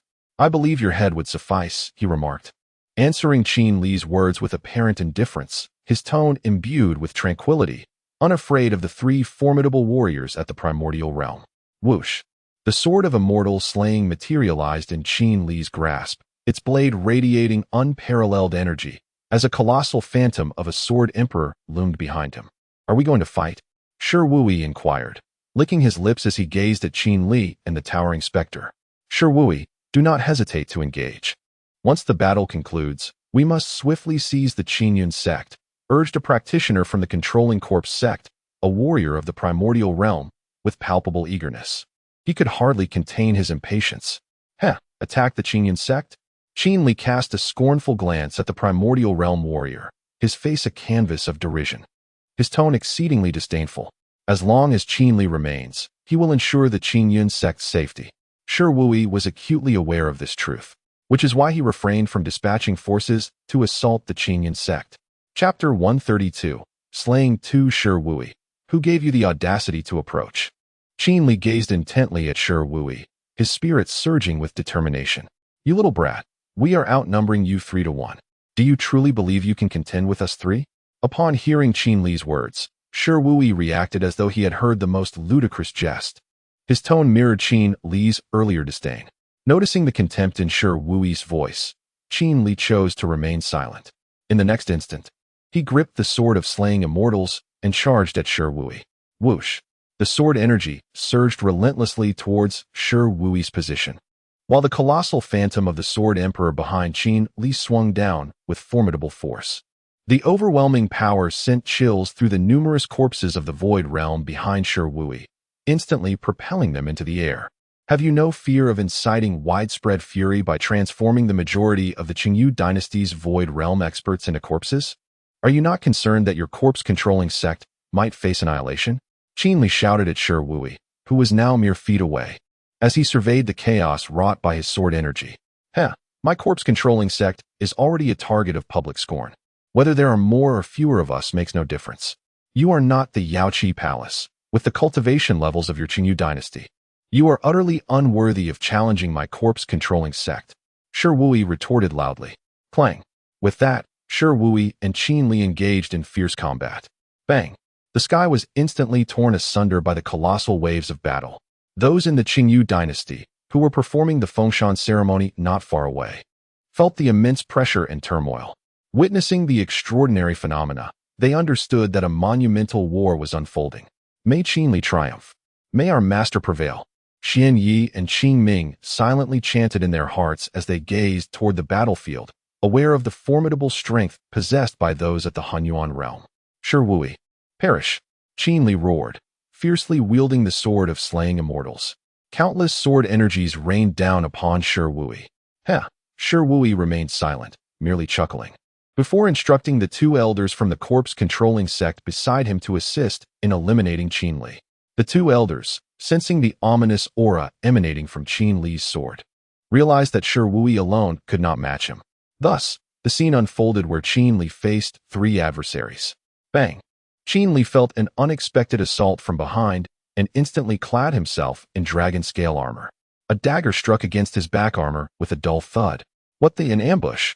Qin Li exclaimed, wincing in pain. He swiftly countered with a swing of his sword, forcing the elder from the corpse-controlling sect behind him to retreat. Then, Qin Li extricated himself, avoiding encirclement. What is this? Shi Wui and his companions furrowed their brows at the sudden appearance of the dragon scale armor on Qin Li's body. During the last encounter with Qin Li, Shi Wuyo recalled that he had never before encountered such a being. Shi Wuyo donned what appeared to be celestial-grade armor. His deadly dagger, imbued with life and death, had failed to pierce the elder of the Control Corps sect as he attempted a surprise attack on Qin Li. The elder had exerted all his true energy, striving for a single lethal blow. However, due to Qin Li's unwavering protection of his back, he had not found a suitable opportunity until just moments ago, when a fleeting gap revealed itself. To his astonishment, his full-force strike was thwarted by the dragon-scale armor before him. Ambushing is not the hallmark of a hero, Qin Li remarked with a chuckle, patting the dragon-scale armor that adorned him. He had come to understand the armor's formidable defensive capabilities. A warrior of the mixed origin realm could inflict no fatal harm upon him. Yet, he could still feel pain. This armor, we desire it. Shi Wuyo gazed at Qin Li's dragon-scale armor with increasing admiration, unable to suppress a lick of his lips. Want it? Qin Li teased, observing Shi Wuyo's expression. Then, with a swift motion, Qin Li lunged forward with his sword, declaring, "You are not worthy." After the taunt, Shi Wuyo raised his hand to block Qin Li's sword energy. Yet he still sustained a cut on his palm. "You shall pay." Enraged by the injury on his hand, Shi Wuyo's right hand transformed into a claw. With a fierce cry, a vulture-like spirit beast materialized behind him, unleashing a torrent of deathly energy toward Qin Li. Qin Li covered his mouth and nose, grimacing at the overwhelming miasma. Then, Shi Wuyo's claw struck with devastating force, accompanied by the vulture. Celestial annihilation. Qin Li roared, and in an instant, the sword energy behind him surged to unprecedented heights. The world around them darkened, obscuring all visibility. A resonant hum echoed as the celestial slaying sword emitted a jubilant sound. Suddenly, a beam of white light burst forth, illuminating the realm as if it were day. Countless sword energies rampaged across the expanse. Shi Wuyo and his companions found themselves engulfed in an ominous shroud, a palpable sense of impending doom enveloping their chests. as if something dreadful was approaching. In that moment, one elder from the Control Corps sect felt a warm sensation in his throat, as if something had severed it. Gradually, he lost consciousness, the world around him fading into darkness. In his final moments, he glimpsed his own severed head. He was dead. Indeed, he had perished by the hand of Qin Li's celestial annihilation. Meanwhile, Shi Wuyo remained oblivious to the fact that one of his companions had already fallen beneath Qin Li's blade. Soon after, another burst of daylight emerged, and yet another elder of the corpse-controlling sect collapsed, his body cleaved in twain by Qin Li. Now, only Shi Wuyi remained, engulfed by the scent of blood. Suddenly, Shi Wuyi realized he could no longer sense the presence of the other two individuals. There was no trace of their life force. A sense of foreboding washed over him. It was likely that those two had fallen victim to Qin Li's lethal strike. In response, Shi Wuyi manifested his true energy, transforming it into armor to shield himself. Within this realm, he discovered that his five senses were inexplicably sealed. Then, with a swift motion, another flash of daylight occurred, and Shi Wuyi sensed a sword energy surging towards him. The sensation of the sword energy felt eerily familiar. With a resounding clash, Shi Wuyi's energy armor was shattered by the oncoming strike, leaving a deep gash across his chest. In pain, he plummeted to the ground, instinctively reaching for the wound. At that moment, he contemplated retreat. Although the injury was not fatal, he realized he could be worn down. His true energy was finite. It could not endlessly sustain a protective shield. Tian Shi Wuyi bellowed, and in an instant, the corpses of the Void Realm, previously overturned by Qin Li, began to coalesce, forming a colossal body. A pressure that seemed to dominate the heavens enveloped the surroundings. What was this? In this darkened realm, Qin Li appeared unaffected, witnessing the transformation of the Void Realm corpses into a massive entity. Chapter 133. The young master named Yi Fan. With a swift motion, Qin Li approached Shi Wuyi, who was still chanting his incantation. Celestial annihilation. A resounding shout echoed as a blinding light burst forth. Shi Wuyi, realizing that Qin Li had materialized before him, instinctively attempted to defend himself. However, he was not the same lifeless corpse he had previously commanded. He was far more resilient. Caught off guard, and without the protection of true energy, Shi Wuyi found his arms severed by Qin Li's blade. A warm spray of blood splattered onto Qin Li's face. In the next instant, Qin Li raised his sword and delivered a horizontal strike to Shi Wuyi's neck. With a clang, Shi Wuyi's head fell as if it were merely a vegetable being chopped. "You have not yet healed from your injuries. How dare you challenge me?" Qin Li remarked, addressing Shi Wuyi's lifeless body. Shi Wuyi had been wounded during his previous escape, and had he been in full health, Qin Li surmised that defeating him would not have been so effortless. Without lingering on the matter, Qin Li turned to disperse the encroaching darkness.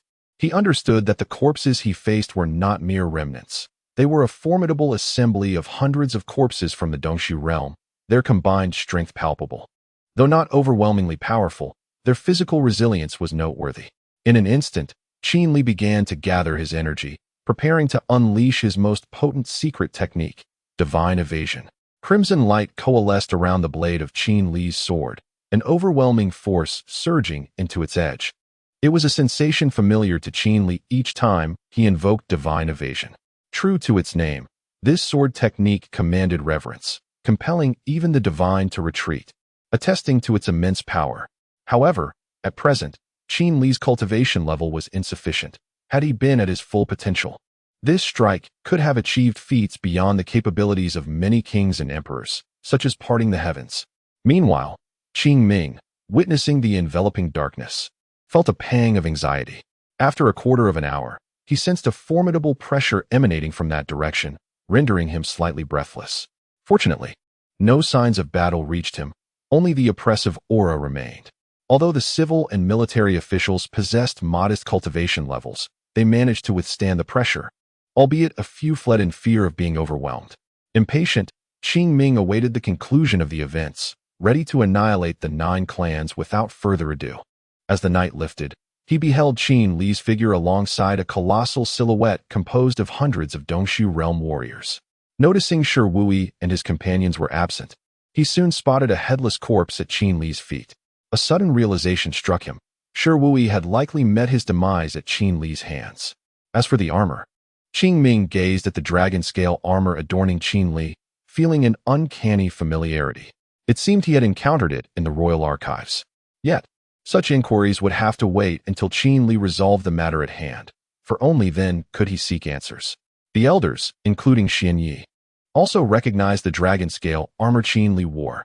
Although Qin Li instructed Xian Yi and the others to retreat, Xian Yi, concerned for Qin Li, chose to distance himself slightly from the sight of Fengshan, in case any unforeseen circumstances arose that would require their assistance. "Master, this armor appears to be quite extraordinary," remarked an elder of the Qingyun sect, eyeing the dragon scale armor adorning Qin Li. "What, do you desire it?" Xian Yi inquired, turning to the elder with a cold expression that clearly conveyed a warning. "Are you seeking death?" "And no, of course not." The elder quickly shook his head in response. He had intended to suggest that they present it to the sect, but upon noticing Xian Yi's menacing demeanor, he swallowed his words. "Some things are not meant for us. Do not covet what is not ours, lest you find yourself in peril without understanding how it came to be," Xian Yi stated flatly to the elder. To dare to covet Qin Li's treasure was a thought that, if known to Qin Li, would likely lead to the elder's demise. "Well, it seems the Fengshan event will conclude perfectly. Let us return," Xian Yi addressed the several elders by his side. With Qin Li's intervention, the proceedings of Fengshan should be utterly secure. On a mountaintop surrounding Fengshan, a young man clad in black sat in a wheelchair, flanked by a row of middle-aged men. The aura emanating from these men was enough to astonish all who beheld them. Despite his black attire, the young man could not conceal his strikingly regal demeanor. His handsome visage seemed sculpted from marble, with sharp features and deep-set eyes that exuded an unparalleled sense of authority. "Young master, this individual's strength is formidable, and the armor he wears is no ordinary piece. It will not be easy to invite him to join us," one of the middle-aged men standing behind the youth said respectfully. "Indeed," the young man, referred to as young master, responded without elaboration. "And what shall we do now, young master?" The middle-aged man continued, eager to ascertain their next course of action. "Please push me away," the young man replied succinctly. The middle-aged man nodded and moved behind the young man, pushing the wheelchair down the mountain. Upon closer inspection, although the young man was striking and exuded an impressive presence, he was notably without legs, possessing only an upper body. The middle-aged men accompanying the young man bore expressions of envy at the fate of their young master. This young man, named Yi Fan, was the eldest son of a reclusive family from the Western continent. Despite his lack of legs, his aura was anything but weak. If Qin Li were present, he would likely perceive that Yi Fan, despite being only 50 years of age, had achieved the strength of the Dongxi realm. A master of the Void realm, around the age of 50, is considered an extraordinary genius throughout the Western continent. While Su Wenshan might also attain the strength of the Void realm at this age, it is crucial to remember that Yi Fan is without his legs, which inevitably intensifies the hardships he faces in his cultivation. Achieving the prowess of the Void realm before the age of 50 undoubtedly positions one to look down upon all others. If Qin Li were aware of the existence of this young man, he would likely contemplate taking him as a disciple. However, unfortunately for now, Qin Li remains oblivious to this fact. Yet, fate is unpredictable, and in the future, this young man named Yi Fan indeed becomes Qin Li's disciple. But that is a tale for another time. Returning our focus to Qin Li, he has concluded his preparations. The enormous corpse suddenly swung a massive fist towards him. A resounding thunderclap echoed as the sky erupted with flashes of lightning, a bolt striking directly behind Qin Li. Divine escape. Qin Li swiftly unsheathed his sword, and in an instant, a crimson glow sliced through the arm of the corpse. With a thunderous bang, the arm swelled before exploding into pieces, showering Qin Li with green blood. Subsequently, the crimson light enveloped the colossal corpse, causing its entire form to bloat. With another explosive sound, the entire body detonated, splattering Qin Li once more with the repulsive green liquid, making him feel nauseated. Having completed the task, Qin Li retrieved a towel from his storage space to wipe his face. He then discarded the towel on the ground and turned his gaze towards a mountain peak near Fengshan. Did I perceive incorrectly? Chapter 134. My kind heart, am I mistaken? Qin Li murmured as he gazed at a distant mountain peak. Moments ago, he sensed a presence atop that peak, but it had vanished as swiftly as it had come, leaving no trace of its essence behind. Is my cultivation too feeble? Qin Li attributed his uncertainty to his own lack of strength, believing that his insufficient prowess was the source of his peculiar sensation.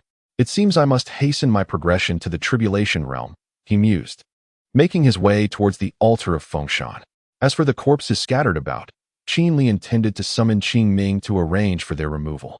It must be said that Qin Li's display had effectively instilled fear in all those who had been covertly observing the Fengshan ceremony, making it clear that he was not to be trifled with. Numerous spies from various sects and dynasties, upon witnessing Qin Li's formidable presence, felt compelled to retreat, lest they attract his attention.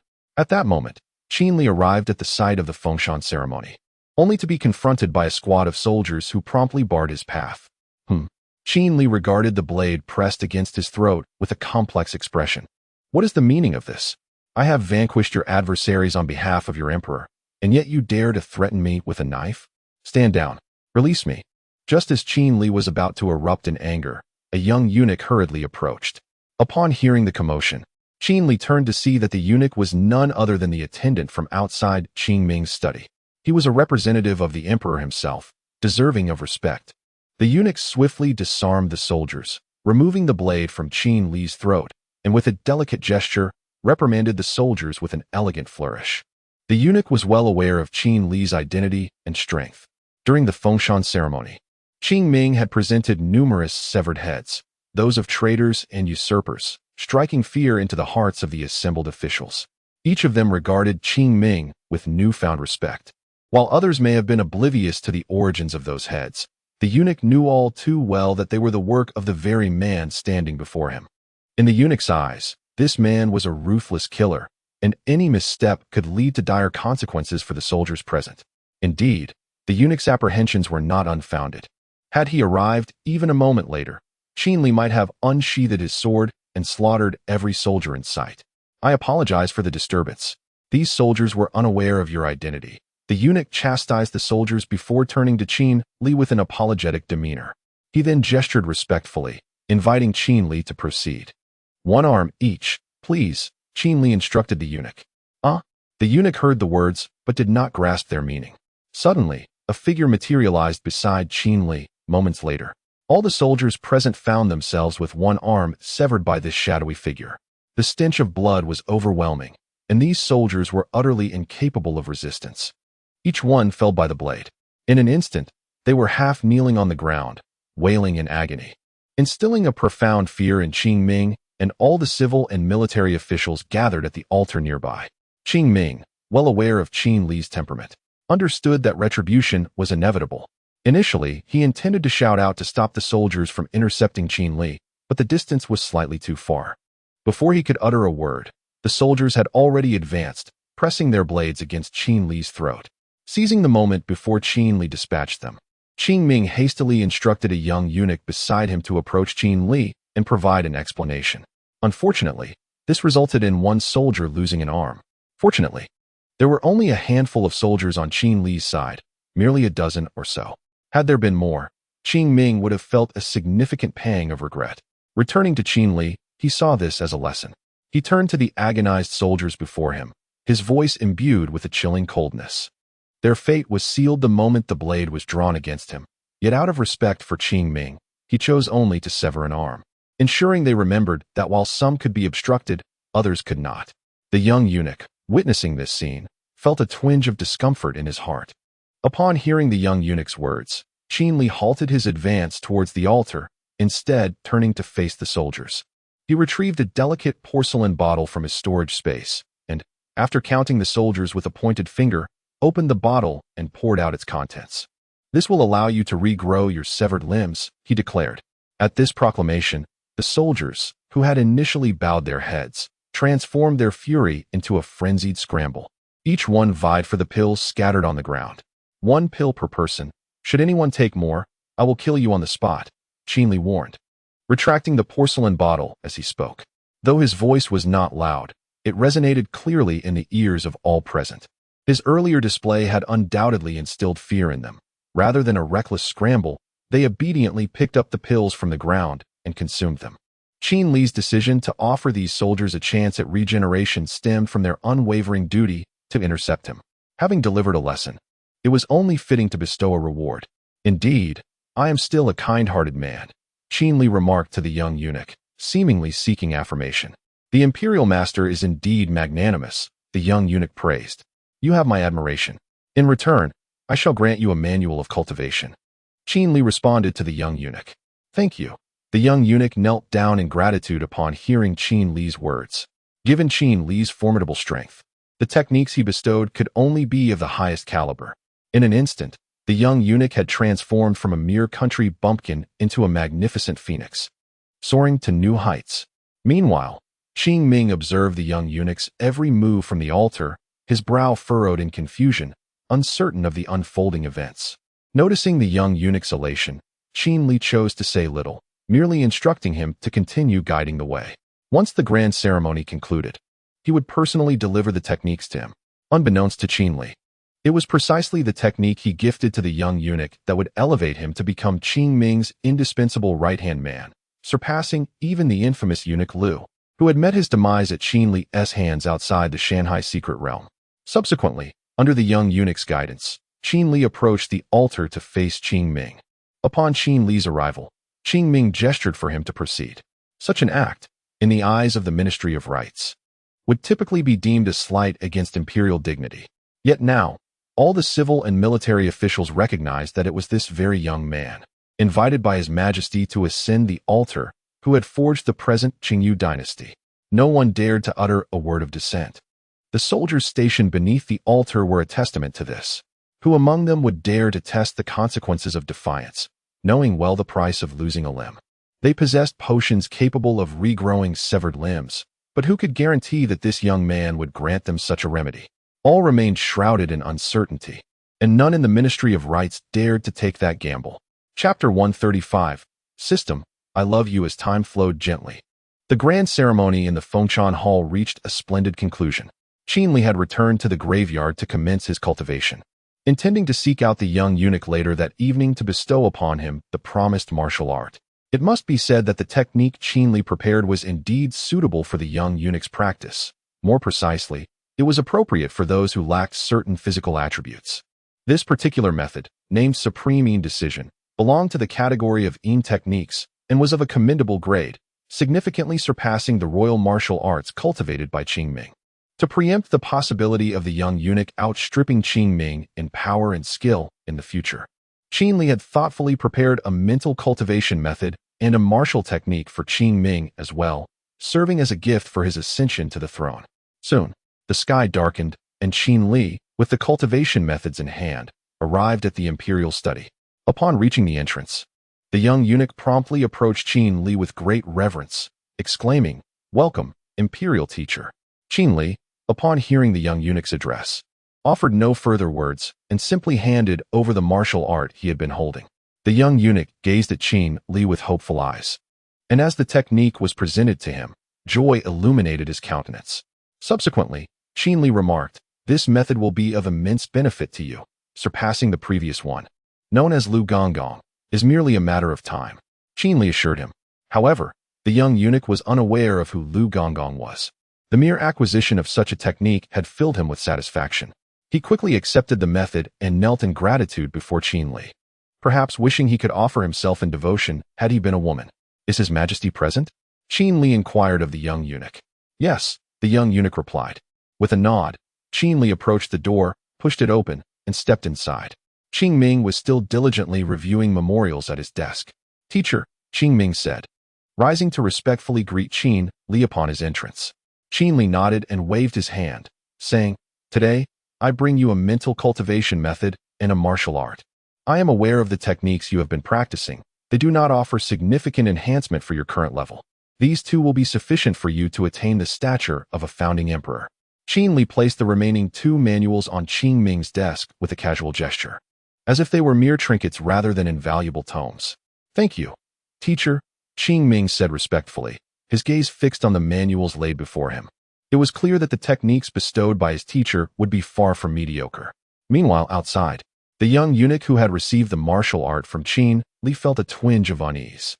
He pondered whether he should eliminate the other eunuch to seize the technique for himself, fully aware that Qin Li's gift was undoubtedly exceptional. He feared that in the future, this young eunuch might surpass him, and he did not wish to see a eunuch wielding power over the nation. How laughable it is. A century hence, he hopes not to find himself beneath, chastised by his ancestors. However, it is clear that Qing Ming is destined to be reprimanded first, likely even before his elder brother, Qing Feng, and his father, who will face the scathing rebuke of their forebears. Now, take a moment to peruse these, Qin Li remarked, observing Qing Ming's expression.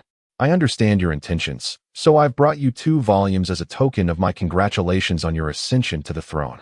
With that, Qin Li bid farewell to Qing Ming, pushed open the door, and departed like a streak of white light. The young eunuch watched Qin Li leave, bowing deeply in farewell. The gratitude Qin Li felt for the young eunuch had surpassed that which Qing Ming had for him.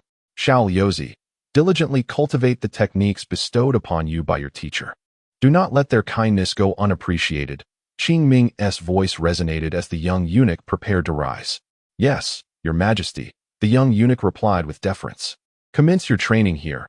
Should anyone attempt to assassinate me, you would be utterly defenseless. Qing Ming's voice echoed once more. The young eunuch nodded in agreement. Qing Ming's assertion was undeniably true. If anyone were to breach his defenses, the young eunuch's lack of ability would render him powerless. It would be wise to seize this opportunity to cultivate his skills, preparing for a future where he might be of use, rather than merely serving tea and water. The night passed in silence, each absorbed in their respective training. Before long, a month had elapsed. In the royal cemetery, Qin Li had checked in at every location except for the repeatable spot. It must be said that the heritage of the Qing Yu dynasty pales in comparison to that of the Qing Yun sect. They exist on entirely different tiers of legacy. Yet, there was no recourse for Qin Li but to make do, as he intended to finish this task before seeking the next check-in point. However, just as Qin Li prepared to check in, a line of golden text appeared before him. Due to the host's exceedingly poor luck, the system has decided to provide a check-in location. This location may only be checked in once, the Nine-Eyed Tiger's lair in the 10,000 Great Mountains. The reward for checking in is a card that grants immunity to damage during the heavenly tribulation. When this card is used, the host can endure the tribulation without sustaining harm. A series of golden text materialized. This unprecedented occurrence took Qin Li by surprise. He had never anticipated such a delightful gift from the system. As the saying goes, those who traverse to this realm are often favored by fortune. With excitement palpable in his voice, Qin Li exclaimed, "System, you have finally come to cherish me." The immunity card during the heavenly tribulation was precisely what Qin Li desired most. Is this part of a quest? He inquired of the system. Indeed, came the golden text in response. Then can I continue to check in daily? After a moment of contemplation, Qin Li continued to inquire. Very well, unaffected in any way, appeared in golden script.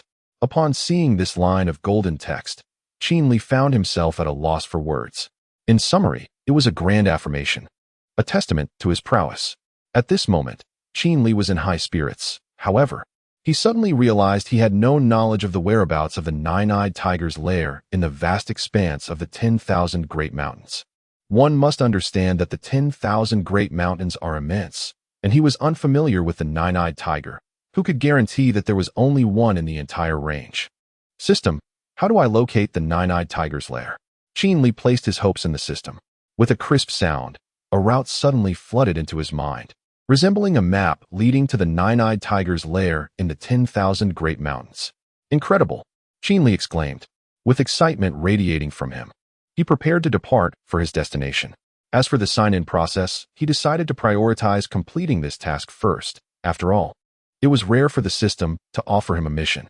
If he failed to accomplish it, wouldn't that be a disservice to the system? The system might endure, but Qin Li could not. For the sake of the system and to safeguard himself from the tribulations ahead, he resolved to brave the 10,000 Great Mountains once more. After all, with his current strength, even if he could not fight, he could surely flee. Subsequently, Qin Li began to bid farewell to Qing Ming and Xian Yi, leaving behind talismans infused with his sword energy for their protection. Thereafter, Qin Li embarked on the journey to the 10,000 Great Mountains in search of the Nine-Eyed Tiger's lair. Chapter 136, Another Love Triangle? Brother Qin Ming. This time Brother Li Long is leading the team. He might give you a hard time. In a tavern within a city near the majestic Dazhong Mountains, a man and a woman found themselves alone in a room. The woman was adorned in a gown of rose-purple silk, intricately embroidered with floral patterns and adorned with a delicate round neckline. She wore a flowing apple-green skirt that gracefully swayed with her movements, and her fair hands were adorned with a braided seawater pearl bracelet. Around her waist, a silk sash embellished with seashell hues hung lightly, featuring a fragrant sachet embroidered with auspicious motifs. Her feet were clad in boots embroidered with intricate floral designs and golden threads, indicating her elevated status and exquisite attire. In contrast, the young man was dressed in a coarse blue and green patterned robe, cinched at the waist with a dark indigo geometric belt. His jet-black hair framed a handsome face, graced with sharp eyes that sparkled with intelligence. Yet, it was evident that his garments paled in comparison to those of the woman. "Brother Qinming, perhaps you should return to the sect. You need not accompany me on this task," she said, her voice laced with concern, her brow furrowing with worry, as if she feared Brother Li Long might pose a threat to Qinming. "Do not worry, junior sister Yinjun. Li Long is a fourth-tier warrior of the postnatal realm, while I am merely at the first tier. Though it may be a challenge to overcome him, it is not entirely beyond the realm of possibility," Qinming replied, offering her a reassuring smile. Despite being at a lower cultivation level, he possessed confidence in his capabilities. As he spoke, he glanced at the jade pendant adorning his chest. "Very well," Yunjun nodded in response to his words and took a seat beside him. "Brother Qinming, how have you advanced your cultivation so swiftly?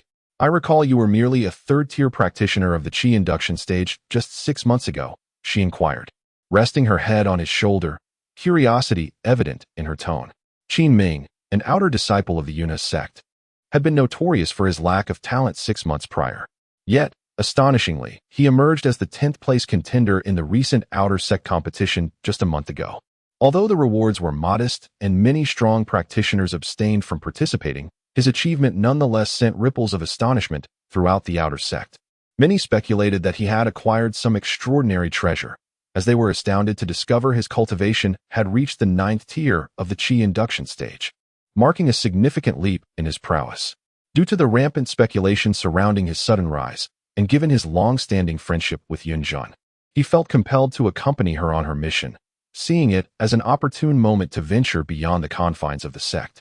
It was just the perfect opportunity to evade the whispers of gossip. Thus, Qinming decided to accept the task. However, he was taken aback to discover that his nemesis from the outer sect, Li Long, had also signed up for this mission. This predicament left Qinming in a quandary, but fortunately, he had advanced to the postnatal realm.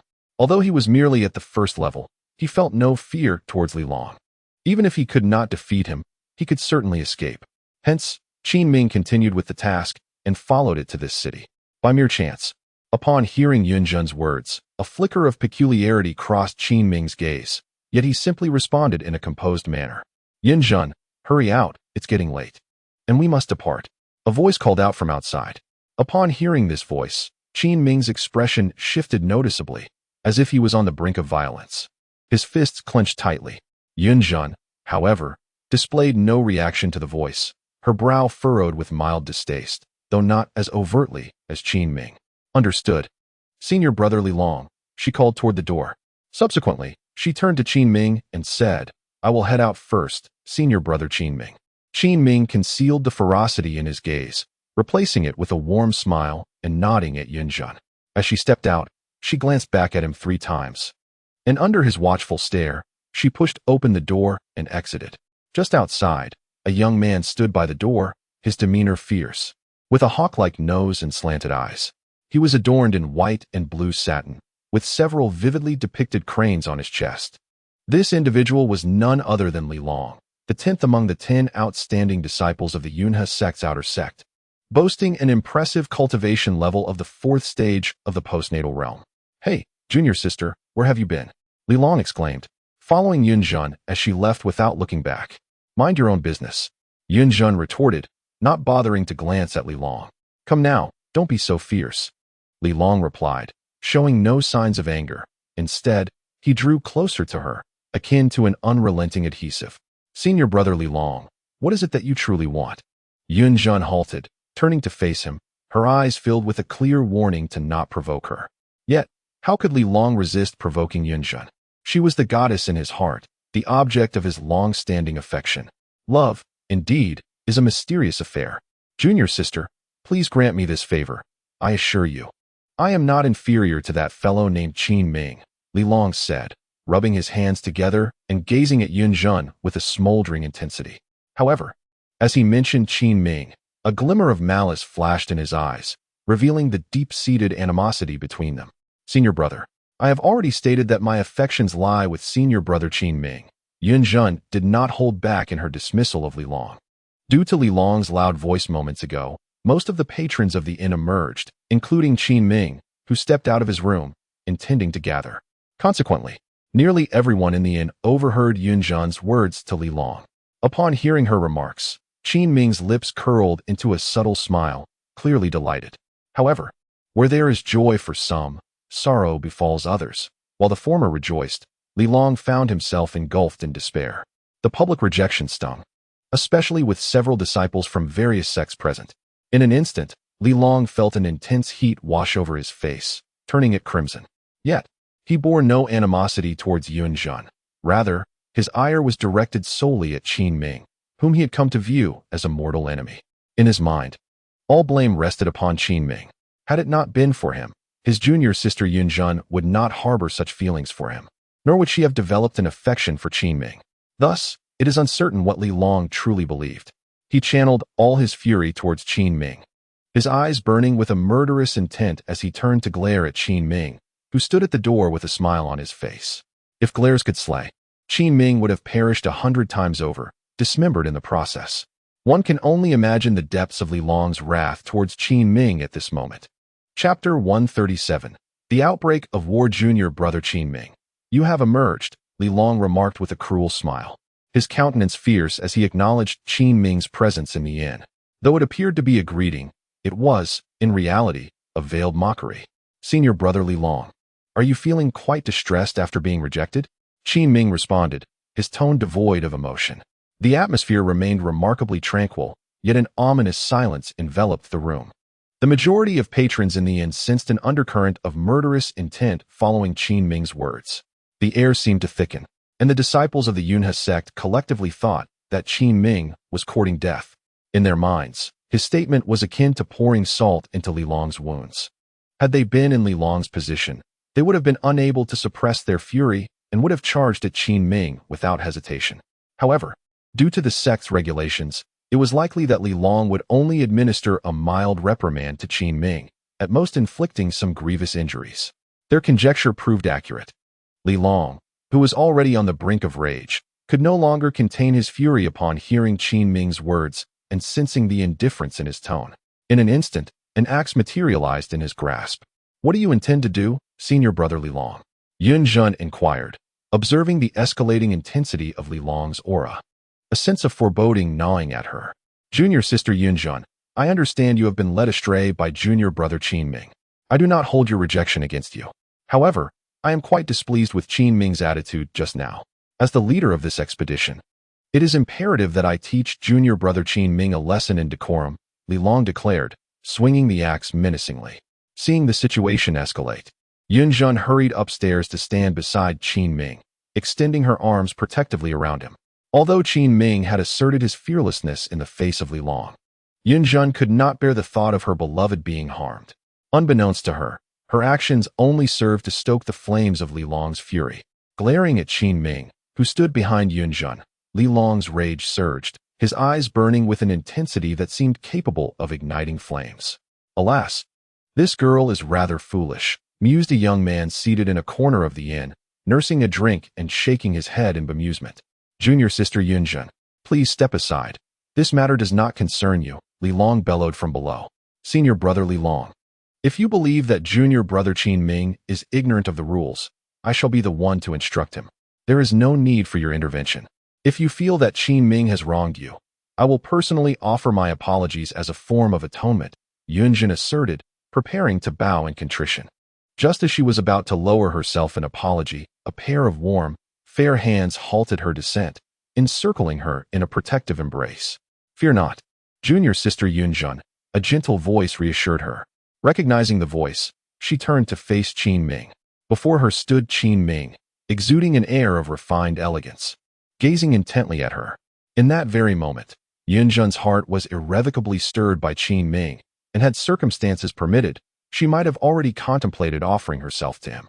Qin Ming had indelibly etched a mark upon her heart, a mark that would not easily fade.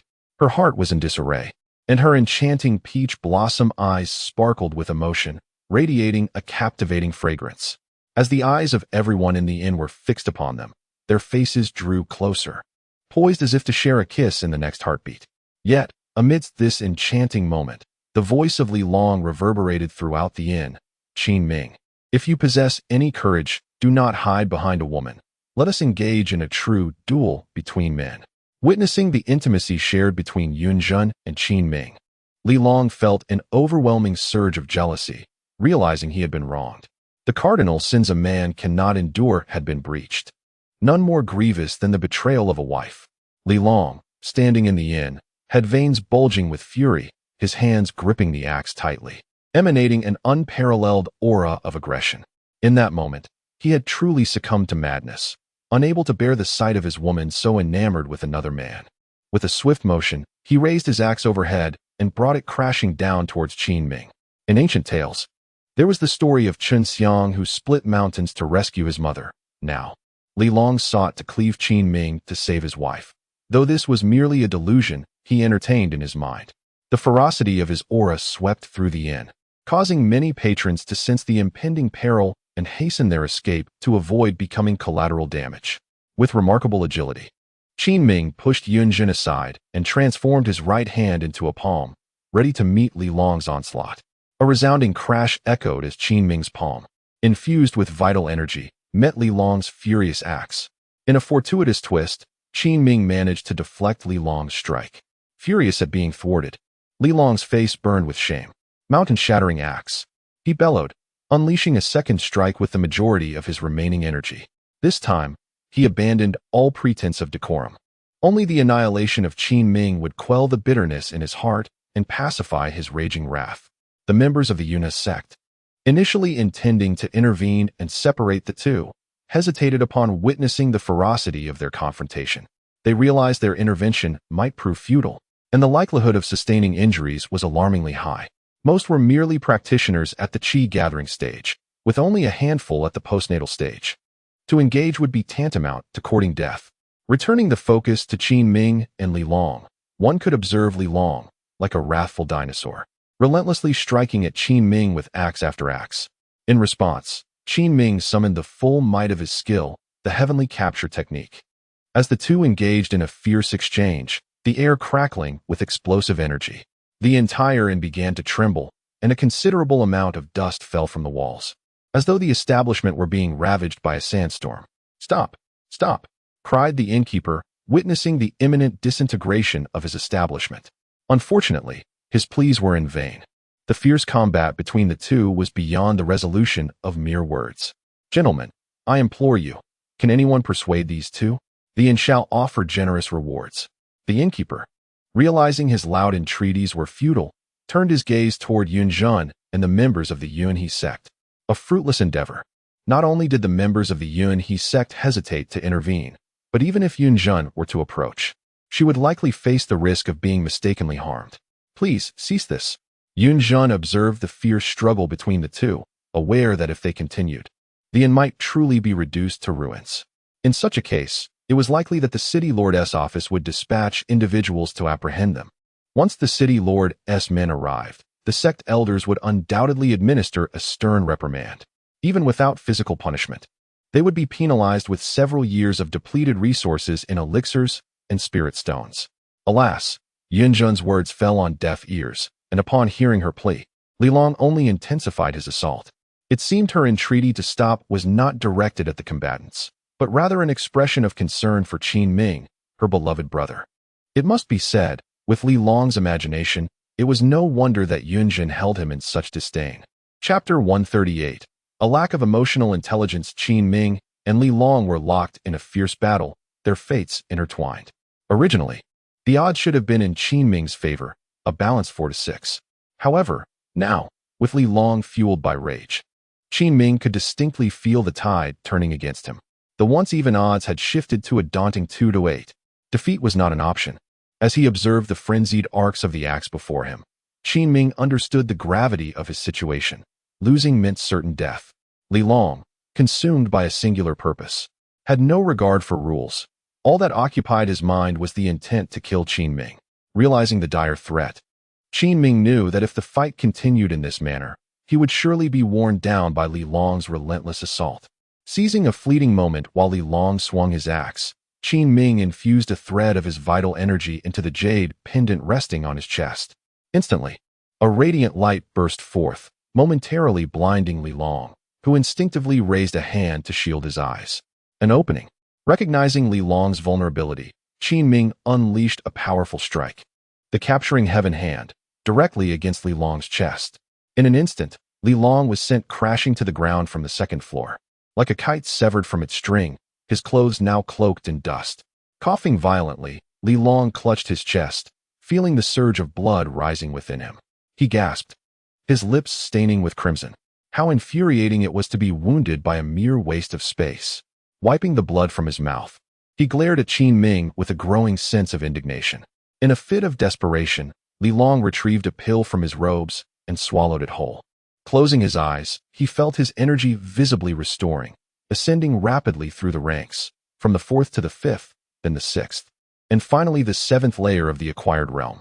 The immense surge of vital energy threatened to overwhelm the entire inn, causing the structure to tremble violently. Amidst the chaos, only one young man sitting in the corner remained unaffected, observing with keen interest. These two are quite the fighters, he mused, scanning the scene with his spiritual sense. The damage wrought by their clash was substantial, prompting him to reflect, thank goodness this is not my inn. Otherwise, these two would not leave today. The young man regarded the conflict between Qin Ming and Li Long with amusement, akin to watching children squabble, finding the spectacle oddly entertaining as his drink seemed to taste sweeter.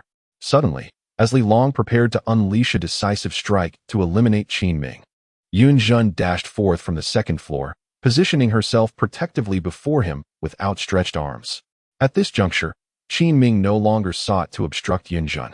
He found himself utterly unable to continue the battle. His standing within the sect had always been precarious, and the supply of elixirs and spirit stones was woefully insufficient. Following the recent confrontation, he had nearly exhausted all his resources. Alas, he could only rely on a woman for protection, Qin Ming lamented inwardly. He vowed that this would be his sole occasion to depend on a woman for his safety. Qin Ming, if you possess any skill, do not cower behind a woman. Let us continue our duel, Li Long exclaimed upon seeing Yun Zhen appear before Qin Ming. In that instant, the previously concentrated qi dissipated entirely. Even in his frenzied state, Li Long was reluctant to harm Yun Zhen. Ah, the complexities of love. Seated in a corner, a young man reflected on Li Long's words. A beautiful woman brings calamity. The ancients do not deceive. The focus shifted back to Li Long and Qin Ming just as Li Long prepared to speak. Soldiers from the Lord's manor arrived, encircling the inn with hundreds of troops. Several soldiers clad in red armor strode in, led by a middle-aged man whose aura exuded the power of the Purple Mansion realm. Do not underestimate the Purple Mansion realm. Here, it was sufficient to subdue everyone present, except for the young man. Boss, I've summoned help. The innkeeper's attendant shouted as he rushed back in, revealing that it was he who had called for the soldiers. One must admit, had I been the proprietor of this inn, I would certainly reward this diligent attendant. You are disciples of the Yunus sect? The leading soldier inquired, surveying the surroundings as he approached Li Long. Noticing Li Long's attire, he recognized it as the sect's garb and refrained from immediately apprehending them. Instead, he sought to intimidate them while gradually interrogating them. After all, if they were indeed from the Yunus sect, a modicum of respect was warranted. Li Long, seeing the soldiers approach, understood that Qin Ming was unlikely to be slain today. He sheathed his axe and performed a respectful salute to the leading soldier. Since you are disciples of the Yunus sect, I shall impose a fine upon you, the soldier declared. Had they not belonged to the Yunus sect, they would likely have faced corporeal punishment instead. One cannot deny the advantages of being affiliated with a reputable sect. It spared them from physical suffering, requiring only a minor financial recompense. Of course, had they been disciples of the Qingyun sect, they would have likely escaped without any penalty at all. The young man in the corner listened intently to their exchange. Ultimately, The disciples of the Yunhe sect pooled some money to compensate the innkeeper and assured him that they would refrain from causing further disturbances. Thus, satisfied with the Yunhe sect's acknowledgement of their transgressions, the soldiers departed.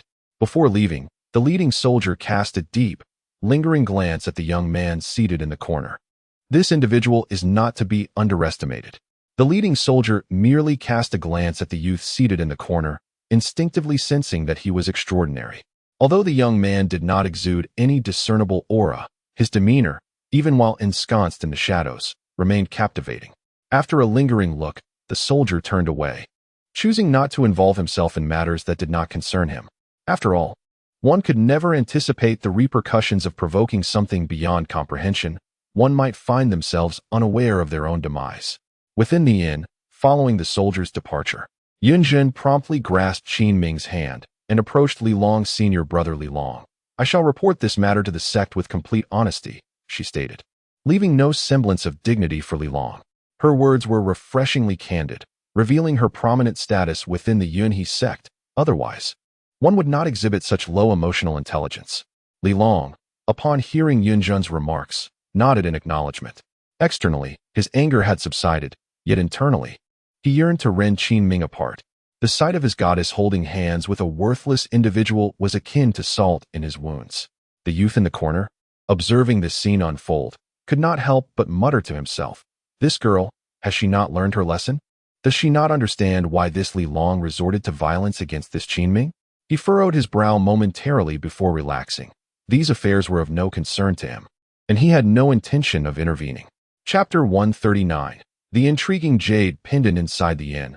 Li Long gazed at Yunjin, who was holding Qin Ming's hand, and felt an overwhelming urge to cleave through the scene before him.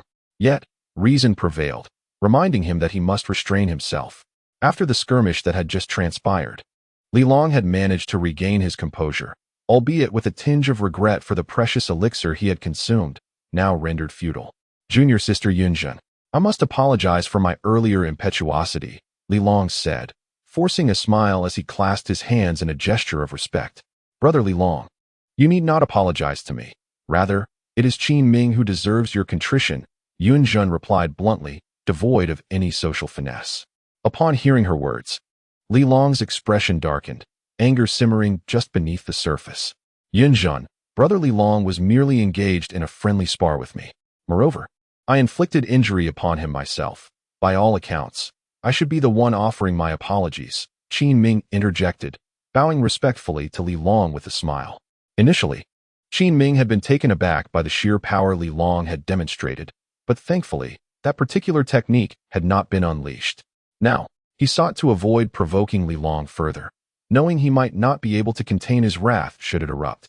Recognizing that retreat was the wisest course, Qin Ming understood that Li Long's ire stemmed primarily from his association with Yunjin. He perceived the situation with clarity, yet relinquishing Yunjin was not an option. If it came to that, he would fight with every last breath. Li Long's expression softened slightly upon hearing Qin Ming's conciliatory remarks. The latter's apology resonated well. "Waiter, the bill please," a young man seated in the corner interrupted, his voice cutting through the tension. "Coming right up, sir," the waiter responded, immediately turning his attention towards the source of the voice. He was astonished to see that someone was still dining in the hall despite the earlier commotion. Qin Ming turned to look at the young man in the corner. At that very moment, their eyes met, and a chill swept over Qin Ming's spine. The presence emanating from the youth felt akin to that of a primordial beast, a sensation that was utterly overwhelming. In that instant, the young man transformed in Qin Ming's eyes from a mere youth to a formidable ruler of the mountains, instilling within him an instinctive desire to submit. The singular thought racing through Qin Ming's mind was one of avoidance. This was a person he must not provoke. If he did, he would flee this place at any cost, even if it meant leaving behind limbs in his desperate escape from the city.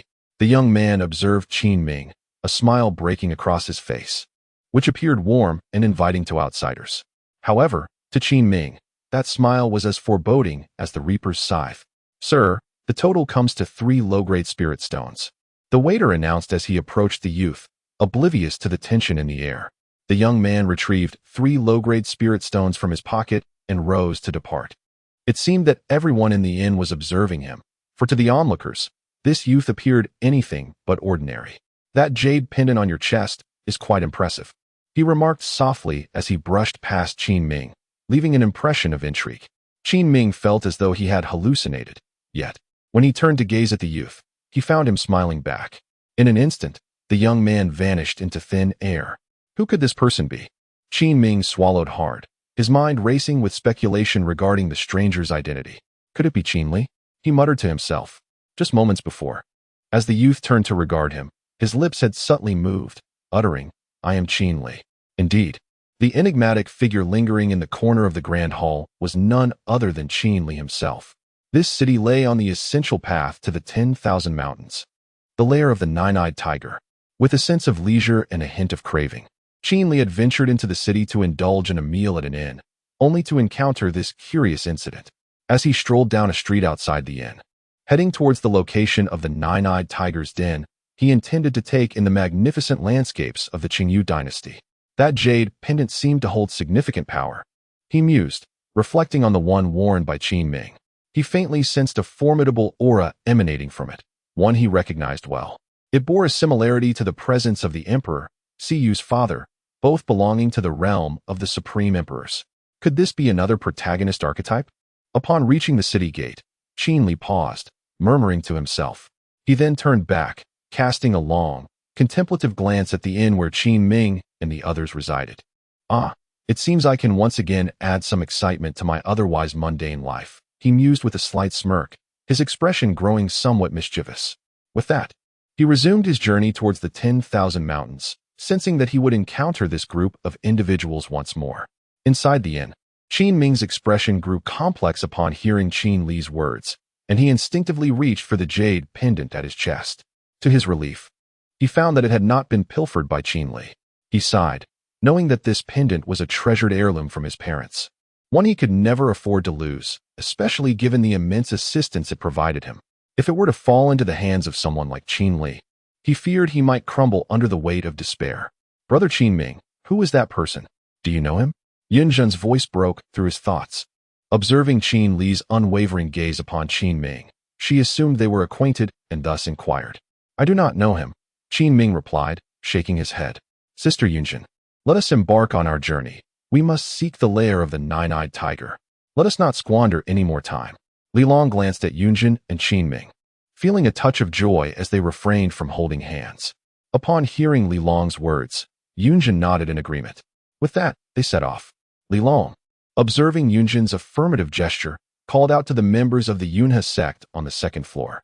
Soon after, the congregation of the Yunhe sect departed from the inn, heading towards the great 10,000 mountains in pursuit of the nine-eyed tiger's den.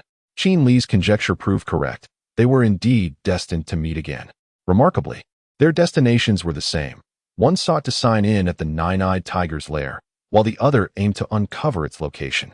As time passed, the group from the Yunhe sect arrived at the small town near the entrance of the great 10,000 mountains. They intended to rest and procure supplies before continuing their journey. Simultaneously, a young man had also reached this town. Upon closer inspection, it was none other than Qin Li, who was wandering around the bustling heart of the town. A vast marketplace lay before him. "What is this?" he exclaimed. "Oh my, this is quite a treasure. Is that a red fabric pouch? Goodness, what is this? Balenciaga?" Qin Li's astonished voice echoed through the market, reminiscent of a rustic bumpkin descending from the mountains. Chapter 140. The overbearing Shui Yenner in the bustling market. Qin Li continuously picked up the treasures from the stalls, scrutinizing them closely. "Oh my, what is this elixir?" he inquired as he approached a stall selling pills, pointing at a small box containing a pill. This elixir was entirely snow white, with a brilliant luster, unlike any ordinary pill. "My dear sir, you truly possess discerning eyes. This pill is none other than the legendary Tianxue Dan. Upon consumption, there is a significant chance of acquiring the Tianxue physique. It is essential to understand that the Tianxue physique is a treasure of a body, albeit not as formidable as the battle physique, yet still quite remarkable," the stall owner exclaimed, immediately extolling the virtues of the elixir upon noticing Qin Li's inquiry. "Tianxue Dan, Tianxue physique?" Qin Li pondered, stroking his chin as he attempted to recall whether he had encountered these terms before. However, much to his dismay, His mind yielded no records regarding either the Tianshu Adan or the Tianshu Physique. Alas, it seems I must devote more time to reading, he remarked instinctively. What did you say, sir? The stall owner, having caught a glimpse of Qin Li muttering, inquired further, unable to decipher his words. Nothing. Qin Li waved his hand dismissively. Is the Tianshu Physique truly impressive? He asked, his curiosity piqued. Indeed. You may be unaware, but our town is in close proximity to the formidable Shawandishan mountain range. Thousands of years ago, this range frequently plagued us with disturbances. During that era, a woman possessing the Tianshu Physique emerged, vanquishing all the beasts that troubled us. This heroic figure subsequently established a stronghold here and founded a city known as Tianshu City. The stall owner recounted the tale of the Tianshu Physique with great enthusiasm. Upon hearing the stall owner's narrative, Qin Li initially assumed he was spinning a fanciful tale. Yet he was astonished to discover the truth behind it. He recognized Tianshu City as the name of the place where he had encountered Qin Ming and others on his journey. I will take this pill. How much does it cost? Qin Li decided to purchase the elixir, eager to test its effects. If you genuinely desire it. It will be 100 mid-grade spirit stones, the stall owner grinned, rubbing his hands together, a glint of cunning in his eyes. It appeared that Qin Li was an unsuspecting prey, ensnared in his trap. What? Qin Li exclaimed in surprise upon hearing the price of the elixir. 100 mid-grade spirit stones? His voice was laden with disbelief, not due to the exorbitance of the price, but rather its astonishing affordability. A treasure of such caliber for merely 100 mid-grade spirit stones seemed remarkably advantageous. My dear sir, if you find the price steep, seeing your amiable demeanor, I would be willing to offer you a friendship discount. How about 70% off? Just 70 mid-grade spirit stones, and it's yours, the stall owner suggested, misinterpreting Qin Li's reaction as discontent over the price. 70 mid-grade spirit stones? Upon hearing the vendor's quotation, Qin Li was once again taken aback. What an incredible bargain. He couldn't help but chuckle inwardly, feeling as if he had struck gold. Completely disregarding the vendor's earlier mention of probabilities, he reached for his money to purchase the elixir. However, just as he was about to make the transaction, an abrupt voice pierced through the atmosphere. I'll take it. Wrap it up for me. The tone was laced with an undeniable authority. To his astonishment, it was the young lady from the Shui family. How had she arrived here? Panic surged through Qin Li as he urged his companions. Quickly, gather your things and flee. Otherwise, we shall lose everything today. The moment her voice echoed, every merchant in the small-town market began to hastily pack up, their expressions fraught with urgency, as if they had encountered something terrifying. Even the townsfolk who were leisurely strolling about quickened their pace, seemingly eager to escape the scene. What on earth is happening? Have I encountered a ghost? Qin Li pondered, observing the frenzied movements of the market-goers, his heart brimming with confusion. Could something dreadful have appeared? As he contemplated, he scanned his surroundings and soon noticed a young girl being surrounded by a throng of admirers, resembling a delicate peacock. This young lady possessed a rosy, pointed chin, with her long, lustrous hair cascading down to her waist, secured in a single ponytail. She donned a resplendent garment adorned with intricate embroidery depicting a phoenix in mid-flight, complemented by an elegant skirt embellished with turtle shell patterns, and her ears were adorned with exquisite silk earrings. Her fingers, as white as scallions, appeared to have been meticulously sculpted by divine hands, making them utterly irresistible. Yet, her expression marred her beauty, as she bore an air of disdain, her face etched with indifference, and her gaze sweeping the surroundings with a haughty scrutiny. This young lady was known as Shui Yin'er, the cherished jewel of the Shui family from a nearby city. Given the immense influence the Shui family wielded in this region, few dared to provoke them. As the eldest daughter, Yin'er had developed a princess-like demeanor, believing that whatever caught her fancy must be hers, often without offering any form of payment. Should she be in a good mood, she might part with a few low-grade spirit stones. Over time, Shui Yin'er had gained a notorious reputation. Merchants aware of her impending arrival would hastily shut their doors. Thus, upon hearing her voice, the market's patrons scrambled to gather their belongings and make their escape. If one were to inquire whether there had been any resistance in the past, the answer would be affirmative, though such defiance had long since dissipated. The presence of her attendants made it abundantly clear that challenging Shui Yin'er was a daunting task. After all, how many merchants in this place possessed any cultivation, much less the capability to contend with the Shui family? Upon closer inspection, it was evident that the guards surrounding Shui Yin'er were all of innate realm cultivation, making them an insurmountable force in this locale. However, today, Shui Yin'er was destined to provoke an individual she ought not to have crossed. Shifting our gaze back to Qin Li, I realized I might have discerned the unfolding narrative.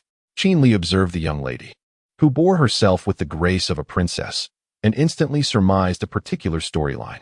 "Wrap this up for me," she commanded, as she approached Qin Li amidst an entourage. Shui Yin'er, indifferent, did not deign to raise her gaze towards Qin Li. In her mind, he was merely an insignificant insect, and her mere ability to have him stand beside her was already a tremendous favor. Qin Li, witnessing Shui Yin'er's domineering demeanor, felt an anger rising within him. Nevertheless, he resolved not to act impulsively. It was wiser to remain discreet for the time being. Although Qin Li harbored no fear of Shui Yin'er or her clan, he understood that there are always greater forces at play beyond one's own sphere. While he was unafraid of the myriad of challenges, he was wary of the unforeseen. However, should trouble come knocking, he would certainly not hesitate to respond with firmness. It is essential to know when to yield and when to assert strength. "Useless. How dare you look at me?"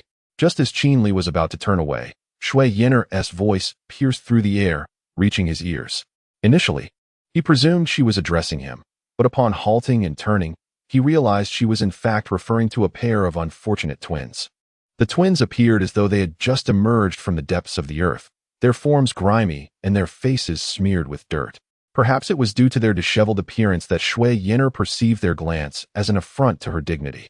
Chapter 141. The climax of the play approaches. "Go and kill those two," Snow Yin'er exclaimed, her disgust palpable as she addressed the two guards beside her. The guards' expressions shifted to a complex mix of emotions at her command. To take the lives of two innocent children was a burden they could hardly bear. "Why are you still standing there? Do you wish for me to annihilate your entire family?" Snow Yin'er scolded, her voice rising as she noticed the guards hesitating. Faced with the grim choice between their family's safety and the lives of the twins, the guards reluctantly resolved to carry out her orders. "Brother, run." The elder twin, aware of their dire situation, urged his younger sibling to flee, intending to sacrifice himself to buy time.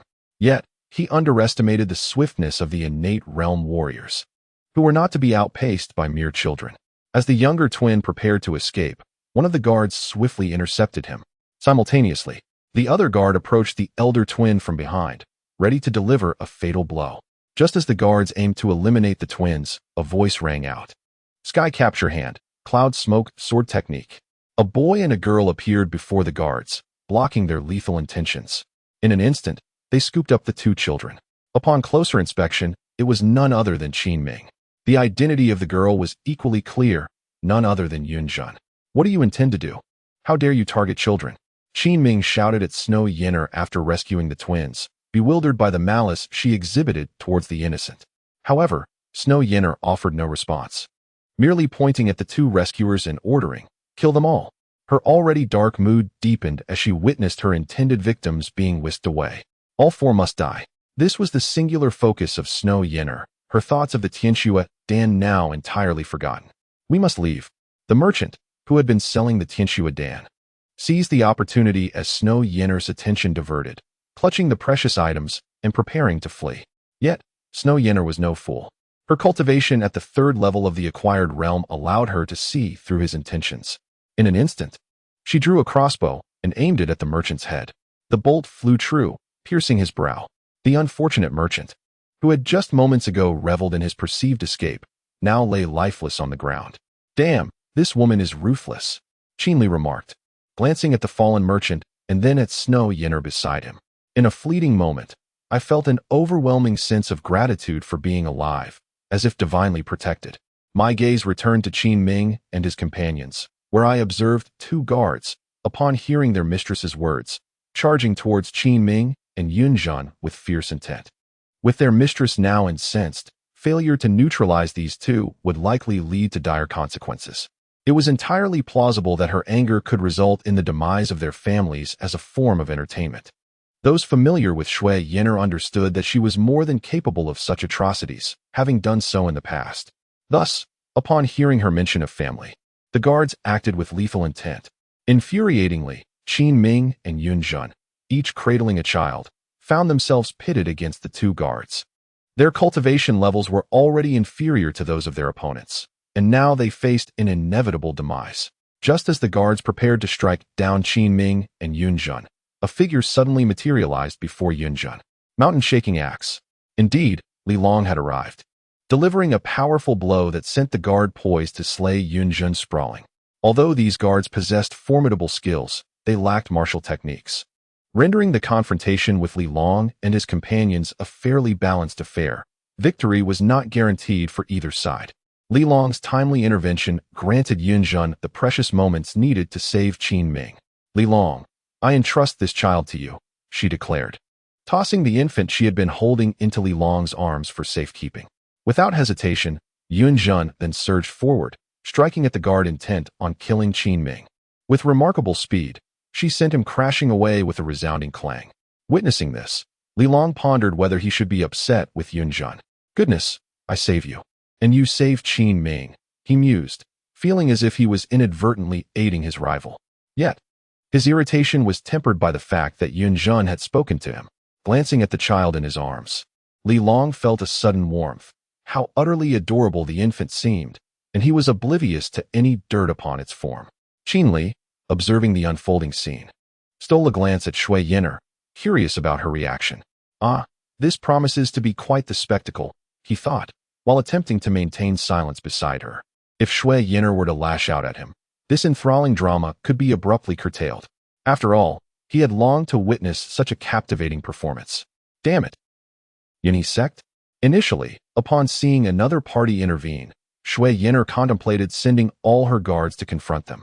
However, upon recognizing their attire, her fury diminished significantly. The Yunhe sect was not to be trifled with, especially by the likes of the Shui family. What were disciples of the Yunhe sect doing here? Shui Yin'er regarded Li Long with a perplexed expression. "Withdraw, you two," she commanded the guards facing Li Long and his companions. Two guards, upon hearing Shui Yin'er's words, immediately nodded and withdrew. As they retreated, they could not help but ponder. If the Shui family were to bestow upon us martial arts skills, would we need to expend such effort to eliminate these two disciples of Yunhe sect? Shui Yin'er called out to Li Long from a distance. "I am Li Long, one of the top 10 outstanding disciples of the outer sect of Yunhe sect." Upon hearing Shui Yin'er's declaration, Li Long boldly proclaimed his name within the sect. Shui Yin'er realized that if she were to take action against him, she would first need to weigh the influence of Yunhe sect. Top 10 outstanding disciples. The frown deepened on Shui Yin'er's brow. While ordinary outer disciples might not pose a concern, the top 10 outstanding ones indeed warranted careful consideration. "How dare Yunhe sect bully my sister? They shall pay with their lives." At that moment, a brazen voice echoed through the marketplace. "Brother?" Upon hearing this voice, Shui Yin'er felt as though a savior had arrived, her eyes sparkling with hope as she turned to the newcomer. Another stepping stone, it seems. Qin Li, upon hearing this voice, sensed that the theatrical performance was reaching its climax. Whether he could make a grand entrance would depend on how compelling this climax turned out to be. Among all present, the inconspicuous Qin Li felt a sly smile creep across his face. At this moment, he bore an uncanny resemblance to a villain, a truly formidable antagonist. As the gaze of the crowd converged, a young man emerged into view, clad in a deep blue and white hunting patterned garment, with a dark green belt adorned with lightning motifs cinched at his waist. His long, flowing hair framed a pair of profound eyes. An aura of cunning emanated from him, suggesting he was not to be trifled with. This young man was named Shui Chun, the elder brother of Shui Yin'er and the eldest son of the Shui family, destined to become the future head of the clan. At this moment, Shui Chun approached his sister amidst the watchful eyes of the assembly. Accompanying him was an elderly man, his face lined with wrinkles, yet exuding the formidable presence of a master of the divine concealment realm. Closely following Shui Chun, this elder was undoubtedly his bodyguard. Li Long and the others regarded this elder with trepidation, their emotions a tumultuous blend of anxiety and uncertainty about the potential turn of events. Yet, if one were to assess who among them felt the most complex emotions, Qin Li would undoubtedly take the lead. The unfortunate Qin Li still found himself overlooked, as Shui Chun passed by without so much as a glance in his direction, nor did the elderly man acknowledge his presence, leaving Qin Li's pride thoroughly bruised. "Lu Lao, eliminate them all. I refuse to believe that Yunha's sect will remain oblivious, Qinli murmured, a smirk playing on his lips as he uttered. The stage drama is finally reaching its climax. Chapter 142. A resounding thunder in the sky in the bustling market of the small town, upon hearing Xuechen's words. Qinli felt a smirk creep upon his face, perhaps anticipating that his moment to shine was not far off. We are members of the Yunha sect. How dare your Xue family lay a hand on us? Li Long exclaimed loudly in response to Xuechen. Yet, for reasons unknown, Li Long had an unsettling feeling that Xuechen might indeed take such an audacious step. Upon hearing Xuechen's remarks, Qin Ming and Yun Zhen immediately prepared for battle. Prior to this, they had discreetly signaled the twin siblings to make their escape, but the twins, paralyzed by fear, had completely forgotten the notion of fleeing. TSK. As long as I keep all of you here, I can easily claim that it was someone else who murdered the disciples of the Yunha sect. I trust that your sect would not dare to retaliate based solely on speculation, Xuechen declared, his laughter echoing with a sinister glee, as though he had conjured a particularly amusing thought. Everyone was well aware of what kind of sect Yunha was. You may as well accept your fate, Xuechen proclaimed, not allowing Li Long and the others a moment to respond before issuing the death sentence. Yunzhen, you should leave first. I will hold them off with brother Li Long, Qin Ming decided, knowing there was no room for negotiation and that Yunzhen must be sent away. To his surprise, Li Long fully supported this course of action, having contemplated the same. Brother, do you truly believe I can escape? Yunzhen uttered words that took Qin Ming and Li Long aback. In that moment, she remained remarkably composed, understanding that neither Li Long nor Qin Ming could possibly deter the elder of the divine concealment realm, rather than meet her demise later. She preferred to fight valiantly to the end. Li Long had initially intended to reveal Yunzhen's true identity, but he reconsidered. If they were to discover her true nature, it would likely incite them to act with even greater ruthlessness. Old Lu, eliminate them, Xuechen commanded, his gaze fixed upon Li Long and the others. Old Lu, adhering to the orders without question, was instructed by the young master to comply with whatever directive was given. He was to concern himself with no extraneous matters and to ask no questions. With a swift motion, Old Lu transformed his right hand into that of a white tiger, unleashing an overwhelming surge of true energy directed at Li Long. Target the one with the highest cultivation first, was Old Lu's strategy. With a thunderous roar, he executed the fierce tiger fist, swiftly closing the distance to Li Long's side. Old Lu was not merely a guard for Xue Yin'er. He possessed superior martial skills, capable of dispatching anyone without difficulty. Bang! A deafening crash resounded as a figure was sent hurtling through the air like a kite severed from its string. Upon closer inspection, it was none other than Li Long. He had not even been able to withstand a single blow from Old Lu, nor had he been afforded the opportunity to defend himself. Before he could even raise his axe to shield his chest, he was struck away by a single powerful punch from Old Lu. Subsequently, Old Lu set his sights directly on Yunzhen. With a resounding thud, the fierce tiger fist was unleashed once more. Yet, just as Old Lu's fist was about to make contact with Yunzhen, a hand suddenly intervened, blocking the strike. Old Lu's brow furrowed in surprise as he beheld his powerful punch thwarted. He turned to regard the newcomer, who turned out to be Qin Ming. Astonishingly, Qin Ming had ascended to the first level of the innate realm.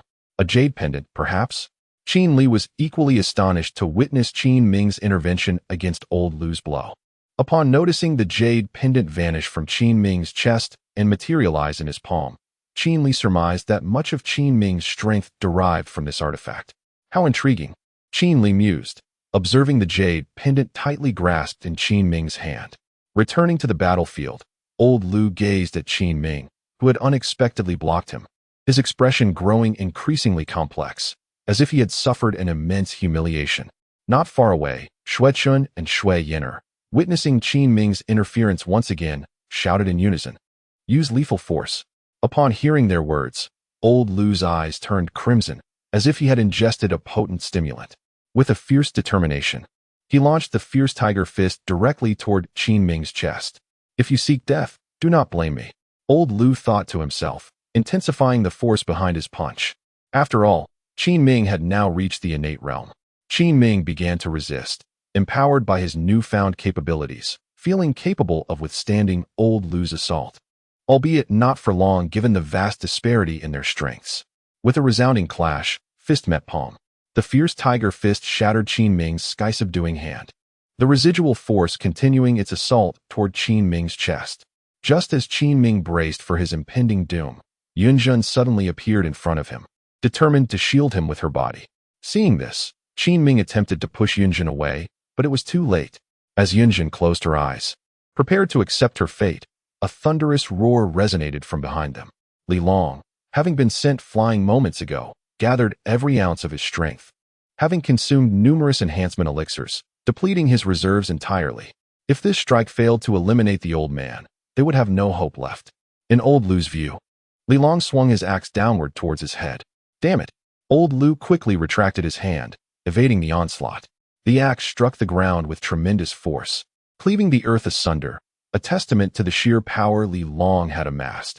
However, regrettably, Old Lu emerged unscathed, his attire merely slightly soiled. Infuriating.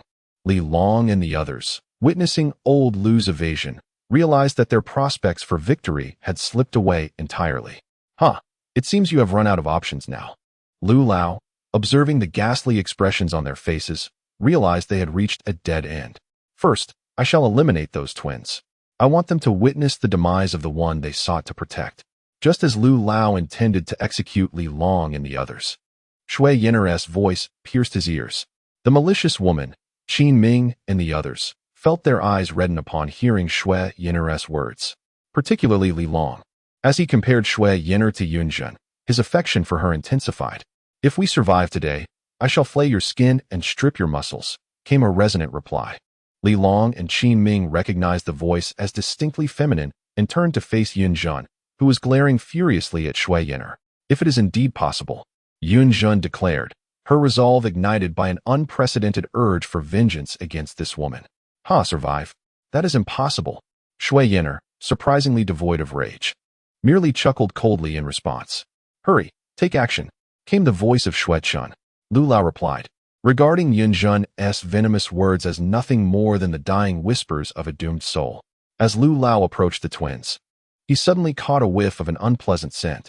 Upon closer inspection, he realized the twins had been so frightened that they had lost control of their bladders. Behave yourselves. I promise my strike will be swift, Lu Lao said, devoid of any sympathy, just as he prepared to deliver a lethal blow to the two. An incongruous voice echoed in the ears of everyone present. TSK, what if they do not perish today? As soon as the words were spoken, a loud crash resounded, and a figure was sent flying backward at astonishing speed, vanishing like a shooting star. A thunderous sound reverberated through the air as a voice boomed, Behold, I make my grand entrance. To Li Long and the others, it sounded like the voice of a deity. To Shui Yiner and Shui Chun, it heralded the arrival of their soul-snatching melody. As all eyes turned, the mist gradually dissipated, revealing the silhouette of a young man. It's you. Shui Chun and Shui Yiner gasped in shock upon recognizing him. It was none other than Qin Li, who had initially stood behind them. Are you prepared to embrace death? Chapter 143. The choice. Are you prepared to embrace death? Qin Li's voice resonated like that of the Grim Reaper, echoing in their hearts. Who exactly are you? Shui Yiner and Shui Chun spoke in unison. They had always believed Qin Li to be an inconspicuous passerby, intending to deal with him after eliminating Li Long and his companions. Little did they expect, to their utter astonishment, that this seemingly overlooked youth possessed remarkable strength. Oh, I am Qin Li. He generously revealed his true name. Qin Li? Qin Li. Two entirely different reactions emerged. The former was Shui Yiner, expressing her bewilderment, for she had never encountered anyone by the name of Qin Li. The latter was from Qin Ming, who stared incredulously at the youth before him, unable to believe he was the same person they had seen in the inn.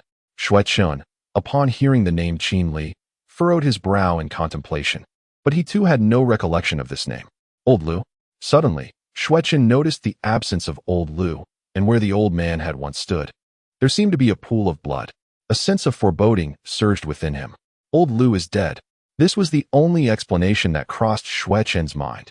Recalling the figure they had seen being sent flying moments ago, it was highly likely that the silhouette belonged to Old Lu. In an instant, the force that had sent Old Lu flying indicated a strength that led Shui Chun to conclude that Qin Li must be an elder of the Cloud Crane sect, with cultivation at least at the Purple Mansion realm. Are you a member of the Cloud Crane sect? Xue Chun inquired, brow furrowed with skepticism. A member of the Cloud Crane sect? Upon hearing Xue Chen's words, Li Long and the others gazed at Qin Li in disbelief. Li Long and Yun Jun exchanged puzzled expressions, their eyes scanning Qin Li, trying to discern if he was indeed affiliated with their sect. Only Qin Ming was certain that Qin Li was not one of them, his conviction unwavering. Subsequently, Qin Ming concealed the jade pendant he had clutched tightly into his storage bag. No, Qin Li shook his head in response.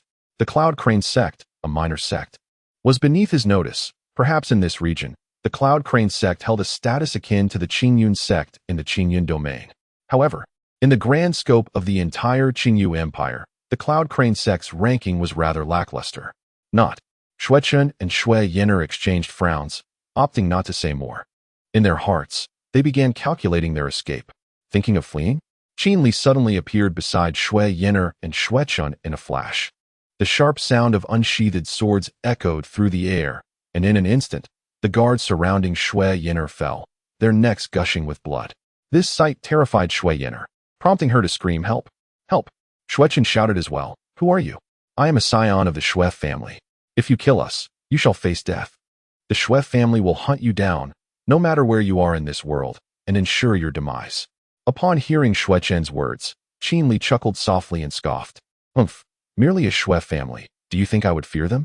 Just as Xue Chun was about to retort, a radiant white arc streaked through the sky, interrupting his grandiose declarations.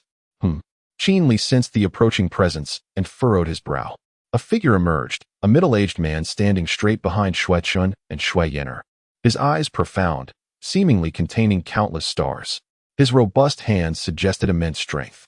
"Chunner, Yenner, are you both unharmed?" The middle-aged man inquired with concern.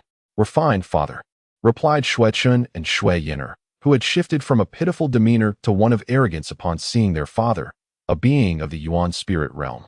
They were confident that no matter how formidable the young man before them appeared, he could not best their father. Indeed, the newcomer was none other than Xue Chun and Xue Yenner's father, Xue Zhongshan, whose prowess was at the 6th level of the Yuan spirit realm. In this small territory, he was undoubtedly a formidable presence, one that few would dare to provoke. TSK, another fool seeking death, Qin Li thought. His gaze toward Xue Zhongshan filled with disdain. He had dispatched many a martial artist of the Yuan spirit realm. "And who might you be?" Xue Zhongshan scanned the surroundings, his eyes landing on the guards on the ground before directing his question at Qin Li, echoing a familiar inquiry. "Your father," Qin Li replied, nonchalantly digging in his ear, reluctant to answer but feeling obliged to respond due to their inquiry. Just as Qin Li finished speaking, Yun Jun, not far off, heard his words and let out a light, melodic laugh, akin to the sound of silver bells. She found great amusement. Yet the trio from the Xue family did not share in her levity. Seeking death, Xue Zhongshan's fury ignited at Qin Li's words. It had been decades since anyone had dared to speak to him in such a manner, and Qin Li was the first to do so. "Be careful." Qin Ming and Yunjin cautioned Qin Li as they observed Xue Zhongshan preparing to strike. Upon hearing their warning, Qin Li turned with a smile, assuring them, "It's nothing." In the next moment, Xue Zhongshan launched a powerful punch toward Qin Li's back. However, with a resounding crash, a loud bang echoed through the air. "Ah!" A woman's shriek pierced the silence. Qin Li stood unscathed, while Xue Zhongshan had vanished, leaving behind only fragments of his clothing swirling in the air. "This!" Qin Ming and the others gaped at the scene, their expressions reflecting disbelief. So powerful. This was their collective assessment of Qin Li. Indeed, as they surmised, Xue Zhongshan had been directly blasted away by the rebound of Qin Li's true energy. The shriek had not come from Yunjun, but from Xue Yenner. At that moment, upon witnessing his father's demise, Xue Chun collapsed to the ground. "Impossible, impossible, impossible," he repeated frantically, unable to grasp the reality of the situation, desperately shaking his head. He could hardly believe that his father had perished. Moreover, he had not even laid a hand on his adversary before succumbing to fate. The most formidable figure in his heart had met with death. After a brief moment, Xue Chun, pale as a ghost, collapsed to the ground, awaiting the decree of his own demise. In less than half an hour, the tide of battle had undergone a cataclysmic transformation. The head of the Xue family lay lifeless. Perhaps Shui Zhongshan had not anticipated that in his quest to procure some medicinal pills for his daughter, he would find himself meeting his end in this very place while searching for his children. Bang! With a smile and a wave of greeting towards Qin Ming and the others, Qin Li swiftly struck both of their dantians with 2 palms, rendering their cultivation utterly null and void. As their anguished cries echoed in the air, Qin Li beckoned to Yunjun. Confused, Yunjun glanced at Qin Ming, seemingly seeking his counsel. Noticing her uncertainty, Qin Ming nodded, leading Yunjun towards Qin Li. In case of any unforeseen circumstance, he would ensure Yunjun's escape. Seeing Qin Ming escort Yunjun towards Qin Li, Li Long followed closely, axe in hand. My dear, did you not proclaim that if you survived, you would flay her alive? Your wish may soon be fulfilled, Qin Li said with a smile, arms wide open, inviting Yunjun to flay Shui Yin'er. Presently, both Shui Yin'er and Shui Chun were devoid of any cultivation, making it as easy for Yunjun to flay them as drinking water. Upon hearing Qin Li's words, Yunjun, along with Li Long and Qin Ming, fell into a stupor.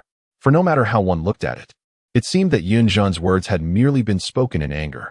Then, in the midst of Yunjun's daze, Qin Li produced a dagger and offered it to her, saying, "Shall we?" With a smile, he gazed at Yunjun. If she were to act on her words, she would simply take the dagger from his hand.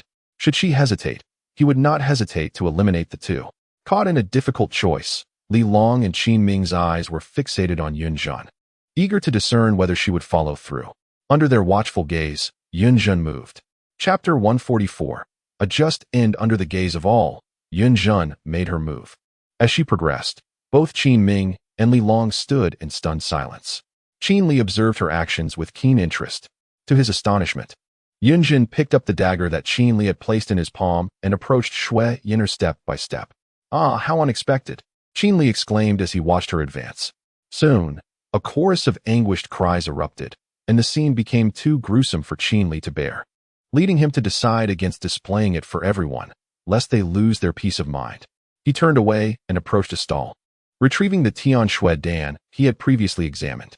The Tian Shui Dan, valued at 70 medium-grade spirit stones, was renowned for bestowing the Tian Shui body. Qin Li delicately pinched the Tian Shui Dan between 2 fingers and scrutinized it under the sunlight. Tian Shui Dan. At that moment, Qin Ming's voice reached Qin Li's ears as he stepped forward. "Do you know about it?"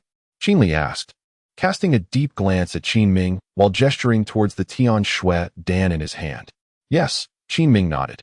"Please elaborate," Qin Li urged, eager to discern whether Qin Ming's account matched that of the merchant. "Indeed," Qin Ming replied. He then proceeded to recount the merchant's words, but with a twist at the end. The Tian Shui Dan was once worth its weight in gold. However, following an incident where a sect expended all its spirit stones to acquire 10,000 Tian Shui Dan for a single individual, only to have that person fail to attain the Tian Shui body, the prestige of the Tian Shui Dan plummeted. After all, if 10,000 cannot yield the coveted body, then those purchasing 1 or 2 are merely wasting their resources. Consequently, the value of a single Tian Shui Dan has now dropped to a mere 3 lower-grade spirit stones.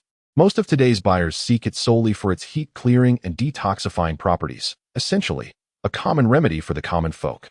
As Qin Ming elaborated, he observed Qin Li's expression shift from frequent nods to a darkening countenance within a mere moment.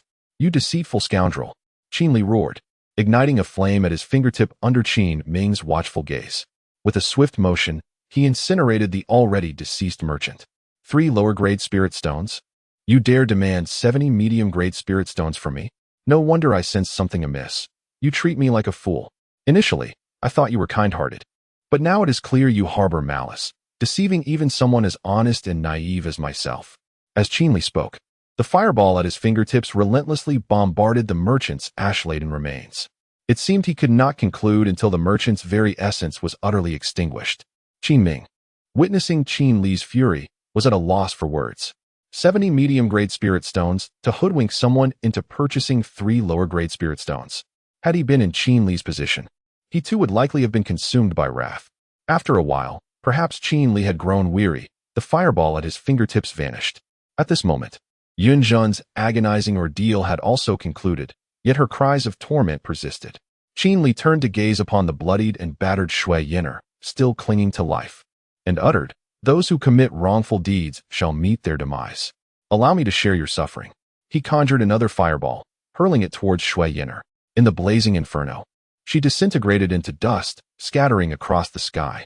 Now, only Shui Chun remained of the Shui family, utterly petrified, a state reminiscent of the earlier twins. "Are you not bold? You dare not even meet my gaze. What gives you the right?" Qinli exclaimed, as he stomped towards Shui Chen's chest. "Speak," he demanded, resembling an enraged harpy, his feet pounding furiously. Within moments, Shui Chen was on the brink of death, gasping for breath. How cruel, how heartless. Qin Ming and Li Long observed this scene with averted eyes, unable to bear the sight, covering their faces with their hands. Only Yunjun remained transfixed, her gaze vacant and lifeless, a slight smile curving her lips, suggesting an unsettling excitement. Could it be that I am nurturing a demon? Qinli pondered, sensing that Yunjun's expression was one typically reserved for female fiends. Little did he realize that it was his actions today that had irrevocably altered Yunjun, though she had not transformed into a female demon. Yunjun's brother, Qin Ming, dared not watch as Qinli crushed Shui Chen beneath his foot. Instead, he turned to Yunjun, only to find her eyes devoid of life. He instinctively enveloped her in his arms. As Yunjun felt the warmth of his embrace, tears welled in her eyes, cascading down her cheeks. "Qin Ming, how could you?" she sobbed, burying her face in his chest. Li Long, witnessing this tender moment, felt a surge of resentment towards Qin Ming. "This time, when we venture into the nine-eyed tiger's lair, I shall ensure your demise." He seethed, his heart ablaze with fury. Unlike many secondary characters who linger in the shadows, he found his animosity towards Qin Ming intensifying. If it were not for Qin Ming, they would not have found themselves in peril, and if not for him, Yunjun might have harbored affections for Li Long. Yet, Li Long was oblivious to the fact that even in the absence of Qin Ming, Yunjun would never reciprocate his feelings, not due to any shortcomings on his part, but rather because she was entirely captivated by appearances. How could someone so far removed from Qin Ming's allure ever hope to capture her interest? In this otherworldly realm, the trio of Li Long, Qin Ming, and Yunjun seemed to mirror the complexities of reality. Oh no, has resentment once again taken root? Qin Li sensed a palpable hostility directed not at himself, but instead towards the seemingly compassionate Qin Ming. Without a doubt, Qin Li surmised that the bitter Li Long had once again set his sights on Qin Ming. How foolish it is to court death when one could simply live well. Qin Li muttered to himself, "A beauty brings disaster." Such were the 4 words Qin Li uttered. No wonder the ancients often speak of how heroes falter before the allure of a fair maiden. Indeed, the ancients do not deceive. Alas, perish in despair. Qin Li, gazing at the near-collapsing Shui Chun beneath his foot, prepared to delve into the essence of Shui Chen's life. Yet, just as he was about to proceed, Shui Chen suddenly raised his right hand and pointed at Qin Li, seemingly with words to share. Qin Li, observing Shui Chun's demeanor, lowered his head to listen closely. "I would rather die than spare you." Shui Chen's voice was faint, yet Qin Li's profound cultivation allowed him to hear it distinctly. "Oh, I await your challenge," Qin Li replied, not rising but leaning closer to Shui Chen's ear. With that, Qin Li delivered a powerful punch that shattered Shui Chen's ribcage. Bang! The very ground trembled beneath him, a testament to the might of his strike. "Should you survive this blow, I anticipate you as my worthy opponent," Qin Li remarked, watching as Shui Chen's eyes rolled back, appearing lifeless yet still displaying a flicker of breath. Without intervention, Shui Chen would soon meet his demise. Should someone come to his aid, Qin Li would welcome Shui Chen's pursuit, provided he could find him. Once again, Qin Li's wicked amusement emerged. "I shall take my leave," he declared to Qin Ming and the others. Subsequently, under their watchful gaze, Qin Li turned and departed towards the depths of the 10,000 great mountains. Qin Ming and the others exchanged glances, nodded, and followed closely behind Qin Li into the mountains. However, once they had all left, a figure clad in a black cloak appeared beside Shui Chen. Upon seeing the man, Shui Chen noticed the white beard, indicating that beneath the cloak was likely an elder. "Hee, your life is not yet forfeit. Allow me to lend you a hand," the elder in the black cloak said as he approached Shui Chen's crushed chest. With a sickening sound akin to a blade piercing flesh, the elder plunged both hands into Shui Chen's chest, seemingly attempting to heal him. Clang! In the next moment, Xuechen's sunken chest was miraculously restored by the cloaked elder. Thereafter, the elder lifted Xuechen and vanished from sight. Chapter 145. The fragrant skin lotion of Laozi. At this moment, en route to the 10,000 Great Mountains, Qin Li turned around, glancing at the position where Xuechen stood, furrowing his brow. Had he misperceived something? Recently, Qin Li had been plagued by an unsettling sensation, as if someone were watching him from the shadows.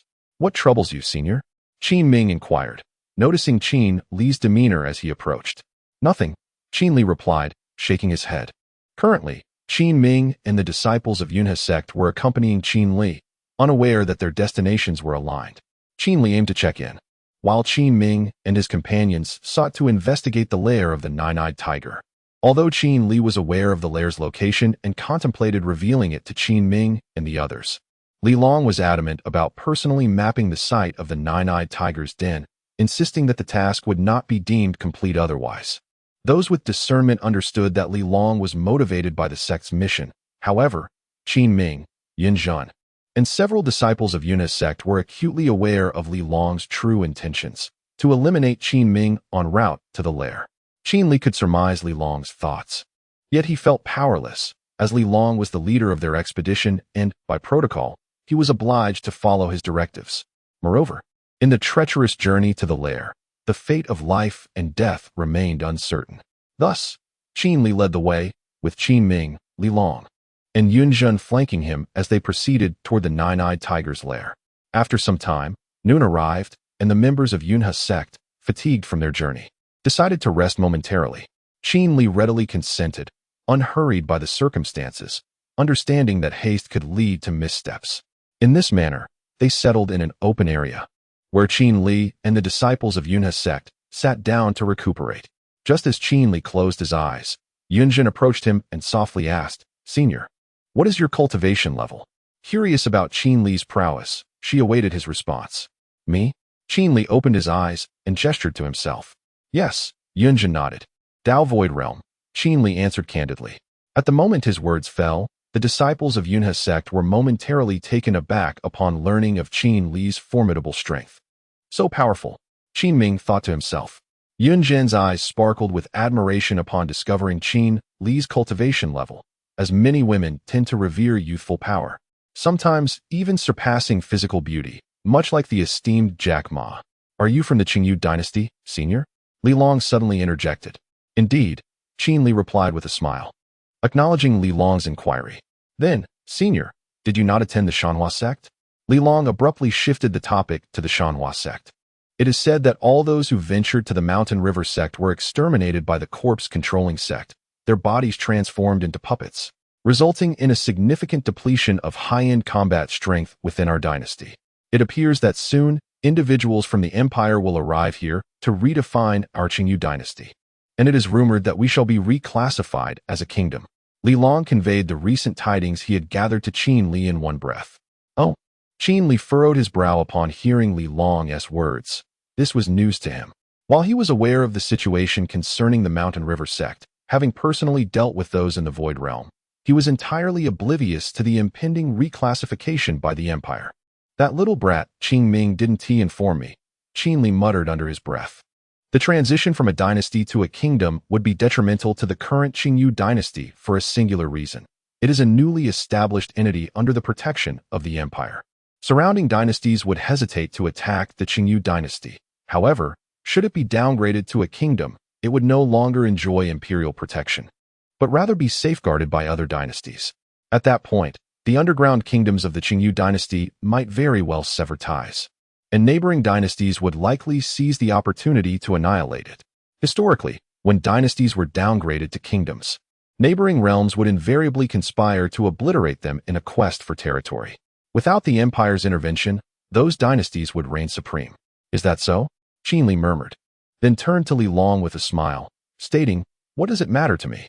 The Mountain River sect initially extended an invitation, yet I declined.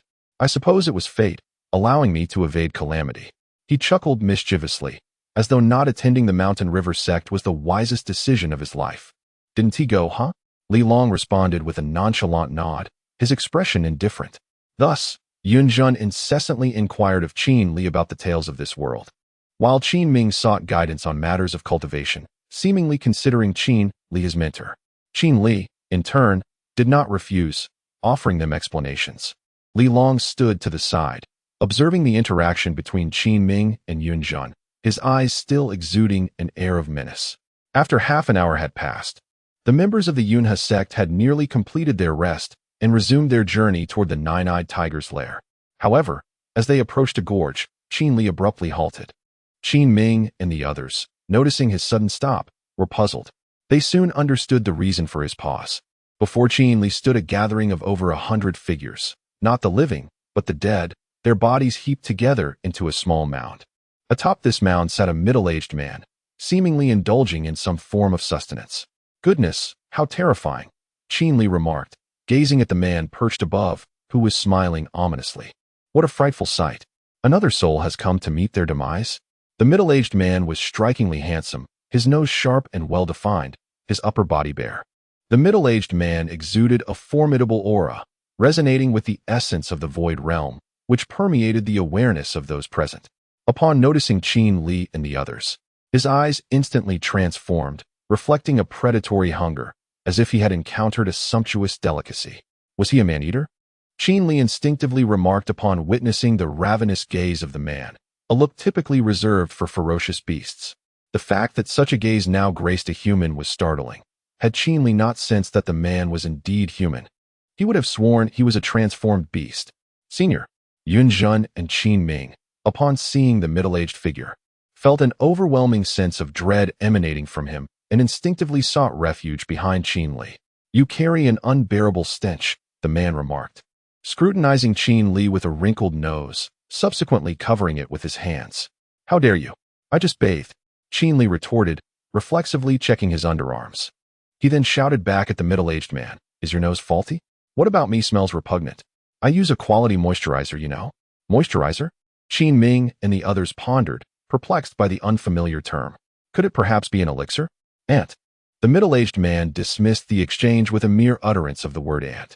Yet, this single word ignited a fierce determination in Qin Li. He was resolved not to let this man go unchallenged. If it were within his power, he would force the moisturizer down the man's throat, compelling him to discover whether it truly was as fragrant as he claimed. Chapter 146, 12 Mice. Suddenly, a fierce gust of wind struck Qin Ming and Yun Jun's faces. Qin Li, who had been standing beside them, vanished in an instant, moving with astonishing speed. Qin Ming was the first to regain his composure and quickly turned his gaze towards the position of the middle-aged man. Just as he looked in that direction, Qin Li appeared directly in front of the man. With a sharp crack, Qin Li swiftly snapped the middle-aged man's neck, executing the action with a chilling efficiency. The sheer swiftness of it all left everyone present in a state of shock. In the blink of an eye, Qin Li had concluded the confrontation. Incredibly powerful, Qin Ming thought, gazing at the lifeless form of the man whose head had been so easily severed. Could he truly be a practitioner of the cave void realm? Although Qin Ming was unsure of the man's precise level within that realm, the ease with which Qin Li dispatched him raised questions about the heights Qin Li had attained as a practitioner himself. The middle-aged man, upon seeing Qin Li before him, had widened his eyes in disbelief, yet before he could react, he felt the world spin around him as his neck was brutally broken. The notion of a practitioner of the cave void realm meeting such an end was nothing short of astonishing. "Huh, what a fragrant aroma you have," Qin Li remarked as he twisted the man's head back, indignantly gesturing his arm towards the man's nose. Unfortunately, the man was no longer capable of scenting anything. Thus, with a casual flick, Qin Li had eliminated a practitioner of the cave void realm, catching everyone completely off guard. Goodness, Li Long thought, observing Qin Li's heroic demeanor. He couldn't help but wonder if he possessed such strength. Would Yun Jun then be drawn to him? Were Qin Li aware of Li Long's musings, he would undoubtedly boast. "With my prowess, who needs women? There are plenty to choose from." Casting aside the middle-aged man's lifeless body, Qin Li imparted a final lesson. Those who engage in wickedness shall meet their demise. The man, in a daze, rolled down the heap of corpses until he came to rest before Qin Ming and the others. Qin Ming and his companions, confronted with the scent of blood emanating from the deceased, instinctively pinched their noses. "Is he cannibalistic?" Qin Li, upon disposing of the middle-aged man, finally caught sight of what he had been consuming. Upon closer inspection, it was revealed to be an arm. I have performed yet another act of kindness. I hope the system will treat me more gently in the future. Qin Li offered a mock prayer, gesturing theatrically towards the air. Dream on. A line of golden text appeared before Qin Li, the exclamation mark at the end prominent and bold. How arrogant, Qin Li remarked with a smirk, gazing at the golden text before him. Let us proceed, he declared, leaping down from the mound of corpses. With a swift kick, he sent the young man beside him flying, then turned to Qin Ming and the others. Qin Ming and the group nodded in acknowledgement. Thus, the minor incident passed. Qin Li continued to lead Qin Ming and the others toward the location of the nine-eyed tiger's lair. At their current pace, they estimated it would take 3 days to arrive. However, if it were just Qin Li, he could likely reach it in a day. Yet, he had promised to accompany Qin Ming and the others on their journey. There was no other choice in the next couple of days. Qin Li did not mind the delay. Soon, the sun cast its faint crimson glow, signaling that it was about to set. We must find a place to camp, Qin Li thought as the sky gradually darkened, realizing it was necessary to halt and seek shelter for the night. While he could manage without concern, Qin Ming and the others could not.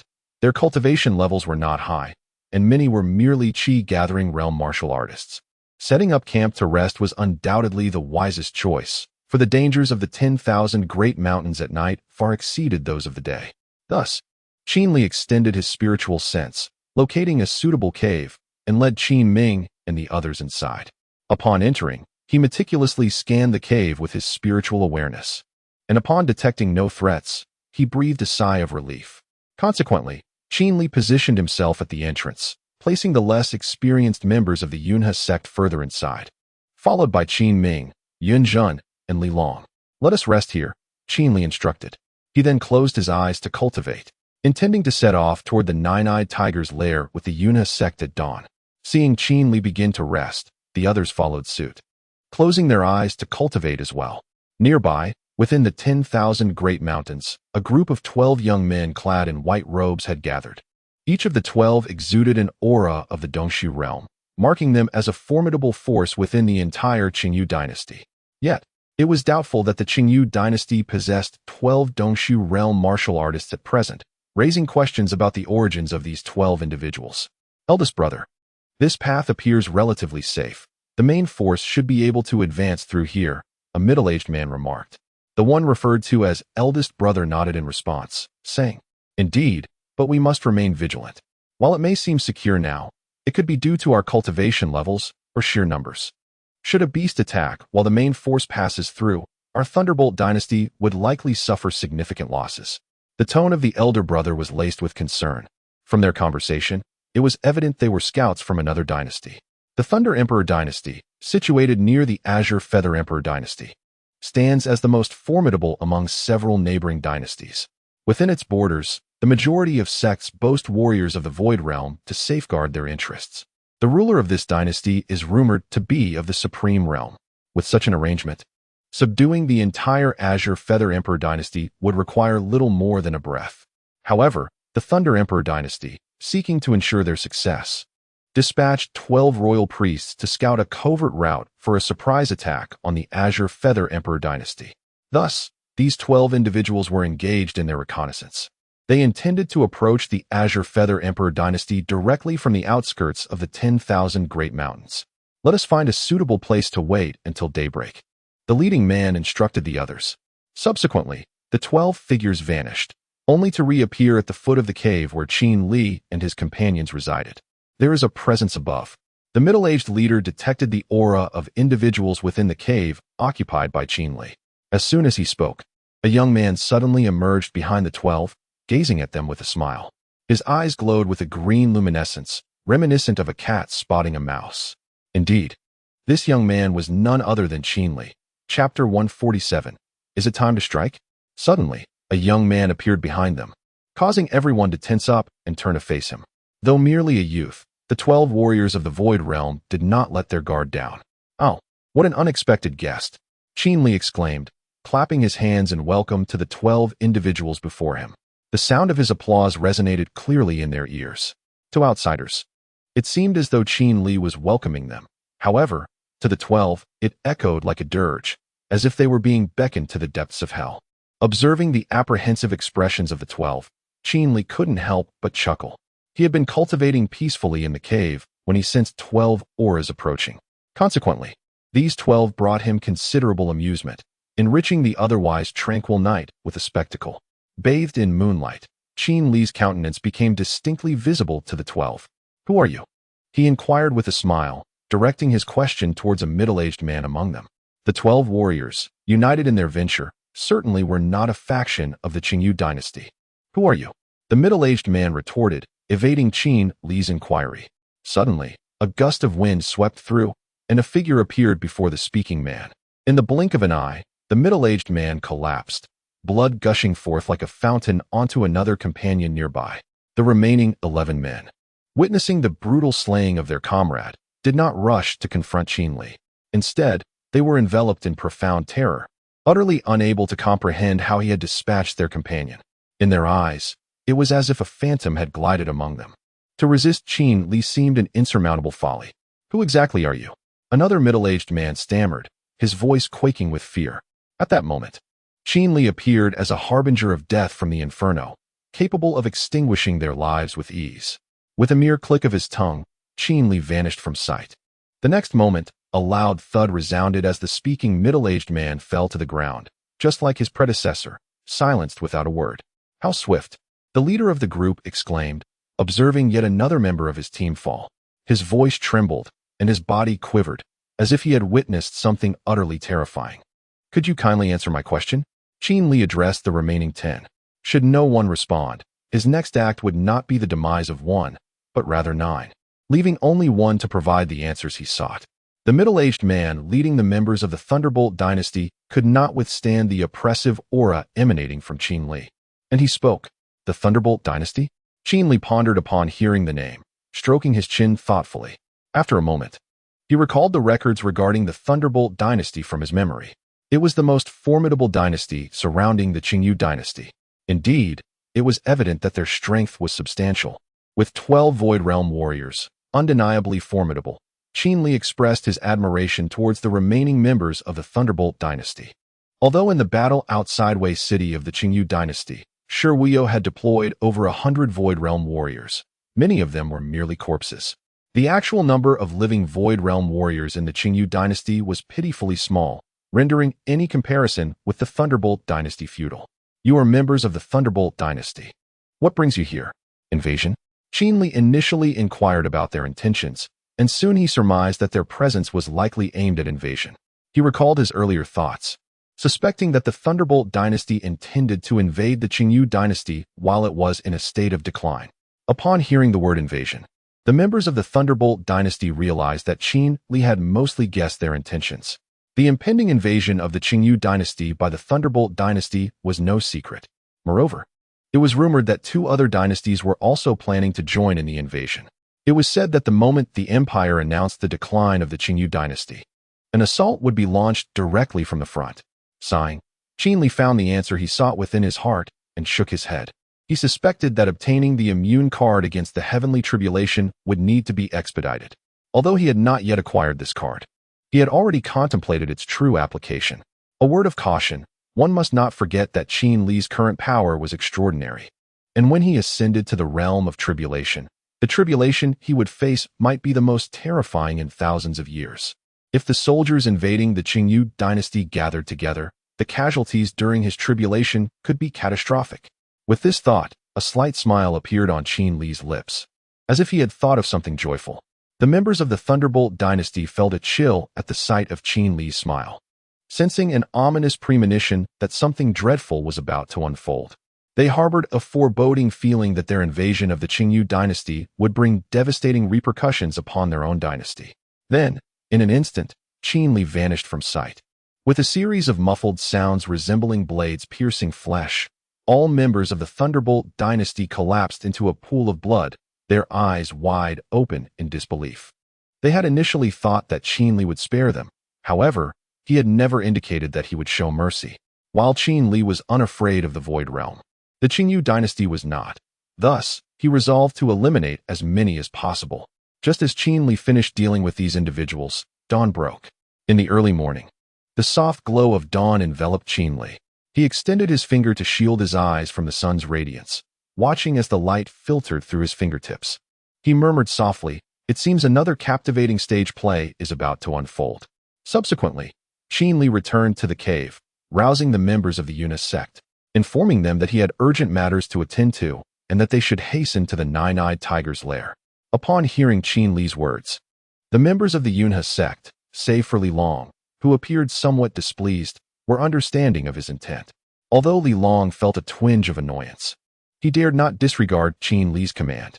Being the highest-ranking cultivator present, he was acutely aware of Qin Li's formidable strength. He surmised that should Qin Li choose to do so, ending his life would be as effortless as crushing an ant.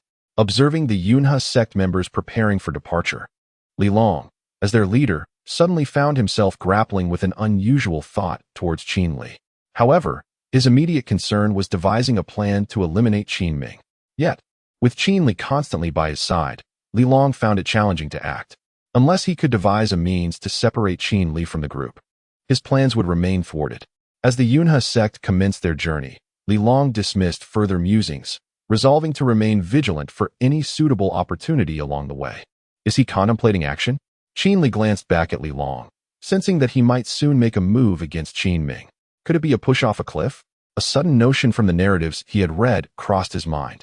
In most tales, secondary characters would either cast the protagonist into the abyss or fall victim to their own schemes. Li Long had previously learned of Qin Ming's secret method for enhancing cultivation. Even with elixirs, they paled in comparison to Qin Ming's techniques. Thus, Qin Li speculated that the likelihood of Li Long attempting to push Qin Ming off a cliff was quite high. Everything hinged on the events of the day. A slight smile played on Qin Li's lips as he stood at the forefront of the group. Chapter 148. The standard heroic trope before long. Qin Li and the entourage of Yun Hezong were nearing the lair of the nine-eyed tiger. At their current pace, they would arrive within half a day. It was at this moment that Yun Zhen suddenly expressed a desire to rest. Qin Li pondered for a moment, acknowledging that they had indeed traveled quite a distance. By sunset, they would surely reach their destination. A brief respite would be beneficial. Thus, he acquiesced to her request, to which Yun Zhen and the members of Yun Hezong responded with joyous cheers. The hurried journey had left them fatigued, their vital energy expended on the trail, making this pause a perfect opportunity to recuperate. "I will scout the vicinity. Should any issues arise, I shall signal you," Li Long announced to the members of Yun Hezong as the group halted. Before they could respond, he turned and departed. Observing Li Long's exit, Qin Li understood his intentions. Moments later, just as Qin Li was about to settle down for a rest, Li Long returned. "Excuse me, senior. Would you be willing to venture ahead and scout the path for us?" Li Long approached Qin Li, bowing respectfully. Qin Li considered Li Long's request, and, after a moment's thought, nodded in agreement. He then addressed the members of Yun Hezong. "I shall go ahead to scout the way." Although a sense of trepidation lingered among them, they felt powerless to prevent Qin Li from proceeding. They nodded in acceptance of his decision. In an instant, Qin Li transformed into a streak of white light, vanishing from sight. While it appeared that he had ventured forth to explore the path, the reality was quite different. His disappearance was merely a fade. He remained nearby, concealing his presence. As he vanished, a subtle smirk crept across Li Long's lips, his expression momentarily turning sinister. He had already identified the perfect spot, a nearby cliff, where he intended to push Qin Ming, thereby concluding their encounter. "Junior brother Qin Ming, among us, you and I possess the greatest strength. I noticed a small river nearby. Shall we procure some water?" Li Long approached Qin Ming, his tone calm, yet his demeanor betraying a hint of disdain, as if he were reluctantly inviting Qin Ming to join him. Despite the unease that Li Long's demeanor incited, Qin Ming felt compelled to trust him upon observing the latter's expression. He discerned that Li Long was not eager to include him, yet felt obligated to do so given that he was the strongest among them. Strangely, had Qin Li not glimpsed the malevolence in Li Long's expression as he turned, he might have been deceived. This little brat certainly possesses the potential to be a formidable antagonist, Qin Li mused inwardly, taking note of Li Long's duplicitous nature. This individual, were he to belong to the ranks of villains, would undoubtedly be a noteworthy character. However, it is regrettable that such a person is destined to serve merely as a stepping stone for protagonists, rendering him inconsequential. With that, Qin Ming rose. intending to accompany Li Long in search of water and provisions. Just as they were about to depart, Yunjin called out, "I will go with you." "No," Li Long interjected, "with the senior absent, you must remain here to ensure the safety of these disciples." Before Qin Ming could respond, Li Long's words had already taken precedence. If Yunjin were to accompany them, Li Long's intention to eliminate Qin Ming would become exceedingly complicated.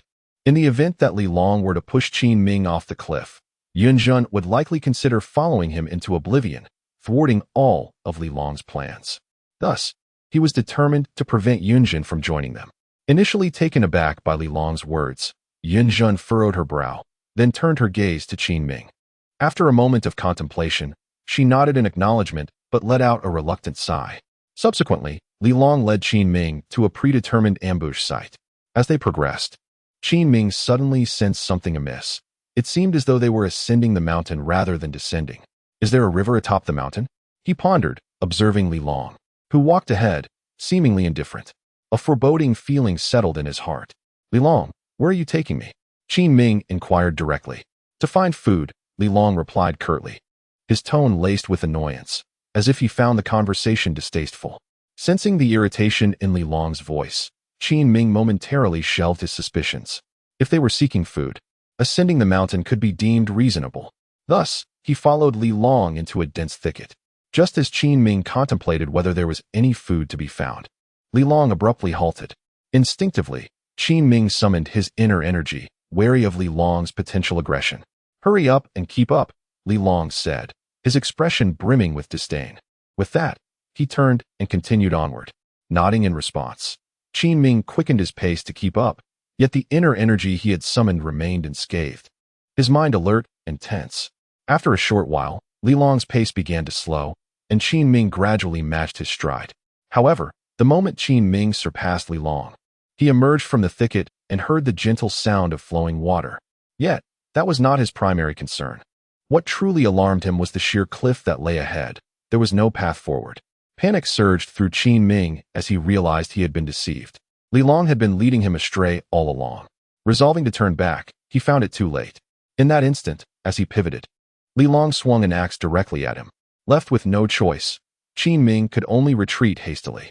"Curse it," he thought, frustration coursing through him. Qin Ming never anticipated that he would be so careless. Throughout the journey, he observed Li Long's demeanor, convinced that Li Long had chosen him out of sheer helplessness. However, with a sudden realization, Qin Ming understood that he had unwittingly stepped into a trap meticulously set by Li Long. Initially, Li Long pretended to venture out in search of water and sustenance, feigning a lack of strength and a fear of danger. Subsequently, he assumed an appearance of resignation, inviting Qin Ming to accompany him. To avoid raising Qin Ming's suspicions, Li Long maintained a facade of impatience, deceiving Qin Ming into believing that his invitation to gather food and water was born of desperation. This intricate scheme was a series of interconnected deceptions. Had Li Long not feigned impatience, Qin Ming might have perceived the treachery. Although the truth dawned upon him, it was too late. Soon, Qin Ming found himself cornered at the edge of a precipice, gazing down at the river below, convinced that a fall would surely spell his demise. Mountain-splitting axe. Li Long, witnessing Qin Ming at the brink, wore an expression bordering on madness, fervently brandishing the axe in his hands. "Once I kill you, Yunjin will be mine. She will belong to me," he chanted, his voice a frantic mantra as he intensified his grip. "Die!" Li Long unleashed all his vital energy, aiming a lethal strike at Qin Ming's head. In that fateful moment, Qin Ming was indeed struck down. As he plummeted from the cliff, his last words echoed, "Li Long, if I do not perish today, I will ensure that your remains are scattered to the river to feed the fish." Qin Ming could scarcely believe his own foolishness. He had yet to locate his parents and was unaware of his own heritage.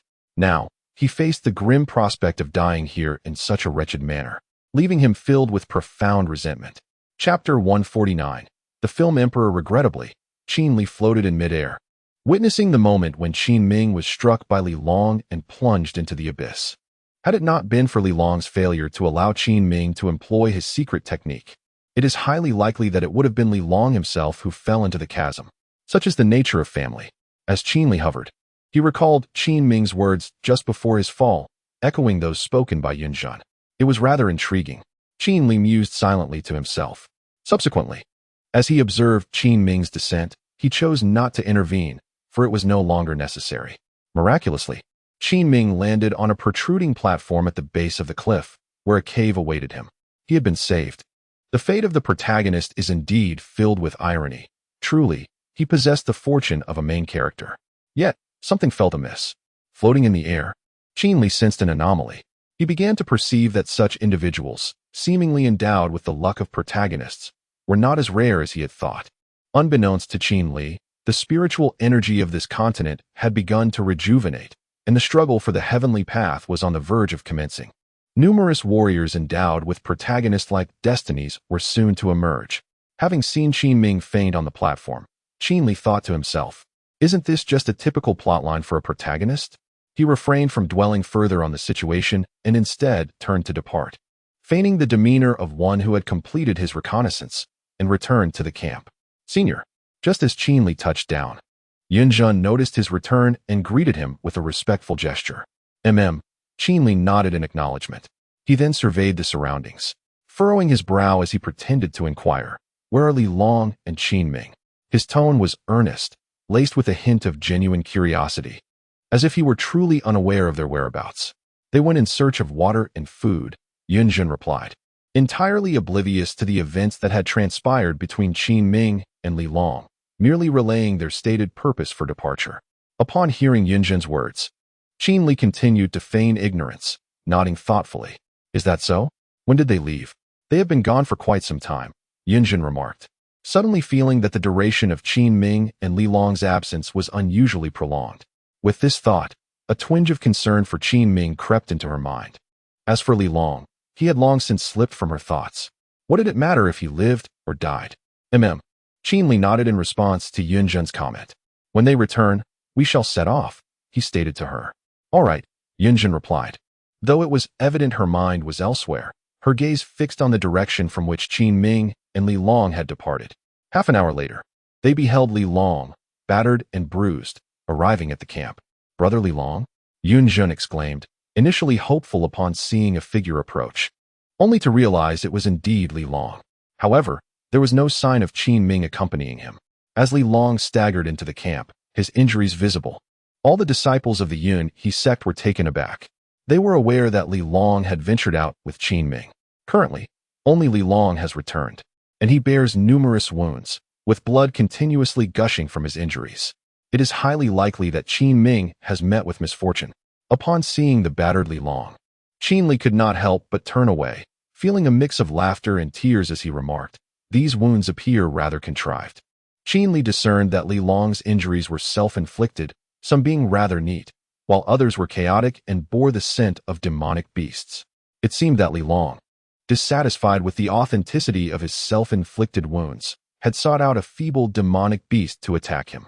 But what of Qin Ming? Qin Li, adopting a villainous demeanor, boldly inquired. As Qin Li's words echoed in the air, Yunjun cast a hopeful glance at Li Long, eager to discern the fate of Qin Ming. "Oh dear, foolish woman," Qin Li thought, observing the rapid shift in Yunjun's expression, realizing that having such a woman beside Qin Ming was hardly a fortuitous circumstance. Li Long naturally noticed the change in Yunjun's demeanor, initially comforted by her concern. He now felt a pang of regret for not having dismembered Qin Ming as he had intended. Had he another chance? Li Long mused that he would not allow Qin Ming to meet his end so swiftly. However, if given another opportunity, it was likely that Qin Ming would utilize the jade pendant, elevating his cultivation to the innate realm. In the face of the postnatal versus innate dilemma, Li Long perceived an inevitable defeat. Yet, it remained uncertain whether Qin Ming could indeed harness the power of the jade pendant as Qin Li envisioned. "Junior brother Qin Ming." Li Long skillfully feigned sorrow, his voice trembling. What has happened to him? Upon hearing Li Long's words, Yunjun, gazing at his reddened eyes, felt a sudden jolt of anxiety. An ominous premonition lingered in her heart. "He is dead." Li Long seemed to exert all his strength to utter those two words. As he spoke, every person present gasped in disbelief, their mouths agape, eyes filled with incredulity. At that moment, silence enveloped the area, broken only by the sounds of birds flitting through the vast mountains. Subsequently, Li Long recounted how he and Qin Ming had been ambushed by demonic beasts while foraging for food, claiming he was the sole survivor. In Qin Li's eyes, Li Long's performance was tear-jerking, filled with poignant tales of brotherhood, the bonds of their sect, and the terror of the demonic beasts, evocative and vivid. Were it not for Qin Li's first-hand witness to the events, he might have fallen for Li Long's deception. What a little rascal. It would be a pity not to pursue an acting career. Qin Li mused internally as he observed Li Long's final, choked expression. If only it were possible. Qin Li would gladly take Li Long under his wing.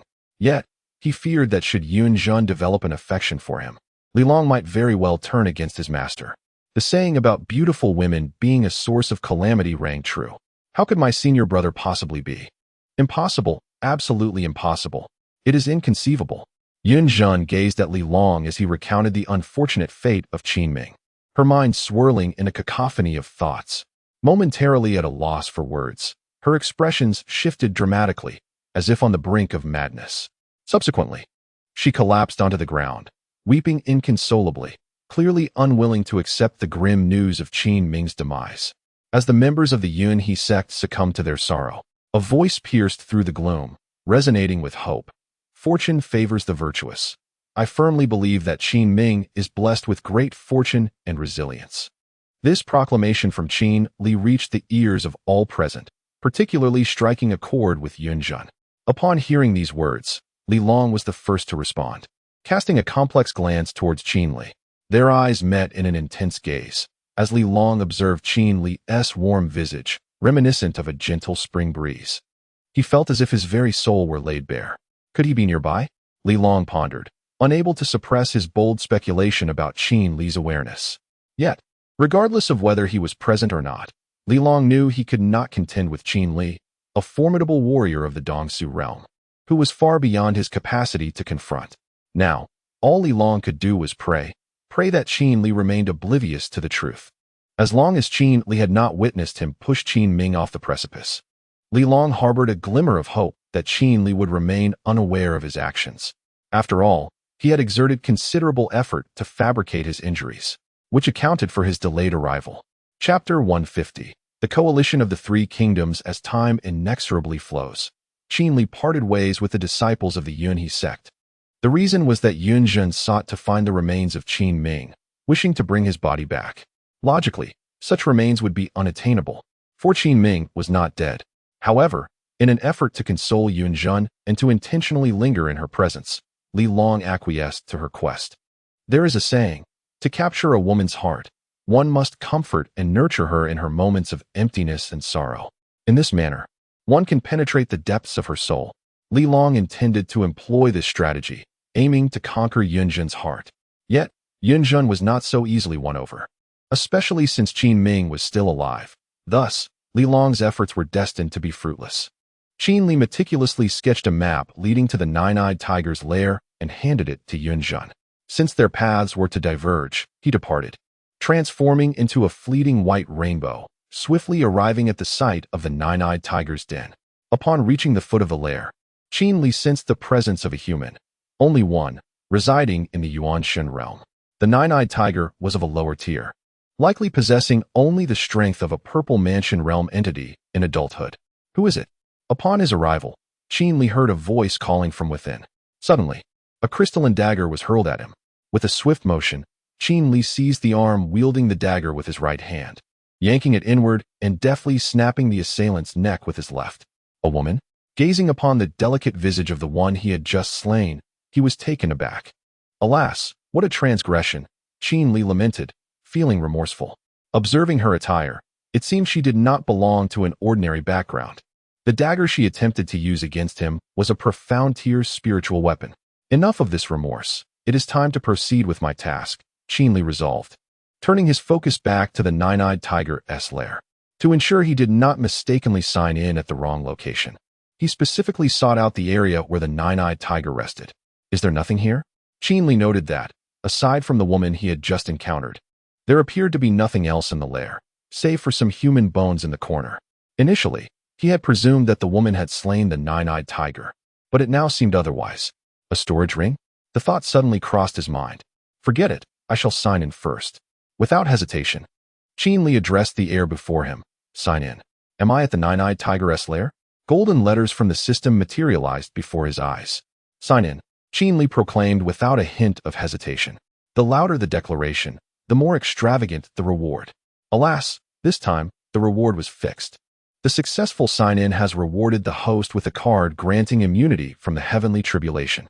This marks the host's first successful sign-in at the designated location.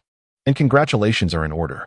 2 lines of golden text materialized before Qin Li's eyes. Observing these golden words, Qin Li couldn't help but chuckle. It had been a long time since he felt this joy from receiving a reward for signing in. He looked at a purple card resting in his mental storage space, his heart brimming with excitement. Incredible, truly incredible. If possible, he would have applauded himself. System, can you assign tasks as well? Qin Li gazed at the card in his storage space, growing fonder of it with each passing moment. The designated sign-in location appears when the host's rewards are particularly meager, a rarity under normal circumstances. It primarily depends on the host's misfortune. The more often the host signs in without receiving substantial rewards, the more the system acknowledges the host's plight, subsequently determining the nature of future rewards. The golden text continued to appear before Qin Li, addressing his inquiries. So that's how it is, he mused.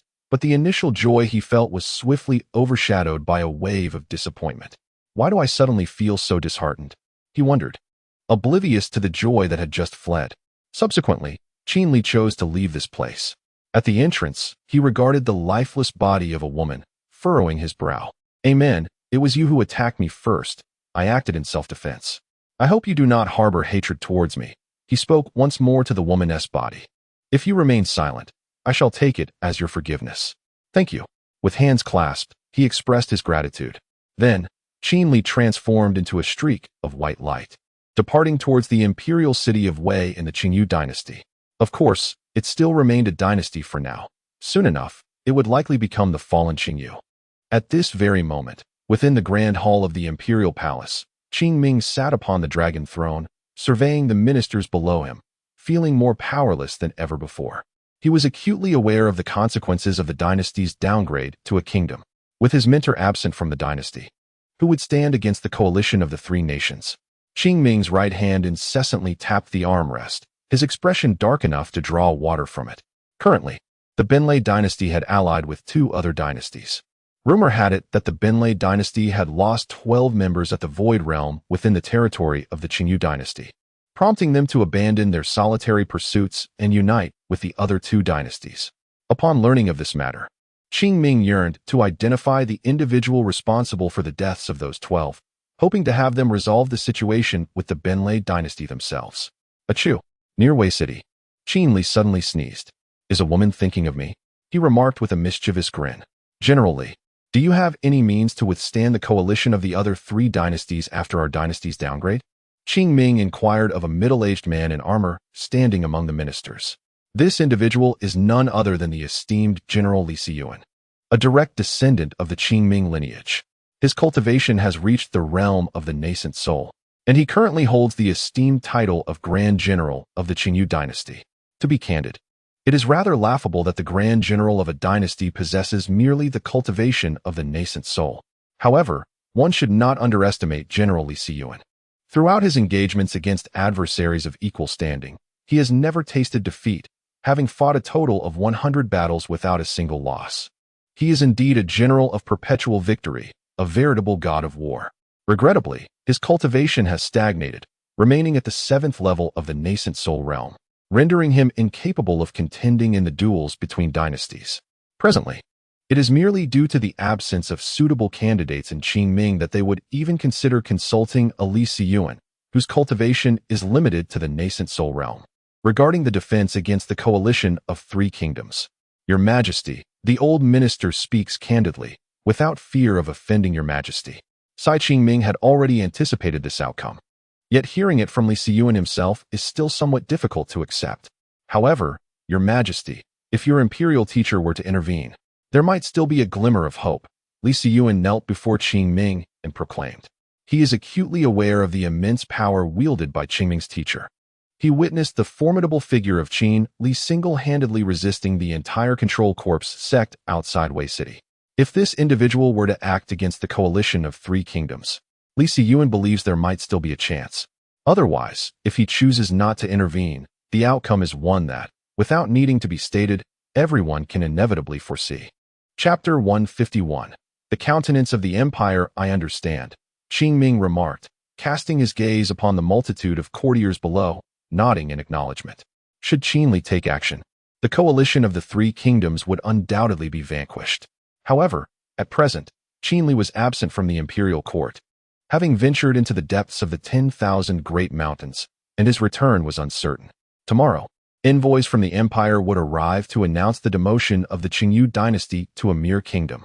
At that moment, the coalition would inevitably seize the opportunity to launch a full-scale invasion. Alas, Qing Ming sighed, feeling an overwhelming fatigue. He had once thought that ascending to the throne would grant him the power to command the heavens and the earth. Yet now, he found himself longing for the days spent as a disciple of Xian Yi in the Qingyun sect. The current support for the Qingyu dynasty was scant, with the Qingyun sect being one of the few reliable allies. As for other sects, it was doubtful that any could be of significant assistance. Dismiss the court, Qing Ming instructed, surveying the courtiers and questioning their utility. Their sole purpose seemed to be the stabilization of the realm. Presently, the remaining troops from the various feudal lords within the dynasty had yet to be fully organized, and now they were on the brink of war. Weary in both body and spirit, Qing Ming concluded the court session and departed, intending to visit the cemetery to ascertain whether Qin Li had returned. Regrettably, Qin Li was still some distance from Wei City, likely arriving just before noon the following day. Upon reaching the cemetery, Qing Ming gazed upon the desolate and eerie grounds, pondering how his master had managed to survive in such a place. While most would avoid it, Qin Li had chosen to reside there. To others, it merely seemed a quirk of his character. Thus, Qing Ming returned to the palace and entered his study. The unfortunate Qing Ming found himself alone, with not a single woman to grace his harem, only an empty chamber. It was not that there were no offers of companionship, but Qing Ming had resolutely declined all, as he had no desire for indulgence. Women would only serve to hinder his cognitive clarity. As time dripped away, it seemed that the entire Wei City was aware of the impending demotion of the dynasty to a kingdom, causing a wave of anxiety to ripple through the populace. The assembly of the coalition from the three kingdoms beyond the borders could no longer be concealed. The once seemingly tranquil Qingyu dynasty appeared to have reached a critical juncture, with tumultuous undercurrents brewing beneath the surface. Many with ulterior motives sought to seize this opportunity for personal gain or to fulfill their ambitions. At that moment, Qin Li had arrived at the outskirts of Wei City, catching sight of several formidable presences entering the city. Had the imperial envoys arrived? Qin Li surmised that these powerful auras were likely emissaries from the empire. He promptly followed them into Wei City. Meanwhile, within the resplendent golden Luan hall of the palace, Qing Ming, as the emperor of the Qingyu dynasty, rose to formally welcome a eunuch. The civil and military officials present did not find this behavior inappropriate, for the eunuch before Qing Ming hailed from the empire and held a status far superior to that of Qing Ming himself. Accompanying the eunuch were two soldiers clad in golden armor. A subtle aura permeated the air, causing all the officials present to feel a weight upon their chests. The oppressive presence of strength. Qing Ming, too, sensed the formidable pressure emanating from the two soldiers. Indeed, it was formidable. Given a few decades, Qing Ming, would undoubtedly shatter the empire. With a facade of a smile, Qing Ming gazed at the eunuch before him, yet internally, a vow had already been forged. In 80 years, should I endure, I will lead my people to obliterate the Yunnan Empire. I speak of the Yunnan Empire, the dominion above the Qingyu dynasty, which governs several realms akin to the Qingyu dynasty, 7 or 8 in total. Its comprehensive strength ranks within the top 3 among the empires of the Western continent, thus illustrating its might. Should anyone hear Qing Ming's declaration of toppling the Yunnan Empire in 80 years, they would likely erupt in laughter. After all, the empire has endured for over 10 millennia. How could a mere dynasty, currently facing degradation, hope to dismantle such a colossal empire in 80 years? Yet, none could have anticipated that in 80 years, Qing Ming indeed accomplished this feat. Moreover, the entire Western continent found itself under his dominion. Qing Ming, do you accept the decree? In the grand hall, the eunuch, with an air of arrogance, pointed at Qing Ming's head, inquiring if he would accept the imperial edict. His voice, reminiscent of a duck's quack, echoed throughout the hall. When an imperial decree is issued to a subordinate dynasty, its sovereign must invariably respond with the term subject. Failure to do so would lead the empire to perceive it as treasonous intent, resulting in immediate execution. Absurd, isn't it? Treason. Both are emperors of their respective realms. Yet the term treason is employed against one another. Nevertheless, the reality is such that resistance is futile. Within the hall, General Li Siyuan was taken aback upon hearing the eunuch address his sovereign by name. His emotions were a tumultuous blend. Subsequently, before the eyes of all the officials, Qing Ming's lips twitched slightly. Then, one could hear him utter, "I accept the decree." Qing Ming seemed to speak those words through gritted teeth. Dignity, the dignity of an emperor, was profoundly insulted in that moment. Upon hearing Qing Ming's words, the eunuch flung the sacred decree at Qing Ming's feet. This act incited outrage among all the officials. It was a blatant humiliation. For their emperor to refer to himself as a subject was an ancient tradition when facing an empire, though they had no recourse. The tossing of the decree was a direct insult to the nation. In the grand hall, every face flushed crimson, their eyes brimming with fury. If they could, they would have relished the opportunity to rend the eunuch who dared to humiliate their emperor into 1,000 pieces. Yet, they dared not. Perhaps a more palatable way to phrase it would be that they were unable to do so. Although the aura exuded by the eunuch was not as potent as that of the two soldiers beside him, it was still far more formidable than the combined presence of all gathered in the hall. Qing Ming, your Qingyu dynasty has now transformed into a kingdom, no longer under the protection of our Yunnan Empire. The eunuch spoke each word with deliberate precision as he drew forth a scroll from within his robes. Upon unfurling the scroll, he located the name of the Qingyu dynasty and, procuring a brush from an unknown source, struck through it with a decisive stroke. In an instant, a resounding roar erupted from the dragon vein beneath the Qingyu dynasty. A magnificent golden dragon emerged from the depths of Wei City, soaring towards the heavens. With a mighty roar, the dragon vanished into the ether. The dragon vein of the Qingyu dynasty had been claimed by the Yunnan Empire, marking the official elevation of the Qingyu dynasty to a kingdom. Within the grand hall, Qing Ming's nails dug into his flesh, blood seeping through his sleeves. Has it truly come to this? The transformation into a kingdom? Darkness enveloped his vision, and he collapsed onto the floor. Observing this, the eunuch exchanged glances with two soldiers nearby. The three then exited the grand hall, departing the Qingyu kingdom like a fleeting white rainbow. Once the trio had departed, a figure materialized beneath the dragon column at the entrance of the grand hall. Qin Li had returned. He witnessed the preceding events and grasped the happenings within the hall. The Yunnan Empire, you say? How intriguing. Qin Li mused as he observed the receding figures. He discerned the cultivation levels of the three individuals. The eunuch possessed the strength of the tribulation crossing realm, while the two guards were at the cutting path realm. Chapter 152. No options in the emperor's palace. Qing Ming opened his eyes and inquired of the young eunuch seated beside him. What time is it? Reporting to your majesty. It is noon, the eunuch replied, visibly excited upon witnessing Qing Ming's awakening. Just days prior, Qing Ming had collapsed in the Golden Hall, startling all the officials present. Thankfully, he was now awake and could resume his duties. Are you awake? As Qing Ming prepared to rise, a familiar voice resonated in the air. Master. Recognizing it as Qin Li's voice, Qing Ming instantly descended from his bed and turned towards the source. At the entrance, Qin Li stepped in, observing the excited Qing Ming with a mischievous grin. Ah, it seems you've missed me in just a few days, he teased. Master, Qing Ming longed to pour out his recent grievances, but, as an emperor, he restrained himself, reminding himself to be strong, believing that no challenge could overpower him. This child, Qin Li, who typically exuded coldness, felt a pang of compassion upon seeing Qing Ming's expression. I will assist you, Qin Li declared, approaching Qing Ming and gently patting his shoulder. In that moment, Qing Ming felt an unexpected warmth. Qin Li had come to regard him as family.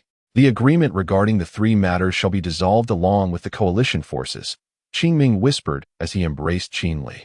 Though his voice was soft, Qing Ming sensed the underlying murderous intent in Qin Li's tone, a palpable aura of impending action.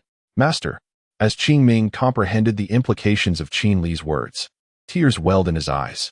In that instant, he seemed no longer an emperor, but rather an ordinary child. Enough. I will resolve everything for you. Qin Li replied with a smile. The utterance of master solidified their bond. Qing Ming felt a deep sense of recognition from Qin Li. Although his talents may not have reached Qin Li's expectations, his intellect and determination had earned Qin Li's acceptance. Then, releasing his embrace, Qin Li abruptly inquired, I have heard you have a general by the name of Li Siyuan? The sudden shift in topic dissipated the poignant atmosphere. Qin Li was not fond of such sentimental moments. Yes, he is my chief general, Qing Ming replied, wiping the tears from his eyes as he faced Qin Li with honesty. Summon him. I believe he possesses the ability to fulfill my plans, Qin Li stated with a smile. Certainly. Qing Ming, regaining his imperial composure, commanded the young eunuch, little Liuzi. Go summon General Li Siyuan. Yes, your majesty, the eunuch nodded and departed. The young eunuch, having cultivated the techniques imparted by Qin Li, had, in just a few short days, ascended to the realm of Qi induction. Shortly thereafter, Li Siyuan approached Qin Li and the awakened Emperor Qing Ming. Upon his arrival, Li Siyuan immediately noticed Qin Li seated alongside the emperor, and he knelt on one knee to greet Qing Ming. Subsequently, he turned his gaze towards Qin Li, pondering whether he was the emperor's mentor. Realizing that Qin Li was indeed seated parallel to Qing Ming, he deduced that the man before him must be the emperor's teacher. I, Li Siyuan, pay my respects to the imperial teacher, he declared, confirming his suspicions with a respectful bow directed at Qin Li. Qin Li nodded in acknowledgement, finding the encounter quite intriguing. He had heard of Li Siyuan before. Initially, he had presumed him to be a mere minor figure, but was astonished to learn that he had fought in over 100 battles without a single defeat. Truly, he seemed to be a reincarnation of the heavenly god of war. With this knowledge of Li Siyuan's remarkable achievements, Qin Li felt confident that annihilating the coalition forces of the Three Kingdoms would pose no insurmountable challenge. As Qing Ming observed the cordial exchange between Qin Li and Li Siyuan, he solemnly addressed the general, General Li. There is a matter concerning our kingdom of Qingyu that requires the cooperation of my teacher. Qing Ming spoke directly, leaving no room for ambiguity in his command. Li Siyuan, upon hearing the emperor's words and sensing the gravity of his tone, held no resentment. As the grand general of the Qingyu kingdom, second only to the emperor, he was resolute in opposing the coalition's plans to partition their realm. Collaborating with the emperor's mentor was, in Li Siyuan's view, the only viable means to defeat the coalition forces. General Li, I can completely annihilate the coalition forces, but I require your assistance in gathering them together. Otherwise, I shall be unable to strike them down in one fell swoop. Qin Li articulated his request clearly. He needed nothing more from Li Siyuan than to assemble the combined forces of the Three Kingdoms. Li Siyuan, contemplating Qin Li's words, fell into deep thought. After a moment of consideration, he nodded in agreement under the watchful gaze of Qin Li and Qing Ming. He then raised his head to look at Qing Ming, hesitating momentarily, his expression revealing a complex array of emotions. Qing Ming, noticing Li Siyuan's demeanor, expressed his impatience. General Li, speak plainly. I do not favor those who beat around the bush. Your Majesty, I currently command a mere 100,000 troops. Although I have garnered a number of forces from the nobility due to the imperial teacher's influence, only a fraction can be deemed fit for battle. The coalition boasts an army of 150,000. While I have methods to confine the coalition forces as per the imperial teacher's requirements, I can only guarantee a 30% chance of success, Li Siyuan admitted, lowering his head in shame. As a general, perhaps the most disheartening predicament is to be without sufficient troops. How many soldiers are needed? Before Qing Ming could utter a word, Qin Li interjected with a question. Returning to the imperial master, at the very least, 500,000, Li Siyuan declared, raising 5 fingers at Qin Li. With 500,000 soldiers, I am utterly confident. As soon as Li Siyuan's words fell, both Qing Ming and Qin Li were left in utter astonishment. 500,000 soldiers, considering those who had been granted titles. The number of available troops would likely amount to only around 400,000. Yet, Li Siyuan boldly asserted at least 500,000 soldiers. No, that is impossible. Qing Ming promptly rejected Li Siyuan's demand. What a jest! Even if Qing Ming could furnish Li Siyuan with 500,000 troops, from where would he procure the necessary provisions and weapons? By raiding? By lamenting his poverty?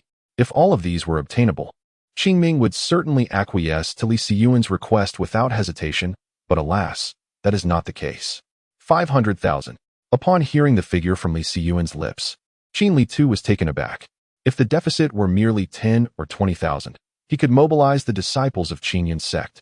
Even if it required 5 or 6,000, he could resolve it with his swordsmanship avatar, exhausting merely a bit more of his energy. All that mattered was the annihilation of the coalition forces of the three kingdoms in one decisive strike. In that instant, silence enveloped the entire chamber, plunging everyone into a profound stillness. Chapter 153. Connections without the presence of 500,000 soldiers. There exists another method. Li Siyuan observed the troubled expressions on Qin Li and Qing Ming's faces, understanding that gathering such an immense number of troops was akin to a fantastical dream. Fortunately, he still had an alternative strategy. Speak swiftly, Qing Ming exclaimed, his previously despondent gaze rekindled by Li Siyuan's words. If there is a substantial supply of provisions, I could utilize it to lure the enemy forces, but the probability of success is merely around 60%. Li Siyuan contemplated for a moment, then earnestly addressed Qing Ming, acknowledging that at this juncture, he had only these two options available. Qing Ming continued to exhibit a troubled demeanor. The issue of provisions was indeed daunting. The national treasury was depleted. To be candid, amassing a significant amount of supplies in a short period was exceedingly challenging. Could we consider decapitating their leader? Qin Li interjected unexpectedly. If we could eliminate the enemy commander directly, it might induce a collapse within their ranks. That is not feasible. The armies of the three empires possess formidable quality. Should we slay their leader, they would promptly elect a successor. Given the current state of our Qingyu kingdom, even a mediocre individual could lead an army of 150,000 to breach our defenses, Li Siyuan remarked, shaking his head with a wry smile. Decapitation may be a viable tactic within the Qingyu kingdom, but against these three empires, it seemed insufficient. What if we were to directly assassinate the emperor? Qin Li inquired. The moment the words left his lips, both Li Siyuan and Qing Ming were taken aback by Qin Li's audacity. The thought of assassinating the emperor of an empire was beyond the imagination of most individuals. That is unthinkable. These empires are protected by their dragon veins and possess hidden trump cards. Teacher, your rashness would be perilous and could provoke a frenzied assault from the united armies of the three nations, an endeavor fraught with peril, Qing Ming countered. Initially intrigued by Qin Li's bold proposition, only to subsequently shake his head in disapproval. Is there no other alternative? Qin Li pondered Qing Ming's words and realized the truth in them. In fact, I do possess another approach. Yet it would be exceedingly challenging for our kingdom at this moment, Li Siyuan stated once more. Do share, Qing Ming urged, disregarding all else. Eager to hear any viable plan. If deemed appropriate, he would immediately issue a decree. The most formidable leader among the coalition of three nations is at the realm of the Path of Severance, while the remaining commanders are at the tribulation stage.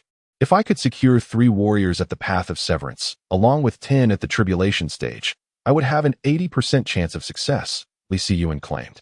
Upon uttering this, Li Siyuan's complexion turned somewhat pallid. This was his final strategy, with no alternatives remaining. Very well, I shall procure them for you. Before Qing Ming could respond, Qin Li boldly declared. Qing Ming turned to Qin Li, perplexed as to where he would find such powerful individuals. The resources of a single Qingyun sect would not suffice. Teacher, Qing Ming spoke, the ancestors of the Qingyun sect will not intervene unless absolutely necessary. I understand, Qin Li replied, chuckling slightly at Qing Ming's words. Compared to the previous methods, the final approach seemed far simpler for Qin Li to execute. Presently, his sword avatar possessed strength comparable to that of a Tribulation Realm warrior, making 10 such warriors a manageable task. Although 3 Slashing Realm experts posed a slight challenge, he could summon the ancestor of Battle Heaven, including himself. That left only one more needed. Sighing, Qin Li absent-mindedly scratched his head, when suddenly a woman's figure flashed through his mind. General Li, please make the necessary arrangements. Tomorrow, I will bring 3 Slashing Realm warriors and 10 Tribulation Realm warriors to aid us. Qin Li intended to return to the Qingyun sect for reinforcements, while simultaneously contacting the distant fairy Qingxia from the Yaoqi Palace. Indeed, the third candidate for the Slashing Realm was none other than Fairy Qingxia. Unfortunately, the only other Slashing Realm powerhouse he knew, besides himself, was her. It seemed he might have to sacrifice his charm to persuade her. Li Siyuan, observing the confidence in Qin Li's eyes, nodded and turned to make the arrangements. In his estimation, the coalition of three nations would likely seize vast territories of the Qingyu Empire by continuously harassing them with their 100,000 troops.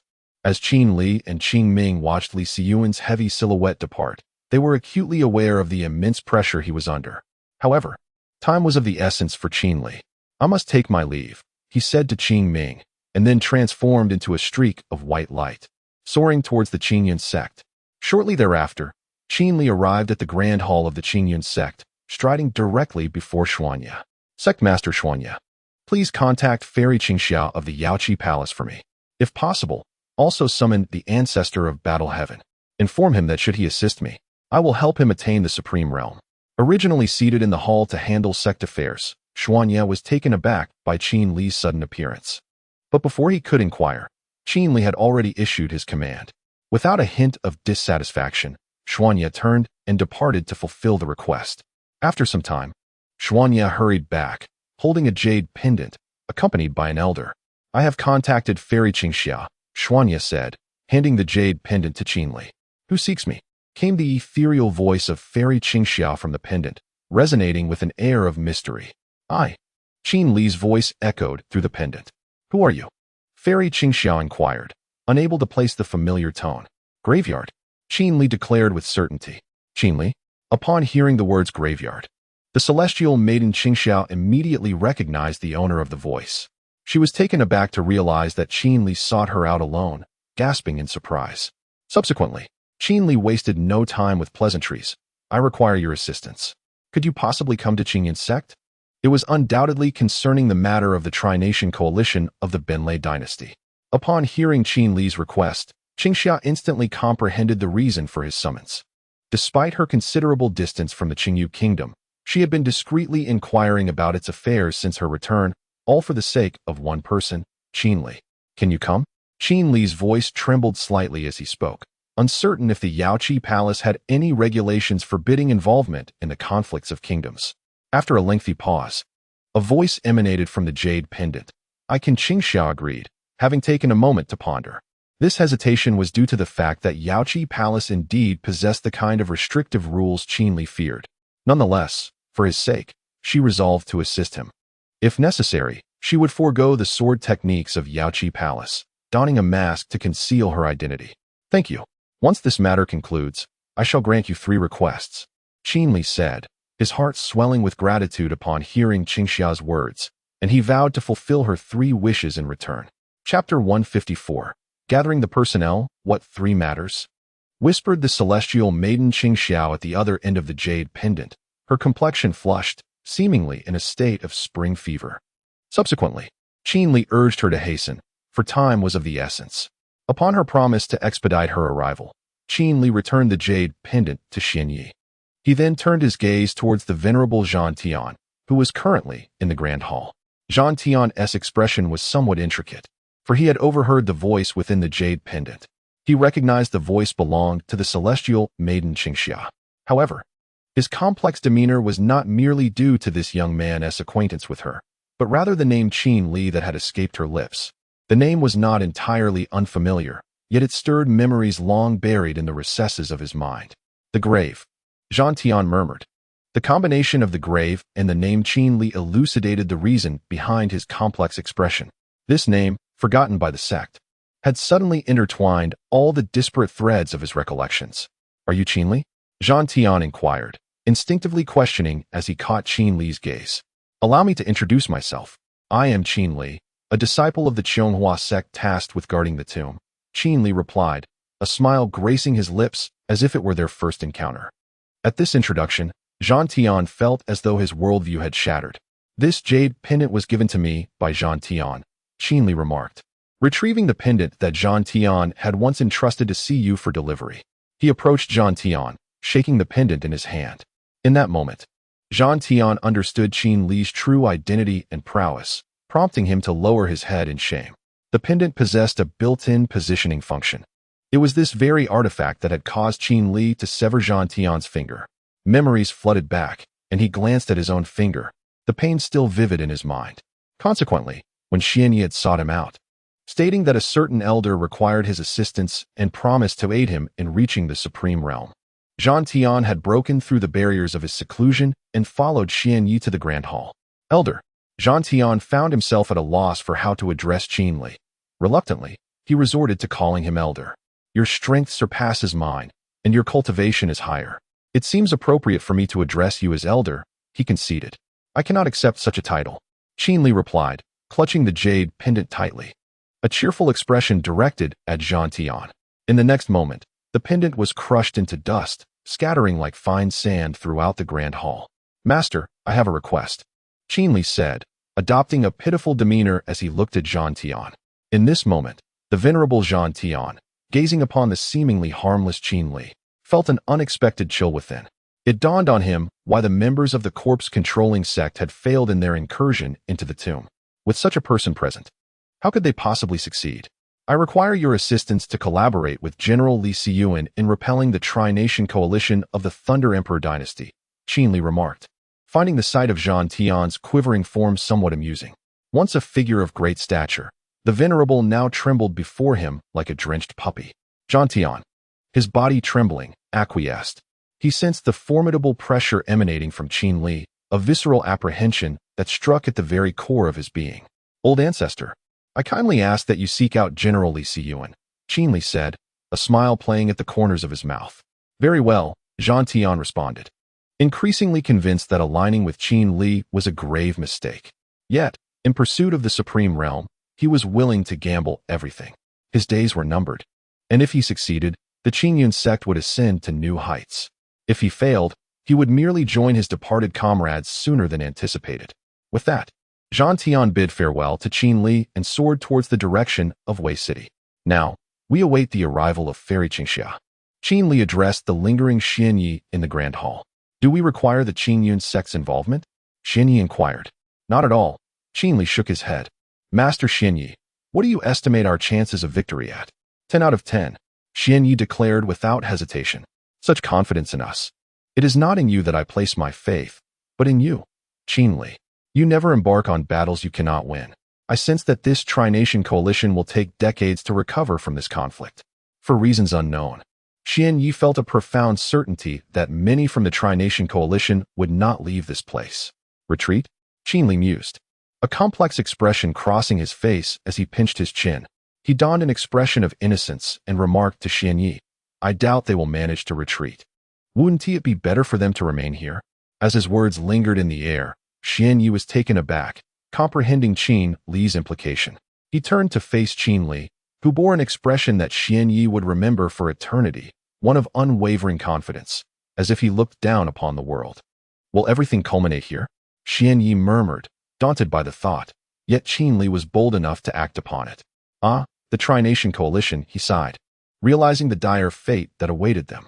At this moment, within the military tent of the Qingtai kingdom's front lines, several generals gathered, all eyes fixed upon the middle-aged man clad in armor seated at the head of the table. Upon closer inspection, it was none other than Li Siyuan. Li Siyuan rested his chin on his right hand and addressed the generals below. The Imperial Master has tasked us with the objective of gathering the enemy's army of 150,000 troops in one place. At that moment, the Imperial Master will strike decisively to annihilate them.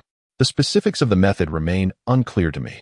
Therefore, my esteemed colleagues, all we need to do is to diligently pursue this endeavor. After all, our only hope lies with the Imperial Master. Should we fail, we shall meet as brothers in the next life. Should we succeed, the path to the empire for our kingdom of Qingyu shall be within reach. Li Siyuan's eloquence stirred the passions of the generals present, igniting a fervent desire within them to rush to the battlefield and shed their last drops of blood for the kingdom. Just as their spirits soared, a messenger burst into the tent, exclaiming, General, there is an elder outside seeking an audience, introduced by Qin Li. Upon hearing this, Li Siyuan furrowed his brow. Realizing he was unaware that the Imperial Master was known as Qin Li. Qin Li? He pondered the name, soon associating it with the Imperial Master. Quickly, please bring him in. Li Siyuan commanded the messenger. The change in his expression left all the generals within the tent perplexed.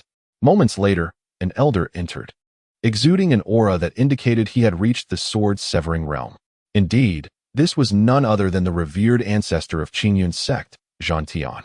As Li Siyuan sensed the elder's formidable presence, A subtle smile graced his lips, acknowledging the Imperial Master's prowess in attracting such a powerful ally.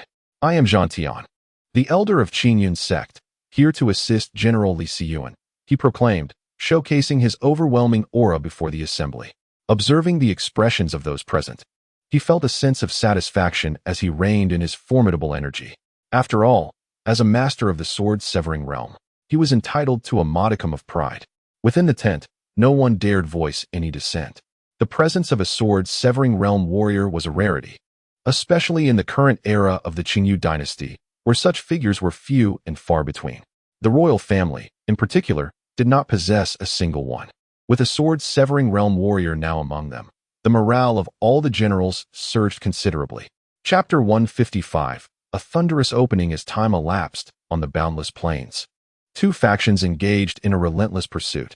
The numerical disparity between the two was stark, with the pursuing force, a veritable sea of humanity, numbering over 1 million. In stark contrast, the fleeing contingent could scarcely muster a tenth of that. At this juncture, one could surmise the allegiance of these two groups, the former being the coalition of the Three Kingdoms, while the latter belonged to Li Siyuan of the Kingdom of Qingyu. Currently, the coalition was hot on the heels of Li Siyuan, who gazed ahead at the valley that lay before him, a subtle smile gracing his lips. His mission was accomplished.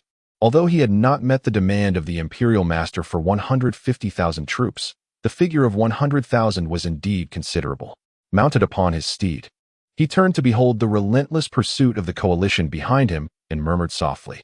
At that moment, above the valley that lay before Li Siyuan, a young man stood with his hands clasped behind him, exuding an air of superiority. Upon closer inspection, it was none other than Qin Li. In that instant, he resembled a deity of war, standing tall and resolute like a solitary pine. Over 1 million? Qin Li mused as he observed the coalition chasing Li Siyuan's forces. The remaining 50,000 shall be dealt with by my 5-direction seal, he thought. As Li Siyuan's army traversed the Grand Canyon, the commander of the coalition, a man clad in white armor, gestured for his troops to halt. Stop, he commanded, issuing directives to the rear guard. General Hai, what troubles you?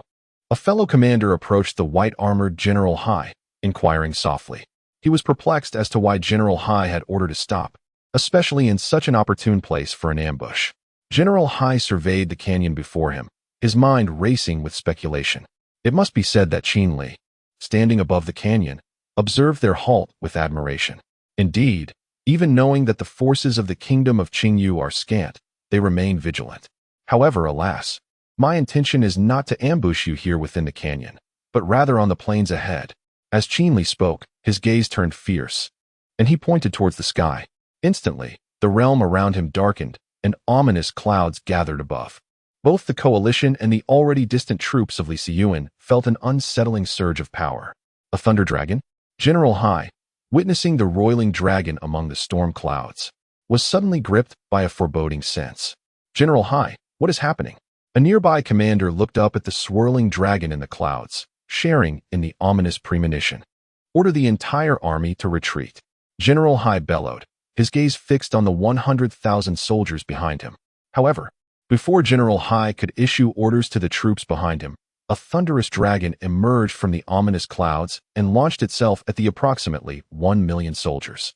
Countless bolts of blue lightning rained down upon the vast assembly, causing immediate devastation and a pervasive scent of charred flesh to fill the air.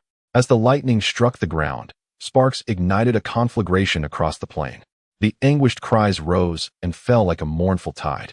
The thunder dragon materialized, ruthlessly slaughtering within the ranks of the million-strong army. Wherever it passed, no soul remained unscathed, regardless of one's cultivation level. A mere brush with the thunder dragon resulted in instant demise. What on earth is this? General Hai gazed at the tempestuous clouds, which birthed a thunder dragon whose presence eclipsed all of history. In that moment, he was struck with a sense of dread. Suddenly, with a thunderous crash, a lightning dragon pierced through his body. He collapsed, seemingly unscathed on the surface, yet the acrid smell of burnt flesh permeated the air. The thunder dragon, an embodiment of divine tribulation, left no external wounds, yet his internal organs had been charred. Despite being a formidable cultivator at the 8th level of tribulation, General Hai had been effortlessly vanquished by a single thunder dragon. The rumbling of thunder grew ever more intense, escalating from mere brutality to wholesale slaughter. As the remaining soldiers desperately attempted to flee, a shadowy figure materialized in the sky. All eyes turned skyward. The figure appeared to be a middle-aged man. Though not far away, none could discern his features, including Qin Li, who stood above the canyon. Who is that? Qin Li stared at the silhouette in the heavens, bewildered. Has my divine tribulation manifested as a person? As soon as he uttered those words, the figure in the sky suddenly transformed its hands into claws and descended upon the million-strong army below. The troops found themselves ensnared, trapped in a pit, with a net of lightning closing in from all directions. There was no escape. All who came into contact with it were utterly obliterated. It was evident to all that they had perished without any visible wounds, their internal organs reduced to ashes.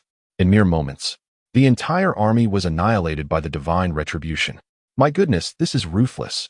Qin Li observed the lifeless bodies of the million soldiers and instinctively glanced at the card he held between his fingers. Shortly thereafter, the divine retribution vanished, and the world returned to normalcy, with the card dissolving into wisps of smoke. This cannot be the true extent of the thunder tribulation, Qin Li mused, surveying the field strewn with corpses. As he lifted his gaze towards the sky, he sensed that the thunder tribulation had not unleashed even a fraction of its true power. Subsequently, two shimmering rainbows surged towards the location of Qin Li. One was a venerable elder, known as the ancestor of War Heaven, while the other was the enchanting fairy Qingxia, who had come to lend her support. As they arrived, poised to inquire about Qin Li's well-being, their gaze fell upon the vast expanse before them, littered with corpses as far as the eye could see. The ancestor of War Heaven and fairy Qingxia were utterly bewildered. Moments ago, they had sensed the formidable power of the tribulation, and even from a considerable distance, the heart-stopping aura had reached them. They could not fathom. Indeed, it was beyond their wildest imagination that an entire army of 1 million had been annihilated by Qin Li's tribulation, with not a single soul surviving. Are you human? Fairy Qingxia turned to Qin Li and inquired. Yet, before she could utter another word, an unparalleled aura erupted from Qin Li, his sword energy soaring to the heavens, accompanied by a surge of true essence. The overwhelming force sent both the ancestor of War Heaven and fairy Qingxia hurtling through the air, akin to kites severed from their strings. At that moment, Qin Li was undergoing a breakthrough into the tribulation crossing realm. After a considerable time, an unrelenting stream of true essence burst forth from Qin Li's forehead. In an instant, a resounding explosion echoed as his breakthrough energy obliterated the canyon beneath him. Countless fragments were eradicated by the might of his true essence. Witnessing this, the still airborne fairy Qingxia and ancestor of War Heaven, hearts pounding, hastily patted their chests in relief. Fortunately, they had not lingered in that spot. The true essence emanating from Qin Li had begun to rend the very fabric of space itself. Had they remained, they would have surely met a dire fate.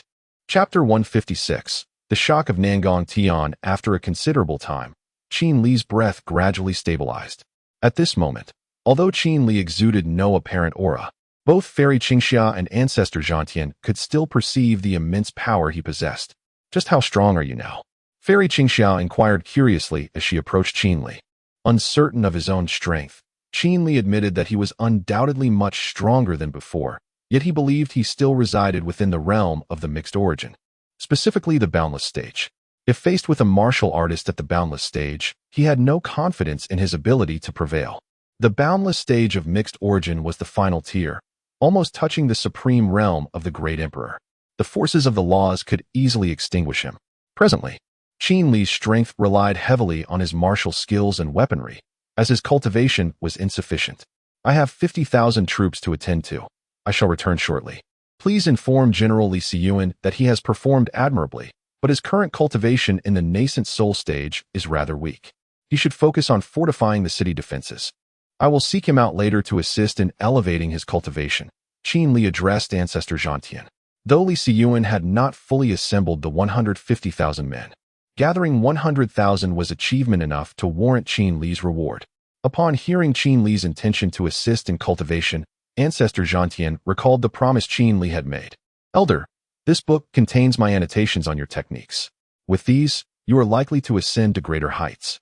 While I cannot directly elevate you to the supreme stage, I assure you, in this lifetime, I shall help you reach that realm, Qin Li remarked, recognizing Ancestor Zhantian's thoughts.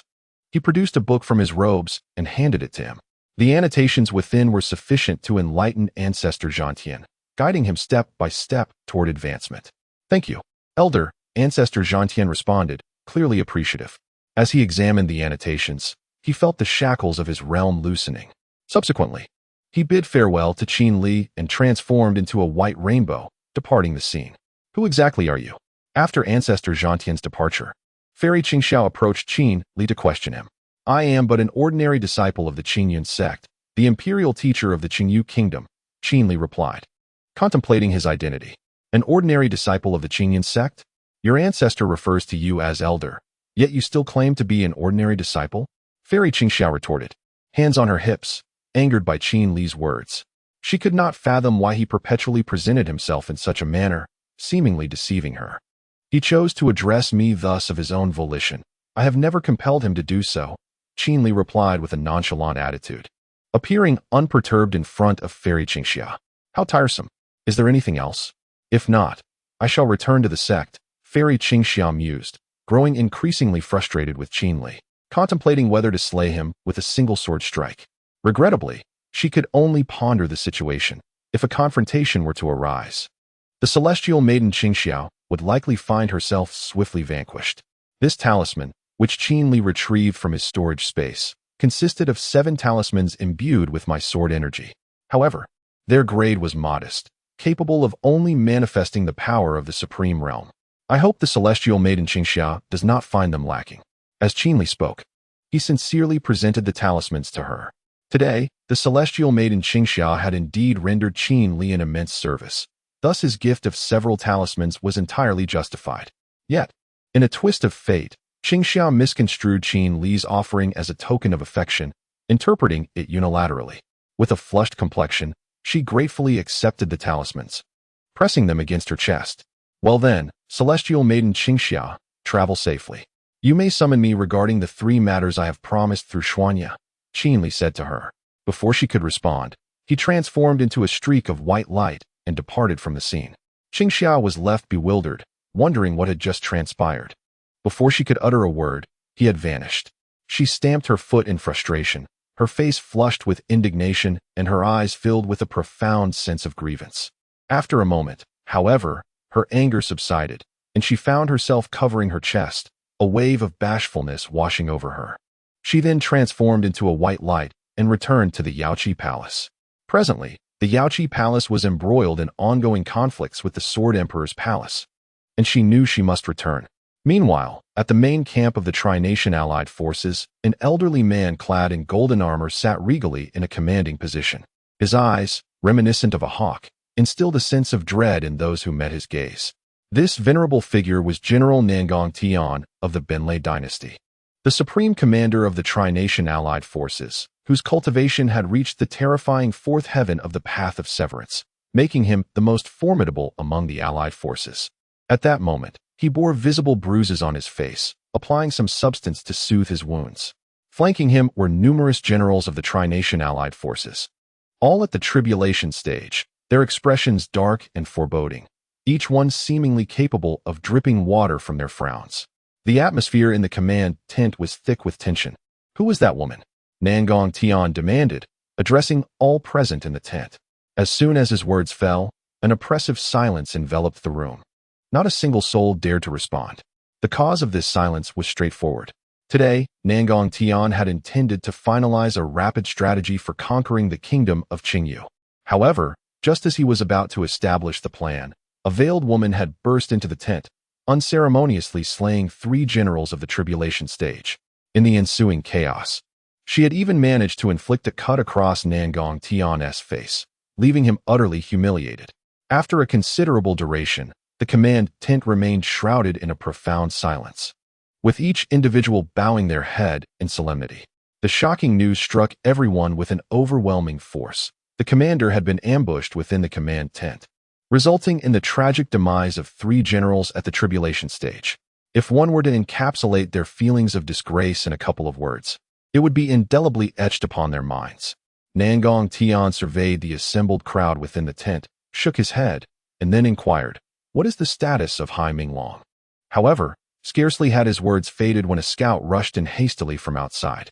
Before Nangong Tian could pose any further questions, the scout exclaimed, "Commander, Hai Minglong and his 100,000 troops have perished on the Pinghai Plain."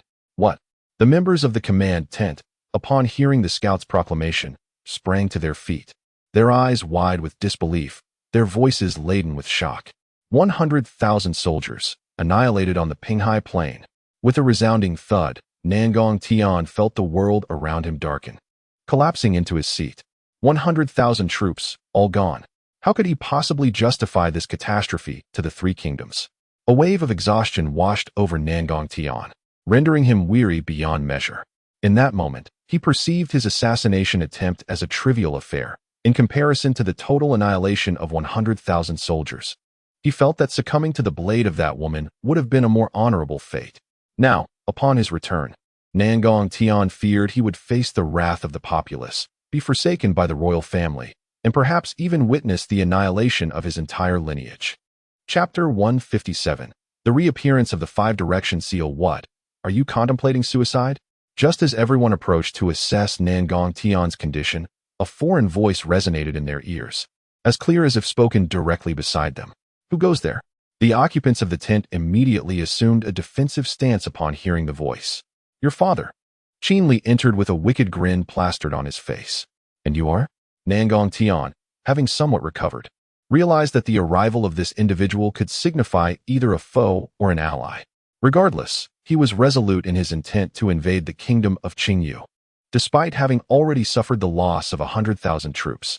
"I am Qin Li, the imperial master of the kingdom of Qingyu," he said with a smile as he approached Nangong Tian. The overwhelming pressure emanating from Qin Li rendered everyone in the tent too intimidated to intervene. Upon closer inspection, the generals flanking him were trembling, their foreheads glistening with beads of sweat like mung beans. "The kingdom of Qingyu, the imperial master?" Nangong Tian managed to utter, grappling with the weight of Qin Li's aura. Each word felt like a struggle, leaving him feeling humiliated. Since becoming a general of the Thunderbolt dynasty, he had never experienced such a sense of oppression. "Indeed, by the way, it was I who annihilated your coalition of 1,000,000 troops," Qin Li said with a smirk, leaning closer to Nangong Tian. "So it was you." Nangong Tian seethed at the mockery in Qin Li's tone, wishing he could simply ram his head into Qin Li's forehead to teach him a lesson. Yet, regrettably, he found himself incapable of doing so. At this moment, he could barely withstand Qin Li's pressure, struggling to articulate his words. The very thought of moving his body was beyond him. If speaking was arduous, how could he contemplate movement? "I know not how you vanquished that 1,000,000-strong army, but I still possess 500,000. That will be sufficient to trample your kingdom of Qingyu." Nangong Tian spat out each word with palpable venom directed at Qin Li. "The accursed kingdom of Qingyu. From where did this imperial master originate?" Suddenly, a thought struck Nangong Tian as he gazed at Qin Li. Before his expedition, the emperor of the Thunderbolt dynasty had delivered a piece of intelligence to him, which stated that there was a mysterious powerhouse in the kingdom of Qingyu capable of slaying warriors of the primordial realm. Initially, Nangong Tian had dismissed this as erroneous information. If the kingdom of Qingyu truly possessed such a strong figure serving the royal family, how could it have ever been relegated by the empire? Foolishness. Nangong Tian berated himself internally, filled with self-derision. Had it not been for his own arrogance, he would not have found himself in this predicament. A warrior capable of slaying those of the primordial realm, he speculated. Qin Li before him could likely dispatch him with the same ease as one would slice through vegetables. "Are you threatening me?" Qin Li responded to Nangong Tian's words with a grin, curious about the source of his audacity. Unfazed by the prospect of children consuming raw corn and potentially losing their teeth, Nangong Tian merely snorted at Qin Li's words, sealing his lips in silence. "With an army of 500,000, I could easily obliterate you," Qin Li thought, observing Nangong Tian's imposing demeanor with a newfound respect. "Indeed, I have an affinity for stalwart men. I possess the means to dispatch the weak, as well as the strength to confront the strong. I intend to grant you a swift end, and to spare all within this tent the same fate." As Qin Li addressed Nangong Tian, he subsequently surveyed the surroundings, his tone imbued with deadly intent. "What?" Just as the generals within the command tent sensed an ominous shift, the next moment, swish.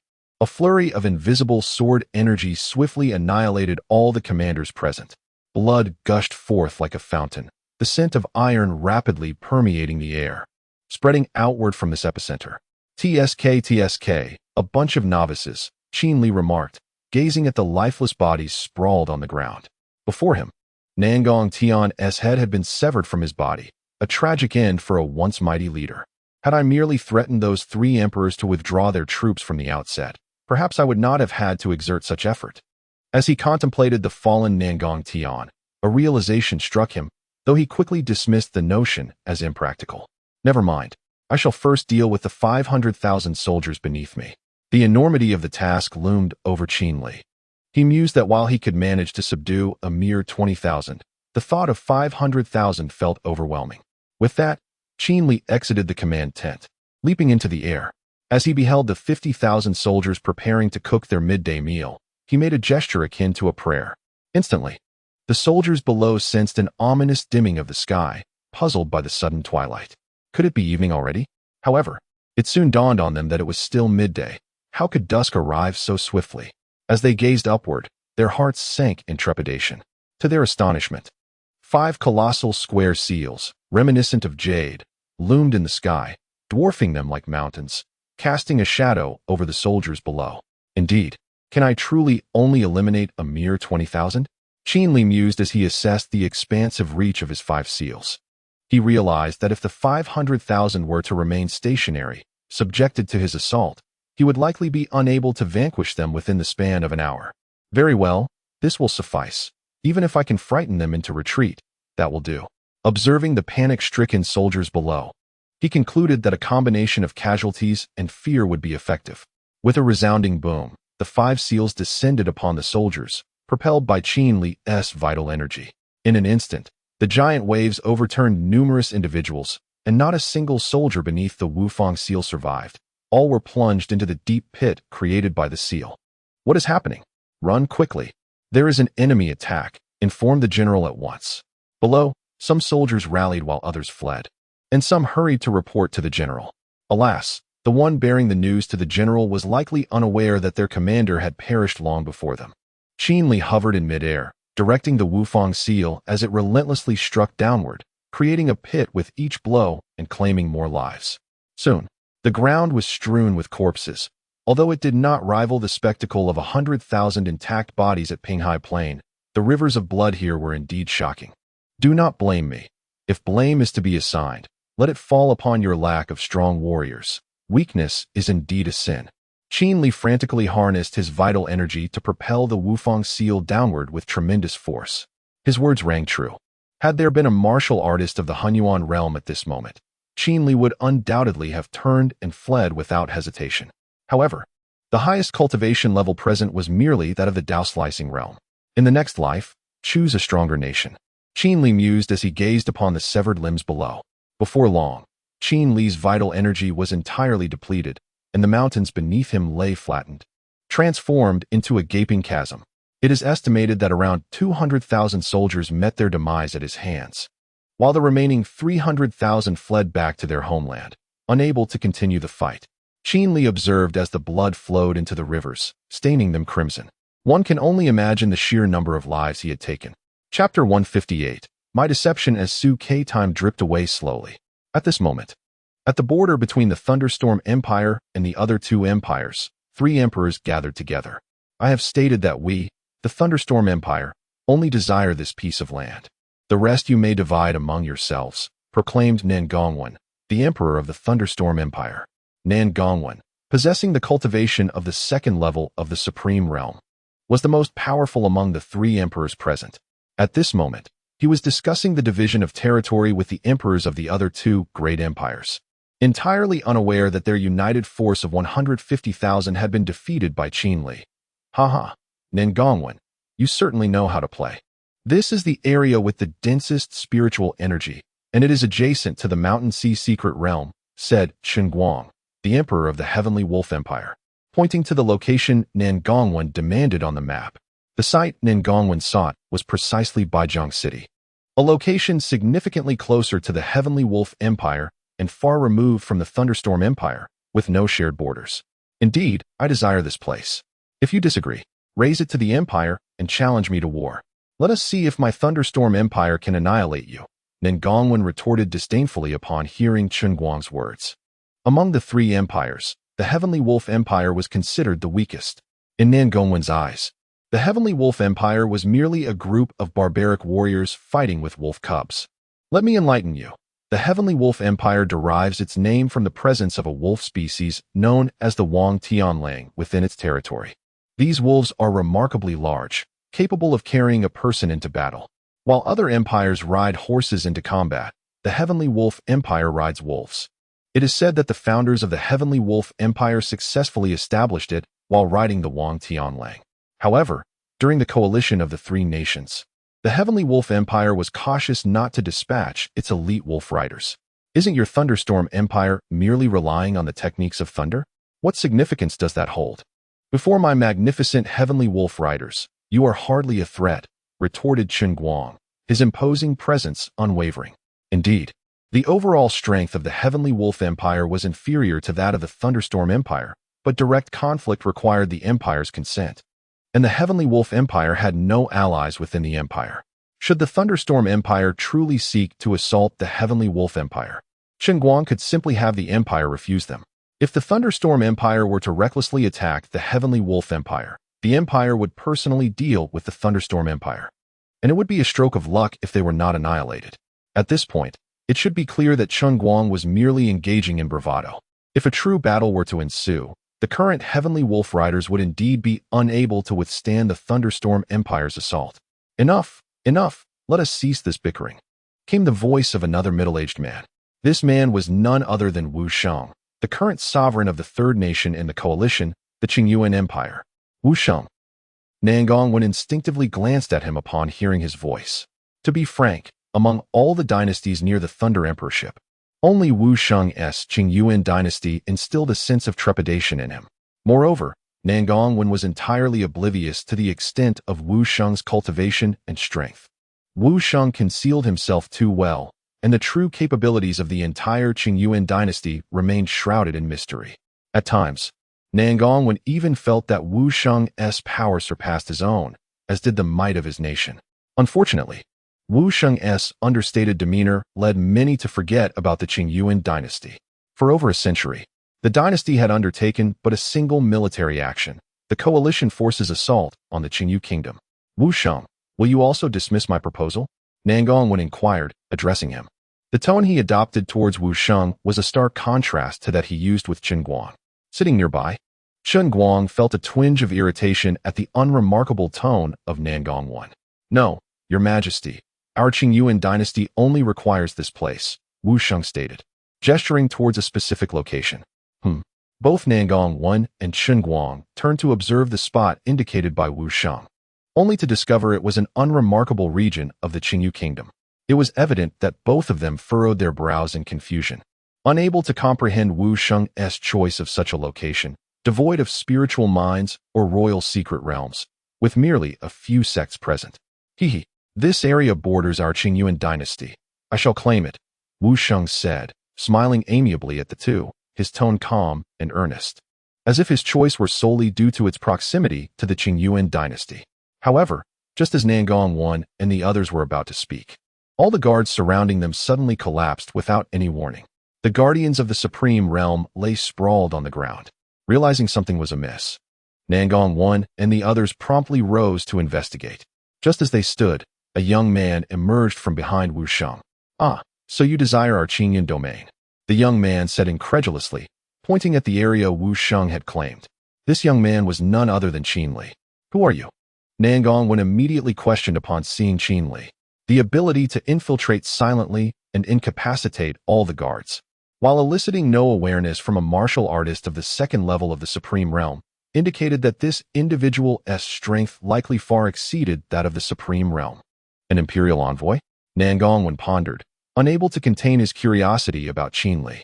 I forgot to introduce myself, Qin Li said, spreading his arms wide with an innocuous demeanor before the three. My surname is Dai, and you may call me Dai Dai or simply Father, I have no preference.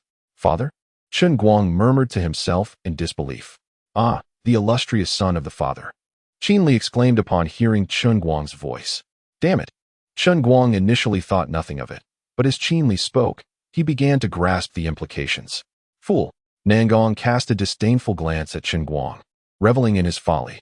Enough of the games, he declared. I am Su Ke, a disciple from the outer sect of the Heavenly Emperor's Hall, and it is an honor to meet the three of you. As Qin Li fabricated his identity, he circled around the trio. At that moment, a young man who was tending to his dog remarked, I'm merely passing by. The mention of the Heavenly Emperor's Hall and outer sect disciples caught the attention of the three. Such strength, and yet merely an outer sect disciple? Nangong realized he could not fathom Qin Li's true power. How could such prowess be contained within an outer sect? What kind of force was the Heavenly Emperor's Hall? Could it be more formidable than an empire? No, it seemed likely that the empire could not compare to the Heavenly Emperor's Hall he spoke of. Now, everyone. No need to be tense. Please, take a seat. Qin Li gestured invitingly, assuming the demeanor of the true host in the room. Chapter 159. I am the great deceiver, do not be alarmed. My visit here primarily concerns our esteemed Lord's disciple, Qing Ming. Qin Li flashed a broad smile, revealing his gleaming white teeth. He intended to employ his silver tongue to persuade the three great empires to cease their assaults on the Qingyu kingdom. Qing Ming, the emperor of the Qingyu kingdom? Nangong asked, having garnered considerable knowledge about this kingdom, especially as their coalition was currently besieging it. It would be absurd to engage in warfare without even knowing the name of the kingdom's ruler. Precisely, Qin Li responded, feeling a surge of delight at Nangong's inquiry. He had a penchant for intelligent individuals. To be candid, Qin Li contemplated abandoning the Qingyu kingdom. Were it any other realm, he wouldn't find himself in such a predicament. Other kingdoms could rely on their empires, yet the Qingyu kingdom sprawled over an extensive territory, unmatched by any single empire. Even if someone were willing to accept the Qingyu kingdom, it was unlikely that Qing Ming would acquiesce. Qin Li had gleaned enough about his character to know that he would never bow to another. Thus, after contemplating extensively, Qin Li decided to confront the coalition head-on, intending to intimidate the emperors of the three empires, dissuading them from laying a finger on Qing Ming. Our investigations reveal that Qing Ming's master appears to be Xian Yi, the leader of the Qingyun sect. Where does this identity of a disciple of the Heavenly Emperor's Hall stem from? Nangong pondered, perplexed about the origins of this Heavenly Emperor's Hall. Qin Li observed the complex shifts in Nangong's expression, feeling a mix of amusement and exasperation. Little did he know, even after a century of pondering, he would never deduce that the Heavenly Emperor's Hall was but a fabrication of Qin Li's imagination. Is the leader of the Heavenly Emperor's Hall truly a martial artist of the great emperor realm? Nangong mused privately. If Qing Ming were indeed a disciple of a great emperor, then that mysterious powerhouse from the Qingyu kingdom must be a disciple of this so-called Heavenly Emperor's Hall. This seemed to clarify everything, and after much contemplation, Nangong finally connected the dots. It is worth noting that had Qin Li known Nangong's musings, he would have been immensely pleased, for this was precisely the notion he sought to instill. The background of Qing Ming relied entirely on one's imagination. Of course, this method was not applicable to the weak. Qin Li had initially captivated everyone upon his entrance, which resulted in such an effect. May I inquire about the intent behind your visit today? Nangong asked Qin Li, having convinced himself he understood the purpose of his presence. I shall annihilate your coalition of three empires. Qin Li did not directly address Nangong's question, but instead turned his attention to the three emperors before him. Speaking of the coalition, interestingly, only Chen Guang appeared astonished, while Nangong and Wu Sheng maintained their composure. The reason was simple. They had already surmised that their coalition was likely obliterated by the Heavenly Emperor's Hall. This can be regarded as the punishment bestowed upon you by our Heavenly Emperor's Hall, Qin Li explained with a smile. Subsequently, he continued, expressing a hope that the three empires would refrain from invading the kingdom of Qingyu. Otherwise, our Heavenly Emperor's Hall would ensure that not a single member of your royal families would remain alive. When Qin Li first spoke, his tone was unremarkable, neither a negotiation nor a discussion, but rather a command. However, as he uttered his second statement, it transcended negotiation and command, morphing into a blatant threat. There was no jest in Qin Li's second remark. Should the three empires dare to assault the kingdom of Qingyu again, he would undoubtedly follow through on his word. The two, Nangong Wen and Chen Guang, nodded without hesitation in agreement. Only Wu Sheng, while nodding, cast a glance at Qin Li. What? Qin Li furrowed his brow as he looked at Wu Sheng, but upon noticing nothing unusual, he ceased further scrutiny. I shall take my leave now, but I hope you remember today's events. Otherwise, I, Su Ke from the Heavenly Emperor's Hall, will certainly return with my hound to annihilate you. As he departed, Qin Li delivered a stern warning to the three emperors. At that moment, Su Ke, accompanied by a hound, felt utterly deceived. Soon after, Qin Li transformed into a streak of white light and vanished from the scene. Once Qin Li had left, the fallen guards suddenly regained consciousness, bewildered by the events that had transpired, and they hastened to gather around their sovereign. Disperse. Discussing these matters is futile, Nangong Wen was the first to speak. And upon finishing, he ripped apart the map of the kingdom of Qingyu before them. Chen Guang and Wu Xing nodded in agreement. At this juncture, with the coalition of three nations reduced to naught, there was little use in dreaming of future endeavors. Subsequently, Nangong Wen and Chen Guang returned to their respective empires, leaving Wu Sheng behind, who lingered in place, recalling the earlier encounter with Qin Li, a faint smile gracing his lips. Qin Li, you are indeed remarkable, Wu Sheng mused, fully aware of Qin Li's true identity and seemingly privy to all of his secrets. After resolving the matters concerning the three empires, Qin Li swiftly made his way toward Wei City in the kingdom of Qingyu. On the journey, both Qin Li and Wu Sheng found themselves unconsciously thinking of one another, with Wu Sheng's aura hinting that he was far more complex than he appeared. At the fifth level of the Supreme Realm, Qin Li sensed Wu Sheng's formidable prowess, which surpassed even that of Nangong Wen by 3 levels. The kingdom of Qingyu. I shall return to investigate, Qin Li thought, a sense of foreboding lingering in his mind as he resolved to revisit the kingdom of Qingyu. In Wei City, within the grand hall of the imperial palace, Qing Ming sat regally upon the dragon throne, flanked by ministers whose faces were alight with joy, seemingly in the midst of a momentous occasion.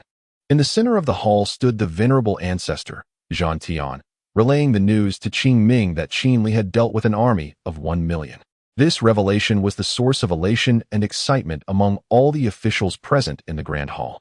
The coalition of the 3 great empires has been vanquished, resulting in the demise of 1 million foes. With this decisive victory, the kingdom of Qingyu can now anticipate a period of tranquility. The neighboring realms will likely think twice before daring to strike against them. They must consider whether they possess an army of 1 million to match. Seated upon the dragon throne, Qing Ming's countenance radiated joy, for the annihilation of an enemy force of such magnitude could only be seen as monumental news. This battle has showcased the might and prestige of the kingdom of Qingyu. Teacher, I am profoundly grateful to you, Qing Ming reflected, his happiness overshadowed by gratitude for Qin Li's benevolence. There is no way to repay this kindness, but should I be reborn as a daughter in my next life, I shall surely dedicate myself to you. Little Yozi was commanded to announce a 3-year tax exemption and to disseminate the joyous tidings of the enemy's annihilation throughout the entire kingdom. Yes, Your Majesty. The little eunuch replied, his face alight with happiness as he nodded eagerly. Some may wonder if the 3 empires would discover that it was the imperial master of the kingdom of Qingyu who led to the destruction of 1 million troops, thereby exposing the truth. To address this, when Qin Li introduced himself, he had already eliminated the leaders of the enemy forces. They would only be aware that it was the imperial master who had decimated the 1,000,000-strong army, but they would remain oblivious to whether this master was named Su Ke or Qin Li. Furthermore, even if they suspected Qin Li of deception, the 3 empires would likely refrain from attempting another invasion of the kingdom of Qingyu. After all, one individual vanquishing an army of 1 million is not something any of the 3 empires would dare provoke. Additionally, Wu Sheng is already aware of Qin Li's true identity, rendering the issue of exposure relatively inconsequential. Chapter 160. The granddaughter of Prince Liu. As the young eunuch exited, Qin Li had already returned to Wei City, arriving at the entrance of the Golden Luan Hall. At that moment, he collided with the departing young eunuch. Imperial teacher, the eunuch exclaimed, lowering his head in immediate respect upon recognizing Qin Li. Just as the eunuch's words fell, the crowd within the Golden Luan Hall, who were about to disperse, turned their gaze towards the entrance. Qin Li had become their hero. It seems everyone is in high spirits, Qin Li mused, feeling the warmth of their admiration as he stepped into the hall. Teacher, imperial teacher. Every official present in the hall bowed in reverence to Qin Li. His current prestige eclipsed even that of Qing Ming across the entire Qingyu kingdom. Zhan Tian, the venerable ancestor, observed Qin Li's relaxed demeanor and surmised that Qin Li had likely resolved the matter of the 500,000 troops. Ancestor, you are still here, Qin Li remarked, addressing Zhan Tian, who stood at the center of the hall. Initially, Qin Li had assumed that Zhan Tian would have retreated to seclusion. To his surprise, the elder remained in the Golden Luan Hall. I shall return shortly, Zhan Tian replied with a smile, his mood evidently buoyant. Qin Li nodded in acknowledgement. Turning to Qing Ming, who had risen from the dragon throne, Qin Li reported, I managed to slay around 200,000 of the 500,000 troops. The remainder escaped. I could not detain them. Teacher, as long as you are unharmed, everything else can be resolved, Qing Ming said affectionately, his sentiments clear. In his heart, as long as his teacher was safe, any issue could be addressed, regardless of the casualties incurred. How sentimental, Qin Li quipped, eliciting a ripple of laughter throughout the hall. As time flowed unceasingly, 3 years passed. During this period, Qin Li resided in the royal mausoleum of Wei City. Over these 3 years, he diligently checked in at every spot available for signing. It is unnecessary to delve into the rewards he acquired. Aside from medicinal pills, there were various trivial items like undergarments. In summary, he had amassed a plethora of diverse objects yet lamented his continual misfortune. He yearned for the day when the system would designate a new sign-in location. He wished for a location that would yield a reward. Ideally something like a complimentary elevation to the realm of the Supreme Emperor. He desired nothing else, merely that ascension would suffice. However, aspirations are often grand while reality is stark. After such an extended wait, he had yet to see the system announce a designated sign-in location. With no indication of activity, he pondered, had he not endured enough misfortune in these 3 years? As he gazed at the pink mail undergarment he had received today, a wave of disdain washed over him. Alas, let us consider it as mere misfortune. I shall take a leisurely stroll, for who knows? I might encounter a charming lady and indulge in a moment of blissful devotion. With such thoughts swirling in his mind, Qin Li stepped out of the imperial palace and onto the bustling streets of Wei City. 3 years had transformed Wei City from its former self into a realm of unparalleled splendor, akin to the stark contrast between carriages and automobiles.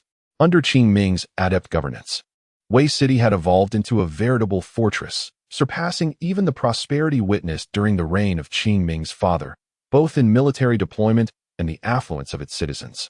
Naturally, Qing Ming's remarkable achievements could not have been realized without the invaluable assistance of Qin Li.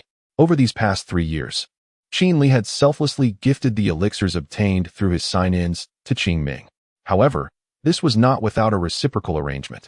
During this time, Qin Li had tasked Qing Ming with gathering a selection of children.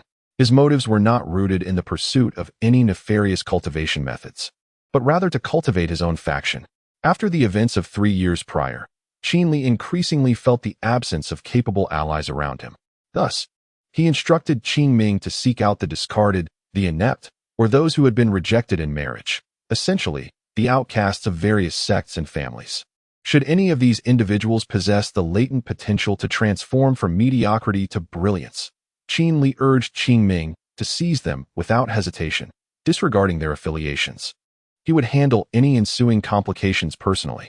At this juncture, it becomes apparent that the children Qin Li sought for Qing Ming largely fit the archetype of protagonists, those in the narrative of the underdog.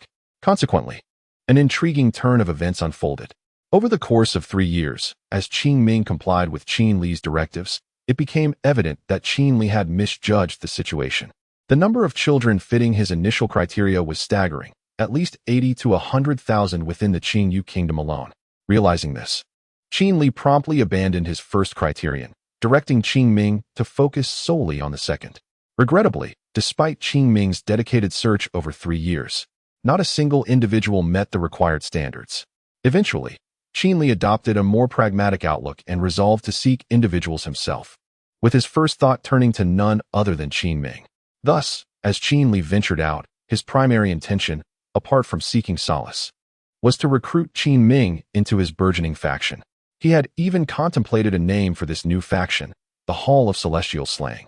The rationale behind this title stemmed from the legendary celestial slaying sword.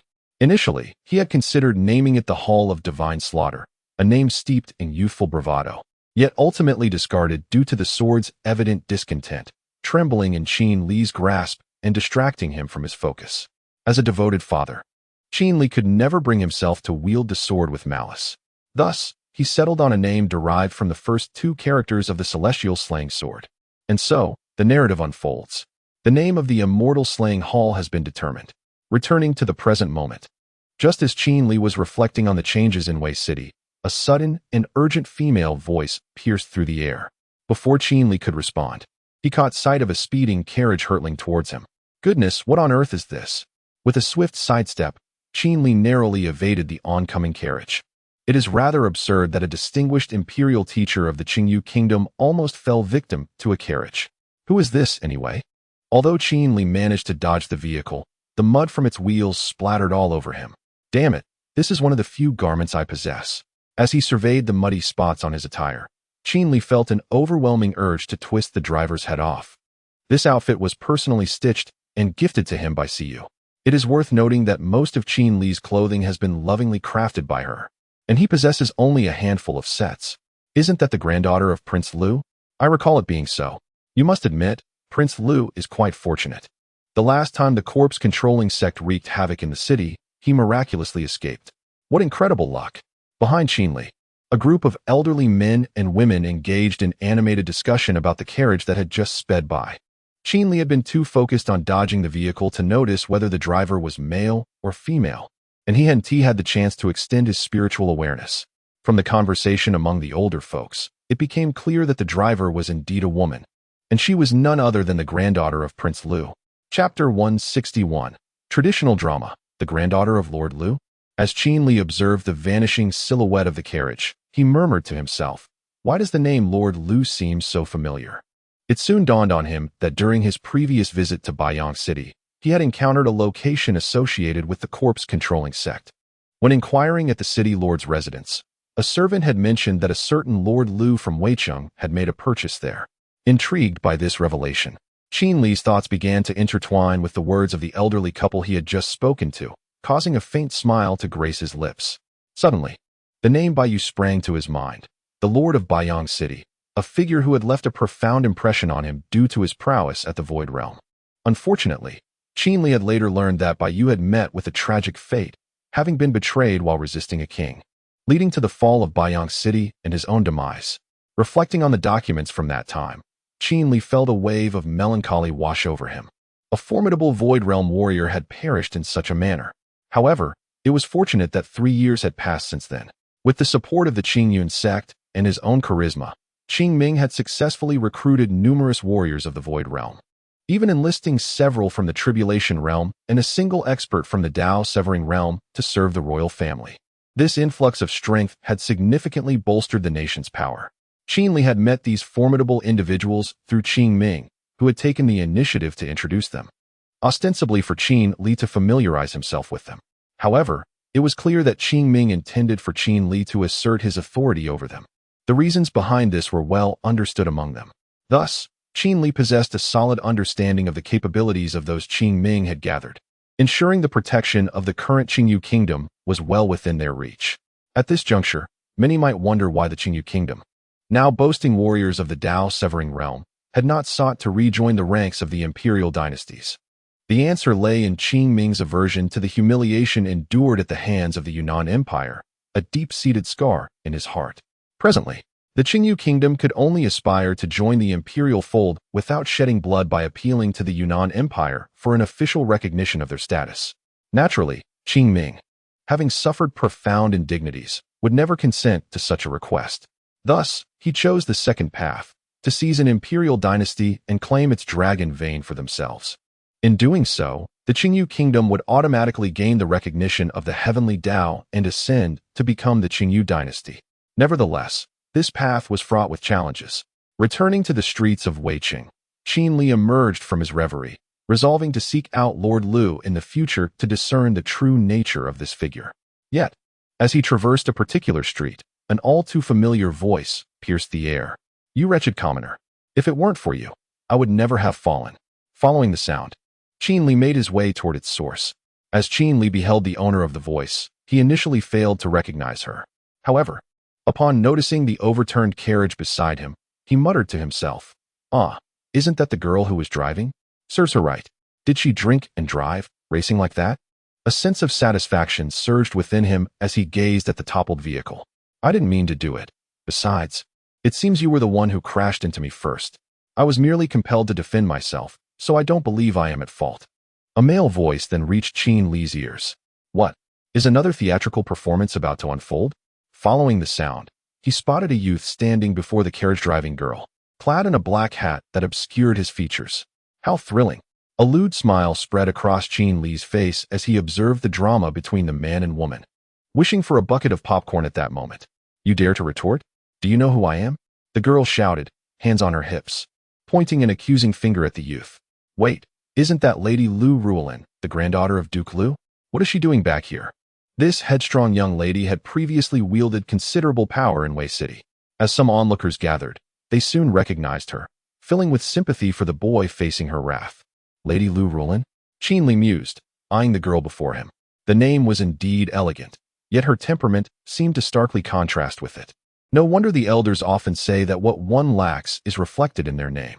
It appears the wisdom of the old holds true. "I do not know who you are, but I am not in the wrong," the youth replied, unaware of the girl's true identity.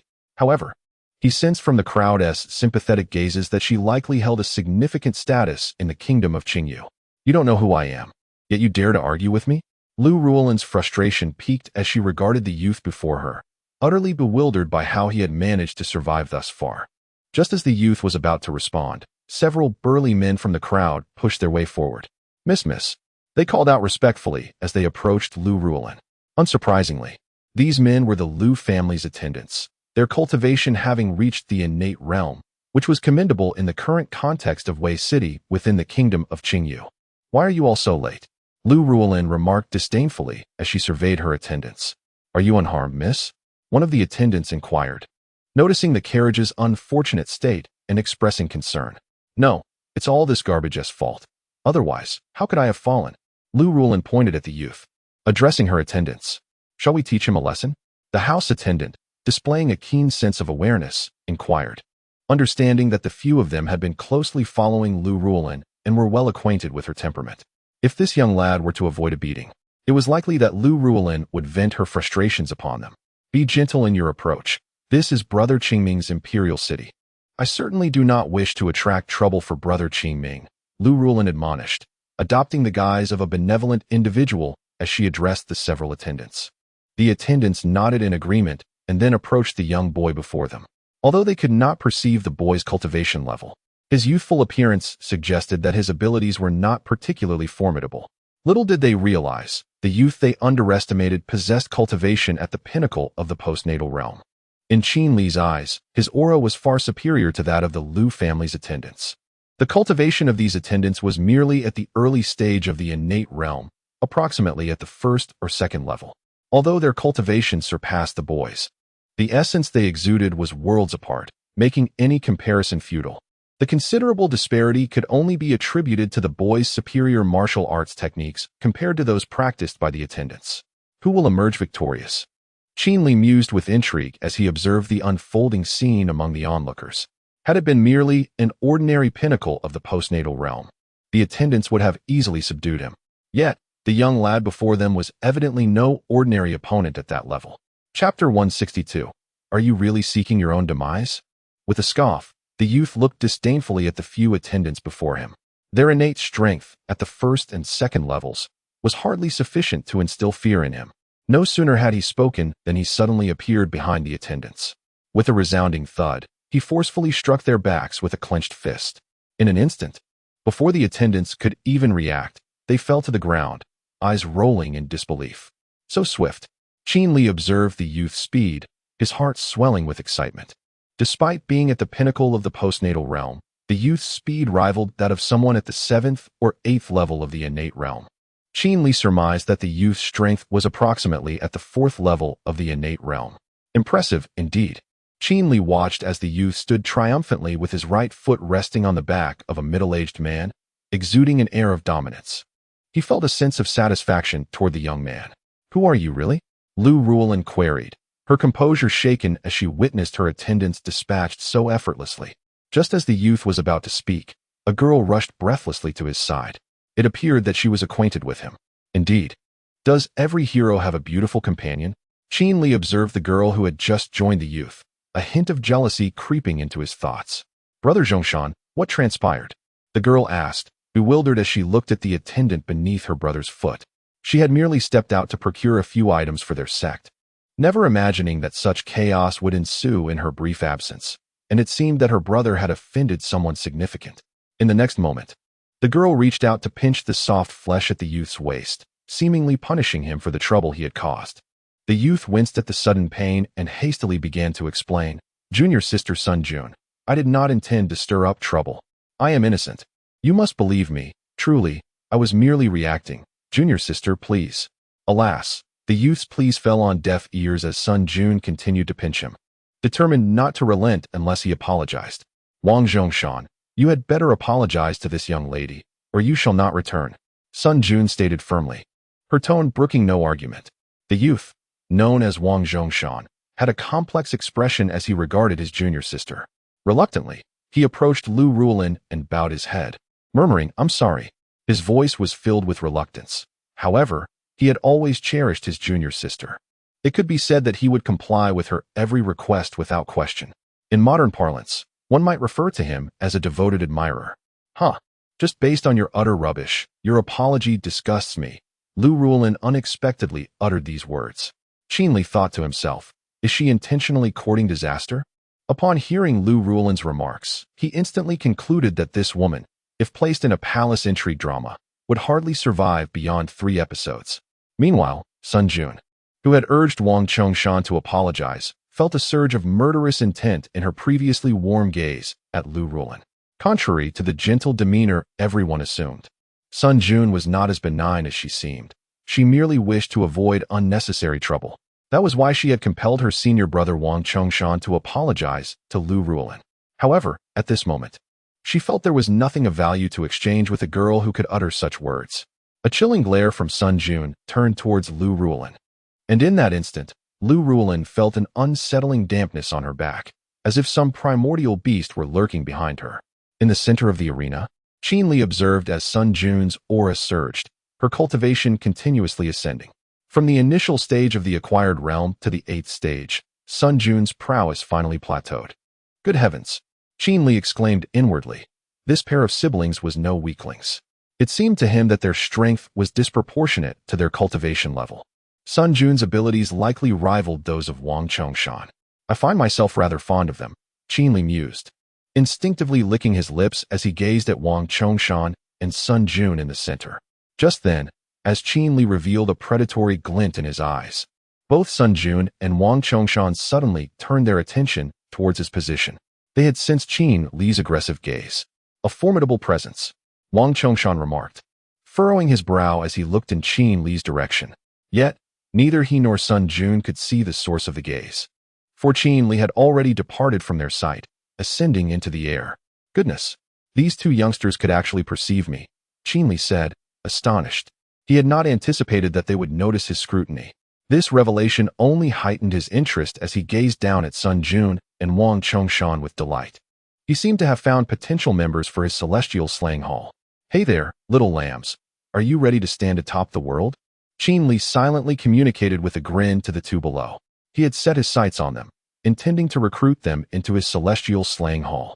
While he was uncertain of their innate talents, they appeared promising. Their strength and temperament did not align with that of typical antagonists.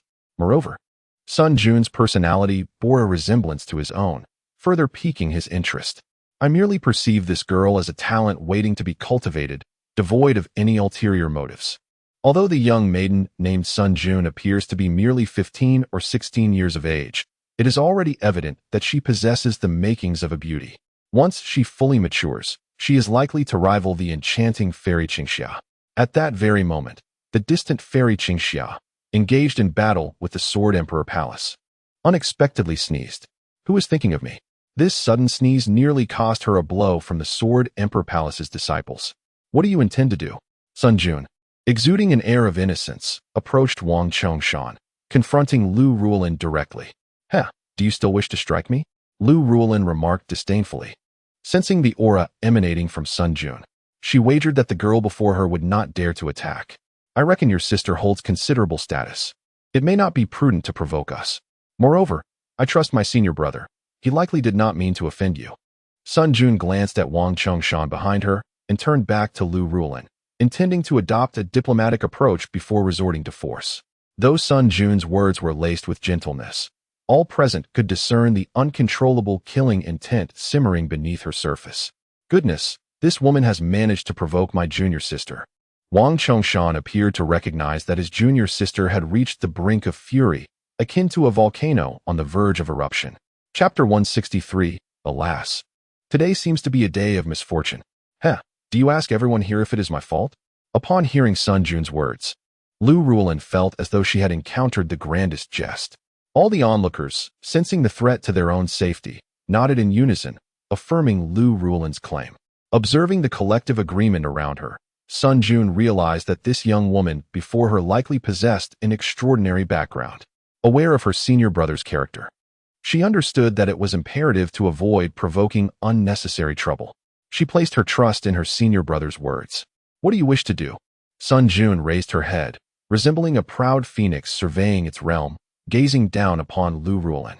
As soon as she finished speaking, Lu Ruolin defiantly lifted her chin to meet Sun Jun's gaze. Their eyes locked for a moment, but soon Lu Ruolin, unable to withstand the pressure emanating from Sun Jun, began to avert her eyes. After a brief pause, she addressed Sun Jun and Wang Chongshan, saying, "I may permit your departure, but you must kneel and apologize to me. Compensate me for my carriage, and furthermore, have your senior brother clean the dirt from my shoes." At this proclamation, a profound silence enveloped the scene. Everyone present could sense the palpable hostility radiating from both Sun Jun and Wang Chongshan. While neither was inherently aggressive, the humiliation they faced was intolerable for any reasonable person, especially for Wang Chongshan, who had committed no wrongdoing. Why should he be compelled to apologize? Moreover, the notion of kneeling to clean her shoes was utterly unacceptable, a harrowing affront. Upon hearing Lu Ruolin's demands, Sun Jun recognized that gentle words would no longer suffice. It was time to transition from courtesy to confrontation. With this thought, she and Wang Chongshan prepared to take action. However, just as they were about to strike, patrolling soldiers from Wei City arrived, encircling everyone present. "Uncle Yang," Lu Ruolin exclaimed, her face lighting up as she spotted a middle-aged man approaching her. This man, Yang Shu, was the commander overseeing the city's defenses. Though his rank was modest, his authority was substantial. "Is that you, my dear niece?" Yang Shu, momentarily taken aback by the sight of his niece amidst the crowd, quickly gestured for the soldiers to release Lu Ruolin. "What are you doing here?" Yang Shu inquired, furrowing his brow. He was somewhat familiar with Lu Ruolin, knowing her propensity for reckless behavior. Were it not for the protection of Prince Lu, she likely would have faced dire consequences long ago, rendering her current arrogance unfathomable. "This person has overturned my carriage, and not only does he refuse to apologize, but he also wishes to strike me." Lu Ruolin feigned distress, clinging to Yang Shu's arm and weeping as if the wronged party was not Wang Chongshan, but rather herself, Lu Ruolin. Indeed, as Yang Shu observed Lu Ruolin's demeanor, he seemed to have already surmised the nature of the events that had transpired here. The words of this niece were predominantly fabrications, with perhaps a mere 2 out of 10 holding any truth. Glancing at the several house servants sprawled on the ground, Yang Shu directed his gaze towards Wang Chongshan and Sun Jun, 2 individuals he did not recognize, likely newcomers to Wei City from the outer sect. "What are your identities?" Yang Shu inquired, seeking to discern whether these 2 possessed any significant backgrounds. Should they have such affiliations, he would act as a mediator. If not, he would promptly incarcerate them. Although he was aware that Lu Ruolin had likely instigated the conflict, capturing her would undoubtedly invite swift intervention from Lord Lu, who could extricate her within a day. Such an act would jeopardize Yang Shu's own career, a path to self-destruction he was unwilling to tread. "I am Wang Chongshan, and this is my junior sister, Sun Jun. We hail from..." Wang Chongshan began, introducing himself and his companion. However, as he paused to consider their origin, he took a brief moment to collect his thoughts before adding, "We are disciples of the Qingyun sect, from the outer sect." As Wang Chongshan's words fell into silence, Sun Jun felt a weight lift from her heart. Had their true identities been revealed here, regardless of their righteousness, they would likely face capture. The atmosphere shifted palpably among the onlookers upon hearing Wang Chongshan's affiliation with the Qingyun sect. The Qingyun sect was now the national protectorate of the Qinyu kingdom, with the current emperor being a disciple of its leader, Xianyi. It was said that the Qingyun sect had connections with the imperial master, a figure of monumental significance, a man who had established the Qinyu kingdom and could obliterate an army of over 1 million with a mere flick of his hand. You hail from the Qingyun sect? Yang Shu's expression grew increasingly complex upon this revelation. The implications of arbitrarily detaining disciples of the Qingyun sect far outweighed any repercussions from Lord Lu. Yang Shu was acutely aware of the sect's formidable power and influence. What a predicament, he thought to himself, regretting not having pursued the individual who had been recklessly driving a carriage through the city. Unbeknownst to him, the person he contemplated was the very one now entwined with his arm.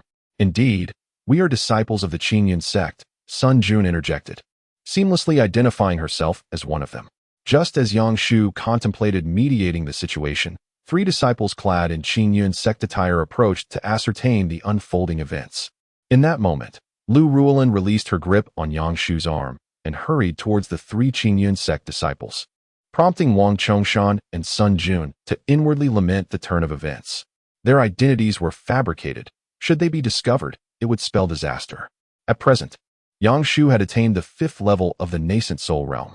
They, however, were merely at the acquired level, separated by several realms, and had no hope of escaping under his watchful gaze. Furthermore, the soldiers surrounding them were all at the innate level. Even if Yang Shu refrained from intervening, this group of well-trained soldiers would be more than capable of detaining them here. Now, the 2 of them could only pray that there were numerous outer disciples of the Qingyun sect, rendering it difficult for the 3 to discern whether they were indeed disciples of the sect. However, unbeknownst to them, among the 3 Qingyun sect disciples, one was tasked with statistical duties in the outer sect. Senior brothers, may I inquire? I see that your attire corresponds to that of the outer disciples of the Qingyun sect. Might I ask if there are any disciples named Wang Chongshan or Sun Jun among you?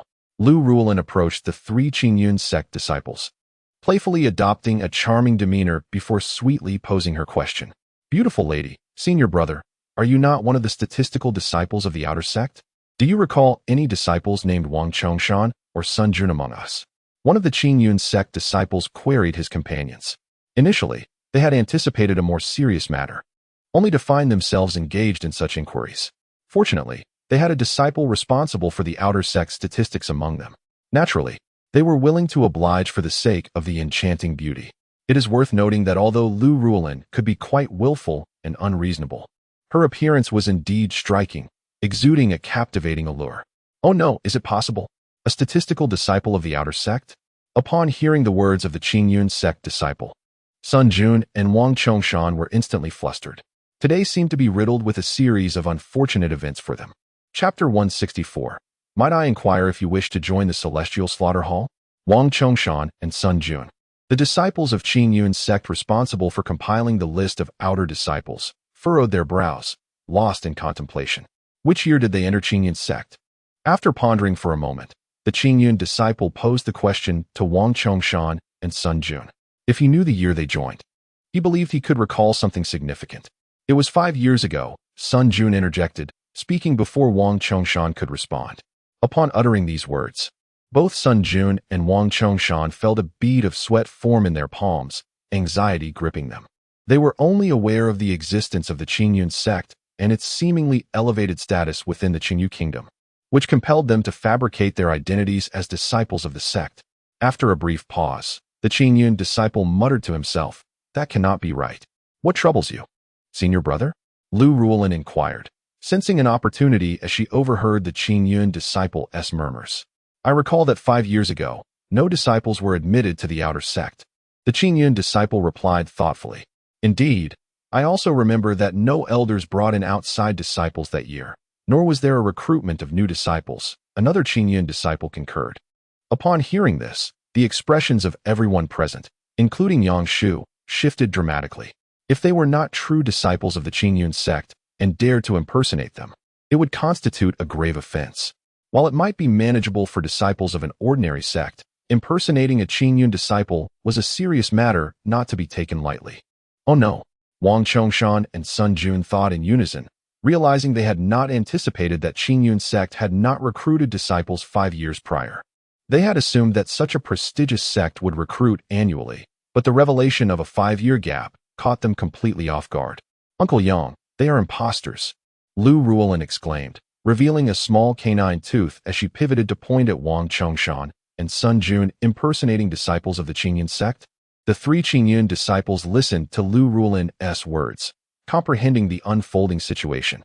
It was clear why the young lady had inquired about their knowledge of Wang Chongshan and Sun Jun's names. Who are you exactly?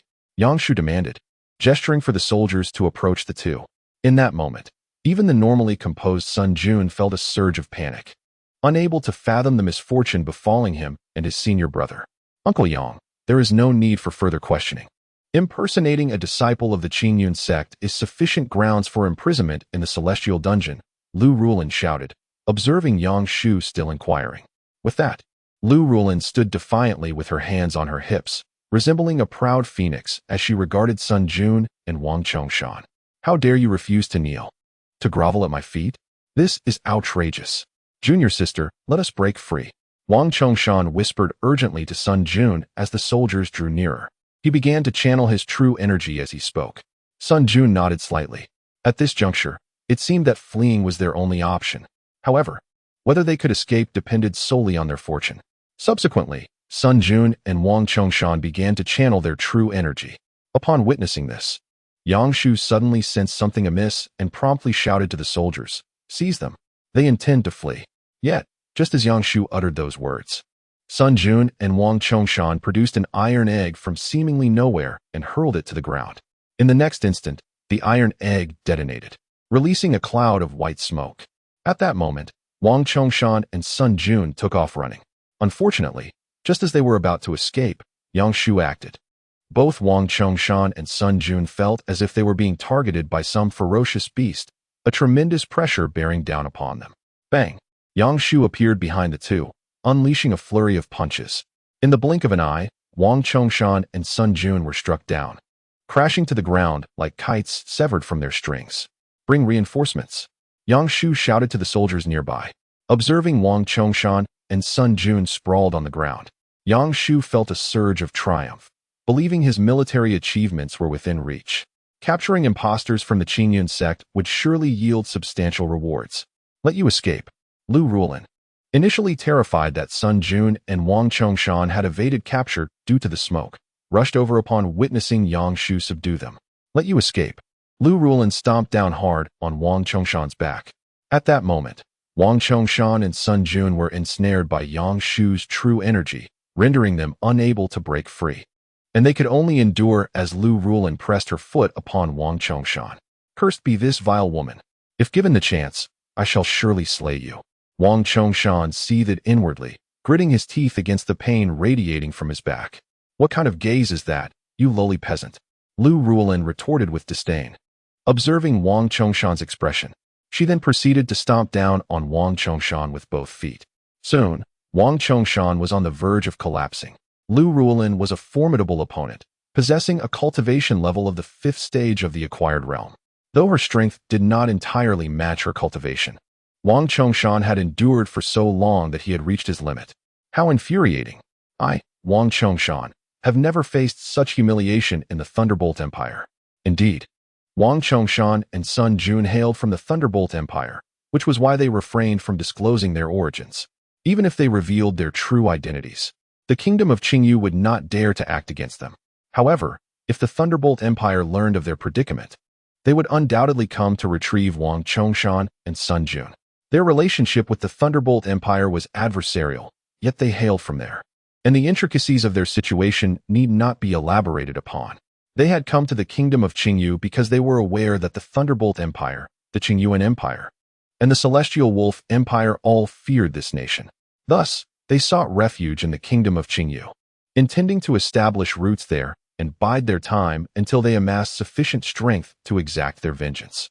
However, to their dismay, only a few days after their arrival in the kingdom of Qingyu, they found themselves in their current predicament. Ah, young man, do you require assistance? As Wang Chongshan began to perceive a double vision before him, an unfamiliar voice suddenly reached his ears. I can see that your background is extraordinary. Would you consider joining the Hall of Celestial Slayers? If you join the Hall of Celestial Slayers, I can offer my aid to you and your junior sister. The strange voice bombarded Wang Chongshan's ears like a relentless barrage. I shall join, replied Wang Chongshan. The moment he uttered those words, a figure abruptly descended from the sky above them. Who goes there? Yang Shu commanded, prompting all the soldiers to prepare for battle. Hee, young man. Is it you who wishes to join the Hall of Celestial Slayers? The figure landed gracefully, crouching to be level with Wang Chongshan, whispering in his ear. Wang Chongshan recognized the owner of the voice that had invaded his ears. Splendid. Welcome to the Hall of Celestial Slayers, the youth responded. A satisfied nod following Wang Chongshan's affirmation as he shifted his gaze towards Sun Jun, sticking to the familiar routine, the youth inquired. Do you intend to join the Hall of Celestial Slayers? Chapter 165. The adorable Xiao Mingming. Do you intend to join the Zhanxian Hall? The young man's voice was laden with irresistible allure, prompting Sun Jun to reveal her desired answer. As she gazed at the young man before her, an inexplicable sense of familiarity washed over her, as if they had known each other long ago, an elusive feeling that left her perplexed. However, Sun Jun had no time to dwell on such thoughts. She promptly replied, I am willing to join the Zhanxian Hall. Very well, the young man responded with a smile. Nodding in approval, with a swift motion of his index finger, he dismissed the binding energy that had constrained Sun Jun instantly. She stood and moved to Wang Zhongshan's side. The young man then turned to Wang Zhongshan, making a similar motion, liberating him from his own restraints as well. In that fleeting moment, when Wang Zhongshan regained his mobility, he exerted force with his back, sending Lu Ruolin flying away. Subsequently, with Sun Jun's support, Wang Zhongshan rose to his feet and approached the young man. Thank you, senior. Wang Zhongshan expressed gratefully. Please, call me Hall Master, the young man replied with a grin. As he mentioned the Zhanxian Hall, it became evident to all that his true identity was none other than Qin Li. At this moment, Qin Li surveyed Wang Zhongshan and Sun Jun, increasingly impressed by the two individuals. Who are you? Just as Qin Li appraised the pair, Yang Shu's voice echoed across the room. You have no business here. You may leave, Qin Li responded, turning his head with a tone of nonchalance. Yang Shu's brow furrowed as he processed Qin Li's words. He refrained from directly confronting him, primarily due to his inability to discern Qin Li's identity and strength. In Wei City, beneath the foot of the Imperial Master, it was logical to assume that a martial artist of Qin Li's caliber would be harmless. Yet, unbeknownst to Yang Shu, the Imperial Master he contemplated was standing right before him. Are you waiting here for me to summon Qin Ming for a meal? Qin Li inquired cheerfully, observing Yang Shu, who seemed momentarily frozen in place. At this remark, Yang Shu was taken aback, rendered speechless by the audacity to utter the sovereign's true name, coupled with a tone suggesting command over Qin Ming. The two words Imperial Master flashed in Yang Shu's mind. However, just as Yang Shu was about to question whether this individual was indeed the Imperial Master, Lu Ruolin had already scrambled to her feet, shouting, Uncle Yang, someone dares to obstruct your capture. Go seize him and send him to the dungeon so that Brother Qin Ming can deal with them properly. In that moment, Lu Ruolin resembled a wild woman, disregarding the young man's identity. Anyone who offended her must face the consequences. Silence. Yang Shu contemplated Qin Li's identity, his suspicions mounting. If it were merely a falsehood, it would be manageable. But what if it were true? At this moment, Lu Ruolin was courting disaster. Uncle Yang? Lu Ruolin was utterly bewildered. How dare Yang Shu raise his voice at him? Had he forgotten from whence his position originated? Yang Shu, you have the audacity to shout at me? I have addressed you with respect, yet I shall have my grandfather revoke your position. Lu Ruolin seethed with indignation. Feeling utterly humiliated, never in his life had he endured such an affront. Yang Shu, is it? Qin Li inquired, directing his gaze at Yang Shu. Instantly, Yang Shu altered his demeanor, nodding respectfully at Qin Li. This sudden shift in Yang Shu's expression left everyone present, including Lu Ruolin, utterly perplexed. Lu Ruolin was oblivious to Qin Li's true status, yet he understood that no rank could surpass that of his esteemed brother, Qin Ming. Someone audaciously invoked the name of the current sovereign, adding that a carriage was careening recklessly through the city, now threatening a diligent and conscientious city guard commander. I personally believe you should detain her, Qin Li said to Yang Shu, his tone amiable. As he spoke, he cast a pointed glance at Lu Rulin, conveying a clear intent. Have Yang Shu remove Lu Rulin from the premises to prevent her from endangering public order. Despite the casualness of his words, Yang Shu discerned an undeniable authority in Qin Li's voice. You? Detain me? Lu Rulin glared at Qin Li, fully aware that he was the target of Qin Li's remarks. Should you dare to apprehend me, I will ensure your clan is annihilated. Haha, annihilate my clan. Qin Li chuckled at Lu Rulin's threats, his tone laced with derision. Do you truly believe that if I were to kill you, anyone would utter a word? Haha, just you? Lu Rulin scoffed at Qin Li's assertion, as if he had heard the most ludicrous of jokes, his voice dripping with scorn and disdain. The onlookers were genuinely perplexed by the audacity of both parties as they began to exchange threats. Qin Li's confidence stemmed from his own prowess, while Lu Rulin's was rooted in his lineage. Yet, unbeknownst to Lu Rulin, the very foundation of his lineage was built upon Qin Li's formidable strength. What transpired next? Just as Yang Shu was about to act as a peacemaker, a frail, elderly voice resonated in everyone's ears. Upon hearing this voice, Yang Shu seemed to have found a savior and quickly remarked, I report to the director. Yang Shu recounted the entire incident to the newly arrived director of the Department of Justice, Zhuge Ming, a practitioner at the Transcendence Realm, who, at this moment, could be considered Yang Shu's deliverer. Understood, Zhuge Ming replied, donned in his Taoist robe, appearing travel-worn. As he turned to gaze at Qin Li, he thought he must have been mistaken.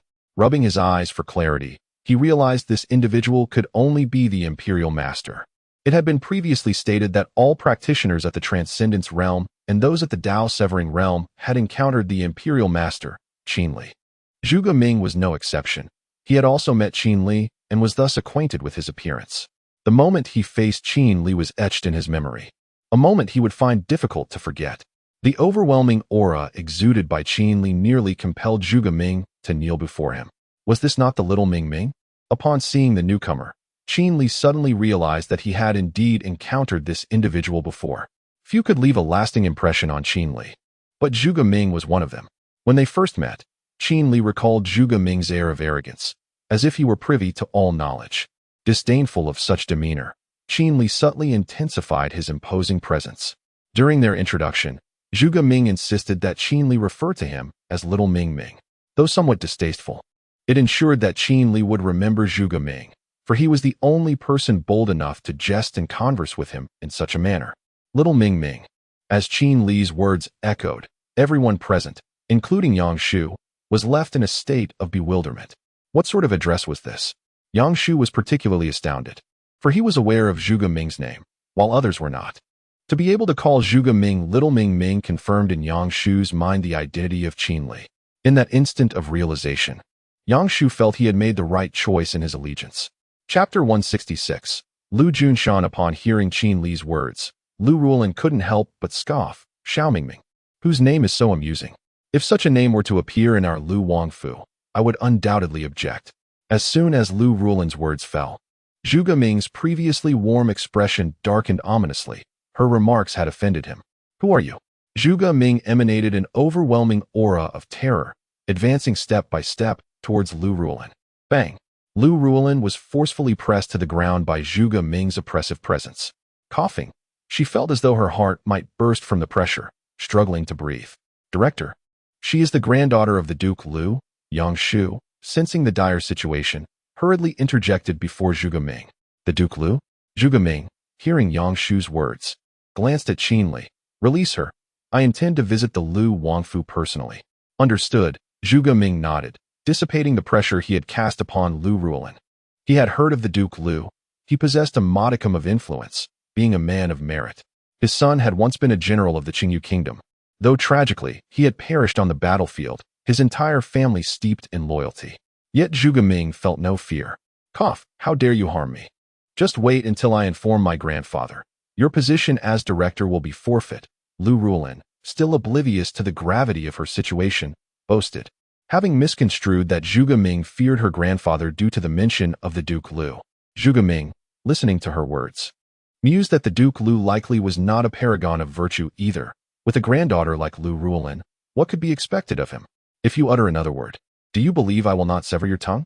Zhuge Ming said with a smile, his tone laced with temptation. You may indeed attempt it. After you try, let us see if I do not take your tongue. Upon hearing this, contrary to Zhuge Ming's expectations, Lu Ruolin did not fall silent, but instead knelt and began to weep. Who dares to bully my granddaughter? Amidst Lu Ruolin's tears, a voice resonated through the air. Yang Shu, upon hearing the voice, immediately recognized the newcomer. It was Lu Junshan, Lu Ruolin's grandfather and the current Duke Lu, surrounded by several attendants. Lu Junshan approached the center of the scene. These attendants were markedly different from those who had previously accompanied Lu Ruolin. They exuded a distinct military aura, clearly seasoned veterans who had survived the trials of battle. Their gazes were reminiscent of those who had emerged from a sea of corpses. Their cultivation was formidable, all having reached the divine concealment realm.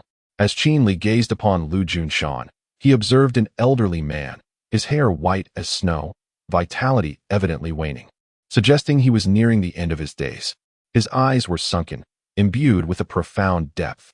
Although the current presence of Lu Junshan evokes a sense of impending demise, his aura remains formidable. The cultivation of the Yuanshan realm is not to be underestimated. Indeed, this aura is quite unsettling. Suddenly, Qin Li detected a scent emanating from Lu Junshan, reminiscent of decaying flesh. It appears that you, Lord Lu, have indeed forged an alliance with the corpse-controlling sect, he mused quietly. Upon noticing General Yang Shu's presence, Lu Junshan respectfully greeted him. For the decorum of the official realm cannot be disregarded, even if Yang Shu's position was bestowed upon him by Lu Junshan himself. Seeing her grandfather, Lu Ruolin rushed to embrace Lu Junshan. Lan'er, you stay here while I converse with them. Lu Junshan gently set her down and beckoned to the servants he had brought along, instructing them to protect Lu Ruolin. Lord Lu, what is the meaning of this? Yang Shu inquired, observing Lu Junshan's actions. It was evident that Lu Junshan was reluctant to allow them to take Lu Ruolin away. Esteemed guests, I am unaware of the trouble my granddaughter, Lu Ruolin, has caused. If compensation is sought, please state your demands. I, Lu Junshan, shall do my utmost to fulfill them, merely requesting that you spare my granddaughter. She is still young and naive, having lost her father at a tender age and her mother in her youth. Until now, I have been her guardian. Though she may exhibit a bit of a princess's temperament, it is not her fault, but rather mine, an error of my own. Lu Junshan bowed humbly to Yang Shu and the others. The familiar rhetoric and tone led Qin Li to succinctly summarize the essence of Lu Junshan's plea. She is but a child.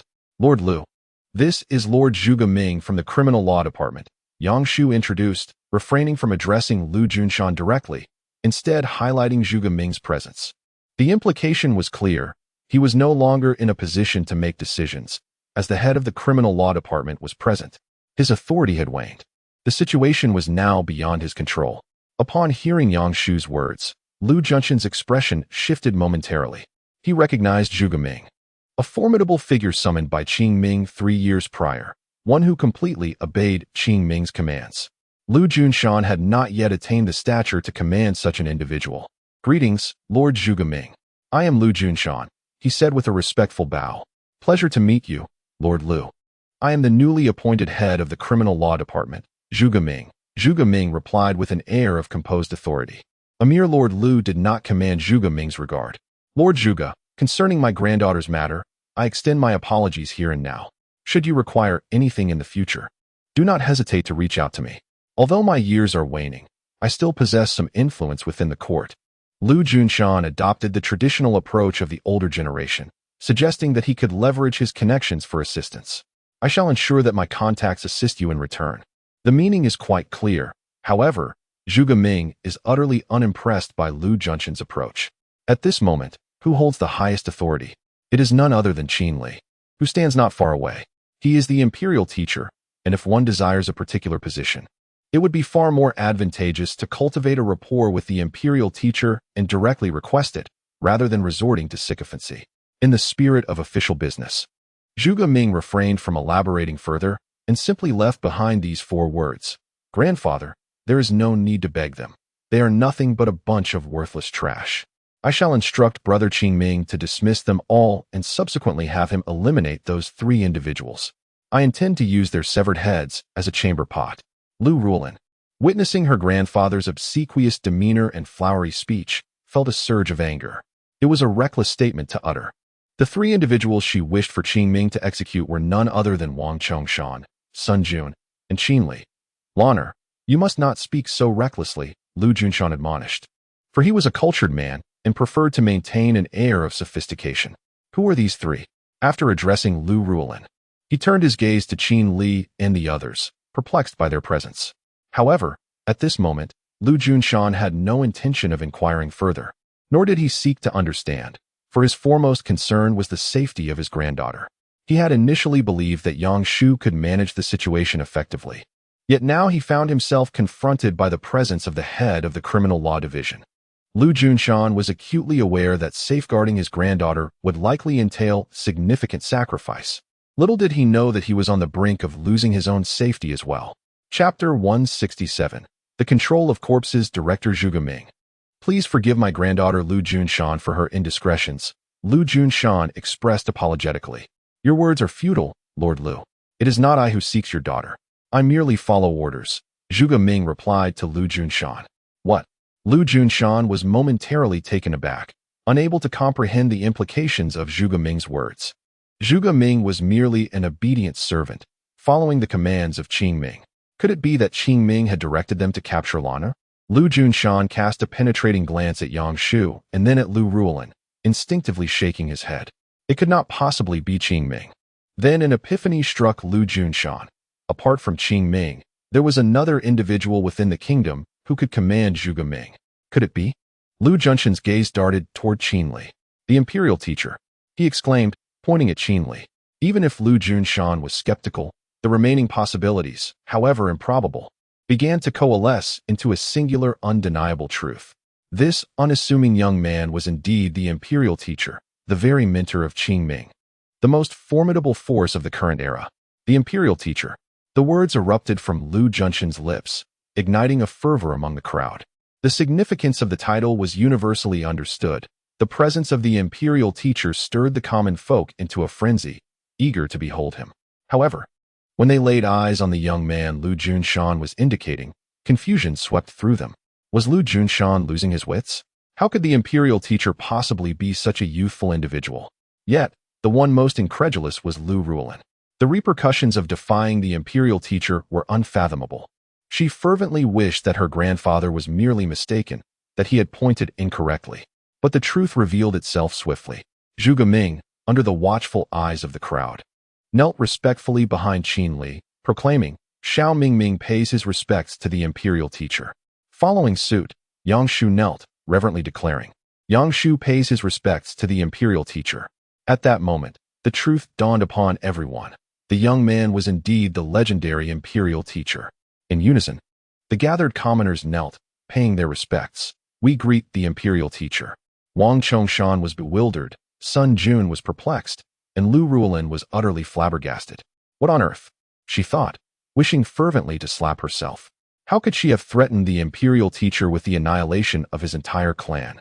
In that instant, Lu Ruolin grasped why Qin Li had claimed that even if he were to slay her entire family, he would not face any repercussions. He was, after all, the imperial teacher. The reality struck Lu Ruolin like a tempest, leaving her in a daze, muttering the name Xiao Mingming, fully aware it referred not to someone else, but to Zhuge Ming. In an instant, Lu Ruolin felt as though the ground had crumbled beneath her. Lu Junshan, observing the conversation between Zhuge Ming and Yang Shu, realized the gravity of their predicament.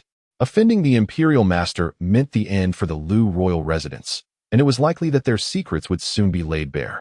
"Lord Lu, do I need to introduce myself?" Qin Li approached Lu Junshan with an air of authority, his demeanor deceptively cheerful.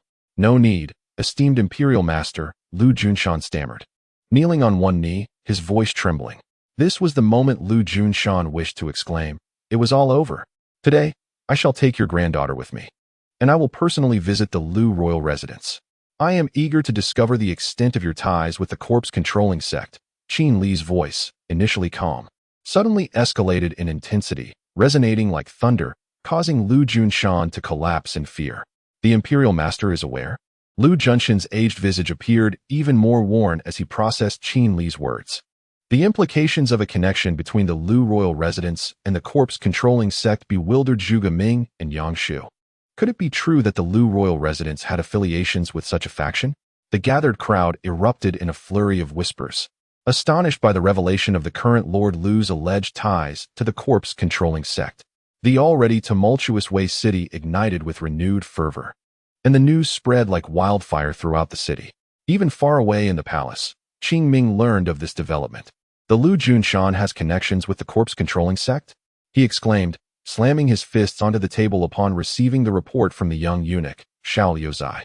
Absurd. How could such a thing occur under my very feet? Qing Ming's forehead throbbed with anger.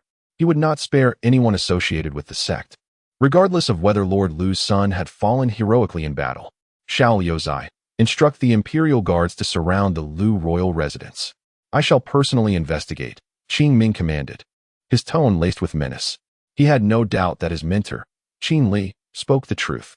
The connection between the Lu royal residence and the corpse-controlling sect was undeniable. As soon as Qing Ming's order was given, Xiao Liuzai hastened to comply. He was well aware of Qing Ming's disdain for the sect and had heard tales of their nefarious dealings. On his way to inform the imperial guards, Xiao Liuzai silently mourned for Lord Lu Junshan. My grandfather is linked to the corpse-controlling sect? Lu Ruolin, already teetering on the brink of despair, felt abandoned by her brother Qing Ming upon hearing of her grandfather's possible connection. The emperor's disdain for the sect was common knowledge among all. The master, Lu Junshan, wished to refute something, yet he found himself at a loss for words. Lord Lu, the first time I heard your name was in Bayou City. Over the past decade, I had nearly forgotten your existence, but today you have brought it back to my mind. Although you lack the foul stench that clings to the disciples of the corpse-controlling sect, I can still detect the odor of decay. Qin Li crouched before Lu Junshan, a playful expression on his face, eager to hear Lu's response. The master, you shall see for yourself, Lu Junshan replied ambiguously. At this moment, he was no longer inclined to speak. If Qin Li were to merely glance at the Lu Wangfu, it was likely that, with his keen senses, he would discern the scent of death emanating from Lu Junshan, allowing him to draw his own conclusions. As soon as Lu Junshan's words fell, everyone present understood that the Lord Lu had indeed acknowledged his connection to the corpse-controlling sect, a prominent family of military lineage, and yet, the progeny squandered upon the battlefield of the Wei Kingdom, while his own father was entangled with the treacherous sect. The absurdity of it all was overwhelming. Lord Lu, is it truly the case that you are linked to the corpse-controlling sect? Yang Shu's earlier inquiries had now transformed into a definitive statement. The weight of this revelation left Yang Shu in a state of disbelief. One could say this day marked the most exhilarating moment of his life. Having encountered the revered master and witnessed the impending decline of the Lu Wangfu. Chapter 168. Pitiful, sad, and sorrowful at this moment, Lu Junshan lay helplessly on the ground. Master, have you allied with the corpse-controlling sect? A strange voice emerged. Upon hearing this voice, Lu Junshan turned to look. The soldiers who had returned from the battlefield to protect Lu Ruolin were now wide-eyed, disbelief etched on their faces. Their general had perished nobly in battle, sacrificing himself for the nation, yet now, the father of their general stood aligned with those who had been their lifelong adversaries. They found it hard to accept the betrayal, their voices trembling with emotion. Their chests heaved with indignation, yet they found themselves unable to express their fury. Lord Lu, the Imperial Guards have surrounded your residence. Qin Li informed him. Let us proceed. Just moments ago, Qin Li had dispatched gentlemen throughout Wei City and discovered a multitude of Imperial Guards stationed at a particular residence. It was evident that Qing Ming had already been apprised of the situation at hand. Lu Junshan felt no surprise upon hearing Qin Li's words. He weakly nodded in acknowledgement. He then glanced at his granddaughter, a myriad of emotions swirling within him, unsure of what to say. I will ensure your granddaughter is handed over to Qing Ming. After all, her father sacrificed himself for the nation, Qin Li assured Lu Junshan, seeking to alleviate his concerns regarding his granddaughter's fate. However, whether Qing Ming chose to spare her was beyond his influence. Thank you, Lu Junshan expressed his gratitude. Not at all. It is my duty to serve the kingdom of Qingyu, Qin Li replied with a smile, assisting Lu Junshan to his feet. Xiao Mingming, take these two children to my residence. You know the place, the site of our first meeting. Afterward, you may attend to your own affairs. Qin Li instructed as he prepared to leave with Lu Junshan, suddenly recalling the two children present, members of the inaugural batch of the Immortal Slaying Hall. He was determined to prevent their escape. Understood, the imperial master Zhuge Ming affirmed, nodding as he approached the children, lifting one of them with ease. Lu Ruolin shall be sent to the palace, Qin Li directed towards Yang Shu. Yang Shu nodded in compliance, commanding the soldiers to escort Lu Ruolin. Once Qin Li observed that all arrangements were in place, he lifted Lu Junshan and soared towards the Lu residence. At this moment, outside the Lu residence, Qing Ming sat astride a magnificent steed, adorned in an eye-catching nine-claw dragon robe. Behind him, hundreds of imperial guards had completely encircled the Lu residence. "Oh, you arrived quite swiftly," Qing Ming remarked as Qin Li descended from the skies, carrying Lu Junshan. "Master," Qing Ming greeted Qin Li with a respectful bow. "Indeed," Qin Li acknowledged with a nod, then addressed Lu Junshan. "Lord Lu, it is your time to take the stage." With that, Lu Junshan was gently set down by Qin Li. Upon the moment Qing Ming laid eyes on Prince Lu, a myriad of fragmented memories flooded his mind. "Your Majesty, Lu Junshan, please allow me to present Qing Ming," he said with an utterly unembellished tone. Lu Junshan, upon hearing Qing Ming's words, refrained from further dialogue, turning to push open the grand doors of the Lu residence and stepping inside. As he entered, the household staff, servants, maids, and concubines gathered in the courtyard, awaiting the return of their master. The instant they caught sight of him, they flocked around, eager to inquire about the unfolding events. "Master, what transpired outside? Why are the imperial guards surrounding our abode? Indeed, Master, why is His Majesty here? Is it to commend us, or is there something more ominous afoot?" The palpable tension in the air was unmistakable. Lu Junshan offered no answers, merely gesturing for the guards outside to enter. The first to cross the threshold was none other than Qin Li, followed closely by Qing Ming and a contingent of the imperial guards. Under Lu Junshan's guidance, they soon arrived before a dilapidated outhouse.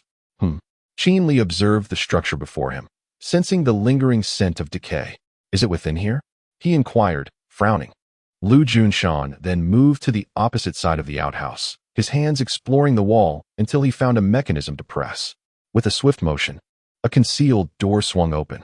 Casting a glance back at Qing Ming and Qin Li, Lu Junshan stepped through the threshold, with Qin Li leading the way, followed by Qing Ming and the guards.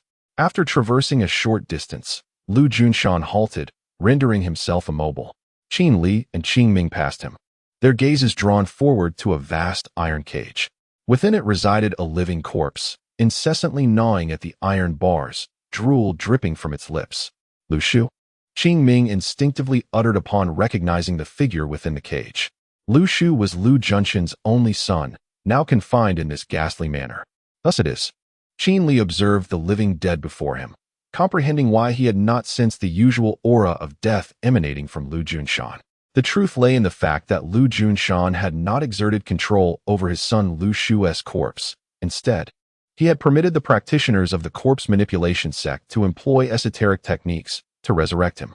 However, the sect was adept only in controlling corpses, not in restoring life, leading to Lu Shu's state as a living dead. Lu Junshan, unwilling to relinquish his son to the control of others, had thus condemned him to this existence. "Prince Lu, would it not have been better to allow Lu Shu to pass peacefully?" Qing Ming raised his gaze, unable to bear the sight of Lu Shu. "I am afraid." "Old friend," Lu Junshan finally spoke. He feared the loss of his son, which led him to strike a bargain with the necromancers, permitting them to transform his child into a living corpse, though his son now existed in a state that was neither fully human nor ghostly. At least in Lu Junshan's heart, he remained alive, albeit devoid of the joy he once knew. "Alas, humanity is often plagued by greed," Qin Li remarked nonsensically. "Master, please help him end his suffering," Qing Ming implored Qin Li. Qin Li cast a glance at Lu Junshan, noticing his utter lack of reaction, and swiftly drew his sword, severing Lu Shu's head. The sound of impact echoed through the air. Before Qing Ming could inquire about the disposition of Lu Junshan, a tremendous explosion erupted. "What the devil? This old man chose to self-destruct? Is he forsaking his granddaughter?" Qin Li muttered, observing the self-immolation of Lu Junshan. "Is it Lu Ruolin?" Qing Ming inquired, his expression remaining inscrutable until the mention of Lu Ruolin, which stirred a complex reaction within him. "Master, leave Lu Ruolin to me. I will handle it," Qing Ming asserted to Qin Li. "Very well. I have arranged for someone to deliver her to you.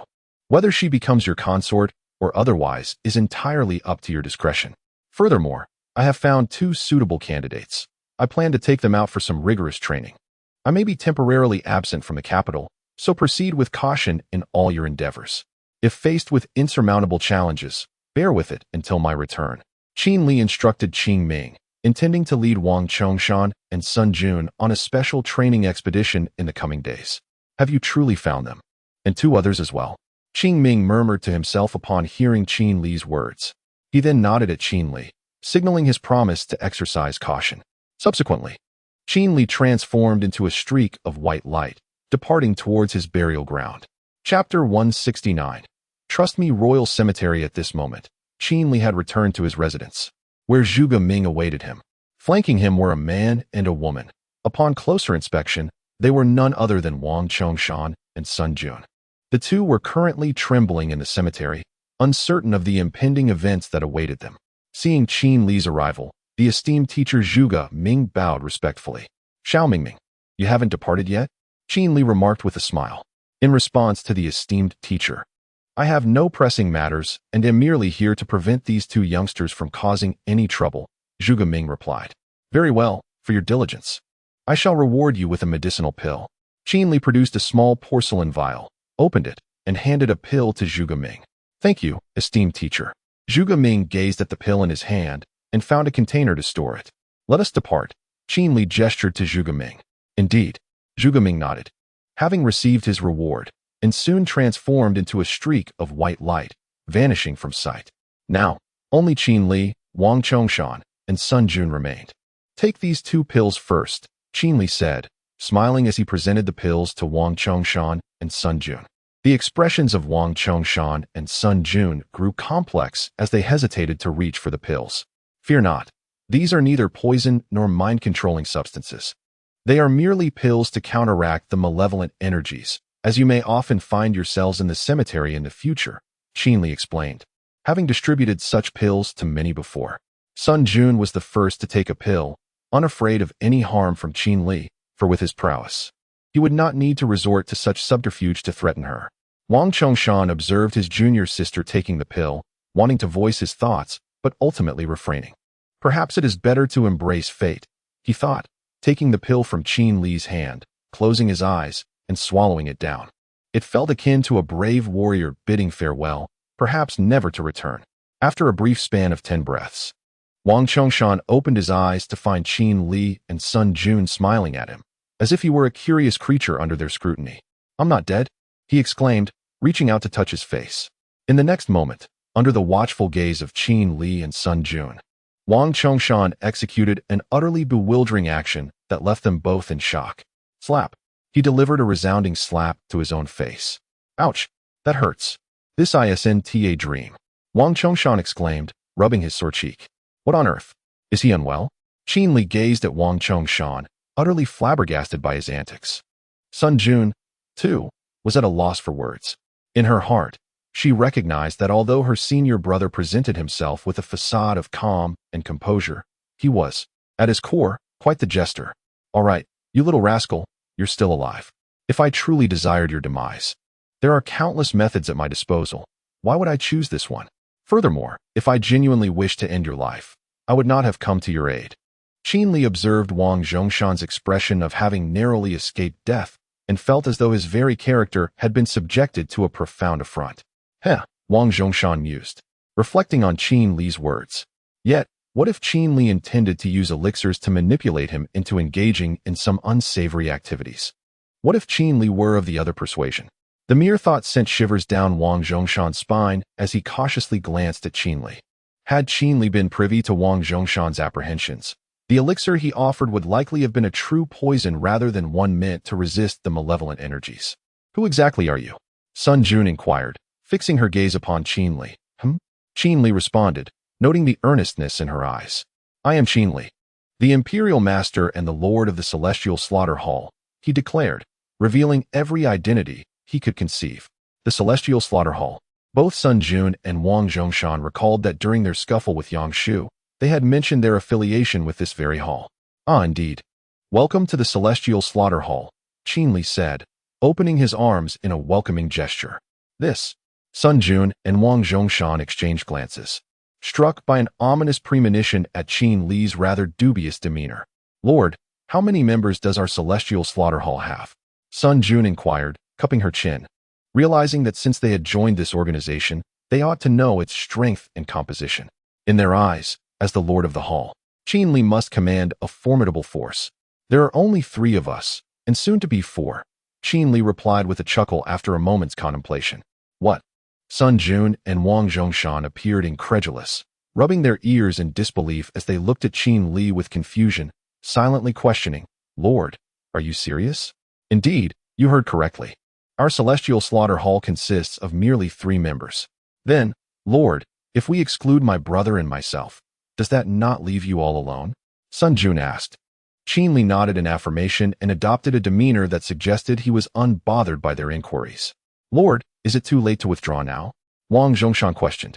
Why don't you take a guess? If you choose to withdraw, do you think I would spare you? Qin Li asked with a playful smile. This feels a bit like bullying, Sun Jun remarked. What of it? Your cultivation and strength are inferior to mine, so I am merely taking advantage of the situation. What can you do about it? Qin Li retorted nonchalantly. You are quite the older brother, Wang Zhongshan and Sun Jun observed, surrendering to Qin Li's audacious persona. Good, Qin Li said with a smile, affectionately ruffling the hair of both Wang Zhongshan and Sun Jun. Subsequently, Qin Li's expression suddenly turned serious as he addressed the 2 individuals. Although the Immortal Slaying Hall is a force I have conceived over the past few years, possessing only a name and comprising merely the 2 of you, I am confident that I can forge an extraordinarily powerful faction. In due time, we shall have an abundance of beautiful women and handsome men. Qin Li enticed Wang Zhongshan and Sun Jun. The 2, taken aback, found themselves momentarily speechless. At present, your cultivation is far too weak. You must at least possess the strength of the Dongxi realm. I perceive that you both have commendable potential. I shall grant you a decade. Should you fail to reach the Dongxi realm within that time, you may as well perish, Qin Li continued, his tone imbued with an unexpected kindness. Where's the kindness in that? Protested Sun Jun and Wang Zhongshan in unison. 10 years is far too brief. They exchanged glances, expressing their shared concern. If you were to rely solely on your own cultivation, then indeed, 10 years would be insufficient. However, with my assistance, a decade will suffice. Qin Li smiled at them, fully intending to invest significantly. The 2 exchanged glances once more, doubting whether even with Qin Li, the esteemed master, their ascendance to the Dongxi realm within 10 years would be a simple endeavor. Little did they know that Qin Li was renowned as a veritable treasure trove of elixirs and weaponry. The wealth he had accumulated over decades of dedicated service was beyond their comprehension. This was precisely why Qin Li felt no remorse in distributing medicinal pills so liberally. Moreover, during moments of leisure, he had also mastered the art of alchemy, ensuring a steady supply of elixirs without concern. Chapter 170. The return of Qin Ming. As time trickles away, 3 years have swiftly passed. At this moment, within the royal cemetery, Qin Li sits in meditation, his eyes tightly shut. Before him, a man and a woman are also seated in contemplation. Upon closer inspection, they are none other than Wang Zhongshan and Sun Jun, who have joined the Hall of Slaying Immortals. Over the course of 3 years, their cultivation has ascended to the Purple Mansion realm. Although they have only recently broken through to the initial stage of this realm, their journey from the pinnacle of the acquired realm to the Purple Mansion has allowed them to surpass 2 significant levels. Furthermore, it should not be overlooked that despite their current status as mere initiates of the Purple Mansion realm, their strength has already reached the latter stages of this realm, approximating the prowess of the 7th stage. Hallmaster, we have discovered information regarding that individual you mentioned. Wang Zhongshan reverently informs the meditative Qin Li. Throughout these 3 years, Wang Zhongshan and Sun Jun have wholeheartedly regarded Qin Li as their leader, following him with unwavering loyalty. Oh, has he returned to the Cloud Crane sect? Qin Li inquires in response to Wang Zhongshan's statement. Indeed, he has returned to the Cloud Crane sect, and it is said that he has made quite a stir there. Sun Jun replies, standing beside Wang Zhongshan. Qin Ming, I have awaited your return for 6 years. A faint smile graces Qin Li's lips as the figure of Qin Ming materializes in his mind. Shall my senior brother and I bring him back? Sun Jun asks. Yes. But it shall not be the two of you alone. We shall go together, Qin Li asserts, rising to stand before Sun Jun and Wang Chongshan, uplifting their spirits. The Hall of Slaying Immortals is soon to welcome its fourth member. Congratulations, Hall Master. Congratulations. Both Wang Chongshan and Sun Jun exclaim with hands clasped in respect. The prospect of a new recruit fills them with joy. For over the past 3 years, they have labored tirelessly for the Hall of Slaying Immortals. The arrival of a newcomer means that their burdens will be shared. We shall set forth immediately, Qin Li announces with a smile. Indeed, Wang Chongshan and Sun Jun nod in agreement. Thus, the trio of Qin Li, Wang Chongshan, and Sun Jun embarks on their journey towards the Cloud Crane Sect. Cloud Crane Sect nestled within the Cloud Mountain range of the Cloud region. The Cloud Crane Sect is surrounded by numerous celestial cranes that inhabit these mountains. During certain seasons, these cranes soar towards the clouds. Consequently, the sect's founder established the sect here, naming it the Cloud Crane Sect. At this moment, within the outer sect's gathering area, a strikingly handsome young man strolls along the streets. As he walks, every disciple of the Cloud Crane Sect he encounters seems to flee from him like he is a harbinger of misfortune, as if he carries some contagion upon him. This is Qin Ming, who was said to have perished in the belly of a beast during a mission 6 years ago. How is it that he has returned now? Moreover, as a cultivator at the 8th level of the acquired realm, I find myself unable to discern his true power. Along the way, many disciples of the Cloud Crane Sect who caught sight of Qin Ming began to discuss among themselves. Their curiosity piqued. Indeed, the young man walking down the street is none other than Qin Ming. 6 long years have passed since he last tread upon this path. Finally, I, Qin Ming, have returned. I never imagined that you, Li Long, would rise to become an inner disciple of the innate realm at the 5th level. However, at this moment, my own cultivation has ascended to the 7th level of the innate realm. His strength has undoubtedly surpassed that of Li Long, who once pushed him off a cliff. Now a disciple of the Cloud Crane Sect with a cultivation at the 5th level of the innate realm. The pinnacle of innate strength, without a doubt. Senior brother Qin Ming? Just as Qin Ming contemplated how he would confront Li Long, a familiar voice reached his ears. Junior sister Yunjin? Upon hearing that unmistakable voice, he could not help but turn towards its source. After 6 years, Yunjin has blossomed into a graceful and elegant young woman, now celebrated as one of the 3 most beautiful disciples of the Cloud Crane Sect. It is no exaggeration to say that her beauty has reached remarkable heights. For a moment, Qin Ming failed to recognize her until Yunjin rushed forward to embrace him. And only then did he realize that the person before him was indeed Yunjin. Time has changed much, and Yunjin's transformation took Qin Ming by surprise. Yet, unbeknownst to him, he too had undergone significant changes over the past 6 years. Had Yunjin not overheard the outer disciples discussing him, she might have never located him. Senior brother Qin Ming, I heard from senior brother Li Long that you had perished. How is it that you are? Yunjin's hands gently caressed Qin Ming's back, seeking reassurance that the returning figure was truly him. Foolish girl, how could your senior brother die so easily? Qin Ming suddenly felt a warmth on his chest, realizing that his junior sister had burst into tears. Overwhelmed with joy, after a moment, she released him and gazed into his eyes, eager to uncover the truth behind the events of that fateful day. What happened back then? Qin Ming began to recount the tale of how Li Long had betrayed him, pushing him off the cliff, and how he had ultimately been saved. After a considerable time, Qin Ming recounted all the events that had transpired years ago to Yunjin. Damn that Li Long, he exclaimed. When the elders examined his wounds back then, he was evasive. It turns out he was the one responsible for the unfortunate fate that befell our senior brother.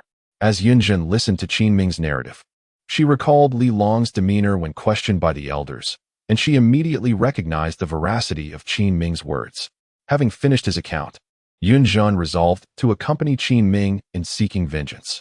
Junior sister, I intend to return to my dwelling first. I have already issued a challenge to Li Long. 3 days hence will mark our day of confrontation. I have secured an audience with the sect master, who has approved our duel to the death. He cannot escape his fate. Qin Ming reassured Yunjin, informing her that everything was already in order, urging her not to worry. In 3 days, Li Long's time shall come. Yunjin nodded in acknowledgement of Qin Ming's words. Given that her senior brother had spoken, she refrained from further commentary, merely stating, Senior brother, you must teach Li Long a severe lesson.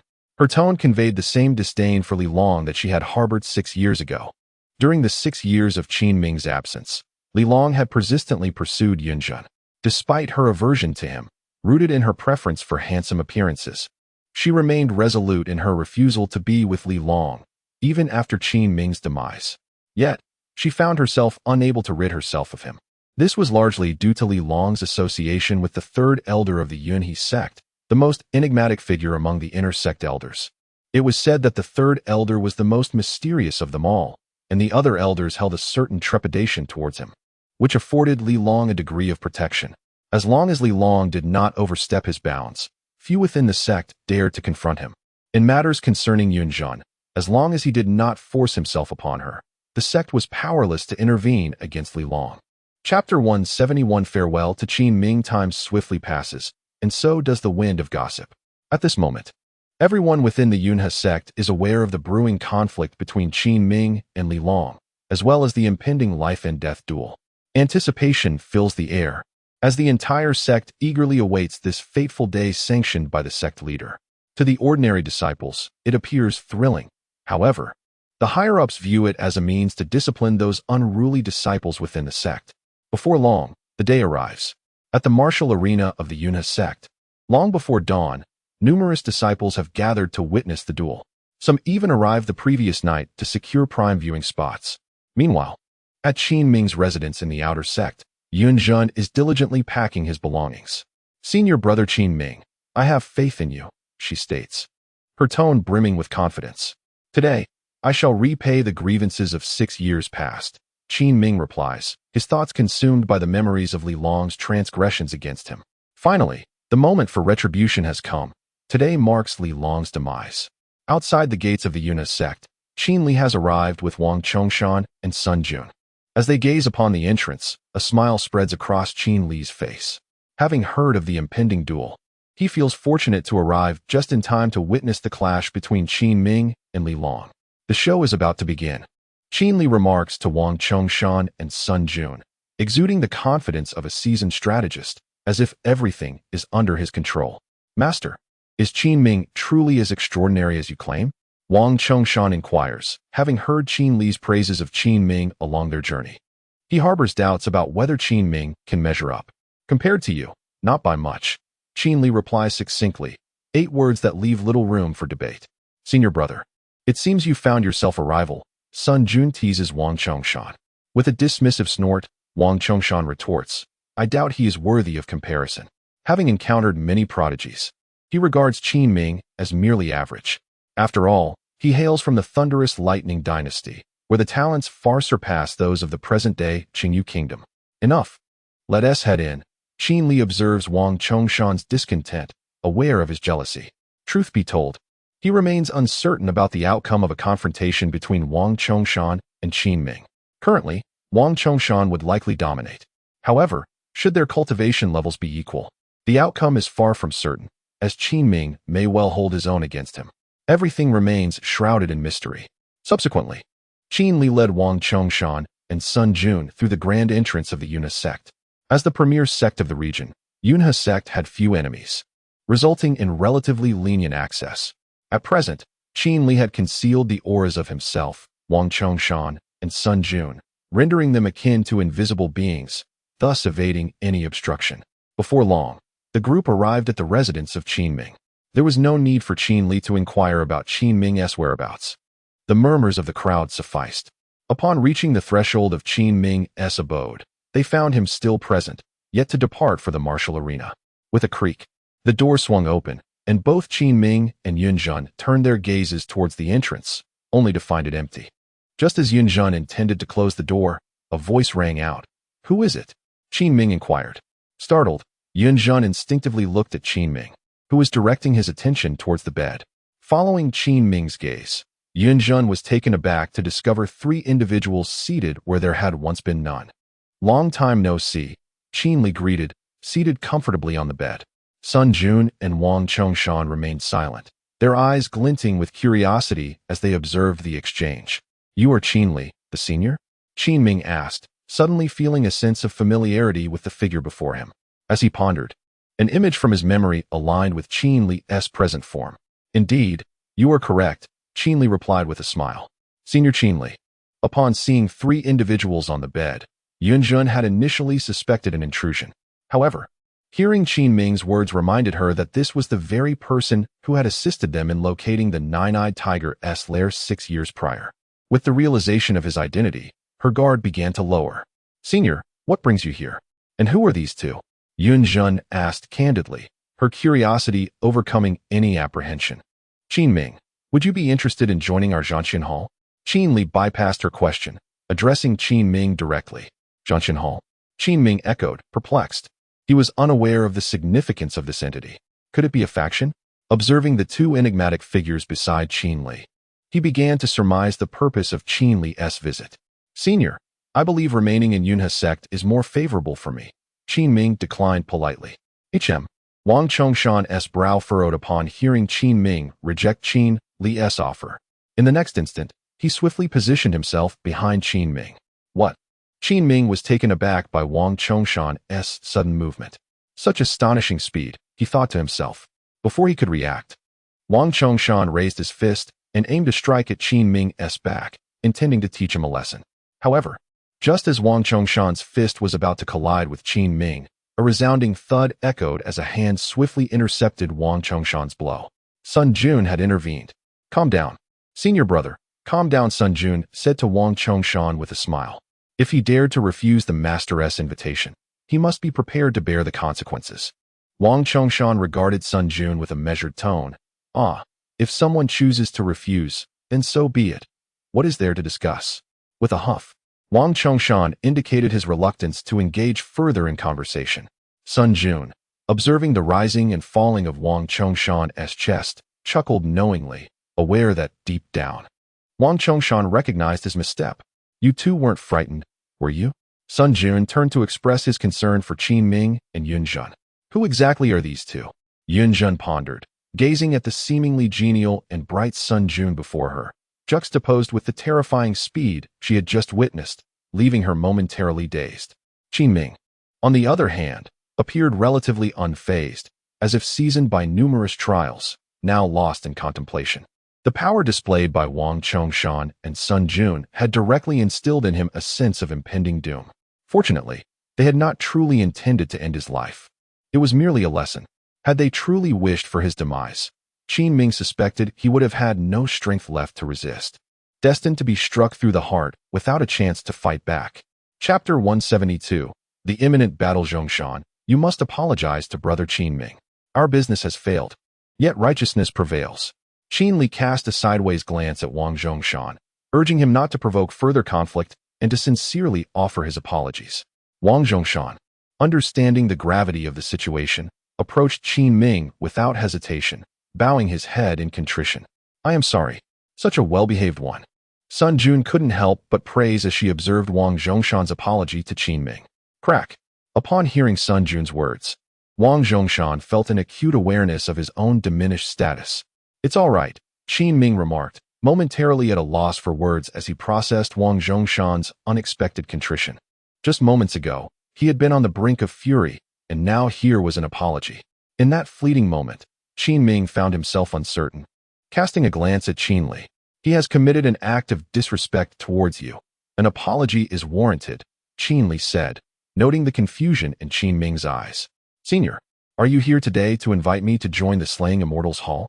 Qin Ming asked earnestly, fixing his gaze on Qin Li. Indeed, Qin Li affirmed with a nod. Qin Li had traversed vast distances to reach Yunhe sect, driven by the desire for Qin Ming to join the Slaying Immortals Hall. In Qin Li's eyes, Qin Ming was a rare talent, and he was particularly intrigued by the jade pendant Qin Ming possessed, which emanated an alluring aura reminiscent of supreme imperial might. Is that so? Qin Ming murmured, looking down at the jade pendant on his chest. He recalled Qin Li's initial comments about its significance during their first encounter and began to suspect that Qin Li's interest lay more with the pendant than with him personally. If I were to join your Slaying Immortals Hall, would I also gain the prowess and strength of those two individuals? Qin Ming inquired, lifting his gaze to scrutinize Sun Jun and Wang Zhongshan. Though they were of similar age, their strengths were worlds apart. Brother Qin Ming, do you know what their cultivation levels were 3 years ago? Qin Li asked, secretly pleased by the flicker of uncertainty in Qin Ming's eyes. "I do not know," Qin Ming replied, his expression growing complex. He sensed that Qin Li had discerned his wavering resolve. 3 years ago, they were at the pinnacle of the post-heaven realm. Do you now grasp their current cultivation levels? Qin Li continued after explaining Wang Zhongshan and Sun Jun's former standings. What are their levels? This time, it was Yun Zhen who posed the question, her curiosity piqued by Qin Li's slaying immortals haul. Sun Jun's earlier display of strength had left her astonished. She yearned to possess similar abilities to assist Qin Ming. Purple Mansion Realm, Qin Li stated, deliberately withholding the specifics of their celestial tiers. The mere mention of the Purple Mansion Realm was sufficient to leave both Yun Zhen and Qin Ming in a state of shock. Upon closer inspection, Qin Li's predictions were indeed accurate. As soon as he finished speaking, astonishment flickered across the faces of Qin Ming and Yun Zhen. It is essential to recognize the various realms of martial arts. The Qi Induction Realm, the Postnatal Realm, the Innate Realm, the Divine Abode Realm, the Purple Mansion Realm, the Primordial Spirit Realm, the Cave Ruin Realm, the Tribulation Crossing Realm, the Path Cutting Realm, the Supreme Realm, the Mixed Yuan Realm, and the Unparalleled Emperor Realm. The Postnatal Realm is separated from the Purple Mansion Realm by 2 significant levels. To leap over 2 major realms in just 3 years delivered a profound shock to the fragile psyches of Qin Ming and Yun Zhen. Terrifying. This was the sentiment resonating within their minds. Sun Jun observed the expressions of Qin Ming and Yun Zhen, feeling a sense of secret delight within. After all, it could be considered a veiled boast of his own high cultivation.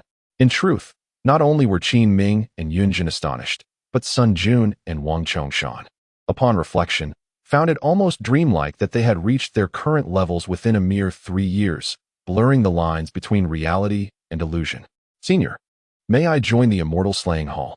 Yun Zhen inquired earnestly, her gaze filled with hope directed at Qin Li.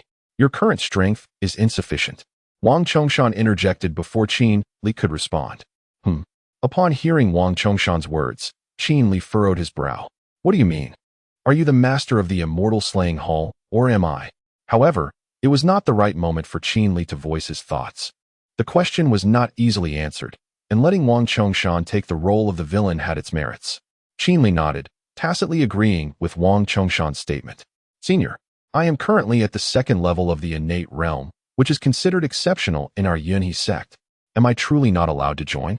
Initially, Yun Zhen found it hard to accept Wang Chongshan's words, but as Qin Li affirmed them with a nod, she felt as if something was slipping further away from her grasp.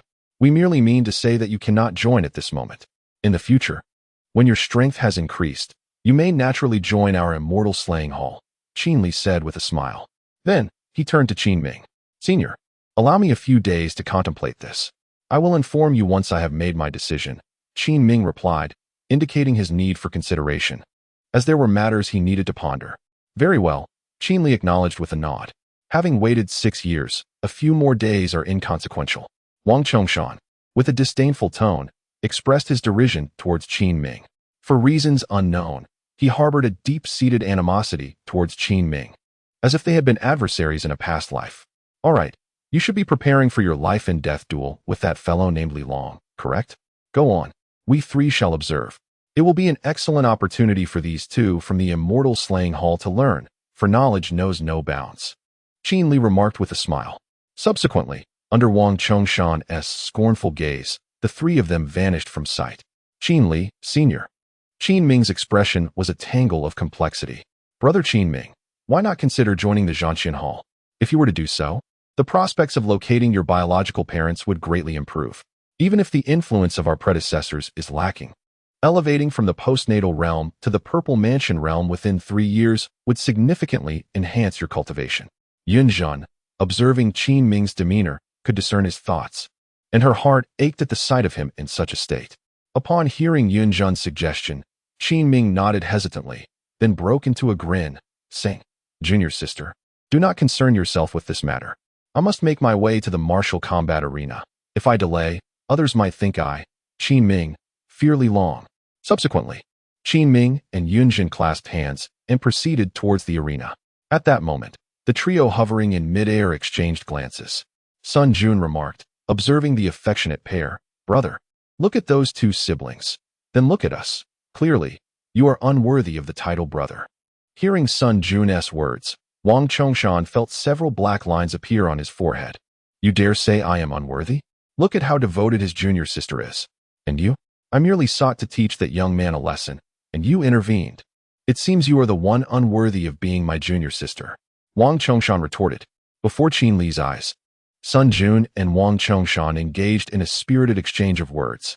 How delightful, Qin Li suddenly mused, his thoughts drifting to Siyu. He wondered how she was faring. Over the years, he occasionally received letters from Siyu, and fortunately, her correspondence suggested she was doing well. Moreover, it was said she was about to enter an academy in the central continent for her studies. Chapter 173. The battle commences at this moment. Within the martial arena of the Yunhe sect, Qin Ming and Yun Zhen had arrived. Li Long stood atop the platform, gazing down at Qin Ming with an expression of disdain, while Li Long was oblivious to the precise cultivation level and strength of Qin Ming. He was aware that over the past 6 years, his own cultivation had ascended to the 5th heaven of the innate realm. He found it implausible that Qin Ming could surpass him in such a short span. Junior brother Qin Ming, it has been quite some time. Li Long greeted with a smile as Qin Ming approached the arena. Despite the smile adorning his face, a palpable aura of malice enveloped the atmosphere, felt by all present. Li Long's gaze turned to Yun Zhen, who was entwining her arm with Qin Ming's, his eyes glinting with a deadly intent. Yun Zhen, casting a disdainful look at Li Long, harbored nothing but contempt for him. Initially indifferent towards Li Long, her feelings had only soured further upon discovering that he was responsible for Qin Ming's plight. Unbeknownst to her, all of Li Long's actions were ostensibly for her benefit. Alas, Yun Zhen remained unmoved by his affections. Senior brother Li Long, I should express my gratitude to you for the events of 6 years ago, Qin Ming stated. Addressing Li Long, without hesitation, he leapt onto the platform. Their gazes locked. Both men could perceive the fiery wrath and intense murderous intent radiating from one another. Is that the sect master? I didn't expect the sect master and several elders to be present, he mused, noting the arrival of the sect master and several elders, including the 3rd elder, 5th elder, and 8th elder. This promised to make the impending life and death duel particularly intriguing. As the tension between Qin Ming and Li Long escalated, the sect master of Yunhe sect and the esteemed elders took their seats at the head table. Junior brother Qin, do you believe you have me at a disadvantage? Li Long inquired. Senior brother Li Long, today is your destined end, Qin Ming replied with a smile. He was resolute. There was no way he would allow Li Long to leave the arena alive, regardless of any obstacles. Today, he would seal Li Long's fate. Not even divine intervention could save him. In that moment, Qin Li, suspended in midair, suddenly turned his gaze toward an elder seated at the head table. His pupils constricted as he discerned the elder's formidable cultivation. What is it, Hall Master? Sun Jun, standing nearby, inquired upon noticing Qin Li's sudden change in demeanor. This elder's cultivation level is at the Transcendence realm? Qin Li voiced his astonishment, his gaze fixed on the elder at the head table, who was none other than Li Long's master, the 3rd elder of Yunhe sect, Li Mingtian. Hall Master, is it so strange for the Yunhe sect to possess a Transcendence realm cultivator? Wang Chongshan queried. Senior brother, it is indeed peculiar. Sun Jun interjected before Qin Li could respond. Wang Chongshan raised an eyebrow, puzzled by his junior sister's assertion. Whatever the Hall Master deems strange is undoubtedly strange, Sun Jun declared, a determined smirk gracing her lips. Get lost. Wang Chongshan berated Sun Jun, and the two soon resumed their verbal sparring. Qin Li, witnessing this, rested his chin on his hand, feeling that admitting these two into the Hall of Slayers was perhaps not the wisest decision. Intrigued, he glanced at Li Minglong and couldn't help but smile, sensing that a familiar pattern was about to unfold. It was astonishing that a formidable cultivator at the tribulation stage would conceal his true strength, feigning to possess merely the power of the nascent soul realm. This was not an act of humility. Rather, it suggested a grand conspiracy. Over the years, Qin Li had gleaned from countless novels that those who could mask their true abilities often harbored ulterior motives. He himself was no exception. As the life and death battle commenced, Qin Li's thoughts came to an abrupt halt, and the duel between Qin Ming and Li Long had already begun. On the arena, just as the referee signaled the start and departed, Li Long shot forward like a missile, launching a punch at Qin Ming, his eyes brimming with disdain. The fact that Li Long refrained from using his weapon indicated that he did not believe Qin Ming, 6 years his junior, could possibly defeat him. A fierce gale of punches surged toward Qin Ming, with Li Long's fist gathering immense power. Huh, no axe needed, Qin Ming remarked with a smirk, observing Li Long's approaching fist. He then shouted, "Sky-subduing hand."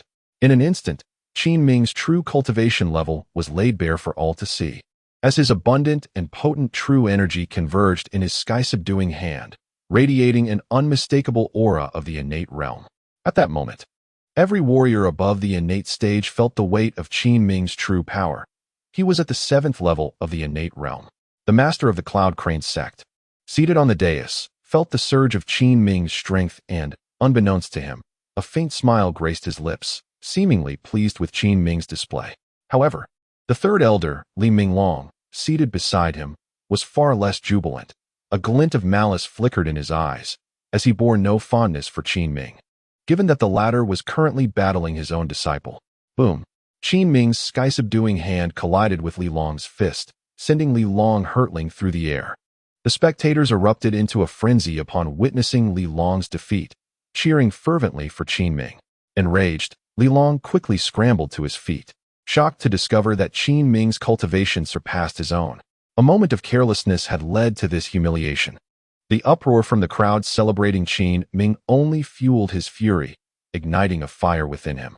"Qin Ming, my junior brother, quite impressive.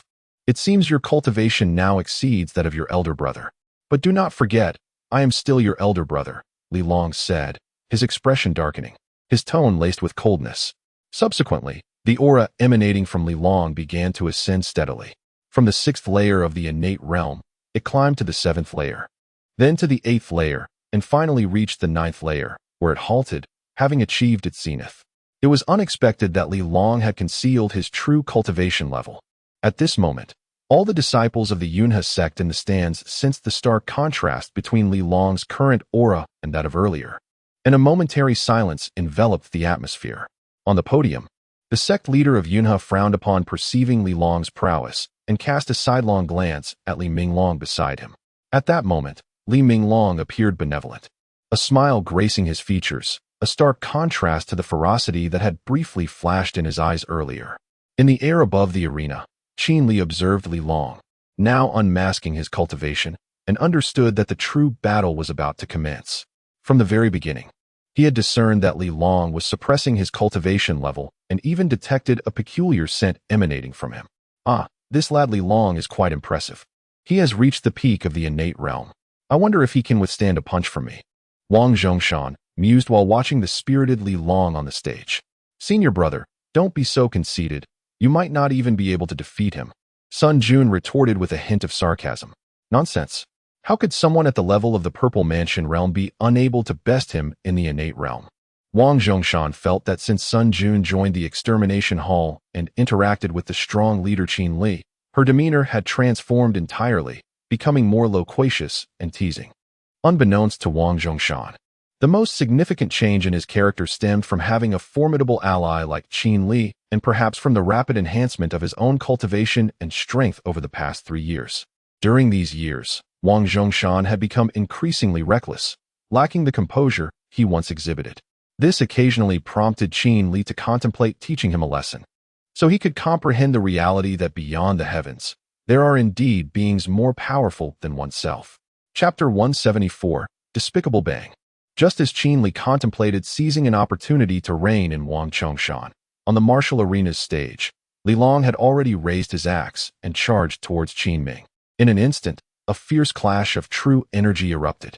This time, it was evident that Qin Ming was struggling against Li Long junior brother Qin Ming. "Aren't you going to employ that secret technique of yours?" Li Long suddenly remarked, grinning at the visibly strained Qin Ming before him. He had not forgotten that Qin Ming possessed a technique capable of elevating him by an entire realm. "Senior brother Li Long, you are not worthy of that," Qin Ming retorted, a smirk forming at the corner of his mouth. Then, with a cold glint in his eyes, a colossal hand seemingly manifested behind Qin Ming. Li Long sensed the anomaly behind Qin Ming. Boom! The giant hand surged towards Li Long, and in the next moment, he swung his axe down upon it. Mountain-cleaving axe. Instantly, The massive hand conjured by Qin Ming was cleaved in two by Li Long's strike. Bang! Li Long followed through with a powerful kick that struck Qin Ming squarely in the chest, sending him flying. "Senior brother Qin Ming," Yunjin exclaimed. Her fists clenched tightly against her chest in concern as she watched Qin Ming soar through the air.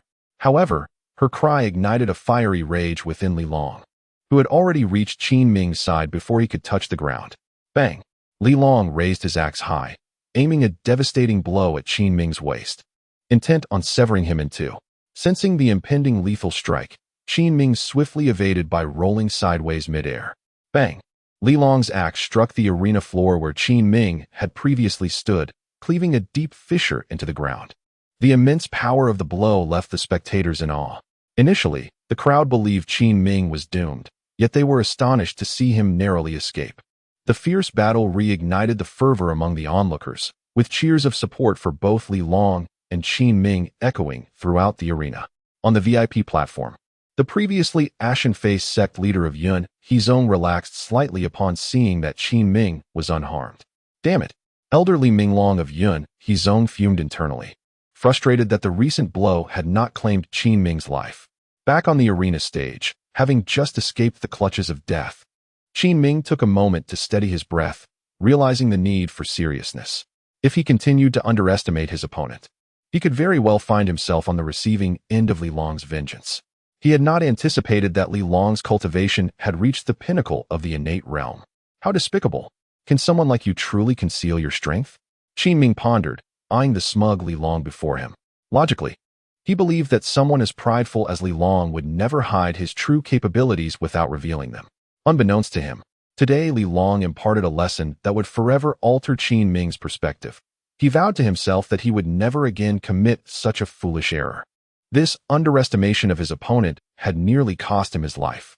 "Qin Ming, my junior, your escape skills are quite commendable," Li Long remarked, casting a derisive glance at the disheveled Qin Ming in the distance. "Huh, Li Long, it is quite astonishing that someone of your caliber would conceal his own cultivation. You have indeed made significant progress over the years, brother," Qin Ming retorted defiantly. In the next moment, with a swift motion, Qin Ming bent his knees and launched himself forward. "Indestructible fist," he declared, his right hand forming a fist as a primal aura surged forth towards Li Long.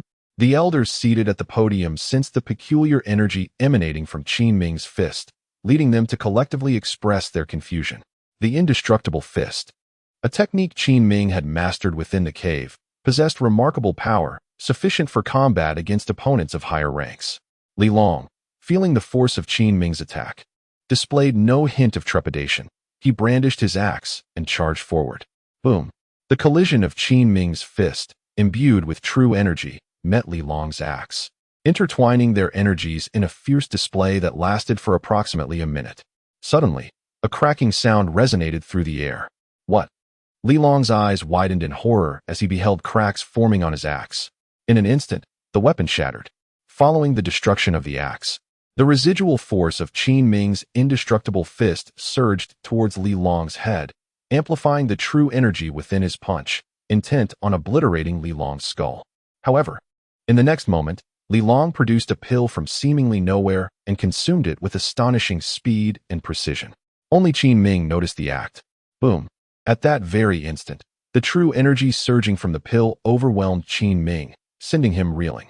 First layer of the divine concealment realm. As the immense true energy flooded Li Long's chest, he swiftly ascended to the third layer of the divine concealment realm, placing him far ahead of Qin Ming in terms of cultivation, his strength now formidable. The spectators were taken aback, their eyes widening in disbelief as they witnessed Li Long's unexpected breakthrough. Many had missed the moment he consumed the pill due to their vantage point, leaving only Qin Ming and the celestial Qin Li aware of the event. Incredible! So it was a pill for enhancing cultivation, Qin Li mused while seated in midair, observing Li Long below. Despicable, Wang Zhongshan scoffed disdainfully. In an unusual turn of events, Sun Yun refrained from engaging in a verbal spar with Wang Zhongshan, instead acquiescing to his perspective. On the martial arts arena, Qin Ming observed Wang Zhongshan, whose cultivation had surged dramatically after consuming a medicinal pill, and furrowed his brow in concern. He then cast his gaze downward, momentarily fixating on the jade pendant resting against his chest. This simple gesture elicited a sly smirk from Li Minglong at the judge's table, as though he had successfully executed a cunning scheme, leaving the master of Yunna's sect, who had been discreetly observing him, puzzled. Subsequently, the master redirected his focus entirely onto Qin Ming. The disparity in their cultivation levels was vast. A victory of the innate realm over the divine concealed realm was nothing short of fantastical. In the audience, Yunjun, bewildered by Li Long's inexplicable transformation into a figure of divine concealment, glanced at Qin Ming and then at the referee beside her. If circumstances permitted, she would have rushed to implore the referee to declare the end of this life and death duel. Yet, she found herself unable to do so. More accurately, she lacked the authority. Once such a duel commenced, it was imperative that one participant perish. This had been a long-standing tradition of the Yunha sect, one that had ostensibly been abandoned. However, due to the situation surrounding Qin Ming and Li Long, the life and death duel had resurfaced. Were it not for Li Long's unique status, the master of Yunna's sect, adhering to sect regulations, could have intervened and executed Li Long without hesitation. Regrettably, if blame were to be assigned, it could only fall upon Qin Ming for returning too late. Had he arrived before Li Long became Li Minglong's disciple, the circumstances might have been vastly different. Now, however, the situation seemed nearly insurmountable. Chapter 175. I am heartless. Yunjin fervently prayed in her heart, Brother Qin Ming, you must prevail. The consequences of defeat were dire, death awaited, and she could not bear the thought of her beloved brother Qin Ming falling beneath Li Long's axe. Die. Just as Yunjun offered her prayers, Li Long charged at Qin Ming, his right hand imbued with vital energy, transforming into a formidable fist. The colossal shadow of his punch surged forth in tandem with his strike. Qin Ming scoffed coldly, then swiftly tore the jade pendant from his chest. In an instant, akin to Li Long before him, Qin Ming's immense vital energy sent Li Long hurtling through the air. The massive fist shadow dissipated, and Li Long, like a kite severed from its string, was flung to the edge of the arena. With the jade pendant amplifying his cultivation, Qin Ming ascended to the 7th level of the divine concealment realm, surpassing an entire major tier. At this moment, his cultivation outstripped Li Long's by 4 tiers. A significant advantage. The outcome for Li Long appeared grim. Bang! Once the vital energy reached its zenith, Qin Ming launched himself forward, delivering an indomitable punch aimed directly at Li Long's head. Bang! Before Li Long could react, the elder Li Minglong had suddenly appeared in front of him, gently intercepting Qin Ming's strike. Elder Li Minglong? What is the third elder doing? Is he attempting to spare his disciple? The spectators gasped, bewildered. They had anticipated a life-and-death struggle, and now one might escape unscathed? What was the third elder up to? The onlookers, witnessing Li Minglong's abrupt intervention, grew restless, unable to comprehend his intentions. On the stage, several elders, unlike the stunned disciples, furrowed their brows in concern. In the arena, Qin Ming faced the figure blocking his path. Retracting his punch was no longer an option, so he struck out directly. Bang! Qin Ming felt as though his fist had struck a pile of cotton, soft and ineffective. After delivering the blow, he instinctively examined his hand and then looked up at the figure before him. It was Li Long's master, Li Minglong, who staggered back a few steps, maintaining a safe distance. Confusion filled Qin Ming's mind as he pondered Li Minglong's motives. Was he truly attempting to protect Li Long? Much like the many disciples of the Qingyun sect present, Qin Ming assumed Li Minglong's actions were intended to shield Li Long. However, the truth soon awaited Qin Ming, ready to slap him in the face. Elder Li Minglong, what are you doing? The master of the Yunha sect exclaimed from the podium. He had believed that Li Long's head was destined to be shattered. To everyone's astonishment, Li Minglong unexpectedly entered the arena, coming to Li Long's aid. Nonetheless, this outcome was not entirely unfavorable, for it provided him with a legitimate reason to eliminate Li Minglong, rendering a misfortune into a blessing. However, the leader of the Yunha sect remained oblivious to the fact that Li Minglong had achieved his own objective.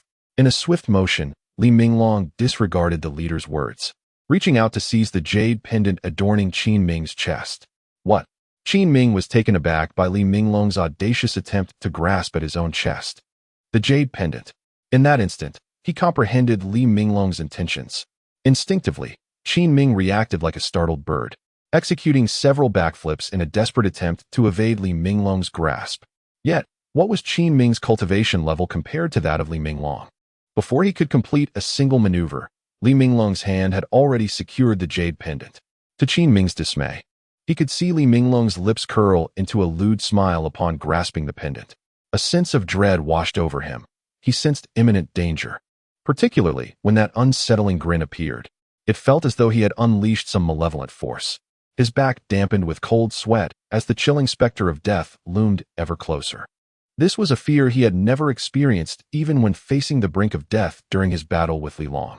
Just as Li Minglong seized the pendant and revealed his sinister smile, the leader of the Yunhe sect prepared to leap from the podium to the arena. In the next moment, a resounding thud echoed as the leader was struck from behind by the fifth elder. He was sent sprawling, crashing heavily onto the arena floor. The fifth elder? Observing this, the eighth elder suddenly felt a wave of foreboding. Before he could react, the fifth elder, swift as a leopard, snapped the eighth elder's neck with a decisive motion. What was happening? Why had the fifth elder turned against the eighth elder? And why had he attacked the leader? What on earth was transpiring? In an instant, the audience in the martial arena gaped in disbelief at the unfolding scene on the podium, their expressions a mix of shock and astonishment. Soon, someone shouted, "The elders have gone mad. Run for your lives." With that single proclamation, the majority of the disciples in the martial arena hurriedly fled toward the exits. Under normal circumstances, such a statement might have seemed ludicrous. Yet the recent events on the podium had instilled a sense of credence in their minds. Thus, the onlookers in the martial arena vacated the premises in haste, some seeking out the elders for clarification, while others retreated to their quarters, and a few even resorted to drawing weapons. Meanwhile, Yunjun, who remained near the arena, was rendered bewildered, her mind buzzing with confusion.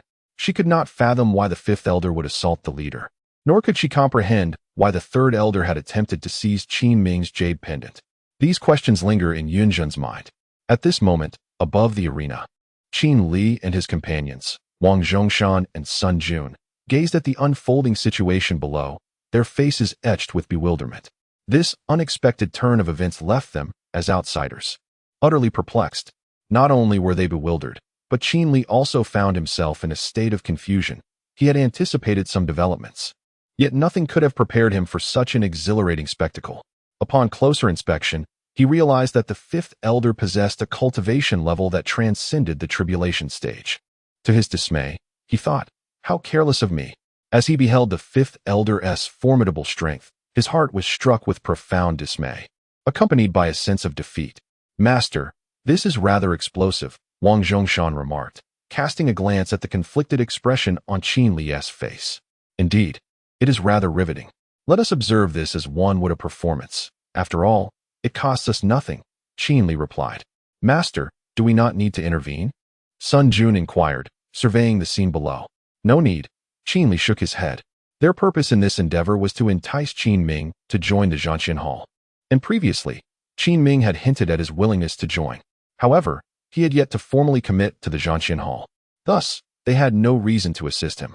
Given the current circumstances, as long as Qin Ming did not declare his allegiance to the Zhanxian Hall, even if he were to be slain, neither Qin Li nor his companions would take action.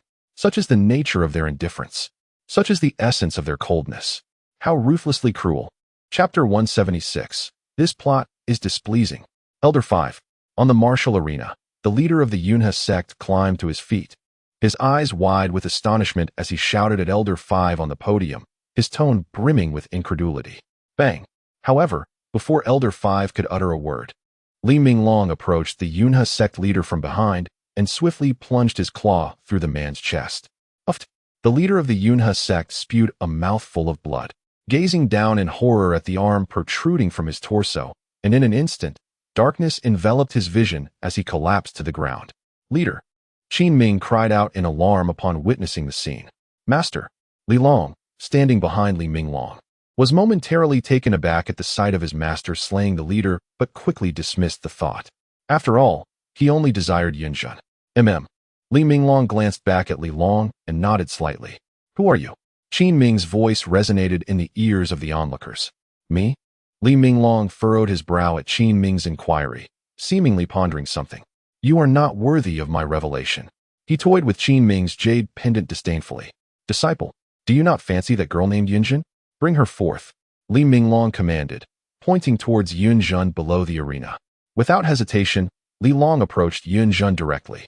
"Junior sister Yun, master wishes to see you," he said gently. As he spoke, he reached out to take Yunjin's hand. "Get away." Yunjin forcefully swatted his hand away. Observing this, Li Minglong's brow furrowed in displeasure, and he extended his hand towards Yunjin. In an instant, a faint glimmer shot forth from Li Minglong's fingertips. Yunjin ran. Qin Ming, perplexed by the situation, recognized the malevolent nature of the light emanating from Li Minglong's finger. Unfortunately, he was too late. The faint light struck Yunjin at her dantian. Standing below the arena, Yunjin suddenly felt her internal energy draining away. Am I ruined? In a daze, she reached for her dantian, feeling the vital energy slipping from her fingertips.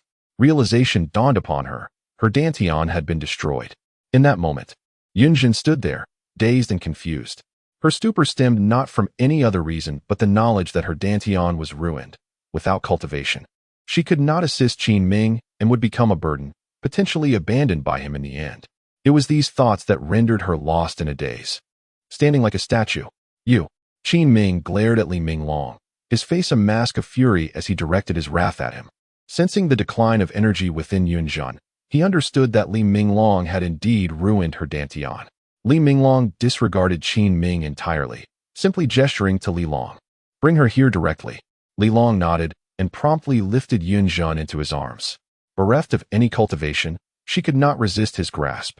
"Qin Ming, I am aware of the affair between you and the woman beloved by my disciple, and it appears you share a deep affection. However, I am quite eager to witness how your cherished lady behaves in the hands of my disciple. Consider it a form of retribution for your near attempt on his life." Li Minglong shamelessly approached Qin Ming from behind, firmly gripping him to prevent any movement. At that moment, Elder Wu had also arrived at the arena, leering at Yunjin.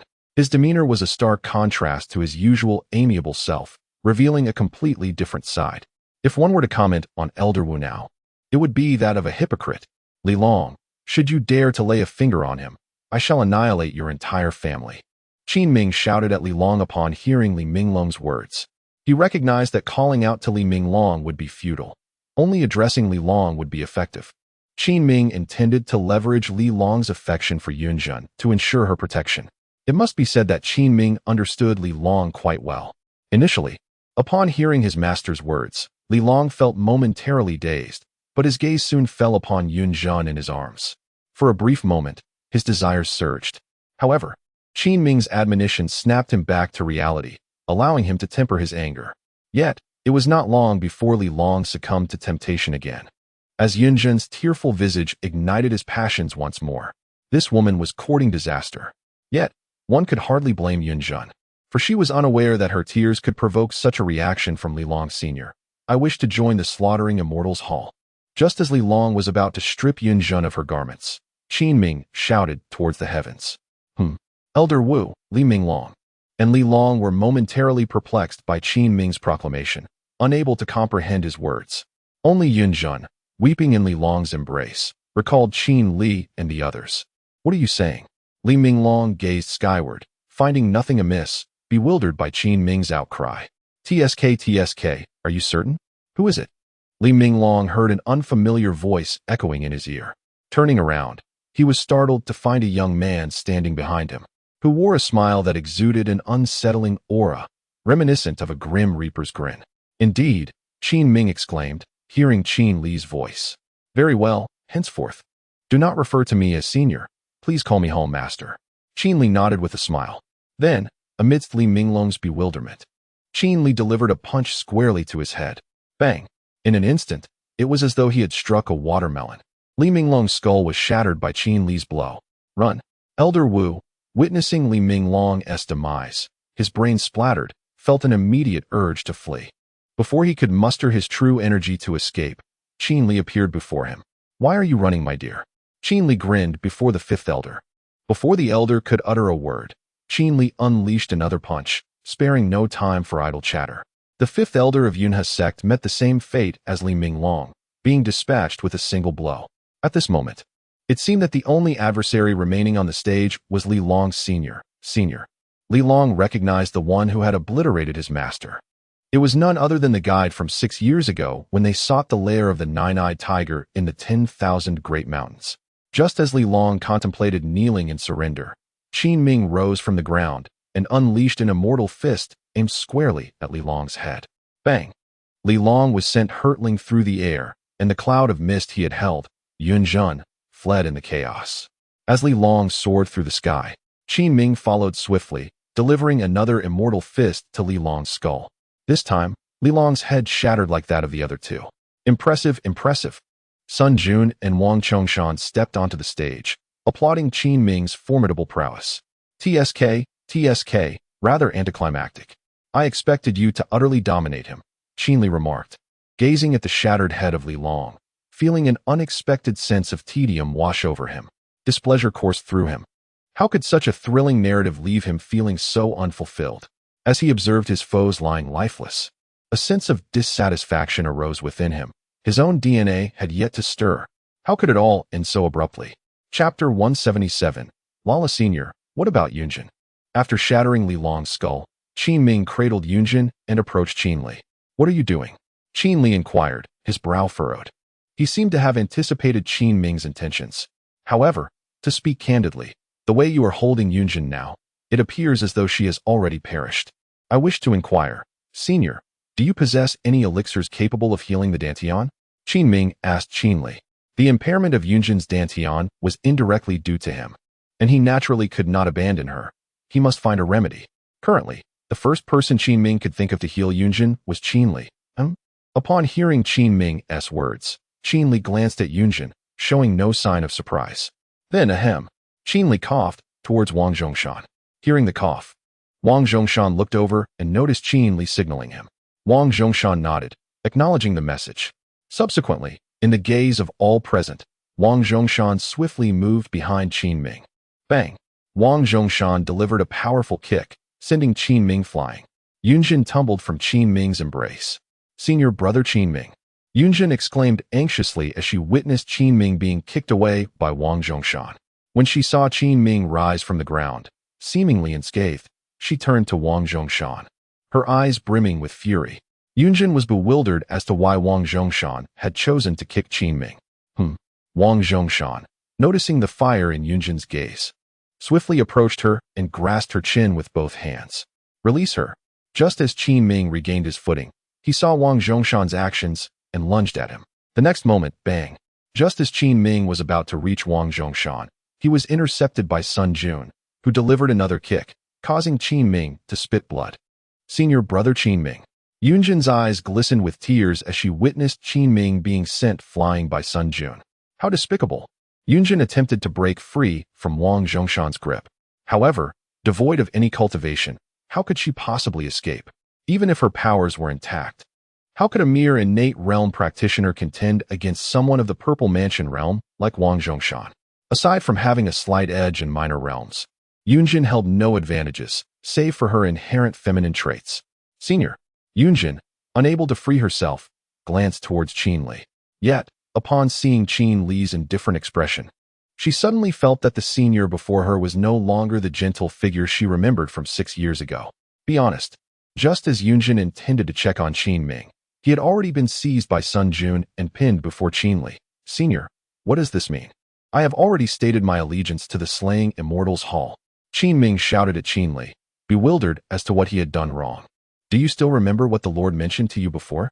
Sun Jun inquired directly, sitting atop Qin Ming's back and smacking his lips. Upon hearing Sun Jun's words, Qin Ming regained his composure. He then recalled Qin Li's instruction to stop referring to him as senior and instead address him as Lord. With this in mind, Qin Ming respectfully said to Qin Li, I humbly request your assistance in healing Yunjin. Bang! Just as Qin Ming finished speaking, Sun Jun struck him forcefully on the back. Qin Ming coughed up a mouthful of blood, his heart filled with confusion, unsure of where he had gone awry. Kid, are you the Lord? Sun Jun continued to inquire. At this moment, Qin Ming instantly understood the implication behind Sun Jun's question. Lowering his head, he fell silent. As Qin Ming bowed his head in silence, Qin Li nodded in satisfaction and gestured to Sun Jun and Wang Chongshan to release Yunjin and Qin Ming. Qin Ming. I admire you, but that does not grant you the license to become arrogant. If I am pleased, I shall assist you. However, if you displease me, your demise would be as trivial as crushing an ant, Qin Li stated sternly, observing the embrace between Qin Ming and Yunjin before him. He did not wish for someone without merit to demand favors from him. Yes, Lord. Qin Ming turned to Qin Li and nodded earnestly. Yunjin, you must understand. I am reluctant to keep you around, for you are a source of trouble. Keeping you near Qin Ming would likely divide his attention, Qin Li remarked, shifting his gaze to Yunjin. To be frank, if Yunjin were like Sun Jun, I would gladly invite her to join us, but she is too emotionally driven. Such individuals may serve as protagonists in female-oriented literature, yet in male-centric narratives, they inevitably bring endless complications to the male lead. Qin Li did not wish for Qin Ming to be distracted by Yunjin, especially considering that the current Zhanxian Hall, with Qin Ming's recent addition, comprised only 4 members. The burden was great. Senior, Yunjin, upon hearing Qin Li's words, found herself at a loss for a rebuttal and buried her head in her chest, resembling a defeated wild hen. Qin Ming, feeling the weight of Qin Li's words, was already drenched in sweat, fearing for Yunjin's life. If Qin Li truly intended to harm her, Qin Ming knew he would be powerless to intervene. Lord, I assure you I will not be distracted and will complete the tasks you assign, Qin Ming declared, thumping his chest with firm resolve. As soon as he uttered these words, the atmosphere grew tense, and silence enveloped the group. After a while, Qin Li turned to gaze at Yunjin, who had buried her head in his chest, shaking his head with an expression that conveyed disapproval. Sigh, Master, this girl seems quite beautiful. Why not have her accompany me?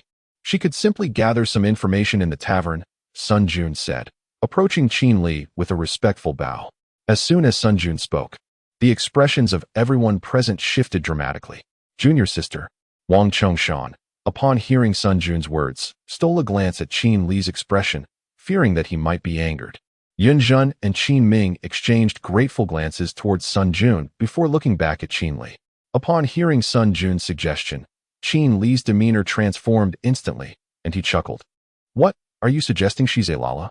Sun Jun furrowed her brow, puzzled by the term. Ah, I forgot you don't know, Qin Li remarked, observing Sun Jun's confusion. He then leaned in to whisper an explanation of what Lala meant into her ear. My goodness, Master, you have gone too far, Sun Jun exclaimed after hearing Qin Li's explanation, as if she had heard something utterly distasteful, while she frantically dug at her ears. Huh, you're mimicking me. Qin Li pouted playfully upon hearing her use his catchphrase, adopting a cute expression. Master, I must express that I am not inclined to engage with you at this moment. Chapter 178. After a lifetime of struggle, one cannot relish the rewards, Master. I must express that I am quite disinclined to engage with you at the moment, Sun Jun remarked disdainfully to Qin Li. Are you certain you desire this woman? Qin Li inquired, gesturing towards Yunjin without skipping a beat. Indeed, Sun Jun affirmed with a nod, being one of the few capable of keeping pace with Qin Li's thought process. However, as Sun Jun spoke, she suddenly turned her attention to Qin Ming and Yunjin, seemingly seeking their opinions. I am amenable, Yunjin nodded to both Sun Jun and Qin Li, indicating her willingness to gather intelligence. This, Qin Ming was not as readily agreeable as Yunjin. Infiltrating a tavern for information necessitates interaction with a myriad of individuals, ruffians, esteemed families, and lecherous men alike. He harbored doubts about Yunjin's capability to excel in such a role. With her pampered demeanor, it was hard to envision her serving tea and attending to others. She would likely struggle to adapt. Her swift agreement raised concerns about her suitability for the task, as she seemed to disregard future implications while aspiring to be a supportive partner to Qin Ming. How absurd. You coming to our Zhanxian Hall as nothing more than a decorative piece is somewhat of an eyesore, Qin Li bluntly stated, offering no regard for Yunjin's feelings. Given her disposition, he found it challenging to envision her in a position of significance. Upon hearing Qin Li's words, Yunjin composed herself, initially poised to retort, convinced of her worth. Yet, as she contemplated, a multitude of questions emerged. Would she be able to endure the lewd gazes of thugs? Could she tolerate donning ordinary attire day in and day out? These inquiries flooded her mind, leaving her momentarily at a loss for words. Indeed, Qin Li observed Yunjin deep in thought, recognizing her potential. Perhaps she could be likened to a rough diamond, if properly refined. She might indeed prove herself worthy of great responsibilities. Meanwhile, Qin Ming, observing Yunzhen's demeanor, felt an inexplicable sense of joy. He had never favored mindless women. Throughout history, the only commendable trait such women possessed was their loyalty to men, yet they were seldom cherished otherwise. In China's illustrious 5,000 years, those women who achieved remarkable status were predominantly intelligent. Qin Li, too, appreciated clever individuals and held no affection for the dim-witted. This sentiment extended to various women, including the enchanting Qingxia fairy. While Qin Li admired her beauty, he understood that it was merely superficial. If pressed to rank his preferences, Sun Jun would undoubtedly claim the top position in Qin Li's esteem. She was astute and shared a personality akin to his own. With Qin Li's assistance, Sun Jun had already established her own network of intelligence, primarily within taverns and upscale brothels. These actions were all initiated by Sun Jun, which explains why Wang Chongshan refrained from joking with him, while Sun Jun felt at ease to do so. Even now, if Sun Jun were to approach Qin Li, he would likely respond with a cheerful demeanor, akin to Zhou Yu's playful exchange with Huang Gai, one willing to strike and the other willing to endure. The reason is simple. Sun Jun's value currently surpasses that of Wang Chongshan. Yunzhen, please consider your decision carefully before responding, Sun Jun gently urged as he squatted before her. Naturally, Sun Jun hoped that Yunzhen would not hinder his progress. However, if he did not allow her to join him, it was likely that Qin Ming would also lack the motivation to work diligently at the Xian Slaying Hall. Ultimately, it would be his senior brother Wang Chongshan who would bear the burden. Thus, Sun Jun suggested to Qin Li that Yunzhen accompany him, allowing Qin Ming to focus on his work without worry. Upon hearing Sun Jun's words, Yunzhen lifted her gaze and suddenly perceived that this person, only slightly older than herself, seemed remarkably more mature. No wonder she could handle the teasing from her seniors, Yunzhen mused inwardly. In that moment, she regarded Sun Jun as a target for her aspirations. I can, Yunzhen affirmed, nodding at Sun Jun, indicating her willingness to endure hardship. Excellent, Qin Li remarked. Having noticed the spark of determination in Yunzhen's eyes, he handed her a medicinal pill capable of restoring her cultivation. Thank you, Home Master. Yunzhen responded respectfully as she accepted the pill. Ah, how delightful. Qin Li smiled at the recognition, pleasantly surprised by how quickly Yunzhen had adapted. Thus, Yunzhen joined the Xian Slaying Hall, albeit not as an official member, but rather as an operative under Sun Jun's guidance. As time passed, Qin Li and Qin Ming returned to Wei City, arriving at the graveyard where Qin Li resided. Qin Ming and Yunzhen were taken aback, unable to comprehend why such a formidable figure would choose to dwell in a graveyard. Their confusion deepened upon learning that Qin Li was indeed the imperial teacher. Though the Xian Slaying Hall was still in its nascent stages of development, it could already be deemed a gathering of talent, Qin Li remarked with a hint of pride. Sun Jun and Wang Chongshan merely smiled, while Qin Ming and Yunzhen's expressions grew serious. Now, I must assign tasks, Sun Jun stated. You, Sun Jun, will continue managing intelligence. If possible, please assist me in locating my junior brother Su Wenshan. Qin Li first assigned a task to Sun Jun, who nodded in acknowledgement, indicating no objections. Next, Qin Li continued with the assignments. Wang Chongshan, you may pass on your previous task of locating individuals to Qin Ming. You should focus on acquiring resources instead, as your consumption of medicinal pills has been quite substantial. Wang Chongshan nodded in agreement. Subsequently, Qin Li assigned the tasks to Qin Ming and Yunzhen. Qin Ming was to succeed Wang Chongshan in finding suitable candidates to become disciples of the Zhanshin Hall. As for Yunzhen, she was to accompany Sun Jun. When the time came for Yunzhen to stand on her own, Qin Li intended for her to serve as a liaison, provided her cultivation was sufficiently robust. Upon completing the distribution of tasks, Qin Li waved his hand at them, signaling their departure. Once Qin Ming and the others had dispersed, Qin Li approached the entrance of the graveyard and mused to himself. Now, it seems a framework is in place. Without mentioning Yunzhen, just considering the three of them, they could likely be regarded as prodigies in the most formidable central continent. It is a pity, however, that their current cultivation is too feeble. Qin Li felt a sense of satisfaction with the current state of the Zhanshin Hall, the only drawback being the low cultivation levels of Qin Ming and the others. Alas, it appears I must expedite their progression to the Dongshu realm, otherwise my old back may very well give out, Qin Li remarked, stretching languidly. If one were to characterize Qin Li's mindset at this moment, a single phrase would be most fitting. After a lifetime of battles, is it not time to indulge in some enjoyment? Chapter 179. Capricious as time flowed by. A decade had elapsed. Within these 10 years, the Zhanxian Palace had expanded from 4 core members to 12. Each individual's cultivation had reached no less than the Dongxi realm, with the 2 most proficient being Wang Chongshan and Qin Ming. Under Qin Li's diligent guidance over the past decade, Wang Chongshan had ascended to the 5th level of the Dongxi realm, while Qin Ming had attained the 3rd. In the royal mausoleum of Weiqing, Qin Li sat cross-legged before a woman of remarkable beauty. Dressed in a pristine white garment, she exuded an ethereal grace, reminiscent of a celestial being descended from the heavens, untouched by the mundane world. Sun Jun, have you located Su Wenshan? Qin Li inquired of the woman before him. Indeed, the woman replied. She was none other than Sun Jun. Over the years, she had blossomed into a vision of beauty, with her elegance likened to a lotus emerging from clear waters. Rumors of her beauty had begun to circulate throughout the Western continent, earning her the title of Lotus Fairy. Her allure was reputedly among the top 3 in the entire Western continent. I have also found information regarding Wang Xiyu, as you requested, Sun Jun said, presenting a document to Qin Li. Upon reviewing the document, Qin Li could not help but chuckle to himself. How amusing, just as Xiyu departed from that wretched academy. Su Wenshan immediately entered. However, his demeanor shifted to one of gravity as he regarded Sun Jun. Sun Jun, the Zhanxian Palace is now entrusted to your care. I must venture out to attend to certain matters. Please look after Qin Ming and the others. Should anything of significance arise, shatter this jade pendant, and I will come to you. Sun Jun nodded, though she was uncertain of Qin Li's destination. She understood that some inquiries were permissible while others were not. By the way, Palace Master, we recently discovered a creature suspected to belong to the dragon lineage in the Western Sea. Sun Jun suddenly recalled, addressing Qin Li. I see. How fortuitous. Qin Li acknowledged with a nod upon hearing her words. You may take your leave now.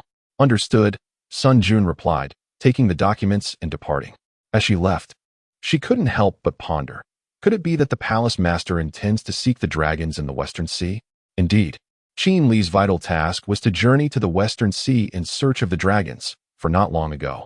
The system had finally announced the 2nd designated sign-in location, the Dragon Palace of the Dragon lineage in the Western Sea, with a reward of a dragon pearl. Although Qin Li was not particularly enamored with this reward, it held significance nonetheless. However, Qin Li was uncertain whether neglecting this task would result in the system ceasing to designate specific sign-in locations in the future. Consequently, he resolved to venture to the West Sea today. This time, without the system's navigational map in his mind, he would have to rely on his own inquiries along the way. To his surprise, Sun Yun and the others had discovered a creature that appeared to be related to the dragon clan. Regrettably, it was not a gathering point for the dragons. Otherwise, if he had known where their congregation was, he could have proceeded directly to that location. For the past decade, the intelligence of the Slaying Immortals Hall, under Sun Yun's leadership, had garnered a formidable reputation across the Western continent. Any information could be obtained from Sun Yun, even down to the color of the Empress of the Thunderous Dynasty's undergarments, with precise details, including whether they were lace. It is evident how formidable the current intelligence network of the Slaying Immortals Hall is, enough to shatter Qin Li's worldview. This, of course, is largely due to Qin Li's supply of elixirs. Over the past 10 years, most of the elixirs he signed in had been given to Sun Yun, who then distributed them among his subordinates, and those under him subsequently shared them with individuals involved in intelligence gathering. However, it was precisely Qin Li's continuous provision of elixirs over the past decade that drew the attention of numerous forces on the Western continent towards the Slaying Immortals Hall. Yet, they could not decipher its true nature. Other factions seemed to have fixed locations, but the Slaying Immortals Hall did not. Nevertheless, these individuals were not incompetent. Ultimately, they uncovered that the Slaying Immortals Hall appeared to have some connection with a small kingdom in the Western continent. Of course, this was merely a lead. Some had even traced it back to Wei City, but unfortunately, those individuals were all killed by Wang Zhongshan. Wang Zhongshan possessed Qin Li's sword energy talismans, capable of swiftly eliminating many foes. Over the past decade, Qin Li had tirelessly crafted numerous sword energy talismans, some of which he sold to Sun Yun. while others were provided to Wang Zhongshan and his companions for self-defense. In summary, the past 10 years had not been easy for Qin Li. One could even say he had been thoroughly drained. As a result, his storage space was nearly depleted of elixirs. No wonder many protagonists are reluctant to establish sects. This endeavor is akin to an insatiable abyss. Qin Li had accumulated considerable wealth, once regarded as a walking treasury. However, he estimated that he now possessed less than 1/10 of the elixirs and weapons he once had. Fortunately, the Slaying Immortals Hall has now become self-sufficient and no longer requires Qin Li's substantial contributions. This is the aspect that brings him the greatest solace at present. It is time to depart. My aging limbs should be put to use, Qin Li said as he rose and made his way outside. Subsequently, he transformed into a streak of white light, soaring towards the West Sea. As he crossed Wei City, he observed that it had now taken on the scale of an imperial capital, having undergone significant expansion over the past decade. Although the foundation of the Qingyu kingdom could not compare to that of an empire, it was not inferior to the Thunderous dynasty. Nonetheless, Qingming still had no intention of ascending to the status of a dynasty. Over the past decade, numerous ministers at court have pondered why Qingming has not ascended to the imperial ranks. Attaining such elevation would grant him access to the dragon vein, thereby doubling his cultivation speed along with that of his subjects. Unbeknownst to them, Qingming has kept his ambitions concealed from both civil and military officials, for he intends to seize the dragon veins of other empires to facilitate his ascension. Moreover, he harbors plans to decisively vanquish 3 empires. It is likely that one can surmise which 3 empires he targets: the Benlei Empire, the Qingyuan Empire, and the Tianlang Empire. These are Qingming's primary objectives. Currently, while the Qingyu kingdom's strength is comparable to that of the Benlei Empire, launching simultaneous assaults on these 3 empires would only result in their suffering a brutal retaliation. The prospect of defeating them one by one is equally implausible, as the remaining empires would undoubtedly sense the shift in balance. Initially, Qin Li had intended to assist Qingming, yet Qingming declined his aid, opting instead to rely solely on his own resources. Over the past decade, although he has not depended on Qin Li's strength, he has nonetheless borrowed considerable influence from him. Qingming is among the few who are aware of the existence of the Immortal Severing Hall. Upon discovering that it was founded by Qin Li, Qingming's sole request was for Qin Li to share intelligence with him. As a doting father, Qin Li naturally acquiesced. However, since this was a transaction, Qin Li could not allow himself to incur losses. Thus, he demanded a substantial quantity of spirit stone mines from Qingming. Some of these mines do not belong to the Qingyu kingdom, but are located within its territory. Qin Li directly instructed Wang Zhongshan to seize them, disregarding any opposing forces. In truth, it would be more accurate to say that Qin Li sought exemptions to plunder the spirit stone mines within the realm. For each mine seized, Qingming dispatched individuals to mitigate any adverse consequences. As for those who originally occupied the spirit stone mines, one can easily infer from Qin Li's character that he would ensure their complete eradication.